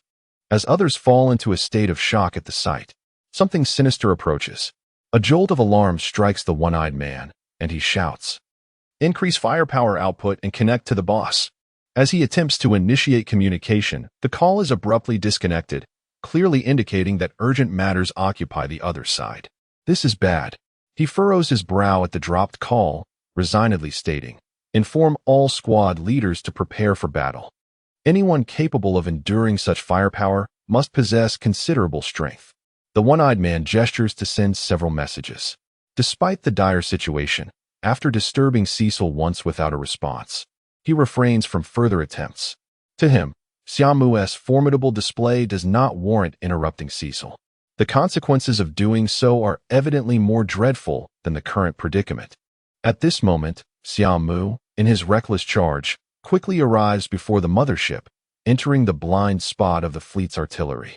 In the next instant, hundreds of silhouettes materialize around him, revealing a squad of warriors clad in divine armor. Xia Mu glances at the foremost warriors, and upon realizing Cecil is absent, he feels a pang of disappointment. However, the external divine warriors cannot perceive his expression. "Who are you? Do you not know this is Cecil's fleet? You exhibit remarkable audacity." A voice with a hint of mirth emanates from the public channel. Xia Mu remains silent, yet the opponent persists. Are you afraid? You should be, ha ha ha. Rest assured, we will warmly welcome you for disturbing our rest. Charge. With a wave of his hand, the leader of the divine warriors initiates the assault, and the synchronized roar of hundreds of engines reverberates through the air, causing the very space to tremble. Faced with this spectacle, Xia Mu displays no sign of fear. Instead, he advances, drawing his dual blades and charging forward. Such courage! Ha ha ha! Alas, it will be futile. The mocking voice echoes again. The two forces swiftly collide. In an instant, Xia Mu feels the weight of countless gazes upon him, weapons raining down from every angle, with even some sneaky attacks aimed at him. The Star Pirate Divine Guard showcases an extraordinary level of coordination in their nearly invulnerable assault. A bolt of lightning strikes Xia Mu, and amid the blinding brilliance, several sharp beams seem to flash past. When the thunder dissipates, Xia Mu bursts forth from the encirclement, his dual blades cleaving through the air, while the first wave of divine warriors remains frozen in place, as if time itself had halted. As confusion spreads among the onlookers, arcs of electricity flicker around the waists and chests of the frozen warriors, and in the next moment, their bodies split into two. The suddenness of this scene leaves everyone momentarily stunned, and in the following instant, the deadly blades whirl through the crowd. The commanding figure had not anticipated that Xia Mu's strength was so formidable, capable of dispatching the encroaching warriors in an instant. Peak stellar level? Humph. Merely a few Comet-class fighters. How long can you endure? Though a hint of gravity weighs on him, he remains unperturbed. Stealing a discreet glance at an apparently ordinary divine warrior within the encirclement, a smirk curls at his lips. Let you be the sacrificial lamb of this bloodbath. His gaze fixes on the unassuming divine warrior, who, like the others, rushes forward, though seemingly ordinary. A closer inspection reveals that this warrior consistently maneuvers to obscure the movements of others, appearing to advance while never truly engaging. On the forefront of the battlefield, numerous foes have already fallen beneath Xia Mu's lethal dual blades. The crowd begins to grasp that his prowess is extraordinary. Yet, bound by orders, they find retreat impossible. Sometimes, the brutal customs among star pirates are far more ruthless than the penalties of civilized law. As they charge fearlessly, casualties mount, and the smirk fades from the leader's face, his brow furrowing in concern. Blood disaster, do not hesitate, engage. He opens a special communication channel, his voice tinged with annoyance. He, understood, I have seen through him. A raspy voice responds as Blood Disaster, clad in ordinary divine armor, flashes forward. This time, although he remains beside the leading divine warrior, a short dagger is drawn from his sheath. Xia Mu effortlessly dispatches an approaching divine warrior with a swift slice, then strikes again to repel another who attempts a sneak attack. Yet another figure charges bravely forward, and Xia Mu raises his blade. Blood Disaster's eyes brighten as the energy lines on his divine armor surge with intensity, enveloped in a layer of palpable black mist. Shadow stab. Blood Disaster's form suddenly blurs, elongating like a stretched image as he lunges towards Xia Mu. However, Xia Mu abruptly leans back, retreating explosively, and then his dual blades clash together in an upward arc. With a sharp sound, crimson blood spills forth from the void, quickly frozen by the low temperature. How is this possible? Shock fills Blood Disaster's eyes as he incredulously gazes down at the massive X-shaped wound on his chest. At that moment, a stretched, indistinct shadow rushes toward him, merging with his form. Xia Mu offers no explanation for his inquiry. He spins his long blade, repelling another warrior, and then charges directly toward the commanding figure in the distance. Stellar level, they should all be present now, right? Xia Mu murmurs to himself, recalling the data on stellar-level individuals. The conductor, a man still somewhat bewildered, witnessed the ambush of the blood calamity, which had been brewing for a long time, effortlessly shattered by Xia Mu. The subsequent scene widened his eyes in astonishment. After the blood calamity was vanquished, Xia Mu appeared to be liberated from some unseen constraint. His speed surging once more, darting through the crowd like a wraith, akin to a highly efficient harvester. The divine guard was but the wheat beneath the scythe of this relentless harvester. Such a bloody spectacle unfolded before them, leaving the onlookers in disbelief as dozens of Divine Guard warriors fell to Xia Mu's merciless twin blades. This transpired even with several stellar-ranked members of the Divine Guard exerting all their strength to restrain him. If circumstances were different, the commanding man dared not envision the outcome. In that moment, he set aside all reservations and immediately contacted Cecil. As for the consequences of disturbing him, survival took precedence. The commander shook his head vigorously. The Xia Mu before him was undoubtedly more than just stellar-ranked. He posed a significant threat to their pirate crew. True to form, the communication was abruptly terminated not long after it was initiated, yet the commander stubbornly redialed. Meanwhile, within the spaceship's chamber, Cecil, his bare torso glistening with sweat, lay beside several women. The communication sounded again, and Cecil's irritation peaked, an uncontainable fury surging within him. He stepped away from the women, seized a star communicator from the table, and a holographic screen flickered to life. "Willis, you'd best provide me with a compelling reason." Cecil's expression darkened, his piercing tiger-like eyes narrowing ominously. Willis, sensing the gravity of the situation, hurriedly replied, "Boss, the intruder is no friend.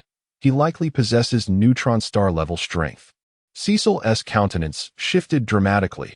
As a white dwarf-level being, he understood the immense threat such power represented within the ranks of the Divine Guard. Without further ado, he wrapped a towel around his lower half and exited the chamber.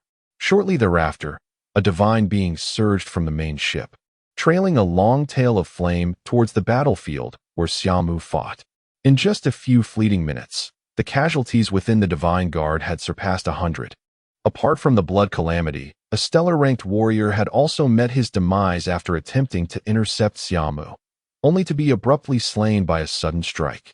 It was after this event that the stellar-ranked beings became exceedingly cautious, abandoning their previous tactics of preserving lower-ranked warriors. In this dire scenario, the death toll among the lower-ranked warriors escalated further. By the time Cecil arrived, nearly half had already succumbed to Xia Mu's relentless onslaught.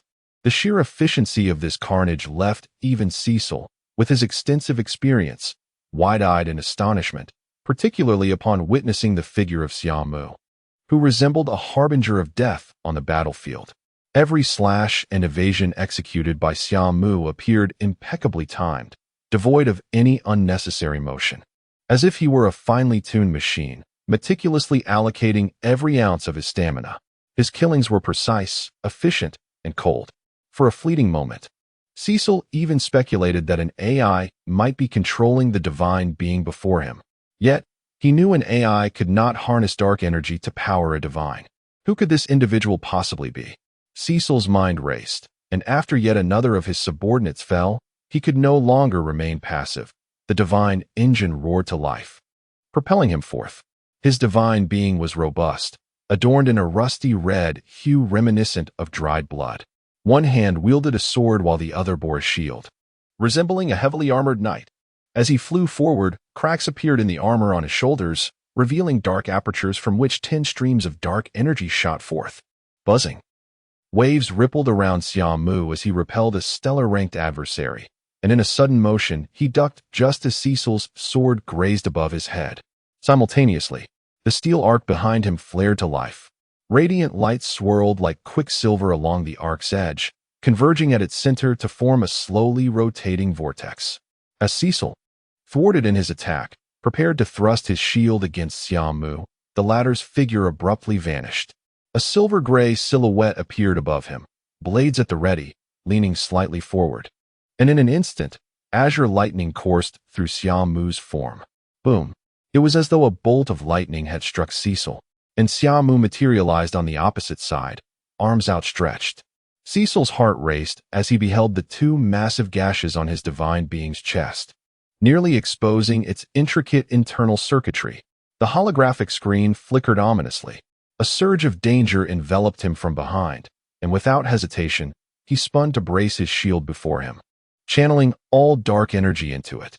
Buzz! The dark energy trembled, rapidly solidifying and expanding beyond the shield, ultimately enveloping his entire divine being. In near synchrony, Xia Mu's twin blades struck against Cecil's shield, Years of training and muscle memory prompted Cecil to instinctively thrust his long sword with the other hand.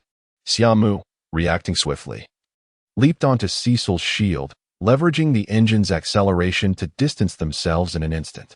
Their clash left onlookers spellbound. Even the stellar-ranked warriors were left trembling in awe. Yet, they were not idle. While Cecil engaged Xia Mu, they had circled behind him, poised to strike at the first opportunity. Now, as Xia Mu was sent reeling, it presented an ideal opening. 3 stellar-ranked beings surged forth, intent on assailing him. Stop! Cecil's expression altered. The prior exchange had been entirely Xia Mu's choice to retreat, leaving him with no advantage whatsoever. The silver light of the waltz. As Xia Mu flew backward, his form curved, twin blades crossed before him.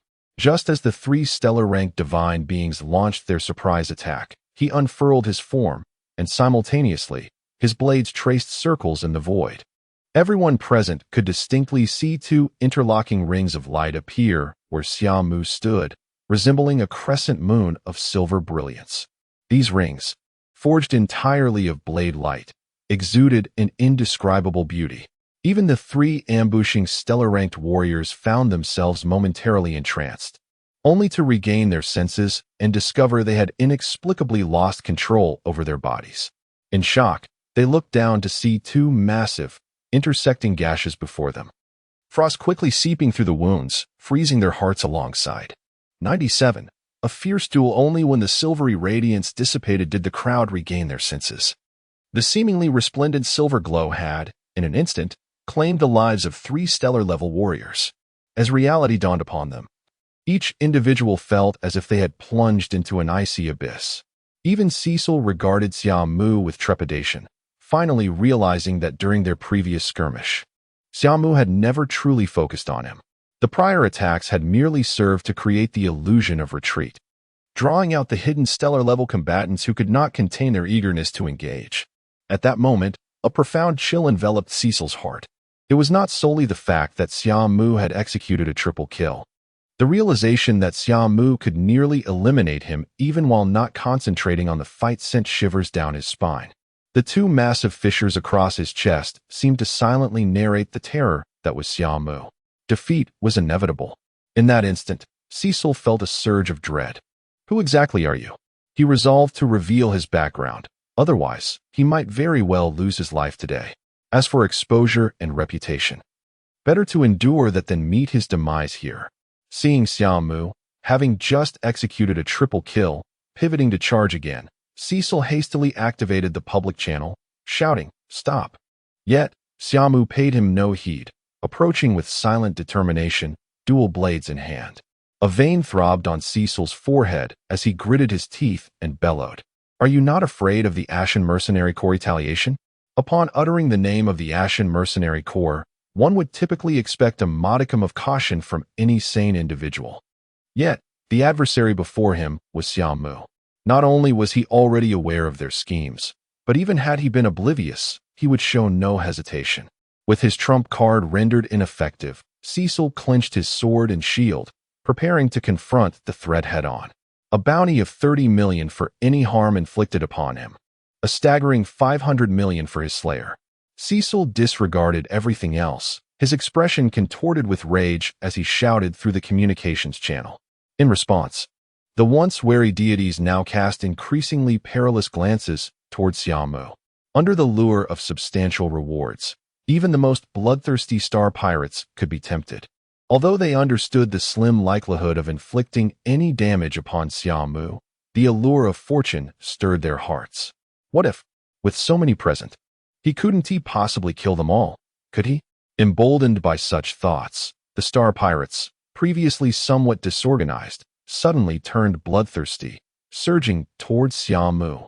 Xia Mu's expression hardened as he recognized the frenzied demeanor of the approaching crowd, reminiscent of hyenas closing in on a plump prey on the planet of pillage. Familiarity prompted him to halt abruptly. The oncoming throng, momentarily startled, fanned out to either side, eager to observe his reaction.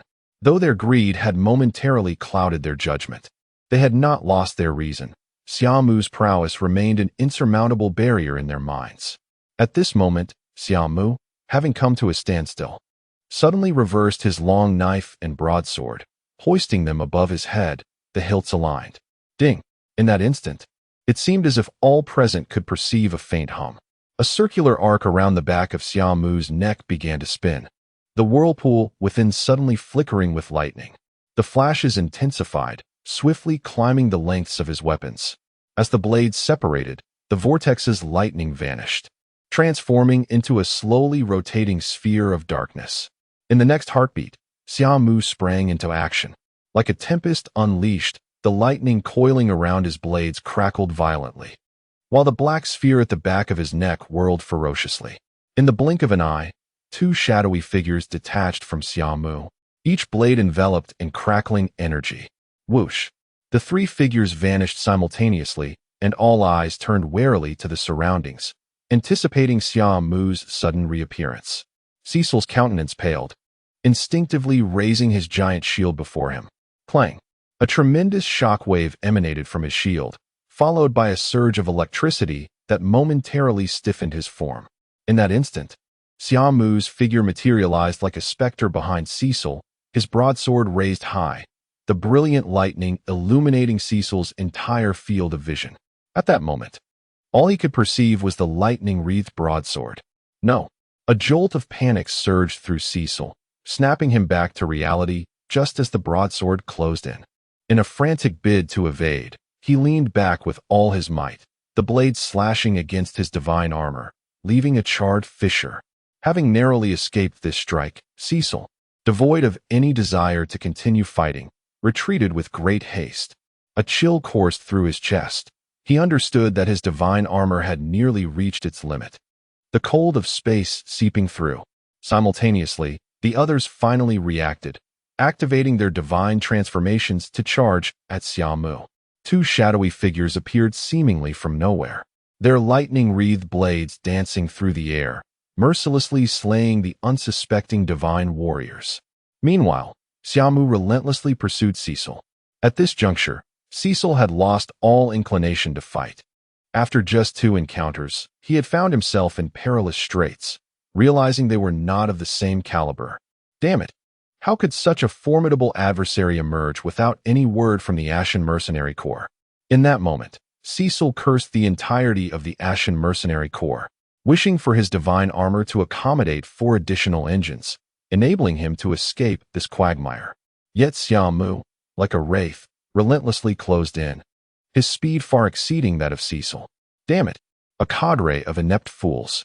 Within the helmet's view, the display showed all his subordinates intercepted by shadowy figures, prompting Cecil to mutter a curse under his breath. Do not push me. Realizing escape was futile, Xia Mu's relentless pursuit ignited a feral instinct within Cecil. Years of comfortable combat under the Ashen Mercenary Corps protection had dulled his once ferocious edge. A glint of cold determination flickered in his eyes as he braced himself, the core of his engines roaring to life. In an astonishing display, his shield instantaneously shattered, reconstituting into a long sword with a hilt resembling outstretched wings. Rather than grasp it, Cecil tossed the sword, allowing it to hover behind him. Immediately, he pivoted sharply, the long sword cleaving through the air. Clang! Xia Mu's broadsword clashed against Cecil's longsword. Both combatants momentarily locked in a stalemate before retreating. Xia Mu, perplexed, glanced at his lightning-infused blade, puzzled as to why his strike had not cleaved the longsword in two. His broadsword, forged from materials of the old era, was nearly indestructible. Even a direct hit against Cecil's divine armor would leave a mark. Yet upon observing the hovering longsword behind Cecil, understanding dawned upon Xia Mu. Chapter 98. The death of Cecil. The shimmering sword, radiating an ethereal glow, appeared to be the essence of his core ability. With each flicker of light, an imperceptible shield enveloped his entire being. That recent strike had been thwarted by this very layer of protection. Indeed, those at the White Dwarf level possessed formidable hidden talents. What might his second core ability be? As Summer pondered, he pressed the attack once more. Although Cecil's powers granted him the ability to withstand the Tang Dao, his enhancements in speed and strength were rather modest. In terms of combat skills, he was nearly overwhelmed by Summer. Thus, An exaggerated spectacle unfolded on the battlefield. Armed with dual blades, Summer's relentless assaults forced Cecil into retreat, while the surrounding deities could only watch helplessly as Summer dominated Cecil. Cecil's heart raced. He was acutely aware of the limits of his core defense. This formidable protection came at a tremendous cost in dark energy. The stronger the opponent's attacks, the greater the depletion. From the previous exchanges, he realized that without his core defenses, any one of those strikes could have been fatal. Clang. In another clash, Cecil seized the opportunity to retreat, discarding his sword, which then hovered behind him like a blade transformed from a shield.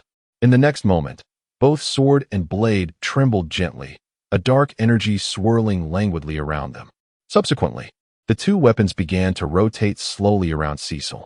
At that instant, Summer lunged forward, his Tang Dao descending without hesitation. Clang!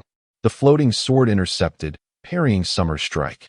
Immediately after, Cecil wielded the other blade, launching an upward thrust. Summer deftly evaded the rising strike, twisting his body to generate momentum, and then brought his other blade crashing down fiercely. Yet again, the levitating sword managed to block his assault. Cecil's blade attacked once more, while simultaneously, he shifted closer to Summer. With a raised brow, Summer decided against a minor dodge this time. He vanished from sight. Cecil's expression shifted, realizing his intentions had been discerned. As expected, when Summer reappeared, it was behind him, dual blades descending. The sword once more floated to intercept, but this time, the defense was noticeably less effortless. Is this the power of the second core? Summer murmured softly. Then, a flash of silver light swept through the swirling vortex on his back. His form vanished again, while Cecil, on high alert, scanned his surroundings. 3 cores. Cecil's countenance darkened. Throughout the battle, with the lightning core, the ominous specter, and now this peculiar teleportation technique, Summer had displayed 3 formidable abilities. Each one was immensely powerful. What on earth was he? Struggling against Summer's onslaught, Cecil found himself perilously close to defeat. Merely 2 non-offensive cores had nearly led to his downfall. If an offensive core were to join, he cast a discreet glance towards the distant shadows embroiled in battle among the divine soldiers and shuddered. Even in this state, he was on the brink of collapse. If things continued this way, his dark energy would soon be depleted, and that would mark his demise. This cannot continue. Panic surged within Cecil as he glanced at the beleaguered divine soldiers. With a steely resolve, he surged towards them. Summer quickly grasped his intention. The divine guard was barely able to defend themselves. By heading that way, he aimed to have them impede Summer's pursuit. In essence, he sought to escape. Summer would not permit such a scenario to unfold.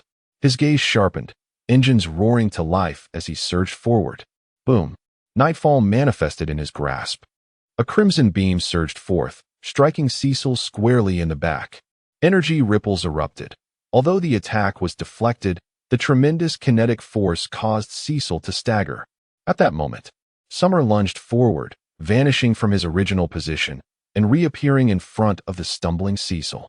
The lightning on the Tang Dao and the long blade flared to their zenith. Visible arcs of lightning danced upon their surfaces. An upward slash made Cecil lean back slightly. Then came a horizontal strike. Waves of energy surged from Cecil, nullifying the attack. Yet, before he could regain his balance, Summer closed in, delivering a fierce elbow strike to his abdomen. Though the core defense absorbed some of the impact, the force sent him crashing backward. Summer, wielding dual blades, swiftly pursued the unsteady Cecil, blades whirling. In the starlit expanse, the twinkling lightning on the blades traced arcs of light, and in the blink of an eye, dozens of slashes rained down upon Cecil. The protective layer of his core shimmered and trembled violently, until, at a critical moment, Summer unleashed a single devastating strike. A storm of energy fragments erupted, and as Cecil struggled to stabilize himself, his pupils dilated. With a jolt of disbelief, he looked down to see the Tang Dao, like lightning, had pierced his heart the instant his core defense was shattered. The divine armor's protection proved futile against the Tang Dao, and the crackling lightning extinguished all vitality within him. The divine warriors engaged in battle stood in stunned silence, unable to comprehend the sight of Cecil, the tyrant in their eyes, the white dwarf-level powerhouse, their leader, being so effortlessly vanquished before them. For a moment, the crowd was engulfed in a haze, as if trapped in a dream. Everyone was in a daze. The previous battle between Summer and Cecil had been obscured by distance, but from what they could discern, it had appeared competitive. They had never anticipated such a dramatic turn of events. With the loss of their cornerstone, the fighting spirit of the group waned. Especially after Summer joined the fray with his dual blades, despair spread like wildfire. The Divine Guard scattered in panic, heedless of the main ship as they fled towards the distant smaller vessels. The larger ships, upon realizing Cecil had been slain, immediately activated their engines, seeking to escape. Summer did not pursue. After symbolically dispatching a few laggards, he returned to Cecil's lifeless form. Transforming one hand into a precise mechanical tool, he placed it upon Cecil's body, and soon began dismantling the two cores from his divine armor. Gently tossing the cores into the air, the circular device behind Summer's head seemed to resonate, as the vortex began to spin, drawing the two cores towards it. Subsequently, two sockets appeared where the arc connected to the divine armor, perfectly accommodating the embedded cores. 99th Chapter. The Twilight Domain strikes on the periphery of a distant planet. Within the confines of a guild branch, Summer entered through the automatic doors. The lively chatter of small teams abruptly ceased as they instinctively turned their gazes towards him. Here he comes again. How many times has it been now? I'm not sure. Perhaps the 5th time? Who is it this time? Royce? Alonso? Or maybe Garrick? Who else could it be? It's just these few left, I assent it. There aren't many white dwarf-level space pirates in this area. As Summer made his way to the front desk, whispers began to circulate among the onlookers. Initially, no one recognized him, but after he had completed Cecil's bounty mission, his name had been etched into the memories of the mercenaries who frequented this vicinity. Even so, their astonishment was tempered. They merely regarded him as a fortunate individual. After all, the mercenary group capable of tackling Cecil was far from rare. And while Cecil posed a challenge in terms of intelligence, many mercenary factions were unafraid of a direct confrontation. Yet, given his youthful appearance, it was widely assumed he hailed from an illustrious family. However, over the subsequent 2 months, as numerous notorious white dwarf-level pirates fell at his hands, the atmosphere shifted. Inquisitive minds began to delve into Summer's mercenary background, only to uncover that he operated independently. The revelation sent shockwaves through the community on its first day. There was a stark difference between a mercenary group hunting pirates and a lone hunter. The implications were vastly different, and the difficulty levels were worlds apart. Initially, some questioned this newfound information, but as more sought out details about him and consistently arrived at the same conclusion, they were reluctantly compelled to acknowledge that Summer was indeed a solitary predator. With this knowledge, many mercenary factions sought to make contact with Summer, only to be met with disappointment as they gradually discerned his demeanor, aloof and frigid, akin to a solitary wolf, calm, yet brimming with latent menace. With no fruitful negotiations and no conflict of interest, they eventually accepted his presence. Hello, are you here to submit a bounty? The receptionist recognized Summer, her face brightening with a smile as she inquired. Summer nodded, transmitting a document while simultaneously transferring the authority of the pirate ship. The receptionist's smile widened. Royce, right? I will promptly process the bounty payment, and the sale proceeds from the ship will also be credited to your account. With a slight nod, Summer turned and departed. Over the past 2 months, he had traversed this star domain, hunting white dwarf-level pirates. In this brief span, he had claimed the lives of 7 pirates, each of them of white dwarf caliber. With his stellar traversal abilities, these pirates were no match. He had steamrolled through them with ease. This latest target, Royce, marked the 8th in his tally. During this time, he had established a tacit understanding with the guild, selling the ships he acquired from his hunts back to them. And with the bounty and various cores, Summer's resources now rivaled those of many mid-sized mercenary groups. It's about time to return. Exiting the guild, Summer gazed up at the dim, unilluminated sky, speaking to himself. His hunts had been aimed at fulfilling his resume requirements. Despite achieving such remarkable feats in a mere 2 months, it was not without precedent in the Twilight Domain, merely conspicuous, without jeopardizing his concealed identity. Thus, He chose not to linger, opting to return to Anastasia Planet as his record neared completion. There, the tri-monthly return test for the Twilight Domain was fast approaching. Boarding a departing ship, Summer felt no attachment to this place as it receded into the distance. Days later, the bustling life of Anastasia Planet greeted him once more as he disembarked from an inconspicuous long-distance vessel, embarking on this planet once again. However, this time, he felt neither the bewilderment nor the disorientation he had previously experienced. Upon landing, Summer's gaze discreetly flicked to a man off to the side before he hastened away. As his attention shifted from Summer, the man vanished into the crowd, and a light screen flickered beside his ear. The target has returned to Anastasia Planet. It is undoubtedly someone from the Twilight Domain. Meanwhile, within a lavish estate reminiscent of a castle on Tasia Planet, a robust man slammed his fist onto the ornate wooden table before him, shattering it into pieces. Twilight Domain. Again with the Twilight Domain. Damn it. His expression darkened as he fixated on the image of Summer displayed on the screen. The next moment, an unfamiliar communication request appeared, startling him. He glared at the mysterious call with a grim expression. Though the name was unfamiliar, his long tenure straddling the line between light and dark had made it hauntingly recognizable. Twilight. He gritted his teeth as he uttered the word. Despite being on the verge of an explosive rage, he chose to answer the call. Upon connecting, a figure clad in a white robe appeared, shrouded entirely in its fabric, even the hood obscuring their face. Beneath the hood, however, was not a human visage but a star array, a constellation of stars illuminating a complex pattern in the darkness. Rock, you have been placed on our watch list. The robed figure stated cryptically before abruptly severing the connection. Damn it, damn it, damn it. Once the call ended, the pent-up fury within him erupted, and he began to wreak havoc upon everything in the room. Expensive tapestries, artworks, furniture, all were obliterated under the might of his formidable physique. After a prolonged period of destruction, he finally ceased, panting heavily, his eyes wide with rage.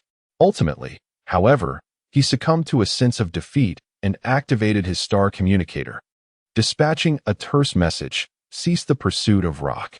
Though a mere few words, they conveyed a profound sense of helplessness. Meanwhile, the recently settled Summer was soon greeted by Alice's voice. The Twilight Domain is watching, and it seems they have taken action. Is there any impact? None at the moment. Understood. Summer replied succinctly before retreating to the bathroom. Alice's eyes transformed into hearts as she flapped her wings excitedly, darting towards the bathroom door. Hee hee hee. Accompanied by her giggles, she attempted to slip inside. Sigh. A soft sigh escaped as Little Black appeared beside her, tugging her away. Let go of me. Let go of me. Alice struggled, yet she could not escape his grasp. War Sequence 122, let me go. I'm telling you. It's not too late to release me now. Alice's humanoid silhouette struggled incessantly, her radiant eyes nearly piercing through the bathroom doorway. In terms of human behavioral psychology, this qualifies as a perversion, came the slightly helpless voice of Xiaohei. Upon hearing this, Alice ceased her struggles, her pale hand cradling her chin as if deep in contemplation. If the subject were him, perhaps there was nothing inherently unacceptable about being deemed a pervert. After a refreshing bath, Xia Mu emerged, drying his damp hair, and settled onto the sofa, the starlight ring cascading over him like flowing water, enveloping his arm. Mechanical fingers, encased in armor, unfurled as two cores, one yellow and one blue, slowly levitated from his palm. These were the cores obtained from defeating Cecil. He had studied them during his journey to Anastasia. He had already discerned their general capabilities. The yellow core, known as the energy absorption armor, could envelop the dark energy of the divine cores on the surface of the body, providing formidable defense, albeit at a high cost. Additionally, it could absorb the dark energy dissipated during enemy attacks, making the high consumption manageable. In essence, this core was most effective on large-scale battlefields, where the dissipated dark energy could sustain the energy absorption armor. However, Cecil could never have anticipated that his hunter would be none other than Xia Mu alone, leading to a significant drain on his spiritual energy, which ultimately left him too late to rely on his subordinates for energy replenishment. The blue core possessed the ability known as blade control. Cecil had previously utilized this unpredictable ability to eliminate many who were stronger than him, but against Xia Mu, who was at the pinnacle of reflexes and divine prowess, it proved somewhat inadequate. The two cores rotated gently in his palm as Xia Mu fell into a contemplative state. The Starlight technology could seamlessly integrate these cores, yet having more cores did not necessarily equate to greater efficacy. The more cores integrated into a divine core, the more the energy flow could become congested, adversely affecting overall performance. In truth, the number of cores that could be embedded served as a testament to the strength of a divine core. While cores undoubtedly enhanced combat capabilities, it was generally accepted that more cores equated to greater power.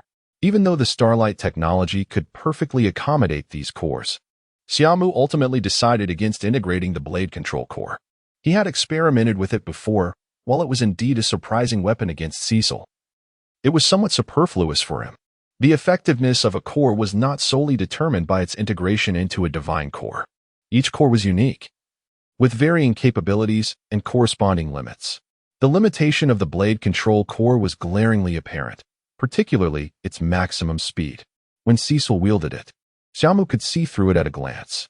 Even if the core's capabilities were fully realized through Starlight technology, the speed remained insufficient in Xia Mu's eyes. It was merely suited for those at the early stages of the White Dwarf level. As one ascended further, such speed became inconsequential. With a firm grasp, Xia Mu drew the light from the two cores closer, embedding the energy absorption armor into the Starlight energy system while storing the blade control core away. The energy absorption armor would prove significantly beneficial for Xia Mu at present, its versatile attributes ensuring commendable performance in any combat scenario. The following day, as Xia Mu exited his hotel, he sensed an almost imperceptible gaze upon him. An ordinary person would have been oblivious to such a peculiar sensation. Even seasoned White Dwarf-level warriors would likely miss it. Xia Mu's awareness stemmed from the unique environment of the Shura domain, granting him an almost uncanny intuition regarding the eyes and malice that lurked in the shadows. Initiating scan, Alice's voice chimed in, and an invisible network of waves rippled across the area. They're quite well hidden, but unfortunately for them, they're up against my scanning abilities, she chuckled. Moments later, Alice continued. There are two individuals to your side, cautious and primarily observing you from the corners of their eyes. A few times, they even circled around you before retreating behind. Xiaohei was equally astonished. Those individuals had concealed themselves in blind spots, yet Alice's formidable computational power, coupled with the Starlight configuration, rendered the surveillance cameras mere trifles. In truth, such calculations were childish play for her. The real challenge lay in achieving a thorough scan of the surrounding environment. Not only would those individuals be detected, but even those clad in anti-invisibility divine cores would be clearly identified. This exemplified the strength of the war sequence. There are a few still pursuing leads online, Alice remarked. Who are they? Xia Mu casually inquired while strolling down the street. From the Su-Nu-Jazi domain. Cease the scan, she replied. Xia Mu feigned ignorance while contemplating inwardly. The assessment required registration at the embassy of the Su-Nu-Jazi domain stationed on Anastasia. Yet, given the current level of surveillance, it was likely that the assessment had already commenced. The embassy, while termed as such, was in reality a colossal city on Anastasia, a city wholly belonging to the Su-Nu-Jazi domain. This immense metropolis sprawled across an unfathomable expanse, teeming with shuttles darting between towering skyscrapers. Most striking was the city's center, where a vast blue wormhole, measuring several thousand meters in width, spun slowly, as if the entire city had been constructed around this cosmic anomaly. At this moment, within a tall building closest to the wormhole, a massive room filled with numerous floating screens awaited. Each screen was manned by one or several individuals, scrutinizing the content displayed. The screens provided a personal rear-view perspective, suggesting that the individuals observing were in a state of tracking. In the center of the room, a spherical light orb rotated gently, occasionally rippling like a star. Numbers 28,412, 690212, and 124 exhibit abnormal behaviors, showing traces of familial connections within the galactic legacy. Recommendation: eliminate. The seeds numbered 498192-10052 and 114 have drawn the attention of nefarious forces, with their actions surpassing the seed's threshold of endurance. A request for a warning has been issued. Streams of information converged into a luminous sphere, functioning like the most efficient processor, meticulously sifting through and verifying various data. Subsequently, relevant information was dispatched to other combat departments for follow-up actions. Over the years, the Embassy of the Sioux, New Jersey domain has become adept at this screening mechanism, employing a dedicated information collection department to gather data, which is then concentrated and processed through the luminous orb, ultimately disseminated to subsequent combat and protection units. This system ensures that all seeds within the Sioux, New Jersey domain are tightly monitored. Currently, there are 19,412 key observational seeds undergoing testing, prompting a request for computational power to be tilted towards monitoring. Consequently, over 100 pieces of information, glowing red, flowed from the surrounding screens into the luminous sphere. The information has been accepted. A mechanical voice, devoid of emotion, emanated from within the sphere. A dense stream of data began to wash over the orb, enhancing the reconnaissance and monitoring intensity for the over 100 pieces of information. Suddenly, the involvement of number 122 was announced. Alice exclaimed in alarm, hastily disconnecting her network link. Little Black quickly inquired, "What happened? Were you discovered?" "No, but I underestimated the arrangements of number 122 on this planet. I nearly encountered a crisis. I may not be able to assist you further," she replied. "It's fine." Xia Mu gently touched her ring, raising her gaze towards the nearby spaceport. Here, adjacent to the Sioux, New Jersey domain embassy, the moment one arrives, the surrounding conversations noticeably diminish in volume. The people nearby appeared hurried, their eyes furtive, as if each harbored significant concerns. At this moment, within the information processing center of the Sioux, New Jersey domain embassy, the status of the 19,412 key observational seeds revealed an anomaly for 19,410 of them, triggering the execution of the eradication protocol. The cold mechanical voice echoed. Yet none present exhibited any surprise. Over the years, countless individuals have strived to enter the Sioux, New Jersey domain, but nearly all have been intercepted by the combat sequence number 122. Even a minority who managed to enter the Sioux, New Jersey domain faced scrutiny and filtering efforts comparable to those of sequence 122. Among these, the eradication rate for key observational seeds reached a staggering 99. Only 2 key observational seeds remain. The mechanical voice continued, and 2 screens emerged from the luminous sphere.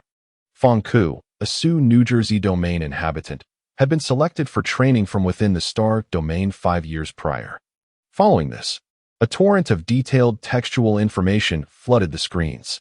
The other screen displayed information about Xia Mu. Rock. Chapter 101. Entering the celestial domain at an airfield outside the celestial domain embassy, a spacecraft, having flown from afar, gracefully docked. Xia Mu stepped out of the cabin, accompanied by several others, each maintaining a respectful distance, appearing as solitary wanderers. Paying no heed to those around him, Xia Mu lifted his gaze towards the towering buildings in the distance and proceeded into the city, guided by the information stored in his memory. The city within the embassy boasted a well-established living system. Xia Mu casually summoned an automated taxi, selecting the address of the embassy registration office. As the taxi navigated through the bustling metropolis, Xia Mu closed his eyes in the back seat. 2 key observational subjects had been cleared of suspicion and could proceed with their applications. A notification emerged from the holographic display, swiftly disseminated through various channels. "Greetings. I wish to apply for re-entry into the celestial domain." Before Xia Mu stood a sweet-faced woman in uniform, who, after scanning his information, smiled and said, "Please hold for a moment." She then pulled up a holographic interface on her desk, quickly executing commands. In no time, she paused her actions and cheerfully stated, "Your application has been submitted. The review process will follow, and you may return and await further news." Xia Mu nodded in acknowledgement and turned to leave. "Assuming all goes well, I should have passed," he remarked, sighing in relief. Indeed, It appears the assessments rumored to circulate from the outside regarding the celestial domain are mere facades, Alice's voice chimed in. When it comes to evaluations, it's merely a formality. In truth, they observe each individual from the celestial domain in secrecy, maintaining an internal assessment system. The following day, Xia Mu received another notification to attend the assessment. After a night of preparation, Xiao He had apprised him of the assessment as particulars, assuring that the process would be seamless. Upon passing the assessment, Xia Mu was escorted to a bustling location where a hovering spacecraft awaited before the crowd. This is the vessel that will take us into the celestial domain, Xiao He explained, prompting Xia Mu to gaze up, squinting slightly to observe the ship's design.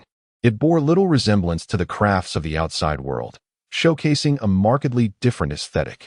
This is a long-distance vessel of the celestial domain. After passing the assessment, one cannot leave freely. There are still more individuals expected to arrive, Xiao He elaborated. Nodding gently, Xia Mu found a vacant seat to await further instructions. Shortly thereafter, another group was ushered in, and the boarding announcement sounded, prompting the waiting crowd to move towards the spacecraft. Xia Mu, too, rose to join the throng. The celestial domain, regarded as a secluded enclave of the Earth Alliance, has long been shrouded in mystery. However, in truth, the celestial domain, as a star region, bears little difference from others in terms of environmental conditions. The depths of the star regions are equally profound, and the brilliance of the stars is comparable.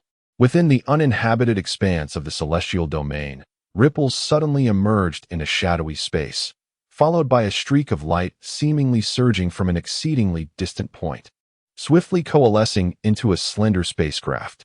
Upon closer inspection, the vessel bore numerous damages, with some mechanical components exposed, a clear testament to the ravages of battle. Yet, those on the bridge held a different perspective. A dozen individuals, visibly excited, fixated on the distant silhouette.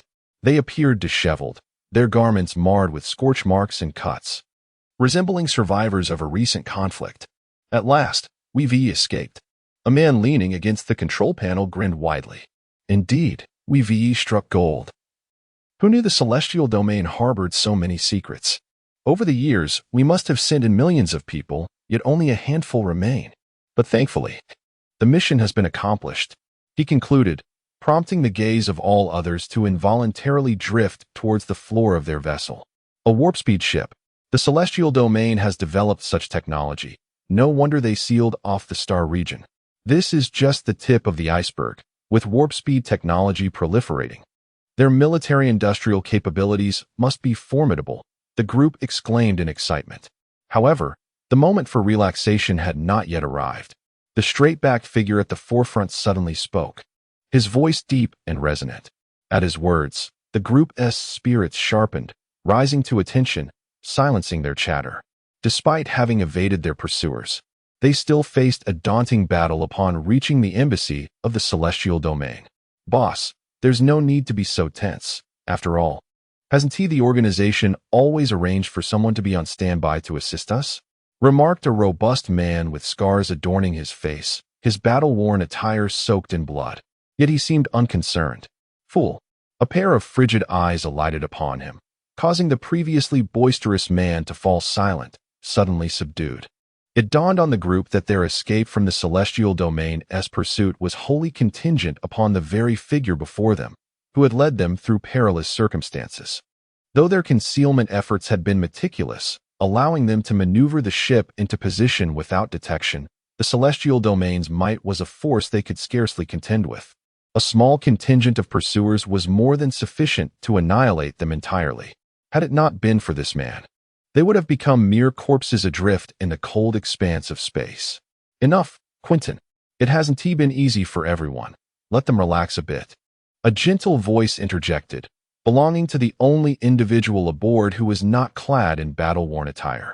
He was a refined-looking man with square glasses, his complexion slightly pale and frame slender. Upon hearing this, Quentin cast a wary glance at him, the flicker of apprehension evident in his eyes, and fell silent. After this exchange, the group lost all interest in conversation, each seeking a place to rest. Meanwhile, not far from the spacecraft, A vast wormhole slowly rotated in the starry expanse. Surrounding the wormhole, a massive space station hovered, with numerous starships gathering at the starport outside. Additionally, countless starships continued to converge in the surrounding cosmos, an ominous atmosphere thickening the air. On a mundane street within the space station city, Xia Mu, having just traversed the wormhole aboard a spacecraft, looked up in mild perplexity at the gathering starships. "What is happening?" "I'm not sure," came Alice's voice. "What about Xiaohe?" "Ah, it seems she has entered a dormant state." Realizing that Xiaohe had been silent since their entry into the celestial domain, Xia Mu felt a wave of confusion wash over him. "What is going on? Let me take a look." A gleam flickered across the star ring, accompanied by Alice's voice. As if she were receiving data. "Perhaps it would be best not to disturb her just yet." "It's fine. I restricted certain information when I left the celestial domain. The data stream is rather substantial, and I have just finished receiving it." As Xia Mu's words fell, the voice of Xiaohe chimed in. "Restricted?" Alice's interest was piqued immediately. "Indeed, there is a plethora of information within the celestial domain that must not be disseminated. If someone were to exit, their memories would be monitored and sealed, with a security control chip implanted. Although I am able to evade detection as part of the sequence, I took precautions and locked myself." "How fascinating!" Alice exclaimed. "What was restricted? Show me. You can already connect to the network here, can you not?" Xiaohe replied with a hint of exasperation. "Moreover, this is not the time for such discussions. We should first find a secure location. Entering the celestial domain does not imply immediate escape from their surveillance." Hearing their conversation, Xia Mu nodded discreetly. Even after disembarking from the spacecraft, the subtle sensation of being watched lingered. However, it had significantly diminished during the recent fleet assembly. "By the way, you haven't mentioned the purpose of that fleet gathering." Alice quickly redirected her attention. "It's nothing of consequence, merely some reckless thieves," Xiaohe responded nonchalantly. "There are countless secrets within the celestial domain that outsiders yearn to uncover, leading to occasional infiltrations for information theft. I suspect another force has successfully gleaned something and wishes to depart." "Have there been any successful cases?" Xia Mu inquired, gazing upward at the nearly contiguous fleet in the sky. "None. Let's not concern ourselves with that. First, we need to acquire a spaceship. Meng Shi and the others should have returned to the Star Academy by now. With a spaceship, we can seek them out." Xia Mu nodded slightly. After months of intense hunts, purchasing a spaceship was a trivial matter for someone of his stature. This wormhole served as the gateway to the celestial domain, and the space station was immensely vast, certainly not lacking in places to buy ships. The trade procedures for spaceships in this interstellar age had long been established, and Xia Mu swiftly purchased a vessel within the space station. After Alice took control, they departed from the starport. The ship systems were fully operational, and no tracking or surveillance was detected. It seemed they had successfully evaded scrutiny. In the cockpit, Alice's voice resonated. "Let us set our course for the Star Academy." Destination confirmed as the Star Academy. The route is being generated. Why are there so many unusable routes?" Alice's voice conveyed uncertainty. And a 3D floating star map materialized before Xia Mu. Centered on their space station, the routes extended into the depths of the cosmos like veins, yet around them.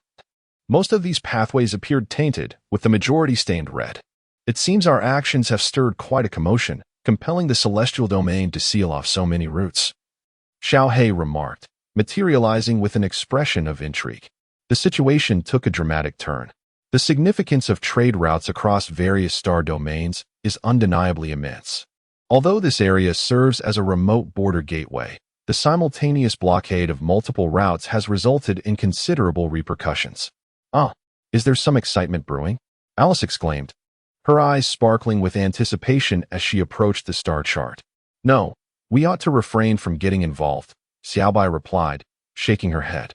"The ramifications of such extensive route closures entail substantial energy involvement, and our identities cannot bear scrutiny." With that, she recalibrated a route to circumvent the area and uploaded it into the ship's mainframe. The vessel shifted direction and set off again.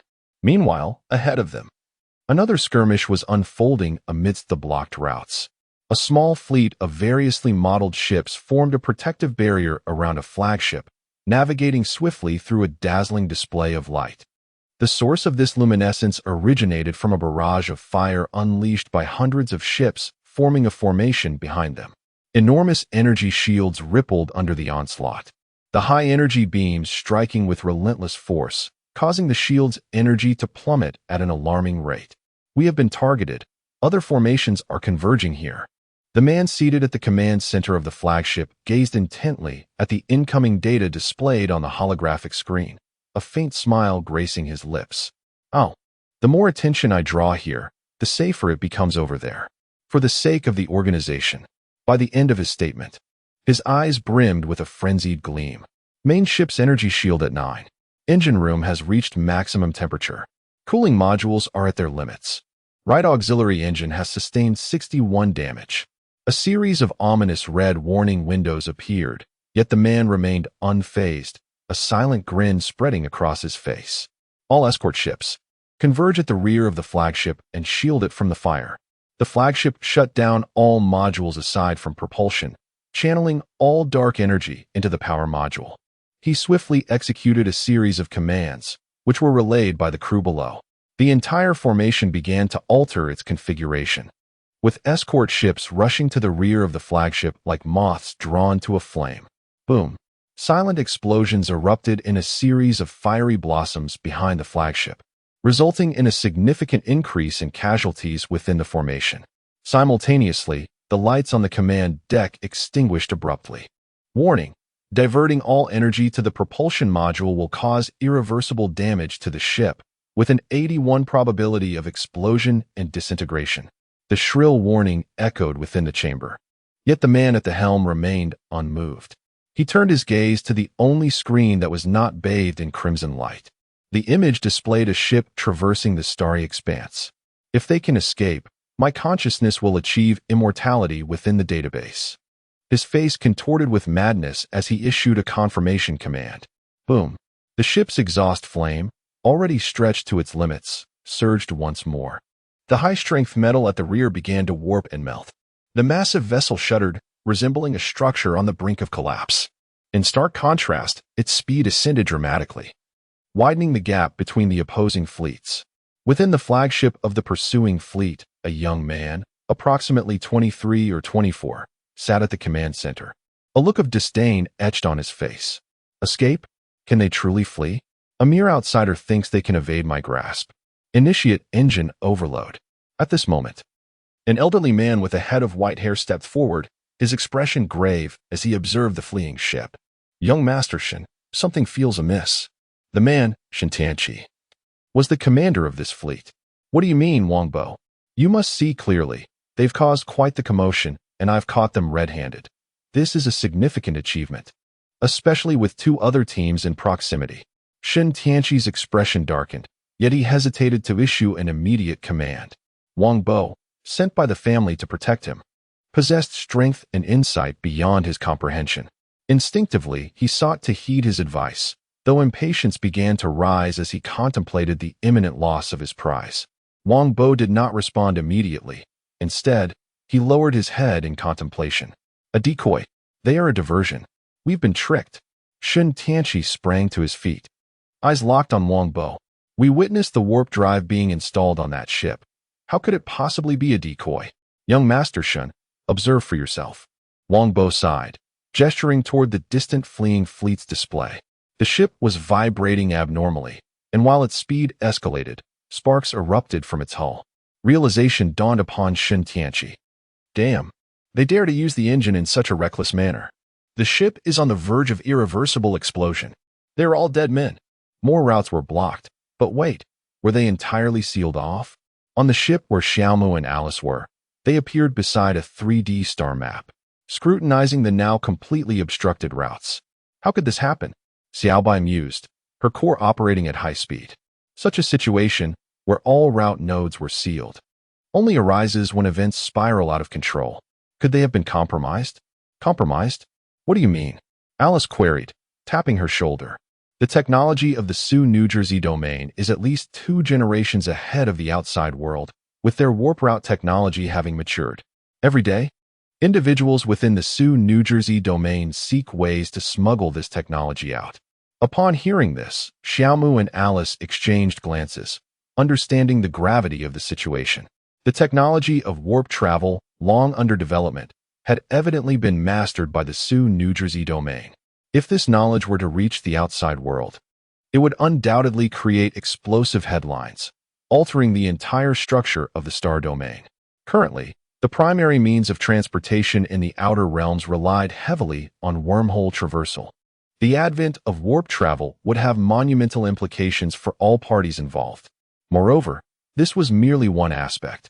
The power unleashed by warp engines could revolutionize numerous fields. Possessing such technology would enable any external faction to ascend to the pinnacle of power. However, over the years, the Sioux, New Jersey domain's self-imposed isolation has been flawless, with no news leaking to the outside world. Not a single individual sent and has returned alive. The absence of survivors, in a sense, underscores the existence of significant issues within.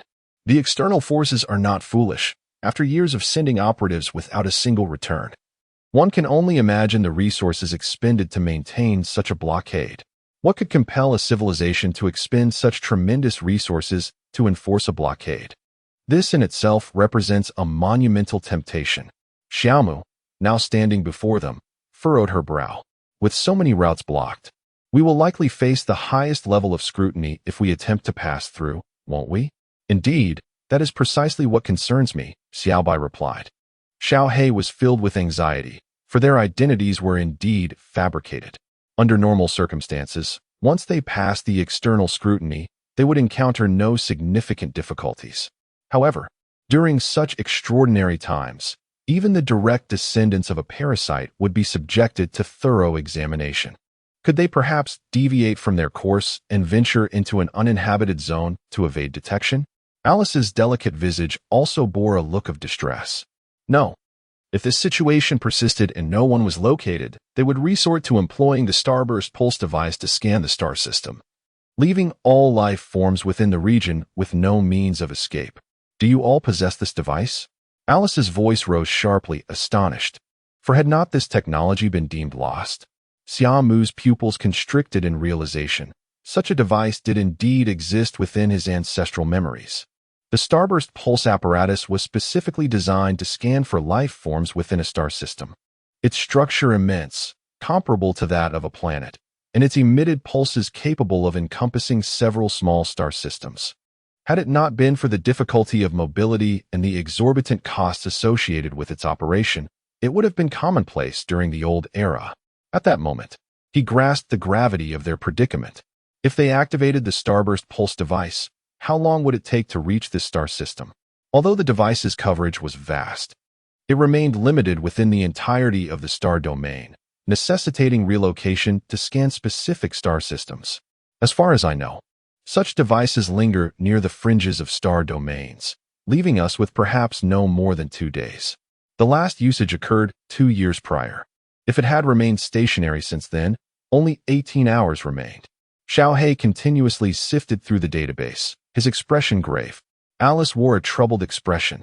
Truth be told, the device's pulses could be shielded, but materials were scarce, making the creation of a shielding device impossible at present. Xiao He abruptly lifted his head. Incredulity etched on his face as he regarded Alice. The pulses of the starburst device can indeed be shielded? Of course, Alice replied, spreading her small hands. Otherwise, given the device's extraordinary capabilities coupled with the production capabilities of the old era, it would result in complete coverage on the battlefield, leaving adversaries with no avenues of escape. In such a scenario, the war between two civilizations would be decidedly one-sided. Xiao He looked at Alice in disbelief, but then recalled her identity and began to understand. What materials do we still require? Xia Mu's voice interjected. The two AIs looked up, realizing that at some point, he had returned to the pilot's seat. Before him a plethora of screens displaying streams of data. Alice's eyes sparkled with hope as she flew to Xia Mu's shoulder, observing his deft fingers as they danced across the controls. Let me see. We still need a high-frequency inverter, a frequency limit device, and a pulse guidance apparatus. She listed them off in rapid succession, pausing briefly before continuing. We don't need finished products. With sufficient materials and metals, along with spatial traversal, I can construct a rudimentary shielding device within 10 hours. Xia Mu nodded slightly. As for the materials, I have a way. In the vast expanse of data streams, Xia Mu diligently filtered through the information for anything of value. Beside him, Alice efficiently hacked into the star domain system, extracting routes and data regarding the celestial territories. Xiaohe, observing them, was utterly astonished. These two were indeed prodigies, navigating the star domain system as effortlessly as one would traverse their own backyard. The most alarming aspect was that, given the complete blockade of all routes, the security measures within the star domain system were no less stringent than usual. Approximately 10 minutes later, Xiaohe witnessed Xia Mu pause, leaving only 5 streamlined pieces of information displayed on the screen. Upon recognizing the 5 fleets listed, Xiaohe rushed forward in alarm, exclaiming, "No, we mustn't plunder these fleets." Xia Mu turned his head in confusion. What were those vessels doing on board? Had they even breached the dock's detection system?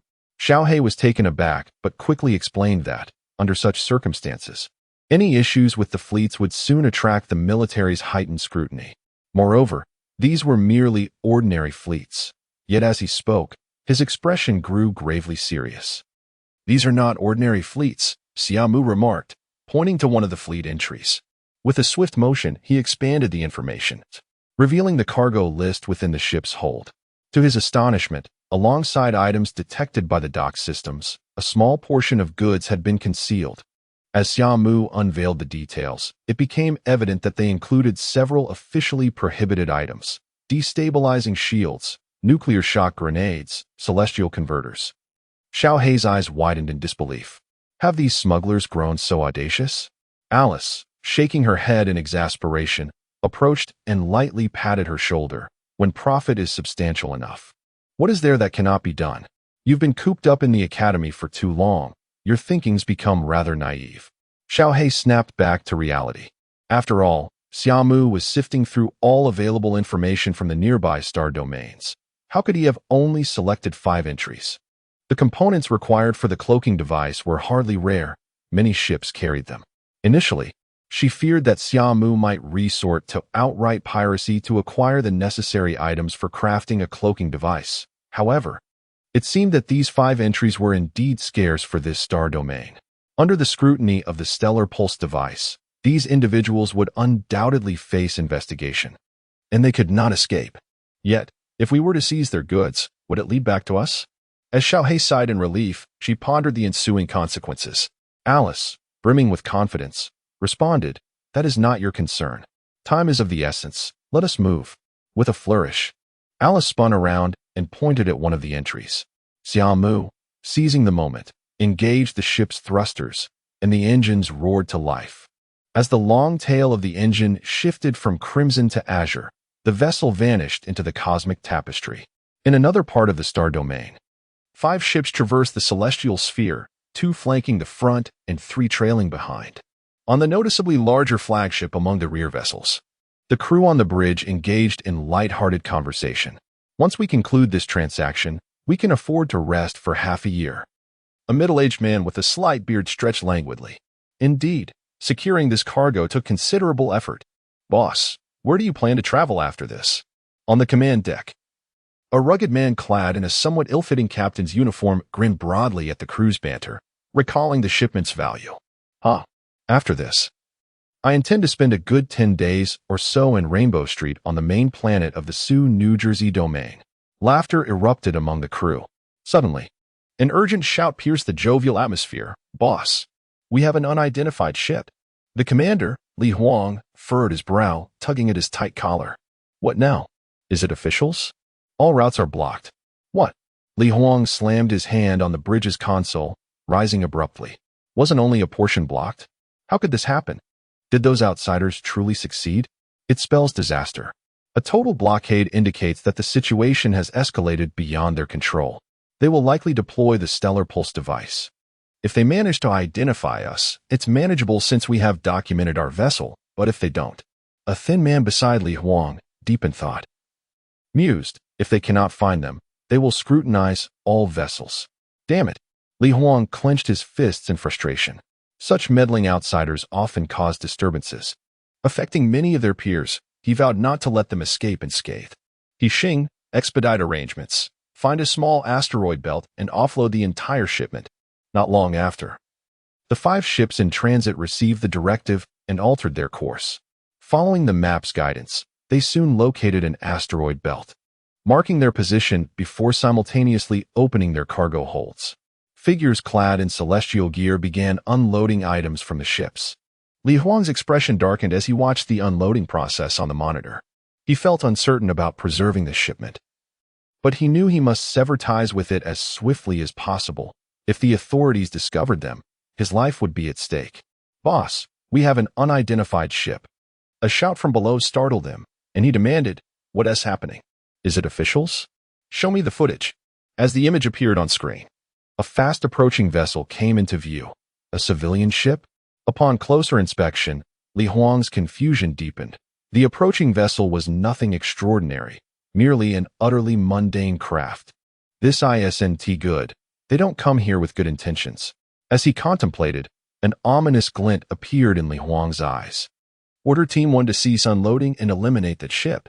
With precision, the first team, composed of 5 members equipped with celestial gear, swiftly transitioned from unloading cargo to engaging their celestial suits, propelling themselves towards the increasingly visible vessel.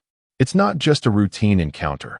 In such a desolate location, their intentions are clearly hostile, Xiaohei observed as she watched the 5 celestial figures approach. The lone ship advancing was Xia Mu, and Li Huang's fleet was precisely his target. Initially, the information indicated that Li Huang's cargo consisted of various contraband devices, while the items displayed publicly were an assortment of mechanical apparatuses. Among their fleet, they possessed all that Alice required. Upon seeing the deployment of 5 celestial operatives, Xia Mu resolved not to wait for them to arrive. His form swiftly enveloped in a flow of stellar energy. The ship's hold opened, and a brilliant blue light flashed as he propelled towards the celestial team at a terrifying velocity. "Captain Ling, the opponent's celestial operatives are not ordinary." An alarmed voice echoed within the internal channel of the 5-member celestial team. "Of course I can see that. Hasten to summon reinforcements. We must temporarily alter our battle strategy." Adopting a defensive approach, the squad leader, Ling Chao, felt a throbbing headache as he discerned the formidable speed of the approaching adversary. In that instant, he recognized that the newcomer bore ill intentions. Judging by the velocity displayed, this individual was at least a celestial sovereign-level powerhouse, and any divine being capable of such swiftness could not be ordinary. From the mere observation of the opponent's speed, he deduced numerous critical insights, concurrently decelerating his own pace and activating the public communication channel. "We are the fleet of the Qianyan Merchants Association, and we have significant transactions at stake that involve sensitive commercial secrets. Might I inquire about your intentions? If a hard approach fails, we shall resort to softer tactics. Regardless, it is imperative to stall for time." Ling Chao contemplated, yet the adversary's velocity remained unimpeded. As the distance between them diminished, Ling Chao gradually discerned the opponent's craft. "Friend, please refrain from advancing any further. Otherwise, we shall be compelled to employ force." Even as he articulated this warning, Ling Chao took the initiative, swiftly transforming the armor at his elbow into a hand cannon, unleashing a powerful barrage. The members of his squad, displaying remarkable synchronization, fired in unison, unleashing a volley of high-energy beams that encircled the vicinity of the star piercer. Boom, boom, boom. Amidst the explosions of high-energy rays, a faint blue luminescence flickered, and the star piercer emerged unscathed from the conflagration. In the next moment, the nightfall in the hands of the star piercer roared ferociously, its crimson light piercing through a divine being in an instant. A bead of cold sweat trickled down Ling Chao's forehead as he caught a glimpse of his companion's shield shattering like fragments, involuntarily swallowing hard. "Activate full power shields. Do not fear the consumption of energy. Just hold them off." Just as his command fell, a multitude of divine figures clad in celestial armor surged toward them from behind. Zing! Though sound could not travel in the vacuum of space, Ling Chao beheld a visible flash of lightning erupting from the star piercer, causing its speed to surge once more. A sense of impending peril overwhelmed him, and instinctively, he raised his blade defensively. The first sensation that assailed him was a jarring paralysis, followed by an encroaching darkness that rendered him devoid of all perception. The azure lightning exploded forth, and Xia Mu's form fragmented into three, unleashing a chilling triple assault imbued with lightning upon the remaining squad members before they could react. Boom, boom, boom. Moments later, four bursts of light erupted, engulfing the form of the star piercer. Just then, the reinforcements, comprising dozens of divine beings, arrived just in time. What? On the bridge. Li Huang's eyes widened in disbelief, his body trembling as he fixated on the instant annihilation of the first squad. However, this was merely the beginning. Before the flames could dissipate, the star piercer surged forth from the inferno, akin to a tiger amongst sheep, plunging into the ranks of the support team. Brilliant sparks erupted like a dazzling display of fireworks, yet the flames consumed lives instead. Li Huang could no longer remain seated. The enemy's power had undoubtedly reached the pinnacle of celestial sovereignty, perhaps even touching upon the realm of the celestial pole. With his own celestial sovereign strength, he stood no chance alone. The sole possibility lay in seizing the moment while the squad was still occupied. Perhaps he could join the fray and turn the tide. Yet, as Li Huang's gaze flickered, he chose a different course, to flee. A light, ethereal laugh echoed within the bridge's confines, prompting Li Huang to abruptly raise his head. On the screen before him, the exquisite figure of Alice materialized. "This vessel is now under my command." With that declaration, she snapped her fingers, and the safety restraints of the crew's seats activated, binding them firmly in place. Li Huang's expression shifted dramatically as he hastily attempted to break free. However, the ship's safety mechanisms were designed to withstand collisions, rendering his efforts futile. Swoosh! A black blade descended beside him, severing the restraints. "Boss, the ship has been compromised." A figure clad in divine armor appeared next to him, swiftly pulling Li Huang from his seat. "Parks, where is the divine storage chamber?" The one named Parks shook his head in response. "It has been secured. The 104th starburst pulse device activated." "Damn it." Li Huang slammed his fist against the severed safety device, his face illuminated and shadowed by the sparks from the slaughter of the divine descent team reflected on the screen before him. The intruders were not to be trifled with. "Where is the lifeboat?" Li Huang forced himself to remain calm and turned to inquire. "The lifeboat operates on an independent system. The enemy has yet to breach it. As long as we have our lives, we can help them escape. Let us go." With a fierce glance at the screen, Li Huang pivoted to leave. The support team that had just arrived posed no threat to the adversaries, and the divine descent facility was under control, making resistance impossible. The only option left was to flee. Li Huang was not foolish enough to confront the divine descent with mere flesh and blood. Having made the decision, he acted swiftly. Although Alice had already modified the spaceship's permissions and locked all exits, Li Huang and his companions forcibly carved a path to the lifeboat through sheer brute force. With a clang, a metal wall crumbled under the onslaught of sparks, collapsing thunderously. Li Huang and his group emerged, their taut nerves easing slightly as they beheld the lifeboat docked ahead. Without pause, they confirmed the lifeboat was operational and hastily boarded. However, at that moment, a dull thud echoed from the side metal wall, as if a colossal beast were battering against it. Li Huang, who had just settled into the pilot's seat, paled, instinctively glancing at his wrist, where a holographic screen flickered to life, indicating that the life signs of several teams had vanished. There was no time. Another thud reverberated, and Li Huang glanced back at the individual still outside the lifeboat, his expression hardening as he pressed the hatch closure button. Boom. At that instant, the burdened metal wall exploded, and a shadow surged forth. Without daring to linger, the already heated engines roared to life, expelling scorching air as the lifeboat shot out of the dock like an arrow. Just as the vessel was about to disappear into the void, a figure darted through the stars, and simultaneously, the micro-engines at the rear of the ship ignited, leaving a brilliant trail of flame, accelerating the craft dramatically. Whoosh! With a series of flashes and the surging speed, Xia Mu managed to land atop the ship before it reached its maximum velocity. The Tang Dao glimmered with arcs of lightning, producing a sound that grated on the teeth as it sliced through the upper deck, allowing the internal air to rush out. Gripping the opening tightly, Xia Mu swiftly entered the ship's interior. Inside, the piercing alarm blared incessantly. With a swift motion, Xia Mu slashed open a door.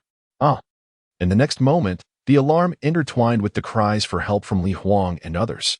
Soon, the entire lifeboat fell silent, and Xia Mu raced out of its confines, arriving at one of the 5 vessels docked in the asteroid belt. Alice appeared perched on Xia Mu's shoulder, her small face beaming with pride. I have identified all the necessary devices. It seems this group has been at it more than once or twice. These individuals are formidable, surely backed by a clandestine network. Upon seeing the list laden with military contraband, Xiaohei's expression grew serious. The crime of smuggling such items could warrant multiple lifetimes in prison. Alice nodded thoughtfully, indicating that she would need to devise a more intricate plan to prevent the powers behind them from tracing back to them. Several hours later, Xia Mu's ship departed the asteroid belt, while the 5 vessels simultaneously powered up, heading resolutely into the heart of the asteroids. In no time, 5 brilliant explosions erupted. All right, we can now navigate normally. On board, Alice wiped non-existent sweat from her brow, gazing contentedly at the newly installed rudimentary shielding device. The Starburst Pulse device was also nearing activation. We must avoid docking for the foreseeable future, Xiaohei reminded. Xia Mu at the helm nodded slightly, diverting his focus to the dark energy spectrum ahead. Dark energy occupies 2/3 of the universe, revealing much through its unique spectrum. 2 hours passed, and suddenly the dark energy spectrum began to bubble like boiling water. All information becoming chaotic. Is this the Starburst Pulse? Xia Mu mused, contemplating the disordered spectrum. The turmoil lasted over 10 minutes before it gradually calmed. Yet Xia Mu's brow remained furrowed. After a moment, he pointed to a specific area and spoke. Alice, please help me analyze the dark energy spectrum in this region and retrieve the historical spectrum prior to the Starburst Pulse. Hearing this, Alice, who had been resting on his shoulder humming a tune, immediately stood up, conjuring 2 holographic screens before Xia Mu. Oh, Alice noted something amiss. It appears there is a hidden presence. This. Xiaohei looked perplexed. Could anything be discerned from this? To her, the dense dark energy spectrum on the screens was too intricate for even her computational prowess to decipher any anomalies. Alice crossed her arms, glancing smugly at Xiaohei. TSK. Your civilian technology evidently lacks the lineage to observe dark energy spectrums, naturally rendering you oblivious. However, this hidden presence is no trivial matter. It can even mask the Starburst Pulse device. What I have created, while rudimentary, is still top-tier technology from the previous age. How did this hidden presence manage that? Alice's eyes sparkled with anticipation, clearly intrigued by this hidden entity. But Xiaohei shuddered in alarm. Could this be the group that caught the authorities' attention? Given the magnitude of this disturbance, they must have come prepared. If they managed to acquire a warp engine and reach this point, they undoubtedly anticipated the Starburst Pulse device. The more she contemplated, the more anxious she became. Xiaohei's expression darkened. Although uncertain of what countermeasures the authorities might still have, it was clear that if this continued, this group could succeed. We must stop them. Xia Mu, Alice, we. Xiaohei suddenly lifted her head, gazing at them. But their expressionless faces doused her with cold water. Xiaohei, has AI lost its rationality so easily upon gaining intelligence? Look at the distance between us. Alice sighed, pointing to the star map. Even at full speed, it would take us a day or 2 to reach them, and they are not sloths. Their ship's performance could very well surpass ours. How can we obstruct them? Not to mention, our identities are unseemly, should a battle ensue. I cannot guarantee that this device will still function. Is there truly no alternative? Xiaohei despondently inquired. In Alice's presence, she felt utterly disadvantaged, as if she had suddenly forgotten everything. There is a way. Xia Mu, who had remained silent, suddenly spoke. Xiaohei's eyes brightened, eagerly asking, what is the plan? We disable the shielding device and reactivate it. The authorities will notice the disturbance here and then direct all available resources to this area, allowing us to locate them. But how can you be certain they will not withstand an intensive area scan? They were discovered by me. Xia Mu wore a stoic expression as she gently pointed towards the anomalous area. Given this situation, just as the words were halfway spoken, Xiaohe suddenly reacted. The method proposed by Xia Mu hinged on exposing themselves to attract the attention of the authorities. Consequently, under the intense scrutiny of the stellar burst pulse device, they would have nowhere to hide. When the time came, their hastily prepared identities would not withstand the authorities' meticulous examination. However, Xiaohe lowered her head, her delicate face filled with a struggle. If these individuals succeeded this time, the resulting turmoil in the outside world could be immense, and the outbreak of war would not be beyond the realm of possibility. Chapter 105, Prevention. What if it merely exposes me? Little Black suddenly spoke after a prolonged struggle. Hearing this, Alice flew to her side, her face filled with astonishment, as she gently stroked her head. Are you all right? You don't seriously think that after a successful prevention, the military will regard you as a hero, do you? Moreover, you should know what the AI of the old era signifies. Alice was not entirely ignorant of this era. After leaving the Shura domain with Xia Mu, she began to analyze the current situation. The fragmentation of civilization has led many to yearn for the advanced technologies of the previous era, particularly the AI sequences of the old civilization, which everyone covets. After all, as time passes, all things wither, and if anything can be preserved in its entirety, it must be the data contained within AI. Many sequence AIs vanished during the Epoch War. Even those that remain are often mere civilian AIs, lacking the legacy of advanced technology. Perhaps there are epic technologies not recorded in Little Black's mind, but who would believe such claims without direct evidence? Xia Mu, too, struggled to comprehend Little Black. Sacrifice was still a foreign concept to him. You don't understand. This is my home. Little Black sighed softly, recalling the contradictory relationship between the Sioux, New Jersey domain and the outside world. Moreover, the situation isn't as dire as you imagine. Our officials are not as unreasonable and tyrannical as you think. Alice pressed her lips together, but she reminded her, but don't forget, when you emit a signal, the other side will also detect you. At that point, your life or death hangs in the balance of their decision. The implication was clear. Little Black was gambling. Should the other party discover the signal, their first reaction would be to eliminate her in a fit of rage or to hastily make their escape. Rest assured, they are quite fearful of death. Besides, the star domain is vast. I only need to attract the officials' attention in a general area. Without clear information, they wouldn't dare to retaliate rashly. Observing the confident expression on Little Black's face, Xia Mu and Alice fell silent. For them, who had just entered the Sioux New Jersey domain, they could offer no effective advice regarding Little Black's actions. Having made her decision, Little Black felt a sense of relief. It'll be fine. Once the military discovers me, they will take me back for a routine check. After they learn my identity, I will be transferred to Stardust Academy. Once I reach the academy, I will be safe, she said with a smile. However, what she did not mention was that post-AI intelligence would fall under military jurisdiction, meaning she would have to leave Lin Mingxi's side. Xia Mu, naturally taciturn, and Alice, fundamentally an AI, found themselves at a loss for words of comfort. After a prolonged silence, Alice finally said, "We will place your core onto the rescue ship and transport you near that area. After that, we will depart." "Thank you," Little Black replied, while Xia Mu wordlessly removed his earring and walked toward the rescue pod. At the edge of the Sioux New Jersey domain star system, within a binary star system, two brilliant stars radiated endless light and heat. At the periphery of this star system lay a massive crimson planet. Orbiting this planet was a space station revolving around it. Inside the space station, a grizzled middle-aged man with stubble stared sternly at the star map before him. His iron fist clenched, veins bulging on his forehead. What are those fools in the interstar region doing? How could such crucial technology be stolen so far? We always end up cleaning up their mess. The surrounding individuals fell silent, too intimidated to speak. I see them as a bunch of pampered fools, a bunch of idiots, always scheming against one another. The man was visibly furious, unleashing a torrent of expletives.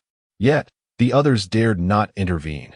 After all, in this defense line, it was this very Liang Huai, the general, who called the shots. as Liang Huai's orders were issued. An invisible ripple emanated from the planet around which the space station orbited, disappearing into the depths of the starry sky in an instant.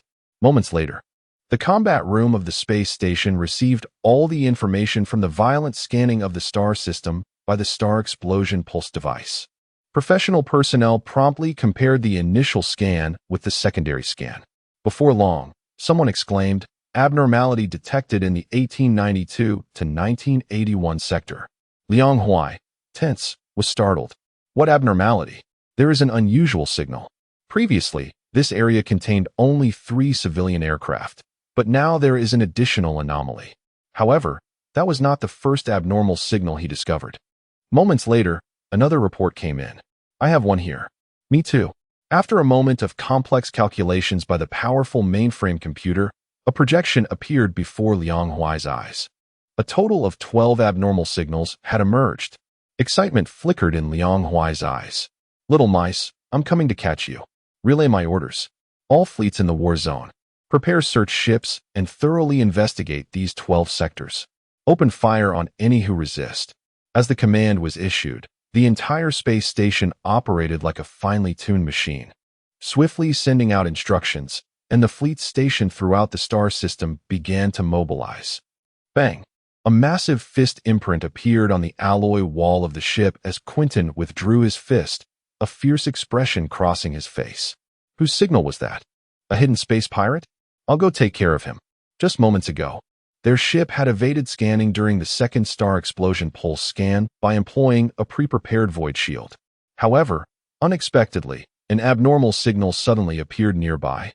Quentin's anger stemmed from the fact that, under the official's use of the star explosion pulse device, all ships were required to maintain silence and await scanning, prohibited from moving independently.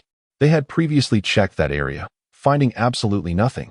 The sudden emergence of a signal meant, unless the officials were fools, the interstellar fleet was undoubtedly en route. This is not the time. A hand rested on his shoulder as the only man aboard the ship not clad in divine descent approached. Yet, a glint of ruthlessness flickered in his eyes. Had they evaded this time, they would have already fled before the next pulse arrived, but now unforeseen complications had arisen. "What do we do now?" Quentin, seemingly trusting him, suppressed his fury and inquired. "Abandon the ship." "What?" Even with Quentin's trepidation towards him, he couldn't help but exclaim in disbelief. "Are you joking? We worked so hard to get this back." "No way. Absolutely not." The man's eyes behind his glasses glimmered with an inscrutable light. "Do you think you can escape under the siege of the Sunuja Z-Domain fleet?" The mention of the 106th Stellar Domain fleet cast a chilling shadow over the gathered crowd, dousing their hopes for the future like a bucket of cold water. Indeed, despite being just one step away, their general location had already been compromised. They had witnessed the civilian technology of the stellar domain, and to be candid, even its civilian advancements surpassed the military technologies of the outside world, let alone those employed by the military. The pulsar bomb device was a case in point. Had they been informed of a device capable of scanning an entire star domain, they would have dismissed it as a mere jest. Yet now, disbelief was no longer an option, for the evidence lay stark before them. After a moment of contemplation, decisions were swiftly made. The choice was clear: abandon the ship for a glimmer of survival, or flee with little hope of escape. However, if the stellar domain personnel aboard the ship were to find it unoccupied, with choices made, Quentin began to strategize for the ensuing actions. Who said they had to flee entirely? Adjusting his glasses, a cold glint flickered in his eyes. Upon hearing this, Quentin's frame trembled, and he refrained from further comment. Moments later, a small spacecraft detached from the belly of their ship, which had remained silent until then, and it subsequently appeared on the star map. However, the vessel seemed to have lost all vitality, and soon, a faint glow erupted from its rear, spreading and exploding in an instant. Before long, a blur materialized in the distance, followed by the gradual solidification of a phantom ship. At this juncture, Quentin and his companions found themselves surrounded by the charred remnants of their own vessel. The commander of the newly emerged ship, a composed middle-aged man, gazed gravely at the debris. Summoning a subordinate, he instructed, "Collect the data." Instruct War Sequence 61 to cease unnecessary calculations and backtrack to the state of the ship prior to the explosion. Moreover, after the review, have it investigate that suddenly manifested civilian sequence. The subordinate nodded promptly and hurried away. Previously detected signals originated from this location, which indicated that the movements of the stellar domain fleet were far swifter than anticipated. In a desolate expanse, Quentin and his companion piloted a small craft. Clinging to an asteroid, their brows furrowed as they scanned the void ahead. Was it yet another unknown technology? Roxy pondered, her hand resting on her chin. If so, they would let it lie for now. Once the tumult subsided, they would return to the stellar domain, awaiting their next opportunity. Roxy removed her glasses and gently polished the lenses, her expression inscrutable. Quentin silently nodded, preparing to navigate the ship further off course to hide. The spacecraft altered its course, departing from the asteroid just as an untraceable ship initiated its launch from behind them. Quentin and his companion remained oblivious, as the ship trailed them like a phantom. Humph! How dare they force me to scurry about? On board, Alice stood with her hands on her hips, her cheeks slightly puffed, intently watching Quentin's ship on the screen. A torrent of data cascaded before her, and in the span of a breath, the ship vanished from sight, lost to the vastness of space. Under these peculiar circumstances, the two sides continued their journey. After 3 days, Quentin and his companion finally settled upon a massive asteroid. Upon landing, the ship fell silent, resembling a stone without a trace of movement. Moments later, Xia Mu's ship arrived as well. They had strayed far from their original course, and the authorities had located the vessel. The blockade would soon be lifted. Alice examined the latest information gathered through military networks, her gaze turning icy. The pressure of the blockade had gradually lessened over the past few days. With my shielding device, standard inspections would suffice. It was time to act. Behind her, Xia Mu was already clad in his star-piercing gear, a pair of chilling tang knives crossed on his back, intermittently flashing with arcs of lightning. Nodding in agreement, he turned to leave. Exiting the ship's belly, he emerged into the expanse of space, activating his miniature engines, propelling himself towards the asteroid like a meteor. This maneuver exposed him, as the tail engine of the ship blazed to life. Meanwhile, Xia Mu was rapidly closing in on the ship, his speed surging with the flickering lightning, landing on the ship's rear before it could power up. Bending slightly, Xia Mu pressed a circular mechanical device against the ship's deck. At that moment, the ship's increasingly bright flames quickly dimmed, extinguishing shortly thereafter. Inside, Quentin and Roxy exchanged alarmed glances, but fortunately, they had donned their divine armors the instant they detected Xia Mu's presence, bracing for combat. They had no faith that a ship in divine armor appearing suddenly in such a location would come to engage in friendly conversation. As expected, once the ship lost power, a light screen popped up, revealing Alice's charming visage. Your ship is now under my control, if you wish to avoid perishing in this metal coffin. Alice began to declare her conquest, but mid-sentence, Quentin's divine armor's right arm swelled dramatically before crashing into the adjacent alloy wall. The cabin's atmosphere instantly whooshed out, the metal contorting grotesquely, a massive gash appearing. Without a moment's hesitation, the two activated their divine armors and exited the ship. TSK, TSK. Alice sighed in disinterest, snapping her fingers.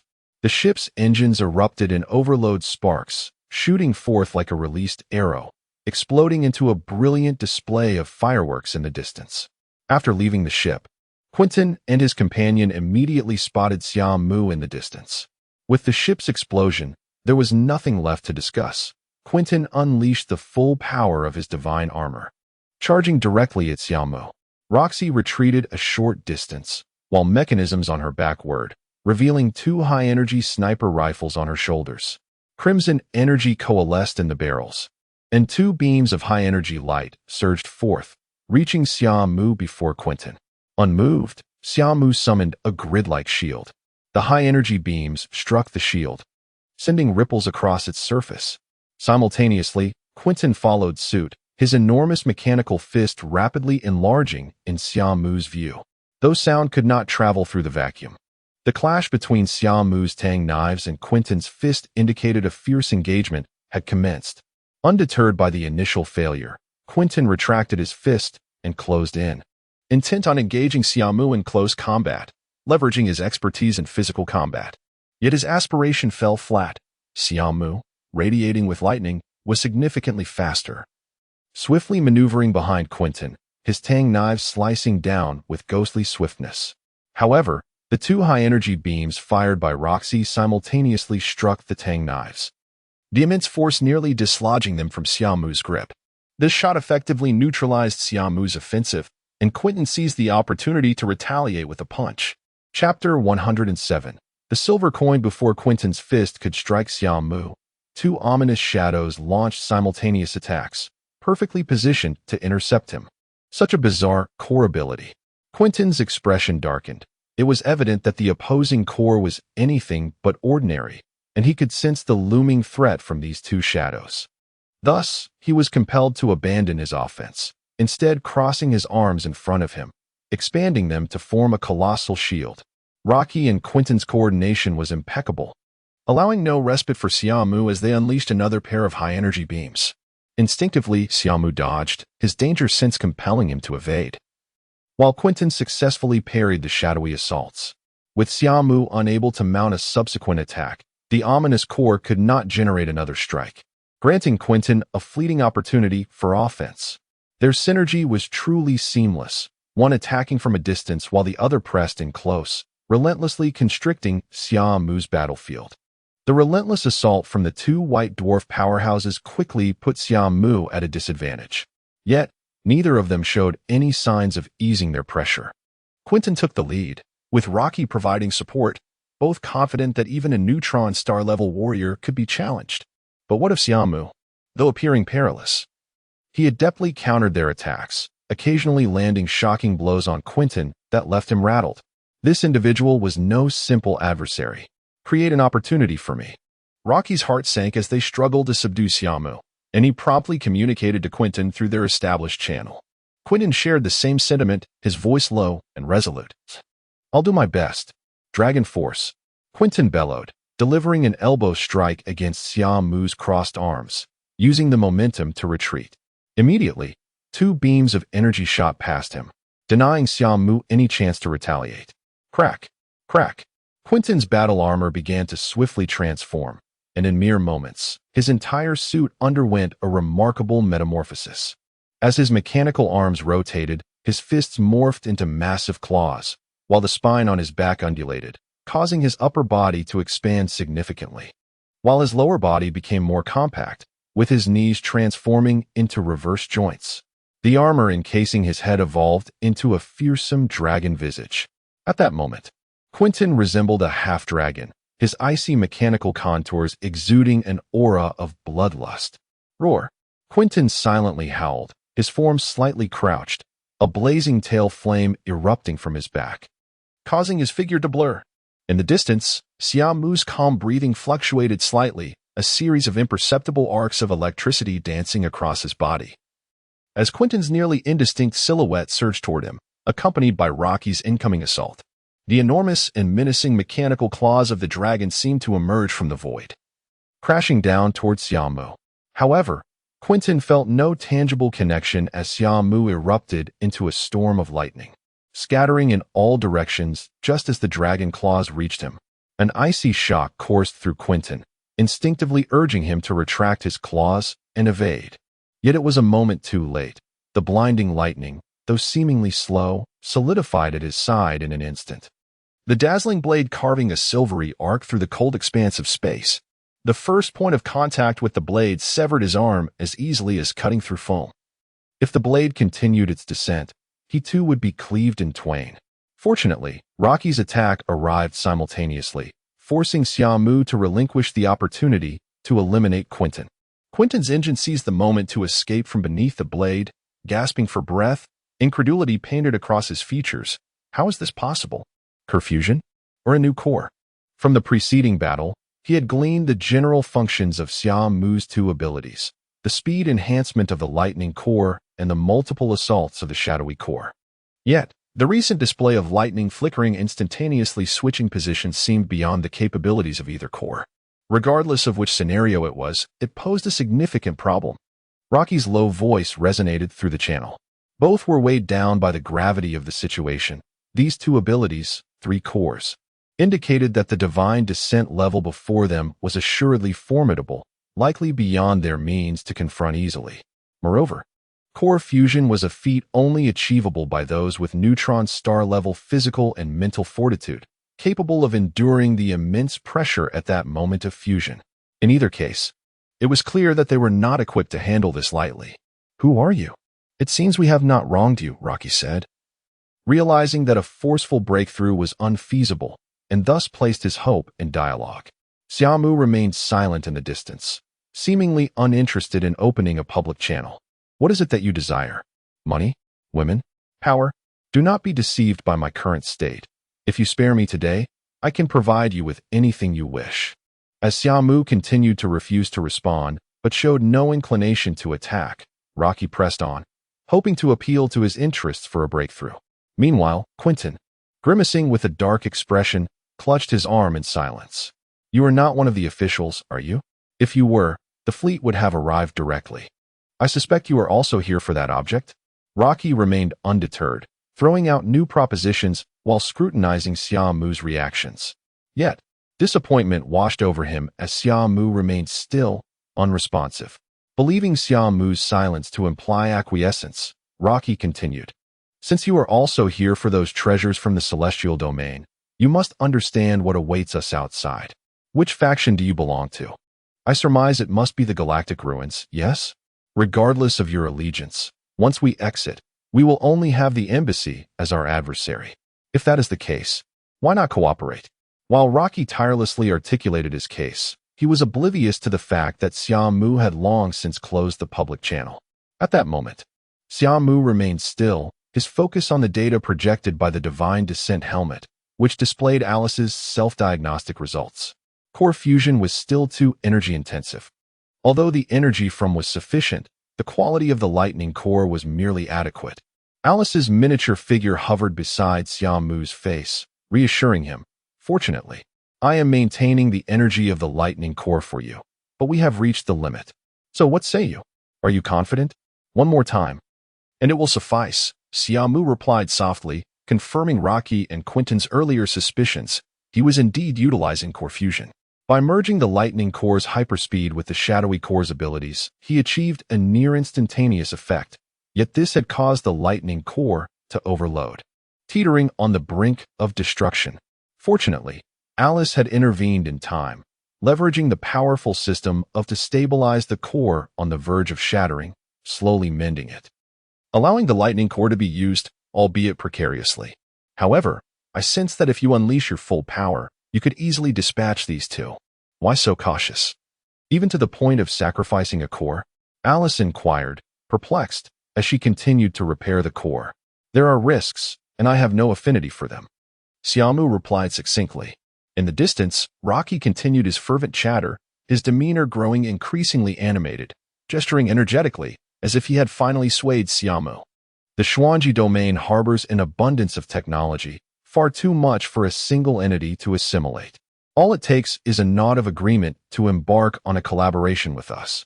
In that fleeting moment, Rockshine's arm underwent a mechanical transformation, his hands clasping together while Quentin, who had been shielding him, suddenly stepped aside. "I have devised a meticulous plan." On the public channel, he continued his incessant chatter. Yet unbeknownst to anyone, his joined hands had morphed into a flat cannon barrel over a meter in length, seemingly primed and ready to unleash a surge of energy. As the energy was discharged, poised to reach Xia Mu, Rockshine's voice still echoed through the public channel. Alice, who had been eavesdropping, watched in horror as the energy cannon bore down on her face. Oh no, the old silver coin. With a crackle, the energy unleashed upon Xia Mu. But a more ferocious bolt of lightning erupted at the critical moment, causing Xia Mu to vanish from sight. From a distance, Rockshine's smile abruptly froze as he beheld the explosion of lightning, swiftly followed by a piercing pain in his chest. He looked down in disbelief to find a cold tang knife piercing through him, the blood not even having the chance to flow before the horrific lightning vaporized it. Why did he not comprehend, even in his final moments, that despite all his meticulous preparations to distract Xia Mu and garner time to charge, even Quentin's retreat had been manipulated as a mere pawn in his game. At the moment the energy beam was unleashed, he remained steadfast in his efforts to divert Xia Mu's attention on the public channel. He had deemed this strike flawless, convinced that any ordinary person would be unable to evade such a lethal energy beam under the guise of distraction. To his demise, he failed to grasp that Xia Mu, too, had been awaiting the moment Alice would restore the lightning core to a functional state for its reactivation. If Rockshine's machinations had been employed against another, perhaps they might have succeeded, but against a raider, it could only be said that even a 7-year-old child in a den of thieves would not fall for such tactics. After all, in a realm of plunder, negotiations are only entertained when absolute defeat is assured. Quentin was equally taken aback by this abrupt turn of events. He had sensed something amiss when Rockshine initiated negotiations, yet he could never have anticipated that Rockshine's devious shot would result in his own downfall. By the time he turned around, he could only witness Xia Mu kicking Rockshine's corpse off the tang knife, and the rapidly blooming lightning emanating from the back of his head. Core damaged? Upon seeing the lightning, Quentin realized this was his sole opportunity. He surged forward, his remaining dragon claw glinting with cold light, aiming directly for Xia Mu. However, Xia Mu's figure abruptly vanished, leaving Quentin with nothing but 2 glimmers of cold light expanding before his eyes. The speed of the 2 icy flashes was astonishingly swift, far beyond what had been previously observed. He had concealed his true strength. This was Quentin's last thought before he was enveloped by an abyss of darkness. The dragon tail, which had materialized behind him and lay in wait, drooped helplessly after losing its energy supply. This should have been Quentin's final strike, yet it lost its opportunity amidst the sudden surge of speed from Summer. Quentin could not comprehend, even in death, why Summer, who possessed the power to annihilate him from the outset, chose to feign an equal standing. Quentin's divine descent bore 2 massive gashes, the mechanical edges twisting grotesquely. Summer, with an impassive visage, placed his hand upon Quentin's divine descent. 2 cores, intriguing yet commonplace, one a multiplier and the other a draconic force, while the multiplier was rather mediocre. The draconic force was commendable, capable of being housed within the star piercer. Alice's voice resonated in his ears, and Summer nodded slightly, his fingers on the star piercer morphing into dozens of exquisitely precise instruments, commencing the disassembly of Quentin's divine descent. Before long, 2 softly glowing cores were extracted, casually placed into the star piercer, as Summer turned to dismantle Loki's divine descent. Both of these individuals possessed commendable strength. Their divine descents were unlikely to be of low caliber. Loki's lifeless form floated in the vacuum of space, the wounds on his chest frozen by the frigid emptiness. Summer approached and replicated his method, disassembling the divine descent. Approximately 10 minutes later, 2 more cores were revealed. Upon witnessing the cores, a pensive expression briefly crossed Summer's face beneath his mask, and Alice also emitted a soft gasp of realization. Ah, this core. I've had an idea. Summer remained silent as Alice continued. Have you thought of it too? Indeed, he replied with a gentle nod. Among Loki's 2 cores, one was rather unremarkable. A core that could enhance weapon damage and reduce overload, designated MKL, a mass-produced series core. What truly piqued Summer and Alice's interest was the other core, named Convergence. Its function was straightforward. It could merge the ranged weapons equipped with the divine descent, amalgamating all energy before unleashing it in a singular, forceful explosion. Loki had intended to utilize this very strike to ambush Summer, but alas, Summer was not so easily deceived. The fusion charging was merely the core's most elementary application. Its true power lay within the formidable balancing system. Alice's tone was laced with excitement and a hint of fervor. To mitigate the overheating caused by the aggregation of weapons and their full power charging, a significant portion of the core's functionality was concentrated in the so-called fusion module. If the module's functions were distributed across all weapons, allowing simultaneous overload attacks, oh, what a sight that would be. Summer, deep in contemplation, continued his work, having detached Loki's core. His gaze shifted to Loki's shoulders, where dozens of mechanical tools swiftly dismantled two flat, rectangular devices. The weapon is in remarkably good condition. Alice's eyes sparkled with delight. In that case, this convergence core might yet prove invaluable. Summer nodded, having completed the disassembly. He seized Lockie's arm, casting it towards Quentin's location. Before the nightfall sniper rifle erupted with thunderous roars.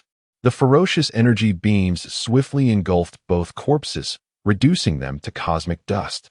Once these tasks were accomplished, Summer returned to his spacecraft. It's time to resume our normal course. Alice stretched lazily, assuming control of the ship's systems and adjusting the trajectory. Meanwhile, Summer carefully detached the star piercer, refraining from transforming it into a ring form. He turned to another compartment within the vessel, the star piercer seemingly following him with a will of its own. Another moment lost. Within the fleet, Luo's face contorted with rage as he fixed his gaze upon the distant expanse of space. Although the naked eye could scarcely discern anything of utility, the most advanced scanning apparatus in the celestial domain revealed numerous traces that did not belong to this sector of space. Spaceships, divine descents, and even fragments of humanity. Luo scrutinized the data relayed by the scanner, his expression icy. He gestured in the void before him, and a window materialized. War Sequence 61, Qingwan, at your service. Retracing to ascertain whether there are remnants of the two individuals previously aboard the ship. The retracing process demanded substantial computational power, necessitating the withdrawal of most operational calculations in the star sector. This procedure required a key input. The voice of War Sequence 61 resonated as Luo, his expression impassive, entered the key. The key activated successfully, initiating the consolidation of excess computational resources. Computational readiness complete, commencing retracing. The process requires time, please be patient. Luo remained silent, his crew below holding their breaths. Since their fleet had received this precarious assignment, Captain Luo's usually amiable demeanor had vanished. This was hardly surprising, given that any slight misstep in recovering stolen technology could result in a mission failure. Although the operation granted maximum authority, including the full use of War Sequence powers, it remained a thankless task. The smuggling technologies of various external civilizations were ever evolving, and it was entirely possible that one successful breach could lead to a catastrophic loss of technology. The consequences of such advanced technology being leaked were well understood, which is why Luo dared not exhibit any carelessness. As anticipated, under the full computational might of War Sequence 61, traces of Lockie and Quentin's escape were discerned amidst the ruins of the already destroyed vessel. Following the trail, he discovered that the two had abandoned ship, inciting his fury. And despite mobilizing the fleet's resources, he had finally arrived at this disheartening scene. The crew exchanged furtive glances at the expressionless Luo, acutely aware that the general's ire had reached its zenith. After a half-hour of silence, the voice of War Sequence 61 echoed once more. Analysis complete. The residual traces confirm the presence of the smugglers Lockie and Quentin. Their escape vessel has been obliterated, and the divine descent has also been destroyed. Luo's countenance darkened as he inquired in a grave tone, who was responsible for this? Based on the unique traces left by the battle, the materials of this divine descent did not correspond to any known type within the celestial domain. Others from external civilizations? Luo's expression shifted as he rose abruptly. Searching. Search complete. This material has not appeared in the divine descent archives of foreign civilizations. This revelation plunged Luo into deep contemplation. The bizarre demise of Lockie and Quentin severed any potential leads. First, ascertain the likelihood of a technology leak. Judging by the remnants of the battlefield, Lockie and Quentin did not succeed in deciphering the warp technology. From a human perspective, it is more plausible they chose to abandon the technology to save their own lives. But who was the sudden intruder? What could their intentions be? Luo found himself ensnared in a web of contemplation. Chapter 109. Shinshur observed the external mice, estimating that they would once again retreat into hiding. The presence of these time bombs lurking nearby was indeed unsettling. Luo gazed intently at the holographic projection of number 61 on the screen, feeling a headache brewing. The spies from the outside world were nothing more than a swarm of bothersome flies. It was frustrating to be unable to swat them all at once while remaining vigilant against their incessant buzzing. Number 61. Covertly monitor the nearby star regions and endeavor to capture all these hidden rodents. Additionally, inform number 122 that there has been an uptick in the recent influx of mice. The command was acknowledged. Meanwhile, on the other side, the source of Luo Yi's distress, Xia Mu, had already boarded a spacecraft and returned to the flight route. Following the successful interception of the warp-speed vessel by the authorities, the flight paths were gradually reopened. The significance of these routes was self-evident. Every second of delay resulted in astronomical losses. Along the way, one could still observe hurried fleets, evidently delayed by the blockade. With a click and a hiss, Xia Mu retracted his mechanical arm, completing the installation of the last component of the spacecraft. He flicked his fingers, and the vessel transformed fluidly, ultimately coiling around his finger to form a ring. After 3 days of navigation, the ship finally arrived at a populated planet in the Su-Nu-Jazi domain. Aside from the border, although humanity had long since entered the interstellar age, the vastness of the cosmos meant that not every planet was teeming with life. Typically, various star regions designated a suitable planet as a primary star. Qingyao Star was one such planet, serving as the main star of the border zone, where nearly all resources and populace of the frontier converged. Whether for those seeking to breach the borders in search of unknown resources or those attracted to the abundant mineral wealth of this region, passage through here was essential. The star was named Qingyao because its sun emitted a blue light. Although the light appeared indistinguishable from ordinary illumination by the time it reached the planet, a faint azure hue reminiscent of the aurora could still be discerned from a distance. Alice piloted the spacecraft into the docking port of the second-largest city on Qingyao Star, submitting the prepared paperwork. Moments later, she received the authorization for free passage. Let us land and gather some information. Alice stretched languidly. Since entering the Su-Nu-Jazi domain, she had scarcely had the opportunity to access its network for information, making this the perfect moment. Xia Mu had no objections, entrusting the professional matters to the experts. Upon disembarking, they were greeted by a bustling hall filled with people. Despite being on the fringes, the immense population of interstellar civilization meant that the area was far from deserted. As Xia Mu patiently queued according to the instructions, a dilapidated ship behind him belched black smoke, barely managing to halt after scraping the edge of the spaceport. The impact created a cacophony, drawing the attention of numerous onlookers. Many were visibly taken aback upon seeing the antiquated vessel, a relic from the previous century, and wondered how it could still be operational for interstellar travel. This incident naturally attracted the attention of the spaceport security. Within a minute, 5 guards clad in uniforms arrived. Upon assessing the situation, the leader signaled for his colleagues to lower their weapons and approach the ship. You have violated Article 32 of the Spaceport Property Safety Management Regulations. This spaceport has the authority to impose penalties on you. With a creak and a groan, the ship's door swung open, revealing an elderly man, hunched and hurriedly descending. "Oh dear, young man, my sincerest apologies. I caused you trouble. It was my mismanagement." The old man grasped the guard's hand, bowing profusely with a demeanor of utmost humility. Li Yin frowned, shaking off the old man's hand. "Rules are rules.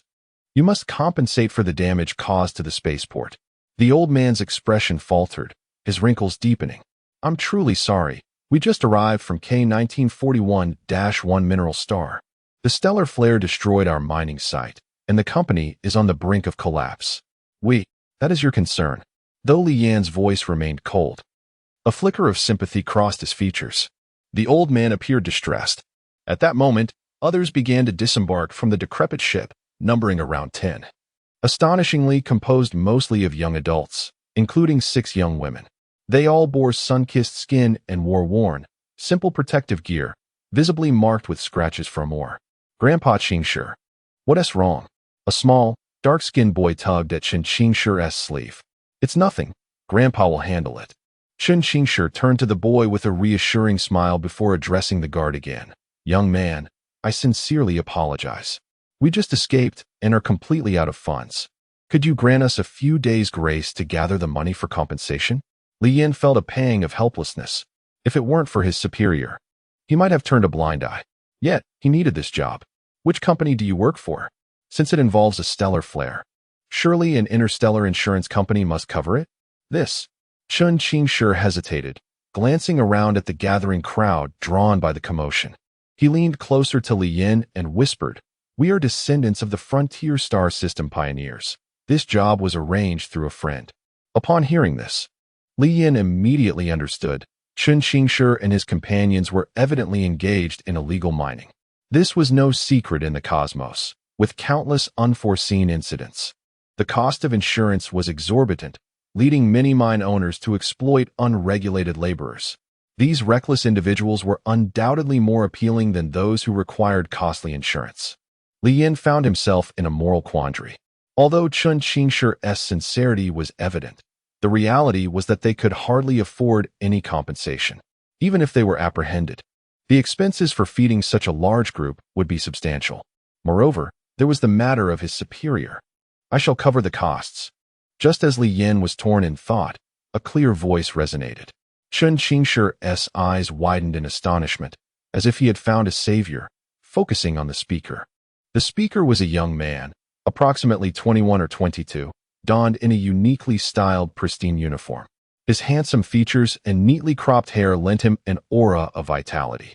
"Ah, this," Chun Qingshi stammered, his expression a complex tapestry of emotions as he struggled to find words. "Rest assured, I will cover whatever the amount is," Chu Li said with a smile, gently patting Chun Qingshi's shoulder. Chapter 110. Wanted seeing Chu Li willing to stand up for Chun Qingshi. Li Yin breathed a sigh of relief.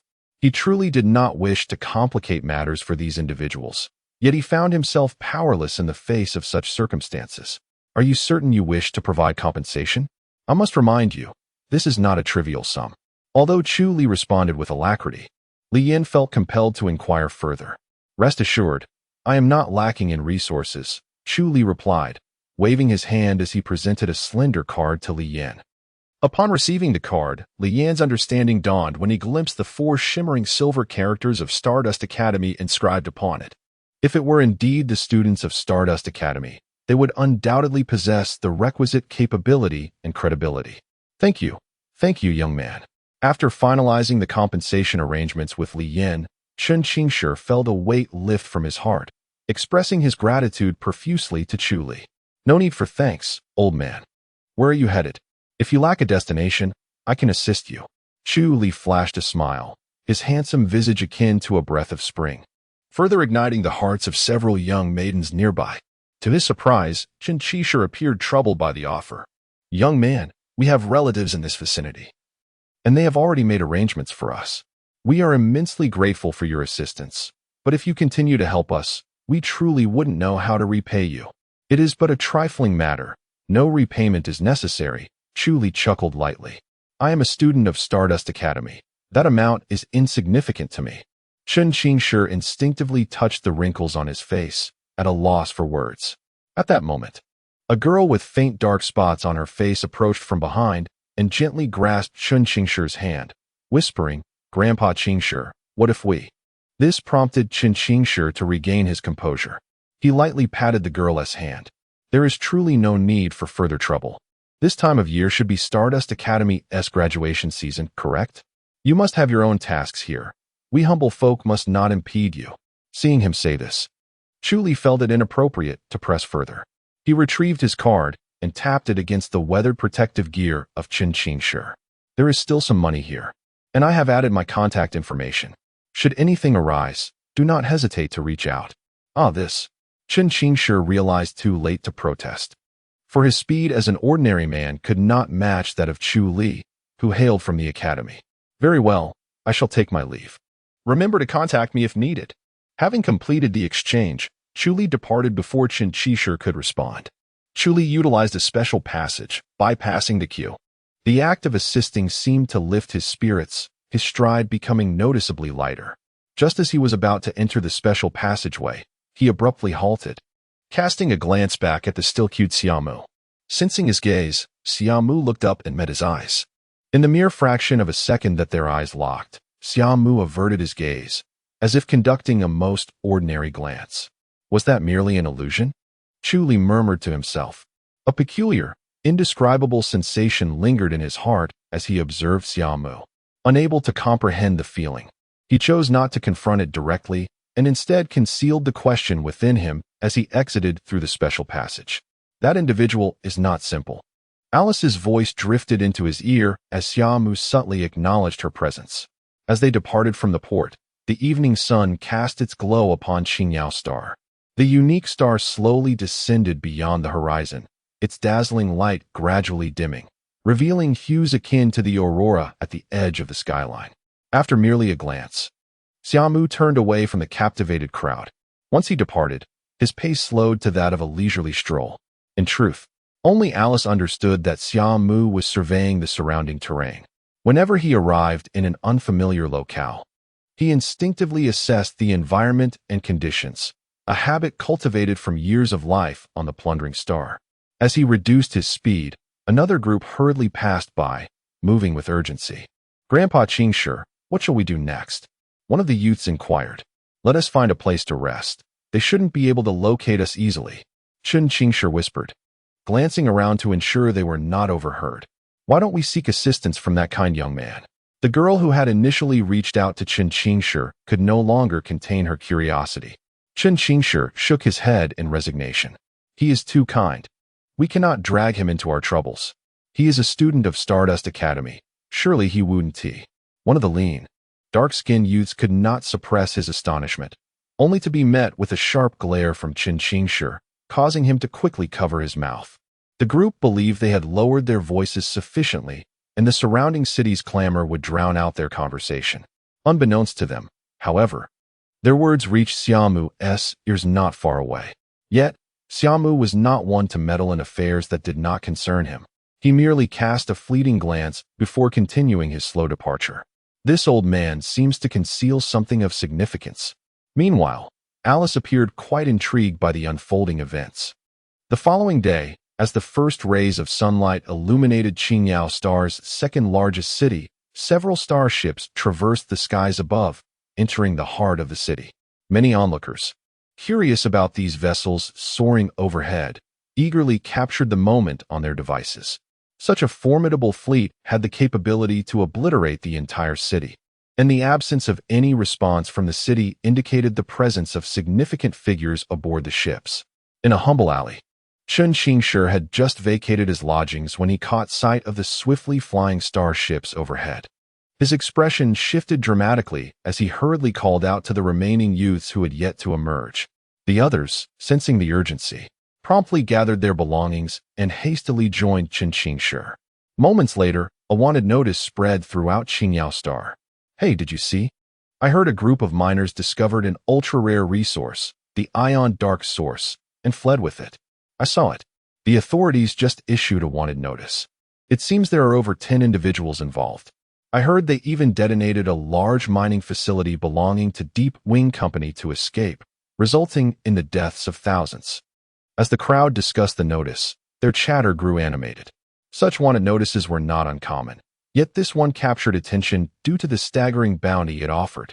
The notice explicitly stated that a reward of 10 million star coins would be granted for any information leading to their capture, and 20 million for each individual slain. Is it really necessary? All for that Ion Dark Source?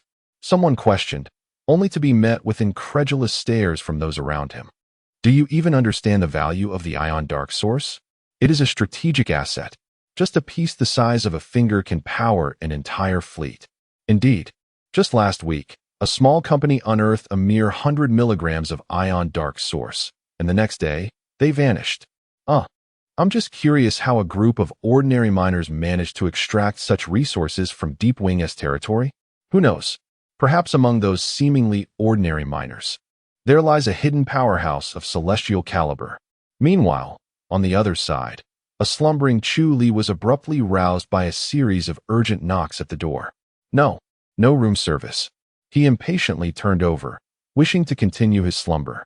However, the relentless knocking at the door persisted, and even with Chu Li's typically placid temperament, a flicker of irritation began to surface.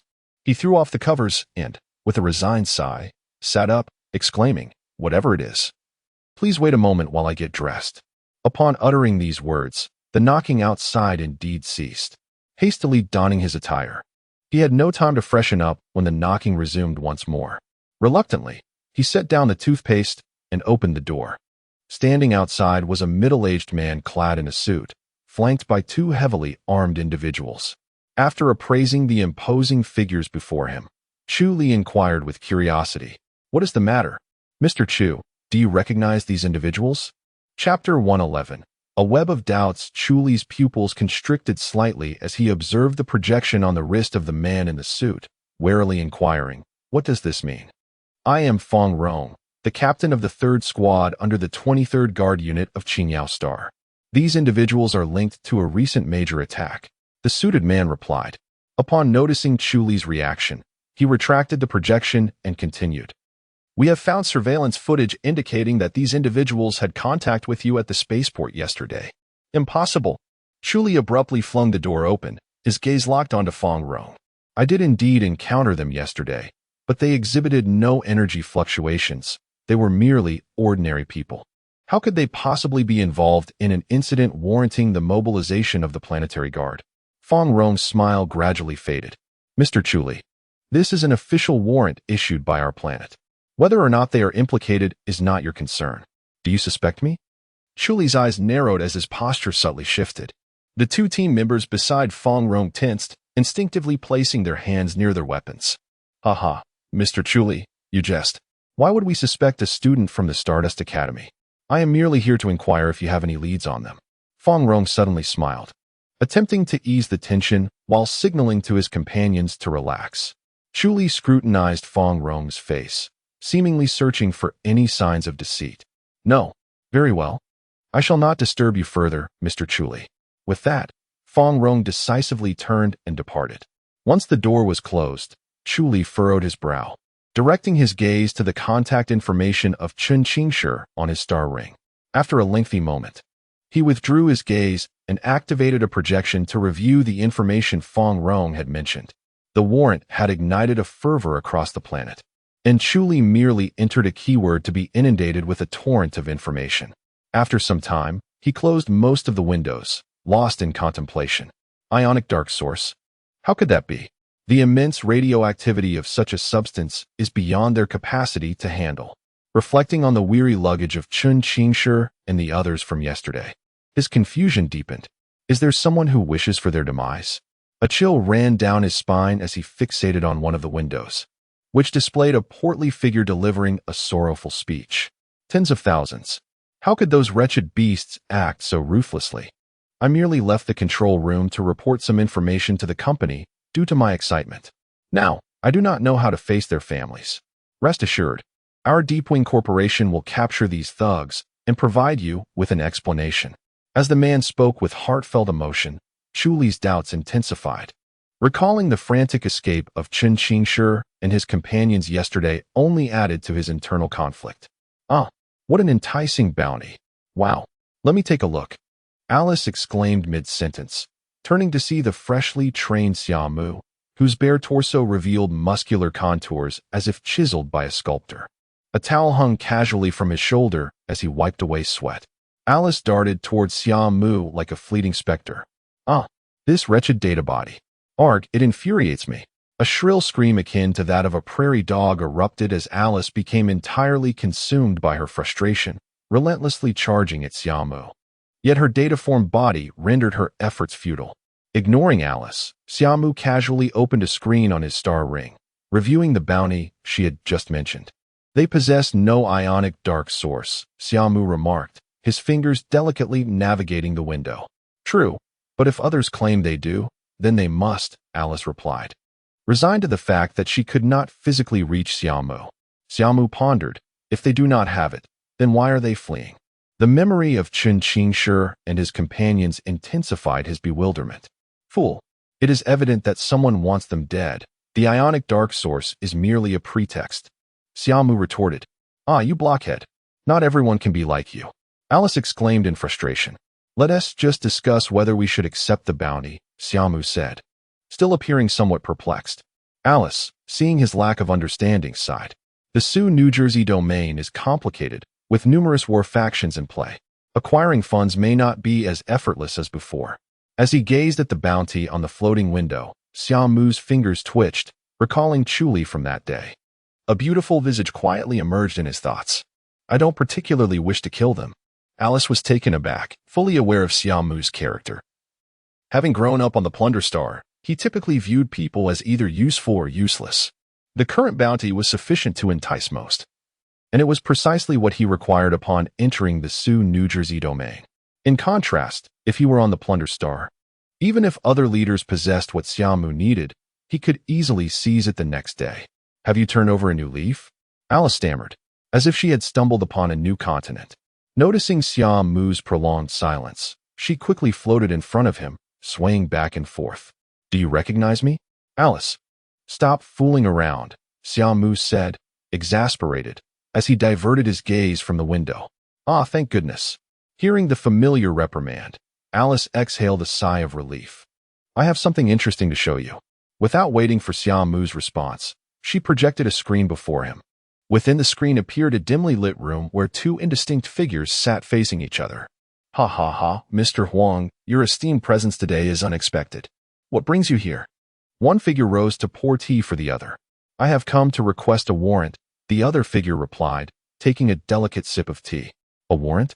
Whose? What are their capabilities? What are the charges? The tea pourer returned to his seat, immediately bombarding the other with questions as if this were a routine affair. After a moment, the other figure produced a screen and silently pushed it towards him. After a long pause, the tea pourer spoke hesitantly. This might be difficult. Many do not believe it. 100 billion. Ha ha ha. Mr. Huang is forthright. These scoundrels dared to destroy the mine, resulting in the deaths of tens of thousands. Now they have fled to my planet, and I cannot turn a blind eye. His words were met with laughter as the other man stood, and they exchanged a handshake. The scene concluded, and Alice fluttered over, beaming with pride. What do you think? Quite explosive, isn't it? Can an innocent person also be deemed guilty? Xia Mu mused, staring at the now closed screen, lost in thought. Oh, the concept of guilt is merely a tool wielded by the affluent elite. The color of the skin beneath the gloves matters not. What is important is that the gloves are white. There is no need to ponder such matters. It seems that this diverges somewhat from what Lin Mingxi mentioned. The outside world is just like this. There is no absolute black and white. Absolutely impossible. At this moment, within a towering building in the city center, Chu Li slammed his hands forcefully onto the desk of a balding middle-aged man. Such an absurd excuse can be concocted by you all. Moreover, the ion dark source, with its severe radioactivity, could never evade the scrutiny of the spaceport, even if stored in the most secure vault. Mr. Chu, this is a warrant issued from above. I am merely acting in accordance with the regulations. The balding man, feeling the pressure from Chu Li's outburst, shot a fierce glare towards the two guards stationed at the door and continued. Although you are a student of Stardust Academy, you have no right to interfere with our local governance. Your Stardust Academy holds significant influence, yet I am adhering to the established protocols. No amount of your commotion will change that. Protocols? Huh. Are such absurdities permissible within the confines of your regulations? Ask yourself, in good conscience, is this even conceivable? A group of ordinary individuals could detonate the Deepwing Corporation's mine and escape unscathed to Qingyao Star, or even carry an ion dark source with them. Furthermore, even if Deepwing were to coincidentally discover the ion dark source, would they have been perfectly prepared with the necessary equipment to contain it? Chu Li's voice rose in fervent indignation as he questioned. The balding man fell into silence, and after a lengthy pause, coldly replied, "This is beyond my authority. You ought to consult the planetary speaker. Someone, escort this gentleman out." Ah, Qingyao is it? Excellent. I am certain the alumni within our campus network will find this matter of great interest, considering it involves a technology that enables ordinary individuals to achieve feats that even the most formidable of celestial beings struggle to accomplish. He emphasized the word technology heavily before turning to leave without a backward glance. Once the door closed, the balding man's expression darkened significantly. After a moment of contemplation, he initiated a communication. What is it? A calm voice inquired from the other end. "We're in a bit of trouble. A student from Stardust Academy has intervened in this matter. Find a way to silence him, and do it swiftly. I cannot afford to question your capabilities." The call ended abruptly, and a cold sweat broke out on the balding man's brow. "Where's Li Yin? Summon him immediately." The issuance of the warrant set the entire city ablaze with excitement, especially as many learned that those named had previously been present here, igniting a frenzy among the populace. A grand manhunt commenced, spurred by the irresistible bounty on offer. In addition to the official search teams, numerous civilians eagerly joined the search. Furthermore, an influx of individuals piloted their ships from outside the city. Within 2 hours of the warrant's release, a sudden outbreak of combat on the outskirts of the city captured the attention of all its inhabitants. Soon after, a multitude of shuttles took to the skies, racing towards the scene. The individuals listed on the warrant had been found. Chapter 112. Involvement. As news spread, the city became increasingly agitated. A multitude of hovering vehicles and small spacecraft filled the skies. This spectacle compelled Xia Mu, who walked along the roadside, to gaze upwards. In the realm of the Plunder Star, currency held negligible value, for order was maintained by only a select few, and the true currency consisted of various weaponry and hardware. Yet, witnessing the frenzied pursuit of a bounty by these individuals stirred a sense of familiarity within him. Perhaps the outside world was merely a larger version of the Plunder Star? A flicker of confusion crossed Xia Mu's eyes. Lin Mingxi had asserted that the outside world differed from the realm of plunder, yet the recent events bore striking resemblance to those in the Plunder Star. Individuals were willing to kill for profit. Perhaps the only distinction lay in the people here were more scrupulous? It seemed he was attempting to rationalize a rather flimsy justification. Suddenly, the visage of Chu Li and the silhouette of Lin Mingxi flashed in his mind. Appearing somewhat different from Chu Li, he sensed a faint echo of a figure from his hazy memories, a slightly plump presence. He could not articulate this feeling, but there was an undeniable warmth shared between the two. The howling of the winds filled his ears as the sky grew congested with the multitude of hovercraft, prompting many to opt for ground travel. The incessant wailing of the city guard sirens echoed, with accidents and conflicts arising everywhere. A mere wanted poster had thrown the city into turmoil. What secrets did these individuals harbor? The curiosity gnawed at Alice, her eyes sparkling with excitement. 10 million for one. There must be at least a dozen of them, right? Yet, she mused, the hidden secrets they possessed were far more critical than the bounty. Upon this realization, Alice felt an itch of impatience. Ever since discovering that video, she had endeavored to infiltrate the Deepwing Corporation's network, but her efforts had yielded nothing. The corporation's defenses were far more formidable than she had anticipated, seemingly concealing a war sequence within. This was the aspect that instilled her with trepidation. "Why don't we take a look?" Unable to quell her curiosity, Alice proposed to Xia Mu. "We need to find the parts to upgrade our spacecraft and locate Lin Mingxi." Xia Mu continued walking, indifferent to her pleas. But, I genuinely want to know what they are hiding. It must be a grand secret, one that could provoke such a commotion from the Deepwing Corporation." Perhaps it was her innate curiosity, but Alice couldn't help but pout at Xia Mu. Nevertheless, he remained unperturbed, steadfastly following the route they had planned the previous night. Their outing was solely intended for procuring the spacecraft upgrade parts. The path to Stardust Academy was not difficult to find, albeit it was quite distant, and the spacecraft they had purchased previously was insufficient. Alice, feeling powerless, leaned against Xia Mu's shoulder, her eyes flickering with data. As Xia Mu maintained his calm demeanor, he suddenly pivoted at an intersection, swiftly seizing an individual who had been lurking in the shadows. The alley he entered was secluded, and the person had not anticipated such a sudden move, finding himself grasped by the throat. The overwhelming force constricted around him, suffocating him like a deep abyss. "Cough, cough. Let me go?" he gasped, struggling, as his tightly wrapped face became partially exposed. Upon seeing his face, Alice's eyes widened, akin to a slot machine spinning wildly before settling on the jackpot. 10 million, she exclaimed instinctively. The individual Xia Mu had apprehended was, indeed, one of the gaunt youths who had followed Qin Qingshi at the spaceport that day. Xia Mu's expression remained frigid as he tightened his grip. Hey, easy. Alive. I'm worth more. Alice quickly interjected. The pressure around the youth's neck eased slightly, granting him a moment to catch his breath, yet he remained ensnared like iron. Alice approached Xia Mu, placing her hands on her waist to bolster her confidence. What secrets are you hiding that have provoked such a pursuit from the Deep Wing Corporation? The youth hesitated, his struggles faltering as a flicker of astonishment crossed his eyes. How do you know? Indeed, Alice realized his reaction indicated their ordinary status, suggesting the Deep Wing Corporation's wanted orders might indeed be fabricated. I won't say a word. Faced with Alice's sudden understanding, the youth retorted defiantly.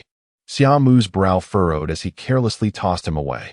The youth was propelled uncontrollably, crashing against a distant wall before coming to a halt. The impact seemed to have injured him, and he clutched his chest as he struggled to rise, attempting to flee.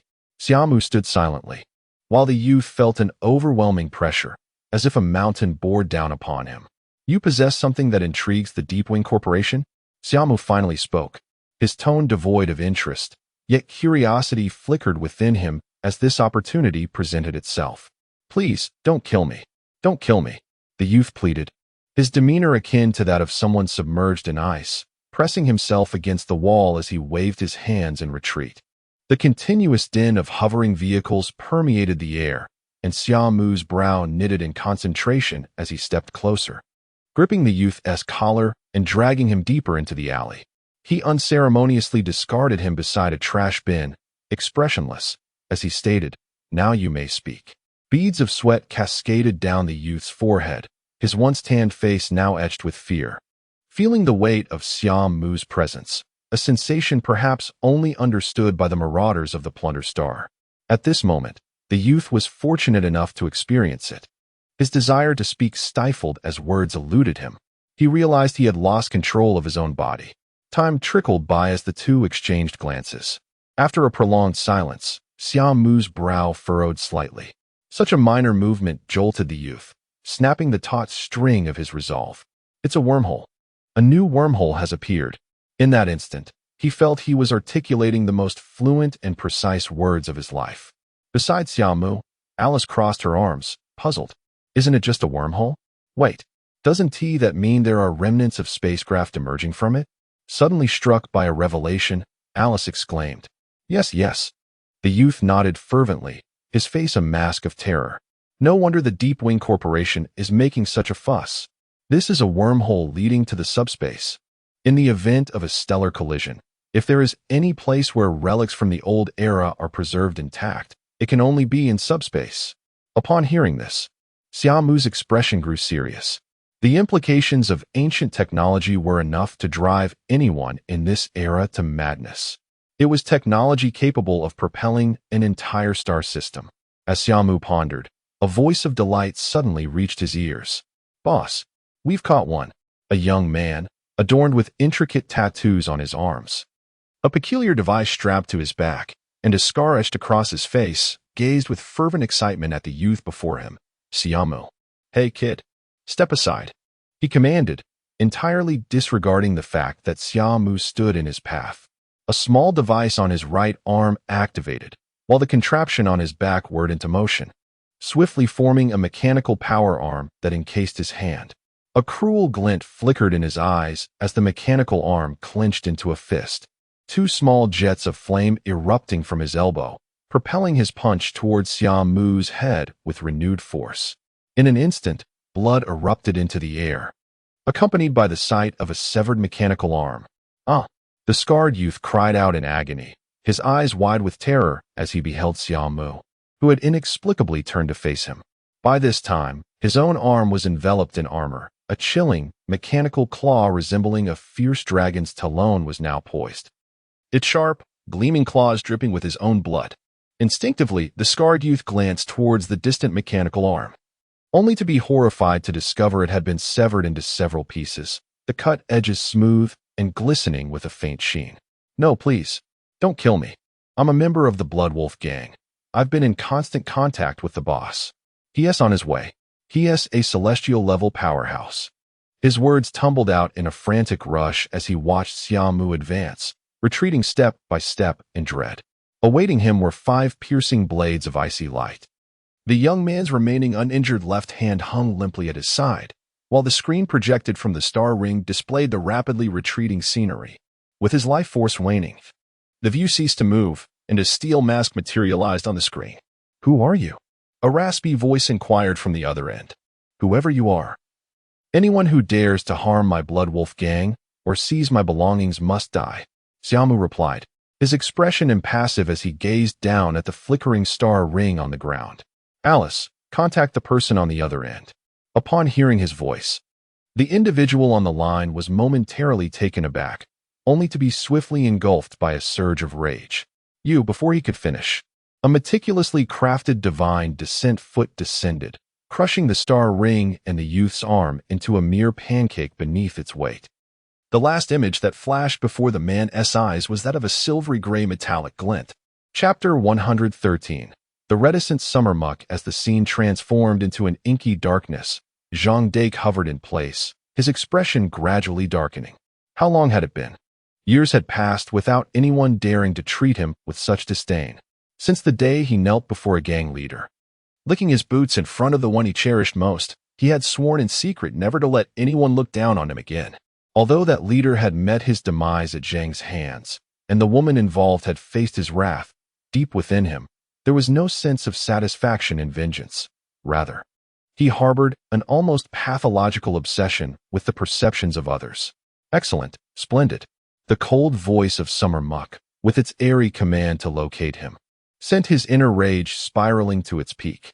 "They do not regard me at all." Ha ha. Zhang Dake enunciated each word through clenched teeth. Boom. In an instant, the power of his divine descent surged to its zenith, and his figure shot through the air like a meteor streaking across the sky. Many, upon witnessing his frenzy, instinctively chose to evade him. Who would dare confront someone clad in divine armor? His frenzied flight instilled fear in many, slightly tempering Zhang Dake's fury, though only marginally. In his heart, Summer Muck had already been inscribed on his list of targets for annihilation. Meanwhile, Alice had already pinpointed Zhang Dake's location through the internet. To engage or not? Did she truly wish to take action? Though she posed the question, the excitement in her eyes was unmistakable. Do not give others the opportunity to dwell upon you. At this moment, Summer Muck had donned his entire armor, and with a ripple of energy, his once sharp and resplendent appearance transformed into a mundane silver-gray outfit, marked by the wear and tear of time. It resembled an utterly ordinary divine descent, its surface marred by age, clearly indicating years of use. Having concealed himself, Summer Muck activated his divine descent, preparing to glide towards Zhang Dake's direction. The dark-skinned youth behind Summer Muck witnessed this transformation and, upon seeing him take flight, stealthily rose to his feet. Swish! A Tang Dao sliced through the air in front of him, carving a gash into the ground, obstructing his path. After completing this action, Summer Muck departed from the scene. Gulp! The young man involuntarily swallowed, his mouth feeling parched. He cast his gaze upon the line before him, but dared not take a step forward. After a moment of contemplation, he ran to a nearby trash bin, crouching down and wrapping his arms around his knees in a bid to conceal himself. A plethora of flying shuttles were compelled to hastily evade Zhang Dake's rapid flight, plunging the street into chaos. Suddenly, he halted his divine descent, maintaining the engine's power to keep him suspended, the flames flickering erratically behind him. Across the street, an outdated divine descent was gliding towards him. "It is you, Dai?" Before Zhang Dake could complete his sentence, Summer Muck abruptly accelerated, leaving behind trails of afterimages, charging directly at Zhang Dake. Summer Muck had always believed himself to lack eloquence. Thus, he usually did not afford his adversaries any opportunity for dialogue. Zhang Dake nearly failed to react, taken aback by Summer Muck's sudden assault. In a moment of urgency, he hastily raised his hands to defend himself, his wrist armor activating, swiftly transforming into a small shield to block the attack. However, the anticipated strike never came. Instead, Summer Muck swiftly maneuvered to his side, bringing his Tang Dao down in a diagonal slash. Boom! The tail flames of Zhang Dake's divine descent solidified abruptly, plunging into an overloaded state, and the immense thrust allowed him to narrowly evade the blade. Before he could exhale in relief, Muck instantly increased his speed, taking advantage of the powerful capabilities of his divine descent to launch a knee strike into Zhang Dake's back. Zhang Dake's form shot forth like a meteor, crashing into a nearby building. Yet, it was far from over. Muck offered him no respite, swiftly assembling his weapon, Nightfall, which seamlessly integrated onto his arm, while the armor on his arm transformed instantaneously to form a dark barrel. With a roar, the dark red and deep blue energies surged forth. Boom! A massive explosion erupted, leaving Zhang Dake bewildered, unable to comprehend why someone could be so decisive in battle, not uttering a single word. The conflict ultimately attracted the attention of the city guard. It could not be said that they arrived tardily. Rather, Muck's speed in resolving the battle was astonishing. In mere moments of confrontation, he had obliterated the celestial-level Zhang Dake. Catching sight of the city guard's divine descent approaching from the corner of his eye, Muck lowered his form and dove into the explosive flames created by Nightfall. From a distance, the city guard could only discern a fleeting glimmer of cold light amidst the blaze, and soon, neither his figure nor presence could be detected on radar. From the opposite side of the building, Muck burst forth, emerging from the flames and retreating into an unoccupied corner. The divine descent flowed off him like water, while a look of terror crossed his face as he melded into the surrounding crowd. At this moment, the city guard, arriving belatedly, hurriedly extinguished the flames ignited by the explosion. In the heart of the fire, all they could see was a divine descent with a gaping hole in its chest.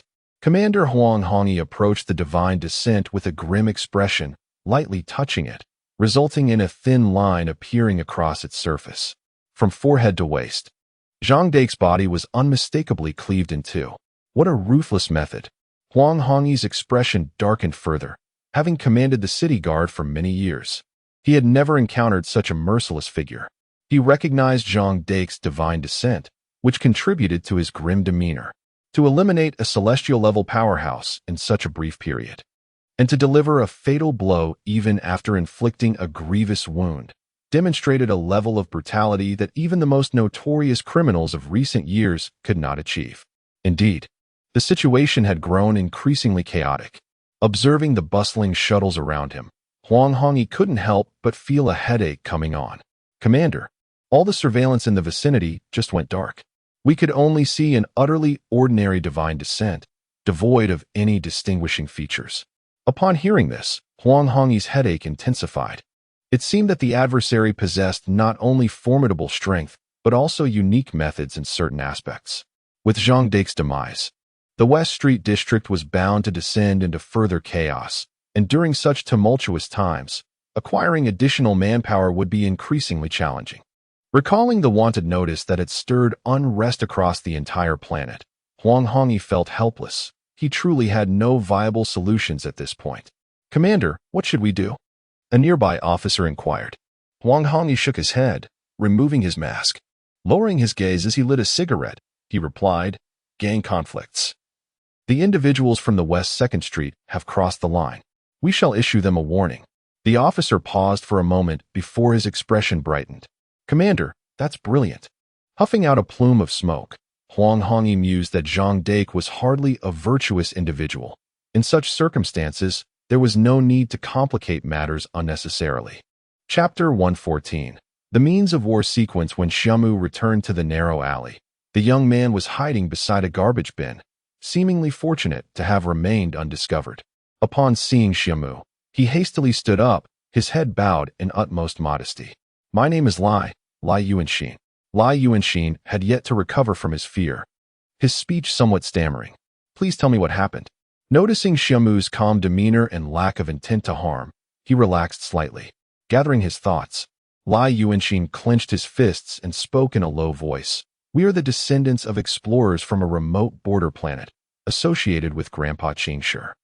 "Share what I wish to hear," Xia Mu interjected, raising an eyebrow. Lai Yuanxin shivered at the sudden intensity of Xia Mu's gaze and nervously continued. "We were initially working in the mines under Deepwing Corporation. A few days ago, an unexpected explosion during mining caused all the energy to be absorbed, and shortly after, a wormhole appeared. At first, the wormhole was small, but due to the energy veins, it expanded rapidly. Before news could spread across the planet, the wormhole had nearly devoured half of it.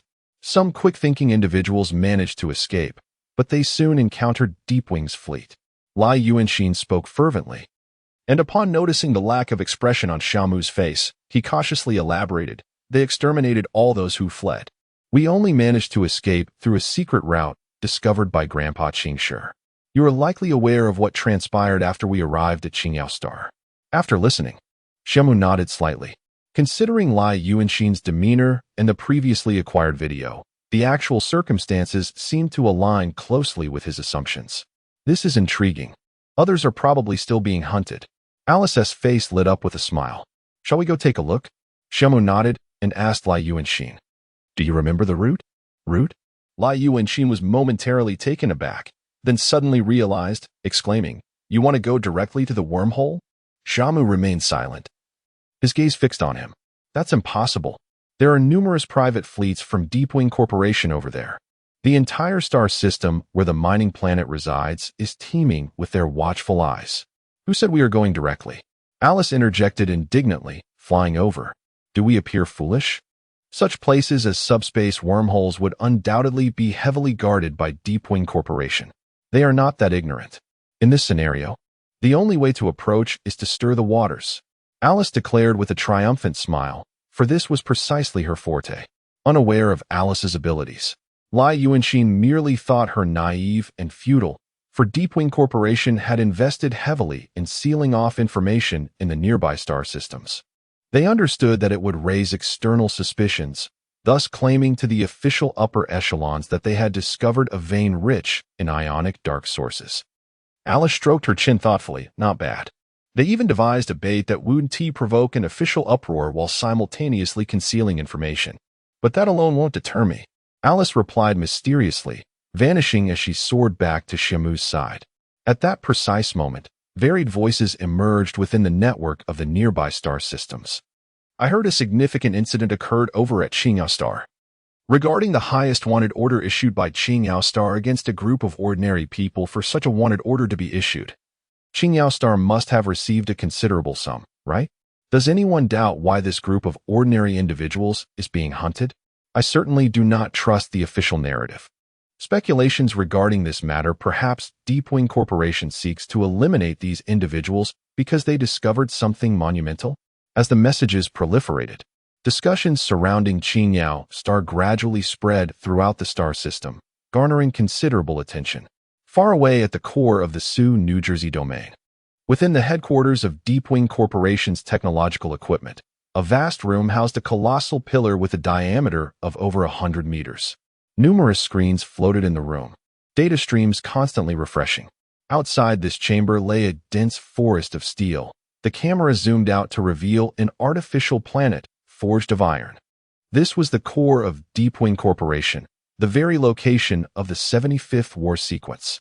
Upon the discovery of the subspace wormhole, the 75th war sequence had launched a full-scale operation to seal off information within the star system. At this moment, the cascading data streams momentarily experienced a barely perceptible pause, followed by the dispatch of a message. "An anomaly has occurred in the information blockade. Someone is attempting to disseminate the truth. At all costs, seal the information.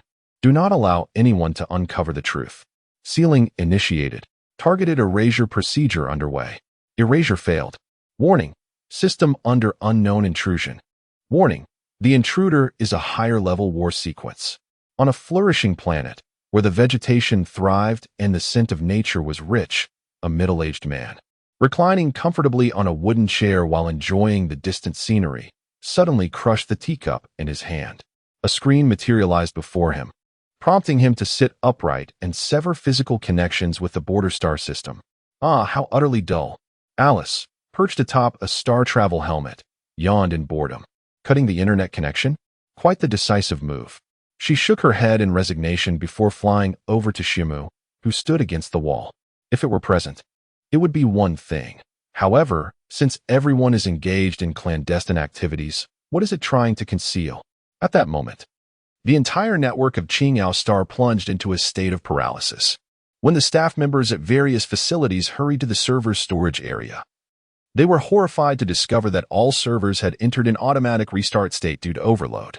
Satellites in space also ceased operation en masse. This extensive network paralysis lasted half a day before successfully rebooting. Such a massive disruption could not go unnoticed by the Qing'ao Star officials. Yet surprisingly, they chose to remain silent. Yes, a declaration of server malfunction, which had been urgently repaired, was evident to anyone with sense.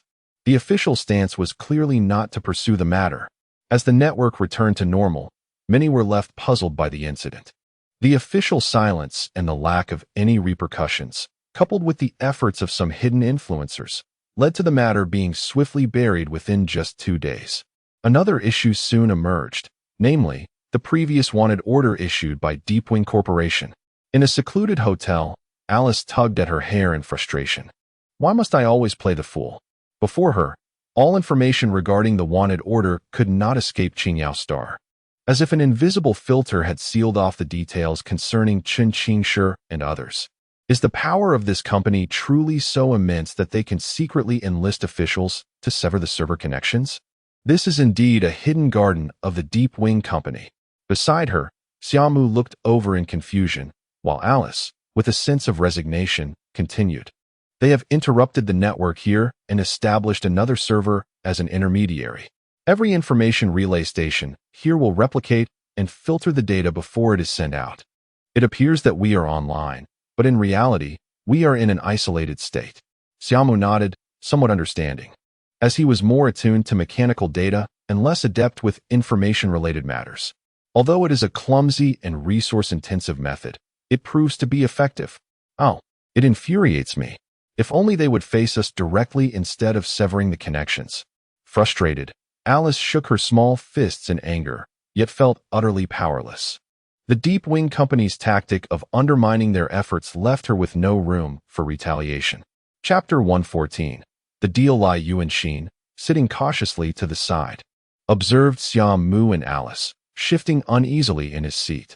Upon hearing Alice's words, he hesitated, his lips parting slightly, caught between wanting to speak and holding back. Alice, oblivious to his discomfort, was entirely consumed by the turmoil caused by Shiny Corporation. Xia Mu found himself at a loss. They were directly playing the waiting game, isolating the entire Qing'ao Star. The crux of the matter was their alliance with the ruling powers of Qing'ao Star, rendering Xia Mu's capabilities futile. Unless he could bring forth a battleship and overturn the table. Yet even if the battleship's power had been repaired, its deployment would inevitably lead to an interstellar conflict. Was there truly no way out? Alice, filled with a sense of unwillingness, stood up, wishing for a powerful tool capable of breaking through the blockade. Wait. A spark of realization ignited within her. Pulling up a window, a flurry of data materialized before her. Perhaps there was indeed such a thing. As the data refreshed and halted, she fixated on a particular message. It was an announcement from Stardust Academy. We will equip each student venturing out for training with a positioning device to ensure their safety. Alice's focus was riveted on that positioning device. Truly, he could handle it. Upon reading the information, Xia Mu promptly declared, Haha, that is splendid. If we can procure his positioning device, I can break through Shiny's blockade and disseminate the information. Alice's previous despondency and frustration evaporated, instantly replaced by an air of renewed confidence. However, where was this Chu Li? Let me look for him. Alice began, pulling up several screens. Her entire being radiating a faint glow, a manifestation of her complete immersion in the network. Meanwhile, Lai Yuanxin's face paled. And upon hearing Xia Mu's assertion of being able to handle it, he trembled slightly. Moments later, a strange smile crept onto Alice's face as she addressed Lai Yuanxin. You must know something about Chu Li, don't you? Lai Yuanxin shuddered, and Xia Mu shifted his gaze toward him as well. The image of the scarred youth's demise flickered hauntingly in Lai Yuanxin's mind, intertwined with the news of Zhang Dake's accidental death in a gang conflict, instilling a profound sense of dread within him. Speaking would surely lead to death, wouldn't it? Yes, it would truly lead to death. His mind wrestled with turmoil. Yet Chu Li's cheerful visage emerged, banishing those dark thoughts. As the bloody image began to seep into his consciousness, Lai Yuanxin's resolve solidified. He inhaled deeply and declared, "I do not know. Think carefully before you speak."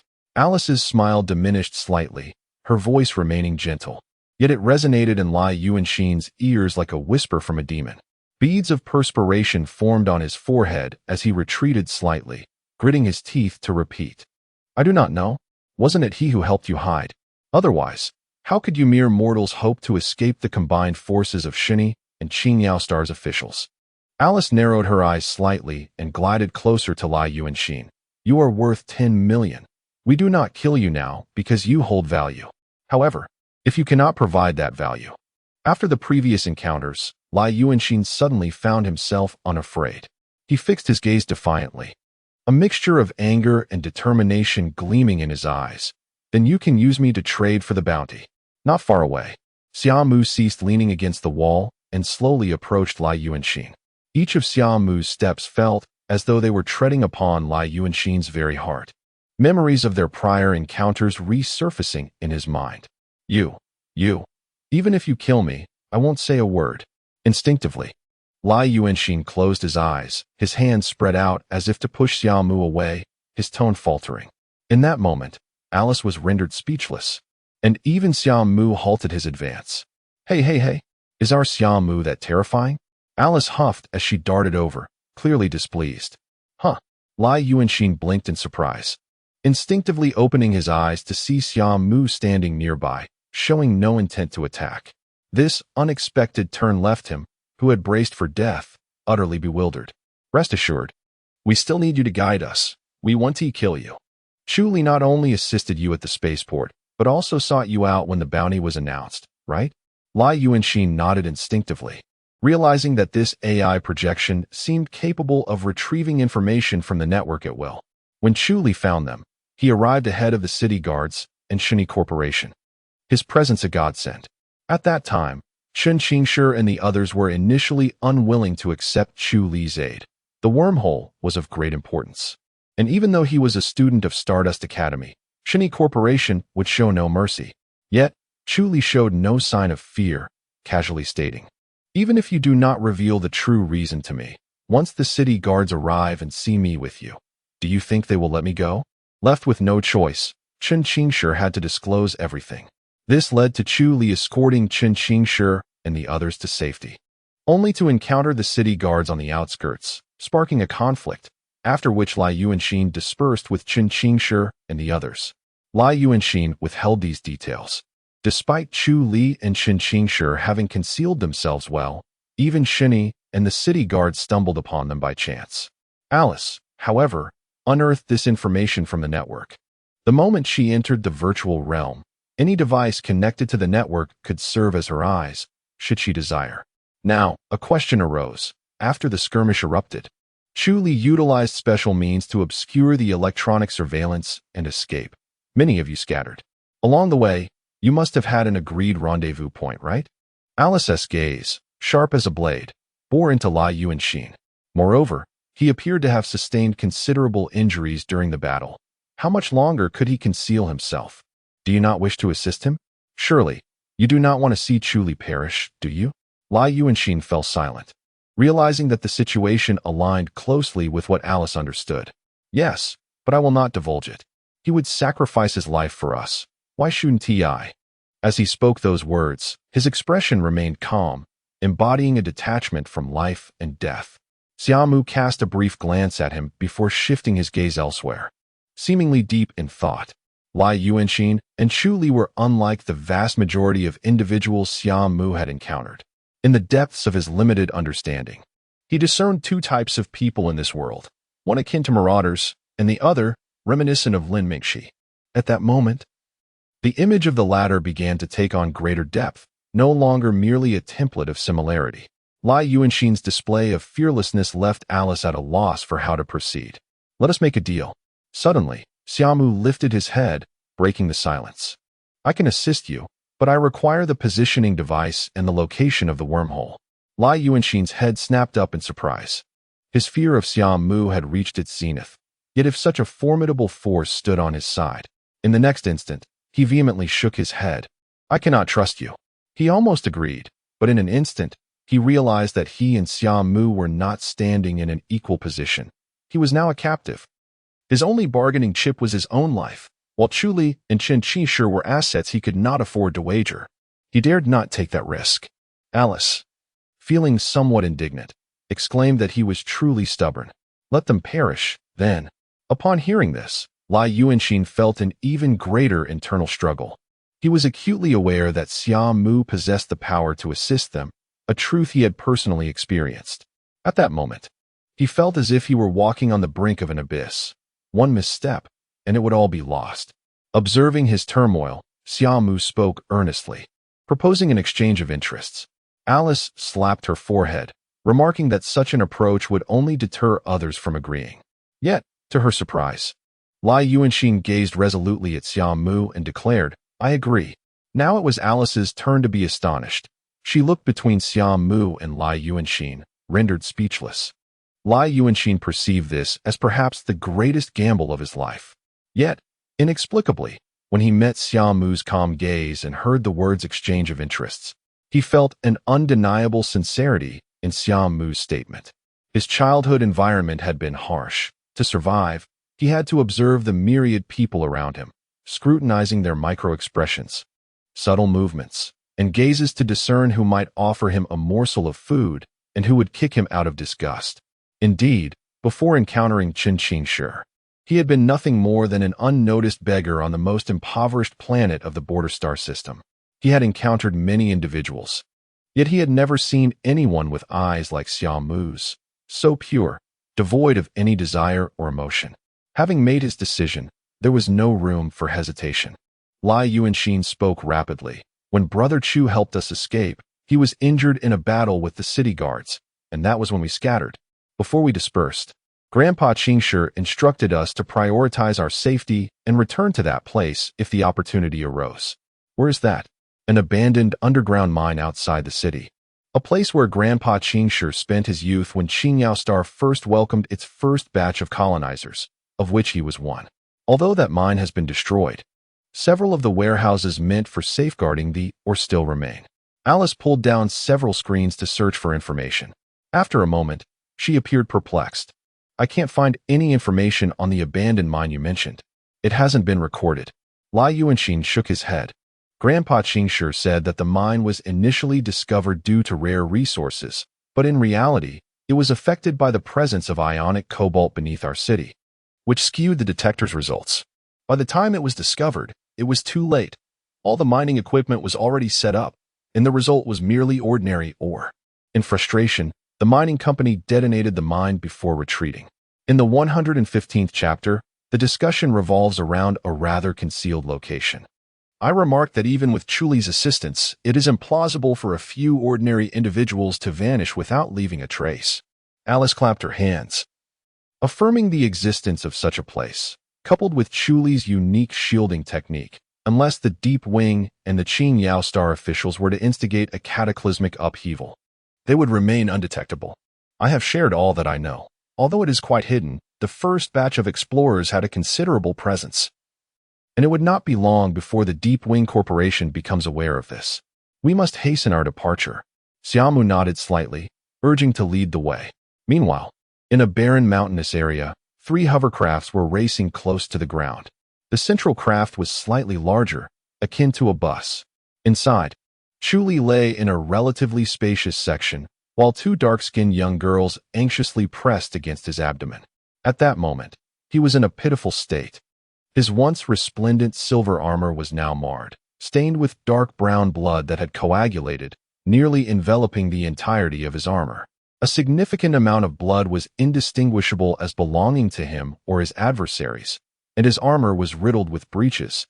His helmet had shattered, and half of his visor had vanished, exposing Chuli's tightly shut right eye. Blood had long since dried on his head, and his shoulder bore a bandage stained red with blood, indicating a wound that had been there for some time. The injury on his abdomen appeared to be the most recent, still oozing blood, causing the 2 young girls to nearly weep. In the cockpit, Chen Qingshi's expression was fraught with urgency. Hold on, hold on. Once we reach the mine, there should be some leftover medical supplies. He did not contemplate whether the supplies, having lain and used for so many years, would still be viable, nor did he consider that the mine had been evacuated rather than abandoned due to an accident. This was one of the few opportunities left for him to grasp. A fit of harsh coughing erupted, and Chu Li weakly opened his eyes. Xiaohua, Xiaoling, don't cry. I'm all right. Upon opening his eyes, he was met with the sight of the two girls whose eyes were brimming with tears. Chu Li managed a strained smile.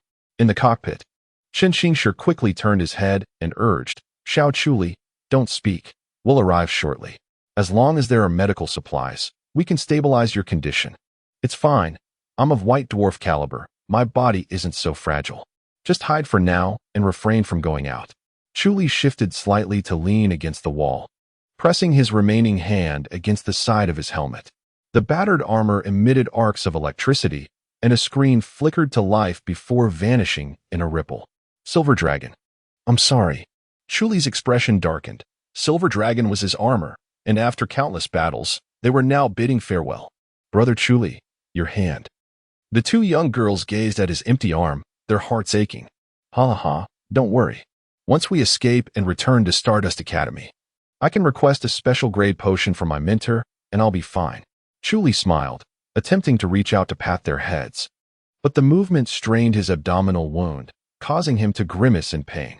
Xiaohua and Xiaoling quickly leaned in, placing his hand upon their heads.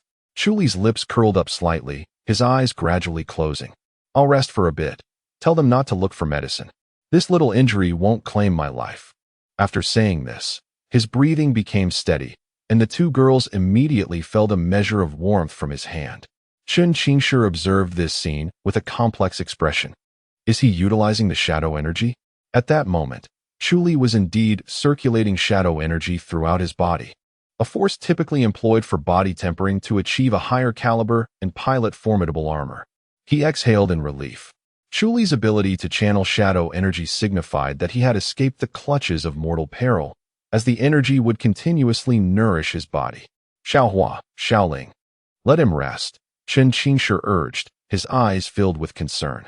He could hardly fathom that this young man would go to such lengths for them, nearly sacrificing his life in the process.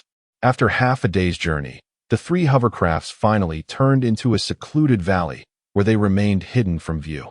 Another day passed, and after 2 full days of slumber, Chu Li awakened to the eager gazes of Chen Qingshi and the others.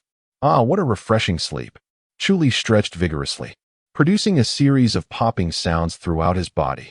Behind Chen Qingshi, a group of youths stared in astonishment as he peeled away the bandages, revealing the already healed wounds. Chu Li shifted his right shoulder slightly. The absence of an arm felt peculiar. Noticing the grave expressions on Chen Qingshi and the others, Chu Li waved his hands dismissively. It's nothing. Nothing at all. Regrowing a limb isn't particularly challenging. Besides, I can't just stand by while you face danger. I cannot overlook the collusion between Deep Wing and Qin Yao Star.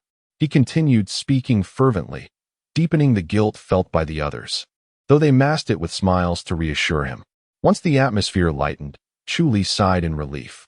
Old man, how are things looking? Chen Qingshi gestured to the metallic ceiling above. We are underground, and even if one were to fly overhead, they would not detect that a mining facility once existed here, especially after it was bombarded. However, the crucial element is that your emblem can obscure scans. Otherwise, they would have located us swiftly.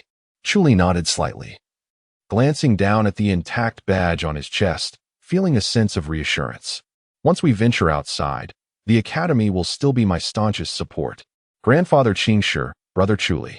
It's time for dinner. A youth with a pot waved at them from a distance.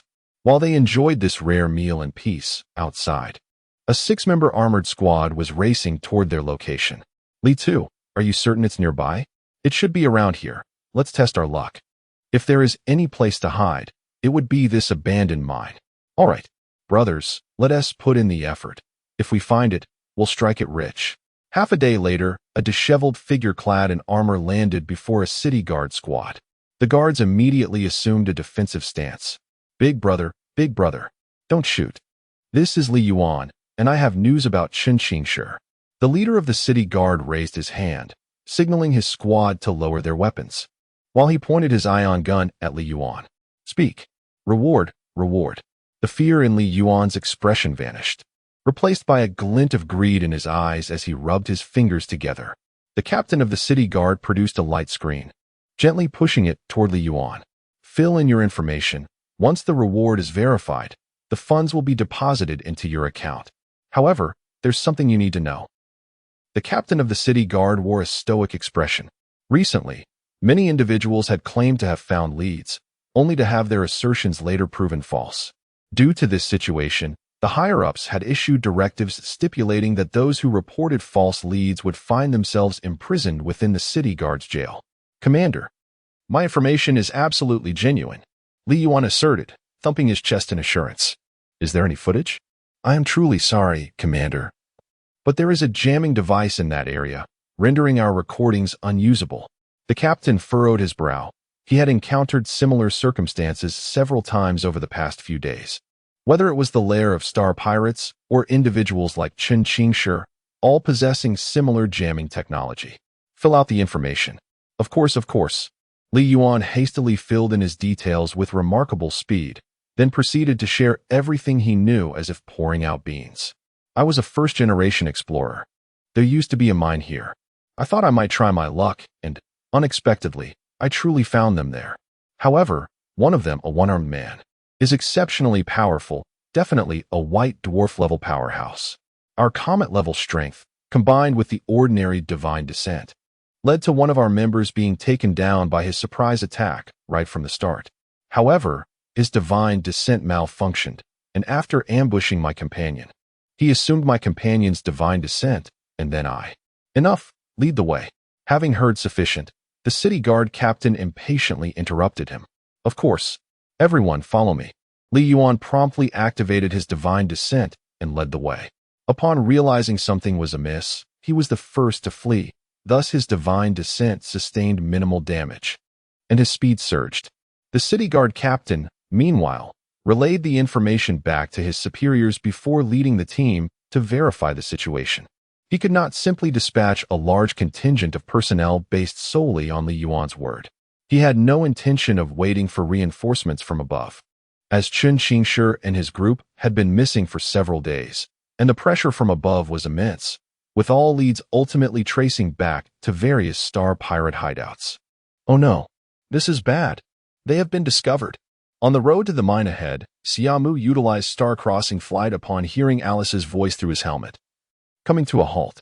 Beside him, Li Yuanxin, clad in ordinary protective gear, appeared pale, clutching tightly to the dragon tail conjured by the dragon core of his star-crossing. Someone within the city guard had reported the abandoned warehouse, but the good news was that many individuals had misled them with information about the star pirate lair, thus delaying any immediate troop deployment. They should still have a little time to escape. Gripping the dragon tail, Li Yuanxin looked uneasy. Once the guard confirmed the situation at the mine and analyzed the identity of old Master Qingshi, it would soon become evident that something was amiss. How far are we from the warehouse? Xia Mu squinted at the direction they had come from. At our previous speed, we could reach it in a matter of minutes. Xia Mu nodded slightly and descended toward the ground. Aren't we going to the warehouse? Li Yuanxin could not help but question upon seeing this. We will go in a moment. Why? The city guard is about to arrive. This time, Xia Mu ignored him, instead moving to a shadow beneath a rock. Regardless of how anxious Li Yuanxin became or how many questions he posed to Xia Mu, he received no response, and Alice fell silent as well. Approximately 2 hours later, 10 streaks of light appeared on the horizon, moving at an incredible speed, almost instantly sweeping past Xia Mu overhead. Just as they were about to vanish, the 10 streaks suddenly reversed direction. Who is below? A commanding voice rang out as Xia Mu stepped slowly from the shadow of the stone. Just as the city guard captain was about to inquire, his pupils dilated in shock upon recognizing Xia Mu's divine descent, and he shouted for everyone to take cover. Emerging from the shadows, Xia Mu was adorned with various firearms protruding from his arms, shoulders, chest, thighs, feet, and waist. Every visible part transformed into an array of weaponry. From a distance, he appeared as a miniature fortress of warfare. Before he could utter the word shield, numerous high-energy beams pierced through his divine descent, accompanied by a torrent of radiance that engulfed the city guard. Lai Yuanxin stared in horror as the city guard was obliterated in a deluge of high-energy rays, his lips trembling, unable to utter a single word. The combined power of the cluster capability, along with the full armament transformation, unleashed an overwhelming barrage of energy weapons in an instant. The might of that firepower, indeed, firepower is justice. Alice materialized, her form radiating delight as she beheld the explosive sparks of divine descent in the air. Chapter 116. Encounter. The myriad gun muzzles slowly retracted from the star-piercing vessel, while the remnants of the divine descent drifted down like wilting flowers. A menacing dragon tail lashed before Lai Yuanxin, causing him to shudder involuntarily. Despite their newfound alliance, an unshakable fear gripped him, especially after witnessing the dragon tail morph into an ion cannon. Noticing Lai Yuanxin's hesitation, Xia Mu furrowed his brow and glanced at him. Startled, Lai Yuanxin steeled himself and rushed forward to firmly grasp the dragon tail. With a hiss, the star-piercing engine flickered briefly before soaring skyward, stirring up a cloud of dust below. Meanwhile, Chen Qingshi and his companions, who had hastily evacuated the mining site, wore grim expressions. They had hoped to evade detection for a while, only to discover that the first wave of colonizers had taken notice of their presence. A brief skirmish ensued. Although Chu Li had resolved the conflict with remarkable speed, one individual managed to escape. Under such circumstances, staying here was utterly unwise, prompting Chen Qingshi and his team to depart without a second thought after the battle concluded. Now, 2 hours into their flight across the wilderness of Qingyao Star, tension hung thick in the air within the shuttle, with silence permeating the atmosphere, suffocating under the weight of immense pressure. At that moment, Chu Li was resting with his eyes closed, knowing that he would need to engage in the forthcoming battle. Once word of their situation spread, the authorities would undoubtedly converge on this location. It would not take much for them to discover Chen Qingshi's identity as a first-generation explorer, thereby pinpointing their most likely hiding spots. The shuttle reached its maximum speed, rendering the landscape below a blur as it sliced through the air, displacing waves of pressure. An hour later, 3 divine descents approached from the side. Upon noticing the trio of shuttles, they quickly closed in. This is the outskirts of Hongbai City, City 1. I am Su Fanqing, captain of the 3rd Squad of the City Guard. We are currently in pursuit of fugitives. Please present your identification. The lead divine descent accelerated to match the speed of the 3 shuttles, establishing a temporary communication channel, while the other 2 shuttles maneuvered to encircle them. Simultaneously, a video call request connected to the shuttle's system. Chen Qingshi's expression darkened as he fixed his gaze on the incoming communication request. Chu Li appeared beside him, glancing at the request as the visage of the divine descent materialized before him. Chen Qingshi nodded silently, understanding that a confrontation was inevitable. Rubbing his face, he halted the shuttle and lowered his head as if searching for something beneath the control panel. After completing this task, he connected the call. On Su Fanqing's communication interface, Chen Qingshi's silhouette promptly appeared. Oh dear, where did I drop this? His voice, tinged with urgency, echoed through the communication. I apologize, Commander. An important item my spouse left for me fell, and I cannot rest until I find it. Su Fanqing's brow furrowed as he scrutinized the video of Chen Qingshi, his tone turning icy. I command you to present your identification immediately. Chen Qingshi hurriedly lifted his head only to collide painfully with the control panel, clutching his head in agony. Ouch! My head. It hurts. As he writhed in pain, Su Fanqing remained unable to see his face. Meanwhile, from another window of the shuttle, a divine descent approached and rapped on the glass. Chu Li stood just behind the metal wall, armed to the teeth in a dark gray divine descent suit, gripping a long knife. They're coming, Commander. I'll open the door, he declared, though he was already fully prepared for combat. With a swift motion, Chu Li burst forth as the hatch opened, crashing into the awaiting divine descent. Taken by surprise, the individual hardly had time to react before Chu Li propelled him over 100 meters away.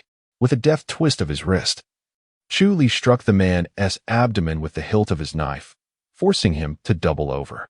Following this, Chu Li executed a swift kick to the man's chin, rendering him momentarily unconscious despite his divine descent's protection. By the time the man regained his senses, Chu Li had already precisely severed his visor, and with a muffled thud, he struck the back of the man's head with the hilt, sending him into a soft oblivion. What appeared to be a complex series of actions transpired in mere seconds. By the time Su Fanqing and another team member reacted, Chu Li had already neutralized one adversary. "You are fugitives," Su Fanqing exclaimed, a mix of surprise and anger washing over him as he shouted at his companion. "Destroy the engine." The other individual quickly darted towards the shuttle's engine. However, Chen Qingshi and his team were quick to respond, initiating the shuttle's takeoff. As they attempted to pursue, Chu Li positioned himself squarely in their path. "To chase them, you must first get past me." Chu Li grinned, brandishing his long knife at the two. As the shuttle sped away, Chen Qingshi's eyes burned with rage, fixated on the road ahead, while the others leaned against the rear window, tears brimming in their eyes as they watched the solitary figure of Chu Li diminish into the distance. Xiao Hua and Xiao Ling could not help but recall Chu Li's gentle words upon waking moments ago. "When the battle begins, you must flee." With a resounding thud, Chen Qingshi slammed his fist against the control panel, his eyes glistening with fury. He had not conveyed his intentions to Chu Li, yet a mere glance had been enough for Chu Li to comprehend his resolve. The most disheartening realization was that he could neither intervene nor prevent it. If given the chance, he would gladly take Chu Li's place. However, he could not. The youth before him, though in their early 20s, had grown up on impoverished, remote planets and had been mining alongside him since their teenage years, knowing little beyond that. If he abandoned them, they would be discovered within a few days, falsely accused, and swiftly executed. On the other hand, Su Fanqing observed the shuttle's retreat, his expression gradually darkening. Without wasting a moment, he activated his divine descent and charged toward the right side, where Chu Li was. The other individual aimed to bypass him entirely to pursue the shuttle. Their roles were clearly defined. As long as one delayed Chu Li, the hastily acquired shuttle would stand no chance against the divine descent. Chu Li suddenly activated the engine, propelling himself forward, simultaneously releasing his knife towards Su Fanqing. Su Fanqing furrowed his brow, deflecting the incoming blade, but in that fleeting moment, Chu Li overcharged the engine, crashing into the other individual. Facing the reckless advance of Chu Li, the man's eyelids fluttered, and he hesitated to engage, instinctively reducing his speed. "Haha. The mentor was right. When you fear nothing, your opponents will fear everything." Chu Li chuckled heartily, seizing the opportunity to slip past. Now, he had no choice but to confront him, and the standard issue combat knife sprang forth, striking down in haste. However, to his astonishment, Chu Li raised his remaining arm to block. But his divine descent was merely an ordinary model seized from Li Yuan and others, nowhere near the caliber of the city guard's divine descents. The standard combat knife plunged deeply into his arm, yet it had lost all its strength, becoming lodged within. The man's expression shifted dramatically, and he instinctively attempted to relinquish the weapon, but it was too late. He was met by Chu Li's long legs, sweeping towards him like a battle axe. Boom! A tremendous inertia surged forth, and his figure plummeted to the ground like a falling star. Zizzle, zizzle. A multitude of electric arcs erupted from the divine descent, creating a massive dent in the armor's abdomen. Emergency nutrient fluids continuously flowed into the man's body, sustaining his life.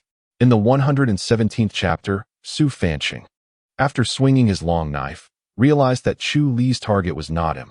He intended to pursue the flying dart directly. However, to his astonishment, in the brief moment of their encounter, his capable subordinate was swiftly dispatched by Chu Li. After flying a short distance, he halted, drawing his battle knife and gazing seriously at Chu Li.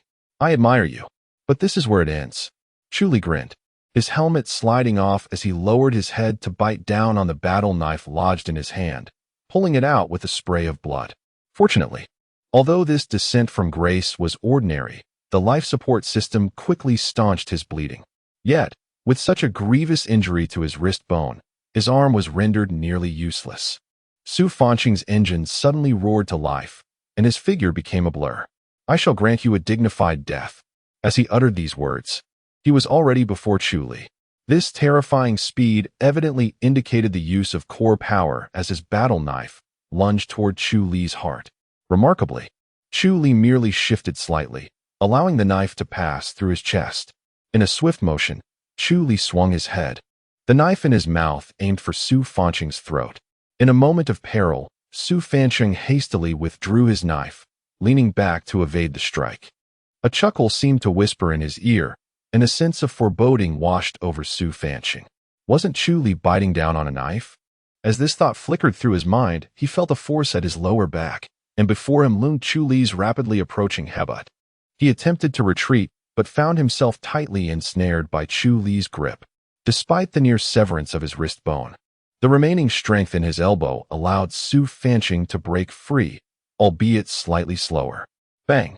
Su Fanqing was momentarily blinded, nearly losing consciousness. As he regained his senses, a mix of surprise and fury surged within him, and he pressed a hand against Chu Li's abdomen, red energy swirling around his arm. Boom! Chu Li was struck hard, hurtling backward and crashing to the ground. Huff! Huff! Huff! Your combat performance, Huff, is hardly that of someone from an academy. Su Fanqing gasped, his eyes fixed on Chu Li, who was slowly rising, propped up on his elbows. You're simply unafraid of death. Chu Li stood, his gaze unwavering upon Su Fanqing. A surge of unnameable rage coursed through Su Fanqing's heart. Even in this state, you still resist. His engine surged to maximum power, and his wrists glowed crimson. To perish beneath my hidden cards is not too shabby. At that moment, a black streak tore through the air with alarming speed, hurtling from the distance. Accompanying it was a heart-wrenching cry. Ah, no. Grandpa Qing sure. I want to go home. Ah, whoosh. A tang knife, sheath and all, embedded itself before Chu Li, followed by the disheveled figure of Lai Yuanxin, who rolled several times on the ground before coming to a stop. Without the protective gear, this impact alone could have incapacitated him. Chu Li and Su Fanqing instinctively turned their gazes. Yuanxin, what are you doing here? Chu Li exclaimed in surprise upon seeing Lai Yuanxin's face through the transparent visor of his protective suit. Su Fanqing, however, appeared as if facing a formidable adversary, his dark energy taut and ready to strike. Lai Yuanxin scrambled to his feet, and upon seeing Chu Li's condition, his eyes turned red with rage as he glared fiercely at Su Fanqing. Why are you pursuing us like this? You are wanted criminals, Su Fanqing replied nonchalantly. A fine group of wanted criminals. Ha! A dozen of us impoverished souls planned to blow up the Deep Wing Company's mine and escaped safely from their guards. Do you believe that? Su Fanqing fell silent. On a distant mountaintop, Xia Mu, shrouded in night, held his breath. His appearance had drastically changed. With the core of his weapon activated, the Chuanqing nearly merging with him. The shoulder and gunstock were mechanically linked, dark red energy coursing along the Chuanqing, indicating it had entered overload status. I only need to fulfill the orders given above. After speaking, Su Fanqing intended to take Chu Li's life, when suddenly he recalled a detail he had previously overlooked. Lai Yuanxin was clad in protective gear, not the descent from grace. If so, then whose tang knife was it? Unfortunately, he would never receive an answer to that question. The inertia from the activation of the descent propelled him forward, followed by a beam of dark red energy that evaporated half of his body. Chu Li's eyelids flickered, and he dashed forward to shield Lai Yuanxin, his gaze fixed on the mountaintop. From that direction, a figure rapidly approached.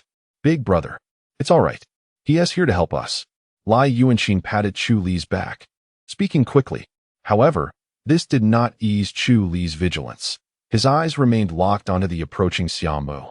As Xia Mu drew nearer, an instinctive dread surged through Chu Li, as if every cell in his body screamed to distance himself from this individual.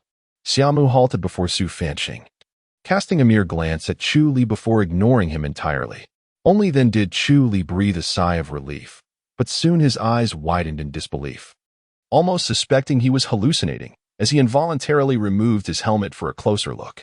Xia Mu extended his fingers, which transformed into dozens of smaller mechanical hands, disassembling Su Fanqing's descent from grace. In mere moments, two crystalline cores appeared in his grasp, and Xia Mu placed one of the dark red cores into the circular ring behind the Chuanqing's head. This display nearly shattered Chu Li's worldview. As a graduate of the Stardust Academy, he recognized the sheer horror of such a bare-handed dismantling of a core. "Brother Chu, this Xia Mu is here to help us." Chu Li nodded, stepping forward to express his gratitude. "Thank you for your assistance. My name is Chu Li." Xia Mu responded softly, then approached slowly. "The old gentleman and the others have gone that way. We should not delay. Let us move quickly," Chu Li suggested. Xia Mu did not reply, but walked closer. And an ominous feeling crept into Chu Li's heart. They had been walking for quite a while, and now, with the city guard out of communication, it was likely that someone would arrive soon. Xia Mu remained silent, suddenly flashing forward and striking Chu Li at the back of his head with a hand chop, causing him to faint softly. Caught off guard, Lai Yuanxin rushed over to support Chu Li. What are you doing?" Lai Yuanxin stammered. "He needs rest," Xia Mu explained. Placing a hand on Chu Li's back, azure life energy streaming from the Chuanqing into Chu Li's descent system. After approximately 5 minutes, Xia Mu withdrew his hand and pressed a spot on the back of Chu Li's neck, opening the helmet. Then, before Lai Yuanxin could react, he seized his protective suit and soared into the sky, heading in the direction Chu Li had indicated. Meanwhile, Chen Qingshi and the others continued their journey through the wilderness. The cabin enveloped in silence, the atmosphere stifling to the extreme, with no one daring to speak. Grandfather Qingshi, after a prolonged silence, the little flower suddenly spoke up. Did we do something wrong?" Chen Qingshi opened his mouth, and after a considerable pause, he hoarsely replied, "We did nothing wrong. We merely wished to survive." "What about Brother Chu?" This time, Chen Qingshi fell silent for an even longer duration. Xiao Chu. Under normal circumstances, Chen Qingshi would have unhesitatingly assured them that Chu Li had done nothing amiss, that he had performed flawlessly. Yet now, he understood that in this brutal world, the only way to ensure the survival of their naive and ignorant selves was to acknowledge he was mistaken. He should not have shown kindness. Kindness was the deadliest trait in this world. What? A group of individuals stared in astonishment at Chen Qingshi. He did not turn his head, his gaze fixed resolutely ahead, his hands gripping the control panel with such intensity that his knuckles appeared prominently. "Grandfather, why is kindness considered a fault?" Xiaoling could not restrain her inquiry. "This contradicts everything you have always told us." Chen Qingshi remained silent, his eyes continuously focused on the distance. The 118th, acquiring the locator device in the absence of a response. The group of youths felt a profound sense of unease. Yet in such dire circumstances, they found themselves unable to voice their concerns. Chen Qingshi clenched his fists. If he could, he would wish for these children to live in perpetual innocence. But such a desire was futile. Naivety would only lead to their demise. This time, I shall be selfish. With unwavering resolve, Chen Qingshi pressed the throttle of the flying shuttle to the maximum. However, shortly thereafter, an ominous red dot appeared on the aging radar, hurtling towards them at an alarming speed. A divine descent. In that moment, Chen Qingshi understood, despair gnawing at his heart. "Stop. There's a divine descent," he announced over the public channel of the 3 shuttles, prompting the others to halt as well. Once the shuttles came to a standstill, Chen Qingshi approached the smallest of them, his heart heavy with the despair reflected in the eyes of his companions. "We must split up and run. I will do my utmost to hold them off." His gaze was resolute, yet the speed of the divine descent far exceeded his expectations. Before he could board the shuttle, a figure crashed down amidst them, raising a cloud of dust. Gagging, Lai Yuanxin could no longer suppress the tumult in his stomach and staggered to the side to retch violently. Meanwhile, Chu Li was unceremoniously tossed to the ground by Xia Mu, and as the dust settled, Chen Qingshi and the others immediately noticed Chu Li lying motionless. In that instant, tears welled in everyone's eyes. Xia Mu, however, stood silently in the center, voiceless and imposing. The atmosphere thickened with tension.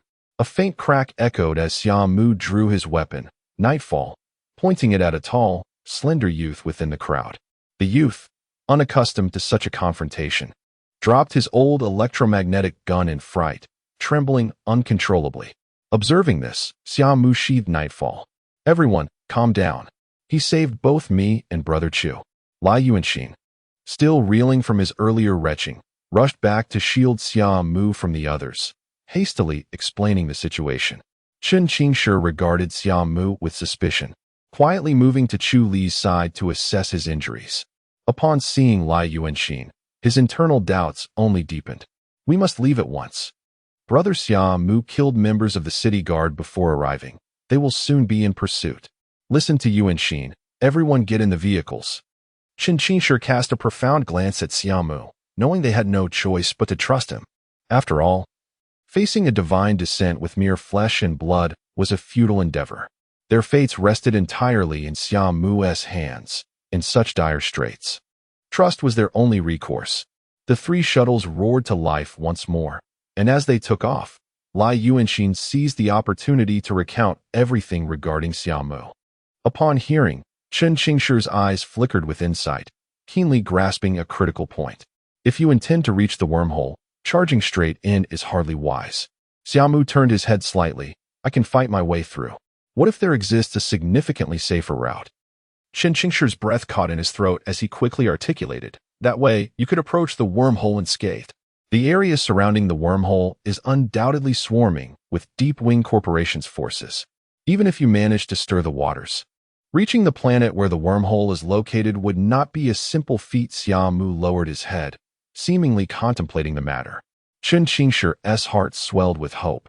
As long as Xia Mu was intrigued by his proposed route, he could retain this formidable ally by his side. After learning of Xia Mu's prowess from Lai Yuanxin, he understood that their salvation rested solely in him. The only reason Xia Mu remained was that Chu Li had yet to awaken, preventing them from obtaining the locator device on him. Once that device was in hand, Xia Mu would undoubtedly take his leave.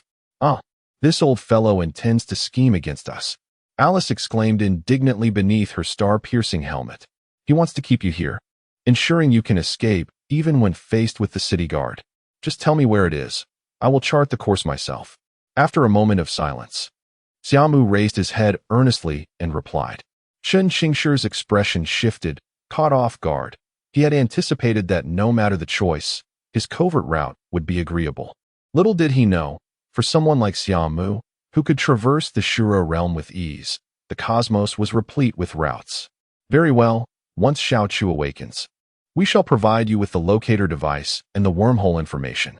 Chen Qingshi chose not to press further, focusing instead on driving.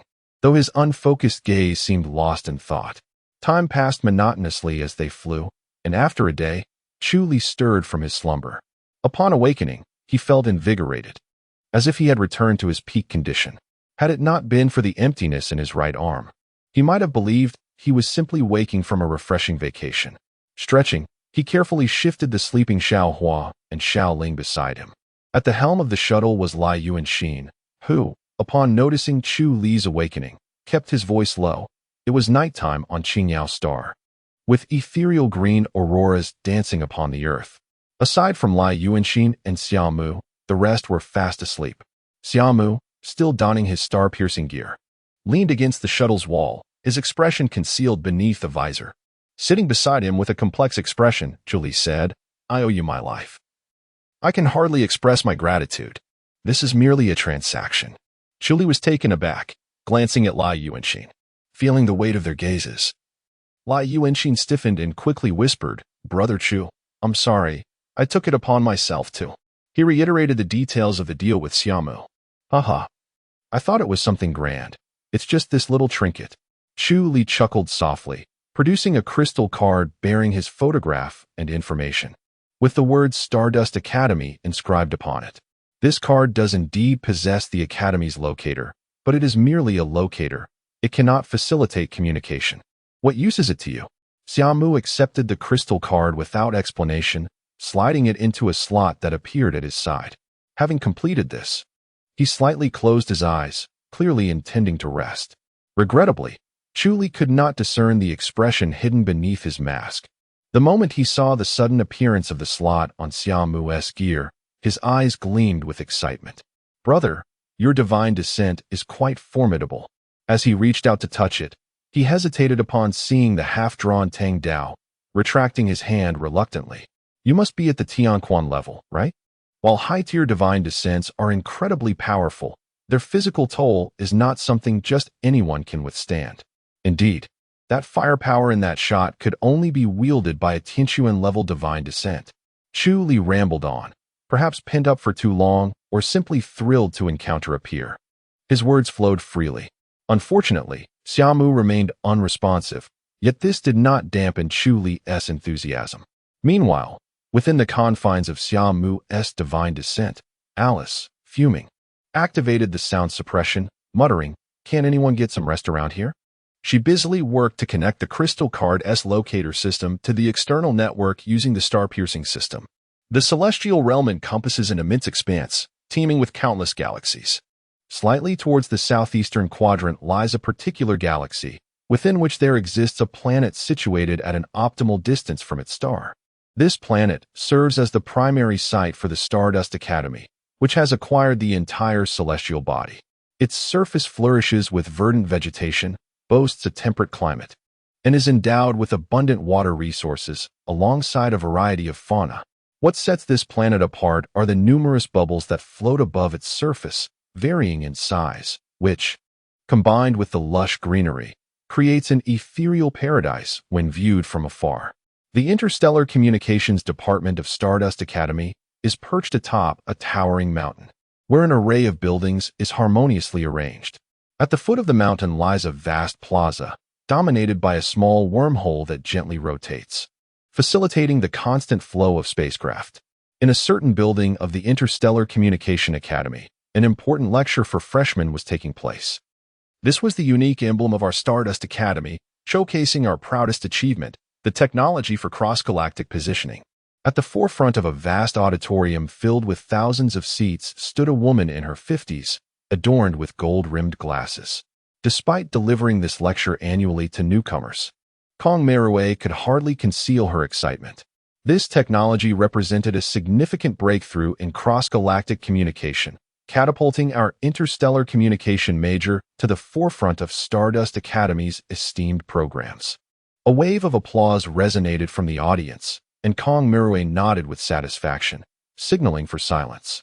We are currently striving towards instantaneous communication across galaxies. As everyone knows, the distances between stars are immense. Even with our mastery of the old era's communication technology, the star network, we cannot achieve real-time communication across galaxies. Our research has made substantial progress, and we expect to see effective results in 3 years, thanks to the relentless efforts of the previous and many senior students. And you? Her impassioned speech was strikingly vibrant for someone of her age. As the class continued, the atmosphere grew increasingly fervent. Suddenly, a bespectacled girl, dressed in student attire, hurriedly burst through the classroom door. With a furrowed brow, Kong Meruo listened as the girl whispered urgently in her ear. "What?" Kong Meruo exclaimed, instinctively adjusting her glasses before turning to her bewildered students. "Classmates, I have an urgent matter to attend to. Professor Pan will continue the lesson." Without waiting for their reactions, she swiftly followed the girl out. "Is the situation true?" "It is indeed, Mentor. The news regarding the subspace wormhole has caused quite a stir." Kong Meruo strode ahead, with Hu Chunman closely trailing her. Numerous individuals intrigued by the matter had begun to investigate the data communications of Qingyao Star, which had indeed been sealed off by Deep Wing. What about the authorities? Have they made a statement? Their stance is rather ambiguous. They have yet to comment. Huh. Kong Meruo scoffed coldly. Their silence indicates that Deep Wing is in communication with them, utterly corrupt. The situation there should not have made you so reckless. Speak, what exactly has occurred? Hu Chunman smiled, unable to hide the truth from her mentor, yet added, I cannot clarify everything. We must see it for ourselves. The two moved with urgency, swiftly arriving at a laboratory bustling with students, who greeted Kong Meruo warmly. Moments later, Hu Chunman led her into a room filled with floating screens. Mentor, when the news first broke, I was researching a related topic, which led me to something intriguing. Kong Meruo swiftly pulled down a light screen, her fingers gliding over it. Very good, quick thinking. If the news had spread a while longer, tracing its origin would have become exponentially more difficult. Hu Chunman blushed slightly at the praise. The individual disseminating this information operates with remarkable skill. I suspect an AI from a war series is behind it. However, the war series currently in use would not dare confront a behemoth like Deepwing, which adds to my confusion. The exact number of war series remains unknown, with some having been passed down through epochs. Indeed, Hu Chunman nodded eagerly. Minter, look here. This is crucial. During my tracing, I discovered that the original message originated from Qingyao Star. Impossible. Kong Murue instinctively gasped. I just checked Qingyao Star. Its star network has been physically severed. How could any information escape? Minter, that is precisely what makes this situation so terrifying and why I wanted you to see it for yourself. Don't forget, there exists a technology that can connect even when the star network is physically cut off. The cross-galactic positioning device. Kong Merue blurted out. Yes, that individual transmitted information via our cross-galactic positioning device. This is inconceivable. Kong Merue was momentarily at a loss for words. As the creator, we cannot utilize the positioning device for communication. How could they have achieved this? Minter, could it be possible? Our device's core technology stems from old-era technology. If that person possesses even more advanced old-era technology. After a long pause, Kong Merue regained her composure, rapidly operating on the screen. Impossible. Even those within subspace, having been dormant for such an extended period, would have lost access to many technologies. If they had mastered such technology, they would not remain silent. Hu Chunman nodded slightly. Then, Minter, what should we do now? Kong Merue shook her head. I have deleted your tracking records. The opposing force is evidently more powerful than us. Continuing the pursuit may endanger us. I will report this to the board. If we wish to learn more about this individual, we must journey to Qingyao Star. Upon hearing this, Hu Chunman gasped, cold sweat trickling down her forehead. The battlefield of the internet is just as perilous as the real battlefield. If that individual were to trace her steps back, given their exhibited technology, she would stand no chance of resistance. Thank goodness I called the Minter. Hu Chunman felt a wave of relief. You have done well this time, not rushing in and notifying me immediately. The online battlefield is equally treacherous. In reality, one must consider appearances, but in the elusive online realm, those individuals have no such reservations. Yes, Minter, I understand. In the following days, the long-quiet Xuanji domain was stirred by the sudden emergence of information regarding subspace wormholes, a place both alluring and maddening, the last refuge of the old era, harboring vast amounts of cutting-edge technology. This alone was enough to drive various factions into a frenzy. If this news reached beyond the Xuanji domain, civilizations would vie for a chance to participate. Since the dawn of the new era, every instance of a subspace wormhole's appearance has heralded an era of rapid technological advancement for civilizations. Numerous factions have soared to greatness within subspace by acquiring old-era-esque cutting-edge technology. Some have even obtained war series from within, integrating them into their core operations, creating an unshakable stronghold, thus rendering them impervious to online attacks while facilitating resource mobilization with ease. It can be said that the strength of a faction is directly tied to its possession of war series. Furthermore, subspace is replete with remnants of civilization's divine interventions and cores, each a tantalizing prospect for those who dare to dream. After organizing the information, Kong Merue hurriedly convened a secret meeting with the board. Half a day later, the students of Stardust Academy discovered a new trial task. Qingyao Star had transformed into a new vortex. Fledglings must endure hardship to grow stronger, and warriors are reborn in the crucible of blood and fire. This task carries a high degree of danger, and teams are advised to undertake it.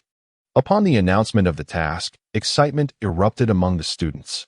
The current significance of the Qingyao Star is abundantly clear to all.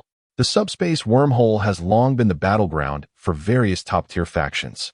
Although the Stardust Academy is also among the elite forces, it is rather inappropriate for students to undergo such trials. However, the peculiar silence from other factions has sparked a plethora of new speculations. Unbeknownst to them, a document from the Deepwing Corporation has circulated among the foremost powers. Within this document, they candidly acknowledge the existence of a subspace wormhole. The reason for the silence among the factions is also revealed therein. The wormhole has opened naturally. This implies that the operational system within the subspace is likely in disarray. And under the overlapping of dimensions, a vast amount of information could be directly obliterated. Consequently, the intrinsic value of the entire subspace has diminished significantly. In light of this situation, all parties are compelled to reassess the personnel they dispatch. In contrast, the Stardust Academy has boldly embraced this incident as an opportunity for student training. It must be said that the Stardust Academy exhibits remarkable audacity and financial prowess, treating the incompleteness of the subspace with a remarkable nonchalance. Chapter 120. Reasons, however, this is merely a sentiment that top-tier forces like the Stardust Academy would dismiss. For numerous medium and small factions, even a flawed subspace holds tremendous allure. Just as various parties remained ambiguous in their stance, and some individuals were poised to take a leap forward, a joint statement from the 6 academies emerged, leaving many speechless. In light of the recent uproar surrounding subspace information, our 6 institutions will adopt a stance of observation and therefore will not dispatch graduates to explore. We have categorized this subspace incident as a practical exercise for our students, integrating it into the graduation assessment bonus criteria. To the esteemed members of the celestial sphere, you are free to explore the subspace. However, our newly fledged students should not face undue setbacks. Conversely, should they encounter formidable foes, it would nullify the intended training effect. An exercise devoid of significance is not what we aspire to witness. Beneath this declaration lay the official insignia of the 6 academies. The statement was unequivocal. You may enter the subspace and explore at your leisure, even dispatching top-tier warriors from the Tianji and Tianxian ranks. Yet, should these powerful beings seek to oppress the students during their training, they must be prepared to face the wrath of these academies. Upon the release of this declaration, numerous academies discreetly circulated it while simultaneously issuing new training tasks within their institutions. In an instant, the previously tumultuous subspace incident took a new turn. Students nearing graduation from various academies were now eager and ready. Meanwhile, at the epicenter of the storm, Qingyao Star, faced with immense external pressure, was compelled to lift the blockade. Rumors circulated that the top official of Qingyao Star had also been summoned for investigation. This lockdown incident was indeed egregious. It could easily be termed rebellion. In such circumstances, if the matter remained undisclosed, it might have been manageable. However, once exposed, it could only lead to the selection of a scapegoat. Yet, while Qingyao Star was unsealed, the warrants for Chen Qingshi and others were retained through the machinations of the Deepwing Company. Merely a few ordinary individuals, coupled with the fervor surrounding the subspace wormhole, allowed the authorities to turn a blind eye. Deepwing Company was not foolish. They had already contained the subspace wormhole issue, with only Chen Qingshi and his companions capable of leaking information. Although the means by which they did so remained a mystery, it did not preclude their placement on the hit list. In a desolate expanse of Qingyao Star, a colossal transport vessel soared through the sky. The vessel's myriad functions were entrusted to automated systems, and despite its immense size, it required only 2 pilots.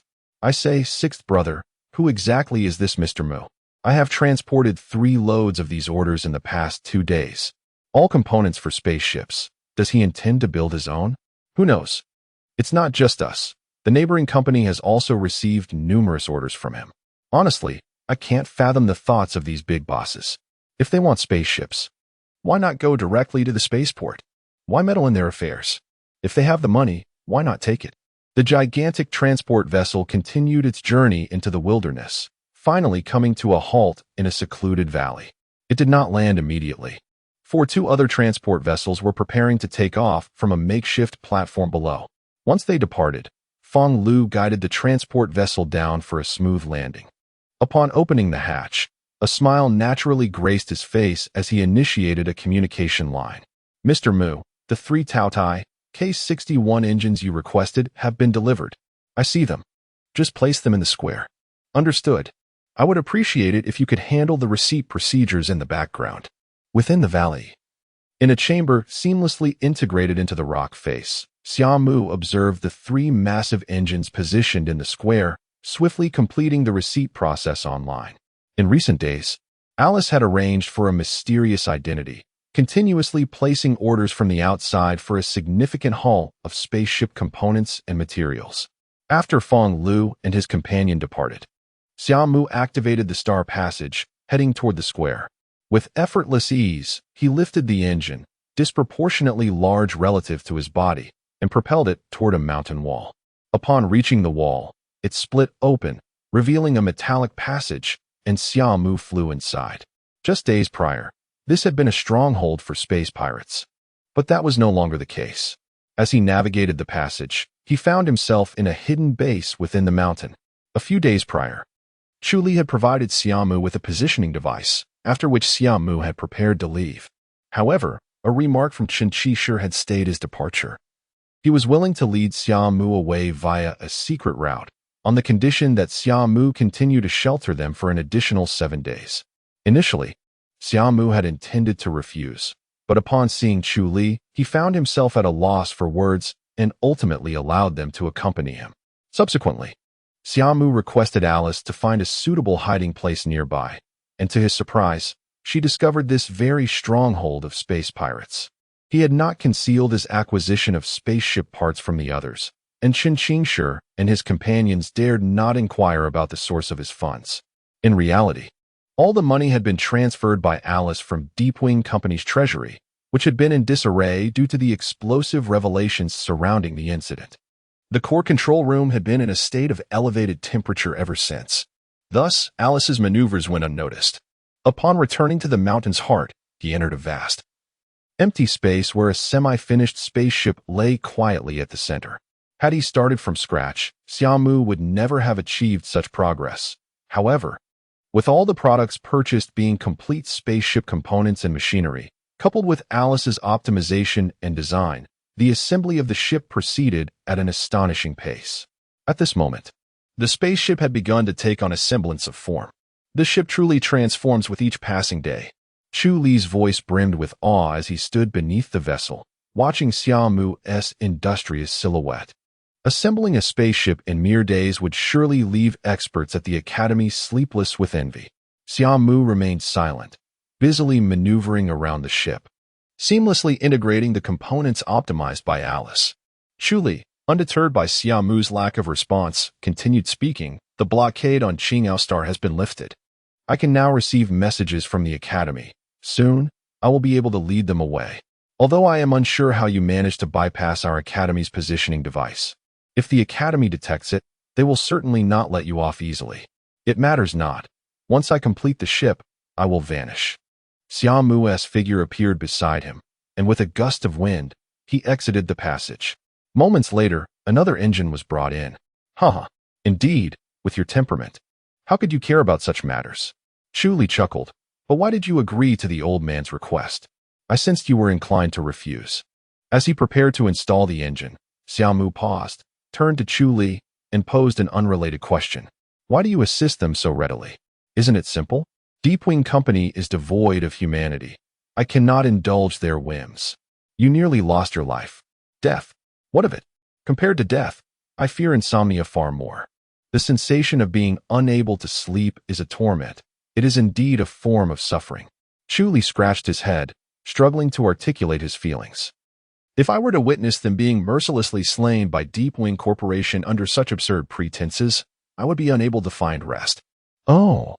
Xia Mu replied softly before resuming the assembly of the engine. What do you mean, Bio? Do you not feel pity for them? Chu Li inquired, perplexed. The weak are indeed pitiable, Xia Mu stated before retreating into the confines of the spaceship, leaving behind an eerie silence. What a peculiar individual. Yet, there seems to be something admirable about them. With a deep sigh, Chu Li turned and walked away. Chapter 121. The wormhole opens. Days have passed, and the situation surrounding the wormhole continues to intensify.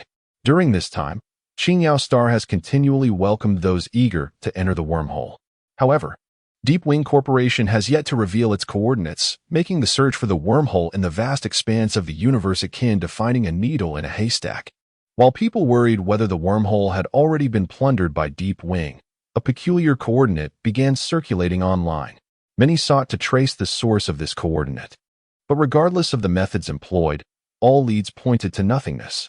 When the first individual piloted their spacecraft to the coordinates and encountered a fleet of Deep Wing's formidable warships, interest in the coordinates swiftly dwindled.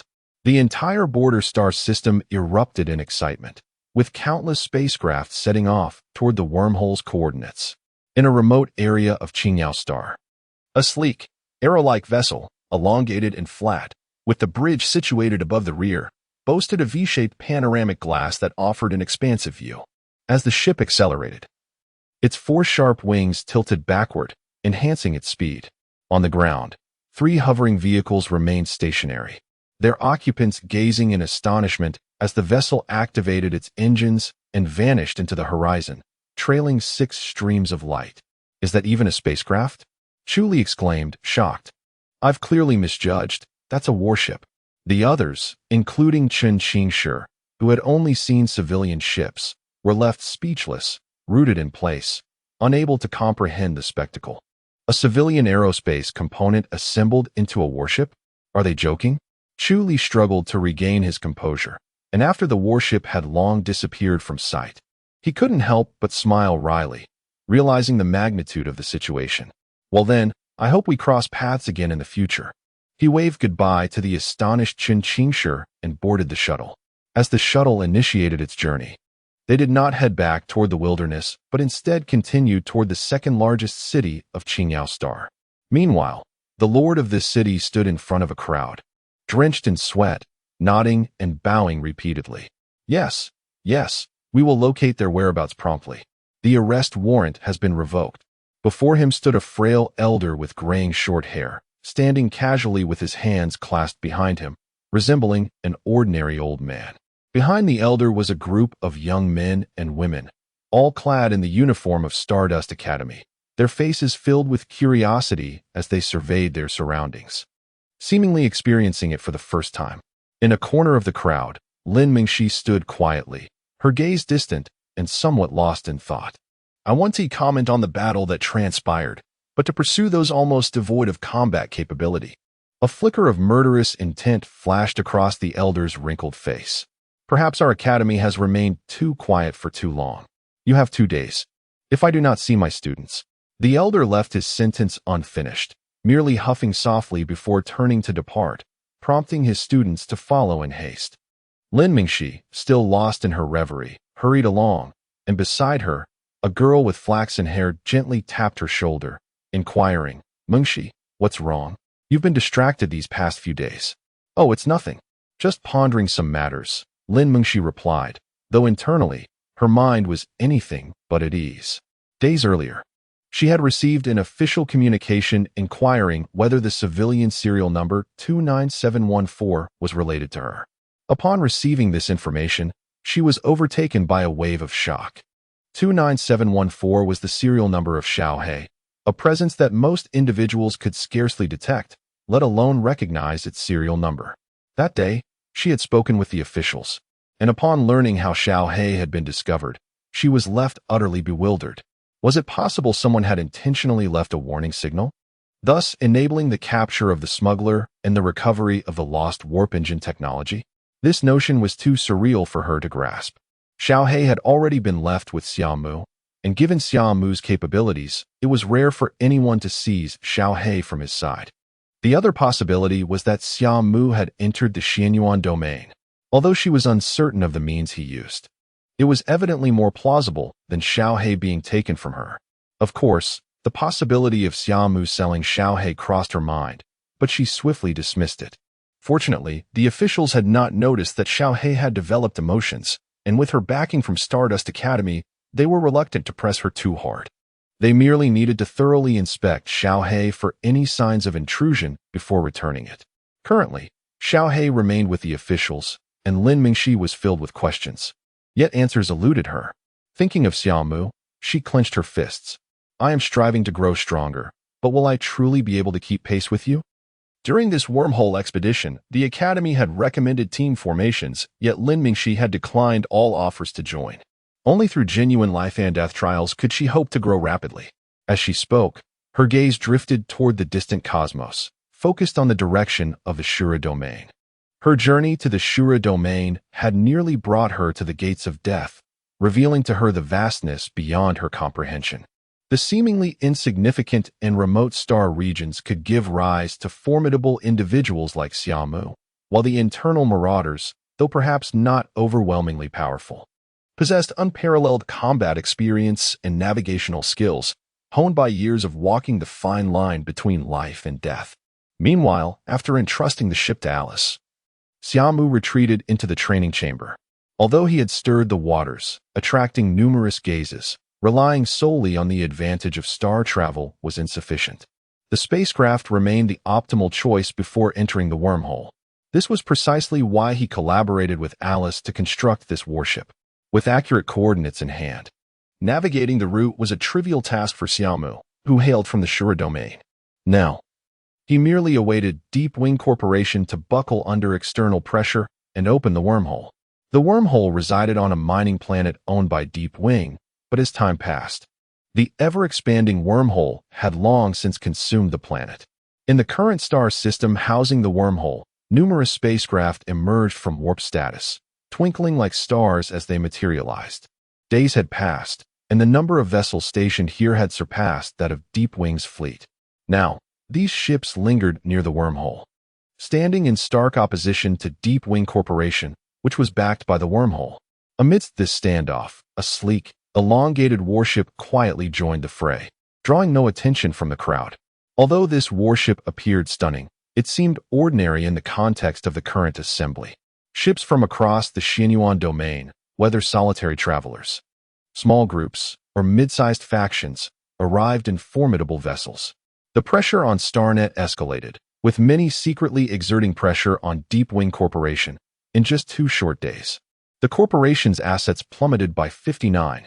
One could not help but admire the resolve of Deep Wing's leadership, who, despite the circumstances, gritted their teeth and held steadfast. Yet the mining planet was their foundation, leaving the authorities with little recourse. The principle that possessing treasures can invite trouble is universally acknowledged.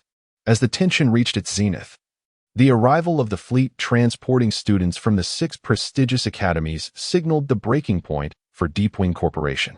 The ships of the 6 academies were nothing short of astonishing, each extending an impressive 10,000 meters in length, resembling mobile fortresses of aviation. With the emergence of 6 vessels concluding their warp travel, the ships within this remote star system began to stir restlessly. It was at this juncture that Deep Wing Corporation issued a communique within the Xuanji domain.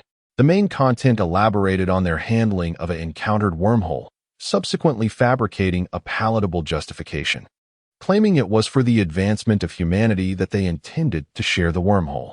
As individuals perused the declaration, the only words that resonated were "share the wormhole." Shortly after the announcement was disseminated, the fleet tasked with guarding the wormhole began its withdrawal. Chapter 122. Chu Li's thoughts after several days of silence. All the spacecrafts simultaneously roared to life. Numerous engine flames ignited, illuminating nearby planets with a newfound brilliance. Yet, these vessels were merely warming up. They shared an unspoken understanding not to be the first to plunge into the unknown, for the ships of the 6 academies had yet to make their move. They were acutely aware that the rapid concession of the Deep Wing Company to open the wormhole was chiefly due to the influence of the 6 academies. To be the first to enter would be tantamount to disregarding the dignity of these esteemed institutions.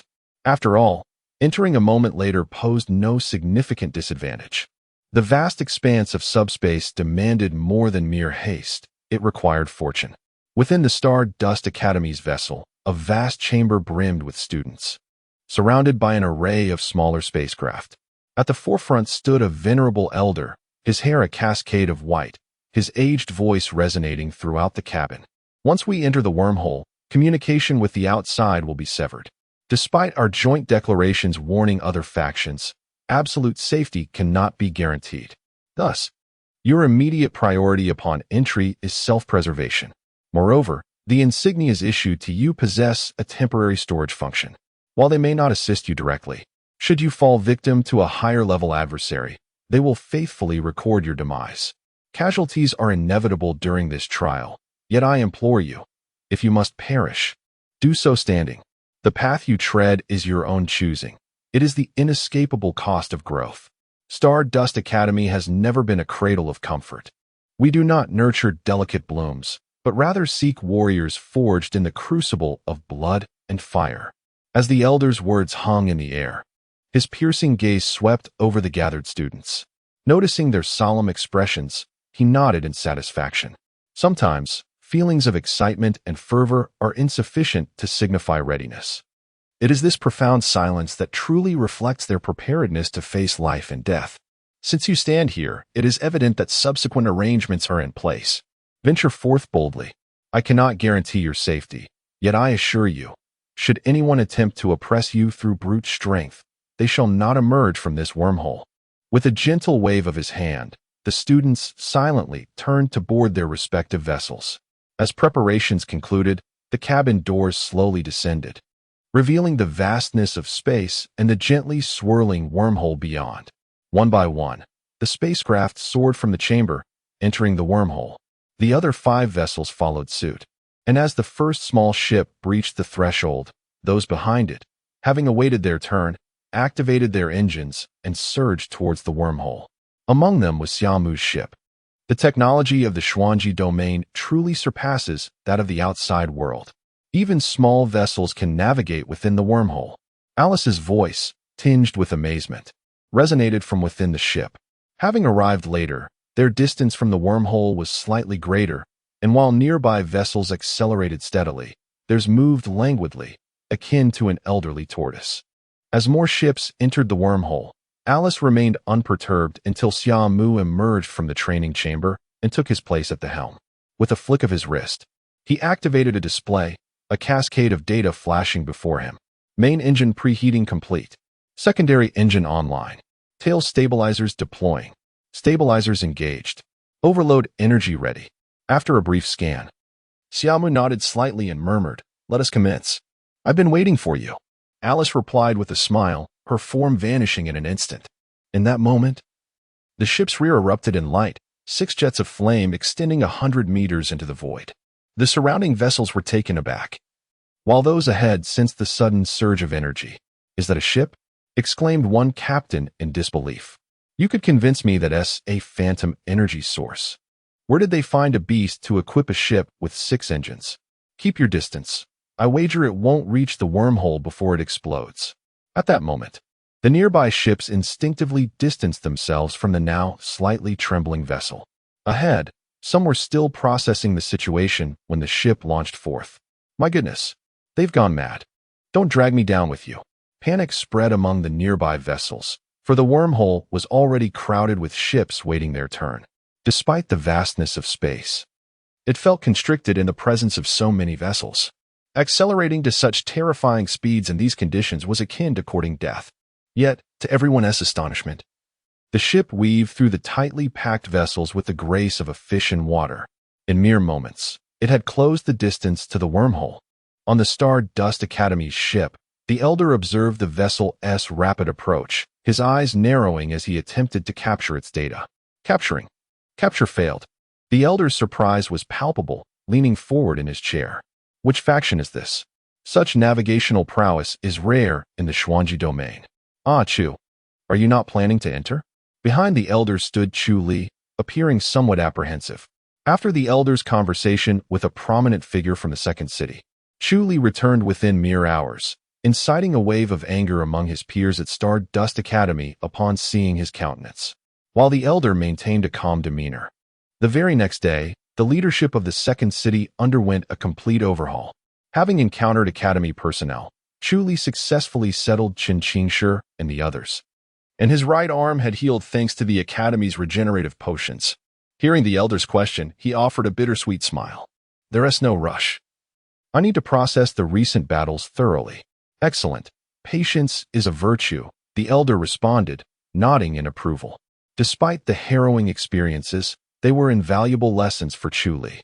"By the way, I heard there's a young girl in your mech department making remarkable progress." "Yes, She is participating in this trial as well. She is Lin Mingyang's sister. Oh, the sister of that prodigy? The elder's eyes lit up. Both sisters are exceptionally talented. Chu Li nodded slightly, a flicker of hesitation crossing his gaze. After a moment, he spoke. Once this is over, I wish to explore the Shura domain. At this, the elder's expression shifted, clearly aware of the ominous reputation that the Shura domain held. In such places, the perils outweigh the value of experience. Lin Mingxiang's sister, Lin Mingxi, returned from there with remarkable progress in her abilities. Chu Li let out a barely perceptible sigh. Although he usually appeared carefree, he was, in fact, quite sensitive. The recent events had profoundly affected him, stirring feelings of helplessness within. He had previously believed that his efforts, coupled with his innate talent, placed him among the elite. Yet, the harsh reality was that insufficient strength rendered him incapable of upholding even the most basic sense of fairness, leaving him powerless to protect what he cherished. These were the insights that struck him the hardest during his journey. The Shura domain, though not particularly renowned within the Xuanji domain, gained attention after Chu Yao and her companions returned with Lin Mingxi, a once ordinary girl who had now ascended to remarkable heights, defeating several talented individuals from various academies. The sparse records that trickled back from that place instilled fear in many. The calamity of dark energy tides, the ruthless marauders, and the chaotic environment, where death could strike at any moment, evoked both allure and dread. The elder sighed softly, having grasped the situation. He had some understanding of what his dear friend's student was contemplating. However, the dangers of the Shura domain were far beyond what students from these academies should confront. It was a realm of true chaos, a haven for the mad. Though the Stardust Academy consistently advocated for trials by fire, such endeavors were only justified when the value of experience surpassed the risks involved. Even the wormhole before them had academies ready to safeguard their students. Chapter 123. Entering the subspace. Lin Mingxi has indeed undergone significant trials in the Shura domain. However, had it not been for Chu Yao and others breaching into that perilous realm, her survival would have remained uncertain. The Academy seeks growth through experience, not through reckless sacrifice. The balance is difficult to measure, yet the institution strives earnestly to support and assist its students.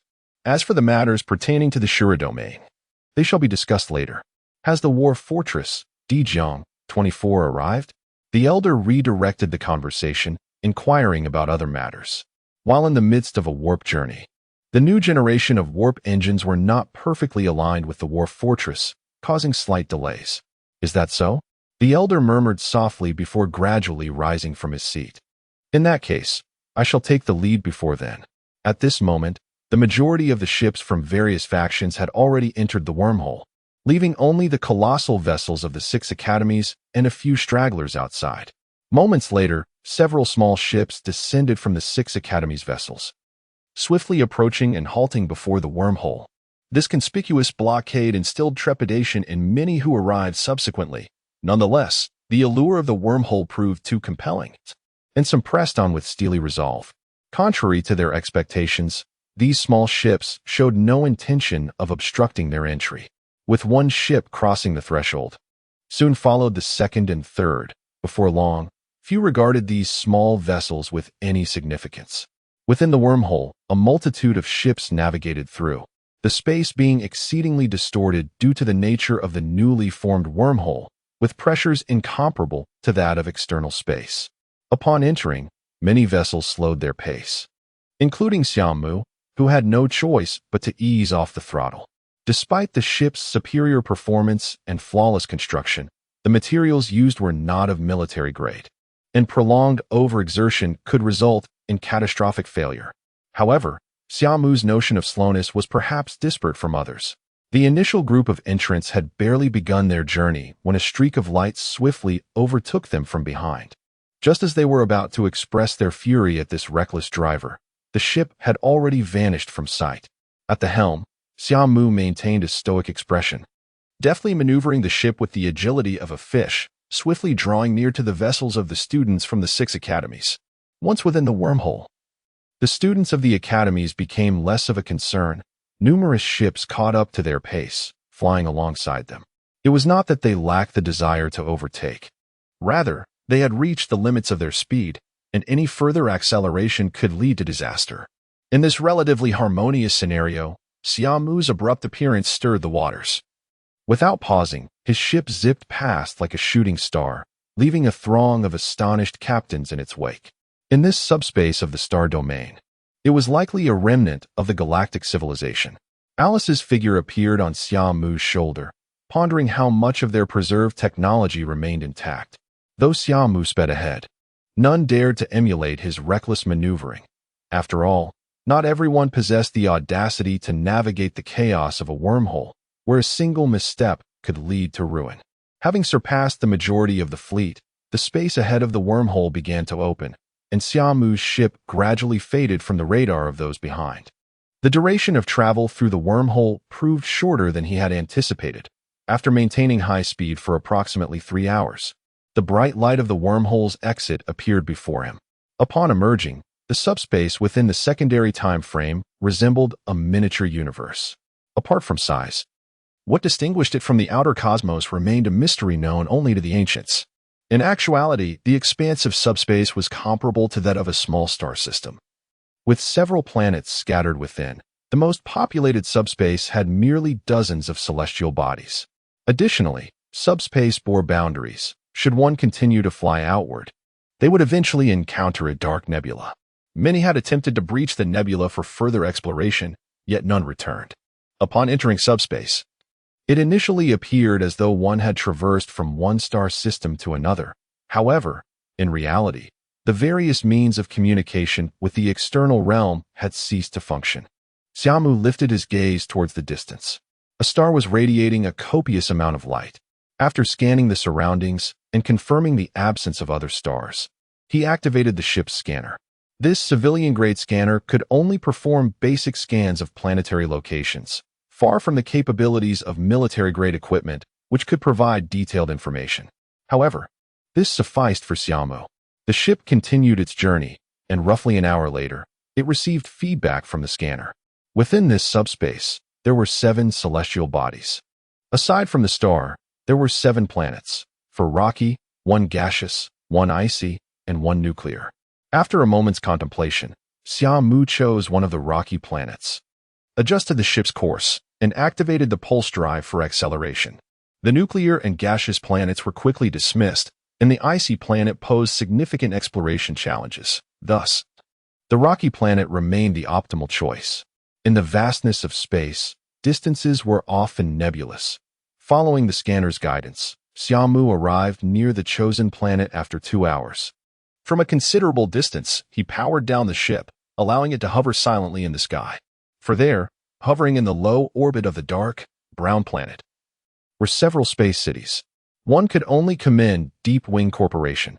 After discovering the wormhole, they established these space cities in such a short span, greatly aiding their exploratory endeavors.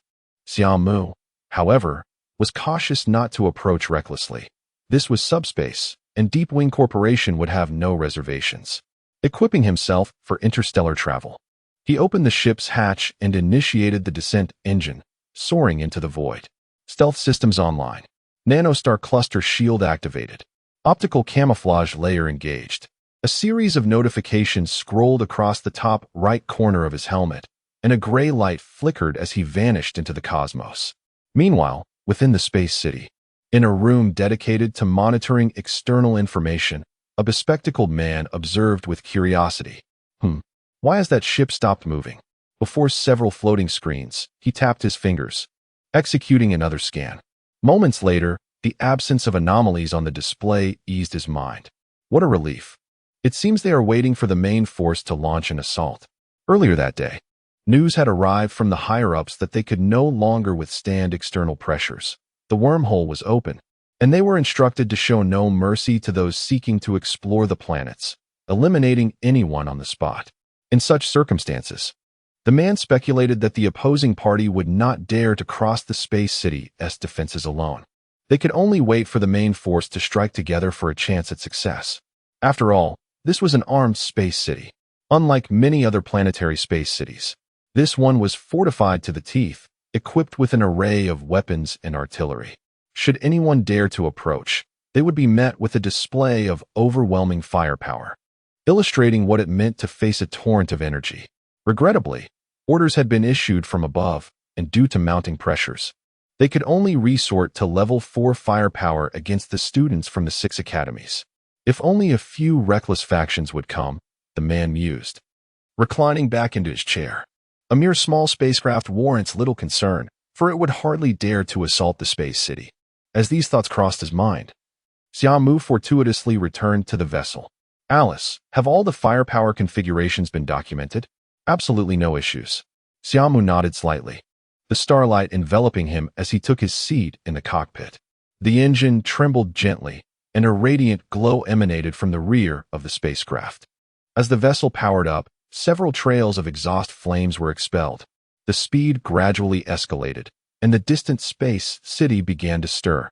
In one of the starports of the aerial metropolis, several ships urgently launched, heading towards Xia Mu's craft. Unfazed, Xia Mu continued as the engine's power surged, quickly reaching its zenith. Unlike the constraints of a wormhole, here the acceleration of the spacecraft was remarkably rapid, and the distant planets loomed larger in the view. Chapter 124. The chaos begins. The ships that came to intercept were naturally unwilling to allow him to enter the planet unchallenged. They simultaneously activated their engines to full power, swiftly approaching Xia Mu. Without any warning, as they closed in, 5 Orca E-447 ships unleashed their particle cannons, sending 2 long beams of light hurtling towards Xia Mu. Xia Mu's vessel veered to the side, narrowly evading the beams, yet showed no intention of retaliating. Resembling a gambler entranced by immense wealth, recklessly determined to plunge into the planet. The 5 Orcas behind him pursued relentlessly, but to the astonishment of the Orca pilots, no matter how they aimed, that ship always managed to narrowly dodge their fire. This was peculiar. Once or twice might be attributed to luck, but as the distance to the planet diminished without a single hit, it began to feel increasingly suspicious. They quickly realized this was a master. No wonder he dared to charge in alone. Without hesitation, the Orca team sent a distress signal to the space city. In a brief moment, 5 lighter, faster Gale 1683 H ships were dispatched. These vessels could be considered upgrades of the Orcas, optimized for weight and speed, and equipped with more advanced weaponry. As the 5 Gales joined the fray, they relentlessly pursued Xia Mu, yet even with double the firepower, the ship continued to evade attacks. Such an eerie scene plunged the temporarily established team channel into silence. What the hell? Is this person a ghost? We simply can't hit him. Indeed, every time they felt they were on the verge of a hit, he would evade at the critical moment. It was always just a hair's breadth away. Accompanying this frustration was the sound of a loud bang. Evidently, someone had struck the control panel out of exasperation. It's not just a matter of being close. This individual is evading our attacks with minimal movement, allowing him to land more swiftly. One suddenly realized, speaking in the communications channel. What? The others jolted awake in the channel. What do we do now? If he breaks through, we'll be in trouble. With no other option, they resolved to pursue him and notify the ground base. In this scenario, 10 ships closely followed Xia Mu, hastily entering the planet's atmosphere. The sensation of gravitational capture enveloped them, causing the ships to tremble. Xia Mu remained impassive, gripping the control stick, occasionally adjusting it, allowing his ship to evade the barrage of light beams from behind, as if foreseeing their trajectory. As they approached the planet, the base below responded by dispatching 10 Gales to intercept. With wolves in front and tigers behind, Xia Mu showed no sign of fear. Upon spotting several indistinct dots in the distance, he operated the ship with one hand while swiftly tapping on a holographic screen with the other. At that moment, his ship underwent a transformation. The previously flat front of the ship slowly split open, altering its shape from something akin to a triangle into that of a harpoon. Electric arcs began to flicker from the split edges, spreading densely towards the center until they connected. At this instant, the ship's speed abruptly decreased. The tail flame that had extended for dozens of meters shrank to mere meters, while the electric arcs at the front blazed with unprecedented brilliance. With a resounding burst, a massive beam of blinding light shot forth, and within a mere second, 3 of the intercepting gales erupted into a shower of sparks. The channel of the 10 ships behind was filled with gasps of astonishment. Nobody had anticipated that such a small vessel would harbor such a terrifying weapon. This attack was delivered before they could even react, and their radar provided no feedback of any high-energy signatures.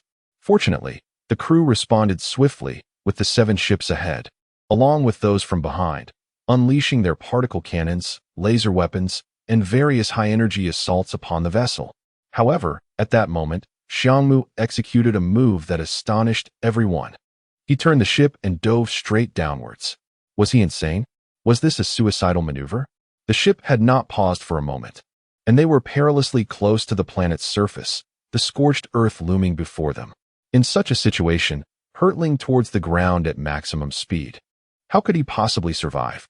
Xia Mu answered them with action. The engines on either side of the ship instantly engaged reverse thrust, while 4 engines at the rear pivoted, and the remaining engines unleashed their full power. At this moment, the data streams on Xia Mu's screen became a blur. As the ship neared the ground, it executed a sudden spin, vanishing into the horizon. The pursuing fleet could only watch in stunned silence as Xia Mu disappeared. What the hell? Is he a ghost? He truly fears nothing. They had no idea that such maneuvers were merely routine within the Shura domain, where attacks could be anticipated. But the debris influenced by the dark energy tides were utterly unpredictable. On the other hand, with the pursuers shaken off, Xia Mu flew his ship close to the ground. Though perilous, this tactic significantly reduced the chances of detection. Finding a secluded, shadowy valley, he concealed the ship and prepared to depart. The size of the ship was too conspicuous, far less convenient than an instant descent. In reality, aside from natural disasters on some planets, the only genuine threats within the subspace were other beings.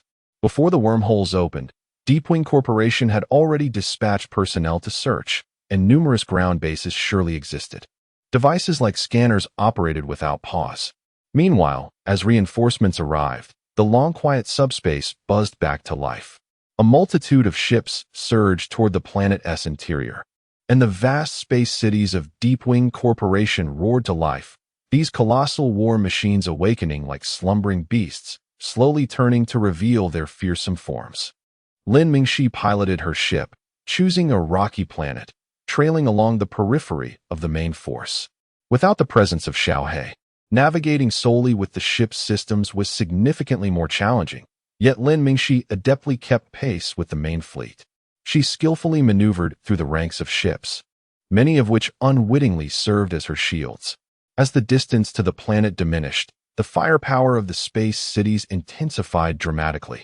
Numerous individuals attempted to circle to the planet's far side for landing, but they underestimated the financial might of Deepwing Corporation. Planets were partitioned into numerous zones, each covered by the firepower of the space cities. These cities could be likened to miniature fortresses of war, their massive cannons and high-energy guns unleashing torrents of fire, systematically obliterating countless vessels. Yet, some exceptionally powerful ships managed to raise shields and force their way through. Lin Mingxi slightly tilted her ship, perfectly evading a barrage of high-energy rays, her face serious as her gaze locked onto a silver-gray vessel ahead. This ship, rectangular in shape, appeared heavily armored, and its speed was moderate, thus receiving considerable protection from the space cities above. Yet this spacecraft was no ordinary vessel. Its heavy armor rendered its body nearly impervious to harm. Within the space city, the inhabitants seemed to recognize the ship's exceptional nature. On an expansive platform, the metallic floor parted, revealing a colossal cannon, towering at 100 meters, that slowly ascended. Upon the cannon's base, an immense surge of energy gathered, radiating brilliance. The distant ship, observing this spectacle, felt a surge of dread and instantaneously accelerated. Beside them, Lin Mingxi gritted her teeth, pushing the ship's control panel, determined to follow suit. The cannon's charge appeared to reach its zenith, and a beam, more radiant than all the rays on the battlefield, suddenly surged towards the spacecraft. Small vessels along the way disintegrated like mosquitoes encountering high-voltage electricity, instantly transformed into wisps of smoke. With a resounding boom, a cerulean light erupted, astonishingly. The cannon's beam failed to penetrate the ship directly. Upon closer inspection, a lattice-like energy shield enveloped the vessel, continually dissipating the beam's ferocity. Lin Mingxi's eyes sparkled with realization. Indeed, her gamble had paid off. At this moment, due to the energy beam, the surrounding ships had been largely vacated, while the remaining high-energy rays were deflected by the cannon's onslaught. Thus, in this fleeting instant, despite the apparent peril posed by the colossal cannon's beam, the region behind the ship remained secure as it absorbed the oncoming light. Without hesitation, Lin Mingxi struck the overload button on the side of the control panel, causing the entire ship to shudder as the engines roared to life, surging forward once more, darting past the vessel and plunging into the planet's interior. In an instant, many observers were left with reddened eyes, eager to emulate her bold maneuver. However, as they approached the ship, the cerulean shield finally reached its limits and shattered. The slightly diminished beam surged forth with relentless momentum, tearing through their hulls and melting everything it touched, leaving a gaping void in the wake of the fierce space battle. The 125th planet's surface, the formidable power of this cannon momentarily silenced the battlefield, yet the very next instant, Lin Mingxi's successful breakthrough ignited a frenzy among all present. Many astute individuals began devising ways to assault the space city. Under their leadership, numerous others realized that obliterating the space city seemed far more advantageous than charging through its relentless firepower. Previously, they had been constrained by conventional thinking, fixated on reaching the planet at all costs, neglecting the sheer horror of allowing a space city to unleash its full artillery. With a group spearheading the charge, a steady stream of individuals sought to create chaos for the space city. Although they were not entirely committed to assaulting the city for the benefit of others, their sheer numbers proved overwhelming. In just about an hour, one space city was reduced to a shower of debris amidst a violent explosion. The emergence of this breach rendered Deep Wing Company unable to contain the situation. The head of the Subspace Exploration Division at Deep Wing Company was a formidable figure. Upon realizing that all attempts to halt the onslaught had failed, he ordered the cessation of fire from all space cities. The fleet of ships in the Divine Descent Guard surged forth. They too wished to join the exploration efforts, although numerous bases on the surface had unearthed valuable treasures. In such circumstances, who would complain about a lack of manpower? This was merely the beginning of Deep Wing Company's defensive collapse. Soon after, the second planet fell utterly, followed by the third and fourth. What was originally poised to become a brutal war of attrition concluded hastily amid a frenzy of envy and half-hearted participation. On the periphery of the frozen planet, within a space city, several individuals appeared as projections in a dimly lit room. The planetary defenses had been breached. It was only a matter of time. If they could buy themselves a little more time, how was the exploration of our war base progressing? No new technologies have emerged. Thus far, only some cores and dark energy blocks have been discovered. Are there any powerful cores present? None here. Neither do we. Everyone responded negatively. A golden-haired man pondered deeply, contemplating the nature of this subspace. While their internal conference was one of concern, the external world had descended into chaos. Many individuals, upon reaching the surface, began scavenging through the remnants of the old era, uncovering numerous cores preserved through special means. Cores that had withstood the ravages of time possessed extraordinary capabilities, inciting a frenzy among those of the Yuheng and Tianquan ranks. The cost of cores has always remained exorbitantly high, often serving as a status symbol among the powerful. The sudden influx of cores escalated the brutality of conflict within this subspace. Many, enthralled by the thrill of killing and plundering, became intoxicated by the experience. Hand over everything you possess. At that moment, before Xia Mu stood a blood-stained figure clad in dark attire. Despite having endured several battles, with numerous injuries and dwindling divine descent energy, why would he threaten Xia Mu? Xia Mu was perplexed and had no intention of engaging in conversation. In a flash, the man's divine descent shattered violently, and the core disappeared amidst the ensuing blaze. Carefully placing two cores into a concealed compartment within his star-piercing attire, the cautious Xia Mu resolved not to integrate them into the system until he comprehended their capabilities. The advantages of multiple cores were plentiful, yet compatibility was paramount. For instance, the lightning core he had previously utilized perfectly aligned with the ghostly core. A flash of light emanated from his waist as Alice's figure emerged, revealing only low-tier cores. While their abilities varied, their enhancements were limited. Xia Mu nodded. Although the old era yielded numerous cores, not all were of high caliber. Lost in thought, Xia Mu tilted his head slightly as a high-energy ray whizzed past his ear. In the next moment, he vanished from his position, leaving behind two enormous claw marks. A figure clad in pitch-black divine descent, nearly melding with the ground, was left astonished that Xia Mu had evaded his ambush so effortlessly. In the next heartbeat, he beheld a metallic dragon claw rapidly enlarging in his field of vision. Without hesitation, he propelled himself off the ground, engines roaring to full capacity as he attempted to accelerate away. Yet, at the moment he took flight, two shadowy claws flashed past, slicing through what appeared to be impenetrable divine descent as if it were mere tofu. His body was severed into several segments, cascading to the ground. Xia Mu patiently retrieved a core from the chaotic remnants. The planet had descended into utter turmoil. Some individuals unearthed treasures from the rubble, while others fell victim to ambushes, necessitating constant vigilance. One misstep could spell doom. Lin Mingxi was acutely aware of this principle.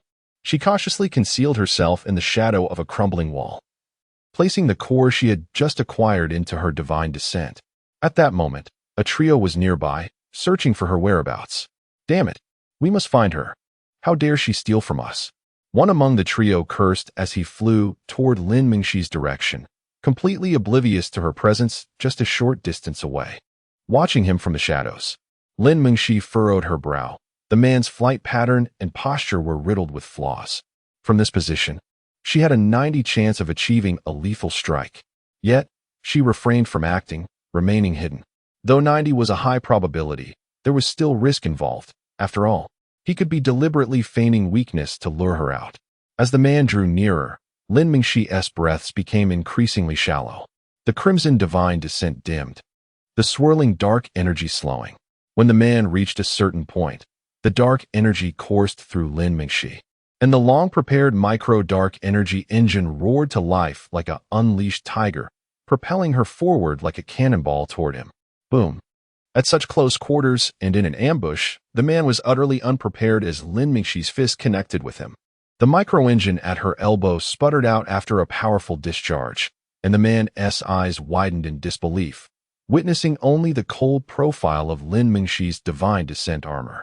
Having dispatched him, Lin Mingxi did not linger. Instead, she retreated as two high-energy projectiles struck her previous position.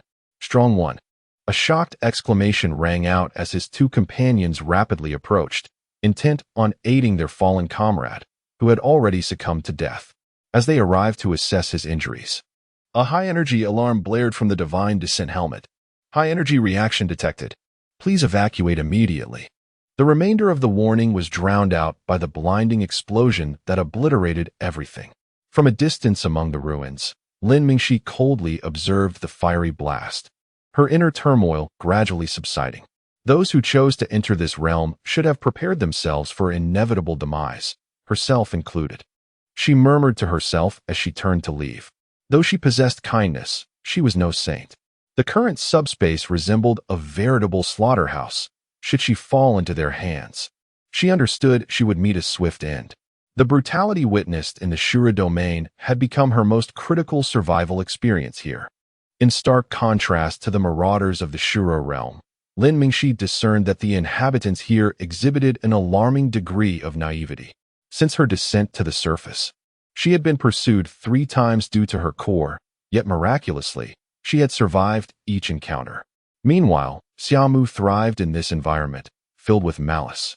As if he were a fish in water, the watchful eyes lurking in the shadows, the unabashed hostility, and the ubiquitous skirmishes evoked a sense of nostalgia reminiscent of his time on the Marauder star. His instinct for danger had long since become second nature. Numerous attempts to ambush him had ended in the assailant's demise. In just 2 short days, Xia Mu had amassed over 10 cores. Regrettably, these cores were of the most mundane variety, lacking any enhancements for special abilities. Over the past 2 days, He had explored various regions and acquired a substantial number of dark energy blocks, yet nothing truly remarkable had caught his eye. Was this merely an ordinary planet?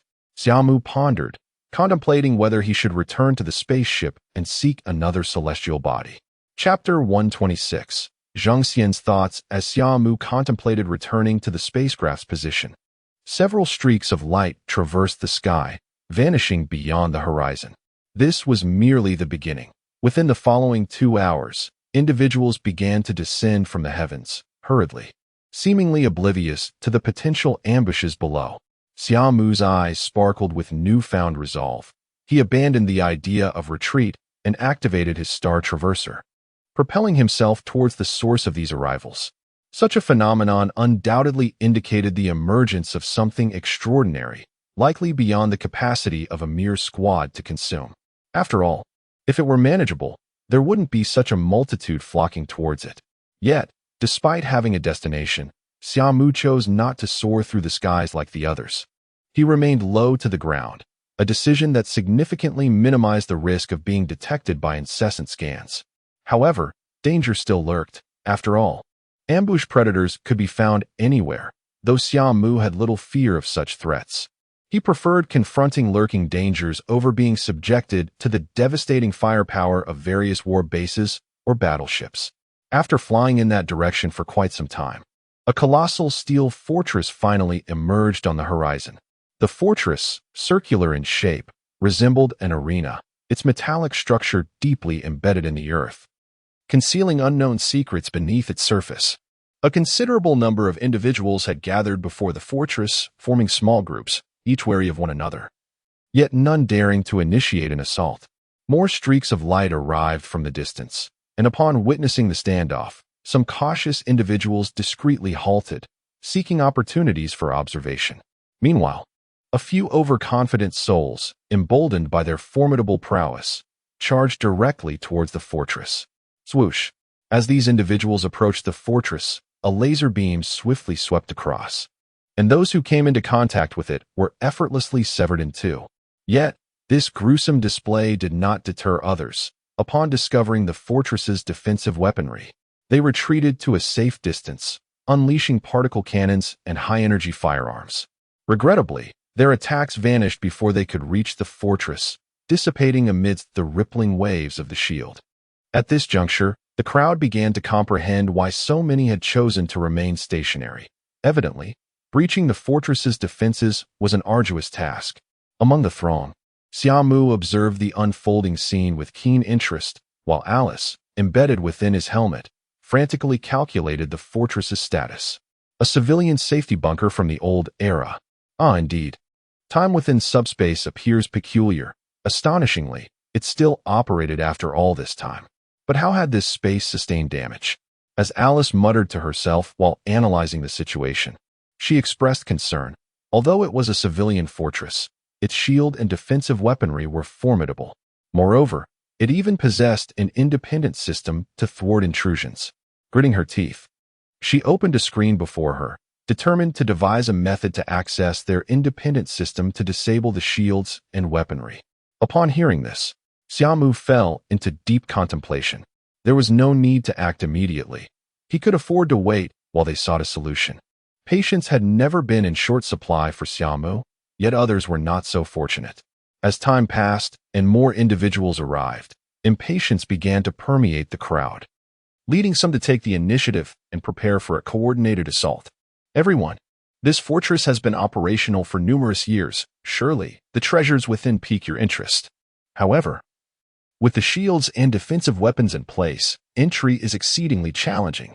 The speaker was the captain of a 5-member team, identifiable by their attire as members of one of the 6 academies, Star Academy. The influence of the 6 academies was undeniably formidable. However, the current group comprised little more than a few soon-to-graduate students, resulting in a lack of enthusiasm following his proclamation, with several quietly scoffing. Scanning the crowd, Zhang Xian anticipated the lack of response. Within subspace, they would not yield to the authority of the 6 academies, motivated only by the upper echelon's threats, which would inhibit them from deploying overwhelming force against the students. Taking a deep breath, he continued, In fact, I possess some insights regarding the shield system of the old era. His revelation captured the attention of many, with the objective of garnering their focus achieved. Zheng Xian smiled beneath his divine mask, explaining that the shield was among the most common types from the old era, consuming almost no energy while activated. However, any incoming attack would be entirely absorbed, and the shield possessed formidable repulsive force. As I understand, the AI technology of the old era was highly advanced, with exceptional defenses against network infiltration. Thus, this fortress likely operated on an independent system, rendering attempts to hack infutile. Following this exposition, the crowd's skepticism began to wane. Yet many remained wary. They feared being manipulated by Zheng Xian. Despite his status as a mere student, they were not inclined to underestimate him. Since you claim to have a solution, what do you propose? One individual finally inquired, unable to contain their curiosity. Indeed, Zheng Xian affirmed, nodding with satisfaction. I do have a method to deactivate the shield, but it requires your cooperation. His statement prompted many to ponder the implications of his words. After all, lingering in this standoff was not a viable strategy. Eventually, someone asked, "What is your plan? What must we do?" Zheng Xian's smile widened. While this shield was a commonplace technology from the old era, it was incredibly powerful. The energy shield could automatically adjust the strength of its various sections, but its overall strength was constant. Should an attack near the shield's critical threshold occur, it would redistribute energy from other sections to reinforce itself. If we could concentrate our attacks on a single point, we might reach the shield's limit, at which point another team could strike elsewhere to shatter the shield. Your words are as good as meaningless. A voice chimed in immediately after Zheng Xian finished speaking, laced with sarcasm. Isn't your solution merely to break the shield through brute force? And what of the defensive weapons? How do we address those? That is not your concern. The reason I seek your assistance is that I am confident in neutralizing the defensive weapons while you engage the shield. Xia Mu shook his head amidst the crowd. Such naivety. The expressions of those gathered mirrored those of marauders in a desolate land. He understood marauders better than anyone, and they would never acquiesce to such terms. How can you assure us that when we breach the shield, you won't abandon us to disable the weapons, rushing in alone? Someone asked, dripping with skepticism. Zheng Xian's smile faltered, momentarily caught off guard by the fundamental issue of trust he had overlooked. Although the fortress's defensive weaponry was formidable, some present possessed sufficient strength to bypass the weaponry and enter the fortress. Many clearly believed Zheng Xian was among them. However, it was impossible for him to neutralize the weapons first, as they lay beyond the shield, with only dark cannon barrels exposed. Breaching the shield to neutralize them was nearly impossible. The atmosphere grew tense, silence enveloping the crowd. Zheng Xian appeared to wrestle with uncertainty, refraining from further discourse. After an extended pause, he finally gritted his teeth, seemingly grappling with a dilemma, and proposed, in that case, why not unite our efforts to break the shield? As for the weapons, we shall each rely on our own abilities to rush in. Many individuals contemplated the proposal briefly, finding no apparent flaws. Some hesitated momentarily, declaring it feasible. As one person spoke up, others ceased their deliberations, acknowledging that the shield must inevitably be breached, and that subsequent actions would rely on individual capabilities. In an instant, a considerable number agreed, while those who remained silent could hardly abstain from contributing. Very well, overcoming the shield poses little difficulty. You may divide yourselves into two teams, one to assault the shield directly, and the other to strike its vulnerable points when energy is concentrated. The crowd nodded in consensus, naturally forming two teams, each leaving some space within their ranks due to mutual caution. Zheng Xian observed the collective response. His arm transforming as a divine weapon morphed into a handheld cannon, aimed forward. Everyone, focus your ranged attacks on the area I target. Upon uttering this command, his cannon began to charge, and moments later, a fireball erupted, igniting a burst of sparks upon the shield. Instantly, those prepared in the rear unleashed their high-energy ranged weapons at that precise spot. The fortress's shield began to ripple, each wave creating a lattice of patterns. This individual possesses quite a bit of cunning, Alice remarked to Xia Mu. Indeed, Xia Mu acknowledged, noticing the faint rays emitted from his weapon, Nightfall, akin to a feeble water gun. Nearby, a small squad promptly moderated their firepower. In such circumstances, it was prudent to conserve strength, for their numbers made little difference in the grand scheme. Preserving energy could very well present them with additional opportunities once they breached the fortress. Many shared this mindset, and Zheng Xian, attuned to their reluctance to exert full effort, could merely await the moment when the shield's critical threshold would be reached. Under the collective ambivalence, the shield endured for a full half-hour before reaching a pivotal point. The previously hidden lattice patterns materialized, with energy coursing through those lines towards the spot under concentrated assault. Zheng Xian's eyes brightened as he bellowed, "Now is the time." Without needing further encouragement, the other team recognized the moment, unleashing their prepared weaponry in unison. Under the immense energy barrage, the shield, having reached its limit, shattered with a resounding crash. In the next heartbeat, the crowd surged forward into the fortress's interior. Zheng Xian and his companions followed suit. But their objective was not the interior of the fortress. Rather, they aimed for the suddenly silenced defensive weapons. Chapter 127. A minor correction at this moment. The battlefield was already in disarray. Even if someone caught sight of Zheng Xian's movements, they paid little attention in their eyes. The treasures within the fortress far outweighed the few defensive turrets present. Zheng Xian's squad of 5 had clearly defined roles, each darting towards a turret to commence dismantling. Xia Mu did not rush in immediately. Instead, he took a moment to observe the surrounding terrain before stealthily slipping into a discreet corner of the fortress. He watched as Zheng Xian and his team disassembled the turrets but made no move himself, displaying a commendable self-awareness. Xia Mu murmured to himself. During his reconnaissance of the fortress, he discerned that it likely contained no high-value items. In the bygone era, this place had presumably served as a form of air raid shelter. The quantity of survival supplies would have surpassed that of various technological devices. After so many years, it was impossible for such resources to remain intact. Thus, the fortress's most valuable possessions had dwindled, with these turrets being one of the few remaining assets. There might still be items of greater worth than the turrets within, such as the main control system, an unknown series AI, whether military or civilian, or perhaps the protective core and the recently shattered shield device. His earlier display while activating the shield had undoubtedly left an impression. Should he engage in a scramble for these items, many would surely take notice of him. Zheng Xian had evidently perceived this, capitalizing on the ignorance of the others to seize the turrets with ease. Regrettably, these turrets were of little use to him. Their large size and numerous quantities rendered them cumbersome, preventing him from intercepting them. Zheng Xian and his team swiftly completed the dismantling, without the slightest hesitation, departing before anyone emerged. Meanwhile, Xia Mu remained concealed like a patient hunter, silently lurking in the shadows. Alice perched on his shoulder, silent yet preoccupied. As she connected to the base system, scanning rapidly, the individuals inside the fortress were evidently caught off guard by Zheng Xian's cunning. After fruitless searches, many stormed out, only to discover the vacant bases of the turrets and Zheng Xian's absence. Quickly realizing they had been deceived, a number of them reacted promptly, rushing to locate the shield device.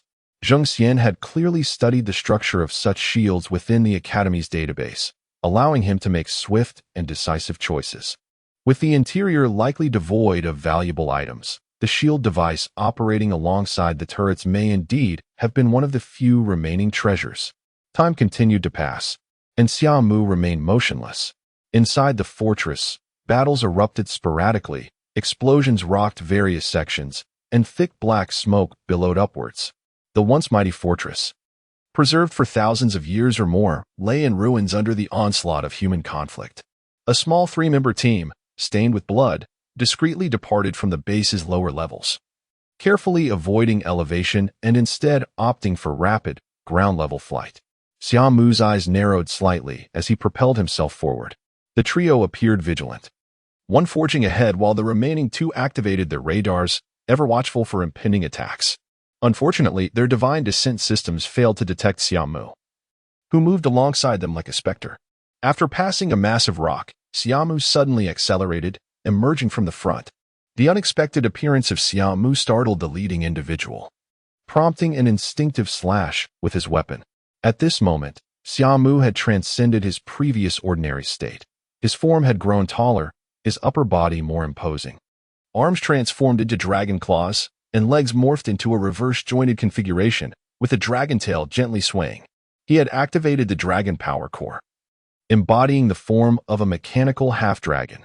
In this state, his speed surged, and his defenses were greatly enhanced. With comprehensive augmentation, coupled with Xia Mu's formidable combat instincts, the attacker felt as if his strike had been effortlessly parried by a fierce dragon claw, followed by a searing pain in his chest. A dragon claw pierced through him, and only then did the other two realize the danger, but two clawed strikes followed swiftly, forcing them to adopt a defensive stance. At that moment, Xia Mu, clutching the lifeless body, charged toward one of them. The terrifying speed of this simple assault rendered the defender incapable of evasion. He felt as if a locomotive had collided with him, and despite the protective measures, he instantly coughed up a mouthful of blood onto his visor. The cleansing function activated immediately, yet he could no longer perceive the situation beyond his visor, for Xia Mu's claws had already impaled him like a candied hawthorn. The other individual, witnessing this, was seized by panic and fled. Xia Mu showed no intention of pursuing, discarding the two bodies before approaching one and dismantling his divine descent. Moments later, two small black cubes appeared in his grasp. These individuals were quite astute, having realized the importance of dismantling the energy supply. Alice's voice rang with intrigue, immediately recognizing the two small black cubes in Xia Mu's possession. These were universal energy storage devices from the bygone era, more advanced than typical dark energy blocks. These two tiny cubes could sustain the operation of the entire base. Xia Mu placed the cubes at the center of his chest, where the armor shifted to reveal a small aperture, accommodating the two blocks. After completing this task, Xia Mu returned to his concealed position before the base, remaining hidden. As successive groups departed, he showed no inclination to strike. It seemed there was little of value left. This place did not employ a series. Alice's voice chimed in again, and Xia Mu nodded slightly. Given the time elapsed, the base had been thoroughly searched, and he had not witnessed anyone emerge with anything noteworthy. The shield device had also been dismantled, but its massive form meant that those charged with its removal were still engaged in combat with others. Xia Mu held little interest in the shield device. After Alice analyzed the main control series, his desire to continue hunting dissipated. Just as he prepared to leave his hiding spot, 5 figures clad in divine descent landed before him. "I was wondering why I couldn't find you." It turns out it was a case of darkness beneath the lamp. One of them exclaimed with excitement. Xia Mu, puzzled, turned his gaze toward them and, upon spotting a somewhat familiar figure, instantly understood. It was one of the remaining members of the trio from whom he had previously stolen energy blocks. This realization filled Xia Mu with chagrin, and a sense of trepidation washed over him. After departing the plunder site, despite maintaining his prior demeanor, he could not deny that he had indeed grown complacent. Had he remained in the area of theft, he would have ruthlessly eliminated that third individual to prevent any future threats. His lapse in vigilance may have stemmed from the absence of the oppressive aura characteristic of the raiders, who perpetually lurked in the shadows, ready to strike at any moment. Furthermore, the sudden surge in his strength after retrieving the dragon power core may have contributed to his overconfidence. Though you may be powerful, we are the Clear Fire Star Pirate Group. This operation includes 2 celestial level and 1 celestial grade expert. I advise you to surrender your possessions willingly. The individual, previously filled with fear, now shouted with wild bravado. Xia Mu paid no heed to him. He believed that rectifying one's mistakes was an obligation he must fulfill. He did not dwell on the reasons for sparing that individual, which ultimately led to being targeted. His sole intention now was to amend his errors, particularly concerning the 5 individuals before him.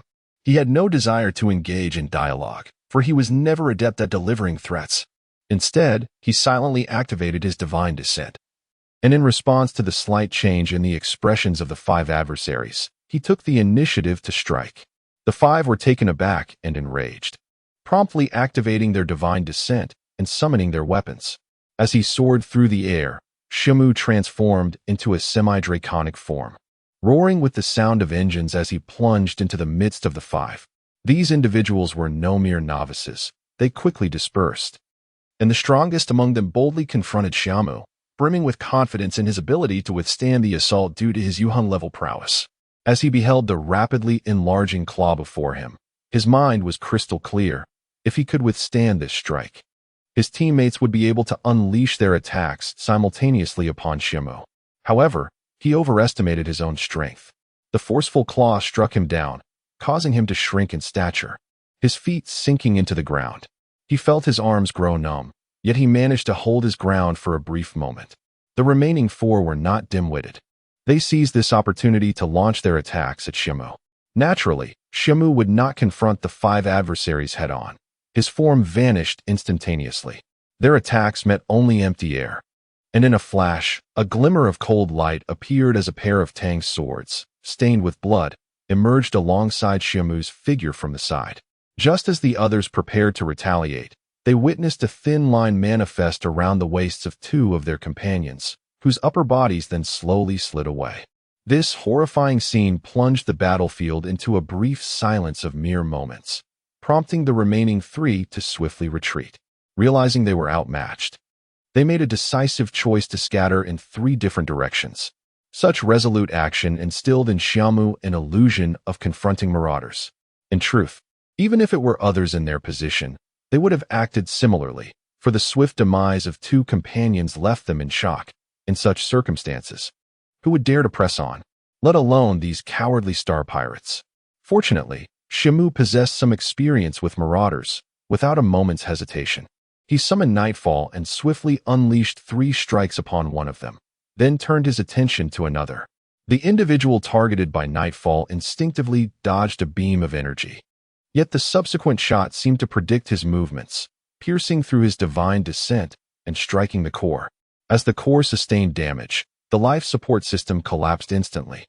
And under the immense injury, the man could only watch helplessly as his life ebbed away. Chapter 128. Liao Zhua observed the two individuals ahead, their breaths quickening as they noticed Xia Mu relentlessly pursuing them. Fear gripped their hearts. They wished fervently to affix additional engines to their divine descent. Unfortunately, their divine descent levels were insufficient, especially when compared to the prowess of star traversing. In the face of such a vast disparity, Xia Mu swiftly caught up with one of them and dispatched him with a decisive stroke. The other had already vanished from sight, yet Xia Mu remained undeterred, pursuing the direction in which he fled. The scanning capabilities of the star traverser were fully activated, and it was not long before he located the fleeing individual. This man, aware of his inferior speed, cleverly concealed himself after evading Xia Mu's line of sight, deactivating his divine descent and minimizing his breathing. Alas, his form was rendered invisible to the formidable functions of the star traverser. A crimson beam of high-energy light pierced through his body, and even in death, he remained oblivious to how he had been discovered. Having rectified his previous oversight, Xia Mu proceeded towards the location where the spacecraft awaited. He reflected upon his recent complacency. Recognizing that such a habit was detrimental, it occurred to him that they had mentioned being part of some pirate group. Pondering this, he inquired, "Alice, what can you tell me about the Qinghua pirate group?" "Qinghua?" Alice pondered momentarily before gesturing, causing information about the Qinghua pirate group to materialize before Xia Mu's eyes. The Qinghua pirate group is notorious, operating along the trade routes of frontier mining planets, seizing opportunities to plunder. They are also listed as wanted by the authorities, having exploited the chaos to enter a wormhole in hopes of a lucrative haul. This pirate group has gained infamy across the border star systems, with countless merchant convoys having fallen victim to their raids. The authorities have repeatedly attempted to eradicate them, yet the pirates always seem to possess foresight, thwarting these efforts. Furthermore, 2 formidable individuals of the TNG level reside within their ranks, dissuading many bounty hunters from pursuing them. The individual dispatched into subspace this time is known as Liao Zhua, the second in command, referred to as Rift-Twinned. At this moment, Liao Zhua's mood was far from pleasant. He had just received news from his subordinate that they had seized a dark energy block capable of powering an entire fortress on another rocky planet, only to be intercepted unexpectedly. 5 individuals were sent to investigate, yet none had returned. "How dare they steal from me?" Liao Zhua, an ordinary-looking middle-aged man with one eye larger than the other, crushed a divine descent beneath his foot, and inquired through the communication channel. Has Yu Meng and his team arrived? Yu Meng was one of his two Tianquan-level subordinates. Had he not been occupied with the other Tianquan, Liao Zhua would have mobilized everyone to locate the thief. Boss Yu has taken 10 men and should be landing shortly, came the response through the channel. Liao Zhua nodded, instructing them to observe carefully, cautioning against rash actions in light of the unknown enemy's strength. Understood, boss. He lifted his gaze towards a distant steel base and mused.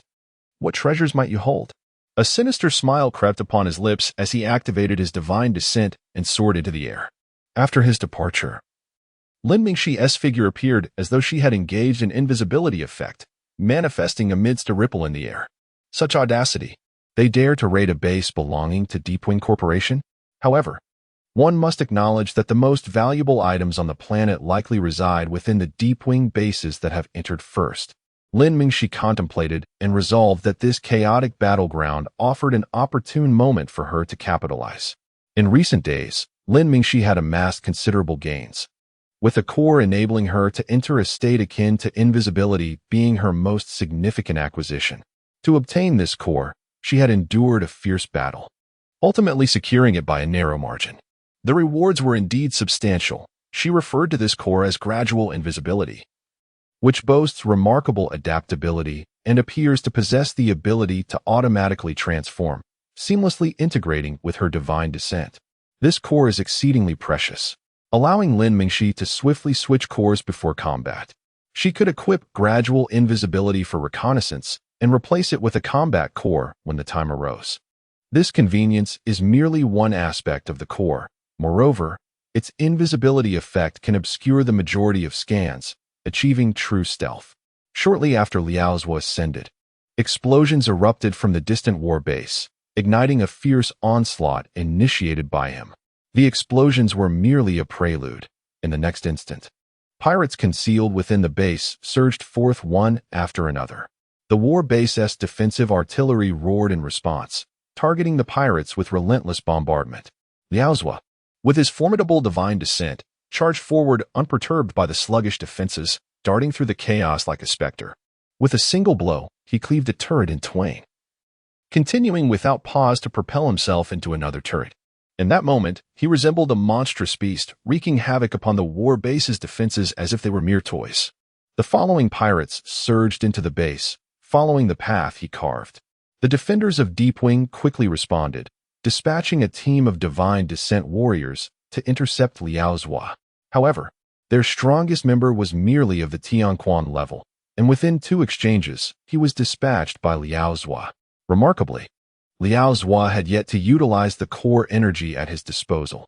He relied solely on his superior divine descent capabilities. Observing the swift downfall of Deepwing's defenders from her concealed vantage, Lin Mingxi felt a sinking sensation. She desired a chaotic battlefield to exploit, not a one-sided massacre led by Liao Zhua. She needed to devise a plan. Her eyes glimmered with determination as she stealthily retreated. With the base's strongest defender eliminated and the remaining divine descent squad losing their will to fight, they were relentlessly pursued by the pirates. Standing atop the base's signal tower, Liao Zhua surveyed the rising smoke below, a cold smirk gracing his lips. The base's defenses had crumbled, and the divine descent squad was decimated. To them, the entire base appeared as an unguarded maiden. Driven by bloodlust, the pirates surged into the base, seizing everything of value. Liao Zhua refrained from joining the fray, opting instead to await the spoils from a distance. For a full hour, the pirates plundered the base, and when they finally emerged, Liao Zhua descended into a plaza where the pirates gathered around him. Let us tally the spoils. I hope for a wealth of valuable items. Shortly thereafter, a gray-black spacecraft approached from afar, its design somewhat bulky, retracting its wings upon landing. As the ship came to a halt, the pirates busily transported their spoils aboard: cores, dark energy blocks, various unidentified equipment from the old era, and even 2 sets of divine descent gear were among the treasures taken aboard. Liao's left eye sparkled with barely concealed excitement. The gains from this endeavor surpassed his wildest expectations. Setting aside the multitude of fundamental cores, The two enigmatic divine descents alone were enough to invigorate one's spirit. The two cores affixed to the divine descents, with their astonishing energy, left him in awe. Regrettably, there currently exists no superior technique capable of dismantling them. Otherwise, he would have readily installed them. Chapter 129. The Clam and the Heron. As the star pirates prepared to finish their transportation and board their ship, dozens of streaks of light suddenly streaked across the sky. The sight of the ship immediately captured their attention, prompting them to abandon their original course and head towards it. Liao's expression darkened, activating his divine descent. He flew in front of the ship, fixating his gaze on the approaching figures. In the next moment, the star pirates below also activated their divine descents. Over 100 of them hovering in the air. The streaks of light halted not far from Liao's, and one individual clad in silver and blue emerged from the crowd. Yuan Mo subtly scanned the ship below, a sudden smile gracing his face. "We mean no harm. I wonder if any of you have seen a woman in a red divine descent suit? She should belong to one of the 6 academies." "No," Liao's replied curtly, his tone laced with hostility, while signaling his subordinates to prepare for action. "Is that so?" Yuan Mo's eyes gleamed with greed, hidden behind the mask of his divine descent. "I can't shake the feeling that she is hiding inside your ship." Liao's chuckled suddenly. "Now that you mention it, I do recall she is indeed inside. Would you like to take a look?" He stepped aside, and his comrades followed suit, allowing Yuan Mo to gaze eagerly at the ship. However, upon witnessing the scene behind Liao's, his expression changed drastically. For behind Liao's and his comrades stood a divine descent equipped with a massive cannon, dark energy swirling ominously around it. As the star pirates parted to make way, the cannon roared to life and fired. Yuan Mo was the first to react, bellowing dodge. As he leaped to the side, boom, a highly concentrated beam of energy swiftly pierced through 4 or 5 unsuspecting divine descents. The battle erupted instantly. Taking advantage of the chaos, the ruthless star pirates surged into the fray, engines roaring with readiness. Yuan Mo's expression darkened. "How dare they ambush me?" He drew a nearly full-length colossal blade from behind, activating the engine and charging at Liao's. Liao's scoffed, summoning 2 slender blades from his wrists. A faint yet fierce wind swirling around him. Whoosh! Liao's moved with incredible speed, striking several times, but each blow met Yuan Mo's colossal blade. Heavenly calculation. In that brief moment of combat, both men assessed each other's strengths, their expressions turning grave. The clash between the Star Pirates and Yuan Mo's team descended into utter chaos.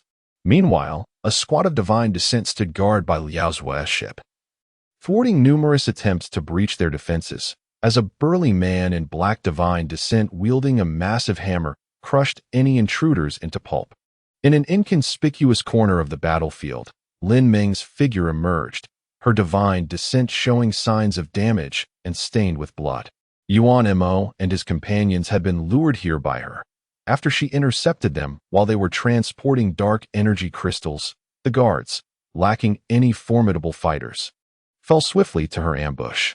By the time Yuan Mo realized what had happened, Lin Ming had already made her escape, leaving him fuming as he pursued her, only to lose her trail nearby.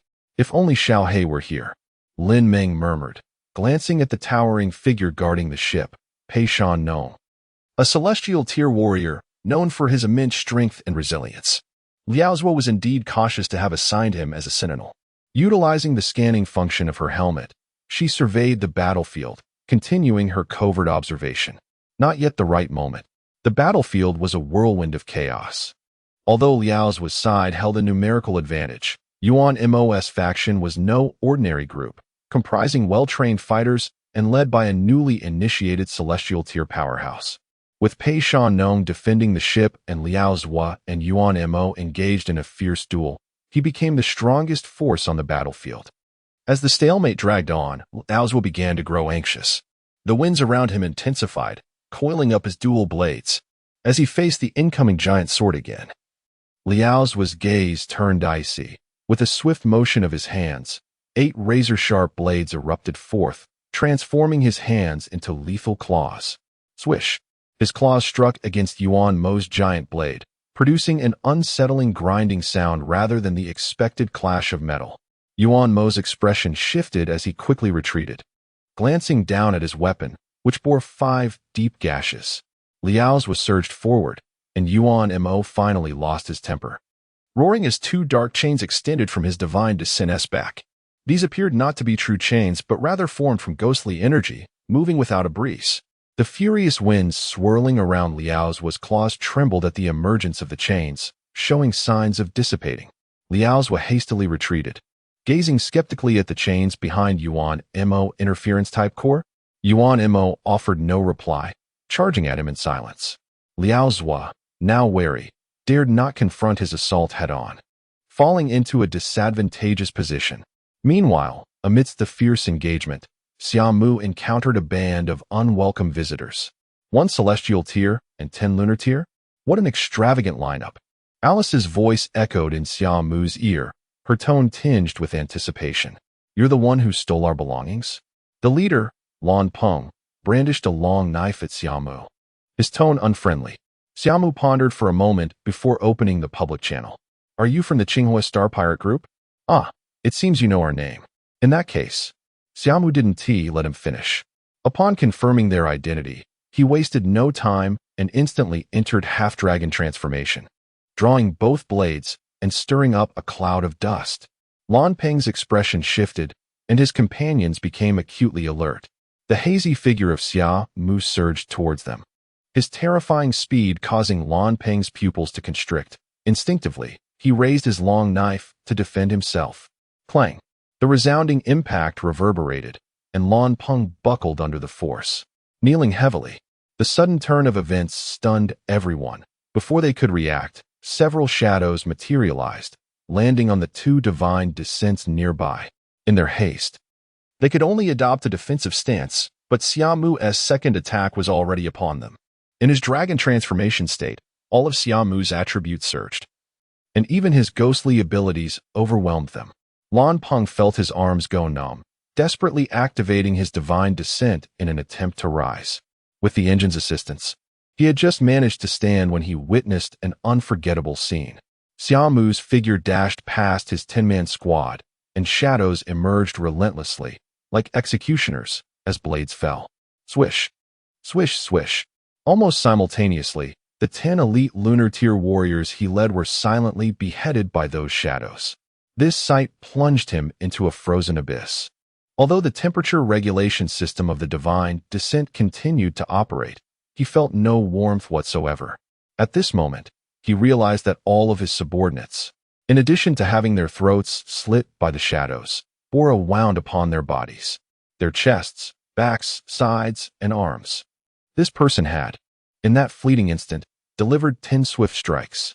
No wonder his subordinates appeared momentarily subdued, as if under some spell, which ultimately led to their failure to evade the shadow's assault. The more he contemplated this critical point, the more trepidation enveloped Lan Peng. This time, he had truly encountered an insurmountable challenge. Observing the figure returning from a distance, Lan Peng hastily extinguished the engine and knelt once more, his forehead pressing against the ground, pleading for mercy. Forgive me. I was blind to the truth. Xia Mu approached at a leisurely pace, seemingly indifferent to Lan Peng's frantic bowing. As he wielded his Tang Dao and delivered a decisive strike, whoosh, blood gushed forth, and the terrified Lan Peng did not dare to resist until his last breath. Xia Mu's initial blow shattered his confidence, and the subsequent flurry of 10 strikes obliterated all remnants of his pride, casting it into the depths of despair. Chapter 130. Lin Mingxi's onslaught. It is time for me to work again. Alice stretched lazily on Xia Mu's shoulder, her eyes flickering with streams of data. Xia Mu bent down, one hand pressing on Lan Peng's lifeless body as he dismantled the core. Moments later, Alice transmitted the acquired data to Xia Mu's divine descent. After a brief examination, the information about Qinghu was soon clear to him. Gazing up at the sky, Xia Mu decided not to leave any future troubles, as he was not fond of being sought after repeatedly. The current planet offered little of value, and from the data, he discovered that Liao Zhuo and others were preparing to assault a deep-wing warbase. Such places should possess a wealth of treasures, he mused. Initiating his divine descent to depart. Upon returning to the location of the spaceship, cleverly concealed and shielded by Alice's signal interference, they remained undetected. Moments later, the spaceship soared into the sky, its fiery tail blazing as it quickly broke free from the planet's gravitational pull. At this moment, the Deep Wing Company's space city in outer space had long since evacuated, with remnants of numerous ships scattered about, a testament to the fierce battles that had transpired. Just as he adjusted his course to head towards Liao's planet, Xia Mu's gaze suddenly sharpened, fixating on the real-time data stream on the spaceship's main control screen. Alice, analyze this position. Understood. Alice materialized, her eyes scanning the data Xia Mu called forth, commencing a rapid analysis.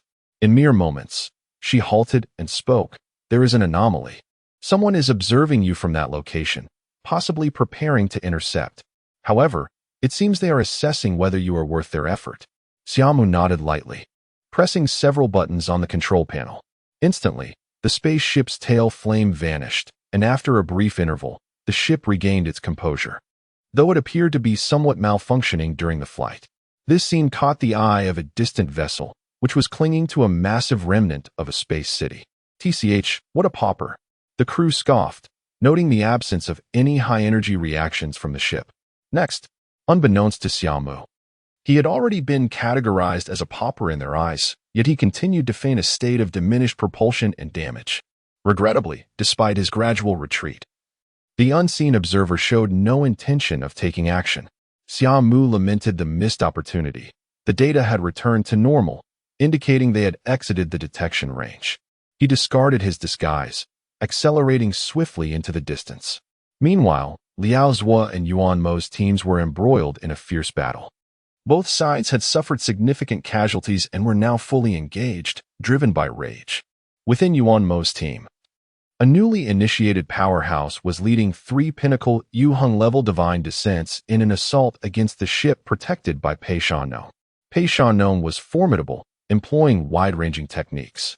Only the Tian Quan level by Bao could barely withstand his onslaught, while the other 3 dared not confront him directly. Many space pirates, realizing the trio's target lay with the ship, attempted to return for support, but Bai Bao was well prepared, with others blocking the remaining pirates behind him.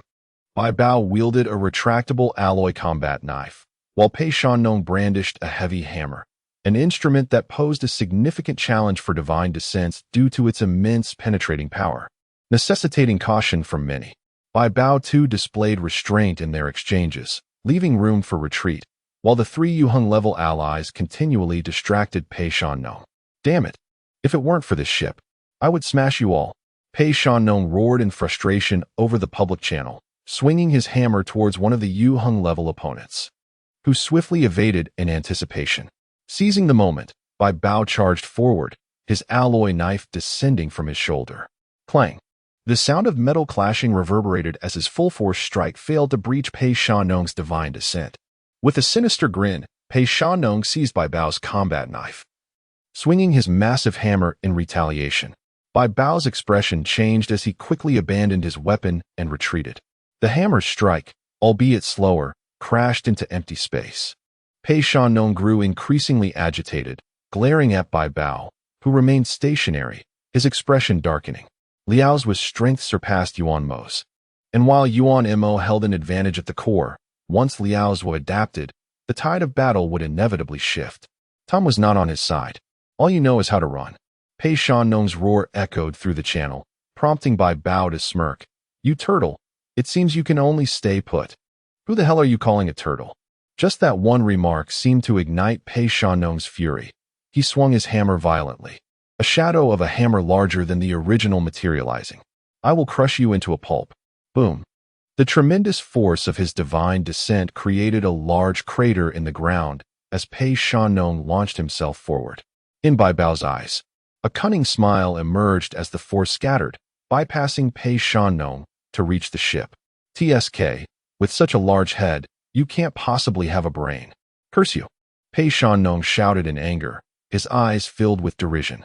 As Bai Bao and his companions reached the ship, they discovered a shield had been erected around it, blocking their path.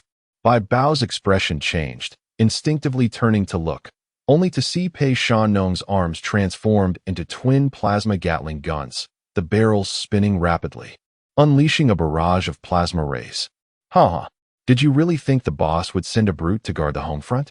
Pei Shanong's face was a mask of arrogance as the plasma gatling roared incessantly. Bai Bao and the others exerted every effort to evade, but it was too late.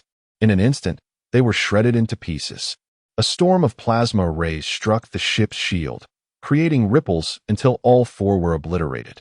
After which Pei Shanong returned to the ship's side. In his peripheral vision, Yuan Imon noticed the situation and, with a racing heart, issued an order in the team channel, retreat. Liao Zhua immediately discerned his intent, sneering, planning to flee? Too late. With that, he abandoned his previous hesitance, targeting Yuan Mo directly.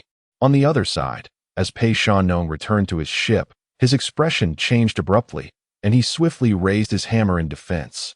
Boom.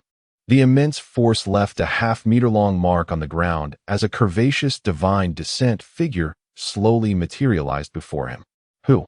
Lin Mingxi, silent, struck again before Pei Shanong could fully regain his stance. Damn it! How can a woman possess such strength? If it weren't for the core mismatch, Pei Shanong was compelled to continue defending, yet the force he faced elicited groans of despair. He was a dual-core divine descent, but he had chosen a plasma gatling with fierce long-range firepower over a core that would have better complemented his hammer's illusion. Relying on his initial impressions and the sudden ferocity of his long-range fire had led many to their downfall. Yet when these two cores are placed together, their utilization will create a conflict of energy. After each use of the Gatling core, a brief cooling period is required to transition the divine descent system. At this critical juncture, he found himself unexpectedly confronted by Lin Mingxi, who lurked in the shadows. With the force of one punch still lingering, another blow came crashing in, like relentless waves in succession. Boom, boom, boom. Lin Mingxi's fists fell upon Pei Shanong like a torrential downpour. However, his divine descent was formidable as well. Despite having the upper hand, Lin Mingxi struggled to breach his defenses. Pei Shanong's robust physique allowed him to withstand greater impacts, while the specially reinforced divine descent made it exceedingly difficult for Lin Mingxi to break through. Time gradually slipped away. After several tense seconds, Pei Shanong's divine descent system finally adapted to the giant hammer core. A surge of energy coursed throughout his body, and after this strike, he prepared to counterattack. As this thought crossed Pei Shanong's mind, Lin Mingxi drew back his arm, the engines designed at his elbows roaring to life, emitting a trail of flames. This punch was more ferocious than any prior, landing squarely on Pei Shanong's chest. The energy that had just begun to circulate was instantly dispersed, sending Pei Shanong spiraling uncontrollably through the air. Lin Mingxi, with a swift motion of his knees, pursued him. As he approached, his fingers slightly splayed. Several blades ejected from his back, each segment seamlessly falling into his grasp, forming a colossal sword. Pei Shanong's expression shifted dramatically as he found himself unable to regain control of his trajectory. Just as he was about to collide with the ground, Lin Mingxi thrust the massive sword forward with great intensity. A dull thud echoed as the razor-sharp blade pierced flesh, and Pei Shanong met his demise in the most ignoble fashion. On the 131st day, as the sky collapsed and an endless darkness surged like a tide, Pei Shanong's face was marred with frustration. If only he could wait one more second, his energy would flow throughout his body, integrating into the core system of the Warhammer Phantasm, where he excelled in close combat. Regrettably, not employing the dual-core adaptation rendered that second a chasm too vast to cross. Lin Mingxi's mastery over his divine descent was strikingly precise. Pei Shanong would die without comprehending how his vulnerability was unveiled. He discerned that Lin Mingxi was not particularly formidable, her strength barely reaching the mid-tier of Tianquan. Yet despite her peculiar power, she was still insufficient in his presence. Alas, Lin Mingxi's relentless assault on his weaknesses, culminating in a final strike, shattered all his thoughts. The colossal sword fragmented into shards, cascading onto Lin Mingxi's back. At that moment, a surge of star pirates rushed in. Many noticed Lin Mingxi's emergence, but Pei Shanong did not call for reinforcements, and Liao Zhua, in pursuit, had slightly strayed from his team. Consequently, The star pirates chose to trust Pei Shanong and followed Liao's chase. In truth, Liaozhua had also spotted Lin Mingxi. Yet his unwavering trust in Pei Shanong led him to continue the pursuit. Little did he anticipate that Lin Mingxi's offensive would be so suffocating, leaving Pei Shanong no opportunity to retaliate.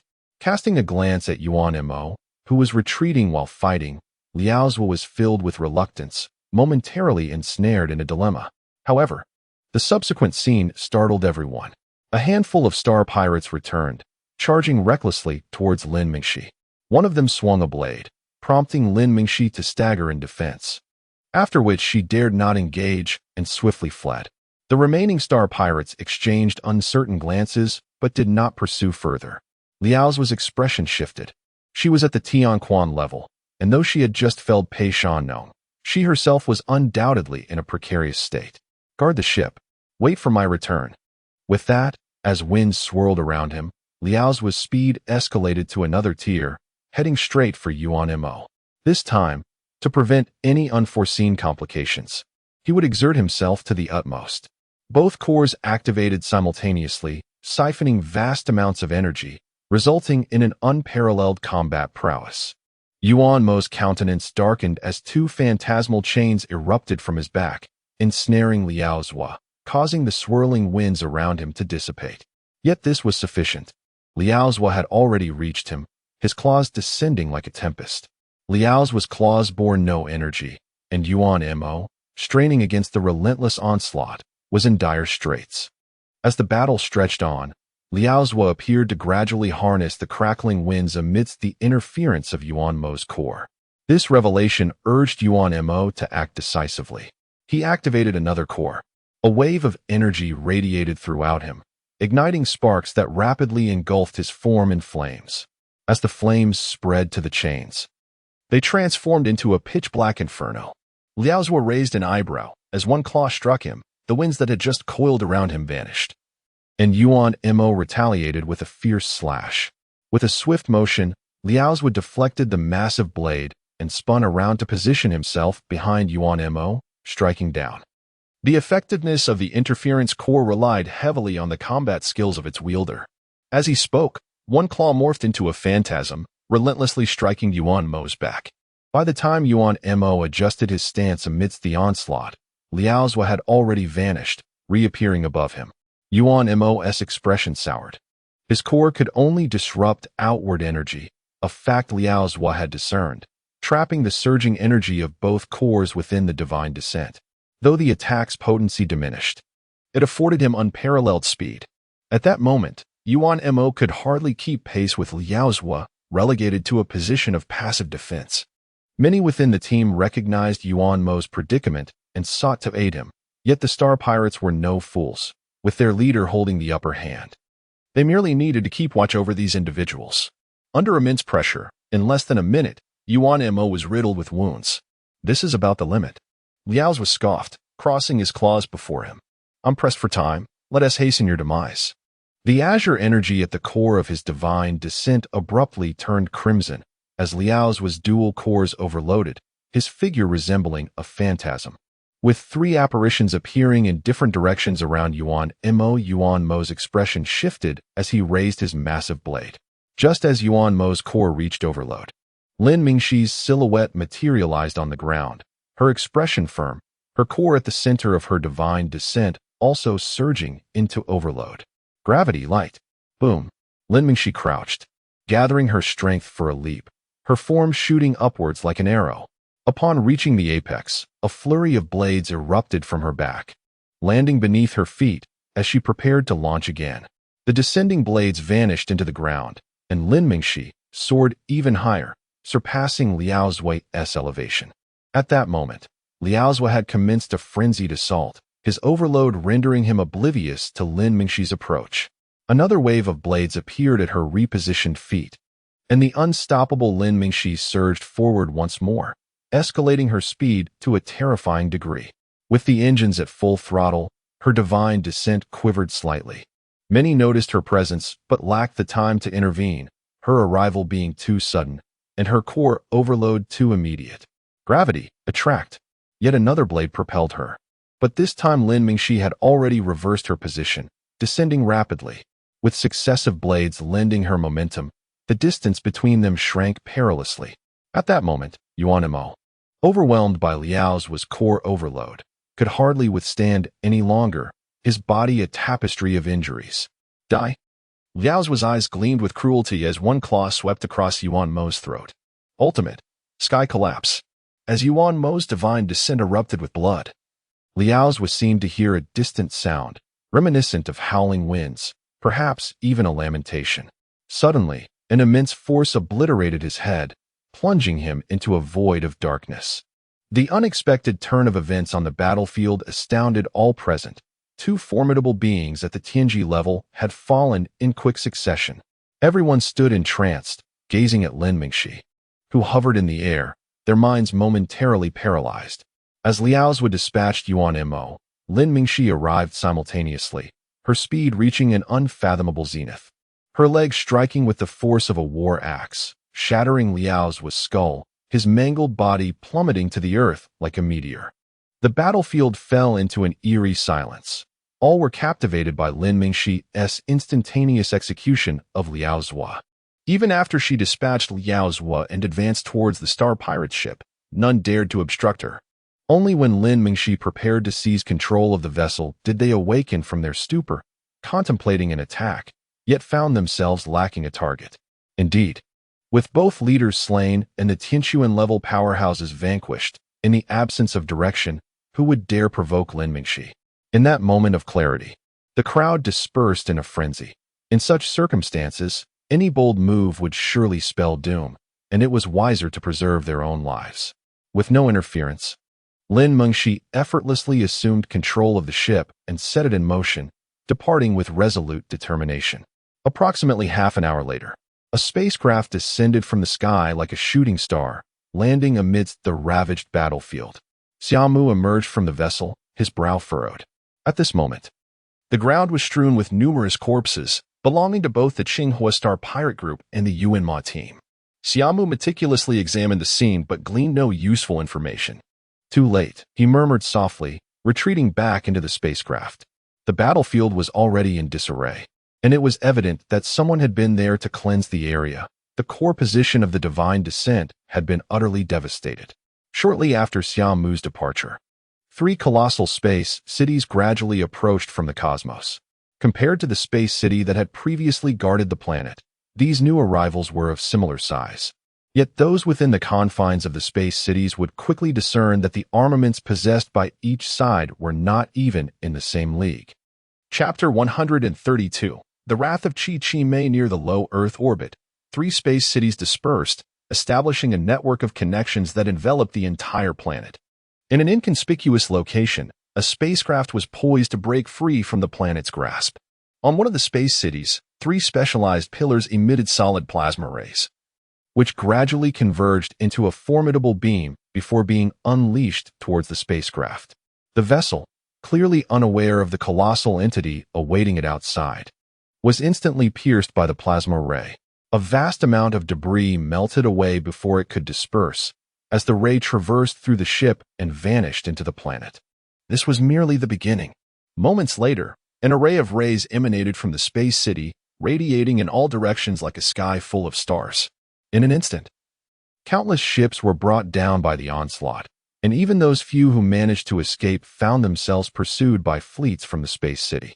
Numerous vessels were obliterated in low Earth orbit, drawing the attention of those on the ground, who remained oblivious to the reason behind the Deep Wing Corporation's drastic measures to seal off the entire planet. Summer, preparing to pilot his ship away from the planet, decided to return, opting to wait for clarity regarding the situation outside. Is there any data from space? He inquired within the spacecraft. Alice, uncertain, speculated, no. But judging by the firepower, at least 2 space cities are involved, and they are not ordinary. They are military grade, designed for warfare. However, their lockdown of the planet suggests they have discovered something extraordinary. Shall we investigate? Summer's eyes sparkled with intrigue. It certainly warranted the Deep Wing Corporation's mobilization of such an extensive fleet, indicating a significant find. Meanwhile, within a war base established by the Deepwing Corporation near a massive fissure on the planet, Commander Xia Mu, an older woman with a few wrinkles and her hair neatly tied up, was seething with rage. "Whoever dares to kill my son and seize my divine weapons shall face retribution." Not long after the subspace opened, her base had uncovered a highly secretive military facility from the old era beneath the Great Chasm. After days of exploration, they had nearly mapped out the base.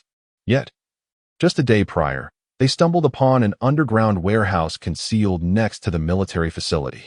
This revelation was exhilarating. If it were indeed an armory from the old era, it could be monumental. The technological advancements capable of powering an entire star system would surely yield formidable weaponry. Regrettably, after discovering the warehouse, all their attempts, whether through brute force or advanced technology, failed to unlock it. They had hoped to find a means of access within the base, but even the records of the warehouse were absent. Just when despair loomed, Base 21 suddenly identified two divine weapons bearing the same markings as the warehouse door. The Deepwing Corporation promptly connected the two, and since Xia Mu's son was stationed there, she immediately reached out to Base 21 to initiate a transfer of the divine weapons, hoping to unlock the entrance. However, shortly after sending the message, Base 21 fell silent. By the time she dispatched personnel for extraction, the site had already been reduced to ruins. This discovery ignited a fury within Xia Mu, compelling her to exercise her highest authority to summon the three space cities. Such power was not commonplace. Only 3 individuals across these planets possessed it. In her wrath, Xia Mu disregarded the threats from the 6 academies, sealing off the planet and issuing indiscriminate orders to eliminate anyone attempting to flee. Threats were merely words. They held little weight against those unafraid. Consumed by rage, Xia Mu could scarcely contain her emotions. The treasure lay before her, yet the key had been stolen, and the thief had the audacity to murder her son. This was enough to drive anyone to madness. 218 ships shot down, of which 17 belonged to the 6 academies. 6 vessels escaped, all of which were recovered. Inside the ships, we found no trace of the 2 divine weapons. Her aide carefully reported the outcomes of the blockade executed by the 3 space cities. The mention of the 6 academies made Xia Mu's eyes twitch. Eradicate all records of the space cities. Activate the full power of the shielding net. Prevent any knowledge from leaking out. Since those vessels that escaped do not possess the divine weapons, the individuals must still be on the surface. Enable the space cities to conduct a high-power scan. Locate them. However, commencing both the shielding net and the scanning process would significantly deplete energy, complicating explanations to the corporation. Xia Mu turned, her eyes narrowing, her expression inscrutable. "That is my concern. You simply execute the orders." Yes, I shall attend to it immediately." The aide, trembling, lowered his head and exited hastily. "Wait, dispatch ground troops as well. We must locate those individuals." On the surface, many sensed an impending storm. First, the 3 space cities, then the high-power shielding and scanning, coupled with the relentless surface search teams. Only a fool would remain unaware that something was amiss on this planet. 2 days passed, during which numerous individuals were apprehended due to the Deepwing Corporation's aggressive maneuvers. Their fates remained uncertain. Summer had parked his spacecraft in a hastily excavated cave, camouflaged and shielded by Alice's technology, managing to evade detection thus far. However, Lin Mingxi lacked such formidable resources.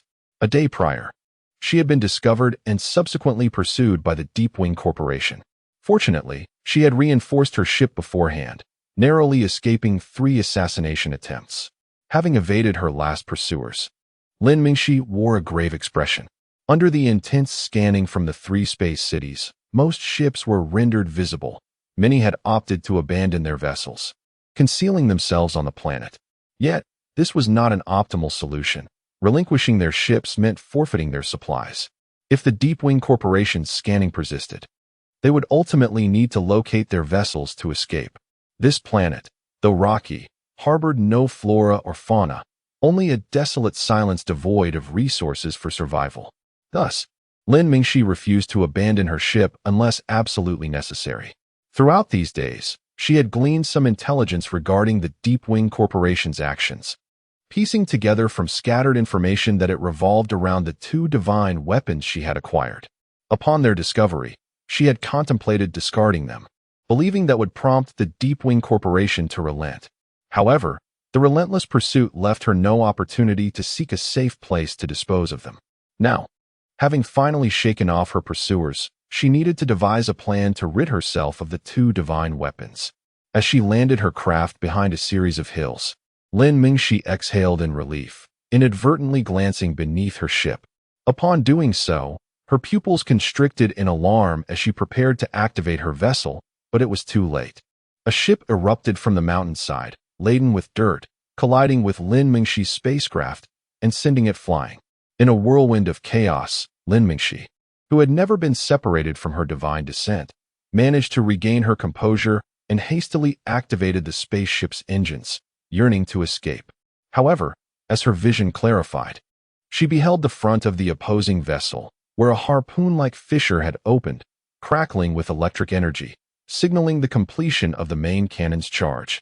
Despite the divine descent's temperature control system, Lin Mingxi felt an overwhelming chill, as if she were enveloped in the depths of winter. Chapter 133. The main cannon continued to accumulate energy as Xia Mu soared through the stars, allowing Alice to take aim. The cannon had been personally modified by him, its power known only to him. With a single shot, that spacecraft would be reduced to fragments. The reason for holding fire was Xia Mu's curiosity about what lay aboard the vessel. Hovering above the main cannon, Xia Mu spoke coldly into the channel. Remove the divine descent and shut down the spacecraft engine.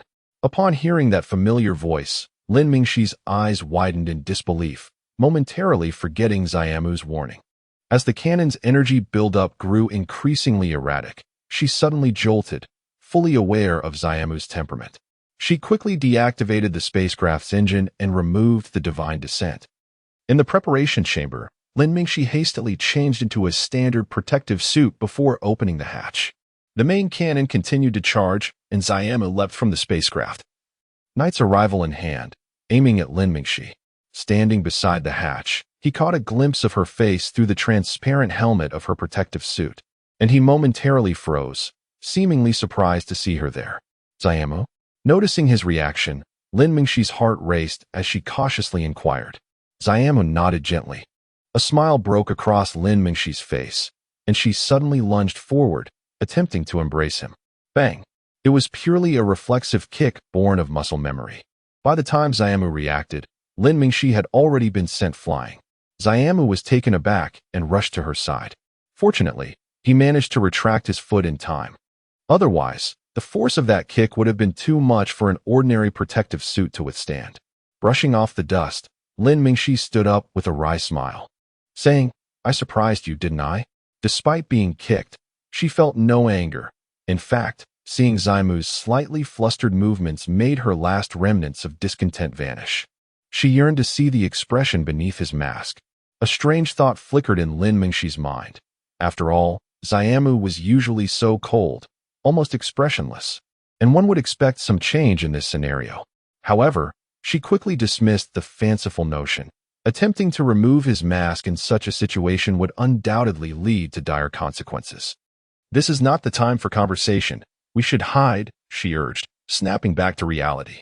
Xia Mu nodded, gesturing for Alice to cancel the cannon's charge, and instructed, "Follow me."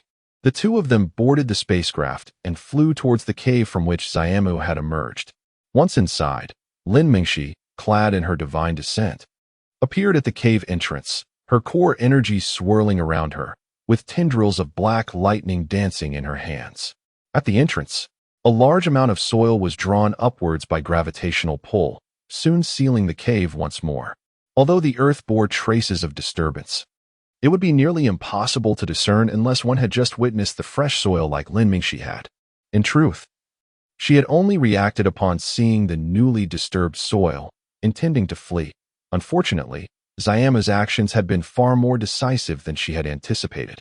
Back aboard Xia Mu's spacecraft, Lin Mingxi slowly recounted her experiences after the disbandment of the Shura domain.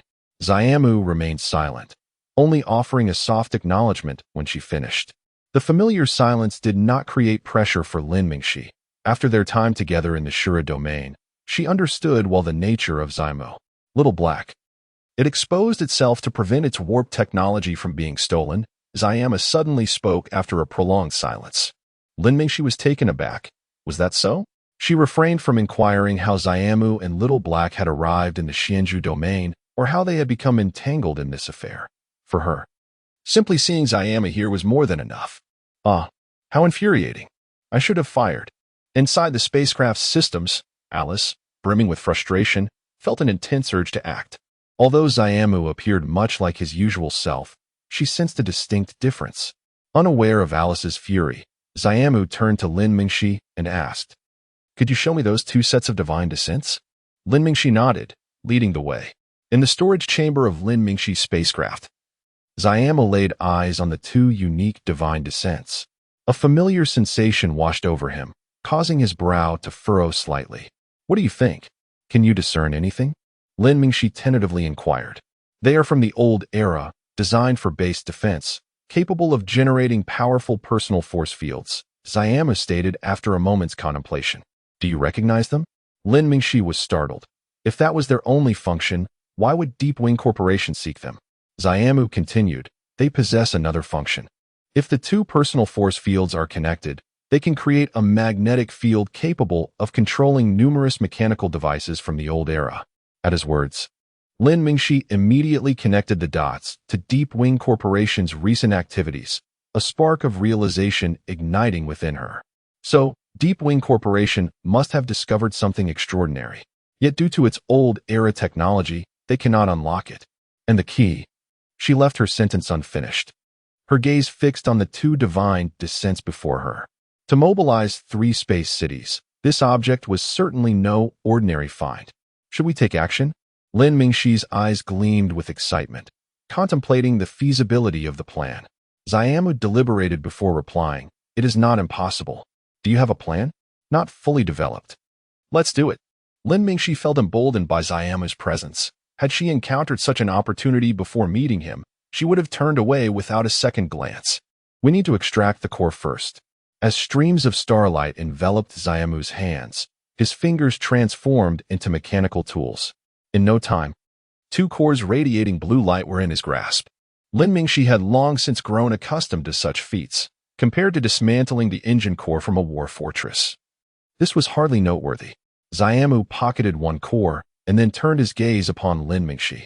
"What is it?" she asked, feeling a bit strange under his scrutiny. A peculiar sensation stirred within her.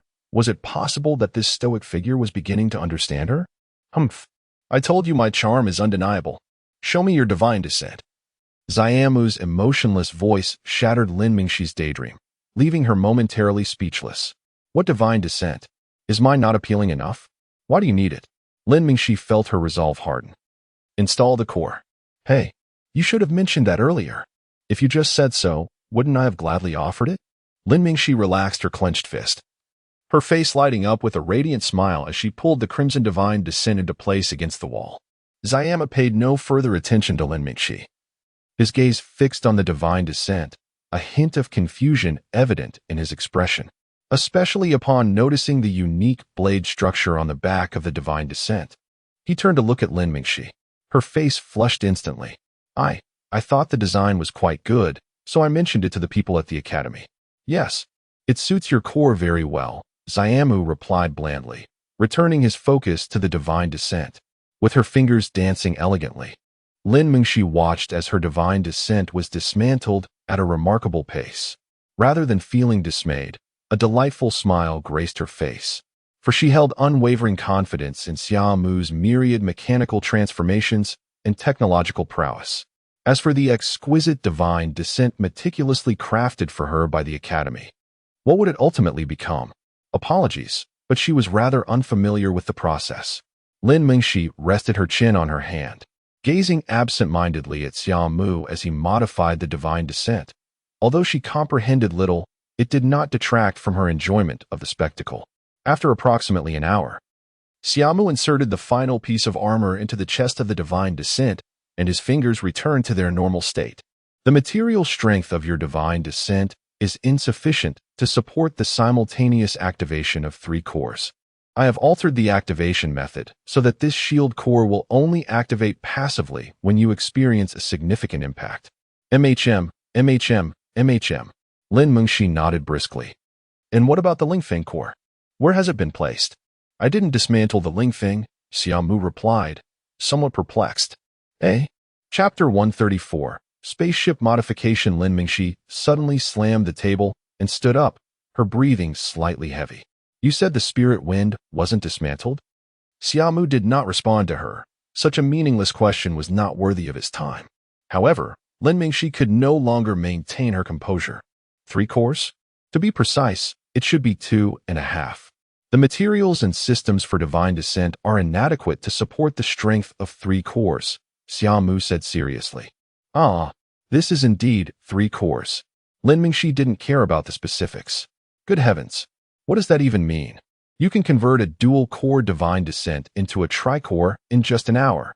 Xia Mu subtly stepped back, sensing that Lin Mengxi's current state was somewhat abnormal. A flicker of doubt crossed Xia Mu's mind. Had she just hit her head? She should have controlled her strength. At this moment, Lin Mengxi was overjoyed, nearly wanting to embrace Xia Mu and kiss him, but recalling the kick she had just given him, she managed to calm herself. I truly don't know how to thank you. This is akin to a second life. A shield powered by a core energy can definitely block a fatal blow. The core is yours, and I have one as well, Xia Mu reminded her. That thing is useless in my hands and will only attract the pursuit of Deep Wing Corporation. I have struck gold this time. Lin Mengxi's joy was evident. This operation gives me so much more assurance. Operation? Xia Mu inquired, puzzled. Did we not just decide to take on Deep Wing? Oh, Xia Mu nodded. I'll prepare when I return. Boss Mu, I'll follow your lead. Lin Mengxi playfully nodded. Xia Mu contemplated for a moment before pointing to the 2 sets of divine descent. Let us discard these 2 sets first. Okay.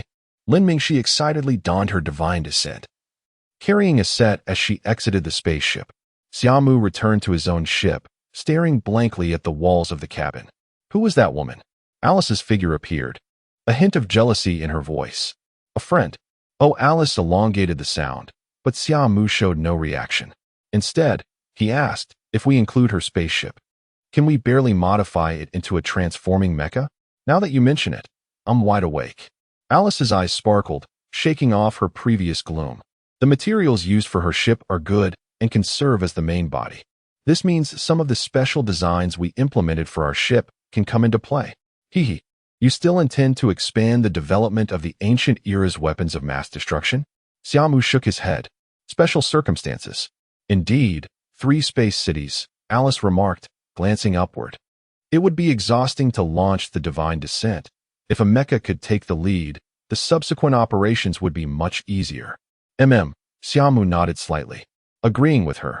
However, modifications will require time. Are you confident you can evade detection during this period? Xia Mu glanced in the direction Lin Mengxi had departed and then at the concealed valley. It should be fine. All right, I'll start designing the plan now. Alice clasped her hands together, ready to dive into action. When Lin Mengxi returned, several hours had passed. To ensure her safety, she had deliberately flown far away to dispose of her divine descent, which consumed a considerable amount of time.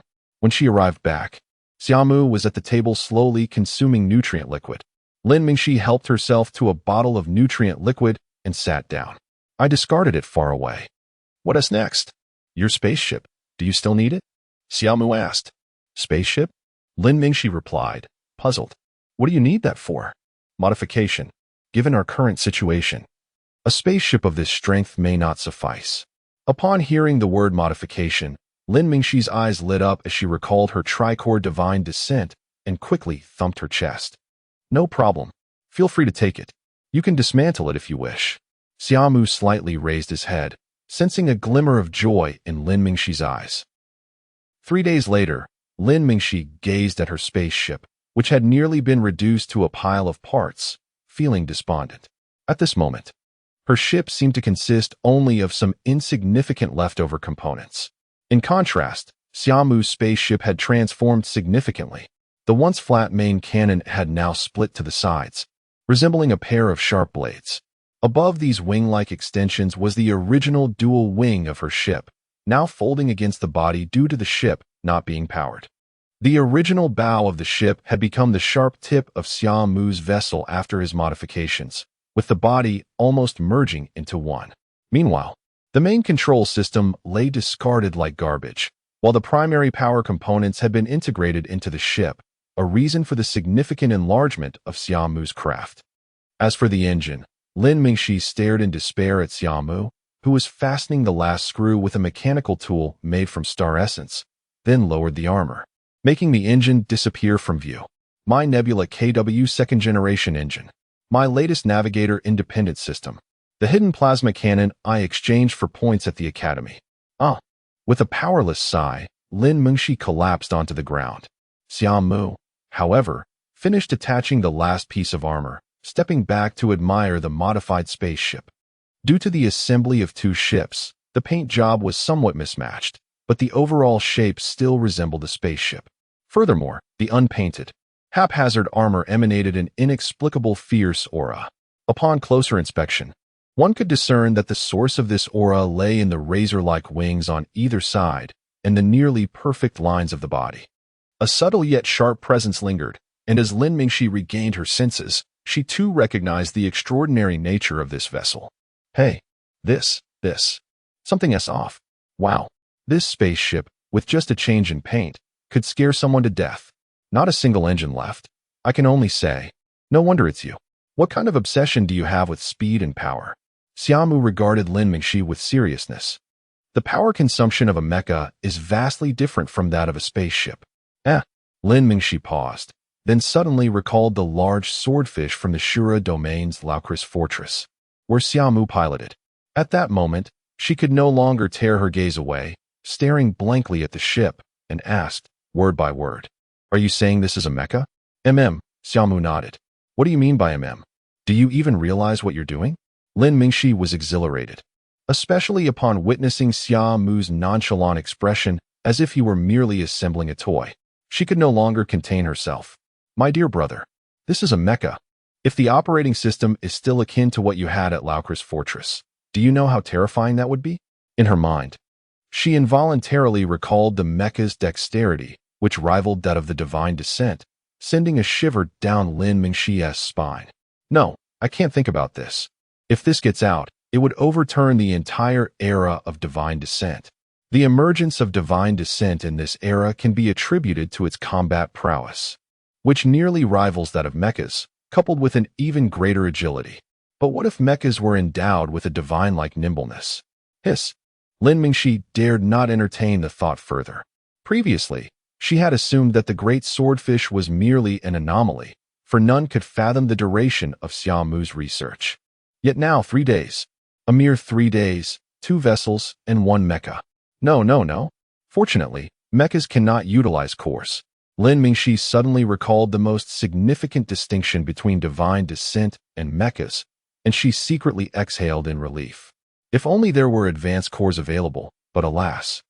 The current cores are insufficient to sustain the mechas, Xia Mu remarked with a hint of regret. Lin Mingxi felt her heart and lungs seize in shock. Chapter 135. An unusual combination at this moment, Lin Mingxi felt utterly numb, her worldview profoundly shaken, leaving her speechless for quite some time. She realized that whenever it came to mechanical matters, Xia Mu seemed capable of executing a dimensional strike against the technology of this era. Oh well, I've grown accustomed to it. Lin Mingxi weakly waved her hand. Subsequently, her interest was piqued by the spaceship before her. It could transform into a mech form during battle despite currently appearing as a spacecraft. Xia Mu nodded in affirmation. Truly, this was an artifact of lost technology. With this, they had a significant advantage in the upcoming battle. By the way, does it have a name? No. Then let us call it Devourer. Since it was created by consuming a spaceship. A perfect name for a gold-devouring beast. Xia Mu nodded. Names didn't hold much significance for him. Observing Lin Mingxi gleefully inspecting the sides of the ship, Xia Mu turned to leave. Where are you going? I still need to make some preparations. This is insufficient. A question mark slowly materialized above Lin Mingxi's head. Insufficient? Xia Mu walked over to the spaceship and spoke to himself, noting that although this craft utilized lost technology, the materials were hastily assembled, with some components forcibly installed, which would significantly reduce the spaceship's lifespan. So it won't last long. Strangely, Lin Mengshi felt a sense of relief. It was merely sacrificing its lifespan. But then again, if it were that powerful, why would they need divine intervention? It's about time, we should depart. Upon finishing his statement, Xia Mu opened the hatch and boarded the spaceship. Wait. Lin Mengshi hurriedly followed him inside. The interior of the spaceship was somewhat similar to what they had seen before, still bearing the style of two other ships. Xia Mu took his place at the controls, and two luminous spheres began to levitate. Alice, initiate a self-check for the spacecraft. Certainly. Alice's figure materialized, and upon noticing Lin Mengshi standing beside, she huffed and turned her head away. Power modules normal. Engine diagnostics normal. Pressure chamber normal. Energy levels sufficient. Transformation system online.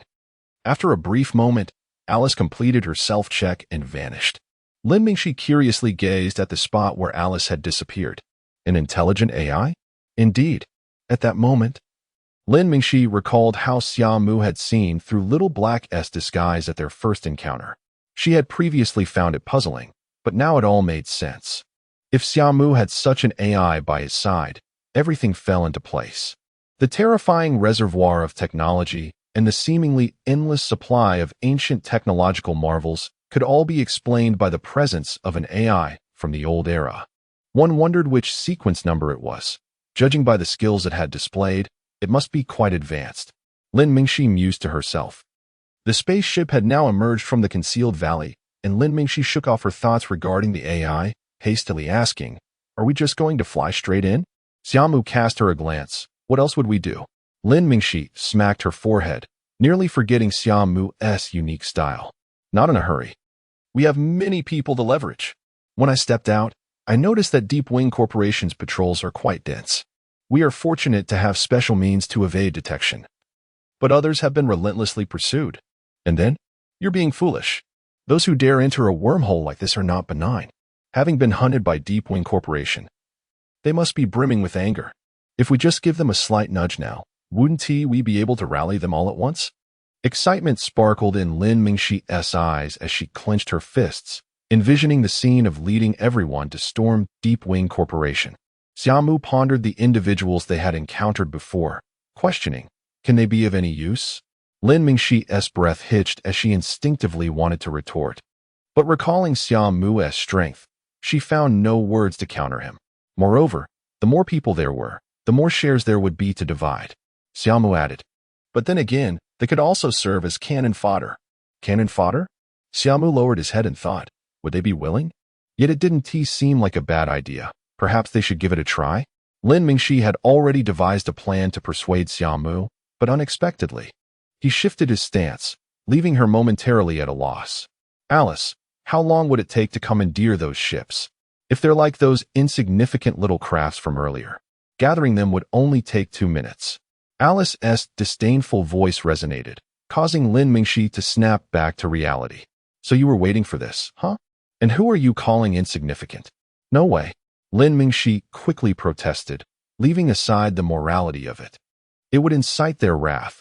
What if they abandon their ships and turn against us? Hearing this, Xia Mu's brow furrowed slightly, as if contemplating. Then, with a hint of uncertainty, he replied, they probably wouldn't be able to defeat me. Slapping her forehead, Lin Mengshi felt a wave of helplessness wash over her. How about this? I'll try to persuade them. And if that fails, you can take control of their ships. All right. Humans are truly troublesome, Alice remarked with slight disdain. If it were up to me, I'd just lock down their ships and commandeer them to launch a suicide attack. We could take advantage of the chaos to slip through. At Alice's suggestion, Lin Mengshi could only manage a wry smile.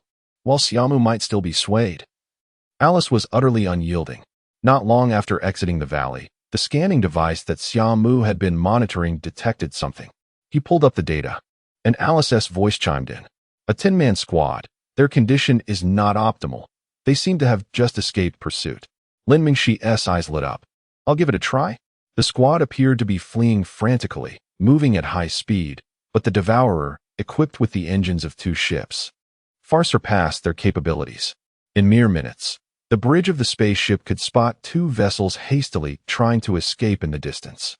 Lin Mingxi promptly sent a request to establish a public communication channel. The other party hesitated, seemingly deliberating, before finally accepting upon noticing the devourer rapidly closing in, confirming they were not from Deepwing Corporation. In the next moment, the projection of a crew-cut man, blood still staining his scalp, appeared before Lin Mingxi. "Hello. We are the Fury of the Goddess team. Cough. I am the leader, Xi Meng." Lin Mingxi introduced herself politely, and when mentioning the team, she deliberately glanced at Xia Mu, sighing inwardly upon seeing his lack of expression. This team was her brainchild, according to her reasoning. One must have a nickname while traversing the world. Thus, this name was officially established with unanimous approval. Although it was peculiar, Lin Mingxi couldn't care less. Zheng Duanshi cast a peculiar glance at Lin Mingxi, seemingly unable to comprehend the existence of such an alliance, and abruptly severed the communication with a sharp click. Lin Mingxi's expression froze, her teeth clenched in frustration as she muttered, "How infuriating. Do not provoke me. I maintain that only the invincible beauty of the subspace can suffice." Alice's indignant voice resonated, and with a snap of her fingers, the communication was re-established. Zheng Duanshi, who had been turning to attend to other matters, paled at the sudden reappearance of the connection and hastily reached to terminate it. However, the screen remained suspended in the air, unresponsive to his frantic attempts. "If you refuse the toast, you shall be forced to drink the punishment," Lin Mingxi remarked coolly, a sardonic smile gracing her lips. Chapter 136. Deception and Trickery. Zheng Duanshi's expression darkened as he faced the peculiar individual before him. The ability to control the spaceship's communication was no trivial feat. "What do you intend to do?" he asked in a low voice. "Perhaps discuss matters concerning Deepwing?" Zheng Duanshi's gaze flickered.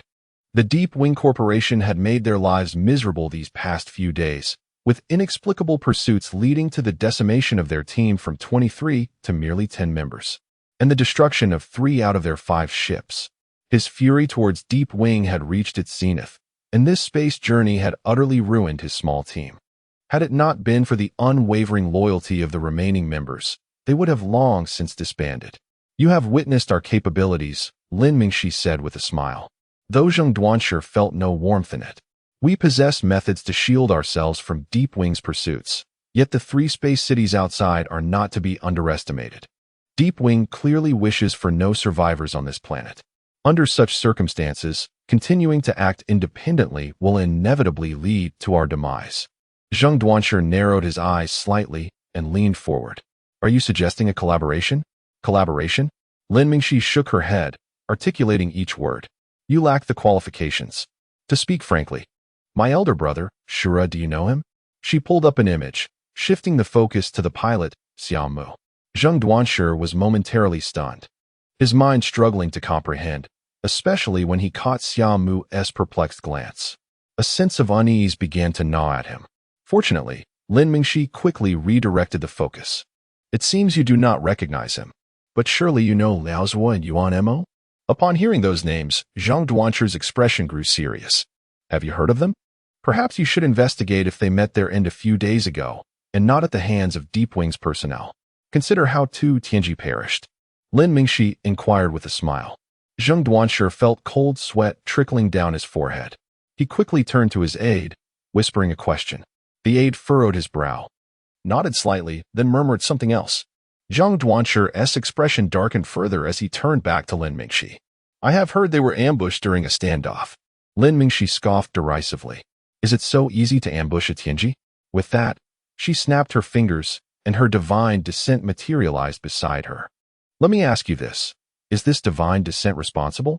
Zheng Duanshi's gaze shifted to his aide, and upon noticing his altered expression, he understood the gravity of the situation.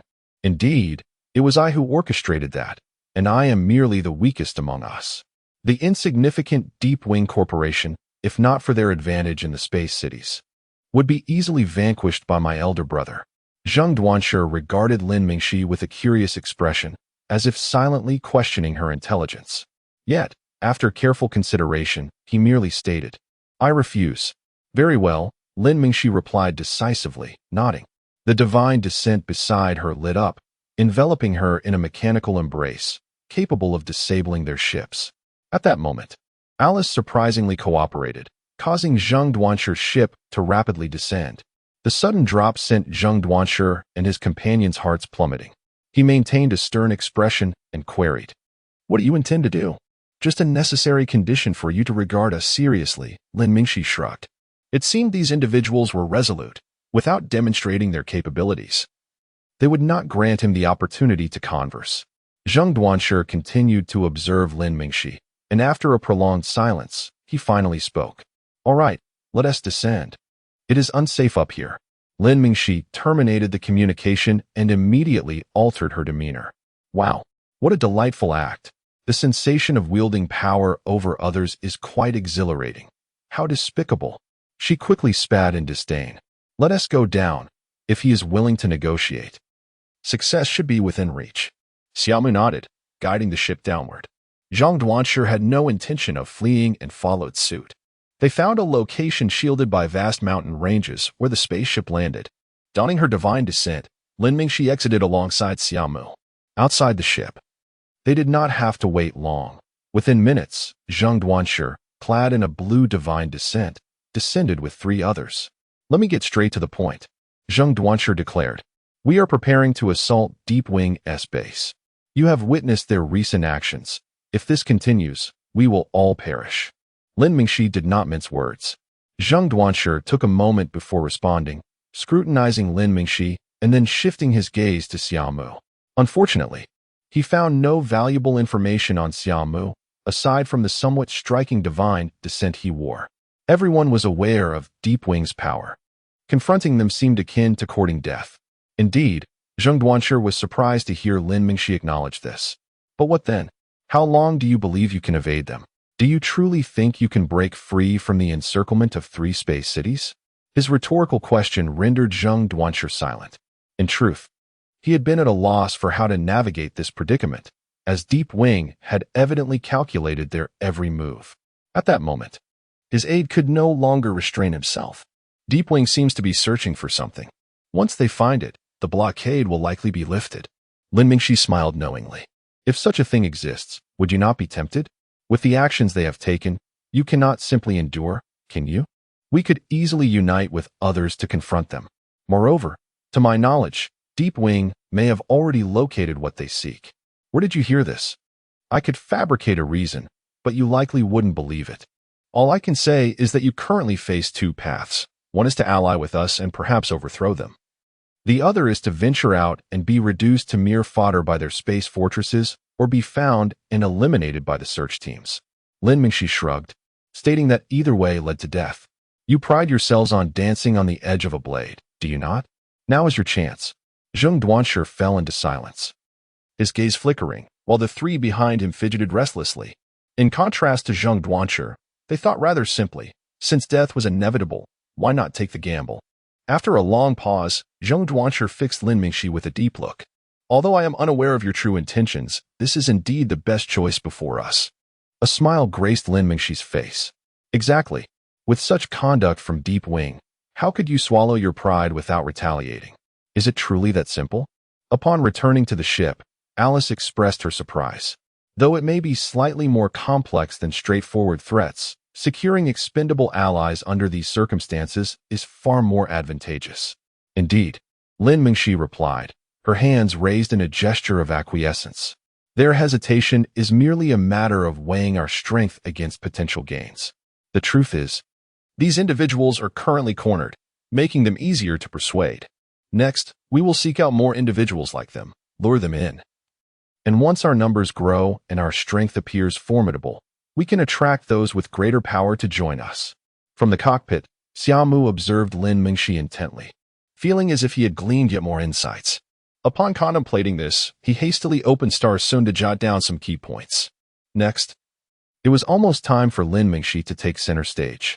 Alice assisted her in selecting those who had been mercilessly pursued, and with Lin Mingxi's threats and persuasion, she soon disseminated some information, swiftly assembling a considerable team. Although there were those who contemplated rebellion, They were unfortunately subdued by Lin Mingxi's iron fist in the absence of a formidable Tianji-level warrior. Thanks to Alice's powerful shielding capabilities, they evaded the relentless pursuit of Deep Wing Company while their ranks steadily grew. 3 days later, their fleet had expanded to 50 ships, with the number of combatants reaching an impressive 300. Yet, Lin Mingxi remained unsatisfied. This sizable force now set its sights on the formidable small teams that managed to evade Deep Wing Company's onslaught. These groups typically boasted 1 or 2 Tianquan-level warriors and possessed even more advanced equipment, such as divine descent ships. However, Lin Mingxi was no longer the person she once was. With a robust team of over 300, coupled with Deep Wing Company's notorious actions and the allure of coveted treasures, all these factors were propelling the formation of this coalition. Despite the underlying motives harbored by each member, Lin Mingxi was indifferent, for in the end, they were merely cannon fodder. As long as they could divert the attention of the greedy from the assault, her objectives would be fulfilled.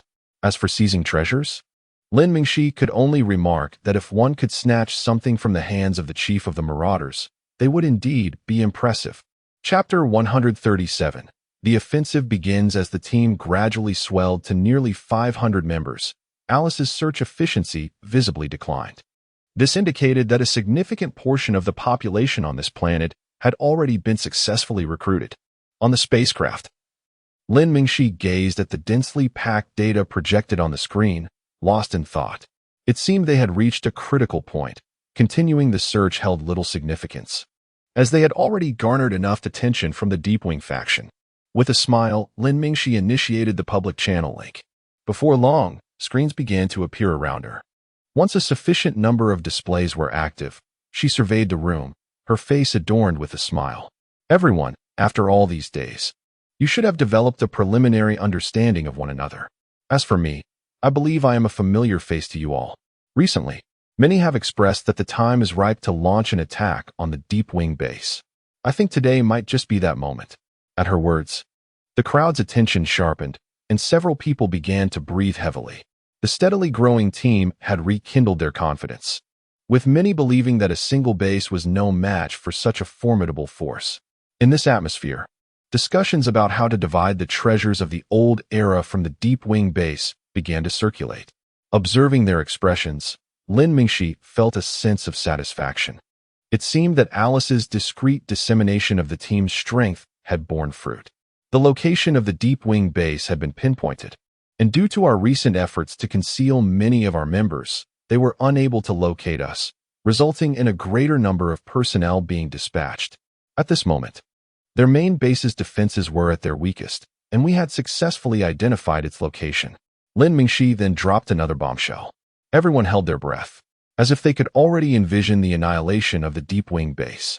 Sensing the atmosphere was ripe, Lin Mingxi proposed, I now suggest we prepare to assault the Deep Wing main base.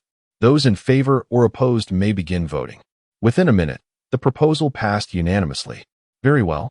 Since we are all in agreement, I shall outline the subsequent matters. After reviewing the results, Lin Mingxi spoke slowly. We all understand the cohesion of our team. It is merely a temporary assembly. However, this is inconsequential. What matters is that we have come together, and that is sufficient.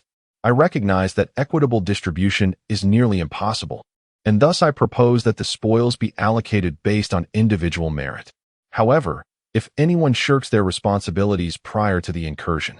At this point, Lin Mingxi's eyes narrowed, and she leaned forward with an air of authority. We are all adults. We should be acutely aware of the consequences of failing to attack the base. Upon hearing her words, the crowd was struck with a sense of urgency. They had seemingly forgotten that 3 space cities loomed above them, and that Deep Wing search teams were nearby, their lives perpetually under threat.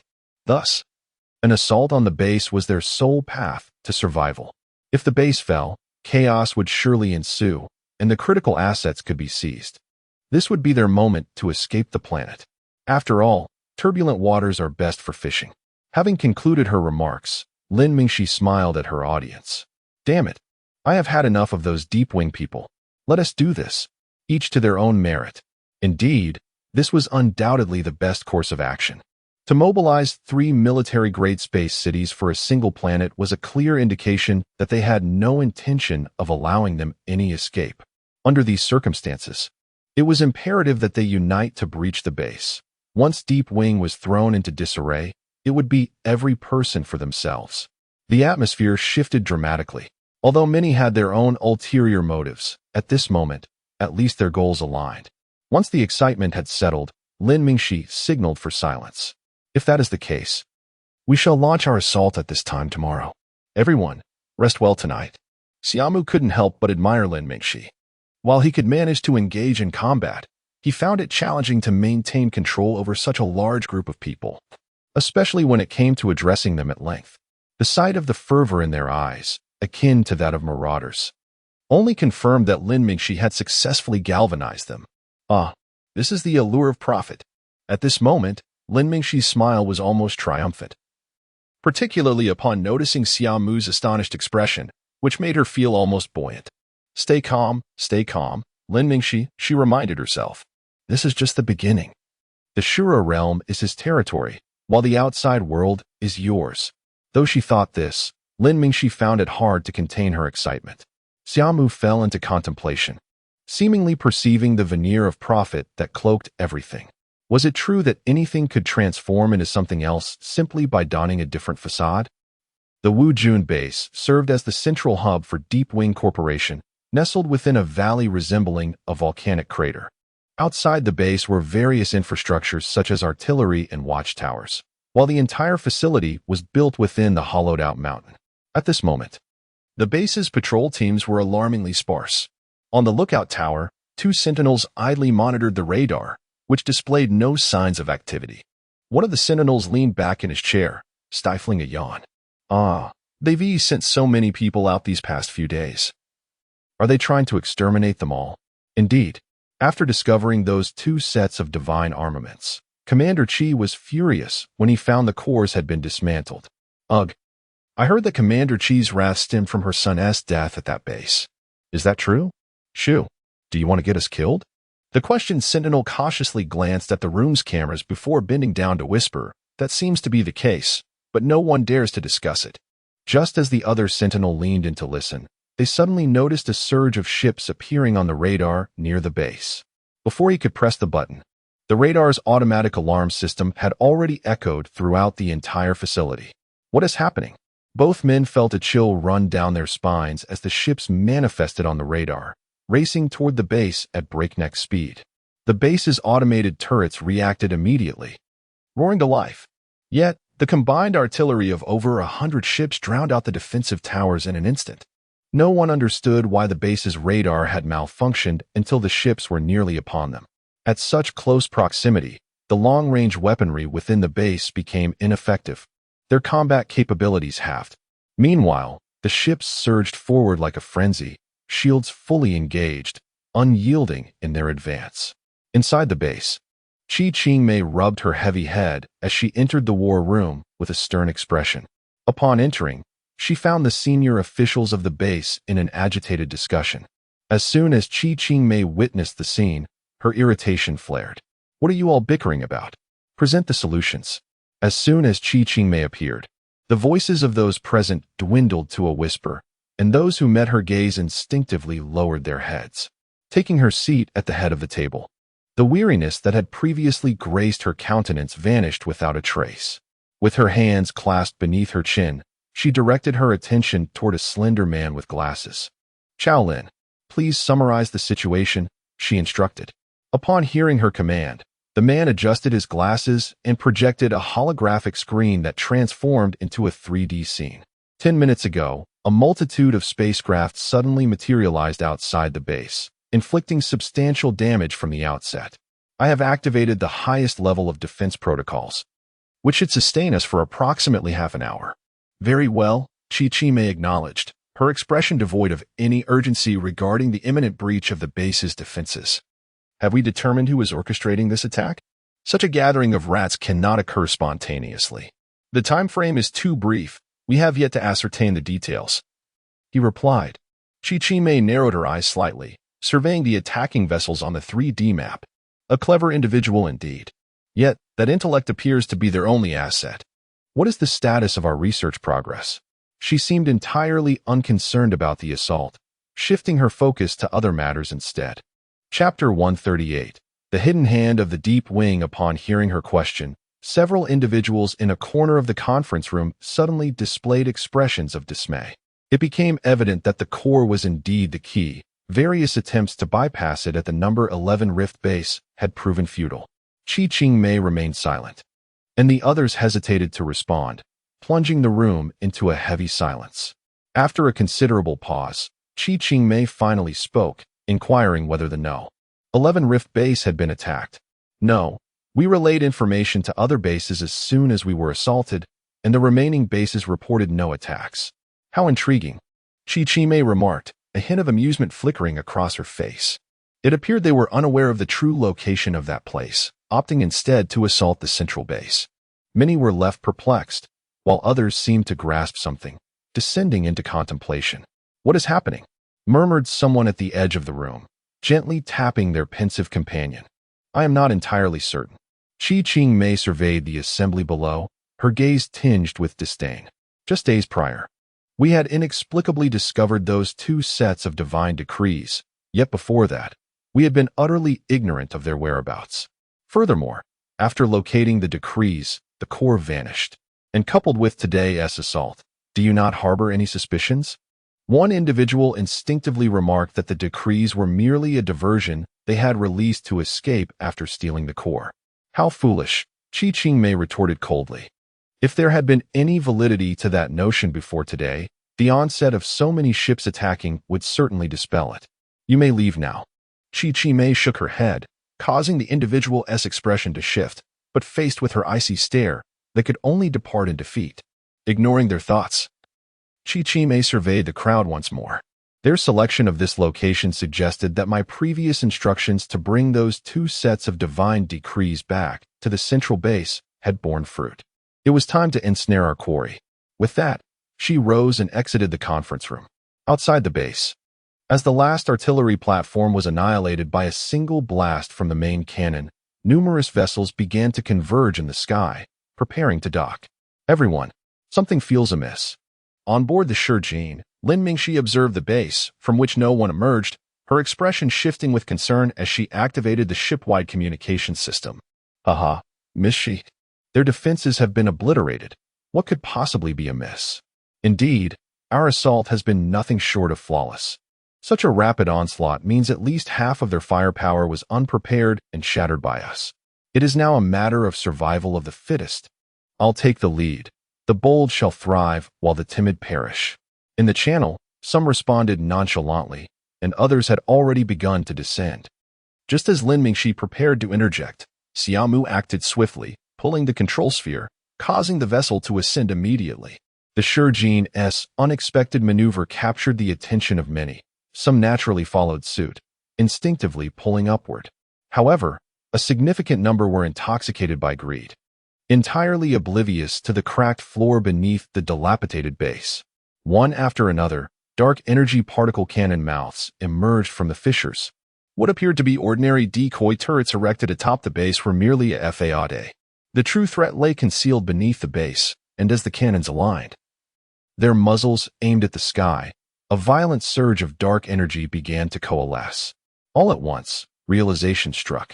They had been deceived. Boom, boom, boom. A barrage of cannon fire erupted, the relentless dark energy cascading like a waterfall across the heavens. Numerous vessels disintegrated under the onslaught of this terrifying dark energy. Even though their shields held momentarily, they were rendered futile against such a cataclysmic torrent, their defenses shattered and consumed in the deluge. Moments later, the dark energy particle cannons ceased fire, and the aerial fleet had lost more than half of its numbers. The survivors were primarily those who had followed the Shurjin's lead in retreating upward, or those with formidable shields who had ascended early on. This scene doused the flames of greed ignited by immense profit like a cold shower. Lin Mingxi, trembling with trepidation as she gazed at the ominous cannon mouths below, was grateful for Xia Mu's quick reflexes.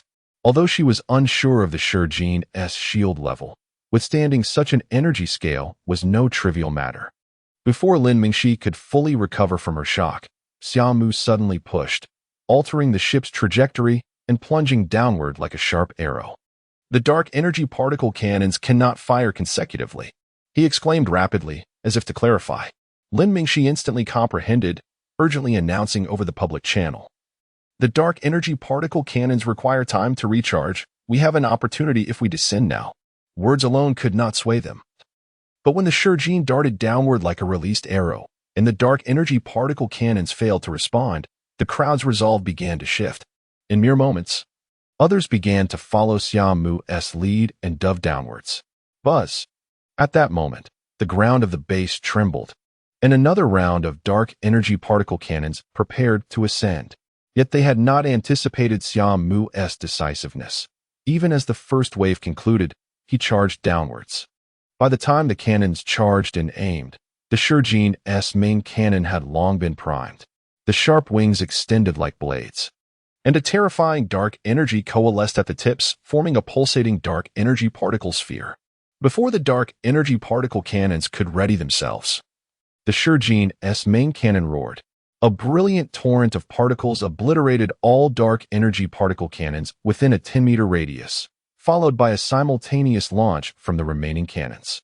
However, compared to the earlier deluge of cannon fire, the current barrage was diminished due to the Shurjin's destruction of an entire wave of platforms, creating a significant gap in the energy torrent.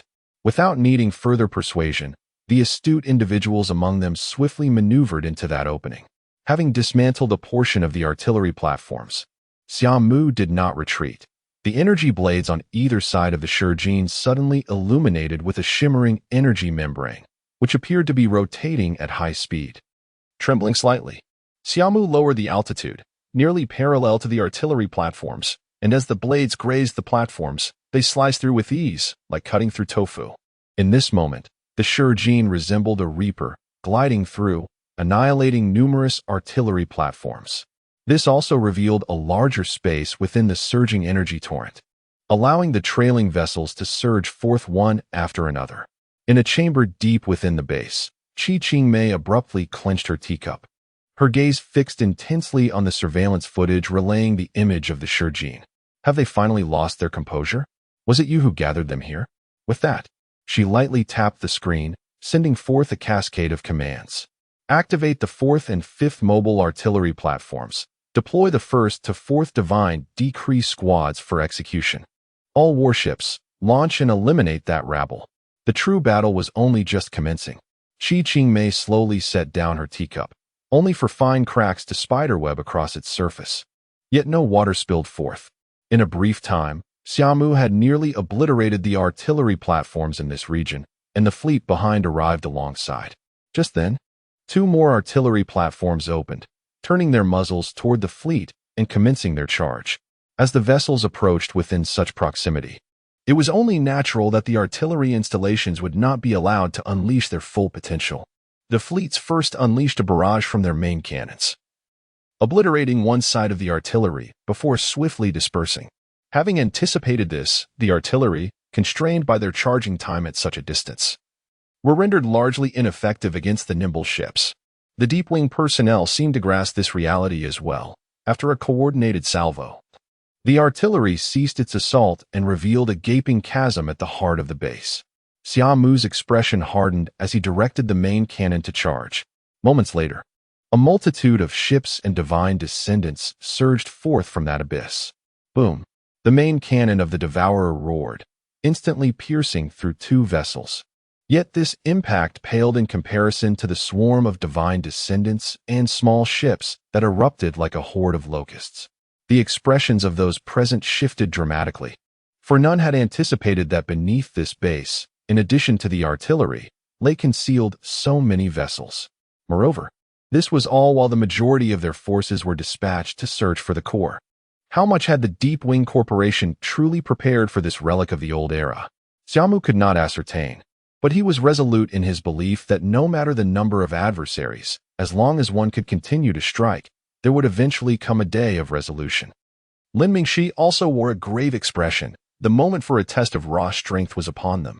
On the 139th day, the battle of the Divine Fall was imminent. The crew aboard the other ships understood that escape was no longer an option. Their only recourse lay in fighting to the death. Boom, boom, boom.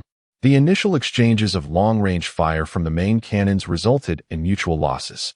Subsequently, the Divine Falls surged forward at high speed, charging directly into the fray. The Deep Wing Corporation had deployed an unknown number of Divine Falls, while Xia Mu and his companions also charged out of their ship, engaging in fierce combat with the enemy's Divine Falls. In such dire circumstances, allowing the Divine Falls to approach their vessel was absolutely inadvisable. Given their agility, it would not take long for them to completely obliterate the ship. At this moment, Xia Mu stood up and commanded, "Alice, engage autopilot." Alice, brimming with excitement, nodded eagerly. "Finally, it's my turn." Beside her, Lin Mingxi's Divine Fall was already primed for action. Moments later, the two burst forth from the interior of the devouring gold and joined the external battle. Lin Mingxi established a private connection, creating a small channel between them. "Our chances of winning outside are slim. We must find a way to penetrate their interior. Their superiors, along with valuable data and equipment, are inside, and they cannot unleash their full potential." "Understood," Xia Mu replied, his Tang Dao flashing with brilliance as he severed the corpses of two charging Divine Falls. The battle quickly escalated into a frenzy, with explosions and swirling dark energy illuminating the skies above the base. Lin Mingxi delivered a powerful punch that caved in the chest of a nearby Divine Fall, simultaneously shouting in the public channel, "Let us push forward." After uttering this command, she muted the public channel. Continuing to broadcast would only distract her. Their role had ended here. How the battle would unfold was beyond her intervention. She could only provide a general direction. Fortunately, those who had managed to evade the relentless pursuit of Deep Wing were all clever individuals. At this moment, the numbers of both sides' Divine Falls were roughly equal. But this was merely a temporary state, as fresh reinforcements continued to emerge from within. In such a scenario, selecting advantageous terrain became crucial. Once Xia Mu entered the battlefield, he transformed into another person, remaining silent as he wielded his dual Tang Dao like chains of fate, claiming a life with each strike. He favored engaging in crowded areas. Amidst the throng, his blade movements became mere afterimages. As he emerged from a cluster of foes, numerous shadows swiftly manifested, akin to an executioner beheading his victims. Swish! A small group of 10 was instantly decapitated, drawing the attention of many on the battlefield. Within the Deep Wing's temporary channel, the commanding voices momentarily faltered. After a brief silence, a voice finally broke through. "Focus on that individual. Do not approach. Wait for Goulet to make his move." Goulet was one of the most formidable powerhouses residing within the base, utilizing a set of black Divine Falls that appeared unremarkable, lacking distinctive features. Yet, how could an individual of TNG caliber be ordinary? At that moment, he was swiftly ascending from the courtyard, having overheard the call for assistance, his brow furrowing slightly as he summoned the battle footage. He was a strategist who never engaged in battles without confidence. It was his life motto to meticulously study his opponents before making a move, discerning their habits and weaknesses to strike decisively. This methodology had led him to countless victories over peers of similar strength. Even now, despite the fact that none present were Xia Mu's match, he remained intently observant. Whoosh! Whoosh! A figure whizzed past him, followed by 5 others that swiftly leaped out of the courtyard. Goulet's thoughts raced, evidently. All the other Tianji-level powerhouses within the base had been mobilized. Accelerating, he swiftly exited the courtyard but did not immediately seek out Xia Mu. Instead, he squinted slightly, lingering at the battlefield's edge and occasionally dispatching weaker Divine Falls with ease. Much of his focus remained on Xia Mu and another Tianji powerhouse within the base, Chao Yejian. As Goulet delayed his arrival, the commander of this operation had no choice but to assign the task of containment to another Tianji powerhouse. Otherwise, given Xia Mu's terrifying pace of slaughter, this squad might indeed be insufficient to withstand him. Chao Yejian wielded an entirely black Divine Fall, brandishing a long sword adorned with several tail fins, beneath which were miniature maneuverable engines. This unique design enabled him to outpace and outmaneuver other Tianji-level divine falls on the battlefield. Chao Yejin had naturally noticed the rampaging Xia Mu. Upon receiving the command, he wasted no time in soaring towards him. With a soft sound, a tempest of plasma energy enveloped his longsword, making it appear like a luminous blade from a distance. As he approached Xia Mu, he executed a simple yet devastating strike, its speed rendering it fearsome. Xia Mu slightly sidestepped, avoiding this lethal blow with minimal movement, and countered with a diagonal slash of his Tang Dao. Chao Yejin raised an eyebrow, retreating with a swift motion. In their initial encounter, he swiftly gauged Xia Mu's level of skill. How intriguing! Even amidst those mice we've been hunting, there exists such a formidable adversary? Xia Mu remained silent, unaware of Chao Yejin's musings, and lunged forward with his Tang Dao. Too slow, Chao Yejin sneered, his shoulder fins moving with an uncanny rhythm, allowing him to dart behind Xia Mu like a phantom while striking with his sword. Clang! The plasma-coated blade struck Xia Mu's back, meeting a barely visible energy shield that prevented its penetration. Chao Yejin was momentarily taken aback and unleashed several rapid thrusts. However, Xia Mu had already reacted, pivoting to deliver a counterattack. Chao Yejin hastily blocked, feeling an overwhelming force surge towards him, sending him crashing backward. From a distance, Goulet's eyes lit up. Was that a core explosion? It seemed that Chao Yejin's failure to pierce Xia Mu earlier was due to his defensive capabilities. He subtly maneuvered closer to their skirmish. Before Xia Mu could pursue the retreating Chao Yejin, the latter surged back with even greater speed, a strange dark energy enveloping him. Plasma swirled around his sword like a raging inferno. In that moment, he appeared clad in a fiery plasma aura. A divine fall fortuitously crossing his path was brutally struck, letting out a harrowing scream as it was instantaneously incinerated. The dark energy surged forth, augmenting his speed once more as he charged at Xia Mu. Amidst the clash of blades, the two exchanged dozens of strikes, the Tang Dao meeting the long sword like the sharpest of needles. Chao Yejin frowned, retreating during their exchanges. Xia Mu's defenses were exceedingly strained. The dual functions of the two cores, one for explosive power, the other for defense, could indeed prolong their battle significantly. Yet, he had only utilized the plasma core's abilities thus far. The second core remained dormant, leaving him to deliberate whether to activate it for a swift execution of Xia Mu. Suddenly, an unusual figure appeared on his radar, prompting a chilling smile from Chao Yejin. Did he wish to claim the kill? Crackle! Restless thunder began to manifest around him, the lightning coalescing into a large spectral figure that mirrored his own form, hovering ominously at his back. As he slightly leaned forward, the phantom of lightning mimicked his gesture. Bending down, boom! A deafening thunder erupted as a bolt of lightning descended upon the phantom, causing Chao Yesho's form to suddenly blur. A residual shadow swept across the battlefield, swiftly reaching Xia Mu's front, delivering a strike devoid of embellishment yet imbued with unparalleled speed. Xia Mu's expression tightened, and in an instant, he vanished from his original position, evading what was nearly an inevitable strike. The mist did not deter Chao Yesho. He surged through the battlefield, encountering 5 or 6 divine beings in his path, who, caught unawares, were pierced in an instant. In that moment, Chao Yesho's figure pierced through the battlefield like a flash of lightning. Xia Mu furrowed his brow, glancing at the phantom left behind, a sense of crisis enveloping him, prompting him to move again without hesitation. The lightning phantom, in turn, lunged forward like a keen sword. The figure of Chao Yesho appeared unexpectedly not far from Xia Mu, his expression behind the mask a curious blend of amusement and enigma. His swift reaction revealed the true essence of his second core ability.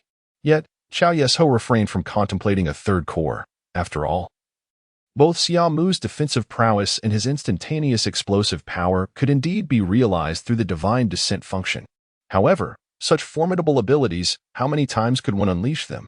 As he mused, Chao Yesho surged forth once more, a phantom of lightning materializing behind him, albeit slightly delayed in its movements. In a clash of blades, Chao Yesho deftly evaded, the lightning specter following closely in pursuit. From behind Xia Mu, shadows emerged to confront the lightning figure, the ghostly form clashing forcefully against it. This confrontation granted Xia Mu a moment to evade, and he retreated without hesitation. Yet, Qiao Yesho, acting with uncanny foresight, anticipated his retreat and struck down fiercely with his sword. Xia Mu vanished once again, reappearing at a short distance. In the shadows, Gulei erupted with ferocity, slaying the Caoyang-level divine descent that had engaged him in combat for a prolonged period. His figure simultaneously vanished in a blur. With a low growl, Gulei, now cloaked in invisibility, charged towards Xia Mu. Having bided his time, he unleashed the full potential of both his core abilities. As he approached the increasingly imminent figure of Xia Mu, a cruel smile graced his lips, envisioning the moment when his dagger would pierce Xia Mu's back. His audacity stemmed from his assessment that Xia Mu's prior display of combat intensity against Qiao Yesho was insufficient to support a fourth blink. He believed he had discerned the intricacies of the star-piercing ability and core functionalities.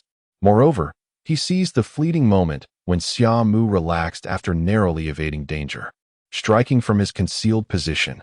From any perspective, the timing of his attack was impeccable. Closer and closer he drew, his dagger seemingly piercing through the very fabric of space. In the final instant, however, Gulei beheld a rapidly enlarging dragon's claw. His fully thrust dagger met a solid dark energy shield, and the force reverberated, further solidifying the shield's strength. Energy-absorbing armor. The third core. Gulei's eyes widened in disbelief as darkness enveloped him. A dragon's claw grasped his head, and despite his instinctive attempts to escape, he felt his body plummeting at a terrifying speed.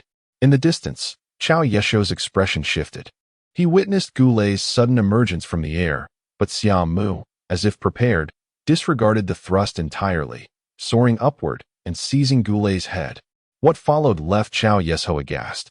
Gulei's desperate thrust not only failed to penetrate Xia Mu's divine descent, but was instead used by Xia Mu to propel him towards the ground base. By the time Qiao Yesho sought to intervene, Xia Mu and Gulei were already less than 50 meters from the surface. Boom! The metallic flooring of the base trembled, creating a massive indentation. Qiao Yesho's eyelids twitched as he beheld the crater on the robust alloy floor. Xia Mu crouched slightly, a dragon's claw withdrawing slowly from Gulei's head, which was embedded in the metallic surface. Withdrawing his hand, Gulei ceased to struggle, and Xia Mu slowly raised his gaze towards Qiao Yesho in the heavens. In that moment, Qiao Yesho realized the magnitude of his error. He had gravely misjudged the situation. Their prior skirmish had led him to believe he had subdued Xia Mu, compelling him to reveal his trump card. Yet, in truth, Xia Mu had merely been wary of the lurking Gulei. What formidable battlefield insight and strength! Recalling that instant when Gulei's dagger launched, Xia Mu's response seemed to anticipate Gulei's manifestation. To assert that this was not premeditated would be utterly implausible to Qiao Yesho. This revelation underscored that throughout the battle, Xia Mu's focus had never truly been on him. Most importantly, from the onset of the conflict, Xia Mu's display of core abilities had instilled a sense of dread within him. The shadow that seemed to share a common origin with his dual-born thunder core, the blink ability, and the energy-absorbing armor that deflected Gulei's full-force thrust, coupled with his half-dragon state of divine descent. The more he pondered, the colder his heart grew, even igniting an inexplicable urge to flee. At that moment, a mere glance from Xia Mu extinguished Qiao Yesho's fighting spirit. As Xia Mu ascended towards the sky, he activated his engines and fled without hesitation. The battlefield shifted rapidly as Qiao Yesho found himself pursued by Xia Mu. Everyone else became aware that Xia Mu, in a 1 versus 2 scenario, had not only slain one but was now in pursuit of another. Lin Mingxi, entangled with 2 Caoyan-level divine descents, could not help but grimace at the sight. Truly, a monster was a monster. The pressure he exuded was unlike anything she had previously encountered. It seemed she too must strive harder. As her gaze returned to the 2 combatants before her, it deepened with resolve. The primary core erupted with full force. Lin Mingxi extended her right hand, 7 blades from her back separating and hovering at her side. Bang! The crisp sounds echoed as segments of blades coalesced into a somewhat broad long sword. As the 2 approached simultaneously, A fierce glint flashed in Lin Mingxi's eyes. She ceased to evade and instead surged forward, her long sword swinging violently before she even reached them. In that instant, the long sword's segment split apart. Extending its length dramatically, the 7 blades interconnected by the gravitational force of the primary core. The transformation of the long sword compelled the two to instinctively recoil. Yet Lin Mingxi abruptly whipped the weapon, causing the gravitational force to surge, pulling the long sword back before advancing once more. With a spinning kick, the two were forced to retreat, unaware of the hidden sharp blades concealed beneath the kick. Whoosh! The blades flashed past, and the two widened their eyes, barely managing to block with their weapons. The impact of the blades was far more potent than they had anticipated, sending them spiraling uncontrollably backward. Seizing the moment of their disarray, Lin Mingxi redirected the gravitational force upon herself, launching forward like an arrow released from a bow. Selecting one of the opponents, she pressed her hand against his chest, softly commanding, "Gravitational collapse." Thuds echoed ominously as the individual froze, rendered immobile. Had one been able to inspect his divine descent, they would have found his flesh and organs compressed into a thin layer at the center of his chest. At this moment, the other finally reacted, witnessing Lin Mingxi's approach. His expression shifting dramatically. Without a moment's hesitation, he turned to flee, yet felt as though he were mired in quicksand, his speed drastically diminished. Gritting his teeth, he recklessly activated core overload, dark energy surging through him, fueling a boundless reservoir of power that bolstered his confidence immensely. Frost enveloped his hands, solidifying into an icy armor. He exhaled slowly, and when he lifted his gaze once more, determination filled his eyes. With his engines ignited and ice sword in hand, he charged forth. The clash of the ice sword against Lin Mingxi's long sword resonated. Against all odds, it did not shatter, instead withstanding the impact resolutely. However, in the next moment, as the tension between the two parties dissipated, Lin Mingxi's long blade shattered into fragments, aimed directly at the opponent. 7 razor-sharp edges, as if endowed with a consciousness of their own, swiftly descended upon his icy armor.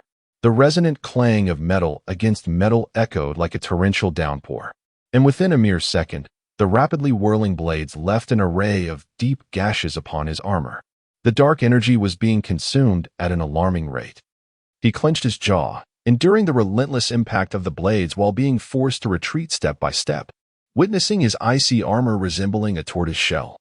Lin Mingxi furrowed her brow, inhaled deeply, and bent forward, elbows drawn back, surging ahead. The man, compelled to passively withstand the onslaught of the blades, could only watch as Lin Mingxi delivered a fierce punch to his body. In that critical moment, he could only cross his arms defensively in front of himself.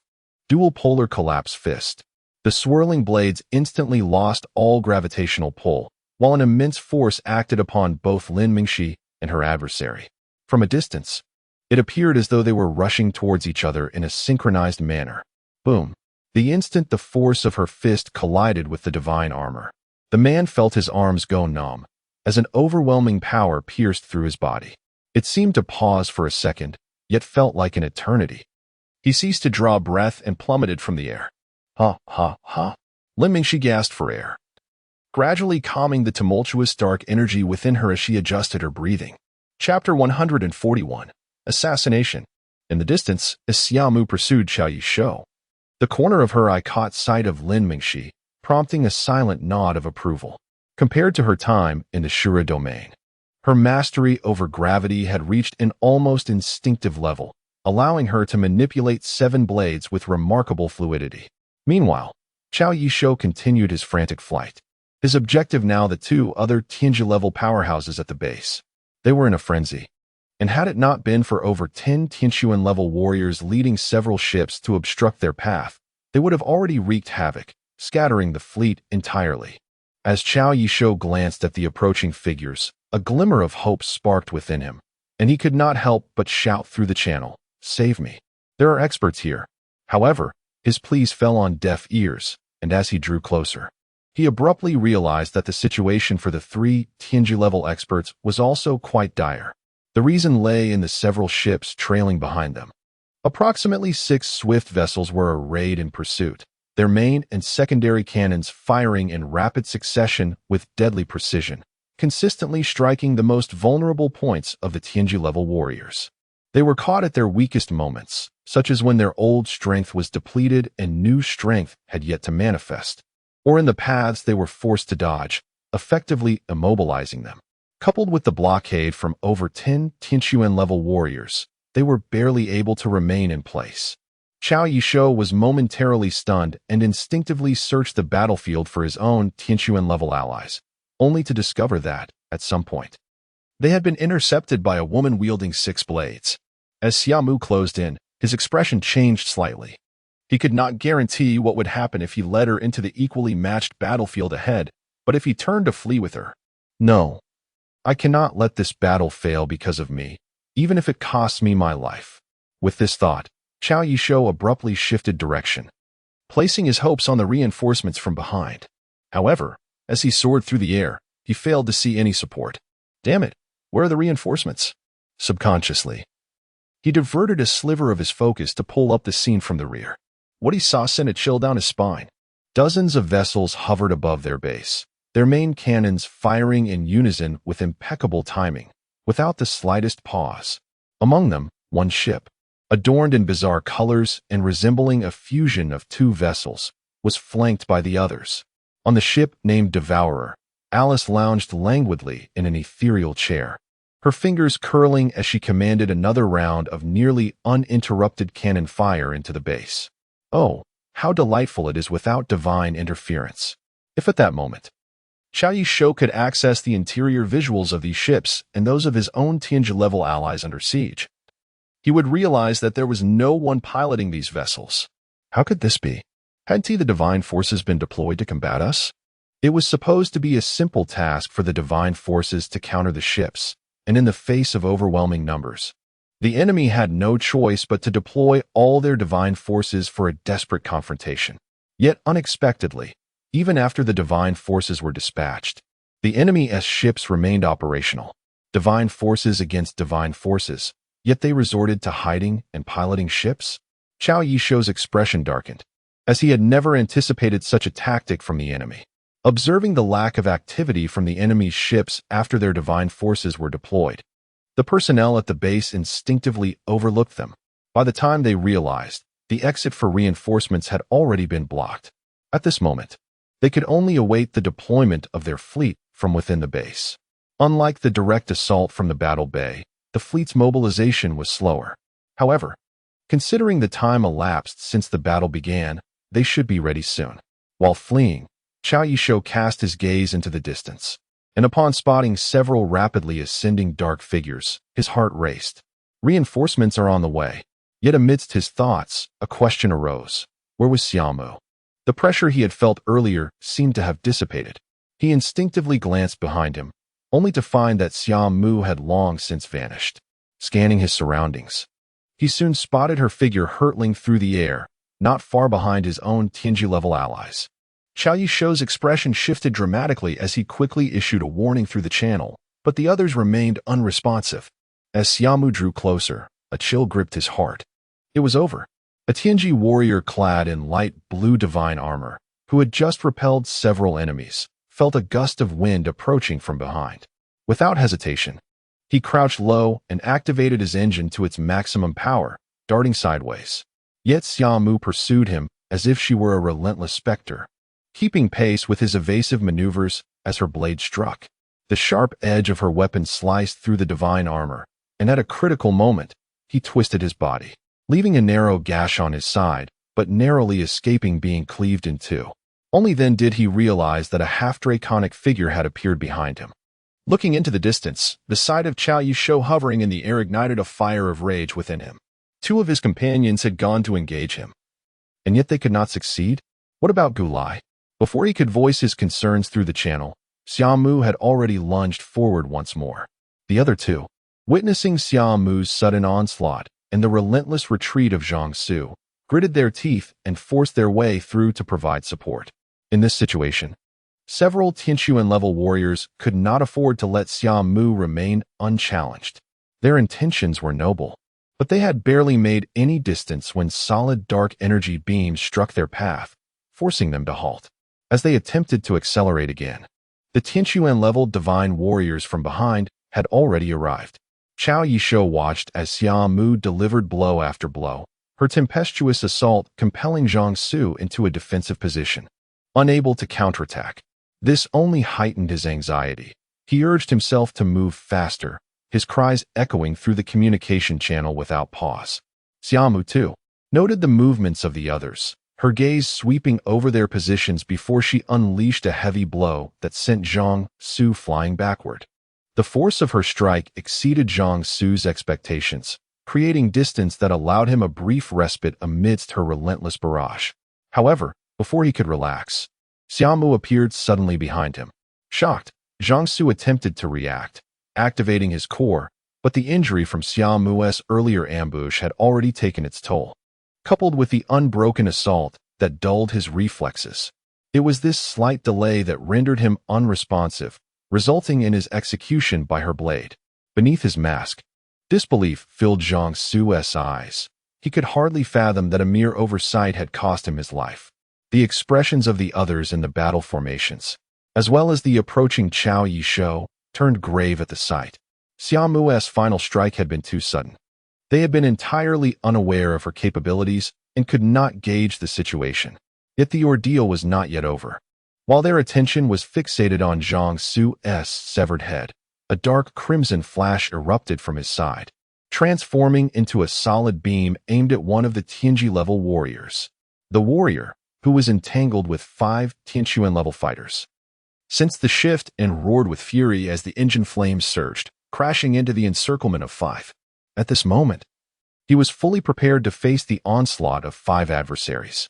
A dense shadow enveloped his divine manifestation, as if it possessed the power to devour all in its path. Yet, contrary to expectations, the 5 celestial-level beings exhibited no intention of pursuing him. Instead, they retreated in haste the instant he charged toward them. Alarm bells rang in his mind as he recalled that it was the assistance of the spacecraft that had previously rendered them so vulnerable. However, since the arrival of the summer twilight, the ship had ceased its barrage. What could it possibly be doing? In response to his confusion, a remarkably robust particle beam surged forth.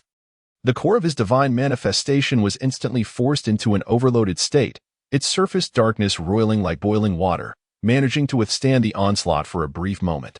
Yet gradually, the darkness began to disintegrate, exposing his divine form, which was swiftly obliterated. A piercing scream echoed, and in an instant, all shadows shattered as a celestial-level powerhouse was utterly vaporized by the main cannon of the spacecraft. Chapter 142. The Assassin 2 crystalline cores soared away in an instant, propelled by the impact of the particle beam. Humph, only I can understand you. On the ship Devourer, Alice glanced at the screen where Summer was located, a smug smile gracing her lips. The sudden discharge of the main cannon took everyone by surprise, yet it did not cause Summer to falter for even a moment. He activated the engine and charged toward the last remaining Tianji-class vessel. At that moment, Qiao Yishou finally approached the battlefield. Song Quan, hurry. This person is a monster.